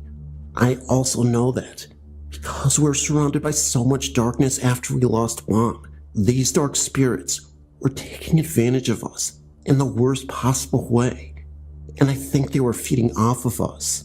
This whole time that I was hoping for a sign, it was there all along, and I should have realized this. Maybe we were consumed by a dark energy that whole time, and we needed a priest to bless this house. Eventually, that's what we ended up doing, and all felt pleasant and better. My dad slowly started feeling like himself, and the rest was history. I know this sounds insane, but I swear that all this happened, and it is 100% true. Thank you for my long story. Update. Fast forward 10 years. To my surprise, I recently found out that my old house, which was built in the early 1900s, was built on old Indian burial ground. I went to a psychic witch who did a reading on me, and we found out some fascinating things. That I could be surrounded and attached by spirit guides. One that represents good benevolence, and the other which is bad. She said that these two clash with one another, and when the bad spirits get through, they have the power to influence the entire mood of life, and the events occurring. All this could have played a factor into what happened to my dad. She said this, plus the entities that are living in our home, including that dark forest cloud that I told you about, seem to have a spiritual clash, where the good could be fighting evil. Now, I know this sounds wild, and maybe the witch was just making educated guesses, but after what had happened, I truly believe that there was something going on there. She suggested that she come to the house to perform positive rituals with her group of witches, as sort of a good omen, to ward off the bad spirits, even though we seemed to get rid of them. The psychic also stressed that, because I still have these attachments, it is very possible that these things could continue and come back. She also suggested that the road my mom was driving on when she passed may have been cursed. She told me that just in case, they could go to the area of the accident to perform a positive healing ritual for the road. We also invited a group of witches to visit my dad in our old home, so we could defeat whatever darkness looms in our home. Well, they ended up showing up to our house late at night. 3 of the witches showed up, and me and my dad participated in the seance as well. We also used a Ouija board. First, we gathered around the kitchen table and held hands as the witches channeled for the spirits. They encouraged them to appear. They stated that they didn't mean any harm, and they wanted to figure out who exactly lives in this house. The main witch, Cynthia, who gave me a psychic reading and told me about the clashing spirits, told me that she felt a tightness in her chest as soon as she walked into the kitchen. She did not sense any good vibes from the kitchen at all, even though the entire first floor, living room, felt more comfortable and at ease. She called out, "Who is the spirit that is choking me and making it hard to breathe?" That's when the kitchen cupboard opened by itself and slammed shut so hard that it startled all of us. That gave us the confirmation that there wasn't a positive ghost that resided in the home, or at least one of them. It was only seconds later that I heard a voice say "go away" in a very low and guttural tone. It was more of a whisper, but it immediately sent shivers down my spine.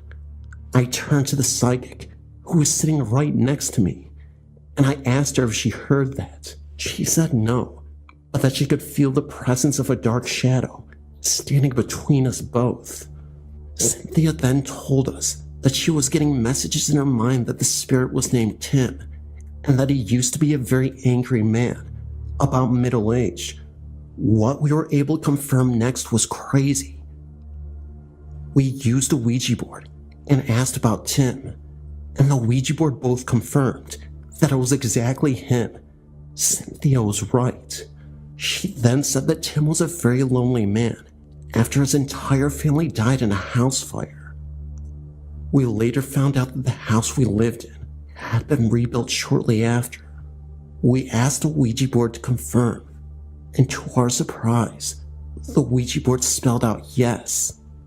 We then asked about Mom, if she was still okay, and if she passed on. We never actually got any answers from the Ouija board, nor did Cynthia.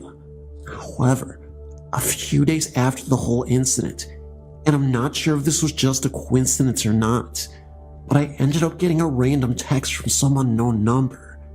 The text literally showed up with a YouTube link to the song "Found Out About You," a song by Gin Blossoms. That was my mom's favorite song. The song is also about grieving for the loss of a loved one, so it really seemed to be a direct message that tied into me and my family and what we experienced. Anyway, incredibly lengthy story, but I couldn't leave any details out. Thank you so much for reading. Today, me and my dad are doing great. Stay safe, everyone.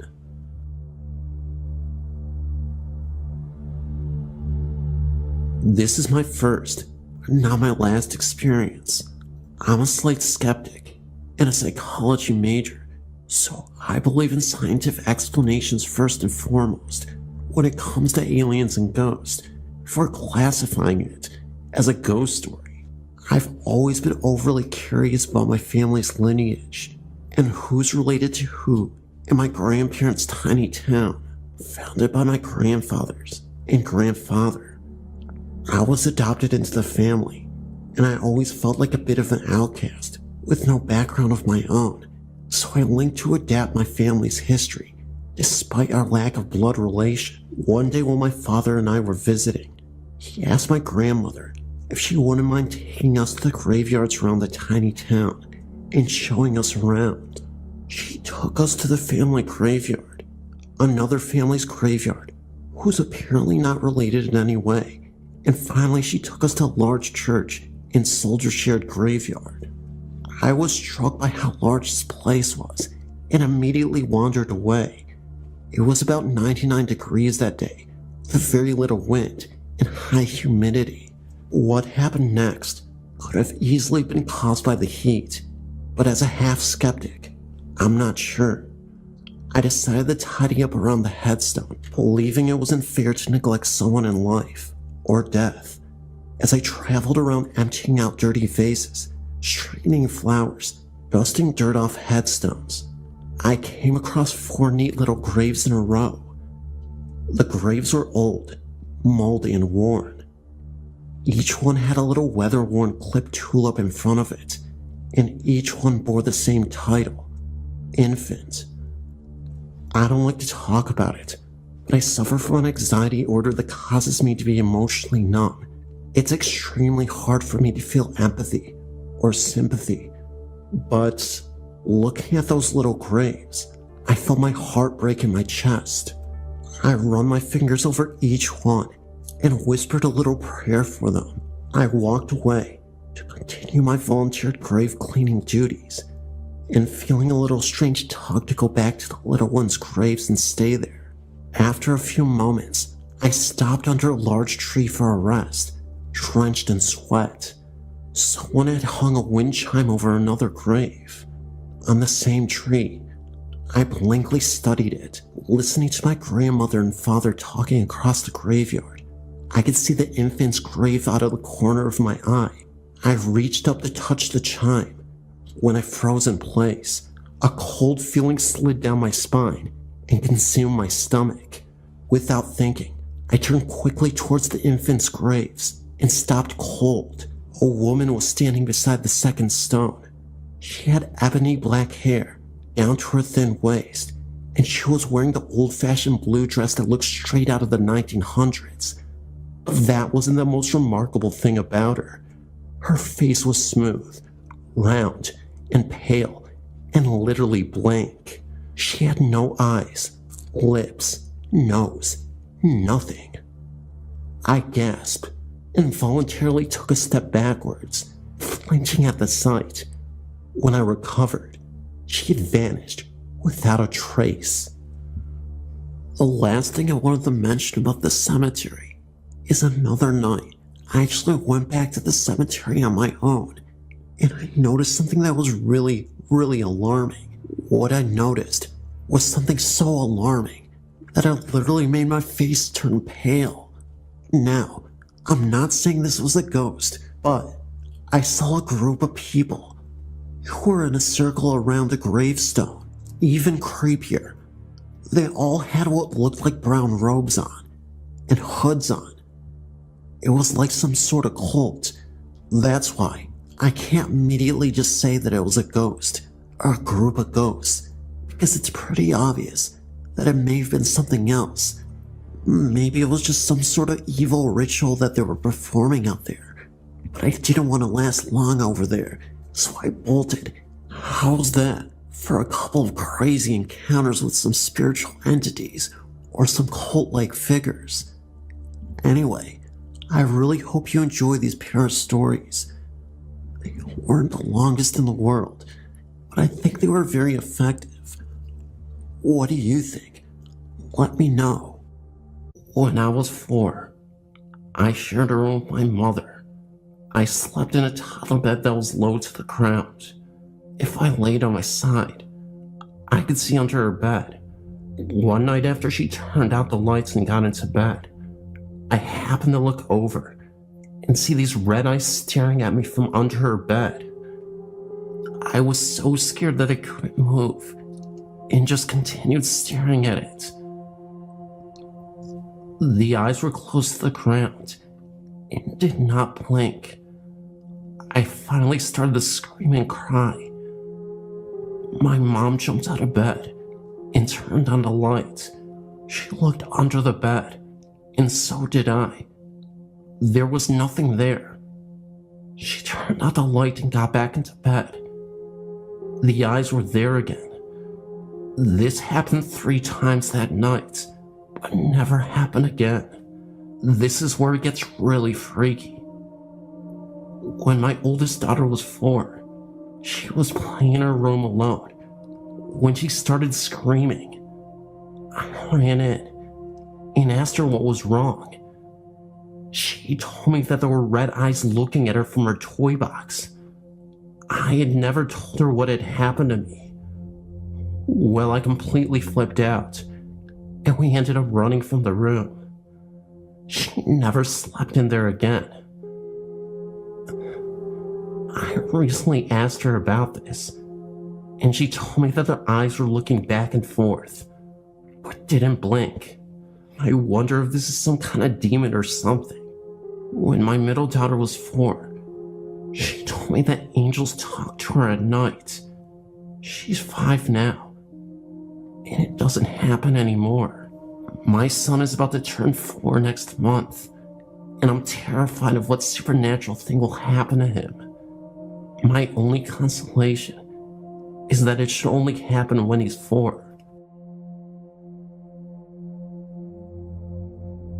This is not my actual personal experience.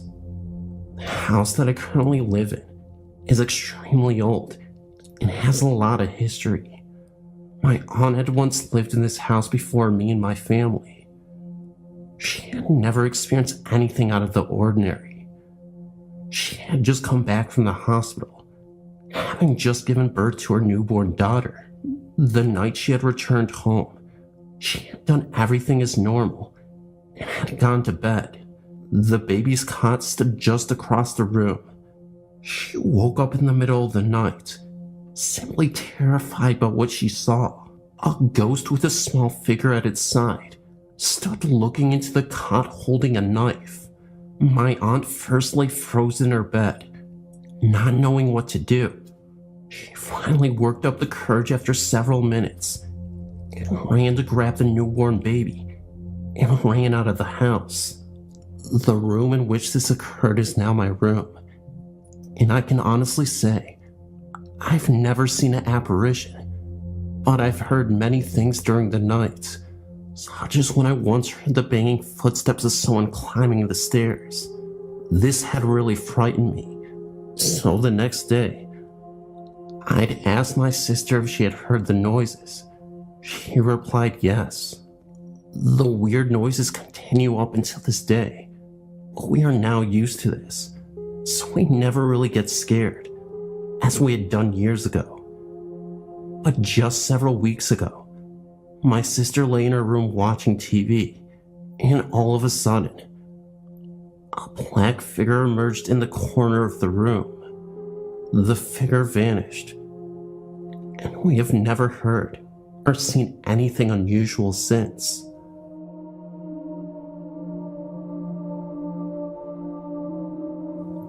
My name is Sam. I've been interested in ghost spirits and other unexplained phenomena for years now. When I was young, between the ages of 6 to about 13, I had experiences in the house I grew up in. I'm now 29 years old, but I know that something happened, and that there are things that we as people can't even explain. My story takes place in Tallahassee, Florida, home of the Seminoles. I was about 6 or 7 years old. I always heard footsteps walking down the hall of my house. And sometimes it sounded like the floor was just simply creaking, like old wood, I guess. The creaking sound moved down the hall like footsteps, though. On several incidents, I would wake up in the middle of the night and hear footsteps in the hallway. I never saw any apparitions, but I'm sure they exist. There is a sleep paralysis where you can wake up from your sleep, but not be able to move. I've seen many accounts of this on your website. I've personally awakened plenty of times in my youth and could do nothing except look around in my room. I've never felt as if someone was holding me down, but I'm 100% positive I was wide awake and I couldn't move. On one occasion, a Saturday morning, I woke to the sun shining through my window. I wasn't scared, mainly because it was daytime, about 10 a.m. in the morning, but I was frozen solid. I tried my hardest to move my legs, my arms, and just talk, but I couldn't do anything. In the past, I would just lay there, and in time, the paralyzing feeling went away. This morning, I decided to lie in bed and just wait. What seemed like minutes was only seconds when I heard whispering just above and behind my head. My bed was against the wall, and my dresser was a foot or two away from the head of my bed against another wall. In the corner, the whispers came from that corner. It sounded as if two people were telling secrets just behind me.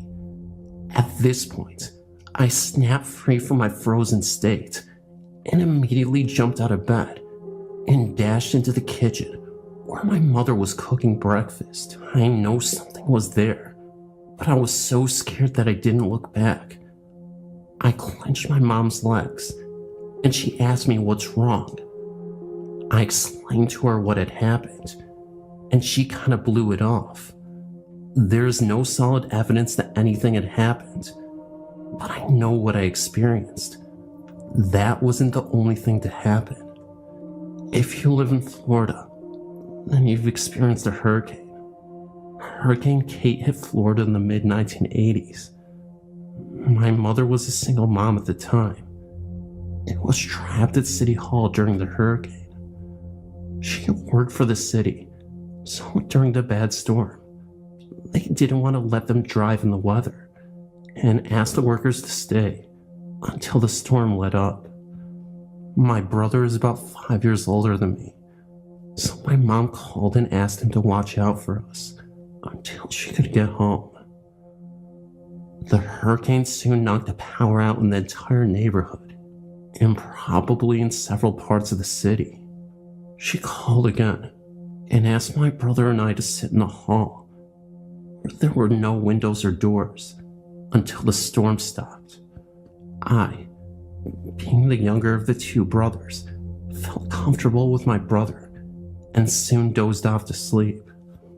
When I fell asleep, my brother said he began to hear footsteps walking up and down the hall. Sometimes the footsteps walked right past us.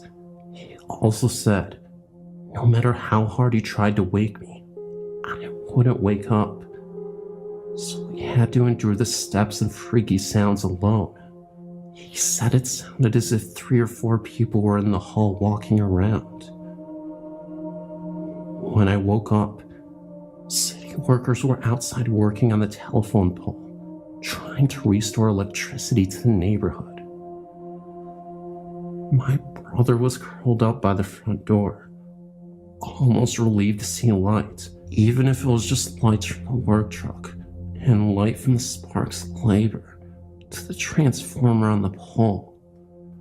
At this time, my brother told me about the footsteps he had heard and how happy he was the lights were coming back on.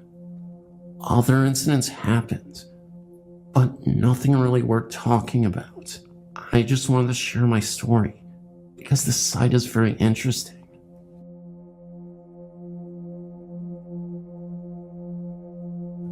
I have 2 experiences that I know are so unusual that I thought I might share.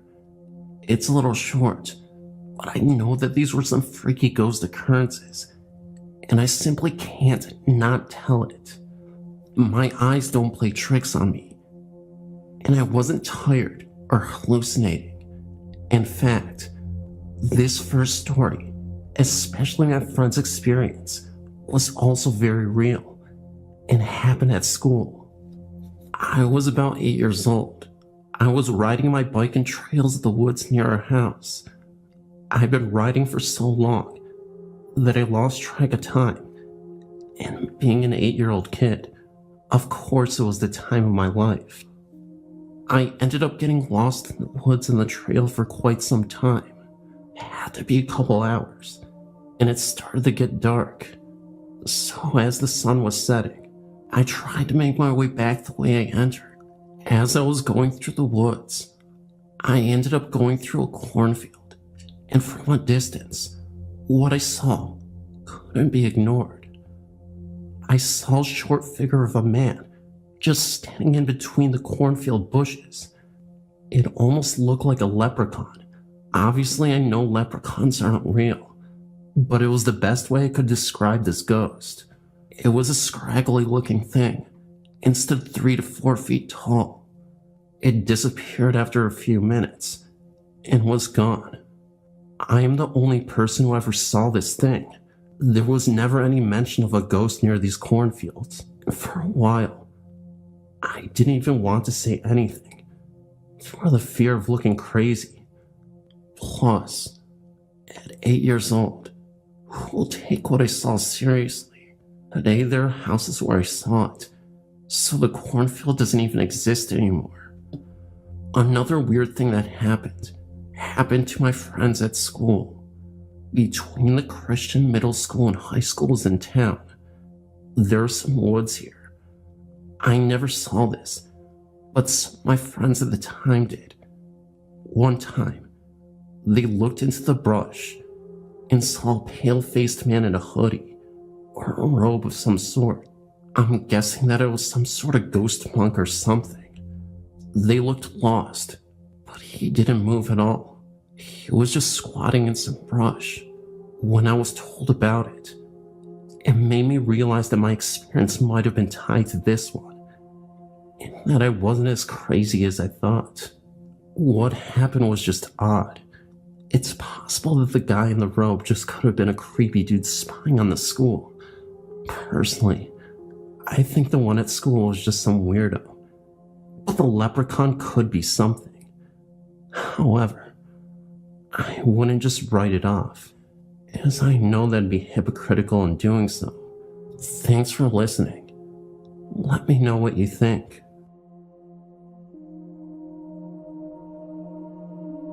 A couple of months ago, I was living in a house with my friends that had a history of strange sightings and stories. I personally had never seen anything there, but had somewhere else. That was about to change. I was standing in the kitchen with one of my friends, and we were the only 2 people in the house at this time. The kitchen door was slightly open, and all of a sudden, I heard what sounded like a gentle whisper in my ear. As I looked towards the door, I saw a lady walk past the door, wearing jeans and trainers towards the front entrance of the home.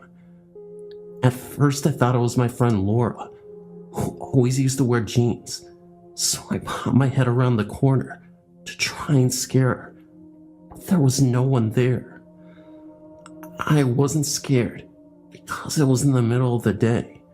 I actually found the experience quite exciting, but also unexplainable.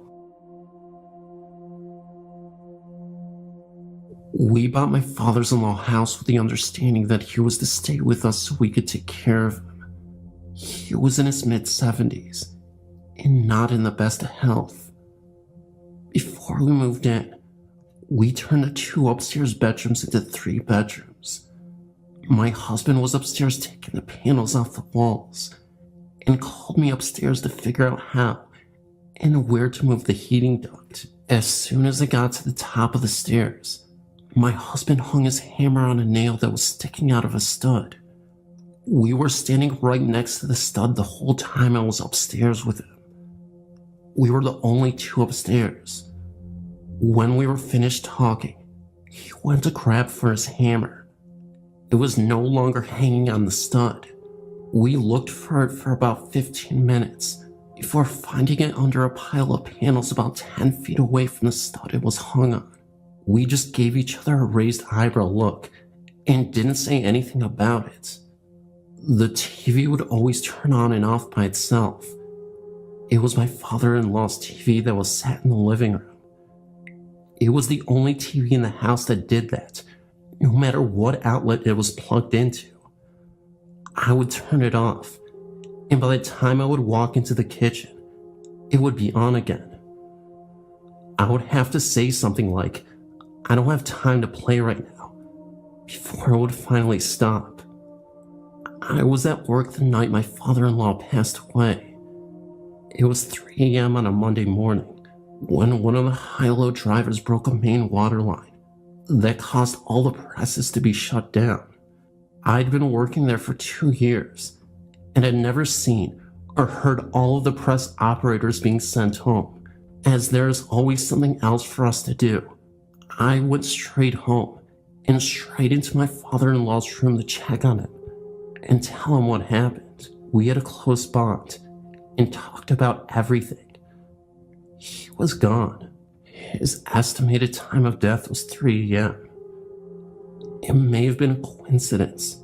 Oh man, what a coincidence. After my father-in-law passed away, I experienced only one more thing. I was up in my room and heard my son call me from the kitchen. I was at the top of the stairs and he was at the bottom of the stairs. He asked me what I wanted. I asked him what he meant because I heard him call me. He just shook his head and said, "Oh, not this again." I came home from work early again one night, about a month after my father-in-law had passed away. I walked into my son's room to see if he was home yet. He was lying in his bed with the blankets over his head. My son was 18 at the time. I whispered, "Are you still awake?" He popped out his head from under his blanket and told me that he heard footsteps in his room just a few minutes before I got home. Could have been the cat, I told him. No, definitely human, he said. But when he looked to see who it was, there was nobody there. My oldest brother heard me and her brother talking downstairs and came down. She told me about an hour before I got home. She thought she heard someone walking around downstairs. She thought it was her brother. She heard footsteps from his room to the bathroom.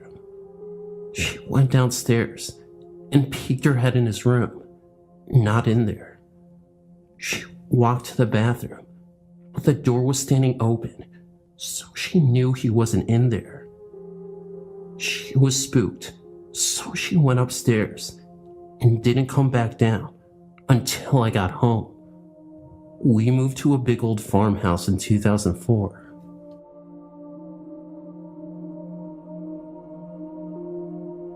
In my former residence were myself, my husband, and my teenage son lived.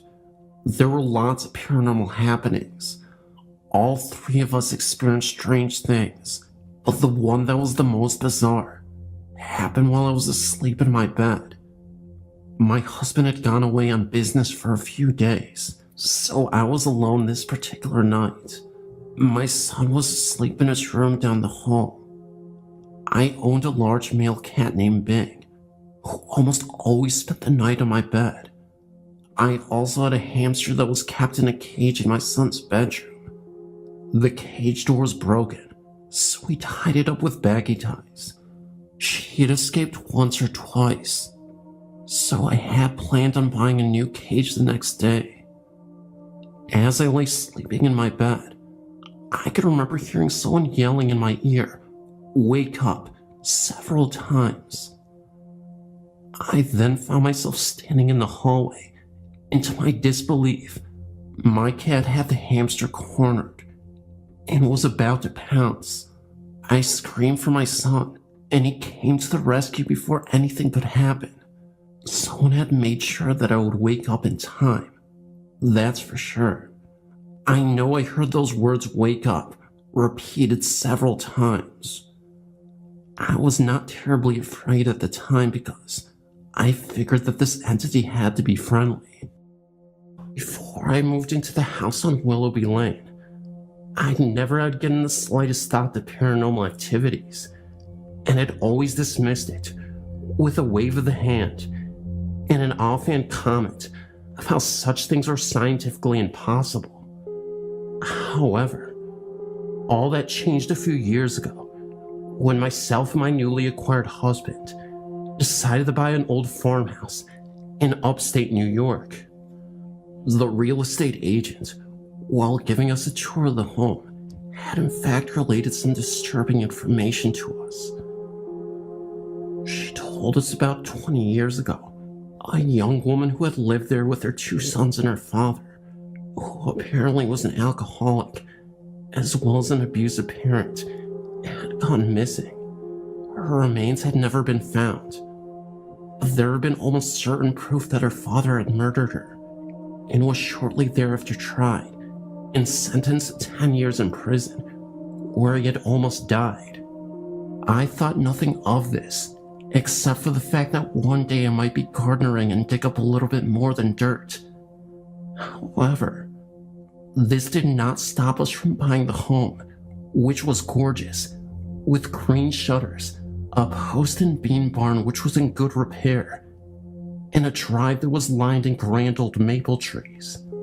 But my friend, who was indeed a strong believer in the supernatural, strongly advised us that there might be what she called restless spirits residing in the home.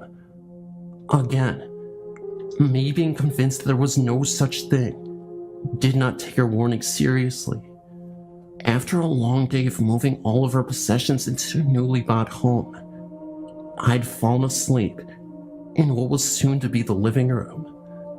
The movers had helped me bring in our couch, as well as an old rocking chair we had found in the barn.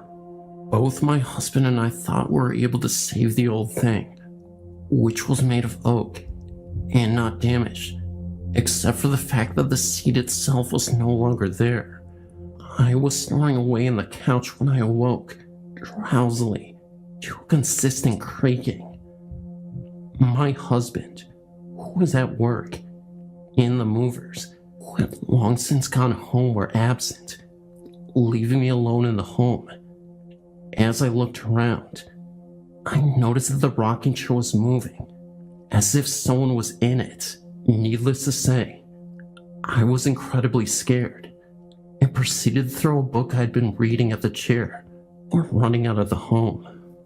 As the weeks passed, more and more of these types of things would happen, all ending with me rather frightened. Things would disappear and reappear without notice, some of which would never be there in the first place. Some of these items consisted of a wide collection of women's jewelry that I occasionally would find in what we found out later used to be a bedroom. Though we converted it into a study, I would hear knockings. Doors would open and shut for no apparent reason. We would occasionally hear the faint creaking of the rocking chair, even though I had insisted it be placed back in the barn. Occasionally, I would hear hushed voices and see flashes of what appeared to be figures out of the corner of my eye. This behavior increased as time passed, till I was starting to get used to it. I even admit to talking with the spirit whenever I was alone in the home. I would always be rewarded with an abrupt cease in all abnormal activity.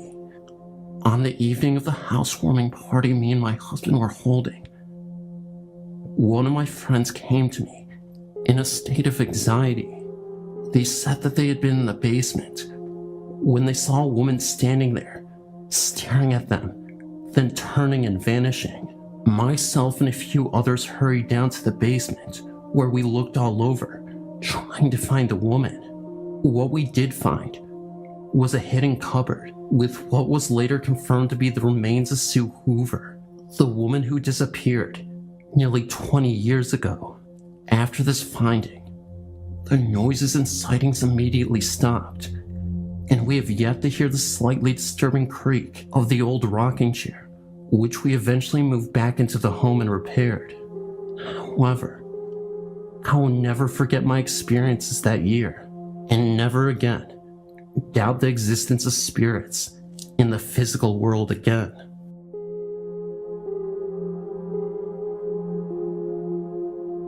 I am a great fan of your site, and have submitted some of my own stories. The other day, I remembered an experience my sister Christy had many years ago.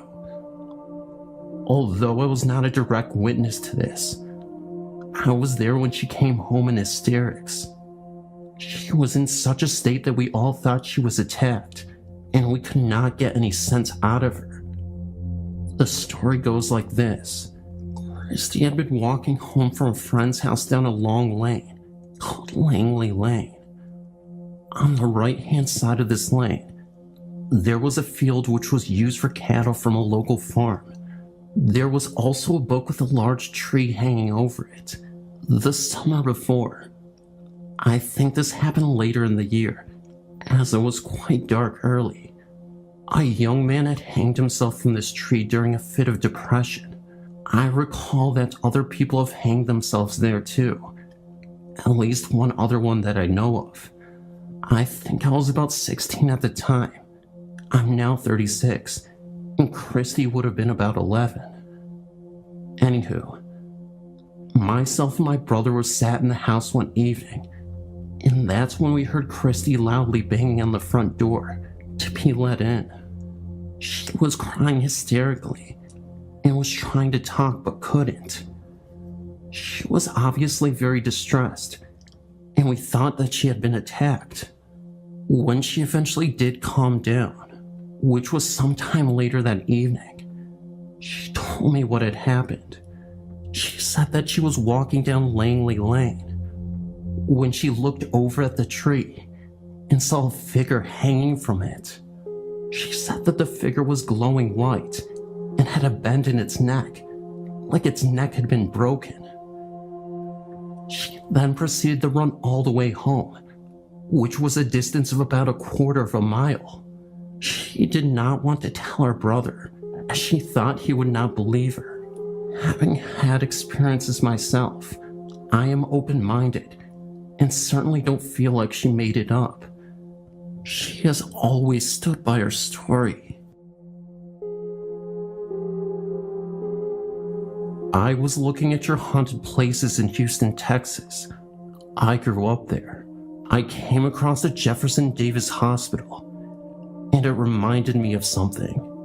Once after a good night of hanging out, a group of friends and I decided to go and check it out. When we got there, I immediately felt unwanted. My skin crawled with fear. I kept telling everyone that we were not welcome there. We were only equipped with several lighters, so the shadows were unbelievable. We kept hearing people talk, thinking it was someone else in the hospital. Someone would call out, but nobody would answer. I kept feeling something touch my back, thinking it was my boyfriend. I turned around, but he was a couple of feet away from me. The entire time I was there, I kept telling him that we needed to leave. My friends got annoyed with me, so we decided to leave. As we were leaving the building, I was holding my boyfriend's hand, and something shoved me. I fell so hard that I twisted my ankle. It was swollen for weeks, and my doctor couldn't tell me why. Nothing was broken. It finally healed after 6 months. I still have problems with my ankle to this day.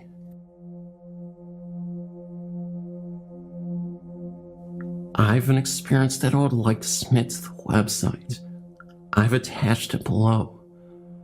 After my encounter one late night in August with my sister, I found out that we'd always been around ghosts. My family has moved 5 times, and in every place, there had been at least one ghost there with us. When I lived in Texas, I moved from Houston to San Antonio. In that move, a ghost that we'd had for a year followed us to our new apartment.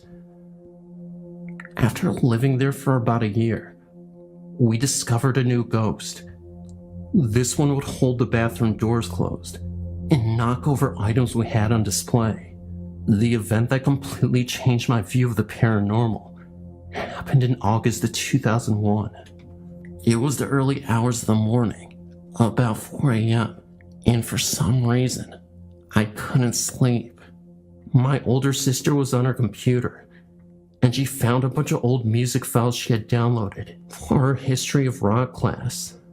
Then she came across a Britney Spears parody song, downloaded from a radio station's website.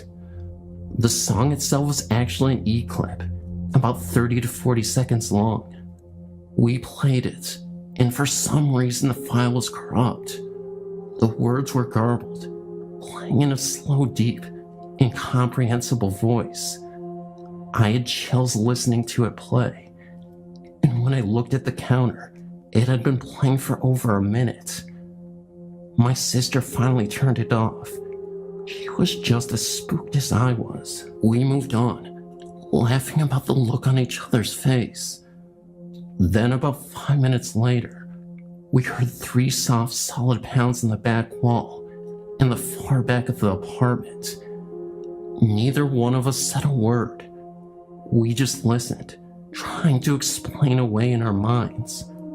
We lived on the 2nd floor and shared only one wall, and that was not it.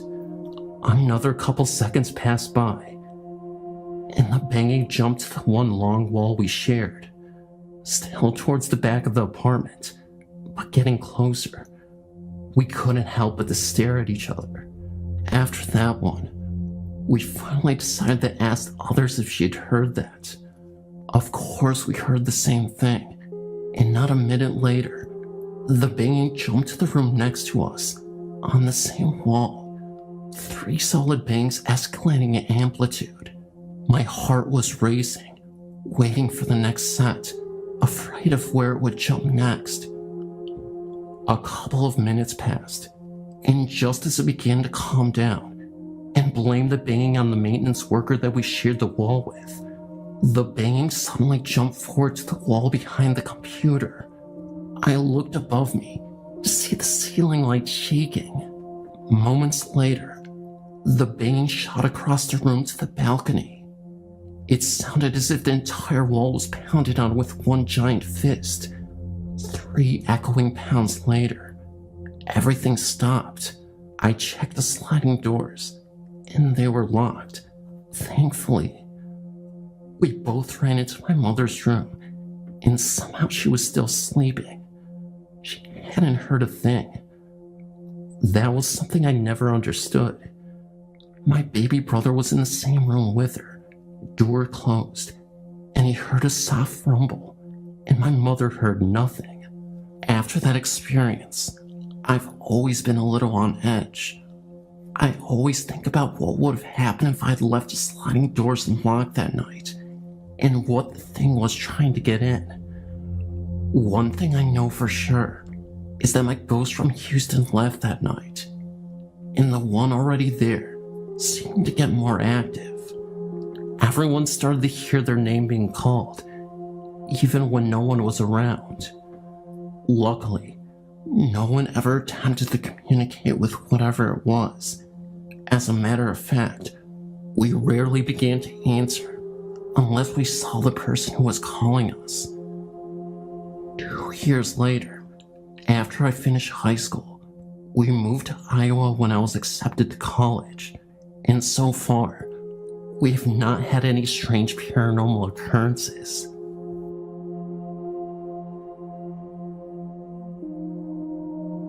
"8 years ago, myself, my husband, and my brother lived at this home.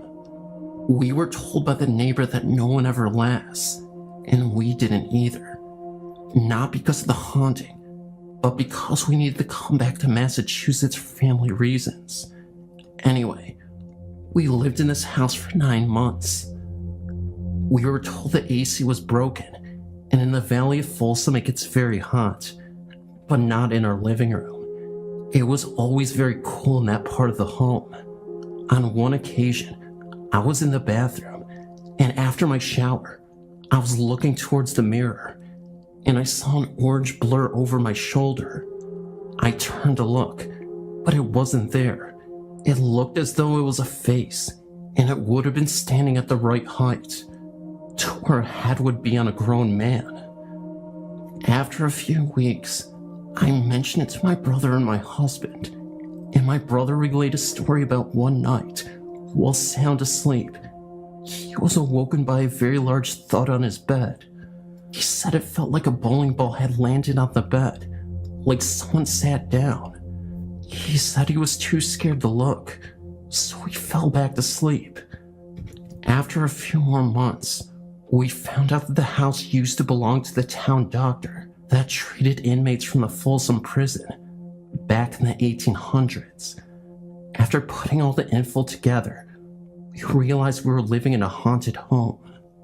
I was hoping to see other stories about the house on this website, but maybe my story will start to flow.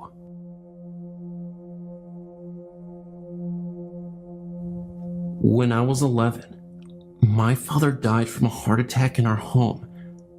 Because of the trauma on my little sister, she witnessed people trying to resuscitate him. Our mother decided to move. We ended up moving just a little bit further down the road, into an older house that had been built in the early 70s. The owner of the house also died in the house many years before. It was a 2-story house, and the bottom level was made of cinder block. I'm guessing because of this, it was the reason that it was always cold downstairs. Luck or unluck would have it that the bottom level would be mine and my sister's rooms. It always was a creepy feeling downstairs. It always felt like you were being watched, but I always just chalked it up to an overactive imagination. Me and my sister both felt uncomfortable in the downstairs area.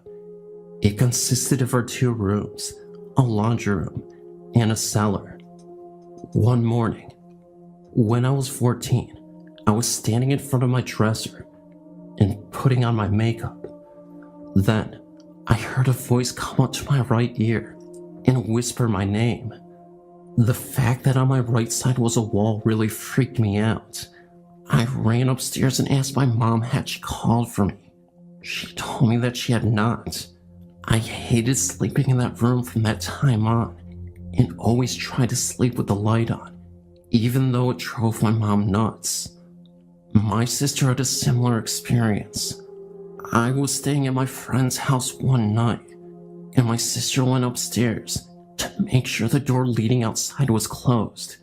She said that as she went to place her foot on the bottom step, she said something came up to her and whispered my name. She said that she also experienced things being thrown in the dark when there was no one to throw them, such as a sock. My mom lives there by herself now, and as far as I know, she has never had anything odd happen to her. But whenever I visit, she knows that I will not sleep in the lower bedrooms. I still feel odd in the lower level, but not as bad as I used to. If anyone has any thoughts or suggestions on this, I would love to hear it. Feel free to email me. Hi, I'm 40 years old, and this story is very true. When my brother, sister, and I were young, about 7, 8, or 9, maybe even younger, we used to see what we would call the brown man. He was brown from head to toe. We came to the conclusion he was a shadow spirit, but with a literal brown look, not tucking skin, but visibly brown. His hat, his face, his clothes, and his shoes were all brown, different shades, but all brown. We would see him periodically and take off running when we did, but our parents never would see him. We'd walk from the kitchen and turn the corner, and he'd just be standing there. Sometimes we'd hear the toilet set drop, just little things. After we grew up, my sister was about 25 when she had her first child. She had a girl. My sister's daughter used to what we thought talk to herself when she was about 2 or 3 years old, and my sister decided it was time to ask her who she was talking to, and her daughter told her, Mr. Burgess. This went on for some time.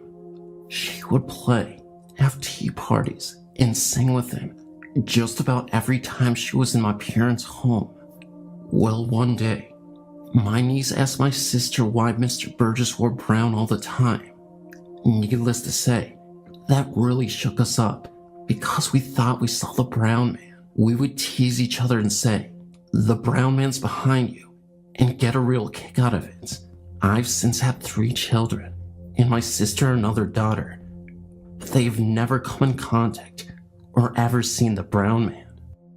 We live in a haunted house. It is really not bad once you get used to it. In fact, at times, when there's no activity, you can actually get a little lonesome for them. We moved here in 1982. It wasn't long after we settled into our new house that we bumped into the former owner at the local church. She asked us if we had seen the ghost. We didn't know what she was talking about.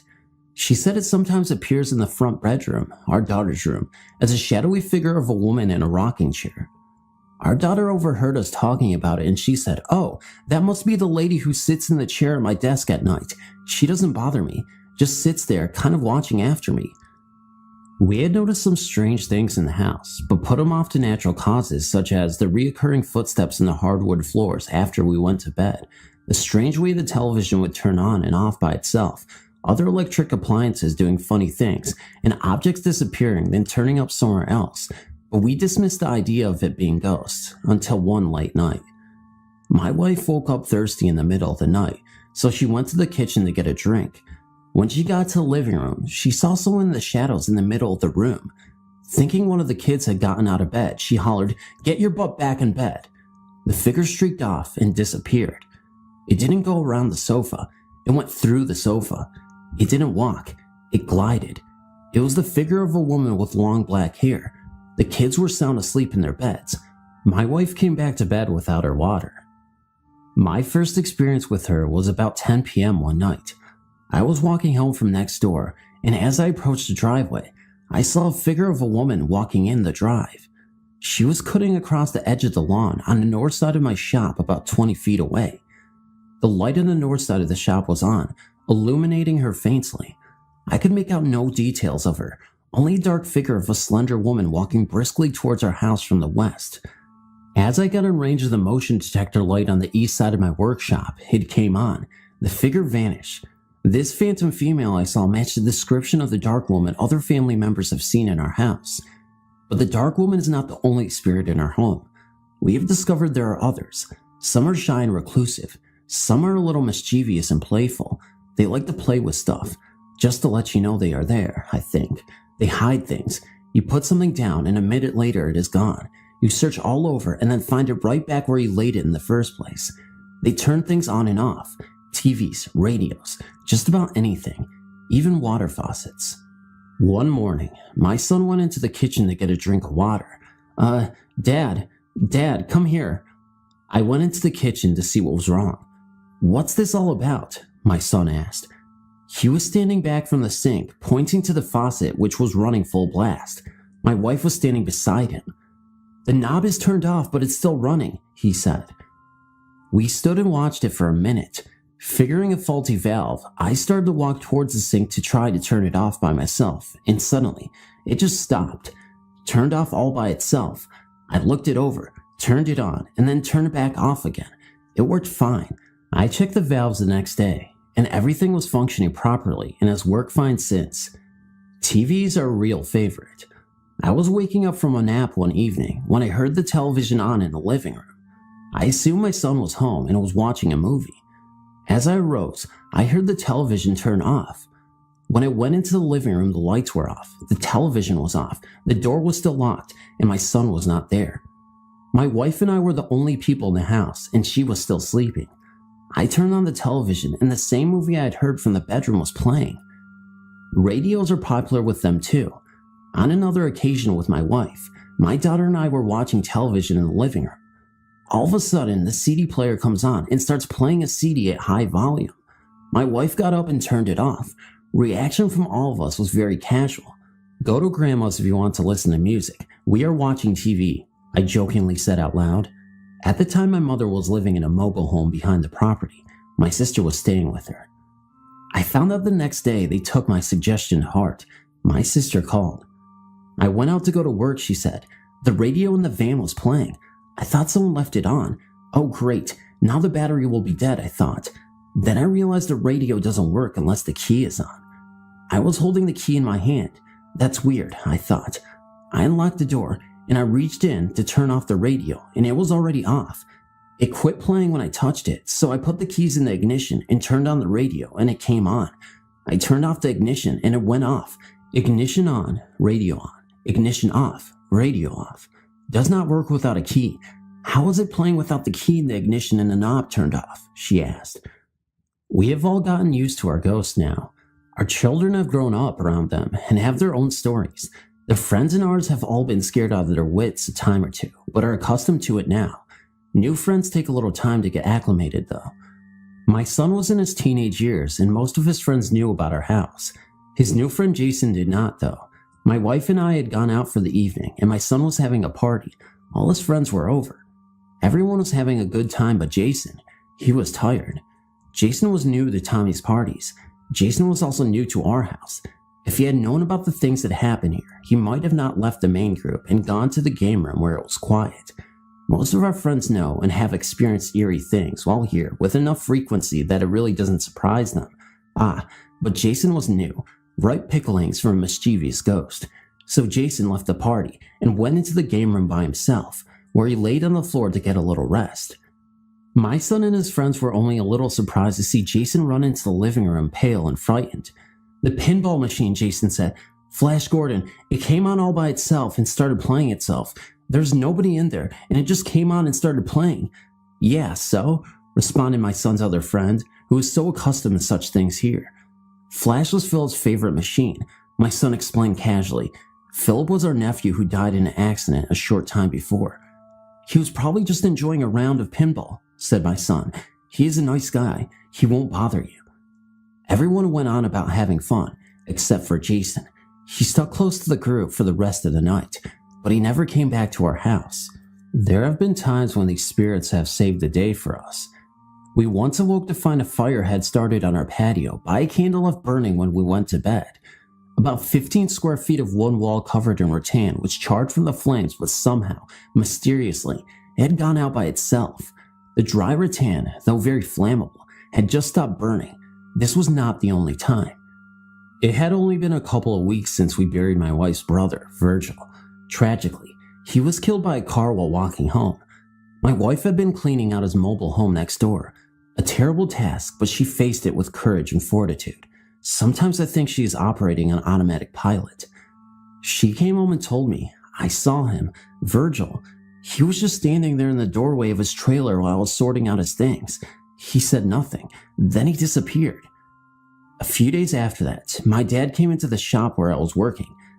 "Do you know the door on Virgil's mobile home is open?" he asked. "No," I replied. "I'll check it out." The home was vacant since Virgil died. We were watching his property while probate proceeded. I walked over and saw the front door ajar. I feared the worst, that the vacant home had been broken into. We were careful to lock the door, and no one else had a key.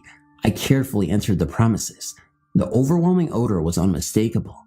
Propane, strong. I had to exit immediately. A gas leak. The house was full of it.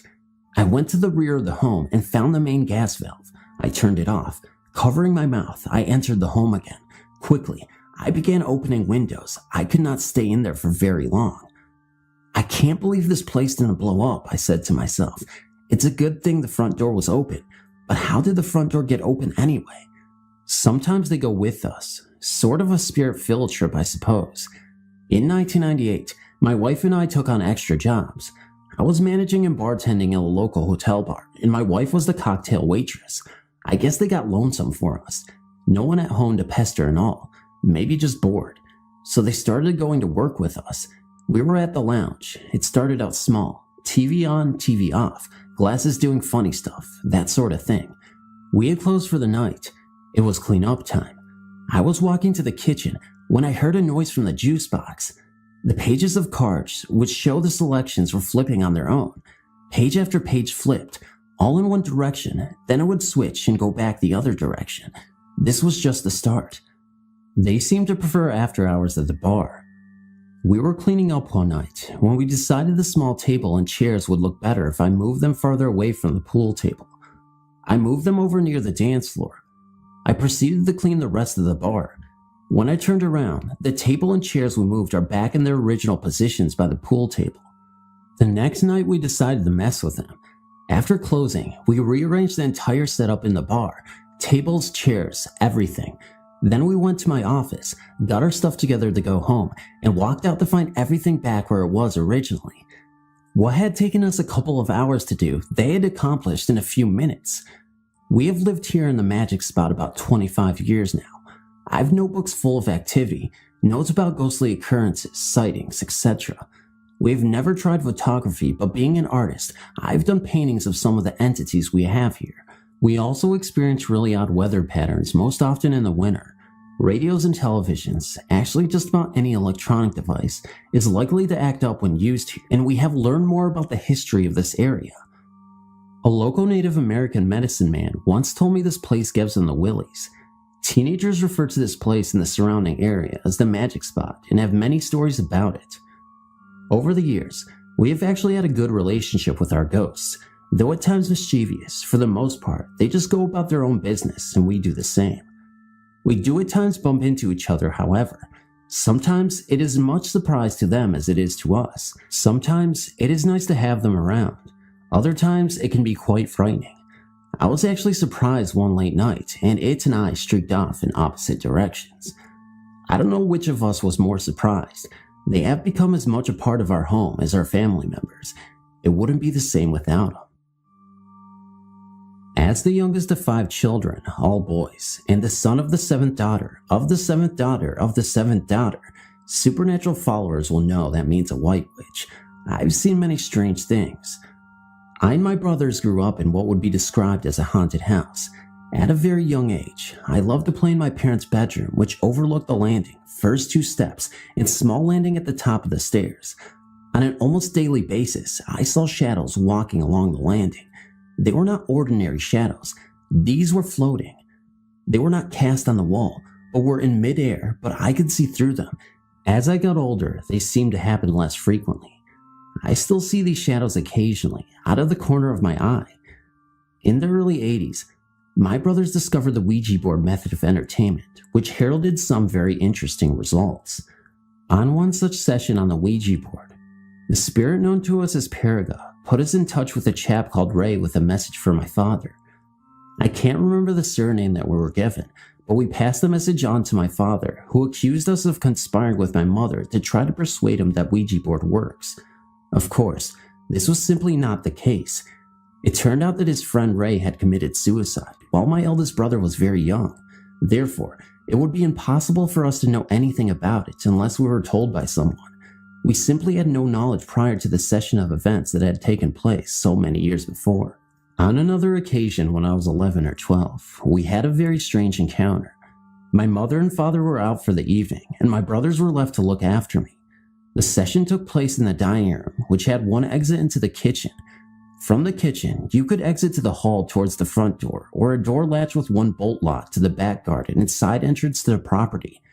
There was a window looking into the garden that the strange phenomena took place in. It was a strange session that seemed to pick up an angry persona. All of a sudden, there was a bluish glowing light out the back of the house, and the window started to shake violently. As we made a mad dash for the kitchen, the door to the back garden also started to shake violently. We all ran for our lives out the front door and scattered in all directions up and down the road. There was snow on the ground, and I was dressed in PJs and no shoes. It was almost half an hour and much deliberation before we returned to the house and went in. There were no signs of any strange happenings. We used playing cards with letters drawn on the back, and yes and no written on separate cards and numbers in the middle of the table in a row, and some excellent shaped wine glasses that were virtually impossible to push. In an early experiment, the glass zoomed round and round with great speed. All of a sudden, it left the table lifting up to the top corner of the room and smashing into small pieces.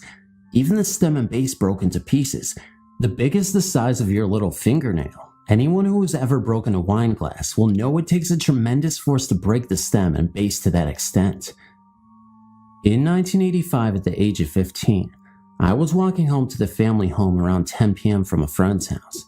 It was a wet and windy night, and I walked with the collar up on my coat with my chin tucked into the top of my zip, only looking up every now and then to see where I was going. There is a small village in the outskirts of the city, just down the road from the family home. I was walking towards the village, where I would have to turn right to go in the right direction to get home. Approximately 1,000 yards before the road I was walking along came to an end, there's a 10-story block of flats, and next to that, a retirement home. As you get nearer to the end of the road, approximately 500 yards from the end, there was a row of tenant bungalow flats going along the road I was approaching and intending to turn right towards home. To the left was a large grass area between them and the main road. I passed the end bungalow flat, heading to the T-junction with the grass area to my left and approximately 100 yards of space all around me to the nearest object, some small bushes. All of a sudden, I saw a pair of brown shoes come into view a couple of steps in front of me. Startled, I looked up to see an elderly gentleman in front of me. I took a step sideways and went around him. Something struck me as strange, and after a few more steps, I turned around to see nobody behind me. There was absolutely no way that the old man walking slowly with a walking stick could possibly have moved quick enough to get behind something to obscure him from my view in such a short time. In fact, the distance between me and the nearest object was too great for Ben Johnson at his prime to reach before I turned around. It wasn't until I thought about it while walking home that it struck me what it was that was so strange about the gentleman when I first laid eyes on him. Despite being quite persistent, rain and strong wind driving the rain, the man was dry and there were no drops hitting him. He was all dressed in brown shoes, suit, and flat cap. I can't remember the color of his shirt or if he was wearing a tie, but I will never forget his face as he smiled a gentle smile of thanks as he moved out of his way. His features were very clear. I've never seen him since. This village was quite a friendly community where most people knew everyone else, but I did not recognize this gentleman. There were many strange things that happened in the family home, from power cuts that were localized to just our house and the whole street. We had electricity meters that took coins to pay for the electricity supply. If the electricity went out, it should need to be topped up by popping a coin in the slot. Even after putting money in the meter, the electricity would not work. It would be found to have been switched off, and in those days, there were no such things as circuit breakers that would trip the switch. When my father knocked out the dining room window to put in a patio door, we found 3 patio negatives of an old gypsy man. The first of him, out the front of his caravan. Another of him stood on the caravan steps, and the last of him laid out dead. We intended to have them developed. They were missing from the place we put them. We assumed they fell down behind the kitchen cabinet where they were left. When the kitchen was remodeled, there was no signs of them, and other things we assumed had fallen down behind the cabinets. On many occasions, I've told certain people to answer the phone because it was for them, and it was. The problem was the phone had not actually rung until after I had told them, but within a few seconds. I can't explain it, but it still happens. It was in October of 2004, around 3:30 in the morning. I was slowly waking and was in the state where I could hear the TV, but wasn't quite awake. I remember having this eerie, scared feeling, and in my sleep started singing Jesus Loves Me, the old childhood Sunday school song. Anyways, I remember feeling a presence on my legs, real heavy, and I felt something was watching me. I snapped awake and moved, and the thing made a swooshing noise, and my cat even looked up in the air where this went over my head and out the door. I was on the couch and the front door was behind me. My cat was acting funny even before this, and at times, I would come home and feel a nervous, scared feeling like someone was in the house. That's when I saw it. It was the silhouette of the Hat Man. I looked petrified, and I couldn't just shake the feeling. It was almost inside my head, like it was screaming voices at me. The voices released from the Hat Man into my head were all mumbled, so I couldn't really understand any of them. A split second later, there is silence, and the Hat Man slowly fades into the abyss, actually fading into the TV screen once and for all. I don't know if this has anything to do with the paranormal, or if I'm just losing my mind. Was it sleep paralysis? Was the Hat Man real? Or was it just all in my imagination? I have no idea, but I'm kind of hoping and praying to God and Jesus that this doesn't even exist and that I'm all hallucinating this just to make myself feel better. As I previously stated, my cat has even noticed weird things that have occurred in this house, and I'm just not sure what to trust anymore. Are my senses going crazy? Am I just in touch with the paranormal? Am I opening up another portal to the paranormal dimension in which beings and spirits, including the Hat Man, come to greet me with demonic images and voices in my head? I don't know, but I'm just hoping that I will never find out the true answer to this mystery. Thank you so much for reading. I know it's short, but thank you. In my life, my family and I had numerous paranormal incidents. There were always heavy footsteps, sounding like a person in boots upstairs in the attic. Sometimes I heard them coming down the stairs or on the front porch at night, but oftentimes I had trouble keeping them. They said the TV kept going off and on. One said she saw a man in the attic through the window. My boys were afraid to sleep in their room alone sometimes because they saw people in the backyard. There were two very strange occurrences that happened in the winter of 1991. I was married at the time to a man who was abusive to my children and myself when he drank. One night, I smelled something burning in the bedroom, and the bed was smoldering. I woke up my husband, and he pulled the mattress off the bed. There was a burning area right in the bottom of the top mattress. He had not been smoking in bed, and wouldn't have been there anyway. Another night, I took the kids to get ice cream. When I got back, the doors were all dead-bolted and windows locked to where I couldn't get in. I looked through a crack in a curtain and saw my husband lying unconscious on the floor, and the heavy dining room table was turned over. The phone was dangling from the wall. I pried open a window and climbed in. I called for an ambulance and called the police. My husband was taken to the hospital, and the police detective was totally baffled. Later, my husband said that he was talking on the phone to his mother when he was hit hard from behind and knocked out. His mother called to check in on what had happened, saying they had been talking, she heard noises, and he was no longer there. I felt like maybe we had a ghost that was protective towards us, but angry with my husband for his actions. I usually felt safe in the house, but on occasions, I was very frightened. After my husband and I divorced, I felt the need to move. While checking out the history of the house later, I found that it was originally owned by a doctor who kept his ill patients in his home with him. This was in the early 1900s, around 1907. After he left, there was a terrible train wreck just outside of town where some Mexican immigrants and a couple of local workers were killed in a train collision. Their bodies were badly burnt and thrown into a massive grave, which turned out to be in the back acre of our yard. I feel certain that we had multiple spirits, though before this time, I never believed in ghosts.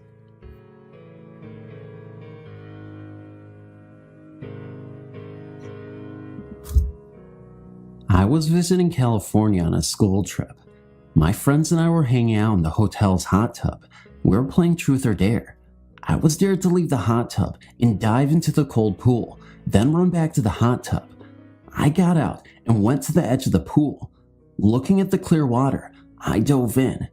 Next thing I knew, I was face to face with a dead body. He was face down at the bottom of the pool. It was like it was slow motion. He turned to me with his eyes closed. He slowly opened his eyes and stared into my eyes. He was missing his left eye. I was scared. I breathed in to scream and breathed in water. I pushed through the dead man on accident, and in my struggle to get to the top, I was thrashing around quite a bit. A friend came and helped me out. Panting, I said I didn't feel like playing anymore. Me and my two friends went back to our hotel room. One friend was taking a shower, and my other friend was watching TV. We noticed our phone blinking. We checked the messages. We had 362 messages. We were only out for an hour. We had no way to trace the calls. No one even knew our hotel phone number. We listened to the first few messages. They seemed like they were all blank. Finally, we heard something. One word, hell. This freaked me out. I haven't told about the man at the bottom of the pool.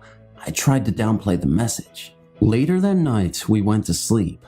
I don't recall any of this next part, but my friend said that at 3 a.m. I got up, turned on the curling iron, and turned on the faucet. I then hit my head really hard on the headboard of the bed and went back to sleep. I woke up that morning with nothing but an eerie feeling, which was soon forgotten since the next day we went to Disneyland. A week later, we drove home. The thought of this man still terrified me. I just pushed it to the back of my mind and continued on. I did not believe he wanted to harm or scare me though. Weeks went by. I remember doing chores around the house. I was putting laundry away in my mother's room. Her dresser has a huge mirror. After placing the clothes in the drawer, I looked up into the mirror. Standing behind me in the back of the room was this man. I could see him very clearly. He was young, long blondish hair. His skin was grayed and almost green, waterlogged, and a little wet looking. His good eye was brown, and where his other eye should have been was just a hole. It seemed to go on forever. It was almost hypnotizing. I noticed this all in an instant, because when I turned around, this young man turned and walked away.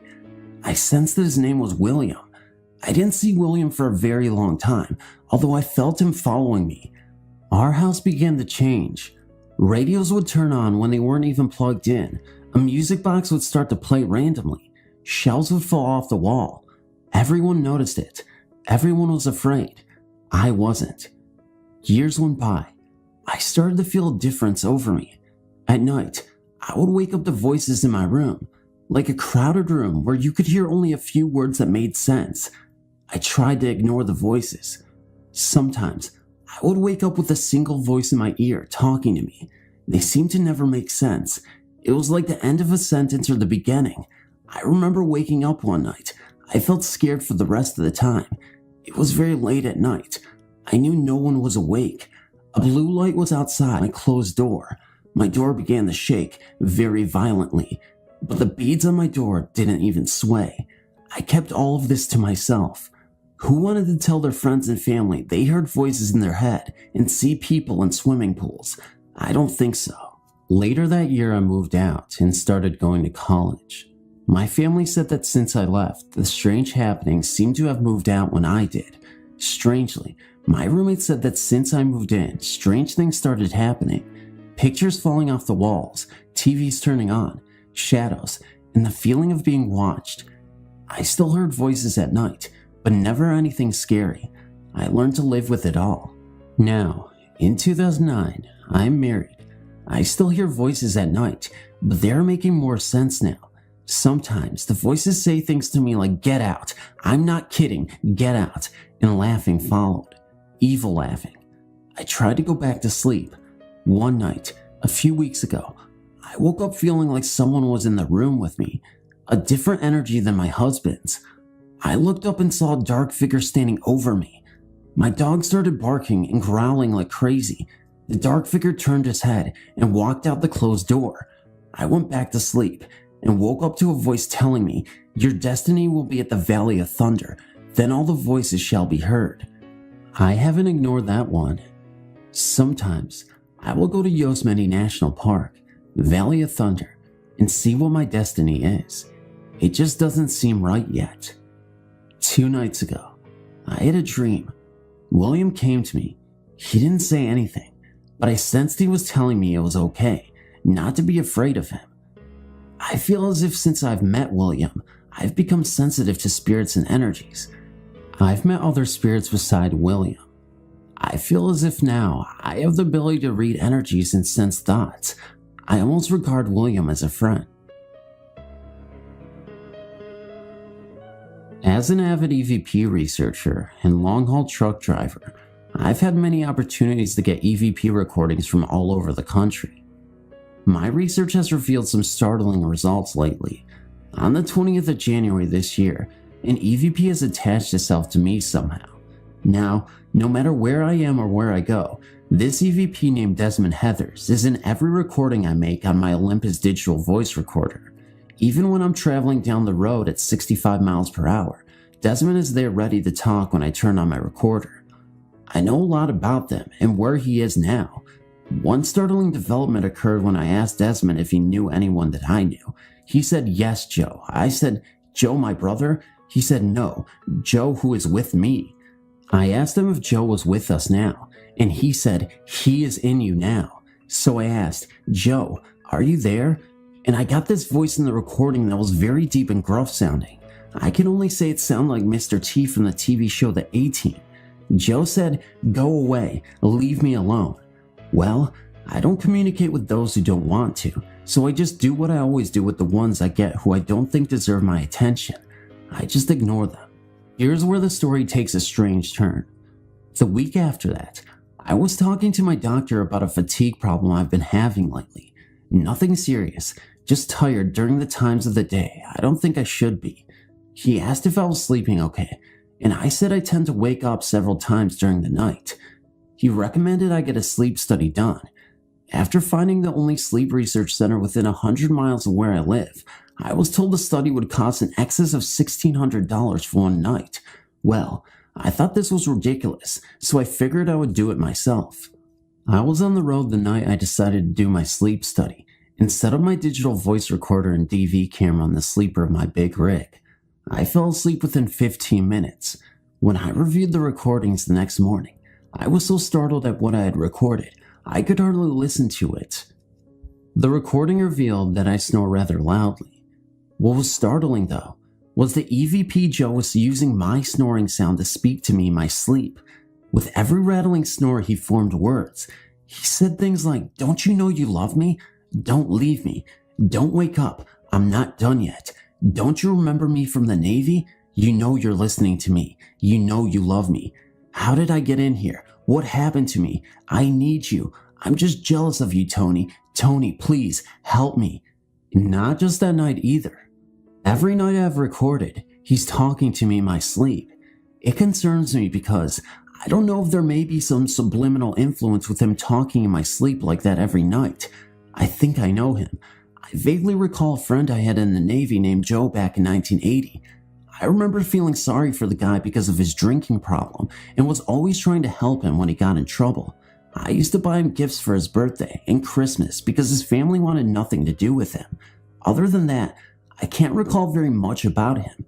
When I asked him how long he has known Desmond, he said about 5 years. That's how long Desmond told me he's been dead. Actually, Desmond didn't even know he was dead until I convinced him he was. He kept trying to tell me he was alive. So I asked what it looked like where he was, and what did he see around him. He said nothing but a faint amber and turquoise colored light that was all around him. He desperately wants out of there. He says he can see me sometimes. One day, when I was sitting at my office desk at home, I asked him if he could see me, and he said he could. So I reached in my pocket and pulled out a $20 bill and asked if he could see what I had in my hand. He said $1. Thinking it was just a lucky guess on his part, I dropped the bill and picked up a Bic lighter. I then asked again, "What am I holding in my hand right now?" And he said, "A light." I reached in my desk for it and had my hand closed around it so I couldn't even see it. How did he know? Many times Desmond will ask if I can see him. I've never been able to do so, so I got out my digital camera and asked if he would let me take pictures of him. He said, "I will try." I told him where to be in my living room at home while I snapped a few dozen pictures. Nothing showed up on review, so I asked if he would mind trying something else. I explained what white noise was to him, and he was already familiar with it. He helps me to adjust the levels and spectrums of white noise to be able to hear him better. I explained that I could generate a different type of noise that is not audible, but that I might be able to see him with. So I set up my DV camera to form a video feedback loop with my Sony Trenton 32-inch TV, manually adjusting the focus in such a way that the feedback picture was focused on the pixels on the screen, as it oscillated slightly due to some technical reason I can't explain now. After talking with Desmond during the setup and adjustment period, I told him where I thought he could best try to show himself. Desmond appeared to me only once for about 2 seconds in the video. He had very plain symmetrical features and was shown from the waist up. He seemed to be in his mid-30s with dark sunken eyes. He was wearing a bowler hat and a 1940s type jacket with wide rounded lapels with an open shirt that had no collar. Further research with Desmond shows he can see me and some things around me when his energy level is high. For example, I can give him instructions on how to travel somewhere. One time I showed him a map on my Microsoft Streets and Tips and showed him the same roads and satellite photos taken from Google Earth. With this information, I am able to ask him to get a specific place and get information I desire. One time I sent him to the Powerball lottery drawing headquarters located at Urbandale Drive in Urbandale, Iowa, to see if he could see the Powerball numbers being drawn 6 hours before the draw. I have reason to believe he is not bound by time as we know it, and thought he could travel through different threads of time and different timelines. Well, I asked him to go and do this one for me, after about an hour of instruction on what to look for and how to get there. Then, when I asked if he was ready, he said, "I'll try. Then, I'll be right back." He returned in approximately 30 minutes and gave me some numbers. I was all excited and purchased our ticket. Later the next day, I went to check the ticket and realized I had sent him on the wrong day. I explained to Desmond how sorry I was for the mistake and how much time and energy we wasted. I asked him what the numbers were he gave me because he was there 24 hours too early to see the actual drawing and realized he must have witnessed one of the practice draws they do to check out the machines. Lately, I've been having some other problems.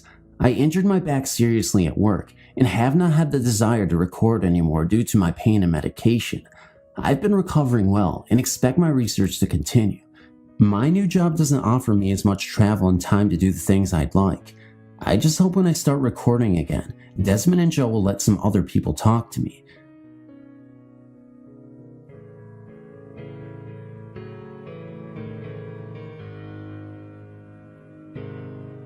I wanted to share my experience with you guys. I'm not sure what it means or anything, but if you do make it to the end of the story, you can decide for yourself and let me know what you think. One night when I was 13, I couldn't sleep, so I tried to turn the other way, on my side, to try to get myself comfy. As I turned around, I saw a figure of a woman against the wall in front of me. She was kind of a black figure, and she seemed to have a hunchback and a hump on her back from the way she was standing. This, of course, freaked me out, especially since I was only 13 at the time.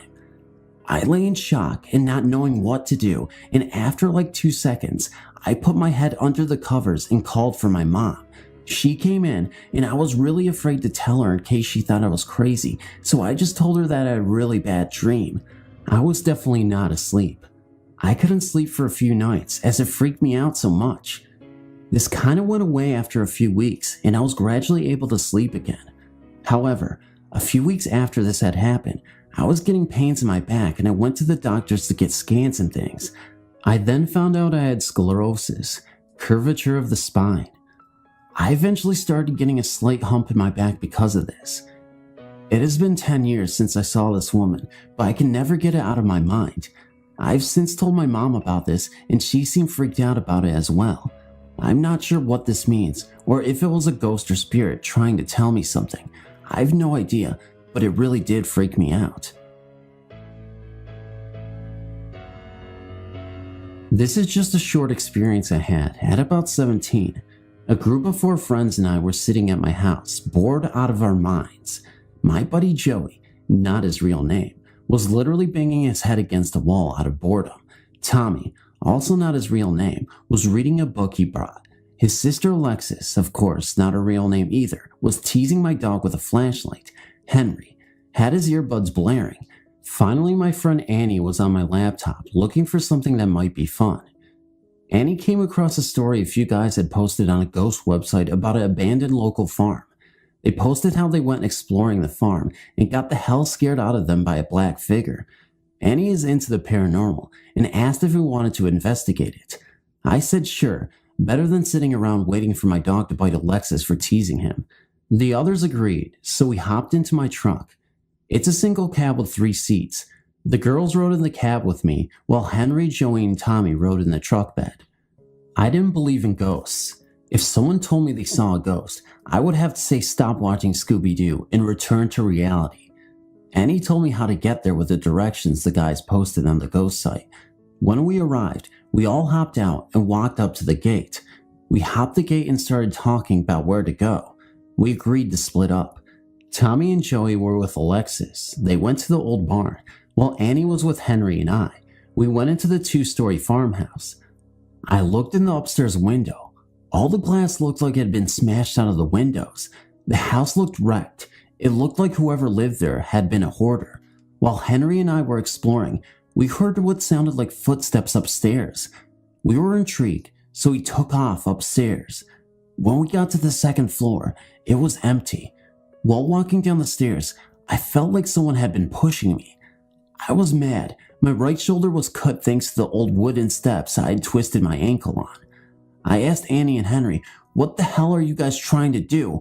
Are you trying to kill me?" Annie said she and Henry were in the bedroom to the right, looking through some of the old junk when they heard me scream, and they came running. Henry held me up, and we were about to leave when we heard something slam hard in the kitchen. We went in and saw a toolbox we had seen on the table on the floor with various tools around it. Henry said no way in hell that toolbox had a damn padlock on it. We all looked around the lock. It was on the table now, besides where the toolbox used to be. Henry tried to get in the toolbox earlier, but the lock prevented him. We heard footsteps upstairs again. Annie said screw this and ran outside along Henry while I hobbled out. The jerks left me behind. When we were out of the house, we saw Alexis, Tommy, and Joey. They were panting out of breath and looked terrified. We asked what happened. Alexis said that they saw a black figure with red eyes and it charged at them. We all heard a loud snarl like a big dog, and we took off towards my truck on the way there and said, "Look." In one of the upstairs windows, we saw 2 glowing eyes go from the middle of the window to the top. Then they separated. One went left and one went right. We all hopped the fence and peeled out of there as fast as everyone could.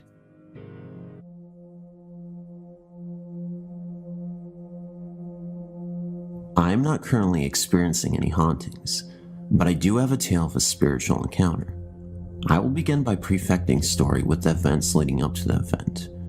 My grandfather passed away in hospice care in July 2000. I spent his last night on earth with him, holding his hand and reading the Bible to him, which was his favorite literature. He was an artist and a carpenter, and spent his last remaining years up in his home carving beautiful artwork out of wood. He loved his simple life and carved because he wanted to, never once selling his museum quality work. He would only give it away to anyone who truly appreciated it. At 88, he was about 80% deaf and completely blind in one eye, and nearly blind in the other. After a stroke 6 months earlier, his health declined quickly and he simply gave up on life. As he lay in the bed, I sang to him, although he probably could not hear me or even knew that I was there, and he was in a coma-like state with his eyes open. He had stopped eating and he was severely underweight, and it was hard for me to see him like that, knowing how much he loved life and living. Many times he cried in his last few years, saying that he loved his life and didn't want to die. During his last living moments with me, I looked down into his distant, foggy eyes, knowing he couldn't hear or see me, and told him that the baby goose that he held at my house the last time he visited had grown up now and had 4 babies of her own. His eyes filled up with tears and turned red, and his mouth began to quiver as if he was trying to say something. He hadn't spoken in nearly 2 weeks. His love for animals and nature transcended through his limitations that night. I knew he would probably die that night, so I sat next to him with my hand on his chest, feeling his every breath and heartbeat. He didn't pass away until the next day, after I left. He was alone, which is what I didn't want. I didn't want his spirit to leave his body and to look down at an empty room. That bothered me for a long time. In an attempt to comfort ourselves, we turned to his Bible. He was much more dedicated to the word than we were ever, but knowing that it was so close to his heart, we thought it would ease our minds. My mother said to read something that he had underlined or highlighted, which is something his Bible was full of. I read the first thing I opened that was underlined. You do not have to understand the Bible to feel the power behind these words, which read, "For the Lord himself shall descend from heaven with a shout, with the voice of the archangel and with the trump of God, and the dead in Christ shall rise first. Then we who are alive and remain shall be caught up together with them in the clouds to meet the Lord in the air, and so shall we ever be with the Lord. Where there, comfort one another with these words. We all felt a chill run through us. At his wake, I waited until everyone left, and I cut a small lock of his beautiful thick white hair and placed it in an envelope. As myself and my friend walked to the vehicle to leave, I opened the door, and a mourning dove flew into me as if trying to enter the truck with me. It injured its wings, and I brought it home.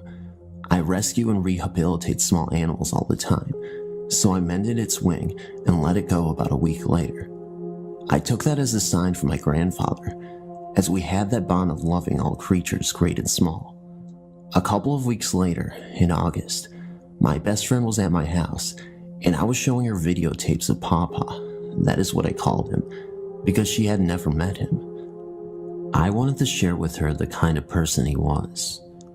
For nearly 2 hours, we watched him talk about God, Leonardo da Vinci, his childhood, his 24 brothers and sisters, his beloved mother, and we saw him play his guitar and sing old, sad songs about homeless children and hobos, songs that made grown men cry, including himself. After the tape was finished, I got up to go to the kitchen for something to drink, and my friend went to the restroom. At that moment, we both heard a loud musical tone that sounded like a doorbell. Since I do not have a doorbell, we both said, "What the heck is that?" We both re-entered the living room where we had been watching the tape and searched everywhere where the sound had come from. My heart sank as I realized what it was. About 2 years earlier, I had one of those cheap doorbells that you plug into the wall, using a battery-operated button at your front door to operate the sound. I became so irritated by all the neighborhood kids ringing it that I just took the button off and put it in my piano stool. The battery had gone bad anyway. I never unplugged the part that rings. I'd forgotten it was there because it was hidden behind a chair. That was eerie enough, but what really got me thinking was when I explained to my friend that I had the ringer set to only ring one long tone. To change it to the traditional two-tone ding-dong, you had to take the back off of the unit and set the switches according to the manual. Needless to say, it did ring in the ding-dong fashion. Oddly enough, it was my friend who said, "Maybe it was your grandfather saying hi." It hadn't even occurred to me. Shortly after that, I was explaining what happened to my mother on the phone, and it happened again. She could hear it, and we both fell silent. He was letting me know that his fears of leaving his family behind were pointless, and that he was with the rest of his family in heaven. I believe he was thanking me for being there for him when no one else could. It has been 3 years since his own death, and the doorbell has not rang since.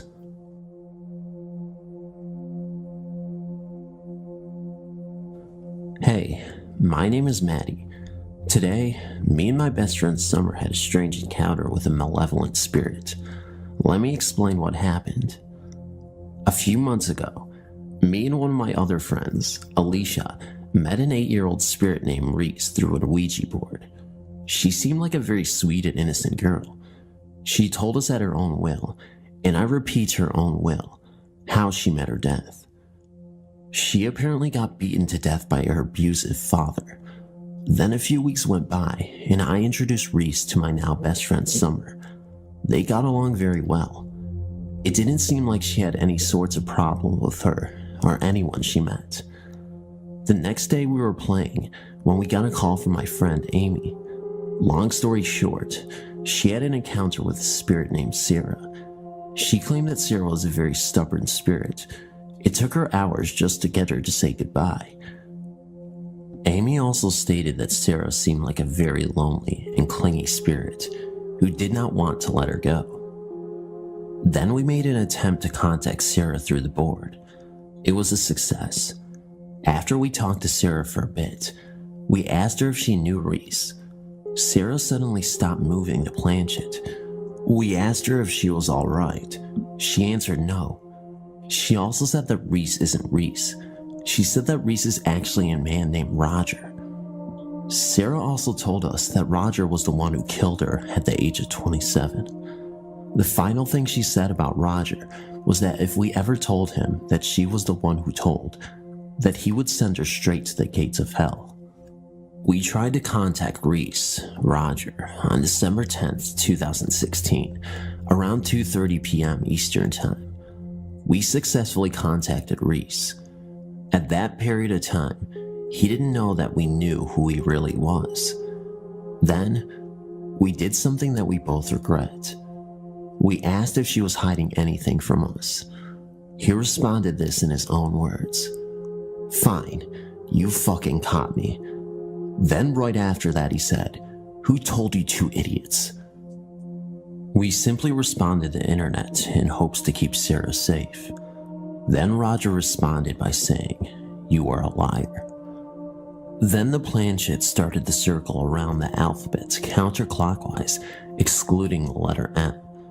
It did not touch the corners whatsoever. Summer and I started to panic, wondering what it was trying to do. I thought he simply lost control over the planchette, but Summer thought it was something more, because at that time, it was spinning around continuously for about 30 seconds. So I suggested that if we put pressure on it, it might stop it. It just kept going even with pressure, but just slower. But after we lifted the pressure, it continued to spin and got even faster. After a while, it just randomly landed on Dubai. Maybe it just got tired or got sick of us panicking. I really need to know your thoughts on this, and if this occurrence was really legitimately something evil, because I don't know what to explain it for. Thank you for reading.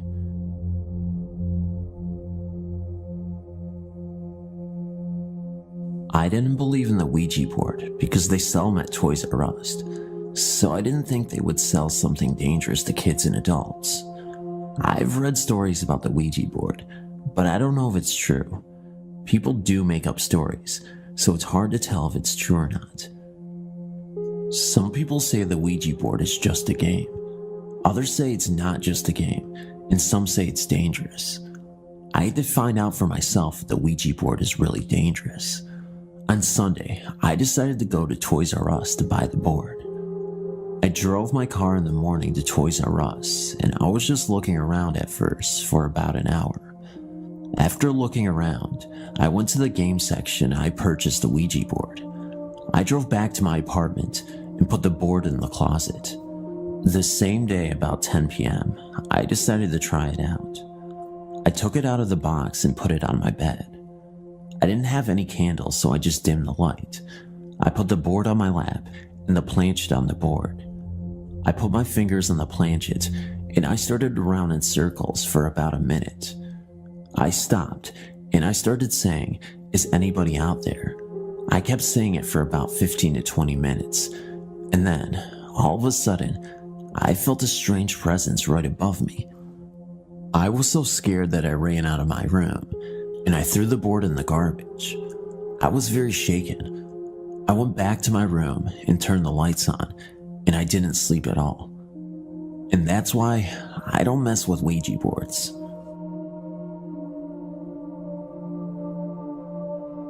I have had several experiences, but I will tell you two of my most frightening. A friend and I had started playing with the Ouija board, and it ended up turning our lives upside down for the span of around 2 years. One night, my friend Judy, her husband Luke, Loma, and myself were watching a movie called Witchboard right in the middle of a winter storm. All footprints had been covered at this time, and the streets were empty. About halfway through the movie, the front door blew open, and we heard running footsteps come into the house, up the stairs, down the hall, and into the bedroom where Judy's 2-year-old lay sleeping. We were all just sitting there frozen in shock and fright when we heard a loud slam, which turned out to be the bedroom door, and the poor little boy started screaming, "Monster, monster." Luke took off up the stairs, only to find a very upset little boy, and nothing or no one else. As things started to calm down, Judy and I went to shut the front door, and there were still no footprints in the snow. The only snow that had come into the house was blowing from the wind. It was around March now, and one day, as I laid down for a nap, I felt the bed start to shake under me. I was uncertain if I had really felt what I thought I had, so I was not frightened, but I got up anyway. That was only the beginning. Not long after that, it became a constant thing every time I tried to lay in my bed. The shaking started to get more violent, and it also felt as if someone was punching up at the mattress from beneath. I complained several times, and no one believed me. It was now to the point where I was afraid to go to bed. I began sleeping at my friend Loma's house because her bed didn't shake. After staying at her house for 2 weeks, my mom said it was time to come home, and I did agree, but not until she promised to spend the first night sleeping in bed with me. That night, we had only been in bed for about 10 minutes before the bed started its usual shaking. It was very minor at first, so my mom started to make excuses for why it was happening. By the time 5 minutes had passed, it was now undeniable, and I could tell my mother was getting scared, but was trying to stay calm for my sake. The last straw for my mother was when the punching started. It was harder than I had ever felt before. We laid there for a moment while my mother mustered up the courage to peek under the bed. Of course, she didn't find anything, and we promptly left the room and set ourselves up in the living room for the remainder of the night. My bed continued to shake and punch for some time thereafter, but it eventually quit. However, once in a while it will start, to this day, and I just get up or ignore it, and it stops.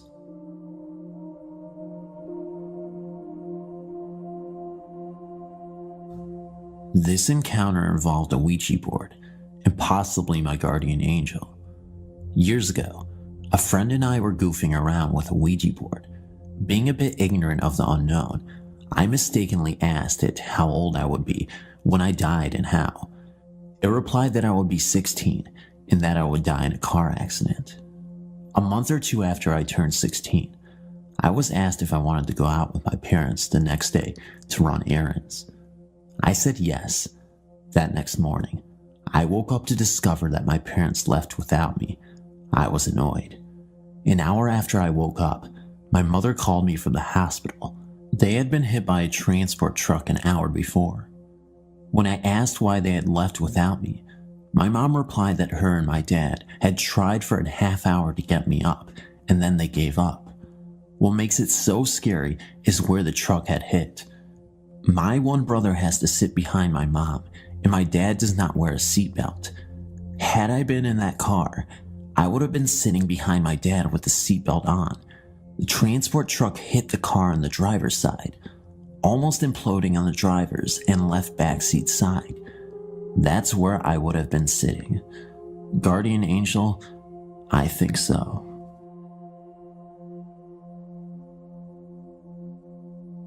I was celebrating Halloween around my best mate Felicity's house. We usually have a laugh and a joke, but neither of us had played with a Ouija board before, so we gathered about 7 friends from the neighborhood. First, we lit candles, 1 black, 1 red, 1 green, and 1 clear. Fliss had purchased the board from an old shop in the Stoke Town Center. We sat down in her dining room and placed the board right in the middle of the dining room table. We all placed our fingers on the gold planchet. I was the reader, so I asked the questions. At first, we did not get any response, so we all giggled and made fun of the silly people who got themselves worked up about these silly boards. About 5 seconds after we stopped giggling, we heard a massive bang on the floor. I thought it was one of the boys playing a trick, so I suggested that we all sit legs crossed on the chairs.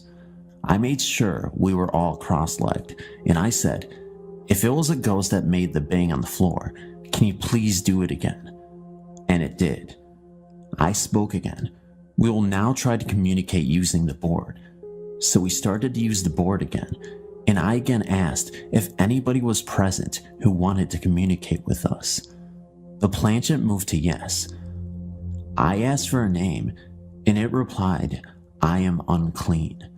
Fliss's uncle had passed on, so I inquired if we were talking with her uncle Ian. The response was no. Again, the planchette moved to the following letters: "I am unclean." We had made contact with an apparent demon. We decided to say sorry for disturbing, and we thanked the spirit for its presence. However, it did not go. The spirit of demon flung Fliss back into the wall. Then it came for me. I had a vision of hell itself at that moment, and I remain grateful to this day that it did not hurt me. In telling the story, let me assure the reader that it was passed to me by my grandmother, Eileen. Eileen is in failing health, but her memory is untouched, and her ability to spin a tale is uncanny. This particular story is about her father, Joe, his first wife, and a house that will never be forgotten.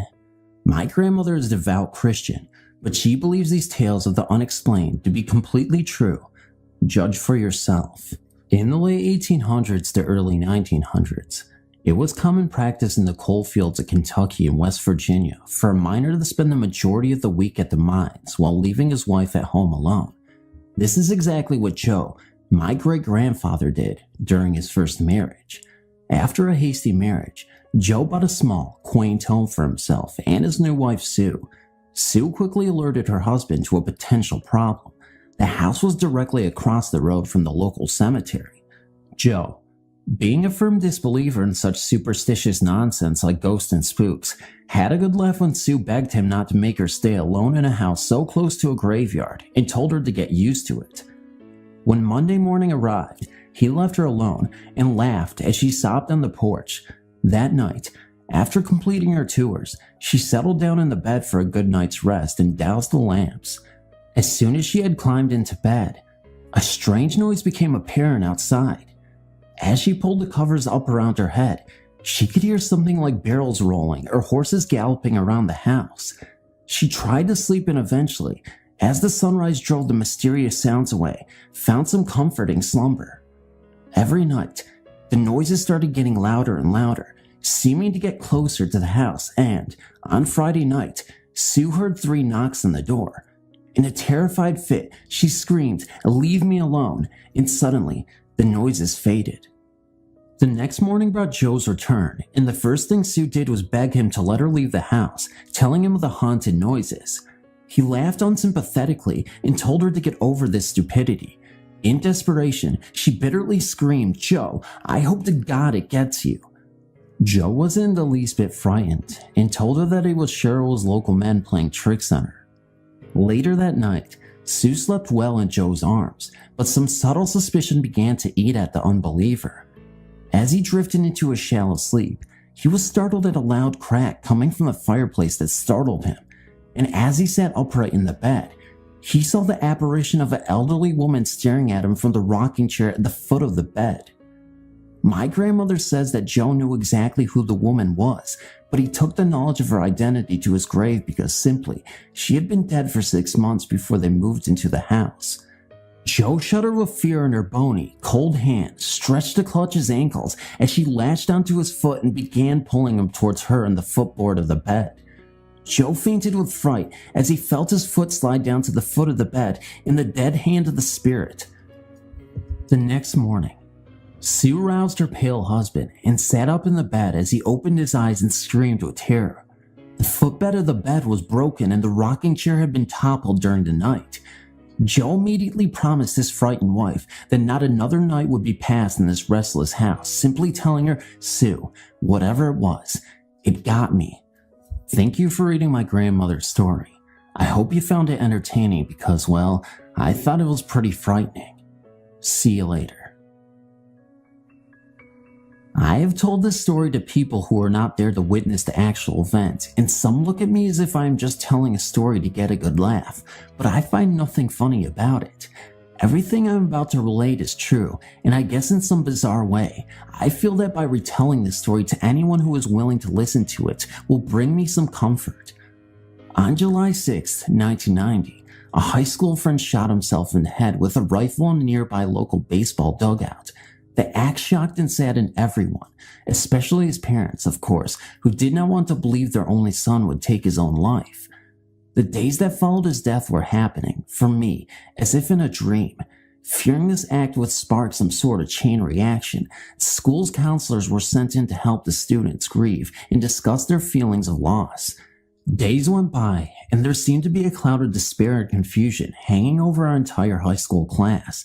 If he had lived, my friend would have graduated from high school with the rest of us that same year. When he died, he was 2 months away from his 18th birthday. About a week after his suicide, I was visiting my best friend at the time, we'll call her Anne, in her home. We were both still very affected by the death of our friend, and we began to talk late into the night about his possible reasons for taking his own life and how crazy and unexpected it was. We had been discussing the whole chain of events and basically trying to make sense of something we couldn't even imagine when I suddenly became very uncomfortable talking about our deceased friend. I was sitting at the time in a desk chair across from Anne, who was sitting comfortably on her bed facing me. She was looking directly at me, and she could see the discomfort on my face. She assumed I was just overreacting, and our discussion had gotten to me, so she stood up and moved towards the door of her bedroom and gestured in a sweeping motion with her arm for me to follow her into the kitchen down the hall. There was a single small desk light on behind me when she made this motion with her arm, so that when she moved, her body created a shadow on the wall. This is going to sound ridiculous, and I'm no physics expert, but when Anne swept her arm up into the air, gesturing me to follow her, her shadow did not follow her arm. Instead, there was a strange kind of delay, and I saw her arm move, and about 5 to 10 seconds later, the shadow of an arm moved, mimicking the same gesture she had just made. I, of course, thought my eyes were playing tricks on me and ignored the shadow, and I would have kept it to myself if only Anne had not turned to me and asked, "Did you just see that?" I answered yes, of course, and we fled out of the room and into the kitchen. Anne's house was large, and our frightened voices bounced off the columned walls, but nothing ever occurred after that. My friend Anne and I no longer speak, and I am sure that if she knew I was relaying this story to strangers, she would think I was crazy, but I remember the death of her high school friend as if it were yesterday, and I can't help wishing that the shadow we saw was indeed a sign from our friend, but I will never be too sure.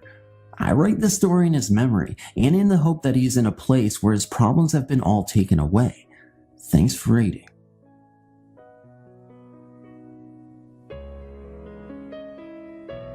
This story I'm about to tell you has been talked about in my family for years. Now it has been passed down to my own daughter, who tells it to her friends at slumber parties.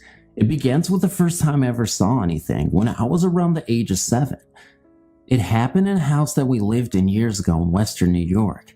I shared a room with my sister. We both had the feeling something was always watching us, but being so young, we never really worried all that much about it, until one night, while I was trying to sleep. My bed was up against one wall, and my sister's bed faced the other. I turned, so I was facing the wall. When I opened my eyes, after getting that feeling of being watched again, there, standing in the wall, was a woman. She was a young woman, dressed all in black, high white lace collar, wearing a cameo, and hair pulled up neatly in a bun. She stood there with her hands folded in front of her, smiling sweetly at me. Now mind you, I was 7 years old, so I pulled the covers up over my head and then down again to take a peek just to see if she was still there, which she was, and this time with a bigger smile. I got so scared I jumped from my bed and ran across the room to my sister's bed. I landed right on top of her, waking her up, of course. I told her there was a lady in my wall, but when we looked again, the woman was gone. The next day I told my mom about it. She said it must have been just my guardian angel and left it at that. She refused to talk about it any further, or even years later. Then recently, my brother and I got to talking about that house. He said, "Don't you remember what the neighborhood kids used to say about our house?" And of course, I didn't remember a thing. He told me that apparently a couple had died there years ago. Then he asked me if I remembered the time that he and I were in the backyard and we saw the old man in the attic window. And all of a sudden it rushed back. Bam. Right when he told me about the old man in the attic window, I had a major flashback and remembered it like it was yesterday. I don't even have to tell you, even after all these years, it scared me. Well, many years have passed since we lived there, but I still have dreams about that house, and I wish the dreams would stop. I have many other scary stories to tell, but I freaked myself out telling this one, so the others will have to wait.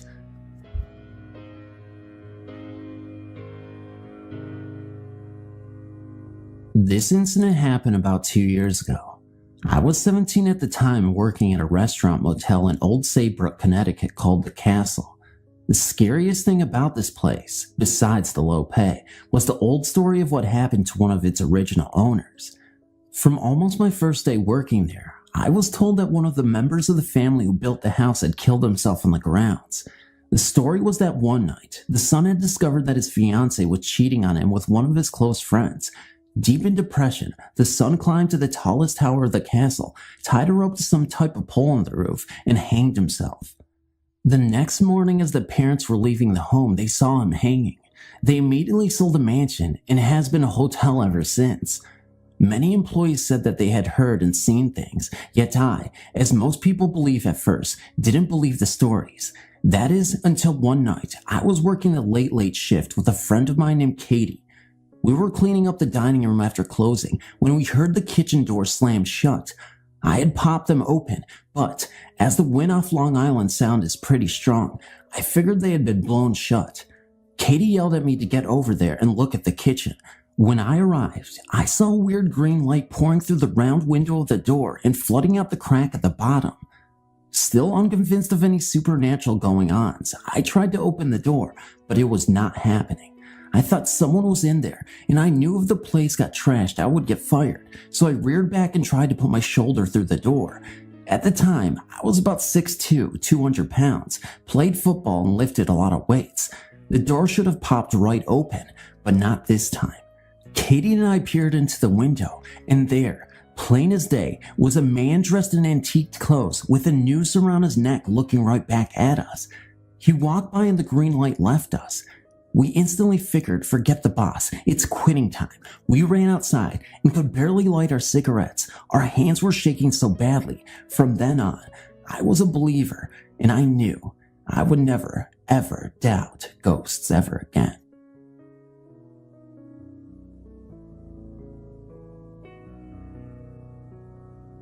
My aunt and uncle had a passion for restoring old country houses, the last of which had been at an end at the turn of the century.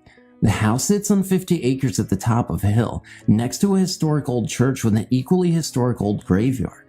I can't claim to recall for certain, but I think the church was used as a field hospital during the Civil War.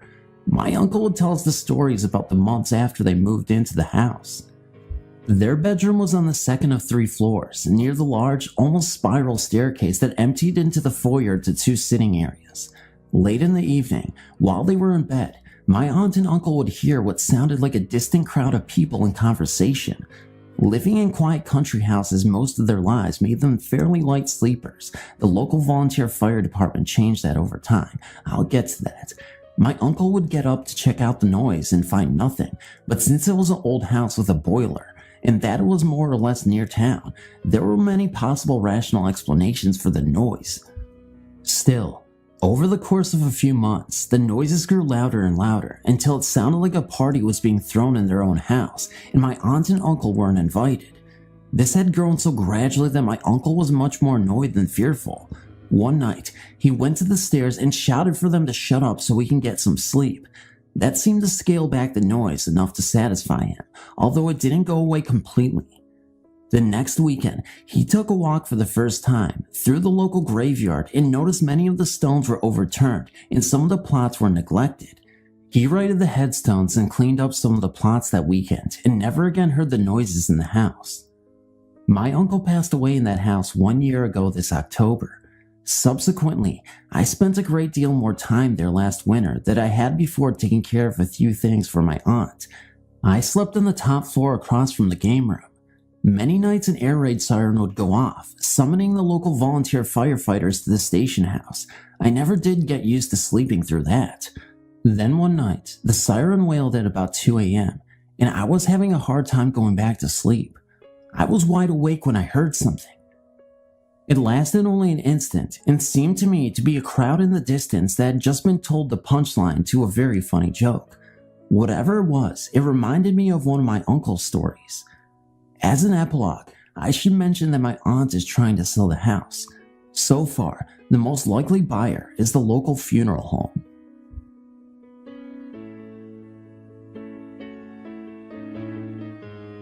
While sitting around looking at photo albums with my grandmother, we came across some newspaper clippings.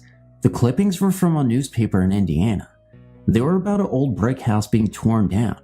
Since we live in Mississippi, I found it strange that my grandmother would have these clippings, so I questioned her about them. She then told me one of the eeriest stories I have ever heard. In 1946, my grandmother lived in Mobile, Indiana, with her husband and their child. They lived in an old brick house that was built before the Civil War and stood on the outskirts of town. It was a large house with very high ceilings and wooden floors. In the master bedroom was a closet with a heavy wooden door that did not have a knob, only a wooden latch to keep the door closed. My grandmother would shut and latch the closet. When she would leave the room and return, the closet door would be standing wide open. She would shut the door again and go about her chores. When she returned, the door would be open. She did this several times a day. She said the door stayed open more than she could keep it closed. She was more annoyed than scared by this strange event. About 8 months later, she and her husband divorced and she moved to Mississippi with my grandfather.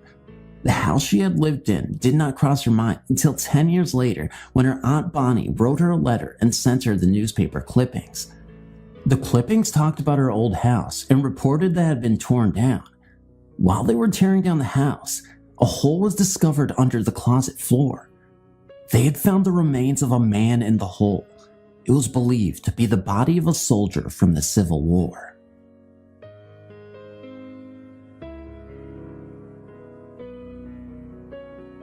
After lurking around here for ages reading everyone else's story, I finally got up the nerve to post one of my own. My story isn't as dramatic or interesting as some of the other stories posted here, but I feel confident enough to post it because 3 other people have had experience in this particular house, so here it goes. This happened a few months ago while I was visiting a friend's house one evening. I'll refer to my friend as G. A mutual friend of ours, J, was also present. This was my first and only visit to the house, and no one else was home at the time apart from the 3 of us. The house in question is an old wood villa, which would be, at a guess, 80 to 100 years old. It's a rather large one-level structure with 2 long and connected hallways, one that leads from the front door to the back of the house and another that spans across the back of the house. Together, the hallways form the shape of a T. While eating dinner in the kitchen, dining room area located in the back portion of the house, something drew my attention to the right, so I glanced down to the top section of the hallway. As I watched, a dark shadow moved across very quickly from right to left, as though it just moved up the other long hall, through the center of the house, then straight ahead crossing the top hallway. I didn't say anything at the time, although I was curious about what I had seen. I have to say that while I definitely believe in ghosts, I didn't want to get too excited about something which could have a very logical explanation for. After dinner, G invited us on a tour of the house, and while exploring the rooms off the back hallway, I carefully checked to see if there were any windows that could have let car headlights in to cause the shadow I'd seen, but I couldn't find anything to explain it. Sometime later, G left the lounge to make coffee and, while she was out of the room, I whispered to J that I had seen a shadow cross the back hall. She surprised me by telling me that she too had seen a ghost moving from right to left in the same exact place, only she's seen it twice before in broad daylight. We were intrigued and quite excited about this, but didn't say anything to G as we didn't want to frighten her. Interestingly enough, G approached J recently to ask her opinion about ghosts because a young woman who also lives in the house claimed to see a shadow move up the hallway. She was concerned because she too would be spending several weeks alone there, and understandably, she was frightened. G explained that while she hadn't seen anything herself, there was one occasion when she was walking up the hallway and she felt like she accidentally pushed someone out of the way, even though she couldn't see anyone there. I've been in various places before where I've been able to sense unseen presences. I've had one experience where I used to get a feeling of overwhelming fear every time I went into one particular room in a house my parents owned. With the shadow that Jay and I saw, we didn't feel any strong feelings or emotions connected with it. At this moment in time, I haven't heard any more events in that house.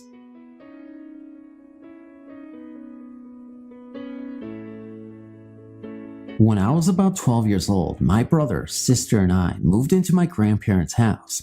Ever since we could remember, we heard stories about the house being haunted. Nothing too big, but strange things happened a lot.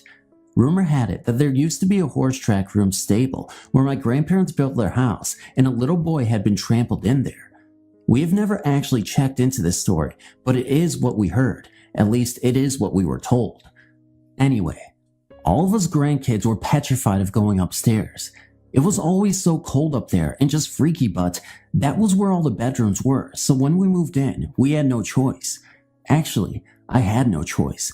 My little brother and sister had beds set up downstairs and I slept upstairs. When I was about 4, I had taken up smoking cigarettes, but no one knew about it. I used to turn off my bedroom light and smoke cigarettes. I turned off my light just in case my grandparents happened to come up the stairs. They always turned on the hall light to help their way up the stairs. This way, I would know how to put out my cigarette and spray air freshener. One night, I was upstairs alone smoking when I heard someone coming up the stairs. It was late and everyone had been in bed. The hallway light never came on, but all the same time, I butted out my cigarette and waited, but no one ever came up. This happened quite a few times and I just got used to it. This house is about 50 or 60 years old. The doors are the old latch type and made of nothing but wood. They are solid. To close the door, you have to lift the hook and latch it onto the other part of the door. To open the door, you have to lift the handle and pull the door open. On my bedroom door, I also had an eye hook lock to keep my room locked and my little brother out. I would be laying in bed at night watching TV and my bedroom door would just pop open, but it would never open all the way because of the lock on my door. I never thought anything of it. I just thought it was a breeze until my brother and I started sharing stories about what was happening in that room in the house. I've since moved out and my brother moved into my old room. We have all grown up and started sleeping upstairs, and we have gotten over our fears pretty much. There were 4 bedrooms upstairs and they were set up weird. The house was square, 2 bedrooms on each side of the house with a staircase up the middle.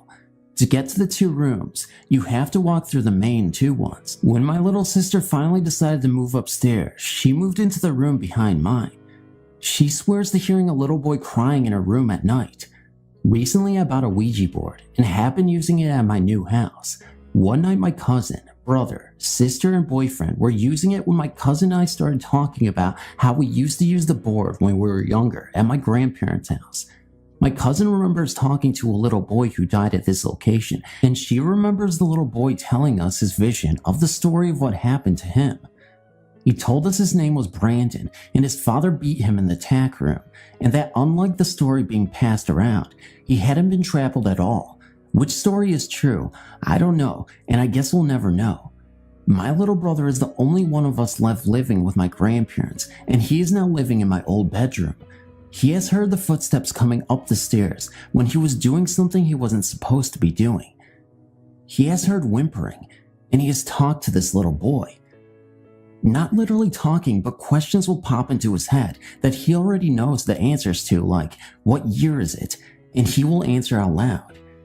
He will not even be thinking about a certain thing, and then all of a sudden, he'll have a question. The door pops open on him, but he doesn't have the latch, so it pops open and closes again. Now, here's the last we have heard from the spirits in our grandparents' house. He was sitting in his room talking to his girlfriend on the phone when he heard someone coming up the stairs. The footsteps stopped at the top of the stairs. He hung up with his girlfriend and went into the hallway, but nobody was there. Now, what happens next makes us believe that the little boy was beaten to death and not trampled as everyone had been told. The footsteps were heavy ones, definitely not of those of a child. When my brother realized no one was there, he just assumed that it was the father because of the heavy footsteps.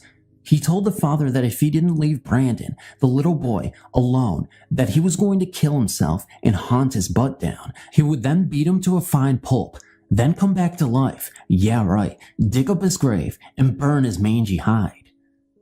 My brother has become attached to Brandon and has not heard anything from him about his father or heard his father around the house. I'm here to tell you about the strange occurrences that happened to my mother at the Lawrence family mansion on Teddington Park Avenue in Toronto. The first thing you need to know is that my mom is a down-to-earth, no-nonsense type, and she believes that the house was, as all its tenants have believed in the past, that it is haunted. My mom lived in an apartment, dirt cheap because it was haunted, at the top of the mansion. It was, she says, extremely beautiful. High vaulted ceilings, many rooms, and spacious too. In the kitchen, there was a mirror called the talking mirror. This was because anybody who stayed in the kitchen long enough started randomly talking to themselves in the mirror. My mother says no matter who passed it, they started to babble. My mom even talked to herself without realizing it, until something brought her attention back to where she was and what she was doing, making her realize that she had been talking to herself. On the bottom floor, a German man named Hans, I don't know how to spell it, he was the most serious man my mom had ever known. My mom visited him sometimes, and oftentimes she would go into this bathroom that was there and just study the CLW-footed tub that dated back to the 1930s. She got the most creepy feeling looking at it, like she could almost see a body lying in it. She compared it to the Portrait of Murder of Merritt, which is a painting of a man with his throat and wrist slit. She told the man, and he said that he heard noises coming from it at night, and that he knew it must have been haunted, because he said you could almost see the outline of a body in it. They looked into the history of the home, and sure enough, somebody had hurt themselves in the tub around the 1950s. Another thing near the bathroom was a hall, where people would say they felt a deep desire to run to get down it, and that before going down it, you had to stop and brace yourself, getting up your courage, like there was a wall there stopping you from going that you had to get through. Another place in the house was a great living room. It was in the apartment of a policeman and his girlfriend. They always argued, mostly in that room. And one night, the girlfriend took the man's gun and held it to his head as they argued. People always reported that happy couples would always go into that room and just start arguing. Cold spots were numerous in the house. I could tell you many other stories about various spots, but I have to get going. My mom says the house is sold for over $5 million, and that she suspects that someone tore the house down to get rid of the hauntings and build a replica.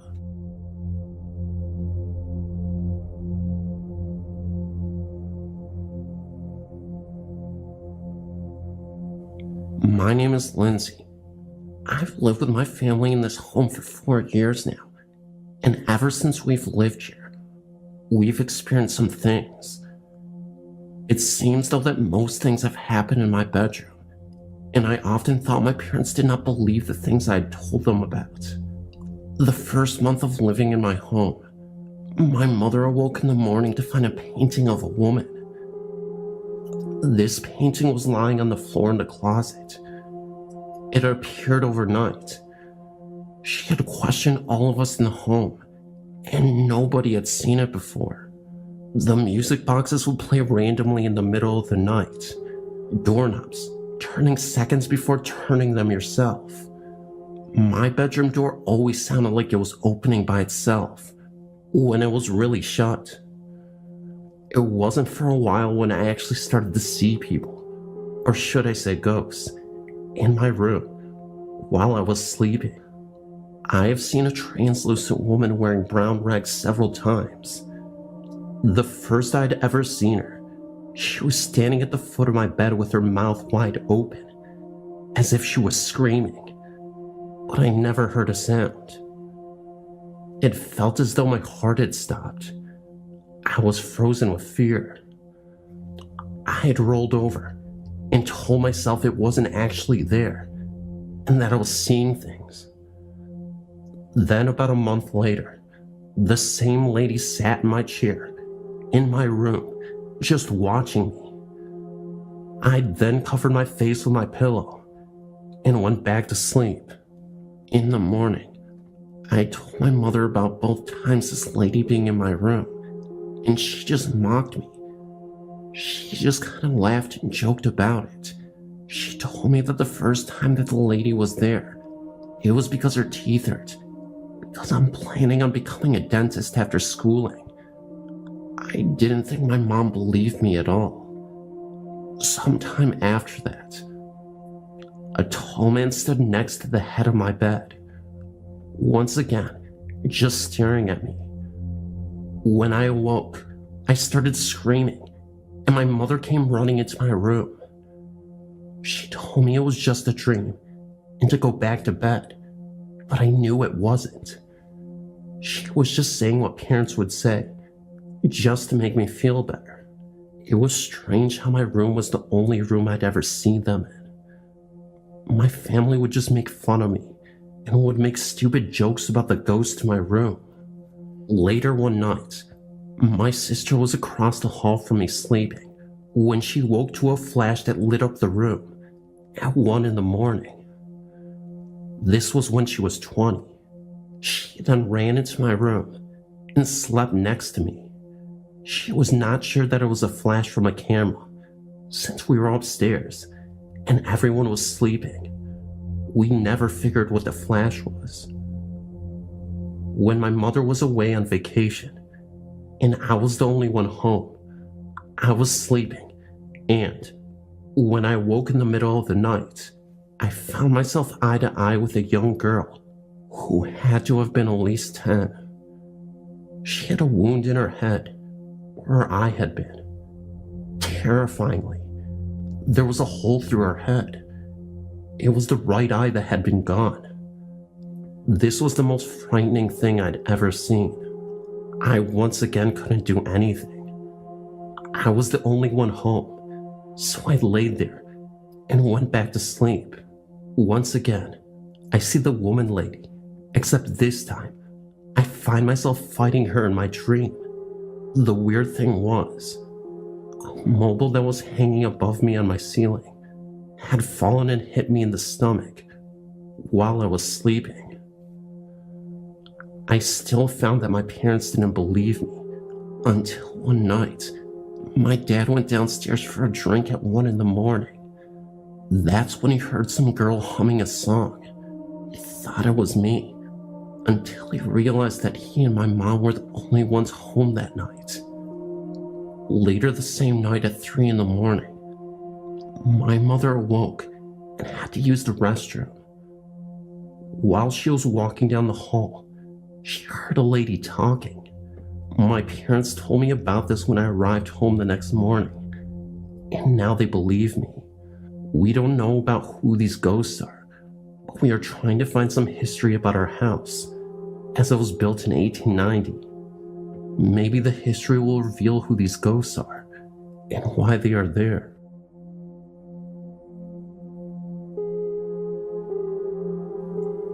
I grew up in a typical Maryberry-ish small southern town in southeast Tennessee.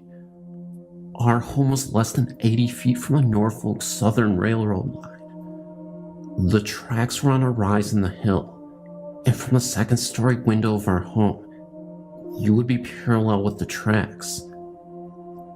The town I grew up in was once a coal mining camp, and then grew to be a coal mining town. Point of fact, the town's name came from the original proprietor of the first train depot. It was called Daisy, after his only daughter. From my house, the original train depot was situated just about a mile north, and the area of the train tracks in between was often referred to as Black Track because there were several curves in the railway, and coal was often spilled in these curves, leaving the soil covered in the black, chalky coal residue. It is purportedly haunted, and there are several ghastly and ghostly tales attributed to that area of track. From what I'm able to gather, One story is that a female slave was once accused of leading other slaves to freedom via the train tracks, and when her trajectory was discovered by her owner, she was tied to the tracks until a train came through, chopping off both of her feet. Once this was done, she was carried to the slave quarters as an example of what would happen to all others who attempted escape or assisted others in escaping. Slowly she bled to death, despite the other slaves' best effort. I know several people have laid their hands on the Bible today and testify seeing her feetless body in the area. Other stories about a train wreck that happened about 15 yards from the back door of my old home. In southern Tennessee, we do not get much snow, but we can get quite a bit of rain. Apparently in the late 30s, a weather front came through, bringing a lot of rain and flash flooding to the area. One night after the rain had slowed to a drizzle, a fully loaded train was slowing to stop at the depot, not knowing that the ground below was giving way under its weight. During the initial wreck, several railroad workers and hobos were trapped in the rubble. Many of the rescuers were local farmers and residents who perished as the mud shifted under the weight of the debris, and ultimately, a large land and debris slide halted all rescue efforts. As many as 50 people perished, and the old-timers would say that they could hear people moaning and screaming for help for days after the wreck, and how help never came. Some people swear that they could hear the sorrowful screams and moans of the trapped on bright, still nights. Lastly, another story about the area tracks has to do with teenage hormones and stupidity. Along the section of track is an old paved road that weaves back and forth across the tracks. In the 50s and 60s, this area of road was used by teenagers to prove the muscle in their machines and the guts in their drivers. More than one person has perished in their efforts to outrun the train. Many people say that those untimely deaths are the culprits of strange flashes of light that are often seen in that area. I am new to this site, and I've read many of the stories posted. I wanted to share my experiences. For the past 5 years, myself, my son who is turning 6, and my daughter who will be 2 this fall, have lived in a small cottage-style house with a full basement. The first weekend that I moved in, I of course had a party. My son stayed with my parents for the night. I also had a roommate for the first 2 months that I moved into the home. She had a cordless phone in the basement, and I had a regular phone upstairs. After our guests left for the evening, I took the cordless phone upstairs to make some calls. When I went to bed, I left the phone on the floor in my room.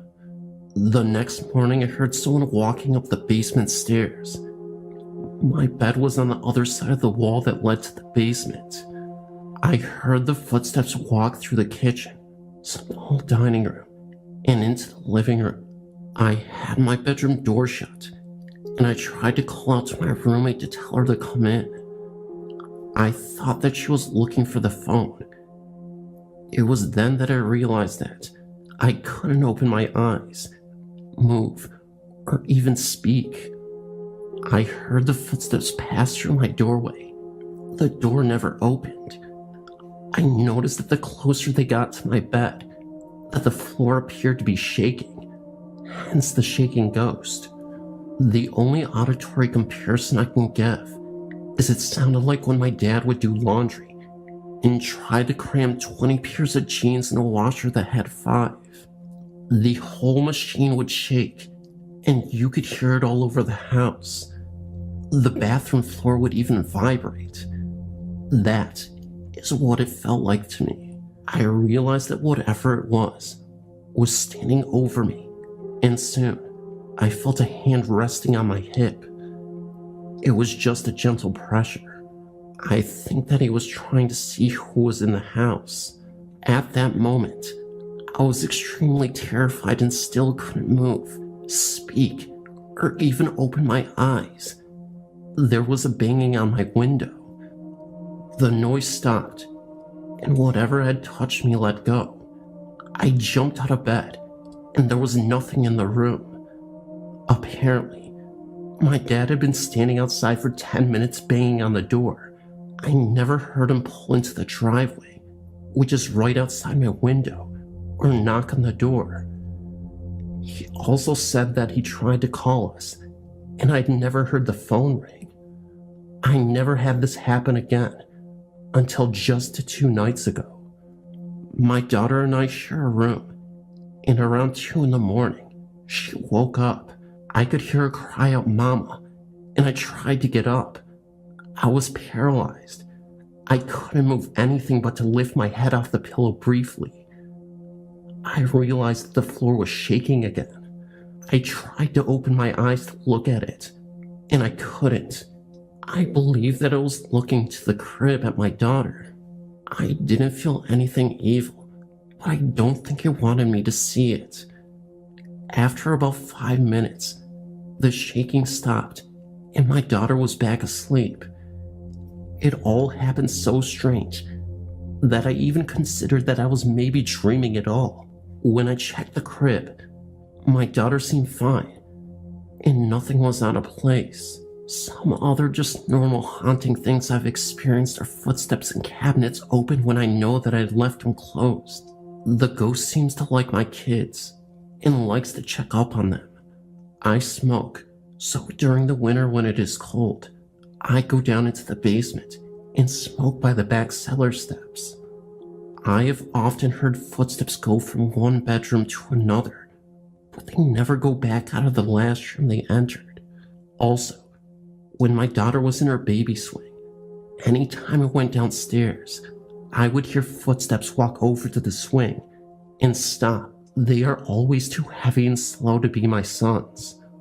Also, whenever I hear them and go back upstairs, he is soundly asleep in his room, so I know that it was never my son. There have been a few times, though, that I felt that I was unwelcome in the basement. I feel like I'm being watched in there, and that something doesn't like me to be there. I have also felt that feeling walking past my kitchen at night. It's like something is standing there watching me, and this thing seems very cold. I have never been harmed or felt completely threatened by anything. My son has complained of being scared, but if he has seen or heard anything, he doesn't tell me. I just wanted to share my story. We are moving in a month, so it'll be interesting to see if the people that end up renting my house have any experiences too.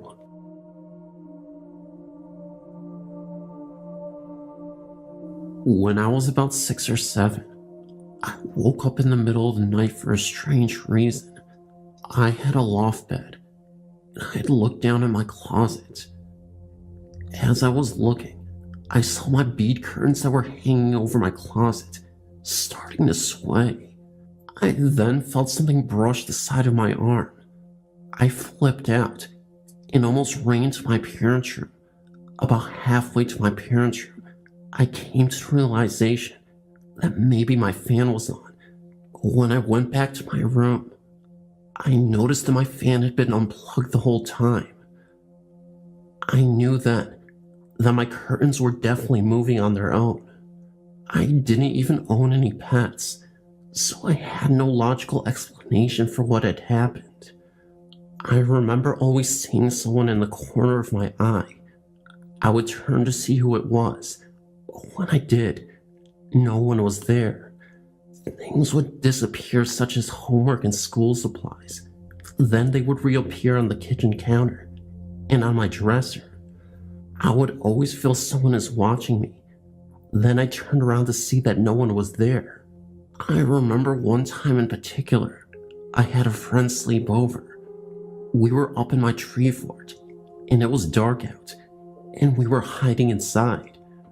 We had dared each other to turn off our flashlights so that it was pitch black. We were getting ready to open the side door when a pair of red eyes appeared on the door window. We rushed inside and started to shake from fright. I have moved from that house 5 weeks ago, and I've lived in that house for 7 years.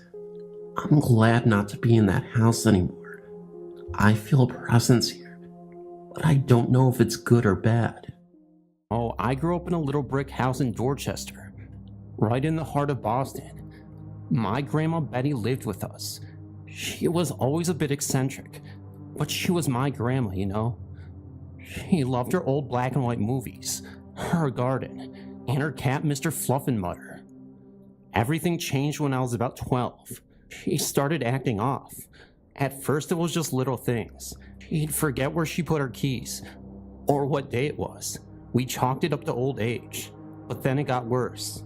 She started talking to herself, mumbling things under her breath. We thought maybe she was lonely. Then came the night that changed everything. I woke up to her screaming. It was a blood-curdling scream, the kind that sticks with you forever. I found her in the kitchen standing over the stove, a look in her eyes I'll never forget. Her eyes were black, like empty pits. She was chanting something in a language I didn't recognize. Her voice a guttural growl.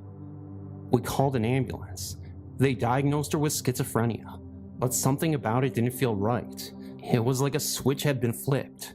The woman I knew was gone, replaced by this thing. She started having these episodes. She'd talk about demons, about a darkness inside her. She'd scratch at herself, leaving deep red marks. There were times when she displayed superhuman strength, overpowering 2 grown men. It was like watching a horror movie, except it was happening in my own home. We tried everything. Doctors, priests, even psychics. Nothing worked. It was like she was possessed or something. I started seeing things too. Shadows moving on their own, cold spots in the house, and a sense of dread that was always there, lurking just beneath the surface. I'd hear her whispering at night, things that chilled me to the bone. She'd talk about a master, about a dark pact. I tried to ignore it, to pretend it wasn't happening, but the fear was consuming me. One night, I woke to find her standing over my bed. Her eyes were like glowing, and there was a sinister smile on her face. When I say glowing, I don't mean literally glowing, but it still had that look to it, if that makes any sense. I remember she reached out, and I saw a flash of darkness before I blacked out. When I woke up, I was alone in my room. There was a strange symbol carved into my arm, a symbol I've never seen before, and I knew deep down that something evil had taken hold of my grandma. Then came the day my grandpa died. It was sudden, a heart attack. The house felt empty without him. Grandma seemed to withdraw even further into herself. She'd sit in her rocking chair for hours, just staring into space. Then it started. Every afternoon around the same time, she would start talking. Not to us, but to someone or something. Her voice was soft, almost a whisper, but I could hear the fear in it. And then I'd see it.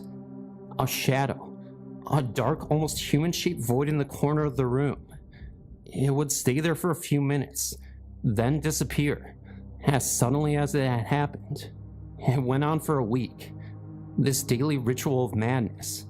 Then, as abruptly as it had started, it stopped. Grandma was different after that. The fire in her eyes was gone, replaced by a vacant stare. It was like a shell of her former self.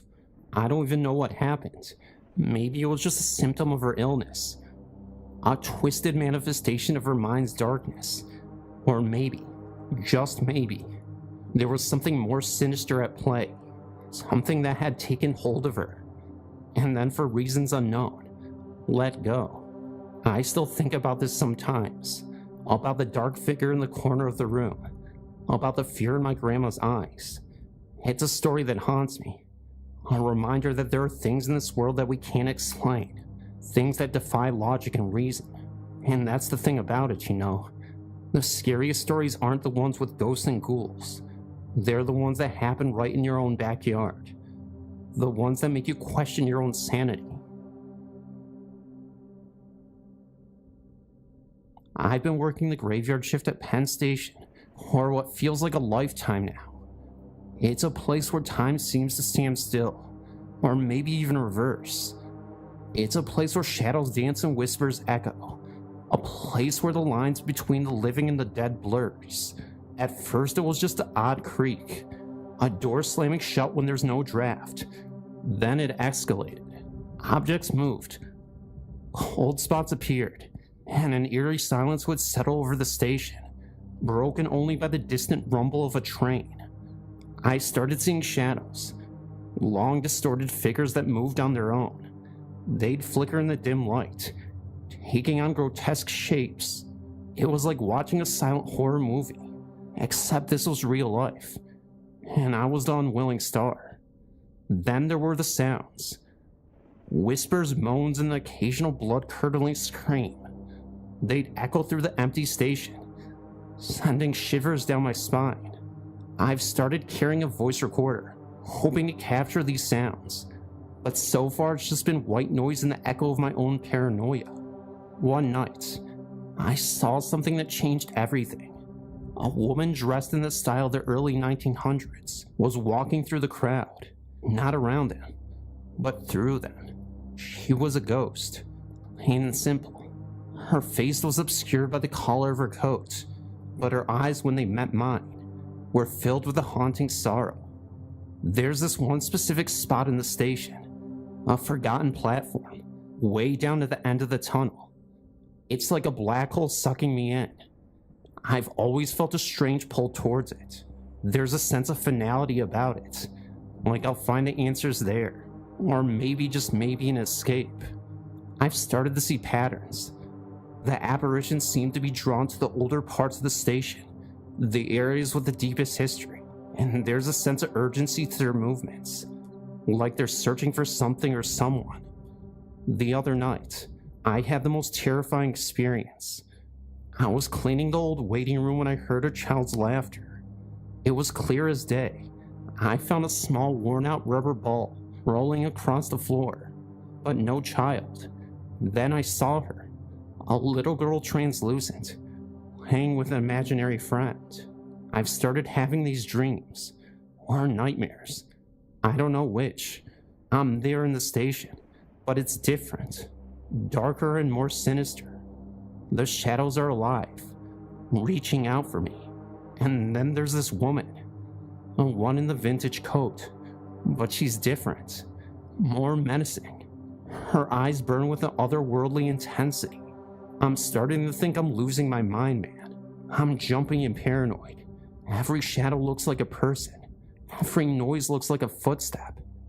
I'm starting to think I'm going crazy. I don't know what to do anymore. I'm trapped in a nightmare, and there's no way out. There's something else, something I haven't told anyone. I've started seeing shadows moving on their own, even during the day. They're not just figments of my imagination. I've caught them on camera. Dark, shifting shapes that seem to have a life of their own. And then there are the dreams, nightmares that bleed into reality. I wake up drenched in sweat, heart pounding, with the feeling that something evil is watching me. I'm losing my grip, man. I can feel it. I don't know what's going to happen next, but I know one thing is for sure. I'm not coming out of this unscathed. I'll keep you posted. I'm a big history buff, especially when it comes to the Kennedy era. So when I got a gig as a night watchman at an old Hollywood studio, I was stoked. The place was steeped in history, and I'd figure I'd be spending my nights surrounded by movie magic. Yeah, not so much. The studio was huge. A labyrinth of sound stages, offices, and old sets. Most of it was dark and deserted, with only the occasional security light cutting through the gloom. I'd been working there for a few weeks, and everything had been pretty quiet. Then one night, It happened. I was doing my rounds, checking in on the various buildings. As I passed through one of the older sound stages, I saw it. A figure standing in the middle of the vast empty space. At first I thought it was just a trick of the light, or maybe one of the studio cats. But as I got closer, I realized it was a man. He was tall and slender, with a distinctive profile. He was wearing a suit, and there was an aura of authority about him. It was then that it hit me. It was John F. Kennedy. Why? I mean, I understand it to an extent. Like I said, I was a history buff, but he wasn't related to movies. Anyway, I froze. My heart was pounding in my chest. He turned and looked at me. His eyes were piercing blue, and there was a sadness in them that was almost palatable. He just stood there looking at me, what felt like an eternity. Then, as quickly as he appeared, he was gone.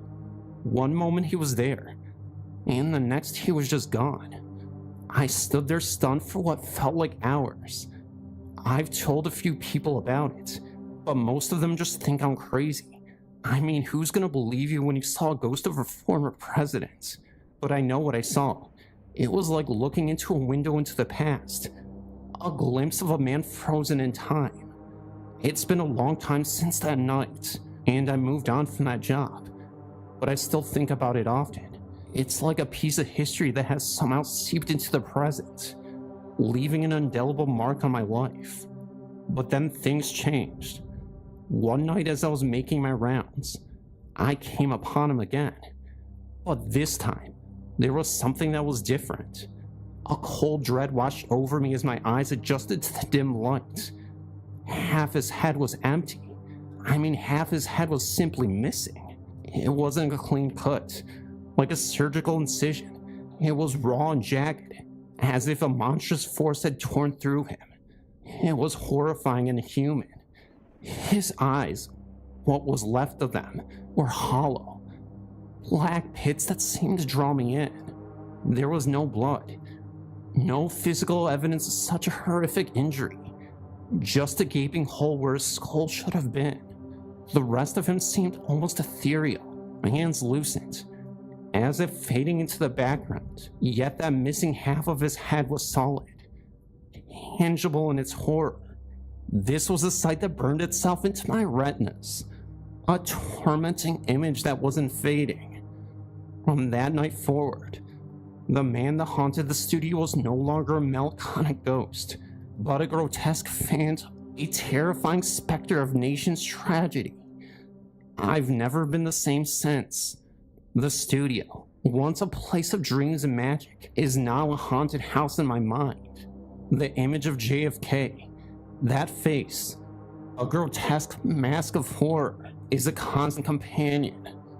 Sleep is a luxury I can rarely afford, filled as it is, with nightmares of that spectral figure. Some nights I can almost feel his presence, a cold, chilling breath on the back of my neck, and in those moments, I'm transported back to that soundstage, face to face with a horror beyond comprehension. I don't know what I saw, or why I was shown such a grotesque spectacle, but one thing is for certain. The ghost of JFK, or whatever it is a force of pure terror, and I'm a prisoner in its haunting world. You want to hear something crazy? I spent a night in the Villisca Axe murder house. I'm not exactly a daredevil or anything, but I was with the paranormal investigation team, and well, curiosity got the better of me. I've seen a lot of haunted places, old asylums, supposedly cursed hotels, the whole 9 yards. But this place, this was different. It's like the house itself is holding its breath waiting. We got in there at dusk. The place is creepy even in the daylight, but at night, it's something else. It's like the house is alive, watching you. We set up our gear, cameras, recorders, the works. Just standard procedure, but the atmosphere was thick, almost tangible. You could feel the weight of history hanging in the air, heavy and oppressive. We started in the kids' room. It was like walking to the time capsule of tragedy.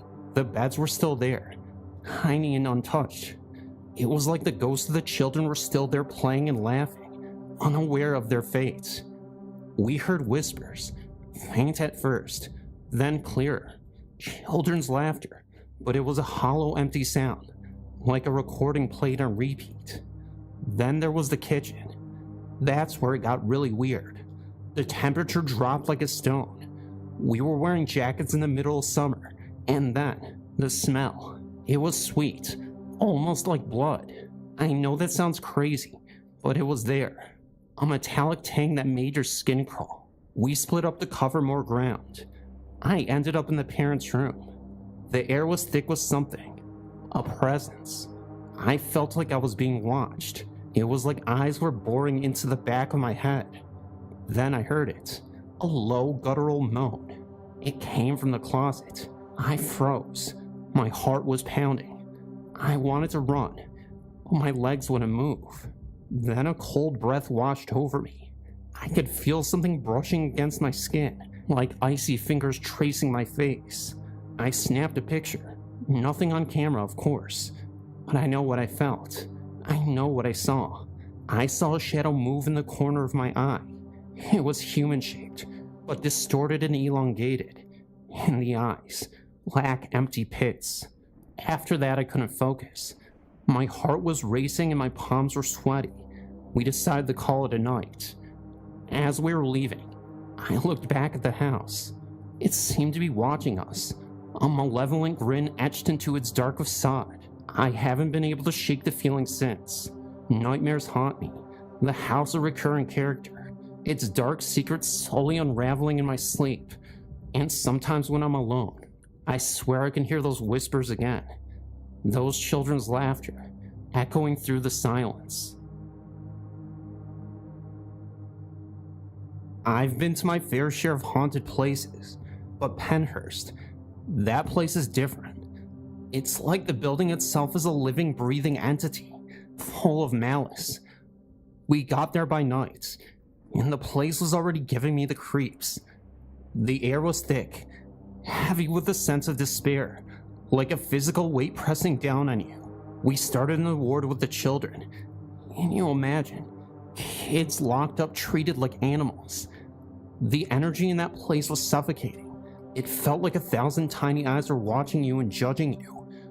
We heard whispers, like little voices calling out in the darkness. I swear I saw shadows move out of the corner of my eye, in shapes that shouldn't have been there. Then we moved on to the hydrotherapy room. That's where it got really messed up. The air was cold and damp, and there was this constant dripping sound, like water torture. I felt something watching me, a presence so cold it made my skin crawl. It was like being in an icebox with a ghost. We split up to cover more ground. I ended up in the isolation ward, a single cell, bare walls, and a heavy metal door. It was like a tomb. As soon as I stepped inside, I felt a surge of panic. My heart was pounding and my breath was short. It was like the walls were closing in on me. I could feel eyes on me, burning into my soul. Then I heard it. It was a woman's scream, raw and filled with terror. It echoed through the empty halls, sending shivers down my spine. It was like a scream that seemed to come from the very depths of hell. I wanted to run, but my legs were like jelly.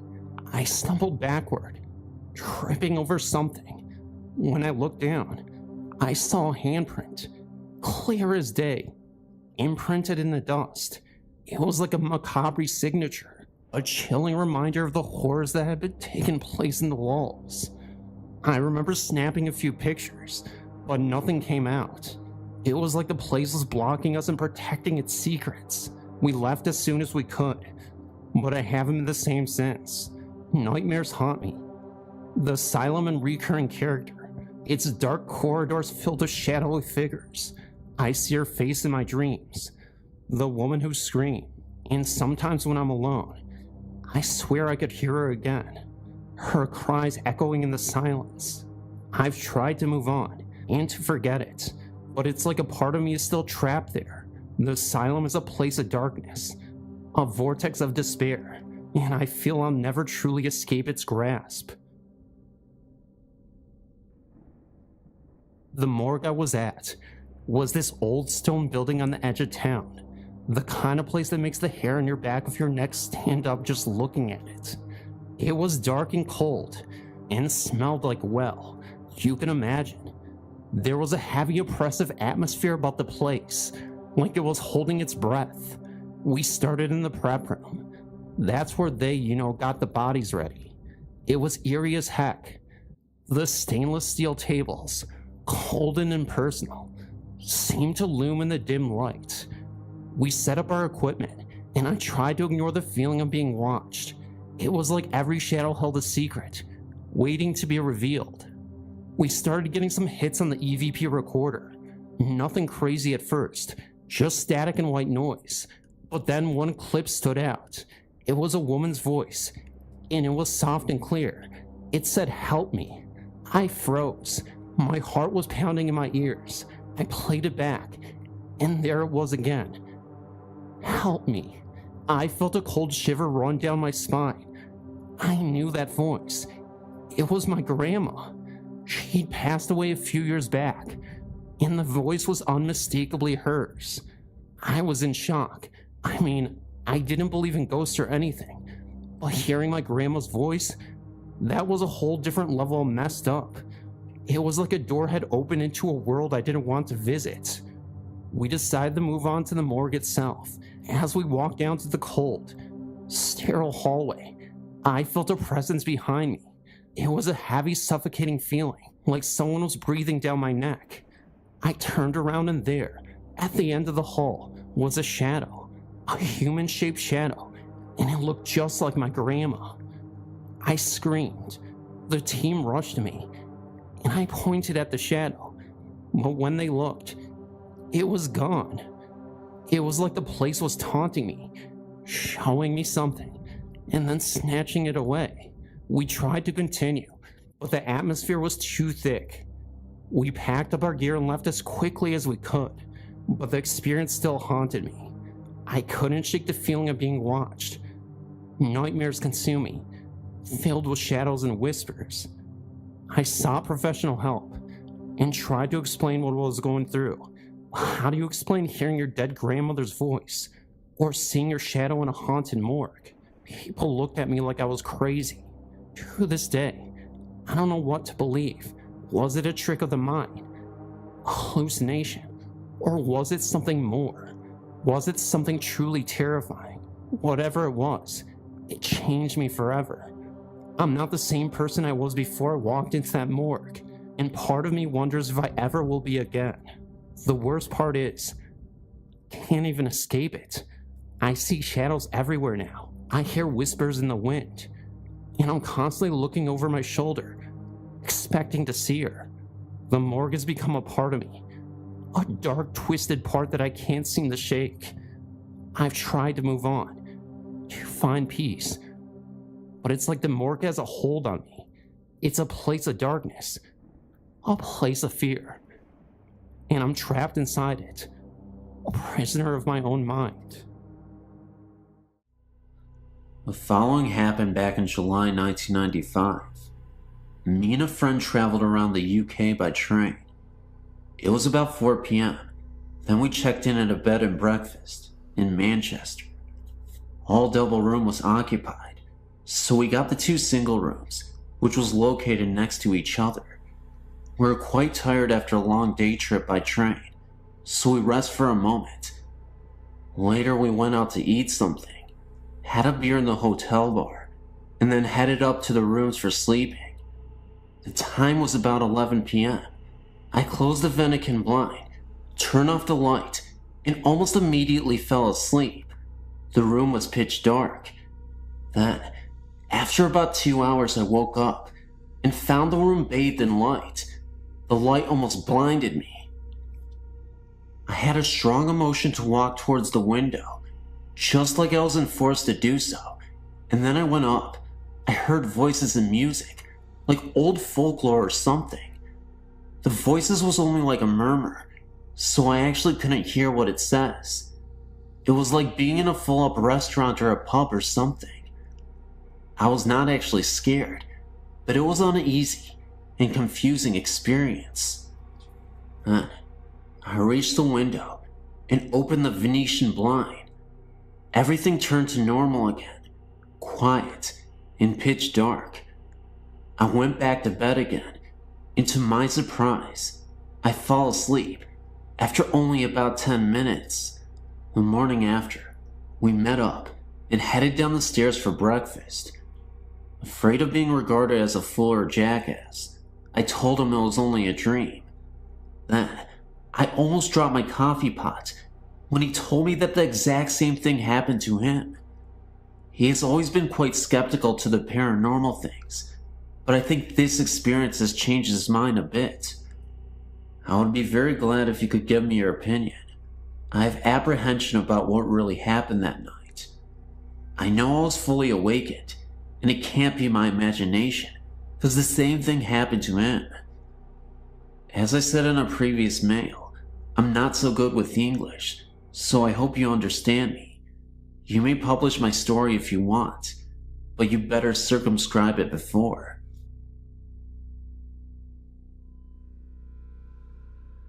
Hi there, my name's Joe. My friend Colin probably wrote you recently about some recent activity. For the past I don't know how many years, I've been able to feel, and to an extent see ghosts. I can sense what they are feeling and what their intentions are. However, for about 3 years, my friend Colin started having sleeping problems. I already knew his house was haunted, but what was haunting it was the spirit of what I think is a 5-year-old child. For Christmas the year before, a friend of ours that lived in Thailand sent us all gifts. However, Colin was the one that received a house that you would leave tokens and gifts in to help ward off evil spirits. Over time, it stopped doing that. Trapped in the house was some kind of creature, like a demon. It was huge, dark, and very menacing. I still don't know how to use all of my abilities very well, but at the time, I sure as hell didn't, but I attempted this anyway. We attempted to destroy the house, and everything in it. It took 45 minutes just to get it to catch fire. During this 45 minutes, I was attempting to immobilize the creature inside the house. After 45 minutes, I was able to trap it, by pure luck. After I trapped it, I was able to see what was being stored in the house. It was a large field, fire everywhere, dead bodies on fire, blood everywhere. It reminded me of what hell would look like when described to you as a child. After that, I was drained. I couldn't do much of anything. I thought I lost all my abilities, but after 2 months they started coming back, very slowly. I knew this only because I was able to see the ghost in Colin's house again. While I was living in Korea, I encountered a few spirits, but they were by chance and left over from the war. That was when I knew my abilities were back to full, but I wanted to learn how to better use them, and I'm not having any luck. Well, to end the story on a bad note, last week my friend Jess asked about any ghost encounter any of us have had. So Colin and I talked about this one. So Jess got curious and wanted to see where it happened. Reluctantly, we took him there. Surprisingly enough, development has been going on in the area for the last 5 years, but at the spot where we destroyed the house, nothing is built. We went to the spot, and I was able to feel it out from residue from when we first destroyed it, but after a few minutes, it wasn't just that. The feeling I was getting became stronger until it made me sick. I almost passed out, and I doubled over dry heaving. It turns out it was still trapped there until that night. Somehow, it got loose. I don't know how or why, but now I have to get rid of it for good, and I don't know how.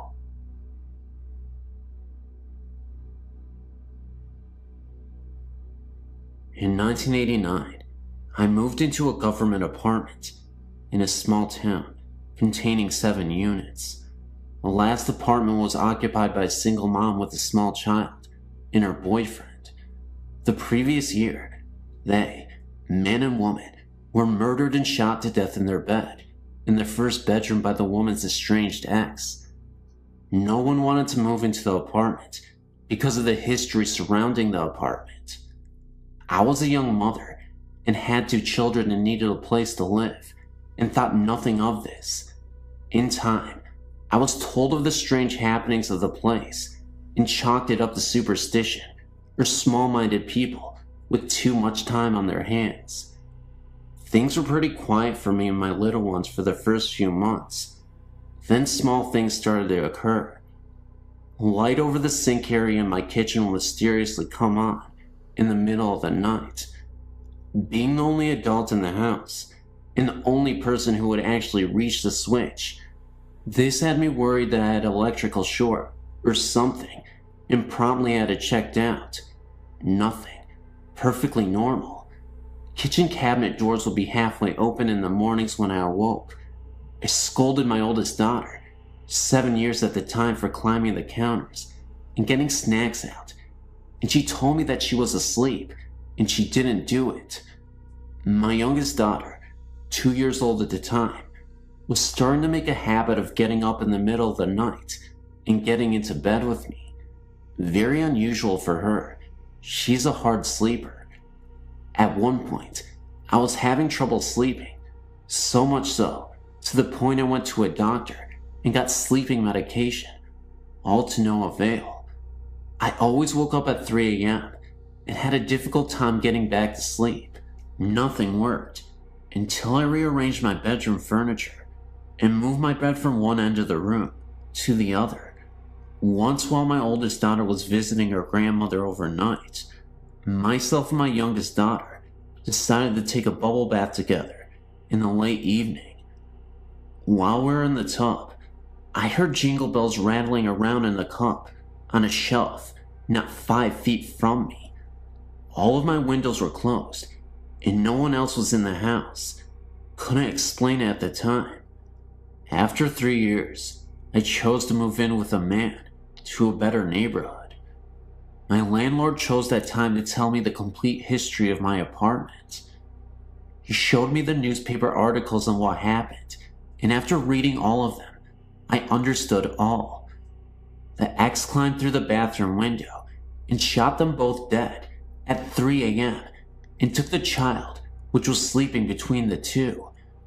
Her bed was in the exact position as I had my bed when I couldn't sleep. The mom was a stay-at-home mom and was always in the kitchen fixing stuff for her little child, making homemade cookies, snacks, and such. She always left the kitchen sink light on for her boyfriend when he came in late at night. My daughter always getting into my bed late at night was quickly understood by me. The other bedroom was never used by the child. She always slept with her mother and the boyfriend. No other tenants have reported any activity in this unit. Of course, they didn't have a smaller female children either. Time will tell if this ghost will ever find peace or her final rest. Before moving out, the last night there, I made my peace with her and told her I understood why she did the things she did. I understand she wasn't trying to scare me or my little girls, and I wished her peace. One afternoon of 1995 or 96, I was dusting our bedroom, the master bedroom, in our apartment. Right beside our bedroom was a small hallway leading up to the bathroom into the other bedroom. I remember being in a very good mood. I'd been doing a few changes in the decoration of the bedroom and was now dusting. I was happy with the results, and as I was dusting, I was talking about the changes with my husband, or what I thought was my husband, standing in the hallway. All smiling and happy, I started to tell him, or what I thought was him, "Hey Frankie, look at what I've just done. Isn't that nice?" I advanced in the hallway to bring him in the bedroom, and as I neared him, he disappeared. I nearly jumped. Now, as I was dusting, I happened to turn my head towards the hallway, which was on my right, and there stood a man who very much looked like my husband and who was dressed in modern clothes, a short and a t-shirt. When I saw him, I was sure he was my husband. That is when I started talking to him, and as I was cheerily and happily explaining the changes to him, he had this most beautiful smile of encouragement. He seemed to be happy for me. What a surprise when I realized that I had been speaking to someone or something else than my husband, and when I saw it, it disappeared. It is when this being disappeared that I realized that my husband was lying on the couch and watching TV. He was very surprised when I told him what happened.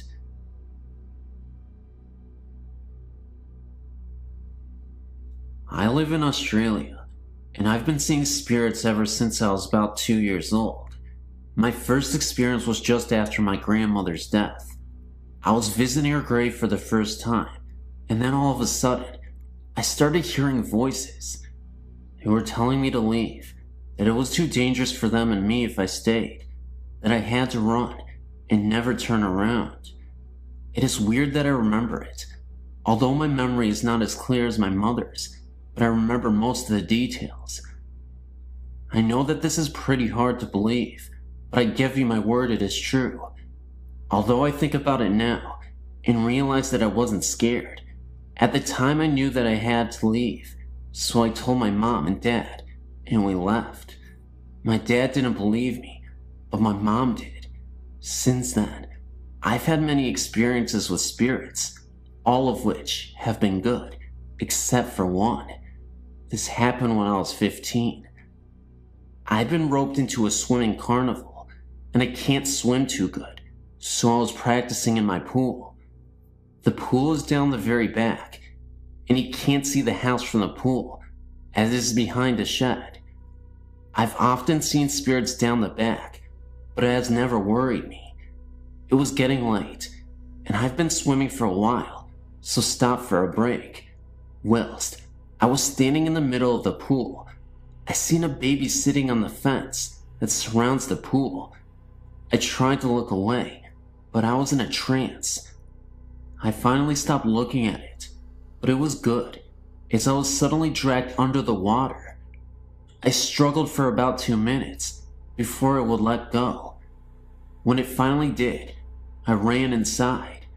I told my mom, and she never believed me, but I've never been down there on my own ever since. My name is Evan, and my friend's name is Scott. We're making a trip to North Carolina for a concert in August of 1996. After the concert, we drove for a long while, finally making it to South Carolina, and were in need of a place to camp, as it was getting pretty late. We found the Kings Mountain State Park entrance, but being almost 2 a.m., the gates was locked. We both got out of the VW camper to see if we could get the gate open. The road was completely deserted, and being at the entrance, we were not even close to any campsites. With the headlights of the camper as our only source of light, a woman appeared out of nowhere. She had dark hair, thin white dress, and was barefoot. She asked us if we were with the wedding party, and we replied that we were not. As quickly as she appeared, she was gone. Scott and I thought it was kind of weird. No evidence of another car on the road, and the fact that she was barefoot in the middle of nowhere at 2 a.m. in the morning. Entertaining the thought that we may have had an encounter with a ghost, we forgot about it. Recently, I was reminded of the incident and thought I'd surf the web to see if there was documentation of some similar experience when I found your site. I was blown away when I found an entry for Kings Mountain State Park and the woman in the white dress. The entry said that she was murdered by the clan for marrying a black man. I wonder if they were married right before the murder, and that's why she asked us if we were the wedding party. When I was 9 years old, we moved to a house in Brooklyn Park, Minnesota. My mom had just gotten remarried, so I now had a stepfather, whom I absolutely despised. About a year or so later, my dad started renovations on the house. We added almost half a house on. There was a 3-season porch, mudroom, a bathroom, and 2 basement bedrooms. My sister moved out of her bedroom to the new one in the basement.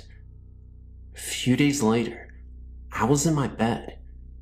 My bed faced the wall by the door, but I couldn't look out down the hall. I had only been in bed for a few minutes. I looked up because it felt as someone was in the room with me. That's when I thought there was my stepfather standing at the foot of my bed. He was wearing what appeared to be a hooded trench coat and appeared as a dark silhouette.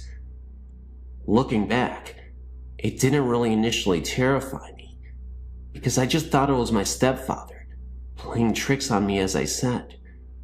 Boy, was I terrified. I yelled, "Ken, get out of here." Suddenly, my mom, who was in her bed at the end of the hall, yelled back at me that he was asleep in the bed next to her. Suddenly, the figure disappeared. I ran as fast as possible into her bedroom. There was my stepdad, sound asleep and snoring right next to her. I told her what I saw, and she just told me to go back to bed. The next morning, at the breakfast table, I started telling everyone. My oldest brother described the man in the hood. He also said he'd seen the man in his bedroom at the foot of his bed. His bedroom was in the basement, located right under my parents' room. He also thought it was our stepdad, until it vanished. He just thought he was hallucinating or something, and didn't tell anyone. Honestly, now, I really wish it was my dad. Hi, I'm a 21-year-old student in Chicago, Illinois. I'd like to tell you my story, and if possible, ask for your professional opinion about a few things.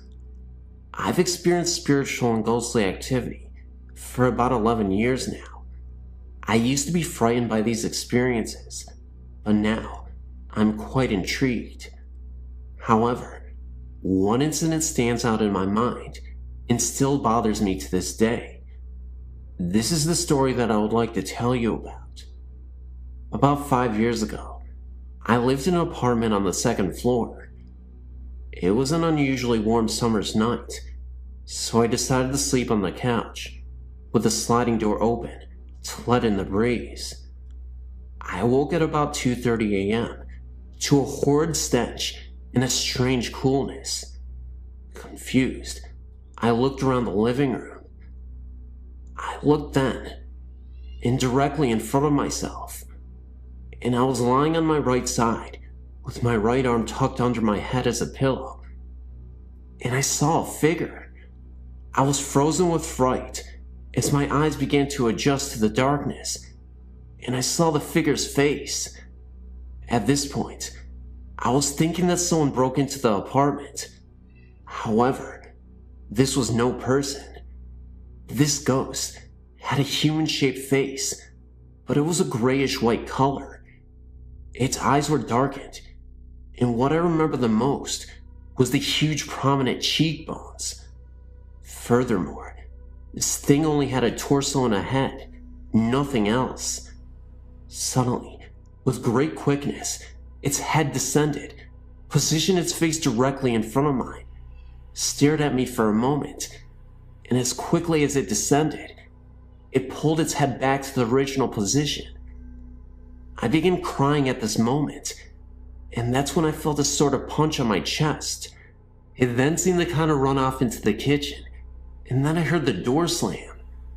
I jumped from off the couch, turned the lights on, and checked the door out.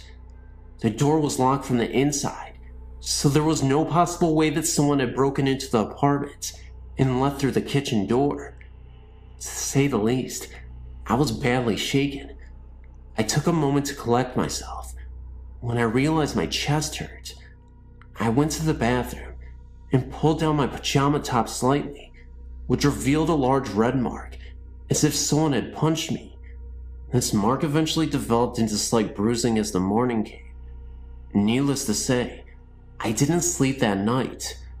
Since this event, several other experiences have occurred, none as frightening as this, thank goodness. However, a cluster of events did occur directly after this experience. For what reason? I'm not sure. I did go to the library and search for possible causes for such an occurrence. The closest I got to a logical answer was something called a night terror, which I'm sure you are familiar with. But I've excluded this as a possible explanation, for many reasons. The only thing I can think of is that I had seen a ghostly entity. As to why there was a stench or a cold chill associated with the experience, I can only guess.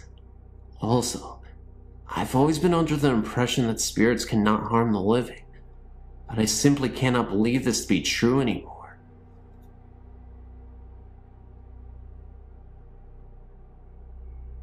This is an experience that I had when I was younger. It's a little short.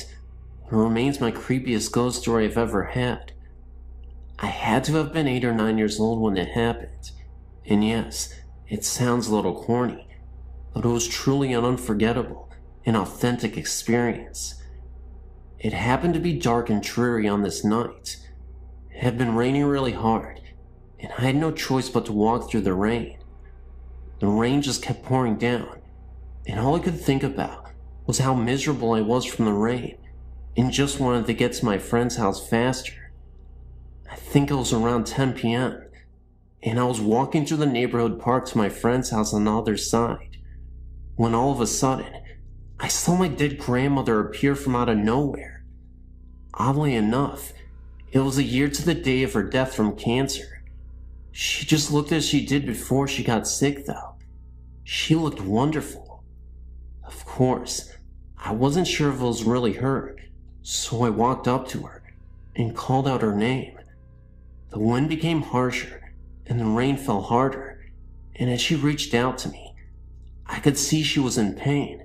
It was at that very moment that her face changed, and she became scared, and looked as though she needed my help, and it was then that she disappeared.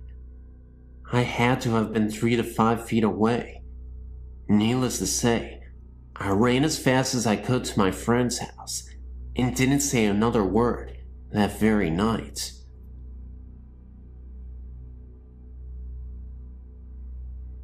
I was sent to live with my grandparents when I was 3 years old. I loved my grandpa with all my heart, and he and I became very close because he could not work due to a serious heart condition.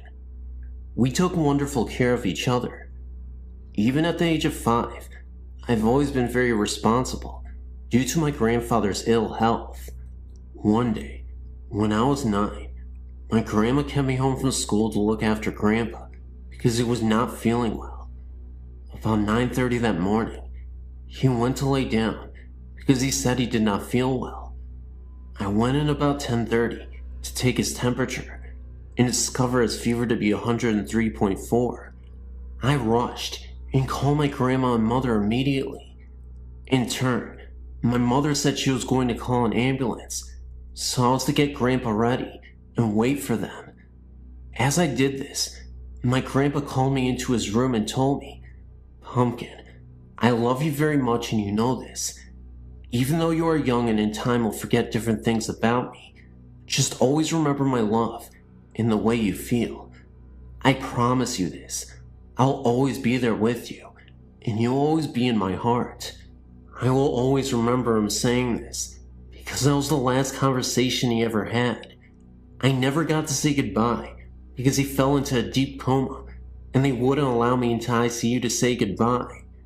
He then died on May 26, 1983, at 5:36 a.m. I know this for a fact, because he had given me his watch to hold on to while he was in the hospital, and it stopped at that very second that they pronounced his death. Now, while that is odd enough, the best part is yet to come. 3 weeks after my grandpa had passed away, my grandmother became very ill and was put into the hospital. So my sister, brother-in-law, and myself stayed out at my grandma's house. My sister had a cat that whenever someone came down the stairs, it would run to the basement door and cling to the screen to be let out. Well, one night, at about 11:30 p.m., the cat was sleeping with me on the couch in the basement when it jumped down and ran to the door to cling onto the screen, when all of a sudden, we heard footsteps. Now, the house is locked, my grandmother is in the hospital, and we are all in bed, downstairs. My brother-in-law grabs his baseball bat and tells us to call 911. At first I was very scared and was crying. And then they went upstairs. The footsteps stopped, and all of a sudden, my grandpa was standing in front of me, holding the note I had put in his pocket the day of the funeral. He had a tear in his eye and told me, not audibly, but I could see his lips move, that he loved me and would always be there with me.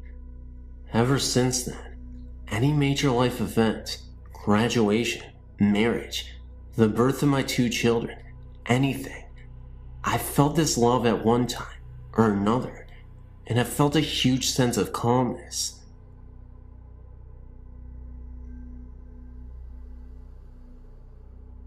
I guess this would be a second account of a previously encountered ghost story. I had the same thing happen to me as in the story below on Denton Road, Ypsilanti, Denton Road Bridge.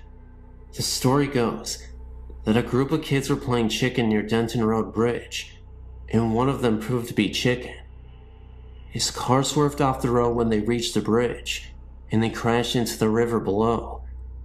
Many people claim to see a light come out of the river and chase their vehicle to the end of the road if they stop at the center of the bridge at night. I'm a racer and have a very fast, very built up 1969 Dodge. One stopped on this bridge simply because we were lost, and a pair of headlights came up the embankment and behind me and started coming up on me very fast. I thought some drunken redneck was out four-wheeling and was going to rear-end me. The car was in gear and running, so I simply stepped on the gas, and the headlights behind me pulled up within a few feet of my rear bumper. I floored it, and the light stayed right on my bumper. Couldn't see a thing behind me because the brights were on the car following me, and they were far brighter than any car I'd ever seen. I had the speedometer buried past 120 miles per hour, and they were 2 feet off of my bumper. I remember the red glare of the brake lights lighting up the road behind me some, and the moon was very bright that night, so I could see the way to the bridge practically, and there was not a car on the road. I was a little stunned, and almost lost the car at the turn. We went back to make sure that no one behind us had got into the ditch. Well, there was nothing. And then I got freaked. Made it back to Windsor in record time.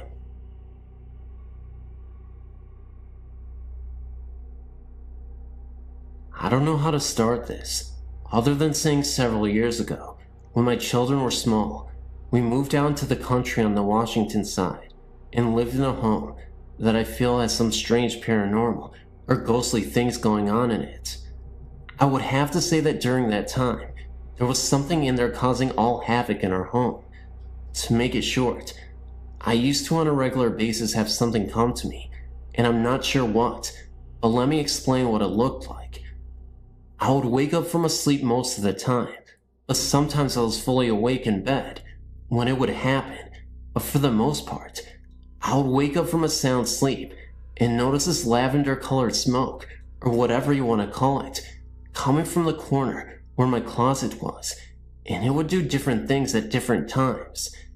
It would wrap around my perimeter of my room, and then go to the end of my bed, and separate into 5 different lines, and then dart at me, and then would go away. Sometimes it would wrap around the room, and then come down from above, into 5 different lines. The first few times that this happened to me, I was very frightened, and would wake my husband up, and of course by the time I could wake him up, there was nothing there. He slept very hard. This went on for a whole 7 years that we lived in this home, During that time, my husband also became very mean and violent. Also, in the room adjoining where my closet and my son's closet connect, my son was having these horrific nightmares that we could not wake him up from. We would sit there for sometimes 20 to 30 minutes, trying to wake him up, and he would be begging for his mother or his father and crying out, asking them to go away and leave him alone. He would describe them as ugly and short, very ugly and mean looking in the face, and they would torment him and scare him and try to hurt him. This was heart-wrenching for me to see him go through this and not be able to wake him up. I would cry right alongside of him when I was holding him, rocking him, trying to wake him up from these nightmares. All of my children used to tell me that in the house, they would see a ball of light sometimes that would move quickly through the home. I saw that occasionally as well. Our television was something quite interesting as well. It would turn off by itself while we're watching it, and then it would turn back on with the remote, and then it would turn back off again. We could play this game for a few minutes, and then it would stop. This only happened a couple of times through the TV. I do feel that there was something evil in that home, because many things went on in that home. What the lavender-colored smoke was, or the ball of light, or even my son's terrifying dreams were, I have no clue. I don't have a great deal about that kind of stuff. I do feel that I have many experiences though, and had some in other homes as well. Who knows, maybe they follow me, but the home in Washington was not a good ghost, if that is what it was. Our family went through some of our hardest times in that home. Can you tell me what the lavender smoke was, or what the ball of light was? I would be very interested in knowing. You could respond to me. Thanks so much.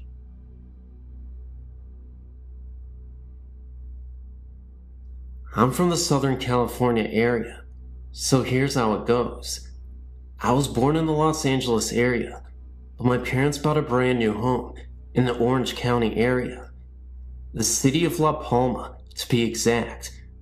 The house was located on some ranch of some sort, because our backyard faced a very large open but fenced field, with some cattle roaming around in it.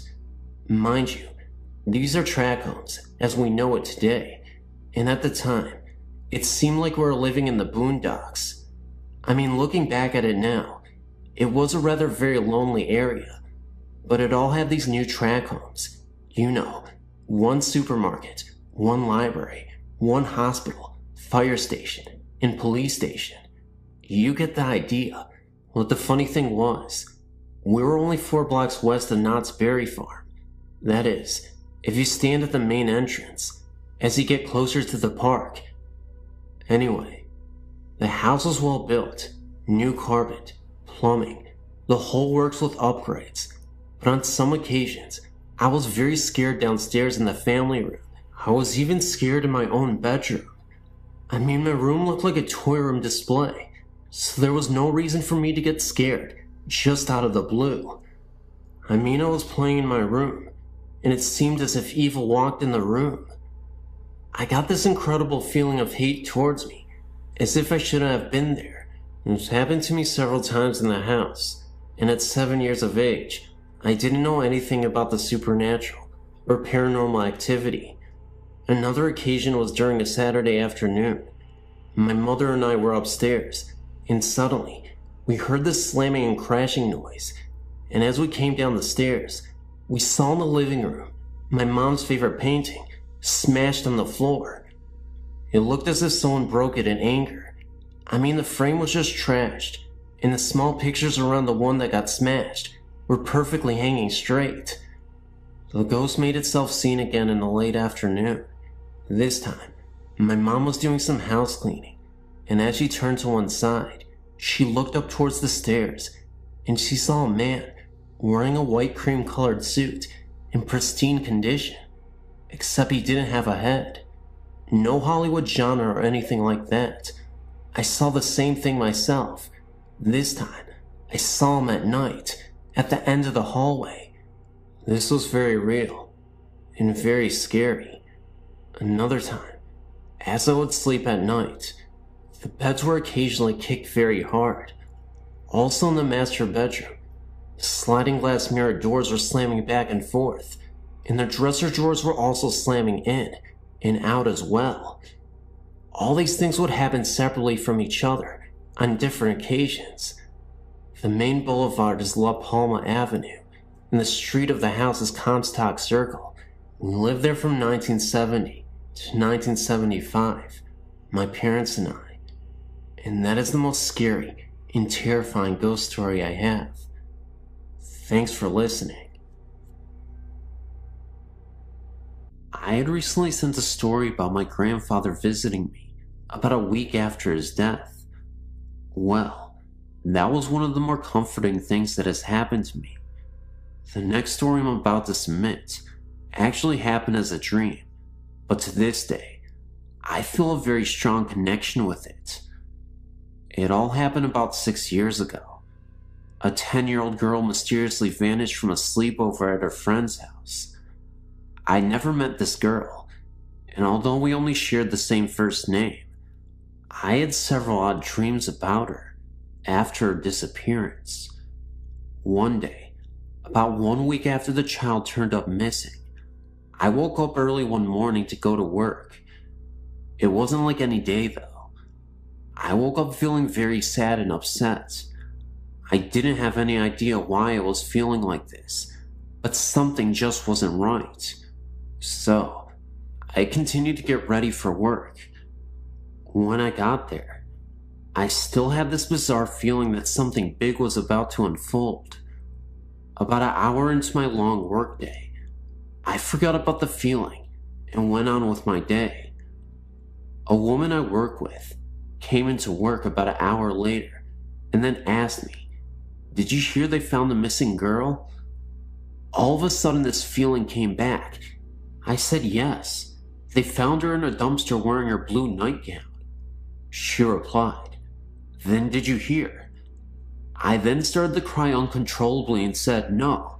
She, the young girl, came to me in my dreams and showed me where she was and told me that I no longer had to play with her because it was time to move on and now she could rest in peace. The woman just looked at me in disbelief and really didn't know what to say, and neither did I. I then realized this poor young soul felt compelled to have someone to be with her. Why she chose me, I will never know. Again, we did share the same first name, but other than that, I cannot explain what happened. Most people I tell this story to have a tendency of just looking at me with an odd expression on their face, but I too believe that it was all just more than a dream. I've never seen any ghosts or had any sort of experiences with the supernatural, but my friend, Amber, has. She was friends with this guy named Seth, whose mother was my high school coach. She was telling me about this house Seth's parents bought in Monticello, Florida, about 45 minutes away from where we live. It was a real old house with lots of land around it. This house is a weekend house for Seth's family. One day, Amber was invited to spend the weekend with them. She told me that on the way up there, they tried to warn her not to get scared because there were ghosts there. She thought they were pulling her leg and was laughing and playing along. When they got there, Amber was impressed with the 2-story wooden house. It was built in some old style from the 1800s, apparently. She walked upstairs to her room for the weekend and was given a tour of the house. Upon entering one room, she smelled something sour and bitter. It was right beneath the attic. She couldn't describe it to me, but let me know it wasn't pleasant. Then, she was led to the attic, supposedly the most haunted room. There were old rusted chains and shackles attached to the walls. A long time ago, a slave owner owned this home. The slaves would be punished by whipping and being shackled in the attic, with no food and water for several days. Amber said she had no eerie feeling, and didn't see anything out of ordinary. Later on that night, Seth and Amber were staying up late and playing games. They dared each other to go up to the attic, knowing the stories behind the deaths of slaves in the attics. When they went up the stairs and turned on the lights, they smelled that sour and metallic smell and saw dark stains on the floor that wasn't there previously. Amber said she had never been so scared in her entire life. She thought her heart was going to stop beating because it was beating so fast and hard. She and Seth went downstairs, wasting no time at all. Amber couldn't sleep at night because she was certain she could hear the groans and cracking. The next day, Amber came straight home and refused to come back to the house again. I talked later on with Seth's mother, my high school coach, and she said it was true. She gave more stories about how she'd find things moving or missing, how she smelled cigar smoke when no one smoked. She told me how she would come home at night and all the lights would be on in the house.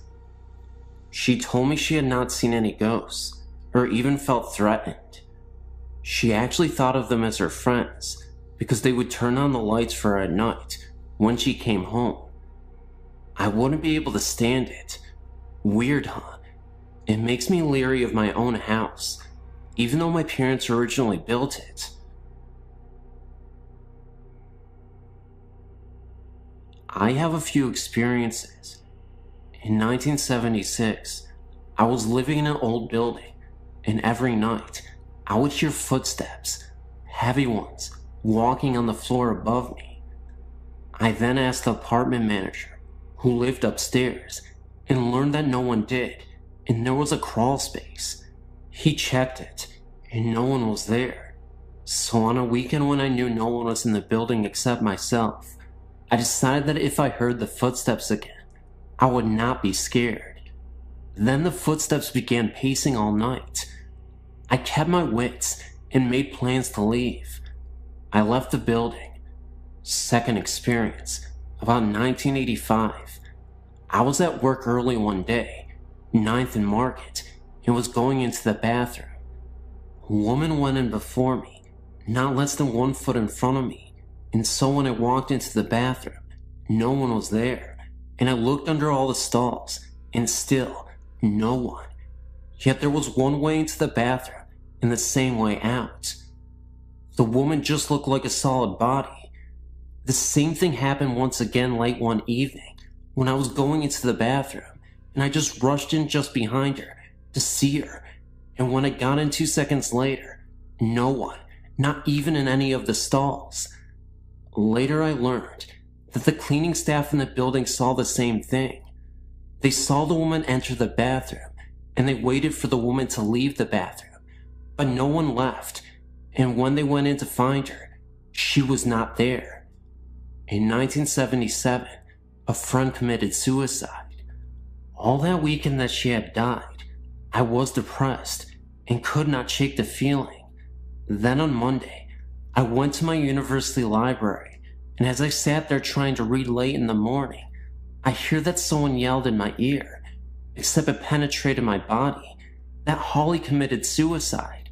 I jumped and looked around, but people were quiet, and no one was saying anything, and I thought, where did I hear that? And I must be thinking negatively.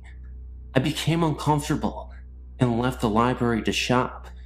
When I returned at about 6 p.m. to read, a woman came up to me and said, "We're looking for you this morning. We're talking about you and wanted to tell you that Holly committed suicide." I said, "So this is true what I heard?" I was told to call Holly's husband, and he verified it and said he searched for me the whole entire weekend. The next day, a strange thing happened. In my grief, I meandered my way to work in a different direction, passing a funeral home where I noticed a coffin in a hearse, and my heart and love went out to it. Then, after I got to work, I checked the obituaries for the funeral home where Holly was. It was the same place I passed that very morning, and so I invited a friend to come with me to pay my last respects to Holly at noon. I met my friend at the funeral home, and we were told that Holly had been sent out that morning for cremation. She had been the only one sent out, and she was in that coffin in the morning in that hearse that I passed on my way to work earlier. In 1982, when my father died, I woke earlier in the morning and was calm. Then my mother called to tell me he died. Everyone in my family woke up, and my mother got out of bed, sat by the phone, then it rang, and she got the word. At this time, I could hear people cry. Only the sound came from their body and not their mouth. My brother was in a deep grief and not crying out loud, but I could hear his spirit cry, and he just had a sad look. In 1992, my mother was very ill and in a rehab center. I did not like staying in her house because I thought it was haunted. On this particular morning, it was 5 a.m., and I was typing and printing a letter on the computer. I typed most of the letter, got up and stuck a mug of water in the microwave, and set it for 1 minute. Also, I prepared a plastic cone with filter and coffee in it.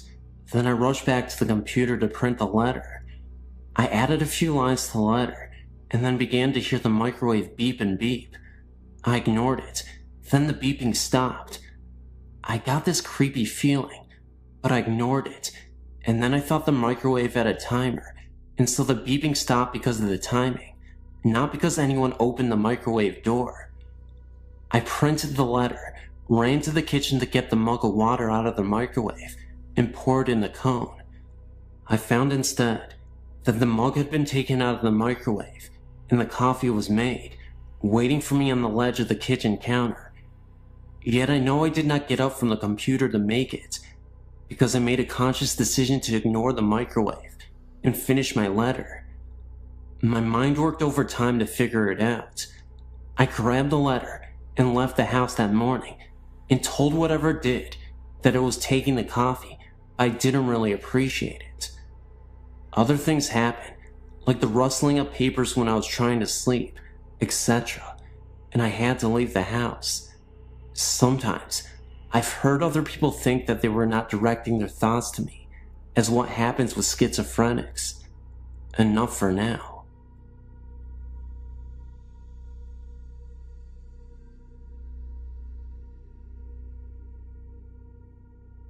This isn't my story, or even the story of the person who told me, but I thought I'd share it anyway.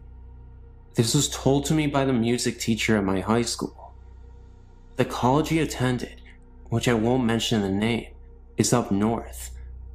I'm not sure when it was built, but the main building of the college was a Catholic monastery. There have always been stories around the college that a monk went crazy and killed himself in the monastery. People in the college have reported strange happenings and sightings of what appeared to be a monk.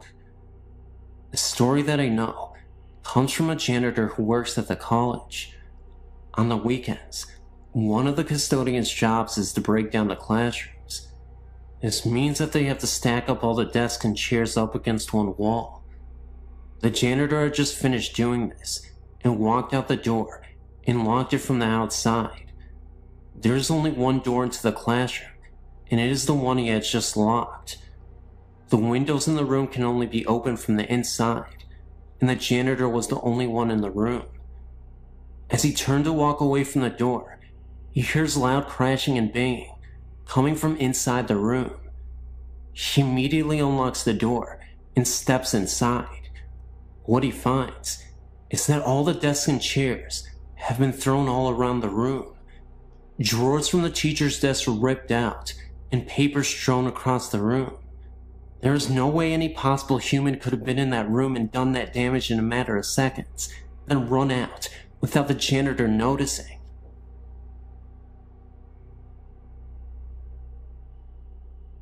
As I was reading your website, I was recalling my own happenings. None were ever harmful to me, but I do sleep with the light on most of the time. I believe I have a following, whether it be the same ghost or if I have some attraction for them. It started when I was about 4 years old. I had this imaginary friend. I named him Jingles. From what I am told, I do not recall any part of Jingles other than what I was told by my family. I made my friend Jingles so believable that everyone in my family actually started to believe there really was someone named Jingles. I would talk to him, play with him, and of course, if anything was broken or stolen, Jingles did it. If I was good and got a treat, Jingles had to get one too.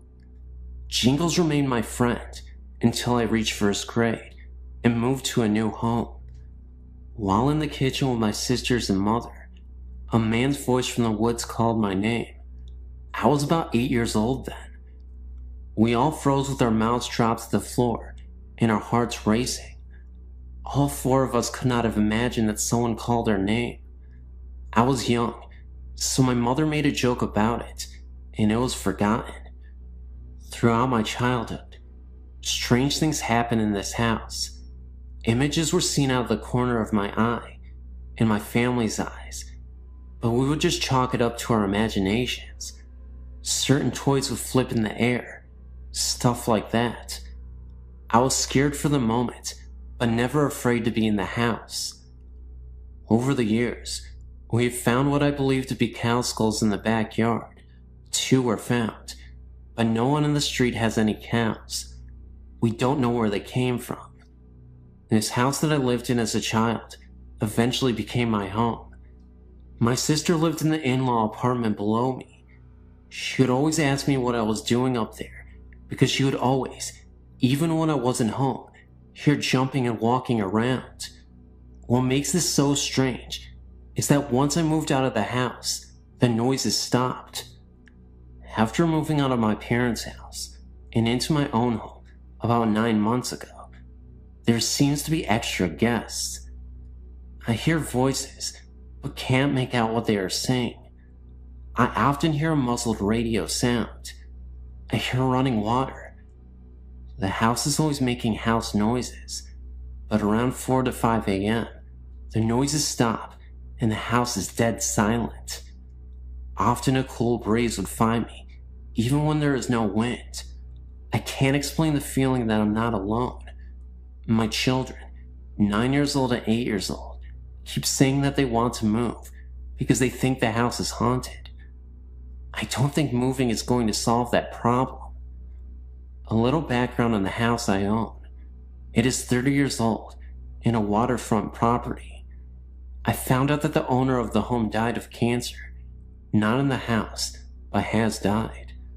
There have been 11 deaths around the lake, and they've all died of the same cancer.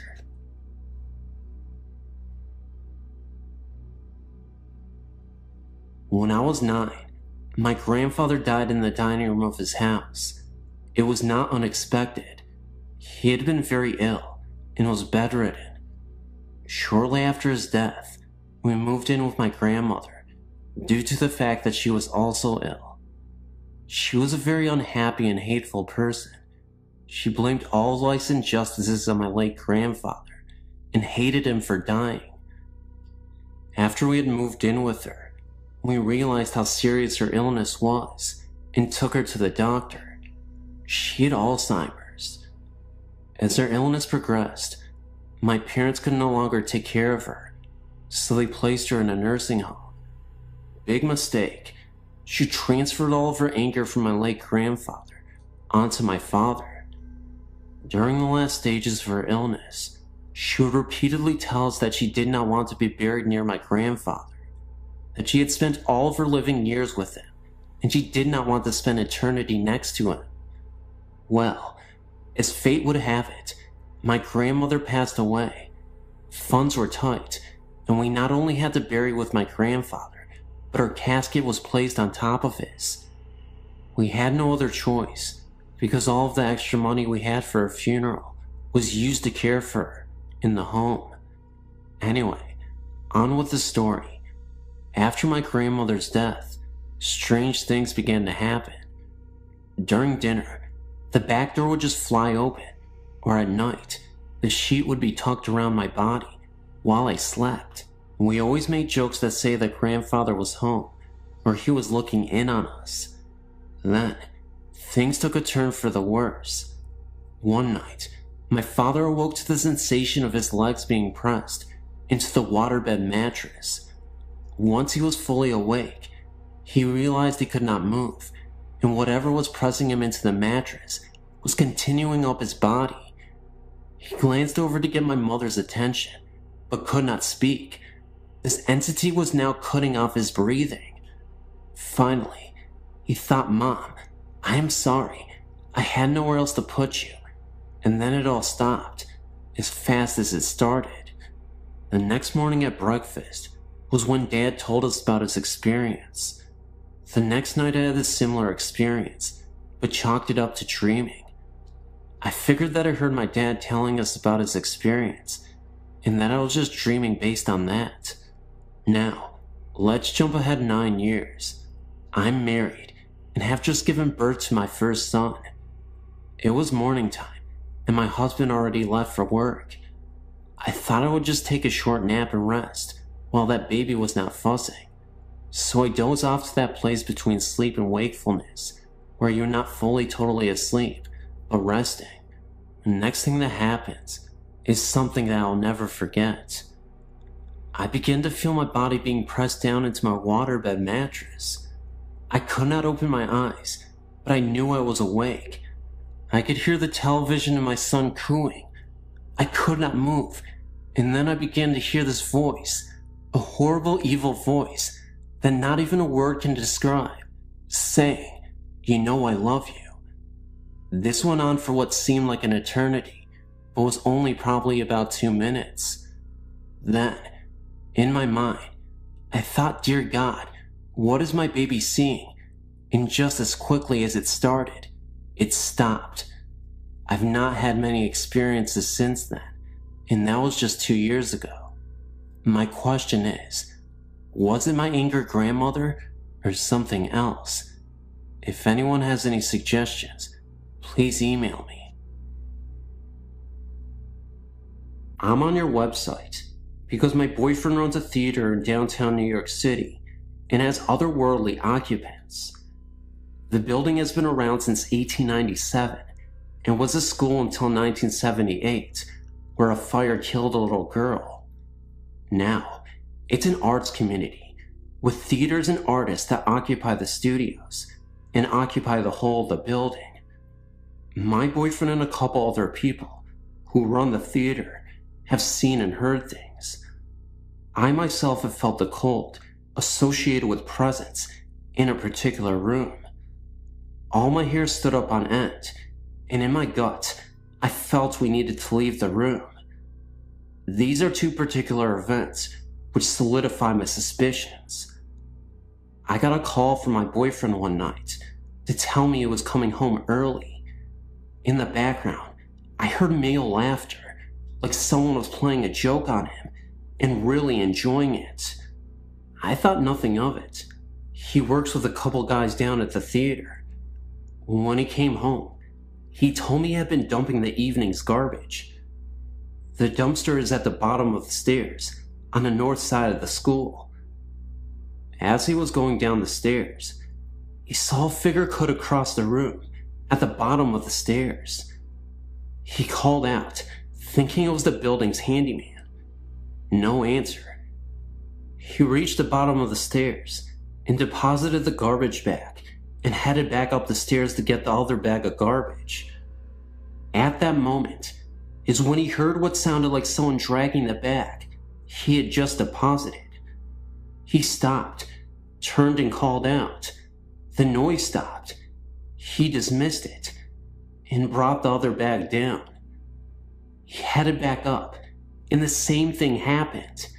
This time he did not go back down, but instead called to tell me he was on his way uptown. Later that night, in bed, he told me what had happened. I asked him who was with him when he called me, and he said he was alone. All my hair stood on end. "Who was that laughing then?" I asked. He said he was alone when he called. I think he thought it was my imagination or a bad connection, but now I know what I heard. Now last night, I was at the theater, some fashion show going on there. My boyfriend tells me what happened the night before. He'd spent the night at the theater in a pull-out mattress the guys kept there for late-night work. It was around midnight, and he was not asleep. He was staring up at the ceiling, rethinking his day. He heard his name called out. Then the door to the office slowly closed, as if someone was closing it from behind. He responded and peeked out to his desk, see if somehow a cat had found its way into the building, which is ludicrous. One doesn't see cats around there. And of course, he found nothing. All the windows were closed, so no breeze blew in. He said he then heard what sounded like whispering outside the office door. Lots of whispering, stage whisper, of gibberish with some strong hissing sounds, almost like a snake. He called out again and banged on the door. He went back into the adjoining office and went towards the door. He then felt a cold coming in from under the door. He placed his hand in the crack at the bottom of the door and felt no breeze. Then, a scratching sound, fast repetitions, like a dog scratching to get in, started. This was too much for him. He packed up and calmly walked out. He said he was a little afraid to walk back once he left the theater office, afraid of what he might see. I think being a theater, and many actors who love the space, left parts of them when they died. The founder died of leukemia, and loved and lived for this theater company. The little girl who died in the fire also stands my hair on end. Last night, I also found out the other guy who hears and sees things, that he hears that same playful laughter in the theater, just like I heard on the phone that night. Also seen figures sitting at the bar, footsteps heard. And that's my story. Thank you.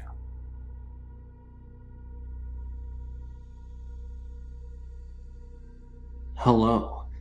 I'm writing about a few experiences I had at my home.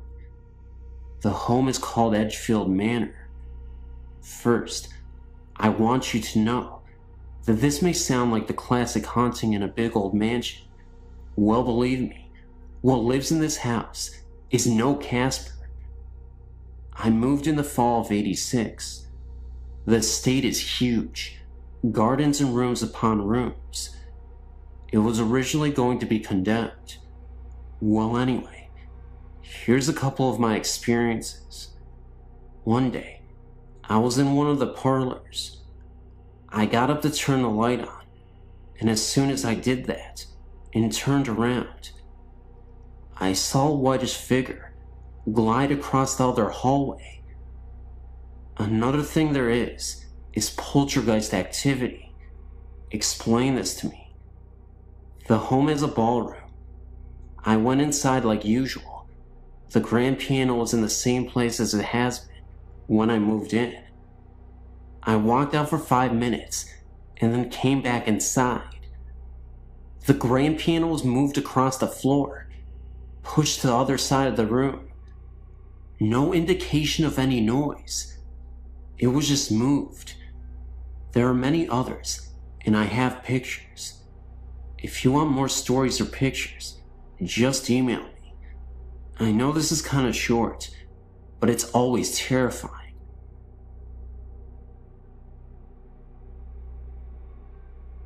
Hi, my story begins in Maine. Our family owns a cottage in Castine.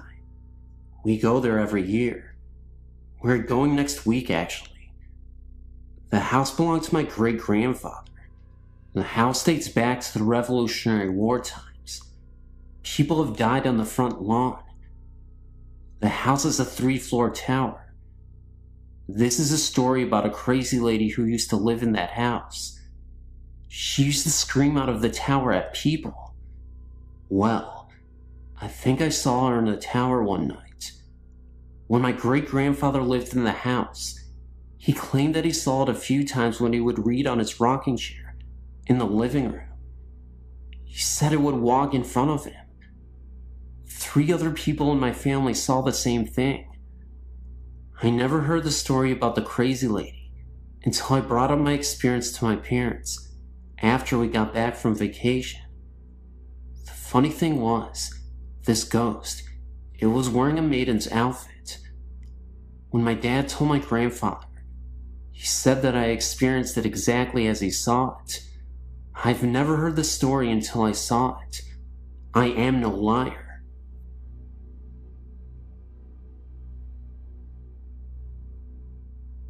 I was really never told to believe in ghosts, if they were real or not. This started when I moved to Missouri with my family in 1995. The first home we rented when we arrived, something was very uneasy about it. I not only felt it, but my eldest son did also. One evening, when the three sons were in bed and my husband was working late, I was up watching TV late. When I decided to go to bed, I left a low light on in my bedroom. As I was walking down the hallway, past my son's room, there was a blur. I thought it was because my eyes were tired, and there was a mirror on the back wall of the hallway. But as I continued walking, my left eye got real blurry, and I felt a cold chill go through me. There's a basement to this house. I had my washer and dryer down there. I also had my kid's Sega game there. I felt very uneasy every time I went down there.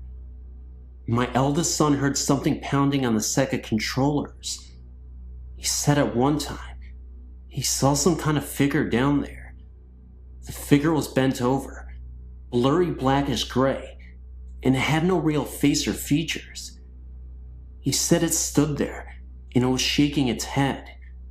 He would be downstairs playing, and hear someone coming down the stairs, and no one would be there.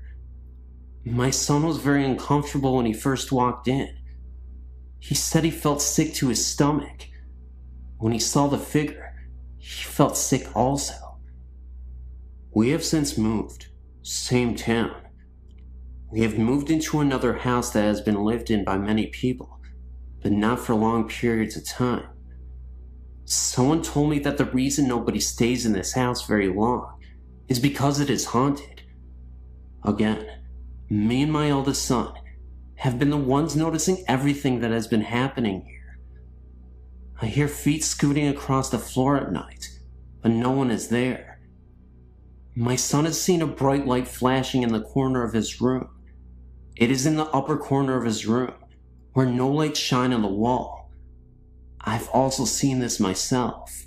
He has also seen 3 lights, spinning lights, beside his bed. There was also a time that he felt his bed shake.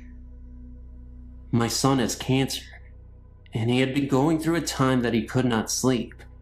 It was right around the time that he felt his bed shake. We do not have an uneasy feeling about these experiences. They are quite comforting. I had an uncle. He was killed on a head-on accident when he was riding a motorcycle, and he was hit by a drunk driver. This was around maybe 20 years ago. I think of him very often. I was just wondering if it was him that was there with my eldest son and me during this time that he, my son, is going through this cancer. We aren't scared of his cancer, even though it's rare. My uncle was a very spiritual man. I feel that this is his way of letting us know that my son is going to be alright. We will get through this year, and his cancer will be done. I have 2 other sons, and they've not experienced anything. Neither has my husband. I told him, and felt foolish. I felt he thought I was crazy.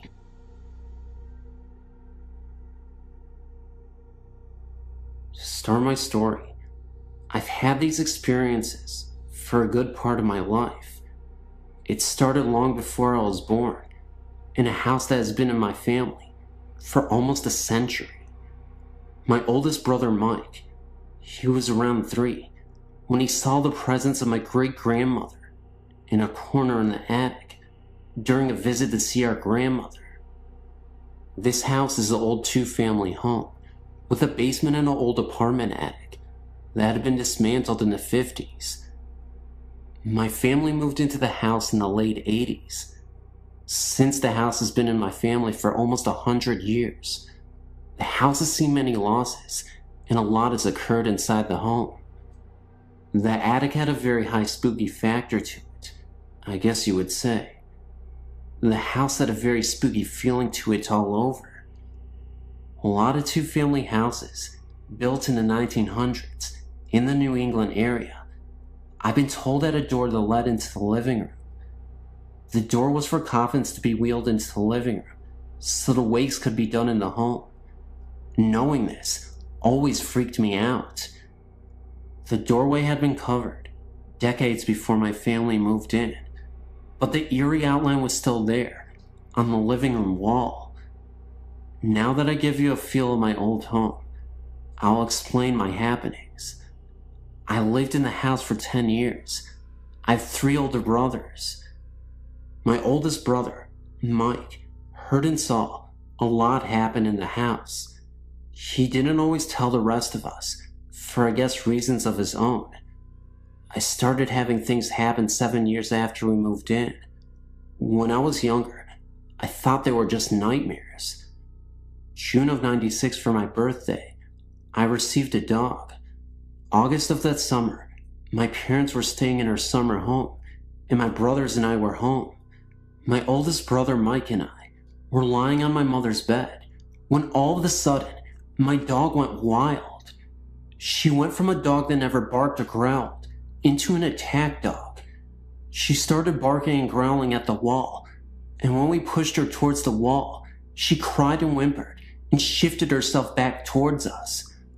I, being brave, stood in front of the wall and tried to beckon her towards me. She just barked and kept at her growling. My brother Mike and I were convinced we weren't the only two watching TV and left the room. My brother and I kept what happened to ourselves, and later that night, my brother Joe came home and slept in my mother's room.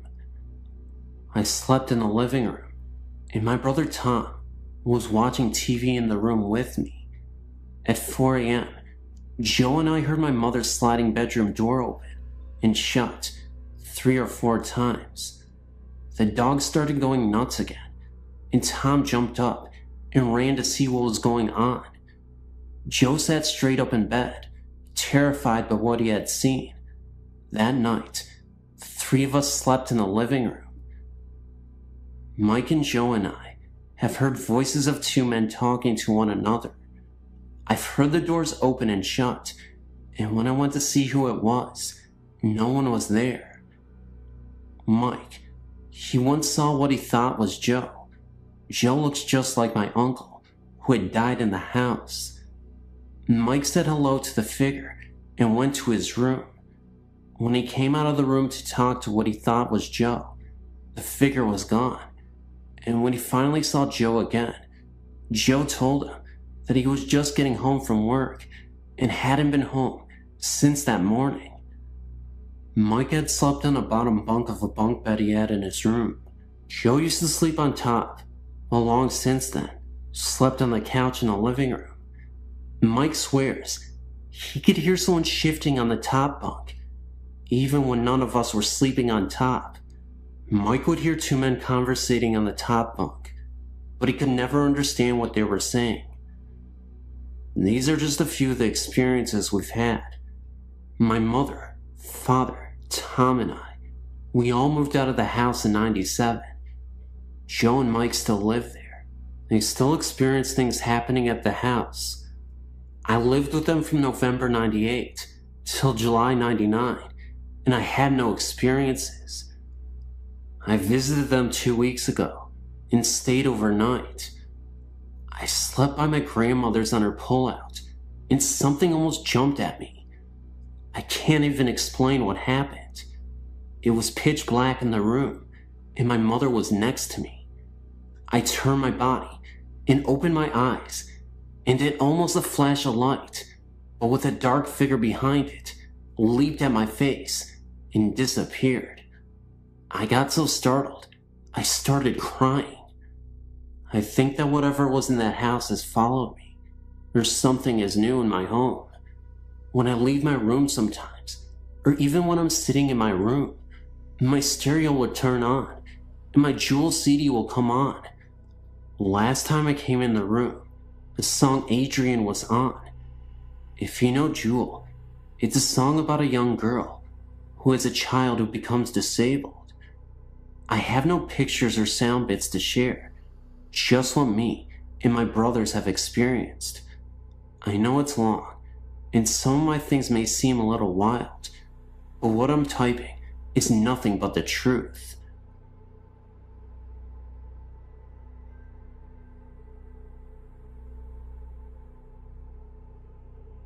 I don't really know where to begin with my story. I told very few people about it, for the fear they might think I'm crazy. I'm glad to have found a place where I can talk about it freely. I'm 26 now, and have not experienced anything like this since I was a small child, but it changed my life forever. When I was around the age of 3, I was still sleeping with my mom and dad. There were several things that happened around this time. I'll start with the worst first. One morning, I'd just woken up, and I turned over like I always did. But this morning, I saw the most horrifying sight that no 3-year-old should have seen. Laying next to me was this terrifying demon. I know it was a demon because of its eyes. It had a human form of a woman and was nude. It was about 10 feet tall, had thin bony fingers, and the darkest eyes. It was like you could almost see through them. You could just feel the pure evil. It had the most wicked smile on its face, like it was taunting me. I stared at it for a few seconds, and then turned back, hoping I was dreaming. Then, I felt the bony finger poking me in the back, as if to say, "Hey, you." I turned back over, and it was still there, grinning that sickening grin. I watched it get up to go to the window, which was closed and about 20 feet off the ground. It turned and gave me one last grin and went out the window. It was also around this time that I awoke one night to see 3 demons. They seemed to be like children. They were standing in the doorway, laughing the kind of laughter like I've never heard before. This was the same room where I'd seen the other one. At the age of about 7, I awoke one night to see a Grim Reaper standing by my bed. Needless to say, these things have disturbed me all my life. I also saw my grandfather and his past child after he had died, but that was a peaceful sight. I've not had any other experiences since I was a child. Oh, they've always been noises that I could not explain, but nothing like before. It was like the experience did something to me. I've never had normal dreams, not as a child or as an adult. Always strange dreams and nightmares, like I have some way of knowing when a spirit is near or a house is haunted. Some people call it a gift, but I just wish I could understand it and what happened to me as a child. Thank you for letting me share my story. The paranormal is a very terrifying subject and experience that I personally have my reservations about. I wouldn't say I'm as skeptical as the average person, but I do believe in the existence of something otherworldly. That doesn't make this story any less credible. I'm actually quite superstitious, the type of person that tends to hold his breath when crossing cemeteries, not using the Ouija board correctly for fear of a negative spirit attachment, never speaking ill of the dead in any capacity for fear I could become riddled with misfortune and tragedy. So, I guess you could say I have a level of paranoia that is a bit illogical.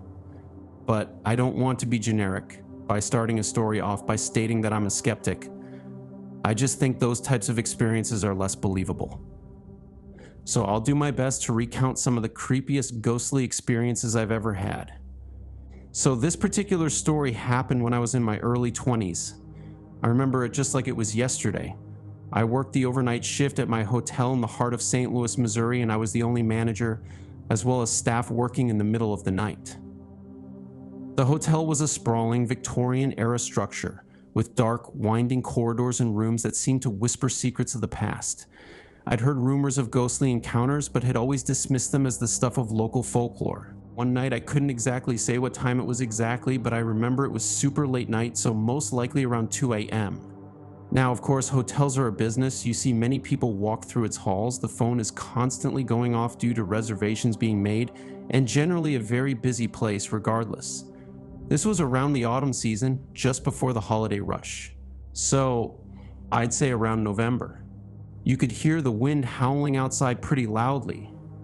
I was actually kind of concerned that the power might go out because the storm was so severe, so I was kind of expecting it. Anywho, I get a phone call from the landline phone from room 218. The call itself was a bit bizarre, but as staff we need to cater to all hotel guests. The phone rang and I answered hello. There was no answer, but I heard what sounded like chatter in the background. It sounded like some sort of man repeating the word hello, but it wasn't like it was into the phone itself, if that makes sense. I kept hearing hello in the background. It must have been at least 40 seconds before I hung up and rung them back. Nothing but silence. I was confused. Not a second later, I received another phone call from the same room. The same voice I had earlier sounding as if it was in the background, and not into the phone, like seconds before, was heard once again. I'm a little bit weirded out, so I tell the man, "Sir, can you please tell me what you need? I can provide assistance for you." Still, I get nothing but the consecutive hello in the background again, before the line ultimately went dead.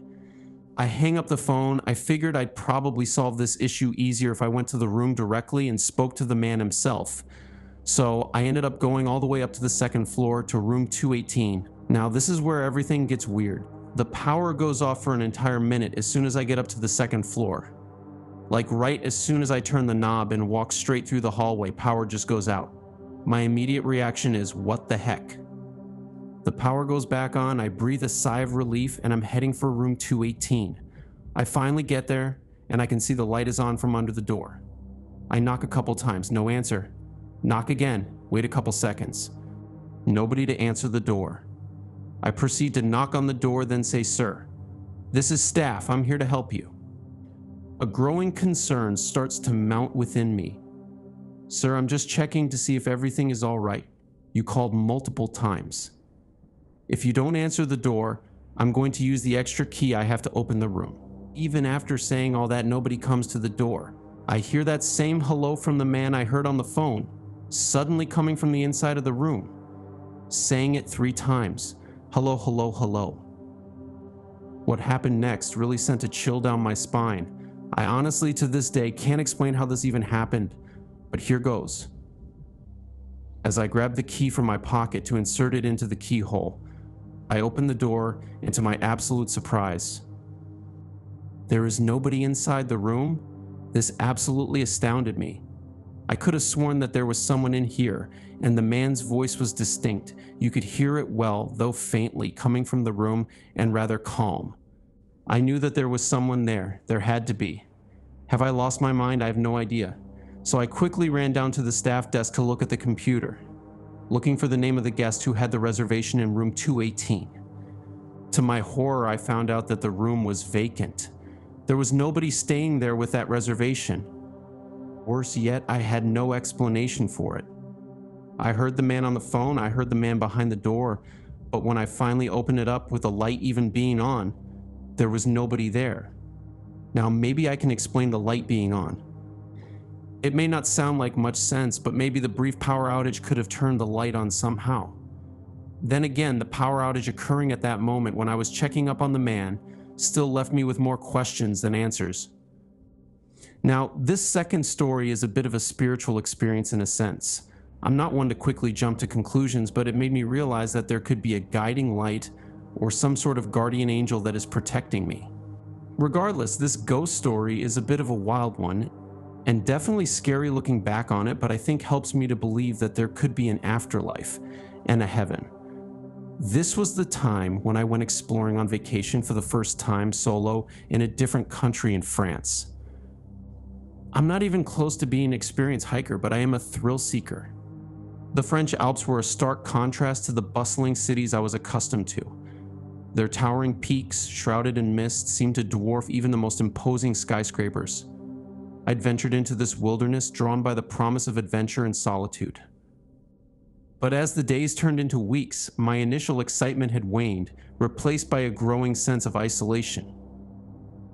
One particularly treacherous day, I found myself lost, the familiar trails obscured by a thick fog. The wind howled, carrying with it the biting chill of the mountain air. My body ached, and my supplies were dwindling. As darkness fell, I realized I was trapped, a tiny speck in a vast, unforgiving landscape. Desperation fueled my efforts to find a way out. I stumbled through the undergrowth, my flashlight barely piercing the gloom. The cold was numbing, and I could feel my strength fading. Just when I thought I couldn't go on, I heard a voice clear and distinct echoing in my mind. "Keep going," it said. "You can do it." I hesitated, unsure if it was a hallucination brought on by the cold and exhaustion, but the voice was insistent, urging me forward. With renewed determination, I pressed on, the voice guiding me through the darkness. Then disaster struck. I slipped on a hidden rock, tumbling down a steep incline. The impact was jarring, and I felt a sharp pain in my leg. I lay there, unable to move, the realization of my predicament sinking in. I was alone, injured, and lost in the heart of the Alps. The voice returned, stronger than before. "You have to keep moving," it said. "You can't stay here." I tried to stand, but my leg buckled beneath me. The pain was excruciating, but the voice was relentless. With a Herculean effort, I managed to pull myself to my feet. The voice continued to guide me, each step a struggle against the pain and exhaustion. As dawn broke, I found myself at the edge of a cliff. Below me lay a valley, bathed in the soft light of the rising sun. The sight filled me with a sense of hope, and I began to descend, the voice still guiding me. The descent was perilous, but I managed to make my way down the steep slope. As I reached the bottom, I saw a small chapel in the distance. A glimmer of hope ignited within me, and I pushed myself forward, my leg throbbing with every step. When I finally reached the chapel, I collapsed on the worn stone steps. The door was locked, but I managed to find a small window, which I pried open. I crawled inside, the warmth of the interior a welcome relief. As I lay there, recovering, I couldn't shake the feeling that I had been watched over, protected. The voice that had guided me through the darkness, the strength that had allowed me to overcome the pain, it was all too extraordinary to be mere coincidence. A few days later, as I was preparing to leave the chapel, I noticed a peculiar stain on the wall.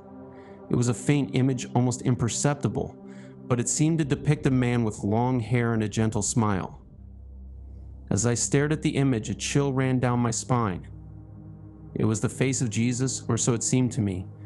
I stood there for a long time, contemplating the events of the past few days. Had I truly been guided by a supernatural force? Or was it simply the power of the human spirit pushing me to survive against all odds? Whatever the truth, I knew that I would never forget this experience, this encounter with the unknown that had forever changed my life. Years later, I found myself drawn back to the French Alps. The memory of my harrowing ordeal had faded, but the lingering sense of wonder and gratitude remained. I decided to visit the chapel where I had sought refuge, hoping to find some closure. What I didn't know, however, was that there was actually a cemetery there as well. I must have missed it the very first time I was there. I wandered among the gravestones, reading the names and dates of those who had gone before. I know this sounds a bit creepy, and most people would be thinking, "Jason, what the heck are you even doing?" Cemeteries are a sign of bad luck and misfortune, but to me it actually brought me peace. I remember seeing a huge cemetery statue. It was of a cross. I decided to think back about my time getting lost in the Alps, and I started to pray.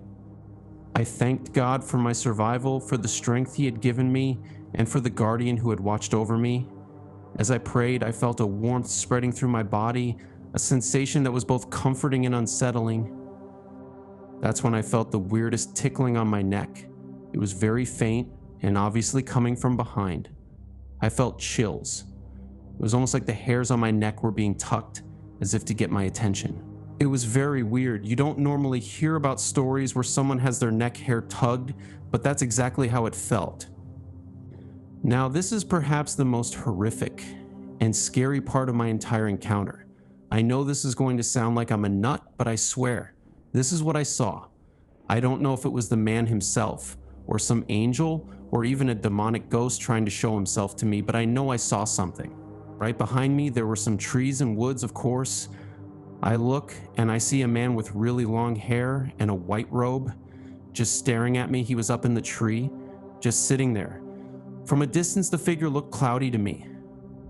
I couldn't make out the face clearly, but I knew it was a man's face with a beard. I went to get a better look, but by the time I got closer, it slowly faded away. I left with a sense of confusion and lack of understanding of what I just saw. But here is my theory. I think it was one of Jesus' angels. I had literally prayed a second before, telling God, thank you for saving my life, for giving me the strength to keep forward when I was lost in those woods. I literally could have died. If I hadn't been pushed by an invisible force to help keep me going, there's no telling what would have happened to me. So I think if I wasn't hallucinating or seeing some weird mirage, that this was God's way of letting me know I got you. Even if it was super scary to see someone there just sitting on a tree. My friend Jack was a staunch skeptic. He believed in science, logic, and empirical evidence. The idea of ghosts and spirits was, in his opinion, nothing more than superstition. I, on the other hand, was always open to the possibility of the unknown. One evening, Jack and his wife, Sarah, invited me to join them on a ghost hunt at an abandoned abbey in the nearby countryside. I was intrigued. The abbey, once a thriving religious center, had been deserted for decades. Rumors of ghostly apparitions and unexplained phenomena had circulated for years. We arrived at the abbey under the cover of darkness. The moon cast eerie shadows across the crumbling stone walls. As we ventured inside, the air was thick with the musty scent of decay. Dust motes danced in the beams of our flashlights, revealing the dilapidated interior. "This place is creepy," Sarah whispered, her voice trembling slightly. Jack scoffed. "It's just an old building, Sarah. There's nothing to be afraid of." We explored the abbey, our flashlights illuminating the darkened corridors. The silence was broken only by the occasional creak of floorboards or the distant hoot of an owl. As we wandered through the abbey, a strange sense of unease began to creep over me. We reached the abbey's chapel, a vast, cavernous space with towering stained glass windows. The altar was covered in a thick layer of dust, and the pews were in disrepair. As we stood in the center of the chapel, a cold draft swept through the room. "Did you feel that?" Sarah asked, her voice barely audible. "You left the door slightly open, so the wind could have crept in for a second."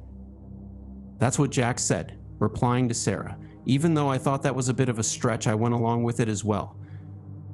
We continued to explore the chapel, our flashlights sweeping across the darkened walls.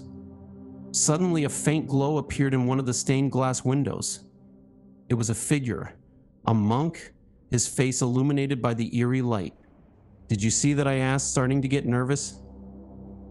Jack and Sarah exchanged glances. "It's probably just overthinking. Since it's a creepy place, you'll tend to see things that your mind thinks exist, but it isn't real," Jack said. But I felt it was. The figure was real. A ghostly apparition trapped within the stained glass window. As we watched, the figure began to move, its spectral form shimmering in the moonlight. We followed the figure as it moved through the chapel, its ethereal form gliding effortlessly over the dusty floor. It disappeared into a side chapel, and we followed. Inside the side chapel, we saw a group of monks, their ghostly forms standing motionless in the dim light. They were dressed in their robes, their faces serene and peaceful. "It's a mass apparition," I whispered, my voice trembling. Jack and Sarah were speechless. They stood there, their eyes wide with disbelief. As we watched, the ghostly monks began to chant, their voices echoing through the chapel. After what felt like an eternity, the chanting faded. The ghostly monks stood motionless for a moment, then began to fade away, their forms dissolving into the darkness. We stood there in silence, our minds reeling from what we had just witnessed. It was a moment that would stay with me forever. The abbey was haunted, and I had seen the ghosts with my own eyes. Let me be clear, this wasn't an in-your-face, here are the monks type of haunting. It was mostly a sight and sound type of haunting. The hymns weren't these incredibly clear orchestras of sound. No, this was more subtle, and the monks were faded apparitions, barely visible. You could see 3 faces, mists almost. To be fair, this is a far-fetched story, so I get that. But that is the end of the story. It was super freaky. And I don't know if I'll ever be comfortable going to abbeys or old churches, especially at night or any time of day, ever again.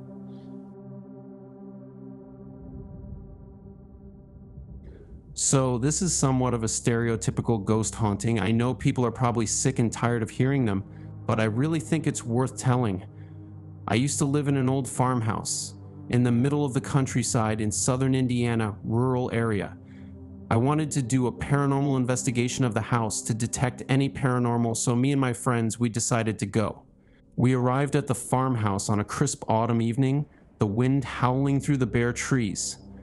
The house was shrouded in darkness, its silhouette looming ominously against the moonlit sky. As we approached the front door, a cold draft swept through the air.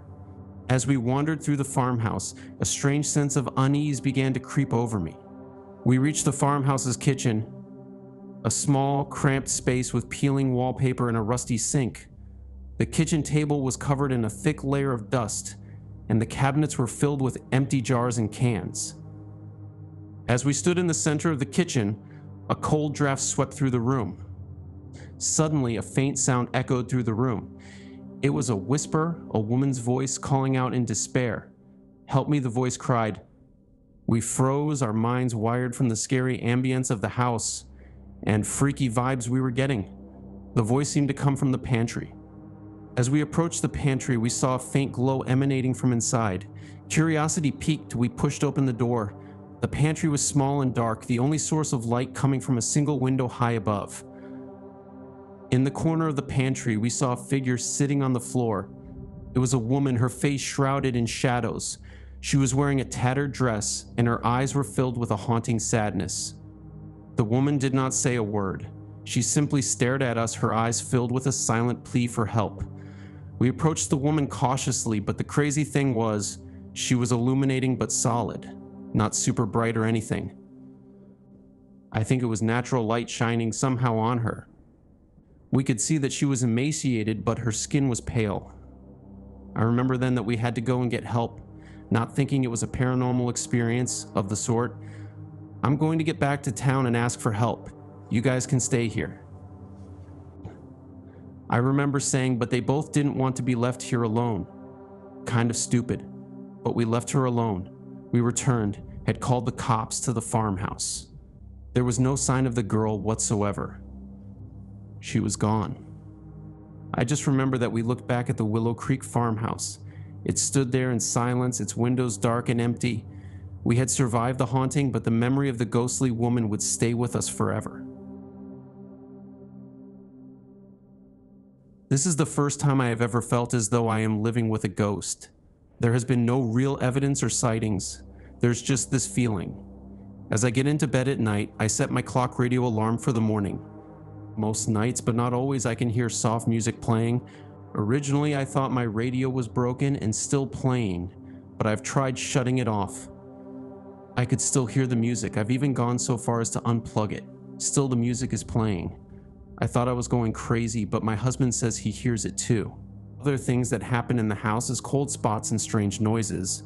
And ever since we had our daughter, the spirit doesn't like me to shut my bedroom door and will open it sometime during the night. I figure it is protecting my daughter. The only other thing out of the ordinary is something my husband witnessed. The lights were off when my husband went in the bathroom. He just happened to look in the mirror and saw the reflection of a man. He seemed to be angry, but he was not looking directly at my husband, just sort of past him. My husband didn't feel as though the man was mad at him. The anger was towards someone else. I'm not really afraid of this spirit. I will admit I'm a bit spooked. After all, I've never lived with a spirit before. I've never questioned my landlord about the history of the house. He's just not the sort of person to talk about things like that. When I was about 10, give or take a few years, I was sleeping over at a friend's house. We were getting ready for bed. My friend was in her bedroom, and I was walking up the stairs and went past her bedroom to get to the bathroom. It was night and dark outside, but her room was well lit. As I passed her door, out of the corner of my eye, I saw a woman with long brown braids and something that looked like a nightgown bending over something that looked like a crib. I stopped and said something like, "Who's in there with you?" She said no one was there. I went back and looked, and there was nothing there.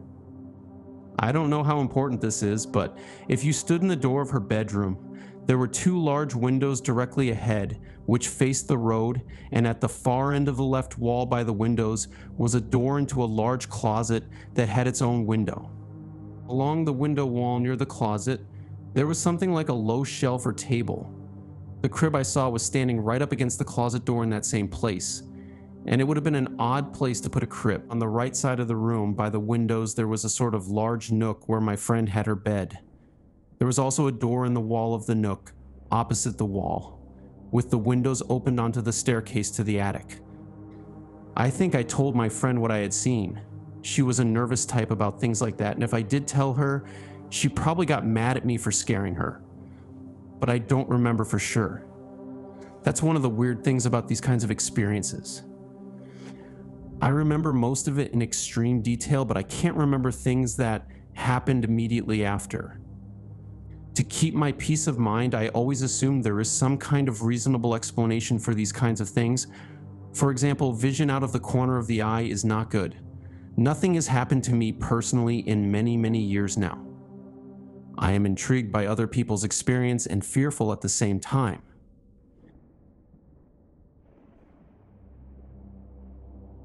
I am just 15 years old, but I have a very interesting story to tell.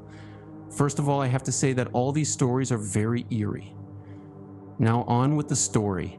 My grandma lives in Bethpage, New York. I live right on the other side of town, so I sleep over her house a lot. I was sleeping over her house one day when she told me this story.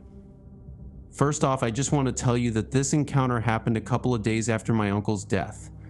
One day she was shopping at a store. She came out of the store and went to her car. To her surprise, there was an elderly lady standing by the car. My Grams approached this woman. The woman then asked if she can have a ride to the church. My Grams would have normally said no, but to her surprise, she said yes. So the lady got into the car along with my Grams. They were riding in the car, and the lady kept on saying, "You have to have trust in God," over and over again. Then all of a sudden, the lady said she had to get off. My Grams said, "Are you sure?" Because the church was still a ways away, completely down the road. The lady smiled and said, "Of course."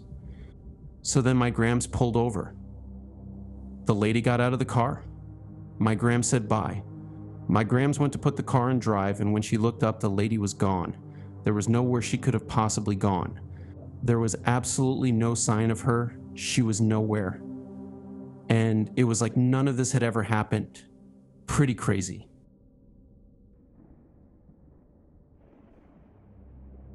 On Easter Sunday in 1997, my brother and I were getting ready to watch a TV show, and we were the only 2 who were awake at the time. Well, on the TV sat a large stuffed dog, and suddenly it flew across the room at my brother. We looked at each other and couldn't figure out why the dog had done that. It seemed as if an invisible hand slapped it towards Jay. November 2000, my husband and I were in our home when he looked at me and said, "What on earth is that?" I looked at him blankly because I had heard nothing. He said it sounded like a pie tin hitting all around the outside of the house. He went to look and found nothing. When he came back inside, he saw a white figure pass by the hall doorway. I saw nothing. July 30th, 2000. My mother was staying all night with me, and my husband was working the 3rd shift. We were watching the Blair Witch Project when I heard a knock on my door. My mom looked at me funny when I jumped to answer it. I thought it was my husband's aunt, and I even asked her what she wanted. I looked, and there was no one there. My mom said she had not even heard the knocks. August 7th, 2000, I was outside late, early in the AM, and when I looked at my in-laws' house, I ended up seeing a ball of red light in the yard. Then, when I looked onto their porch, I saw a woman in white open the door and walk in the house. Thing is, my husband's mother was very sick at the time and was bedridden. She passed on February 14th, 2001. On November 9th, 1987, Mom and Dad were eating breakfast at a restaurant. Dad had just been to see the doctor and was told he was in good shape. Then the weirdest thing occurred. They randomly watched a bird fall from the sky dead. That same night, Dad died of a massive heart attack. April of 1998. While I was at my in-laws' house with my husband, we were the only two there at the time. I was walking downstairs to go to the kitchen, where my husband was making an Easter cake. Well, I heard footsteps follow me down those stairs and nothing was behind me. February 13th, 2001. My mother-in-law was in the hospital and several of her brothers and sisters were in the room with her. One sister in particular was sitting with me in the window. Suddenly, a black shape stood at the door and came across the room and passed through us in the window. I saw my Mills life flash before my eyes, of how she played with my husband and his sister when they were little. The sister looked at me and I at her. We looked out the window, and a mist was passing across the lot. None of the other siblings noticed it. They either didn't see it or thought it was an electrical problem. The next night she passed away. In 1973, my grandfather had to go to the hospital because his mother had a stroke. When he got to the floor, he saw her standing beside her doorway and she looked at him, then vanished. She passed away a few days later. On Saturday, October 16th, 2023, I awoke with a feeling of dread and sensed that something bad was going to take place that very day. I thought of someone bringing a shotgun to my workplace. At 6 p.m., a truck crashed through the doors and it sounded like shotguns going off. Thankfully, no one was hurt. My parents bought this home when I was 6 months old. I am now 31 years old, but the things that went on in that house when I was growing up are still fresh in my mind. My older sister and brother were always telling my parents that things were happening to them, like they would see shadows move in the house. My father said that they were crazy and it was just their imagination, but he was wrong. I can remember that my father let a man stay at our home, and Dad said he did not sleep all night. He felt something had laid down with him. He had seen the bed go right down where this mysterious entity had laid. He never stayed with us again. There were times when the water would flow down the stairs in the bathroom. Doors would open and close, and as I got older, the entity would mess with me. I was sitting downstairs watching the TV, and a white mist came through the sliding glass door to me. I would not go back downstairs for about a year. But when I would, it was like something was behind me on the stairs. There were times in the middle of the night that my bed would shake. I would tell my mom about it, but my dad did not believe us until it scared him half to death one night. We had chimes that hung in the opening going into the living room upstairs, and we had 2 parakeets that hung in the corner of the dining room. My father was sitting at the kitchen table drinking his coffee when the birds started going nuts. It was about 3 a.m. in the morning, then something growled at him from under the cage. That is when he started to believe us, and my dad is really hard to scare. At times you could hear the wood stove open, and it sounded like someone putting wood in it. When you went and looked, there was fresh wood in the stove. I got to where I was so scared to go to bed at nights, but things happened in the daytime too. I would hear someone calling my name when there was no one home but me. I'd see shadows walking down the hall and would go downstairs. Something tried to smother my mom in the night. She could not move to wake my dad in the bed.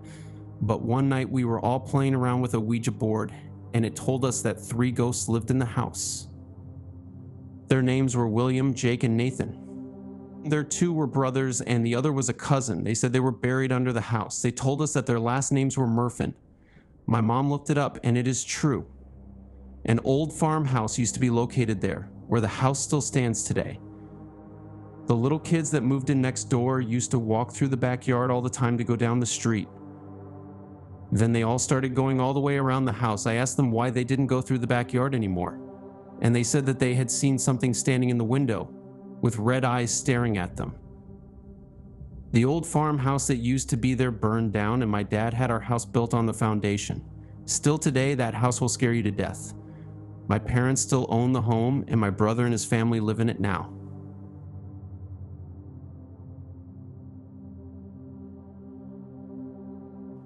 Almost 17 years ago, my husband and I rented an old, possibly Victorian 2-bedroom cottage in Davis Row in Arlesey, Bedfordshire. During our stay there, I was pregnant on 2 occasions. Something, or someone in that house, did not seem to like pregnant women.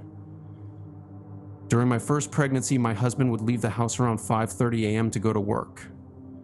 Within minutes of his closing the door, I would sense a presence moving around my bed, leaving me frozen to the spot, petrified. This would last for around 2 to 3 minutes, although it seemed like an eternity at the time and would go away as suddenly as it began. There were no such further sensations after our baby was born. I put it down to pregnancy hormones and an overactive imagination at the time. 2.5 years later, during my second pregnancy, the same thing would happen, but this time my husband also noticed some strange occurrences in the cottage. One of the most memorable for him was being woken up. He'd been asleep during the day, having worked a night shift. Early afternoon, by a loud rustling of plastic carrier bags coming from downstairs. After going to investigate, he'd assumed I'd come home from work early, laden with shopping bags. He found no one there. This happened on a couple of occasions. We later found out that the cupboard in which we stored our spare plastic shopping bags had previously been the back door to the cottage. It had since been extended and the doorway turned into a cupboard. At other times, we individually sensed someone or something behind us in the house on separate occasions, and I swear to this day that someone actually prodded my shoulder from behind a few times. My husband has always believed in ghosts. He claims he saw one while staying at his grandparents' house in Swindon as a child. I, however, am a skeptic. However, I must admit to being mightily relieved when we finally moved out of that cottage some 3 months before our second child was born. We lived just 5 minutes walk away from the former Fairfield Hospital in Arlesey. We never discussed this with any of our neighbors there in case they suggested we were in need of a break at Fairfield. I just happened across your site while browsing the web tonight about true ghost stories. I was telling my wife about a strange event that happened to me while I was in boot camp at Paris Island in 1992. I will never forget this event as long as I live. It is giving me chills even as I type this email. It was late October in 1992, and my platoon was at the old White Rifle Range barracks for night fire exercises. I was selected by the drill instructors with 3 other recruits to stay and watch the barracks while the rest of the platoon went out to set up for the exercises later that night. We were all sitting there on the floor in the middle of the squad bay floor, and we were chatting about various things when the conversation turned to Halloween, which was only a few days away. One of the guys began to talk about stories his grandfather had told about the barracks that we were staying in, stories about unaliving and self-unaliving that took place in the barracks over the years, and about the ghosts that still haunted the buildings. It was still hot that time of year in South Carolina, and the barracks had no AC, so we decided to open the windows. 2 of us opened the left side windows, while the other 2 opened the right side windows.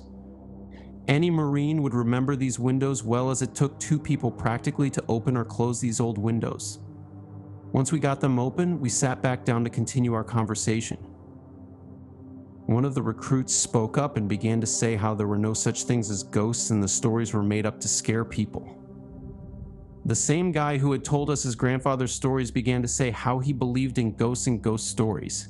He asked me and the other recruit if we believed in ghosts or not, and we both said we didn't believe in ghosts. He kept insisting that we were wrong, and the first recruit who said he didn't believe in ghosts began to raise his voice. He shouted out, "There are no such things as ghosts." Just as he finished screaming this, a cold wind blew open the back door of the squad bay, and every window we had opened, approximately 20 windows, slammed shut at the same time. We all looked at each other in shock and stood up and ran into the bathroom. All 4 of us crammed into one toilet stall and slammed the door shut. We sat there for a few seconds, which seemed like an hour. One of the recruits broke the silence and whispered, "What just happened?" The recruit who told the stories replied, "It must be the ghost." The one recruit again said, "No way. I told you there are no such things as ghosts." As God is my witness, as soon as he said that, another cold breeze blew through the bathroom, and the stall door swung open, slamming into the wall. As the door hit the wall, we heard a moaning voice say, "We are real." We all nearly soiled ourselves. It was so spooky and eerie. We sat there for about 30 minutes before we finally got up the nerve to go back into the squad bay. We never heard or saw anything else the rest of the time we were there. We all swore never to tell anyone else in the platoon what had happened. We knew that nobody would believe it. I will never forget the events of that day. Hello, my name is Marla Raj. I would like to share with you a true experience I had quite a few years ago. When my 3 children were around the ages of 14, 13, and 9, we lived in an old farmhouse in Reno County. The house was actually right on the Rice County-Reno County line. My boyfriend Glenn was an oil field driller, so he was gone from the hours of 3 p.m. to 11 p.m. Anyway, one night as we were watching a video we had rented, there came a knock at our front door. I got up and answered it. To my surprise, there stood in front of me 2 Reno County cops. They asked me, "What is your emergency?" I said, "Excuse me, but I have no emergency." The officers went on to explain that they had received an emergency request from this address. I told the officers we had not called 911. The kids and I continued the movie. Lo and behold, around 20 minutes later, there was another knock at the door. When I answered the door, it was again the Reno County cops. They said, "Mom, we received another 911 call from this address saying you had an emergency." I politely explained to the officers that none of us had even left our chairs to go in the kitchen to make a call. The one officer said, "Mom, are you sure no one made a call from this house?" And I said, No one has left this here room to make a call." That's when they had to pause again. So again, they leave. We started our movie once more, feeling a little frustrated. No longer do we get comfortable and just start to enjoy our movie. Would you believe it? Yes, that's right, another knock at the door. I got up and answered it, and yes, it was the Reno County cops again. They said that they had received yet another 911 call from this residence. By now, they are more than upset. They went on to tell me that to abuse the 911 system is inexcusable, and that if they had to come back again, they were going to take me to jail. I stood up and leaned on the wall that connects to the dining room. I told the officers that none of my children or I had even left the room to make any phone calls. As I'm leaning on the wall, an officer asked me to move away from the wall, so I did. He thought that someone was holding me hostage. By now, these here officers had had enough, and so had I. As they were ready to leave, they again told me that if they received just one more phone call from 911 from this address, they were going to take me to jail. I was so scared I would surely go to jail that night. Thankfully, the officers left and the ringing stopped. Thank God, here just a few weeks ago, a friend of mine was telling me about this farmer who lives there in that same house. He had the same thing happen to him, only it called the cops just once on him. But what is weird is he had no phone. He had just happened to have his mother's cell phone in his pocket. He said he was up in his bedroom when suddenly he heard a female voice yelling to him to answer the phone in a very gruff voice. Well, this guy looks around like, what did I just hear? He continued to look for the papers he was looking for when the voice yelled really loud and said, "Answer the phone." I said he looks down at his shirt pocket and thought, well, it has got to be coming from his mother's cell phone. So he picks it up and answered it. It was a gruff lady. She said, "What is your emergency?" He told the lady that he had no emergency and he did not know what she was talking about. She said, "Well, we received a 911 call from this residence saying that you had an emergency." He kindly told her no, he had no emergency. So that was the only time he had that happen, but it is the same house we lived in when it happened to us. I do not even know this guy other than a brief meeting with him in my driveway. I would like to have some feedback from anyone who has maybe had this type of experience. Please email me and tell me. Hello, my name is Becky, and I am 21 years old. I was looking at the website and decided to share my experience with you. My oldest brother, Bobby, died 2 years ago of cancer. It was a peaceful death, but not for me. I still have moments that I sit and cry. I miss him so bad. Anyway, not long after his death, I started seeing him around the house. He just more or less smiles at me as if to say everything will be okay. Just so you know, he was a big practical joker, especially on me. He would do anything for a laugh, so even now he still does play jokes on me. The one that sticks out in my head the most is the time he turned my water on in the bathroom in the middle of the night. I was asleep, of course, and when I heard the water, it scared me so bad that I sat straight up in bed. I looked into the bathroom, told him he made his point, and I heard him laugh, and then of course he turned the water off. I'm not the only person in my family who has these experiences. My mom also has them. It wasn't 2 weeks ago that she saw him walking in her flower garden. The neighbor thought someone was messing around one time while my parents were gone. So of course he told them what had happened. He described the man that he had seen walking around about 6 feet 2 inches tall, long blonde hair, and a beard that looked to be maybe in his early 30s. He came close to the house to get a better look, and of course he was gone. My parents just laughed and said that was our son that passed away to cancer. He's still here. The man just looked confused and walked away.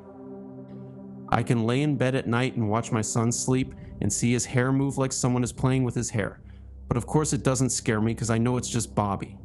My son can even see him at times, even when I can't. He will be sitting on the floor playing and just start laughing and saying Bobo, which is what he called him, because at the time of his death, my son was only a year old and couldn't speak well yet. I have also noticed that things I have lost and hunt for turn up in plain sight a few days later, almost like he has found them for me and put them where I can find them. He was also a smoker, and sometimes I can smell the smoke and even see it. I believe he is my guardian angel and he will always be with me. Welcome to the end of the video. Like, share, and subscribe, everybody. In March 2025,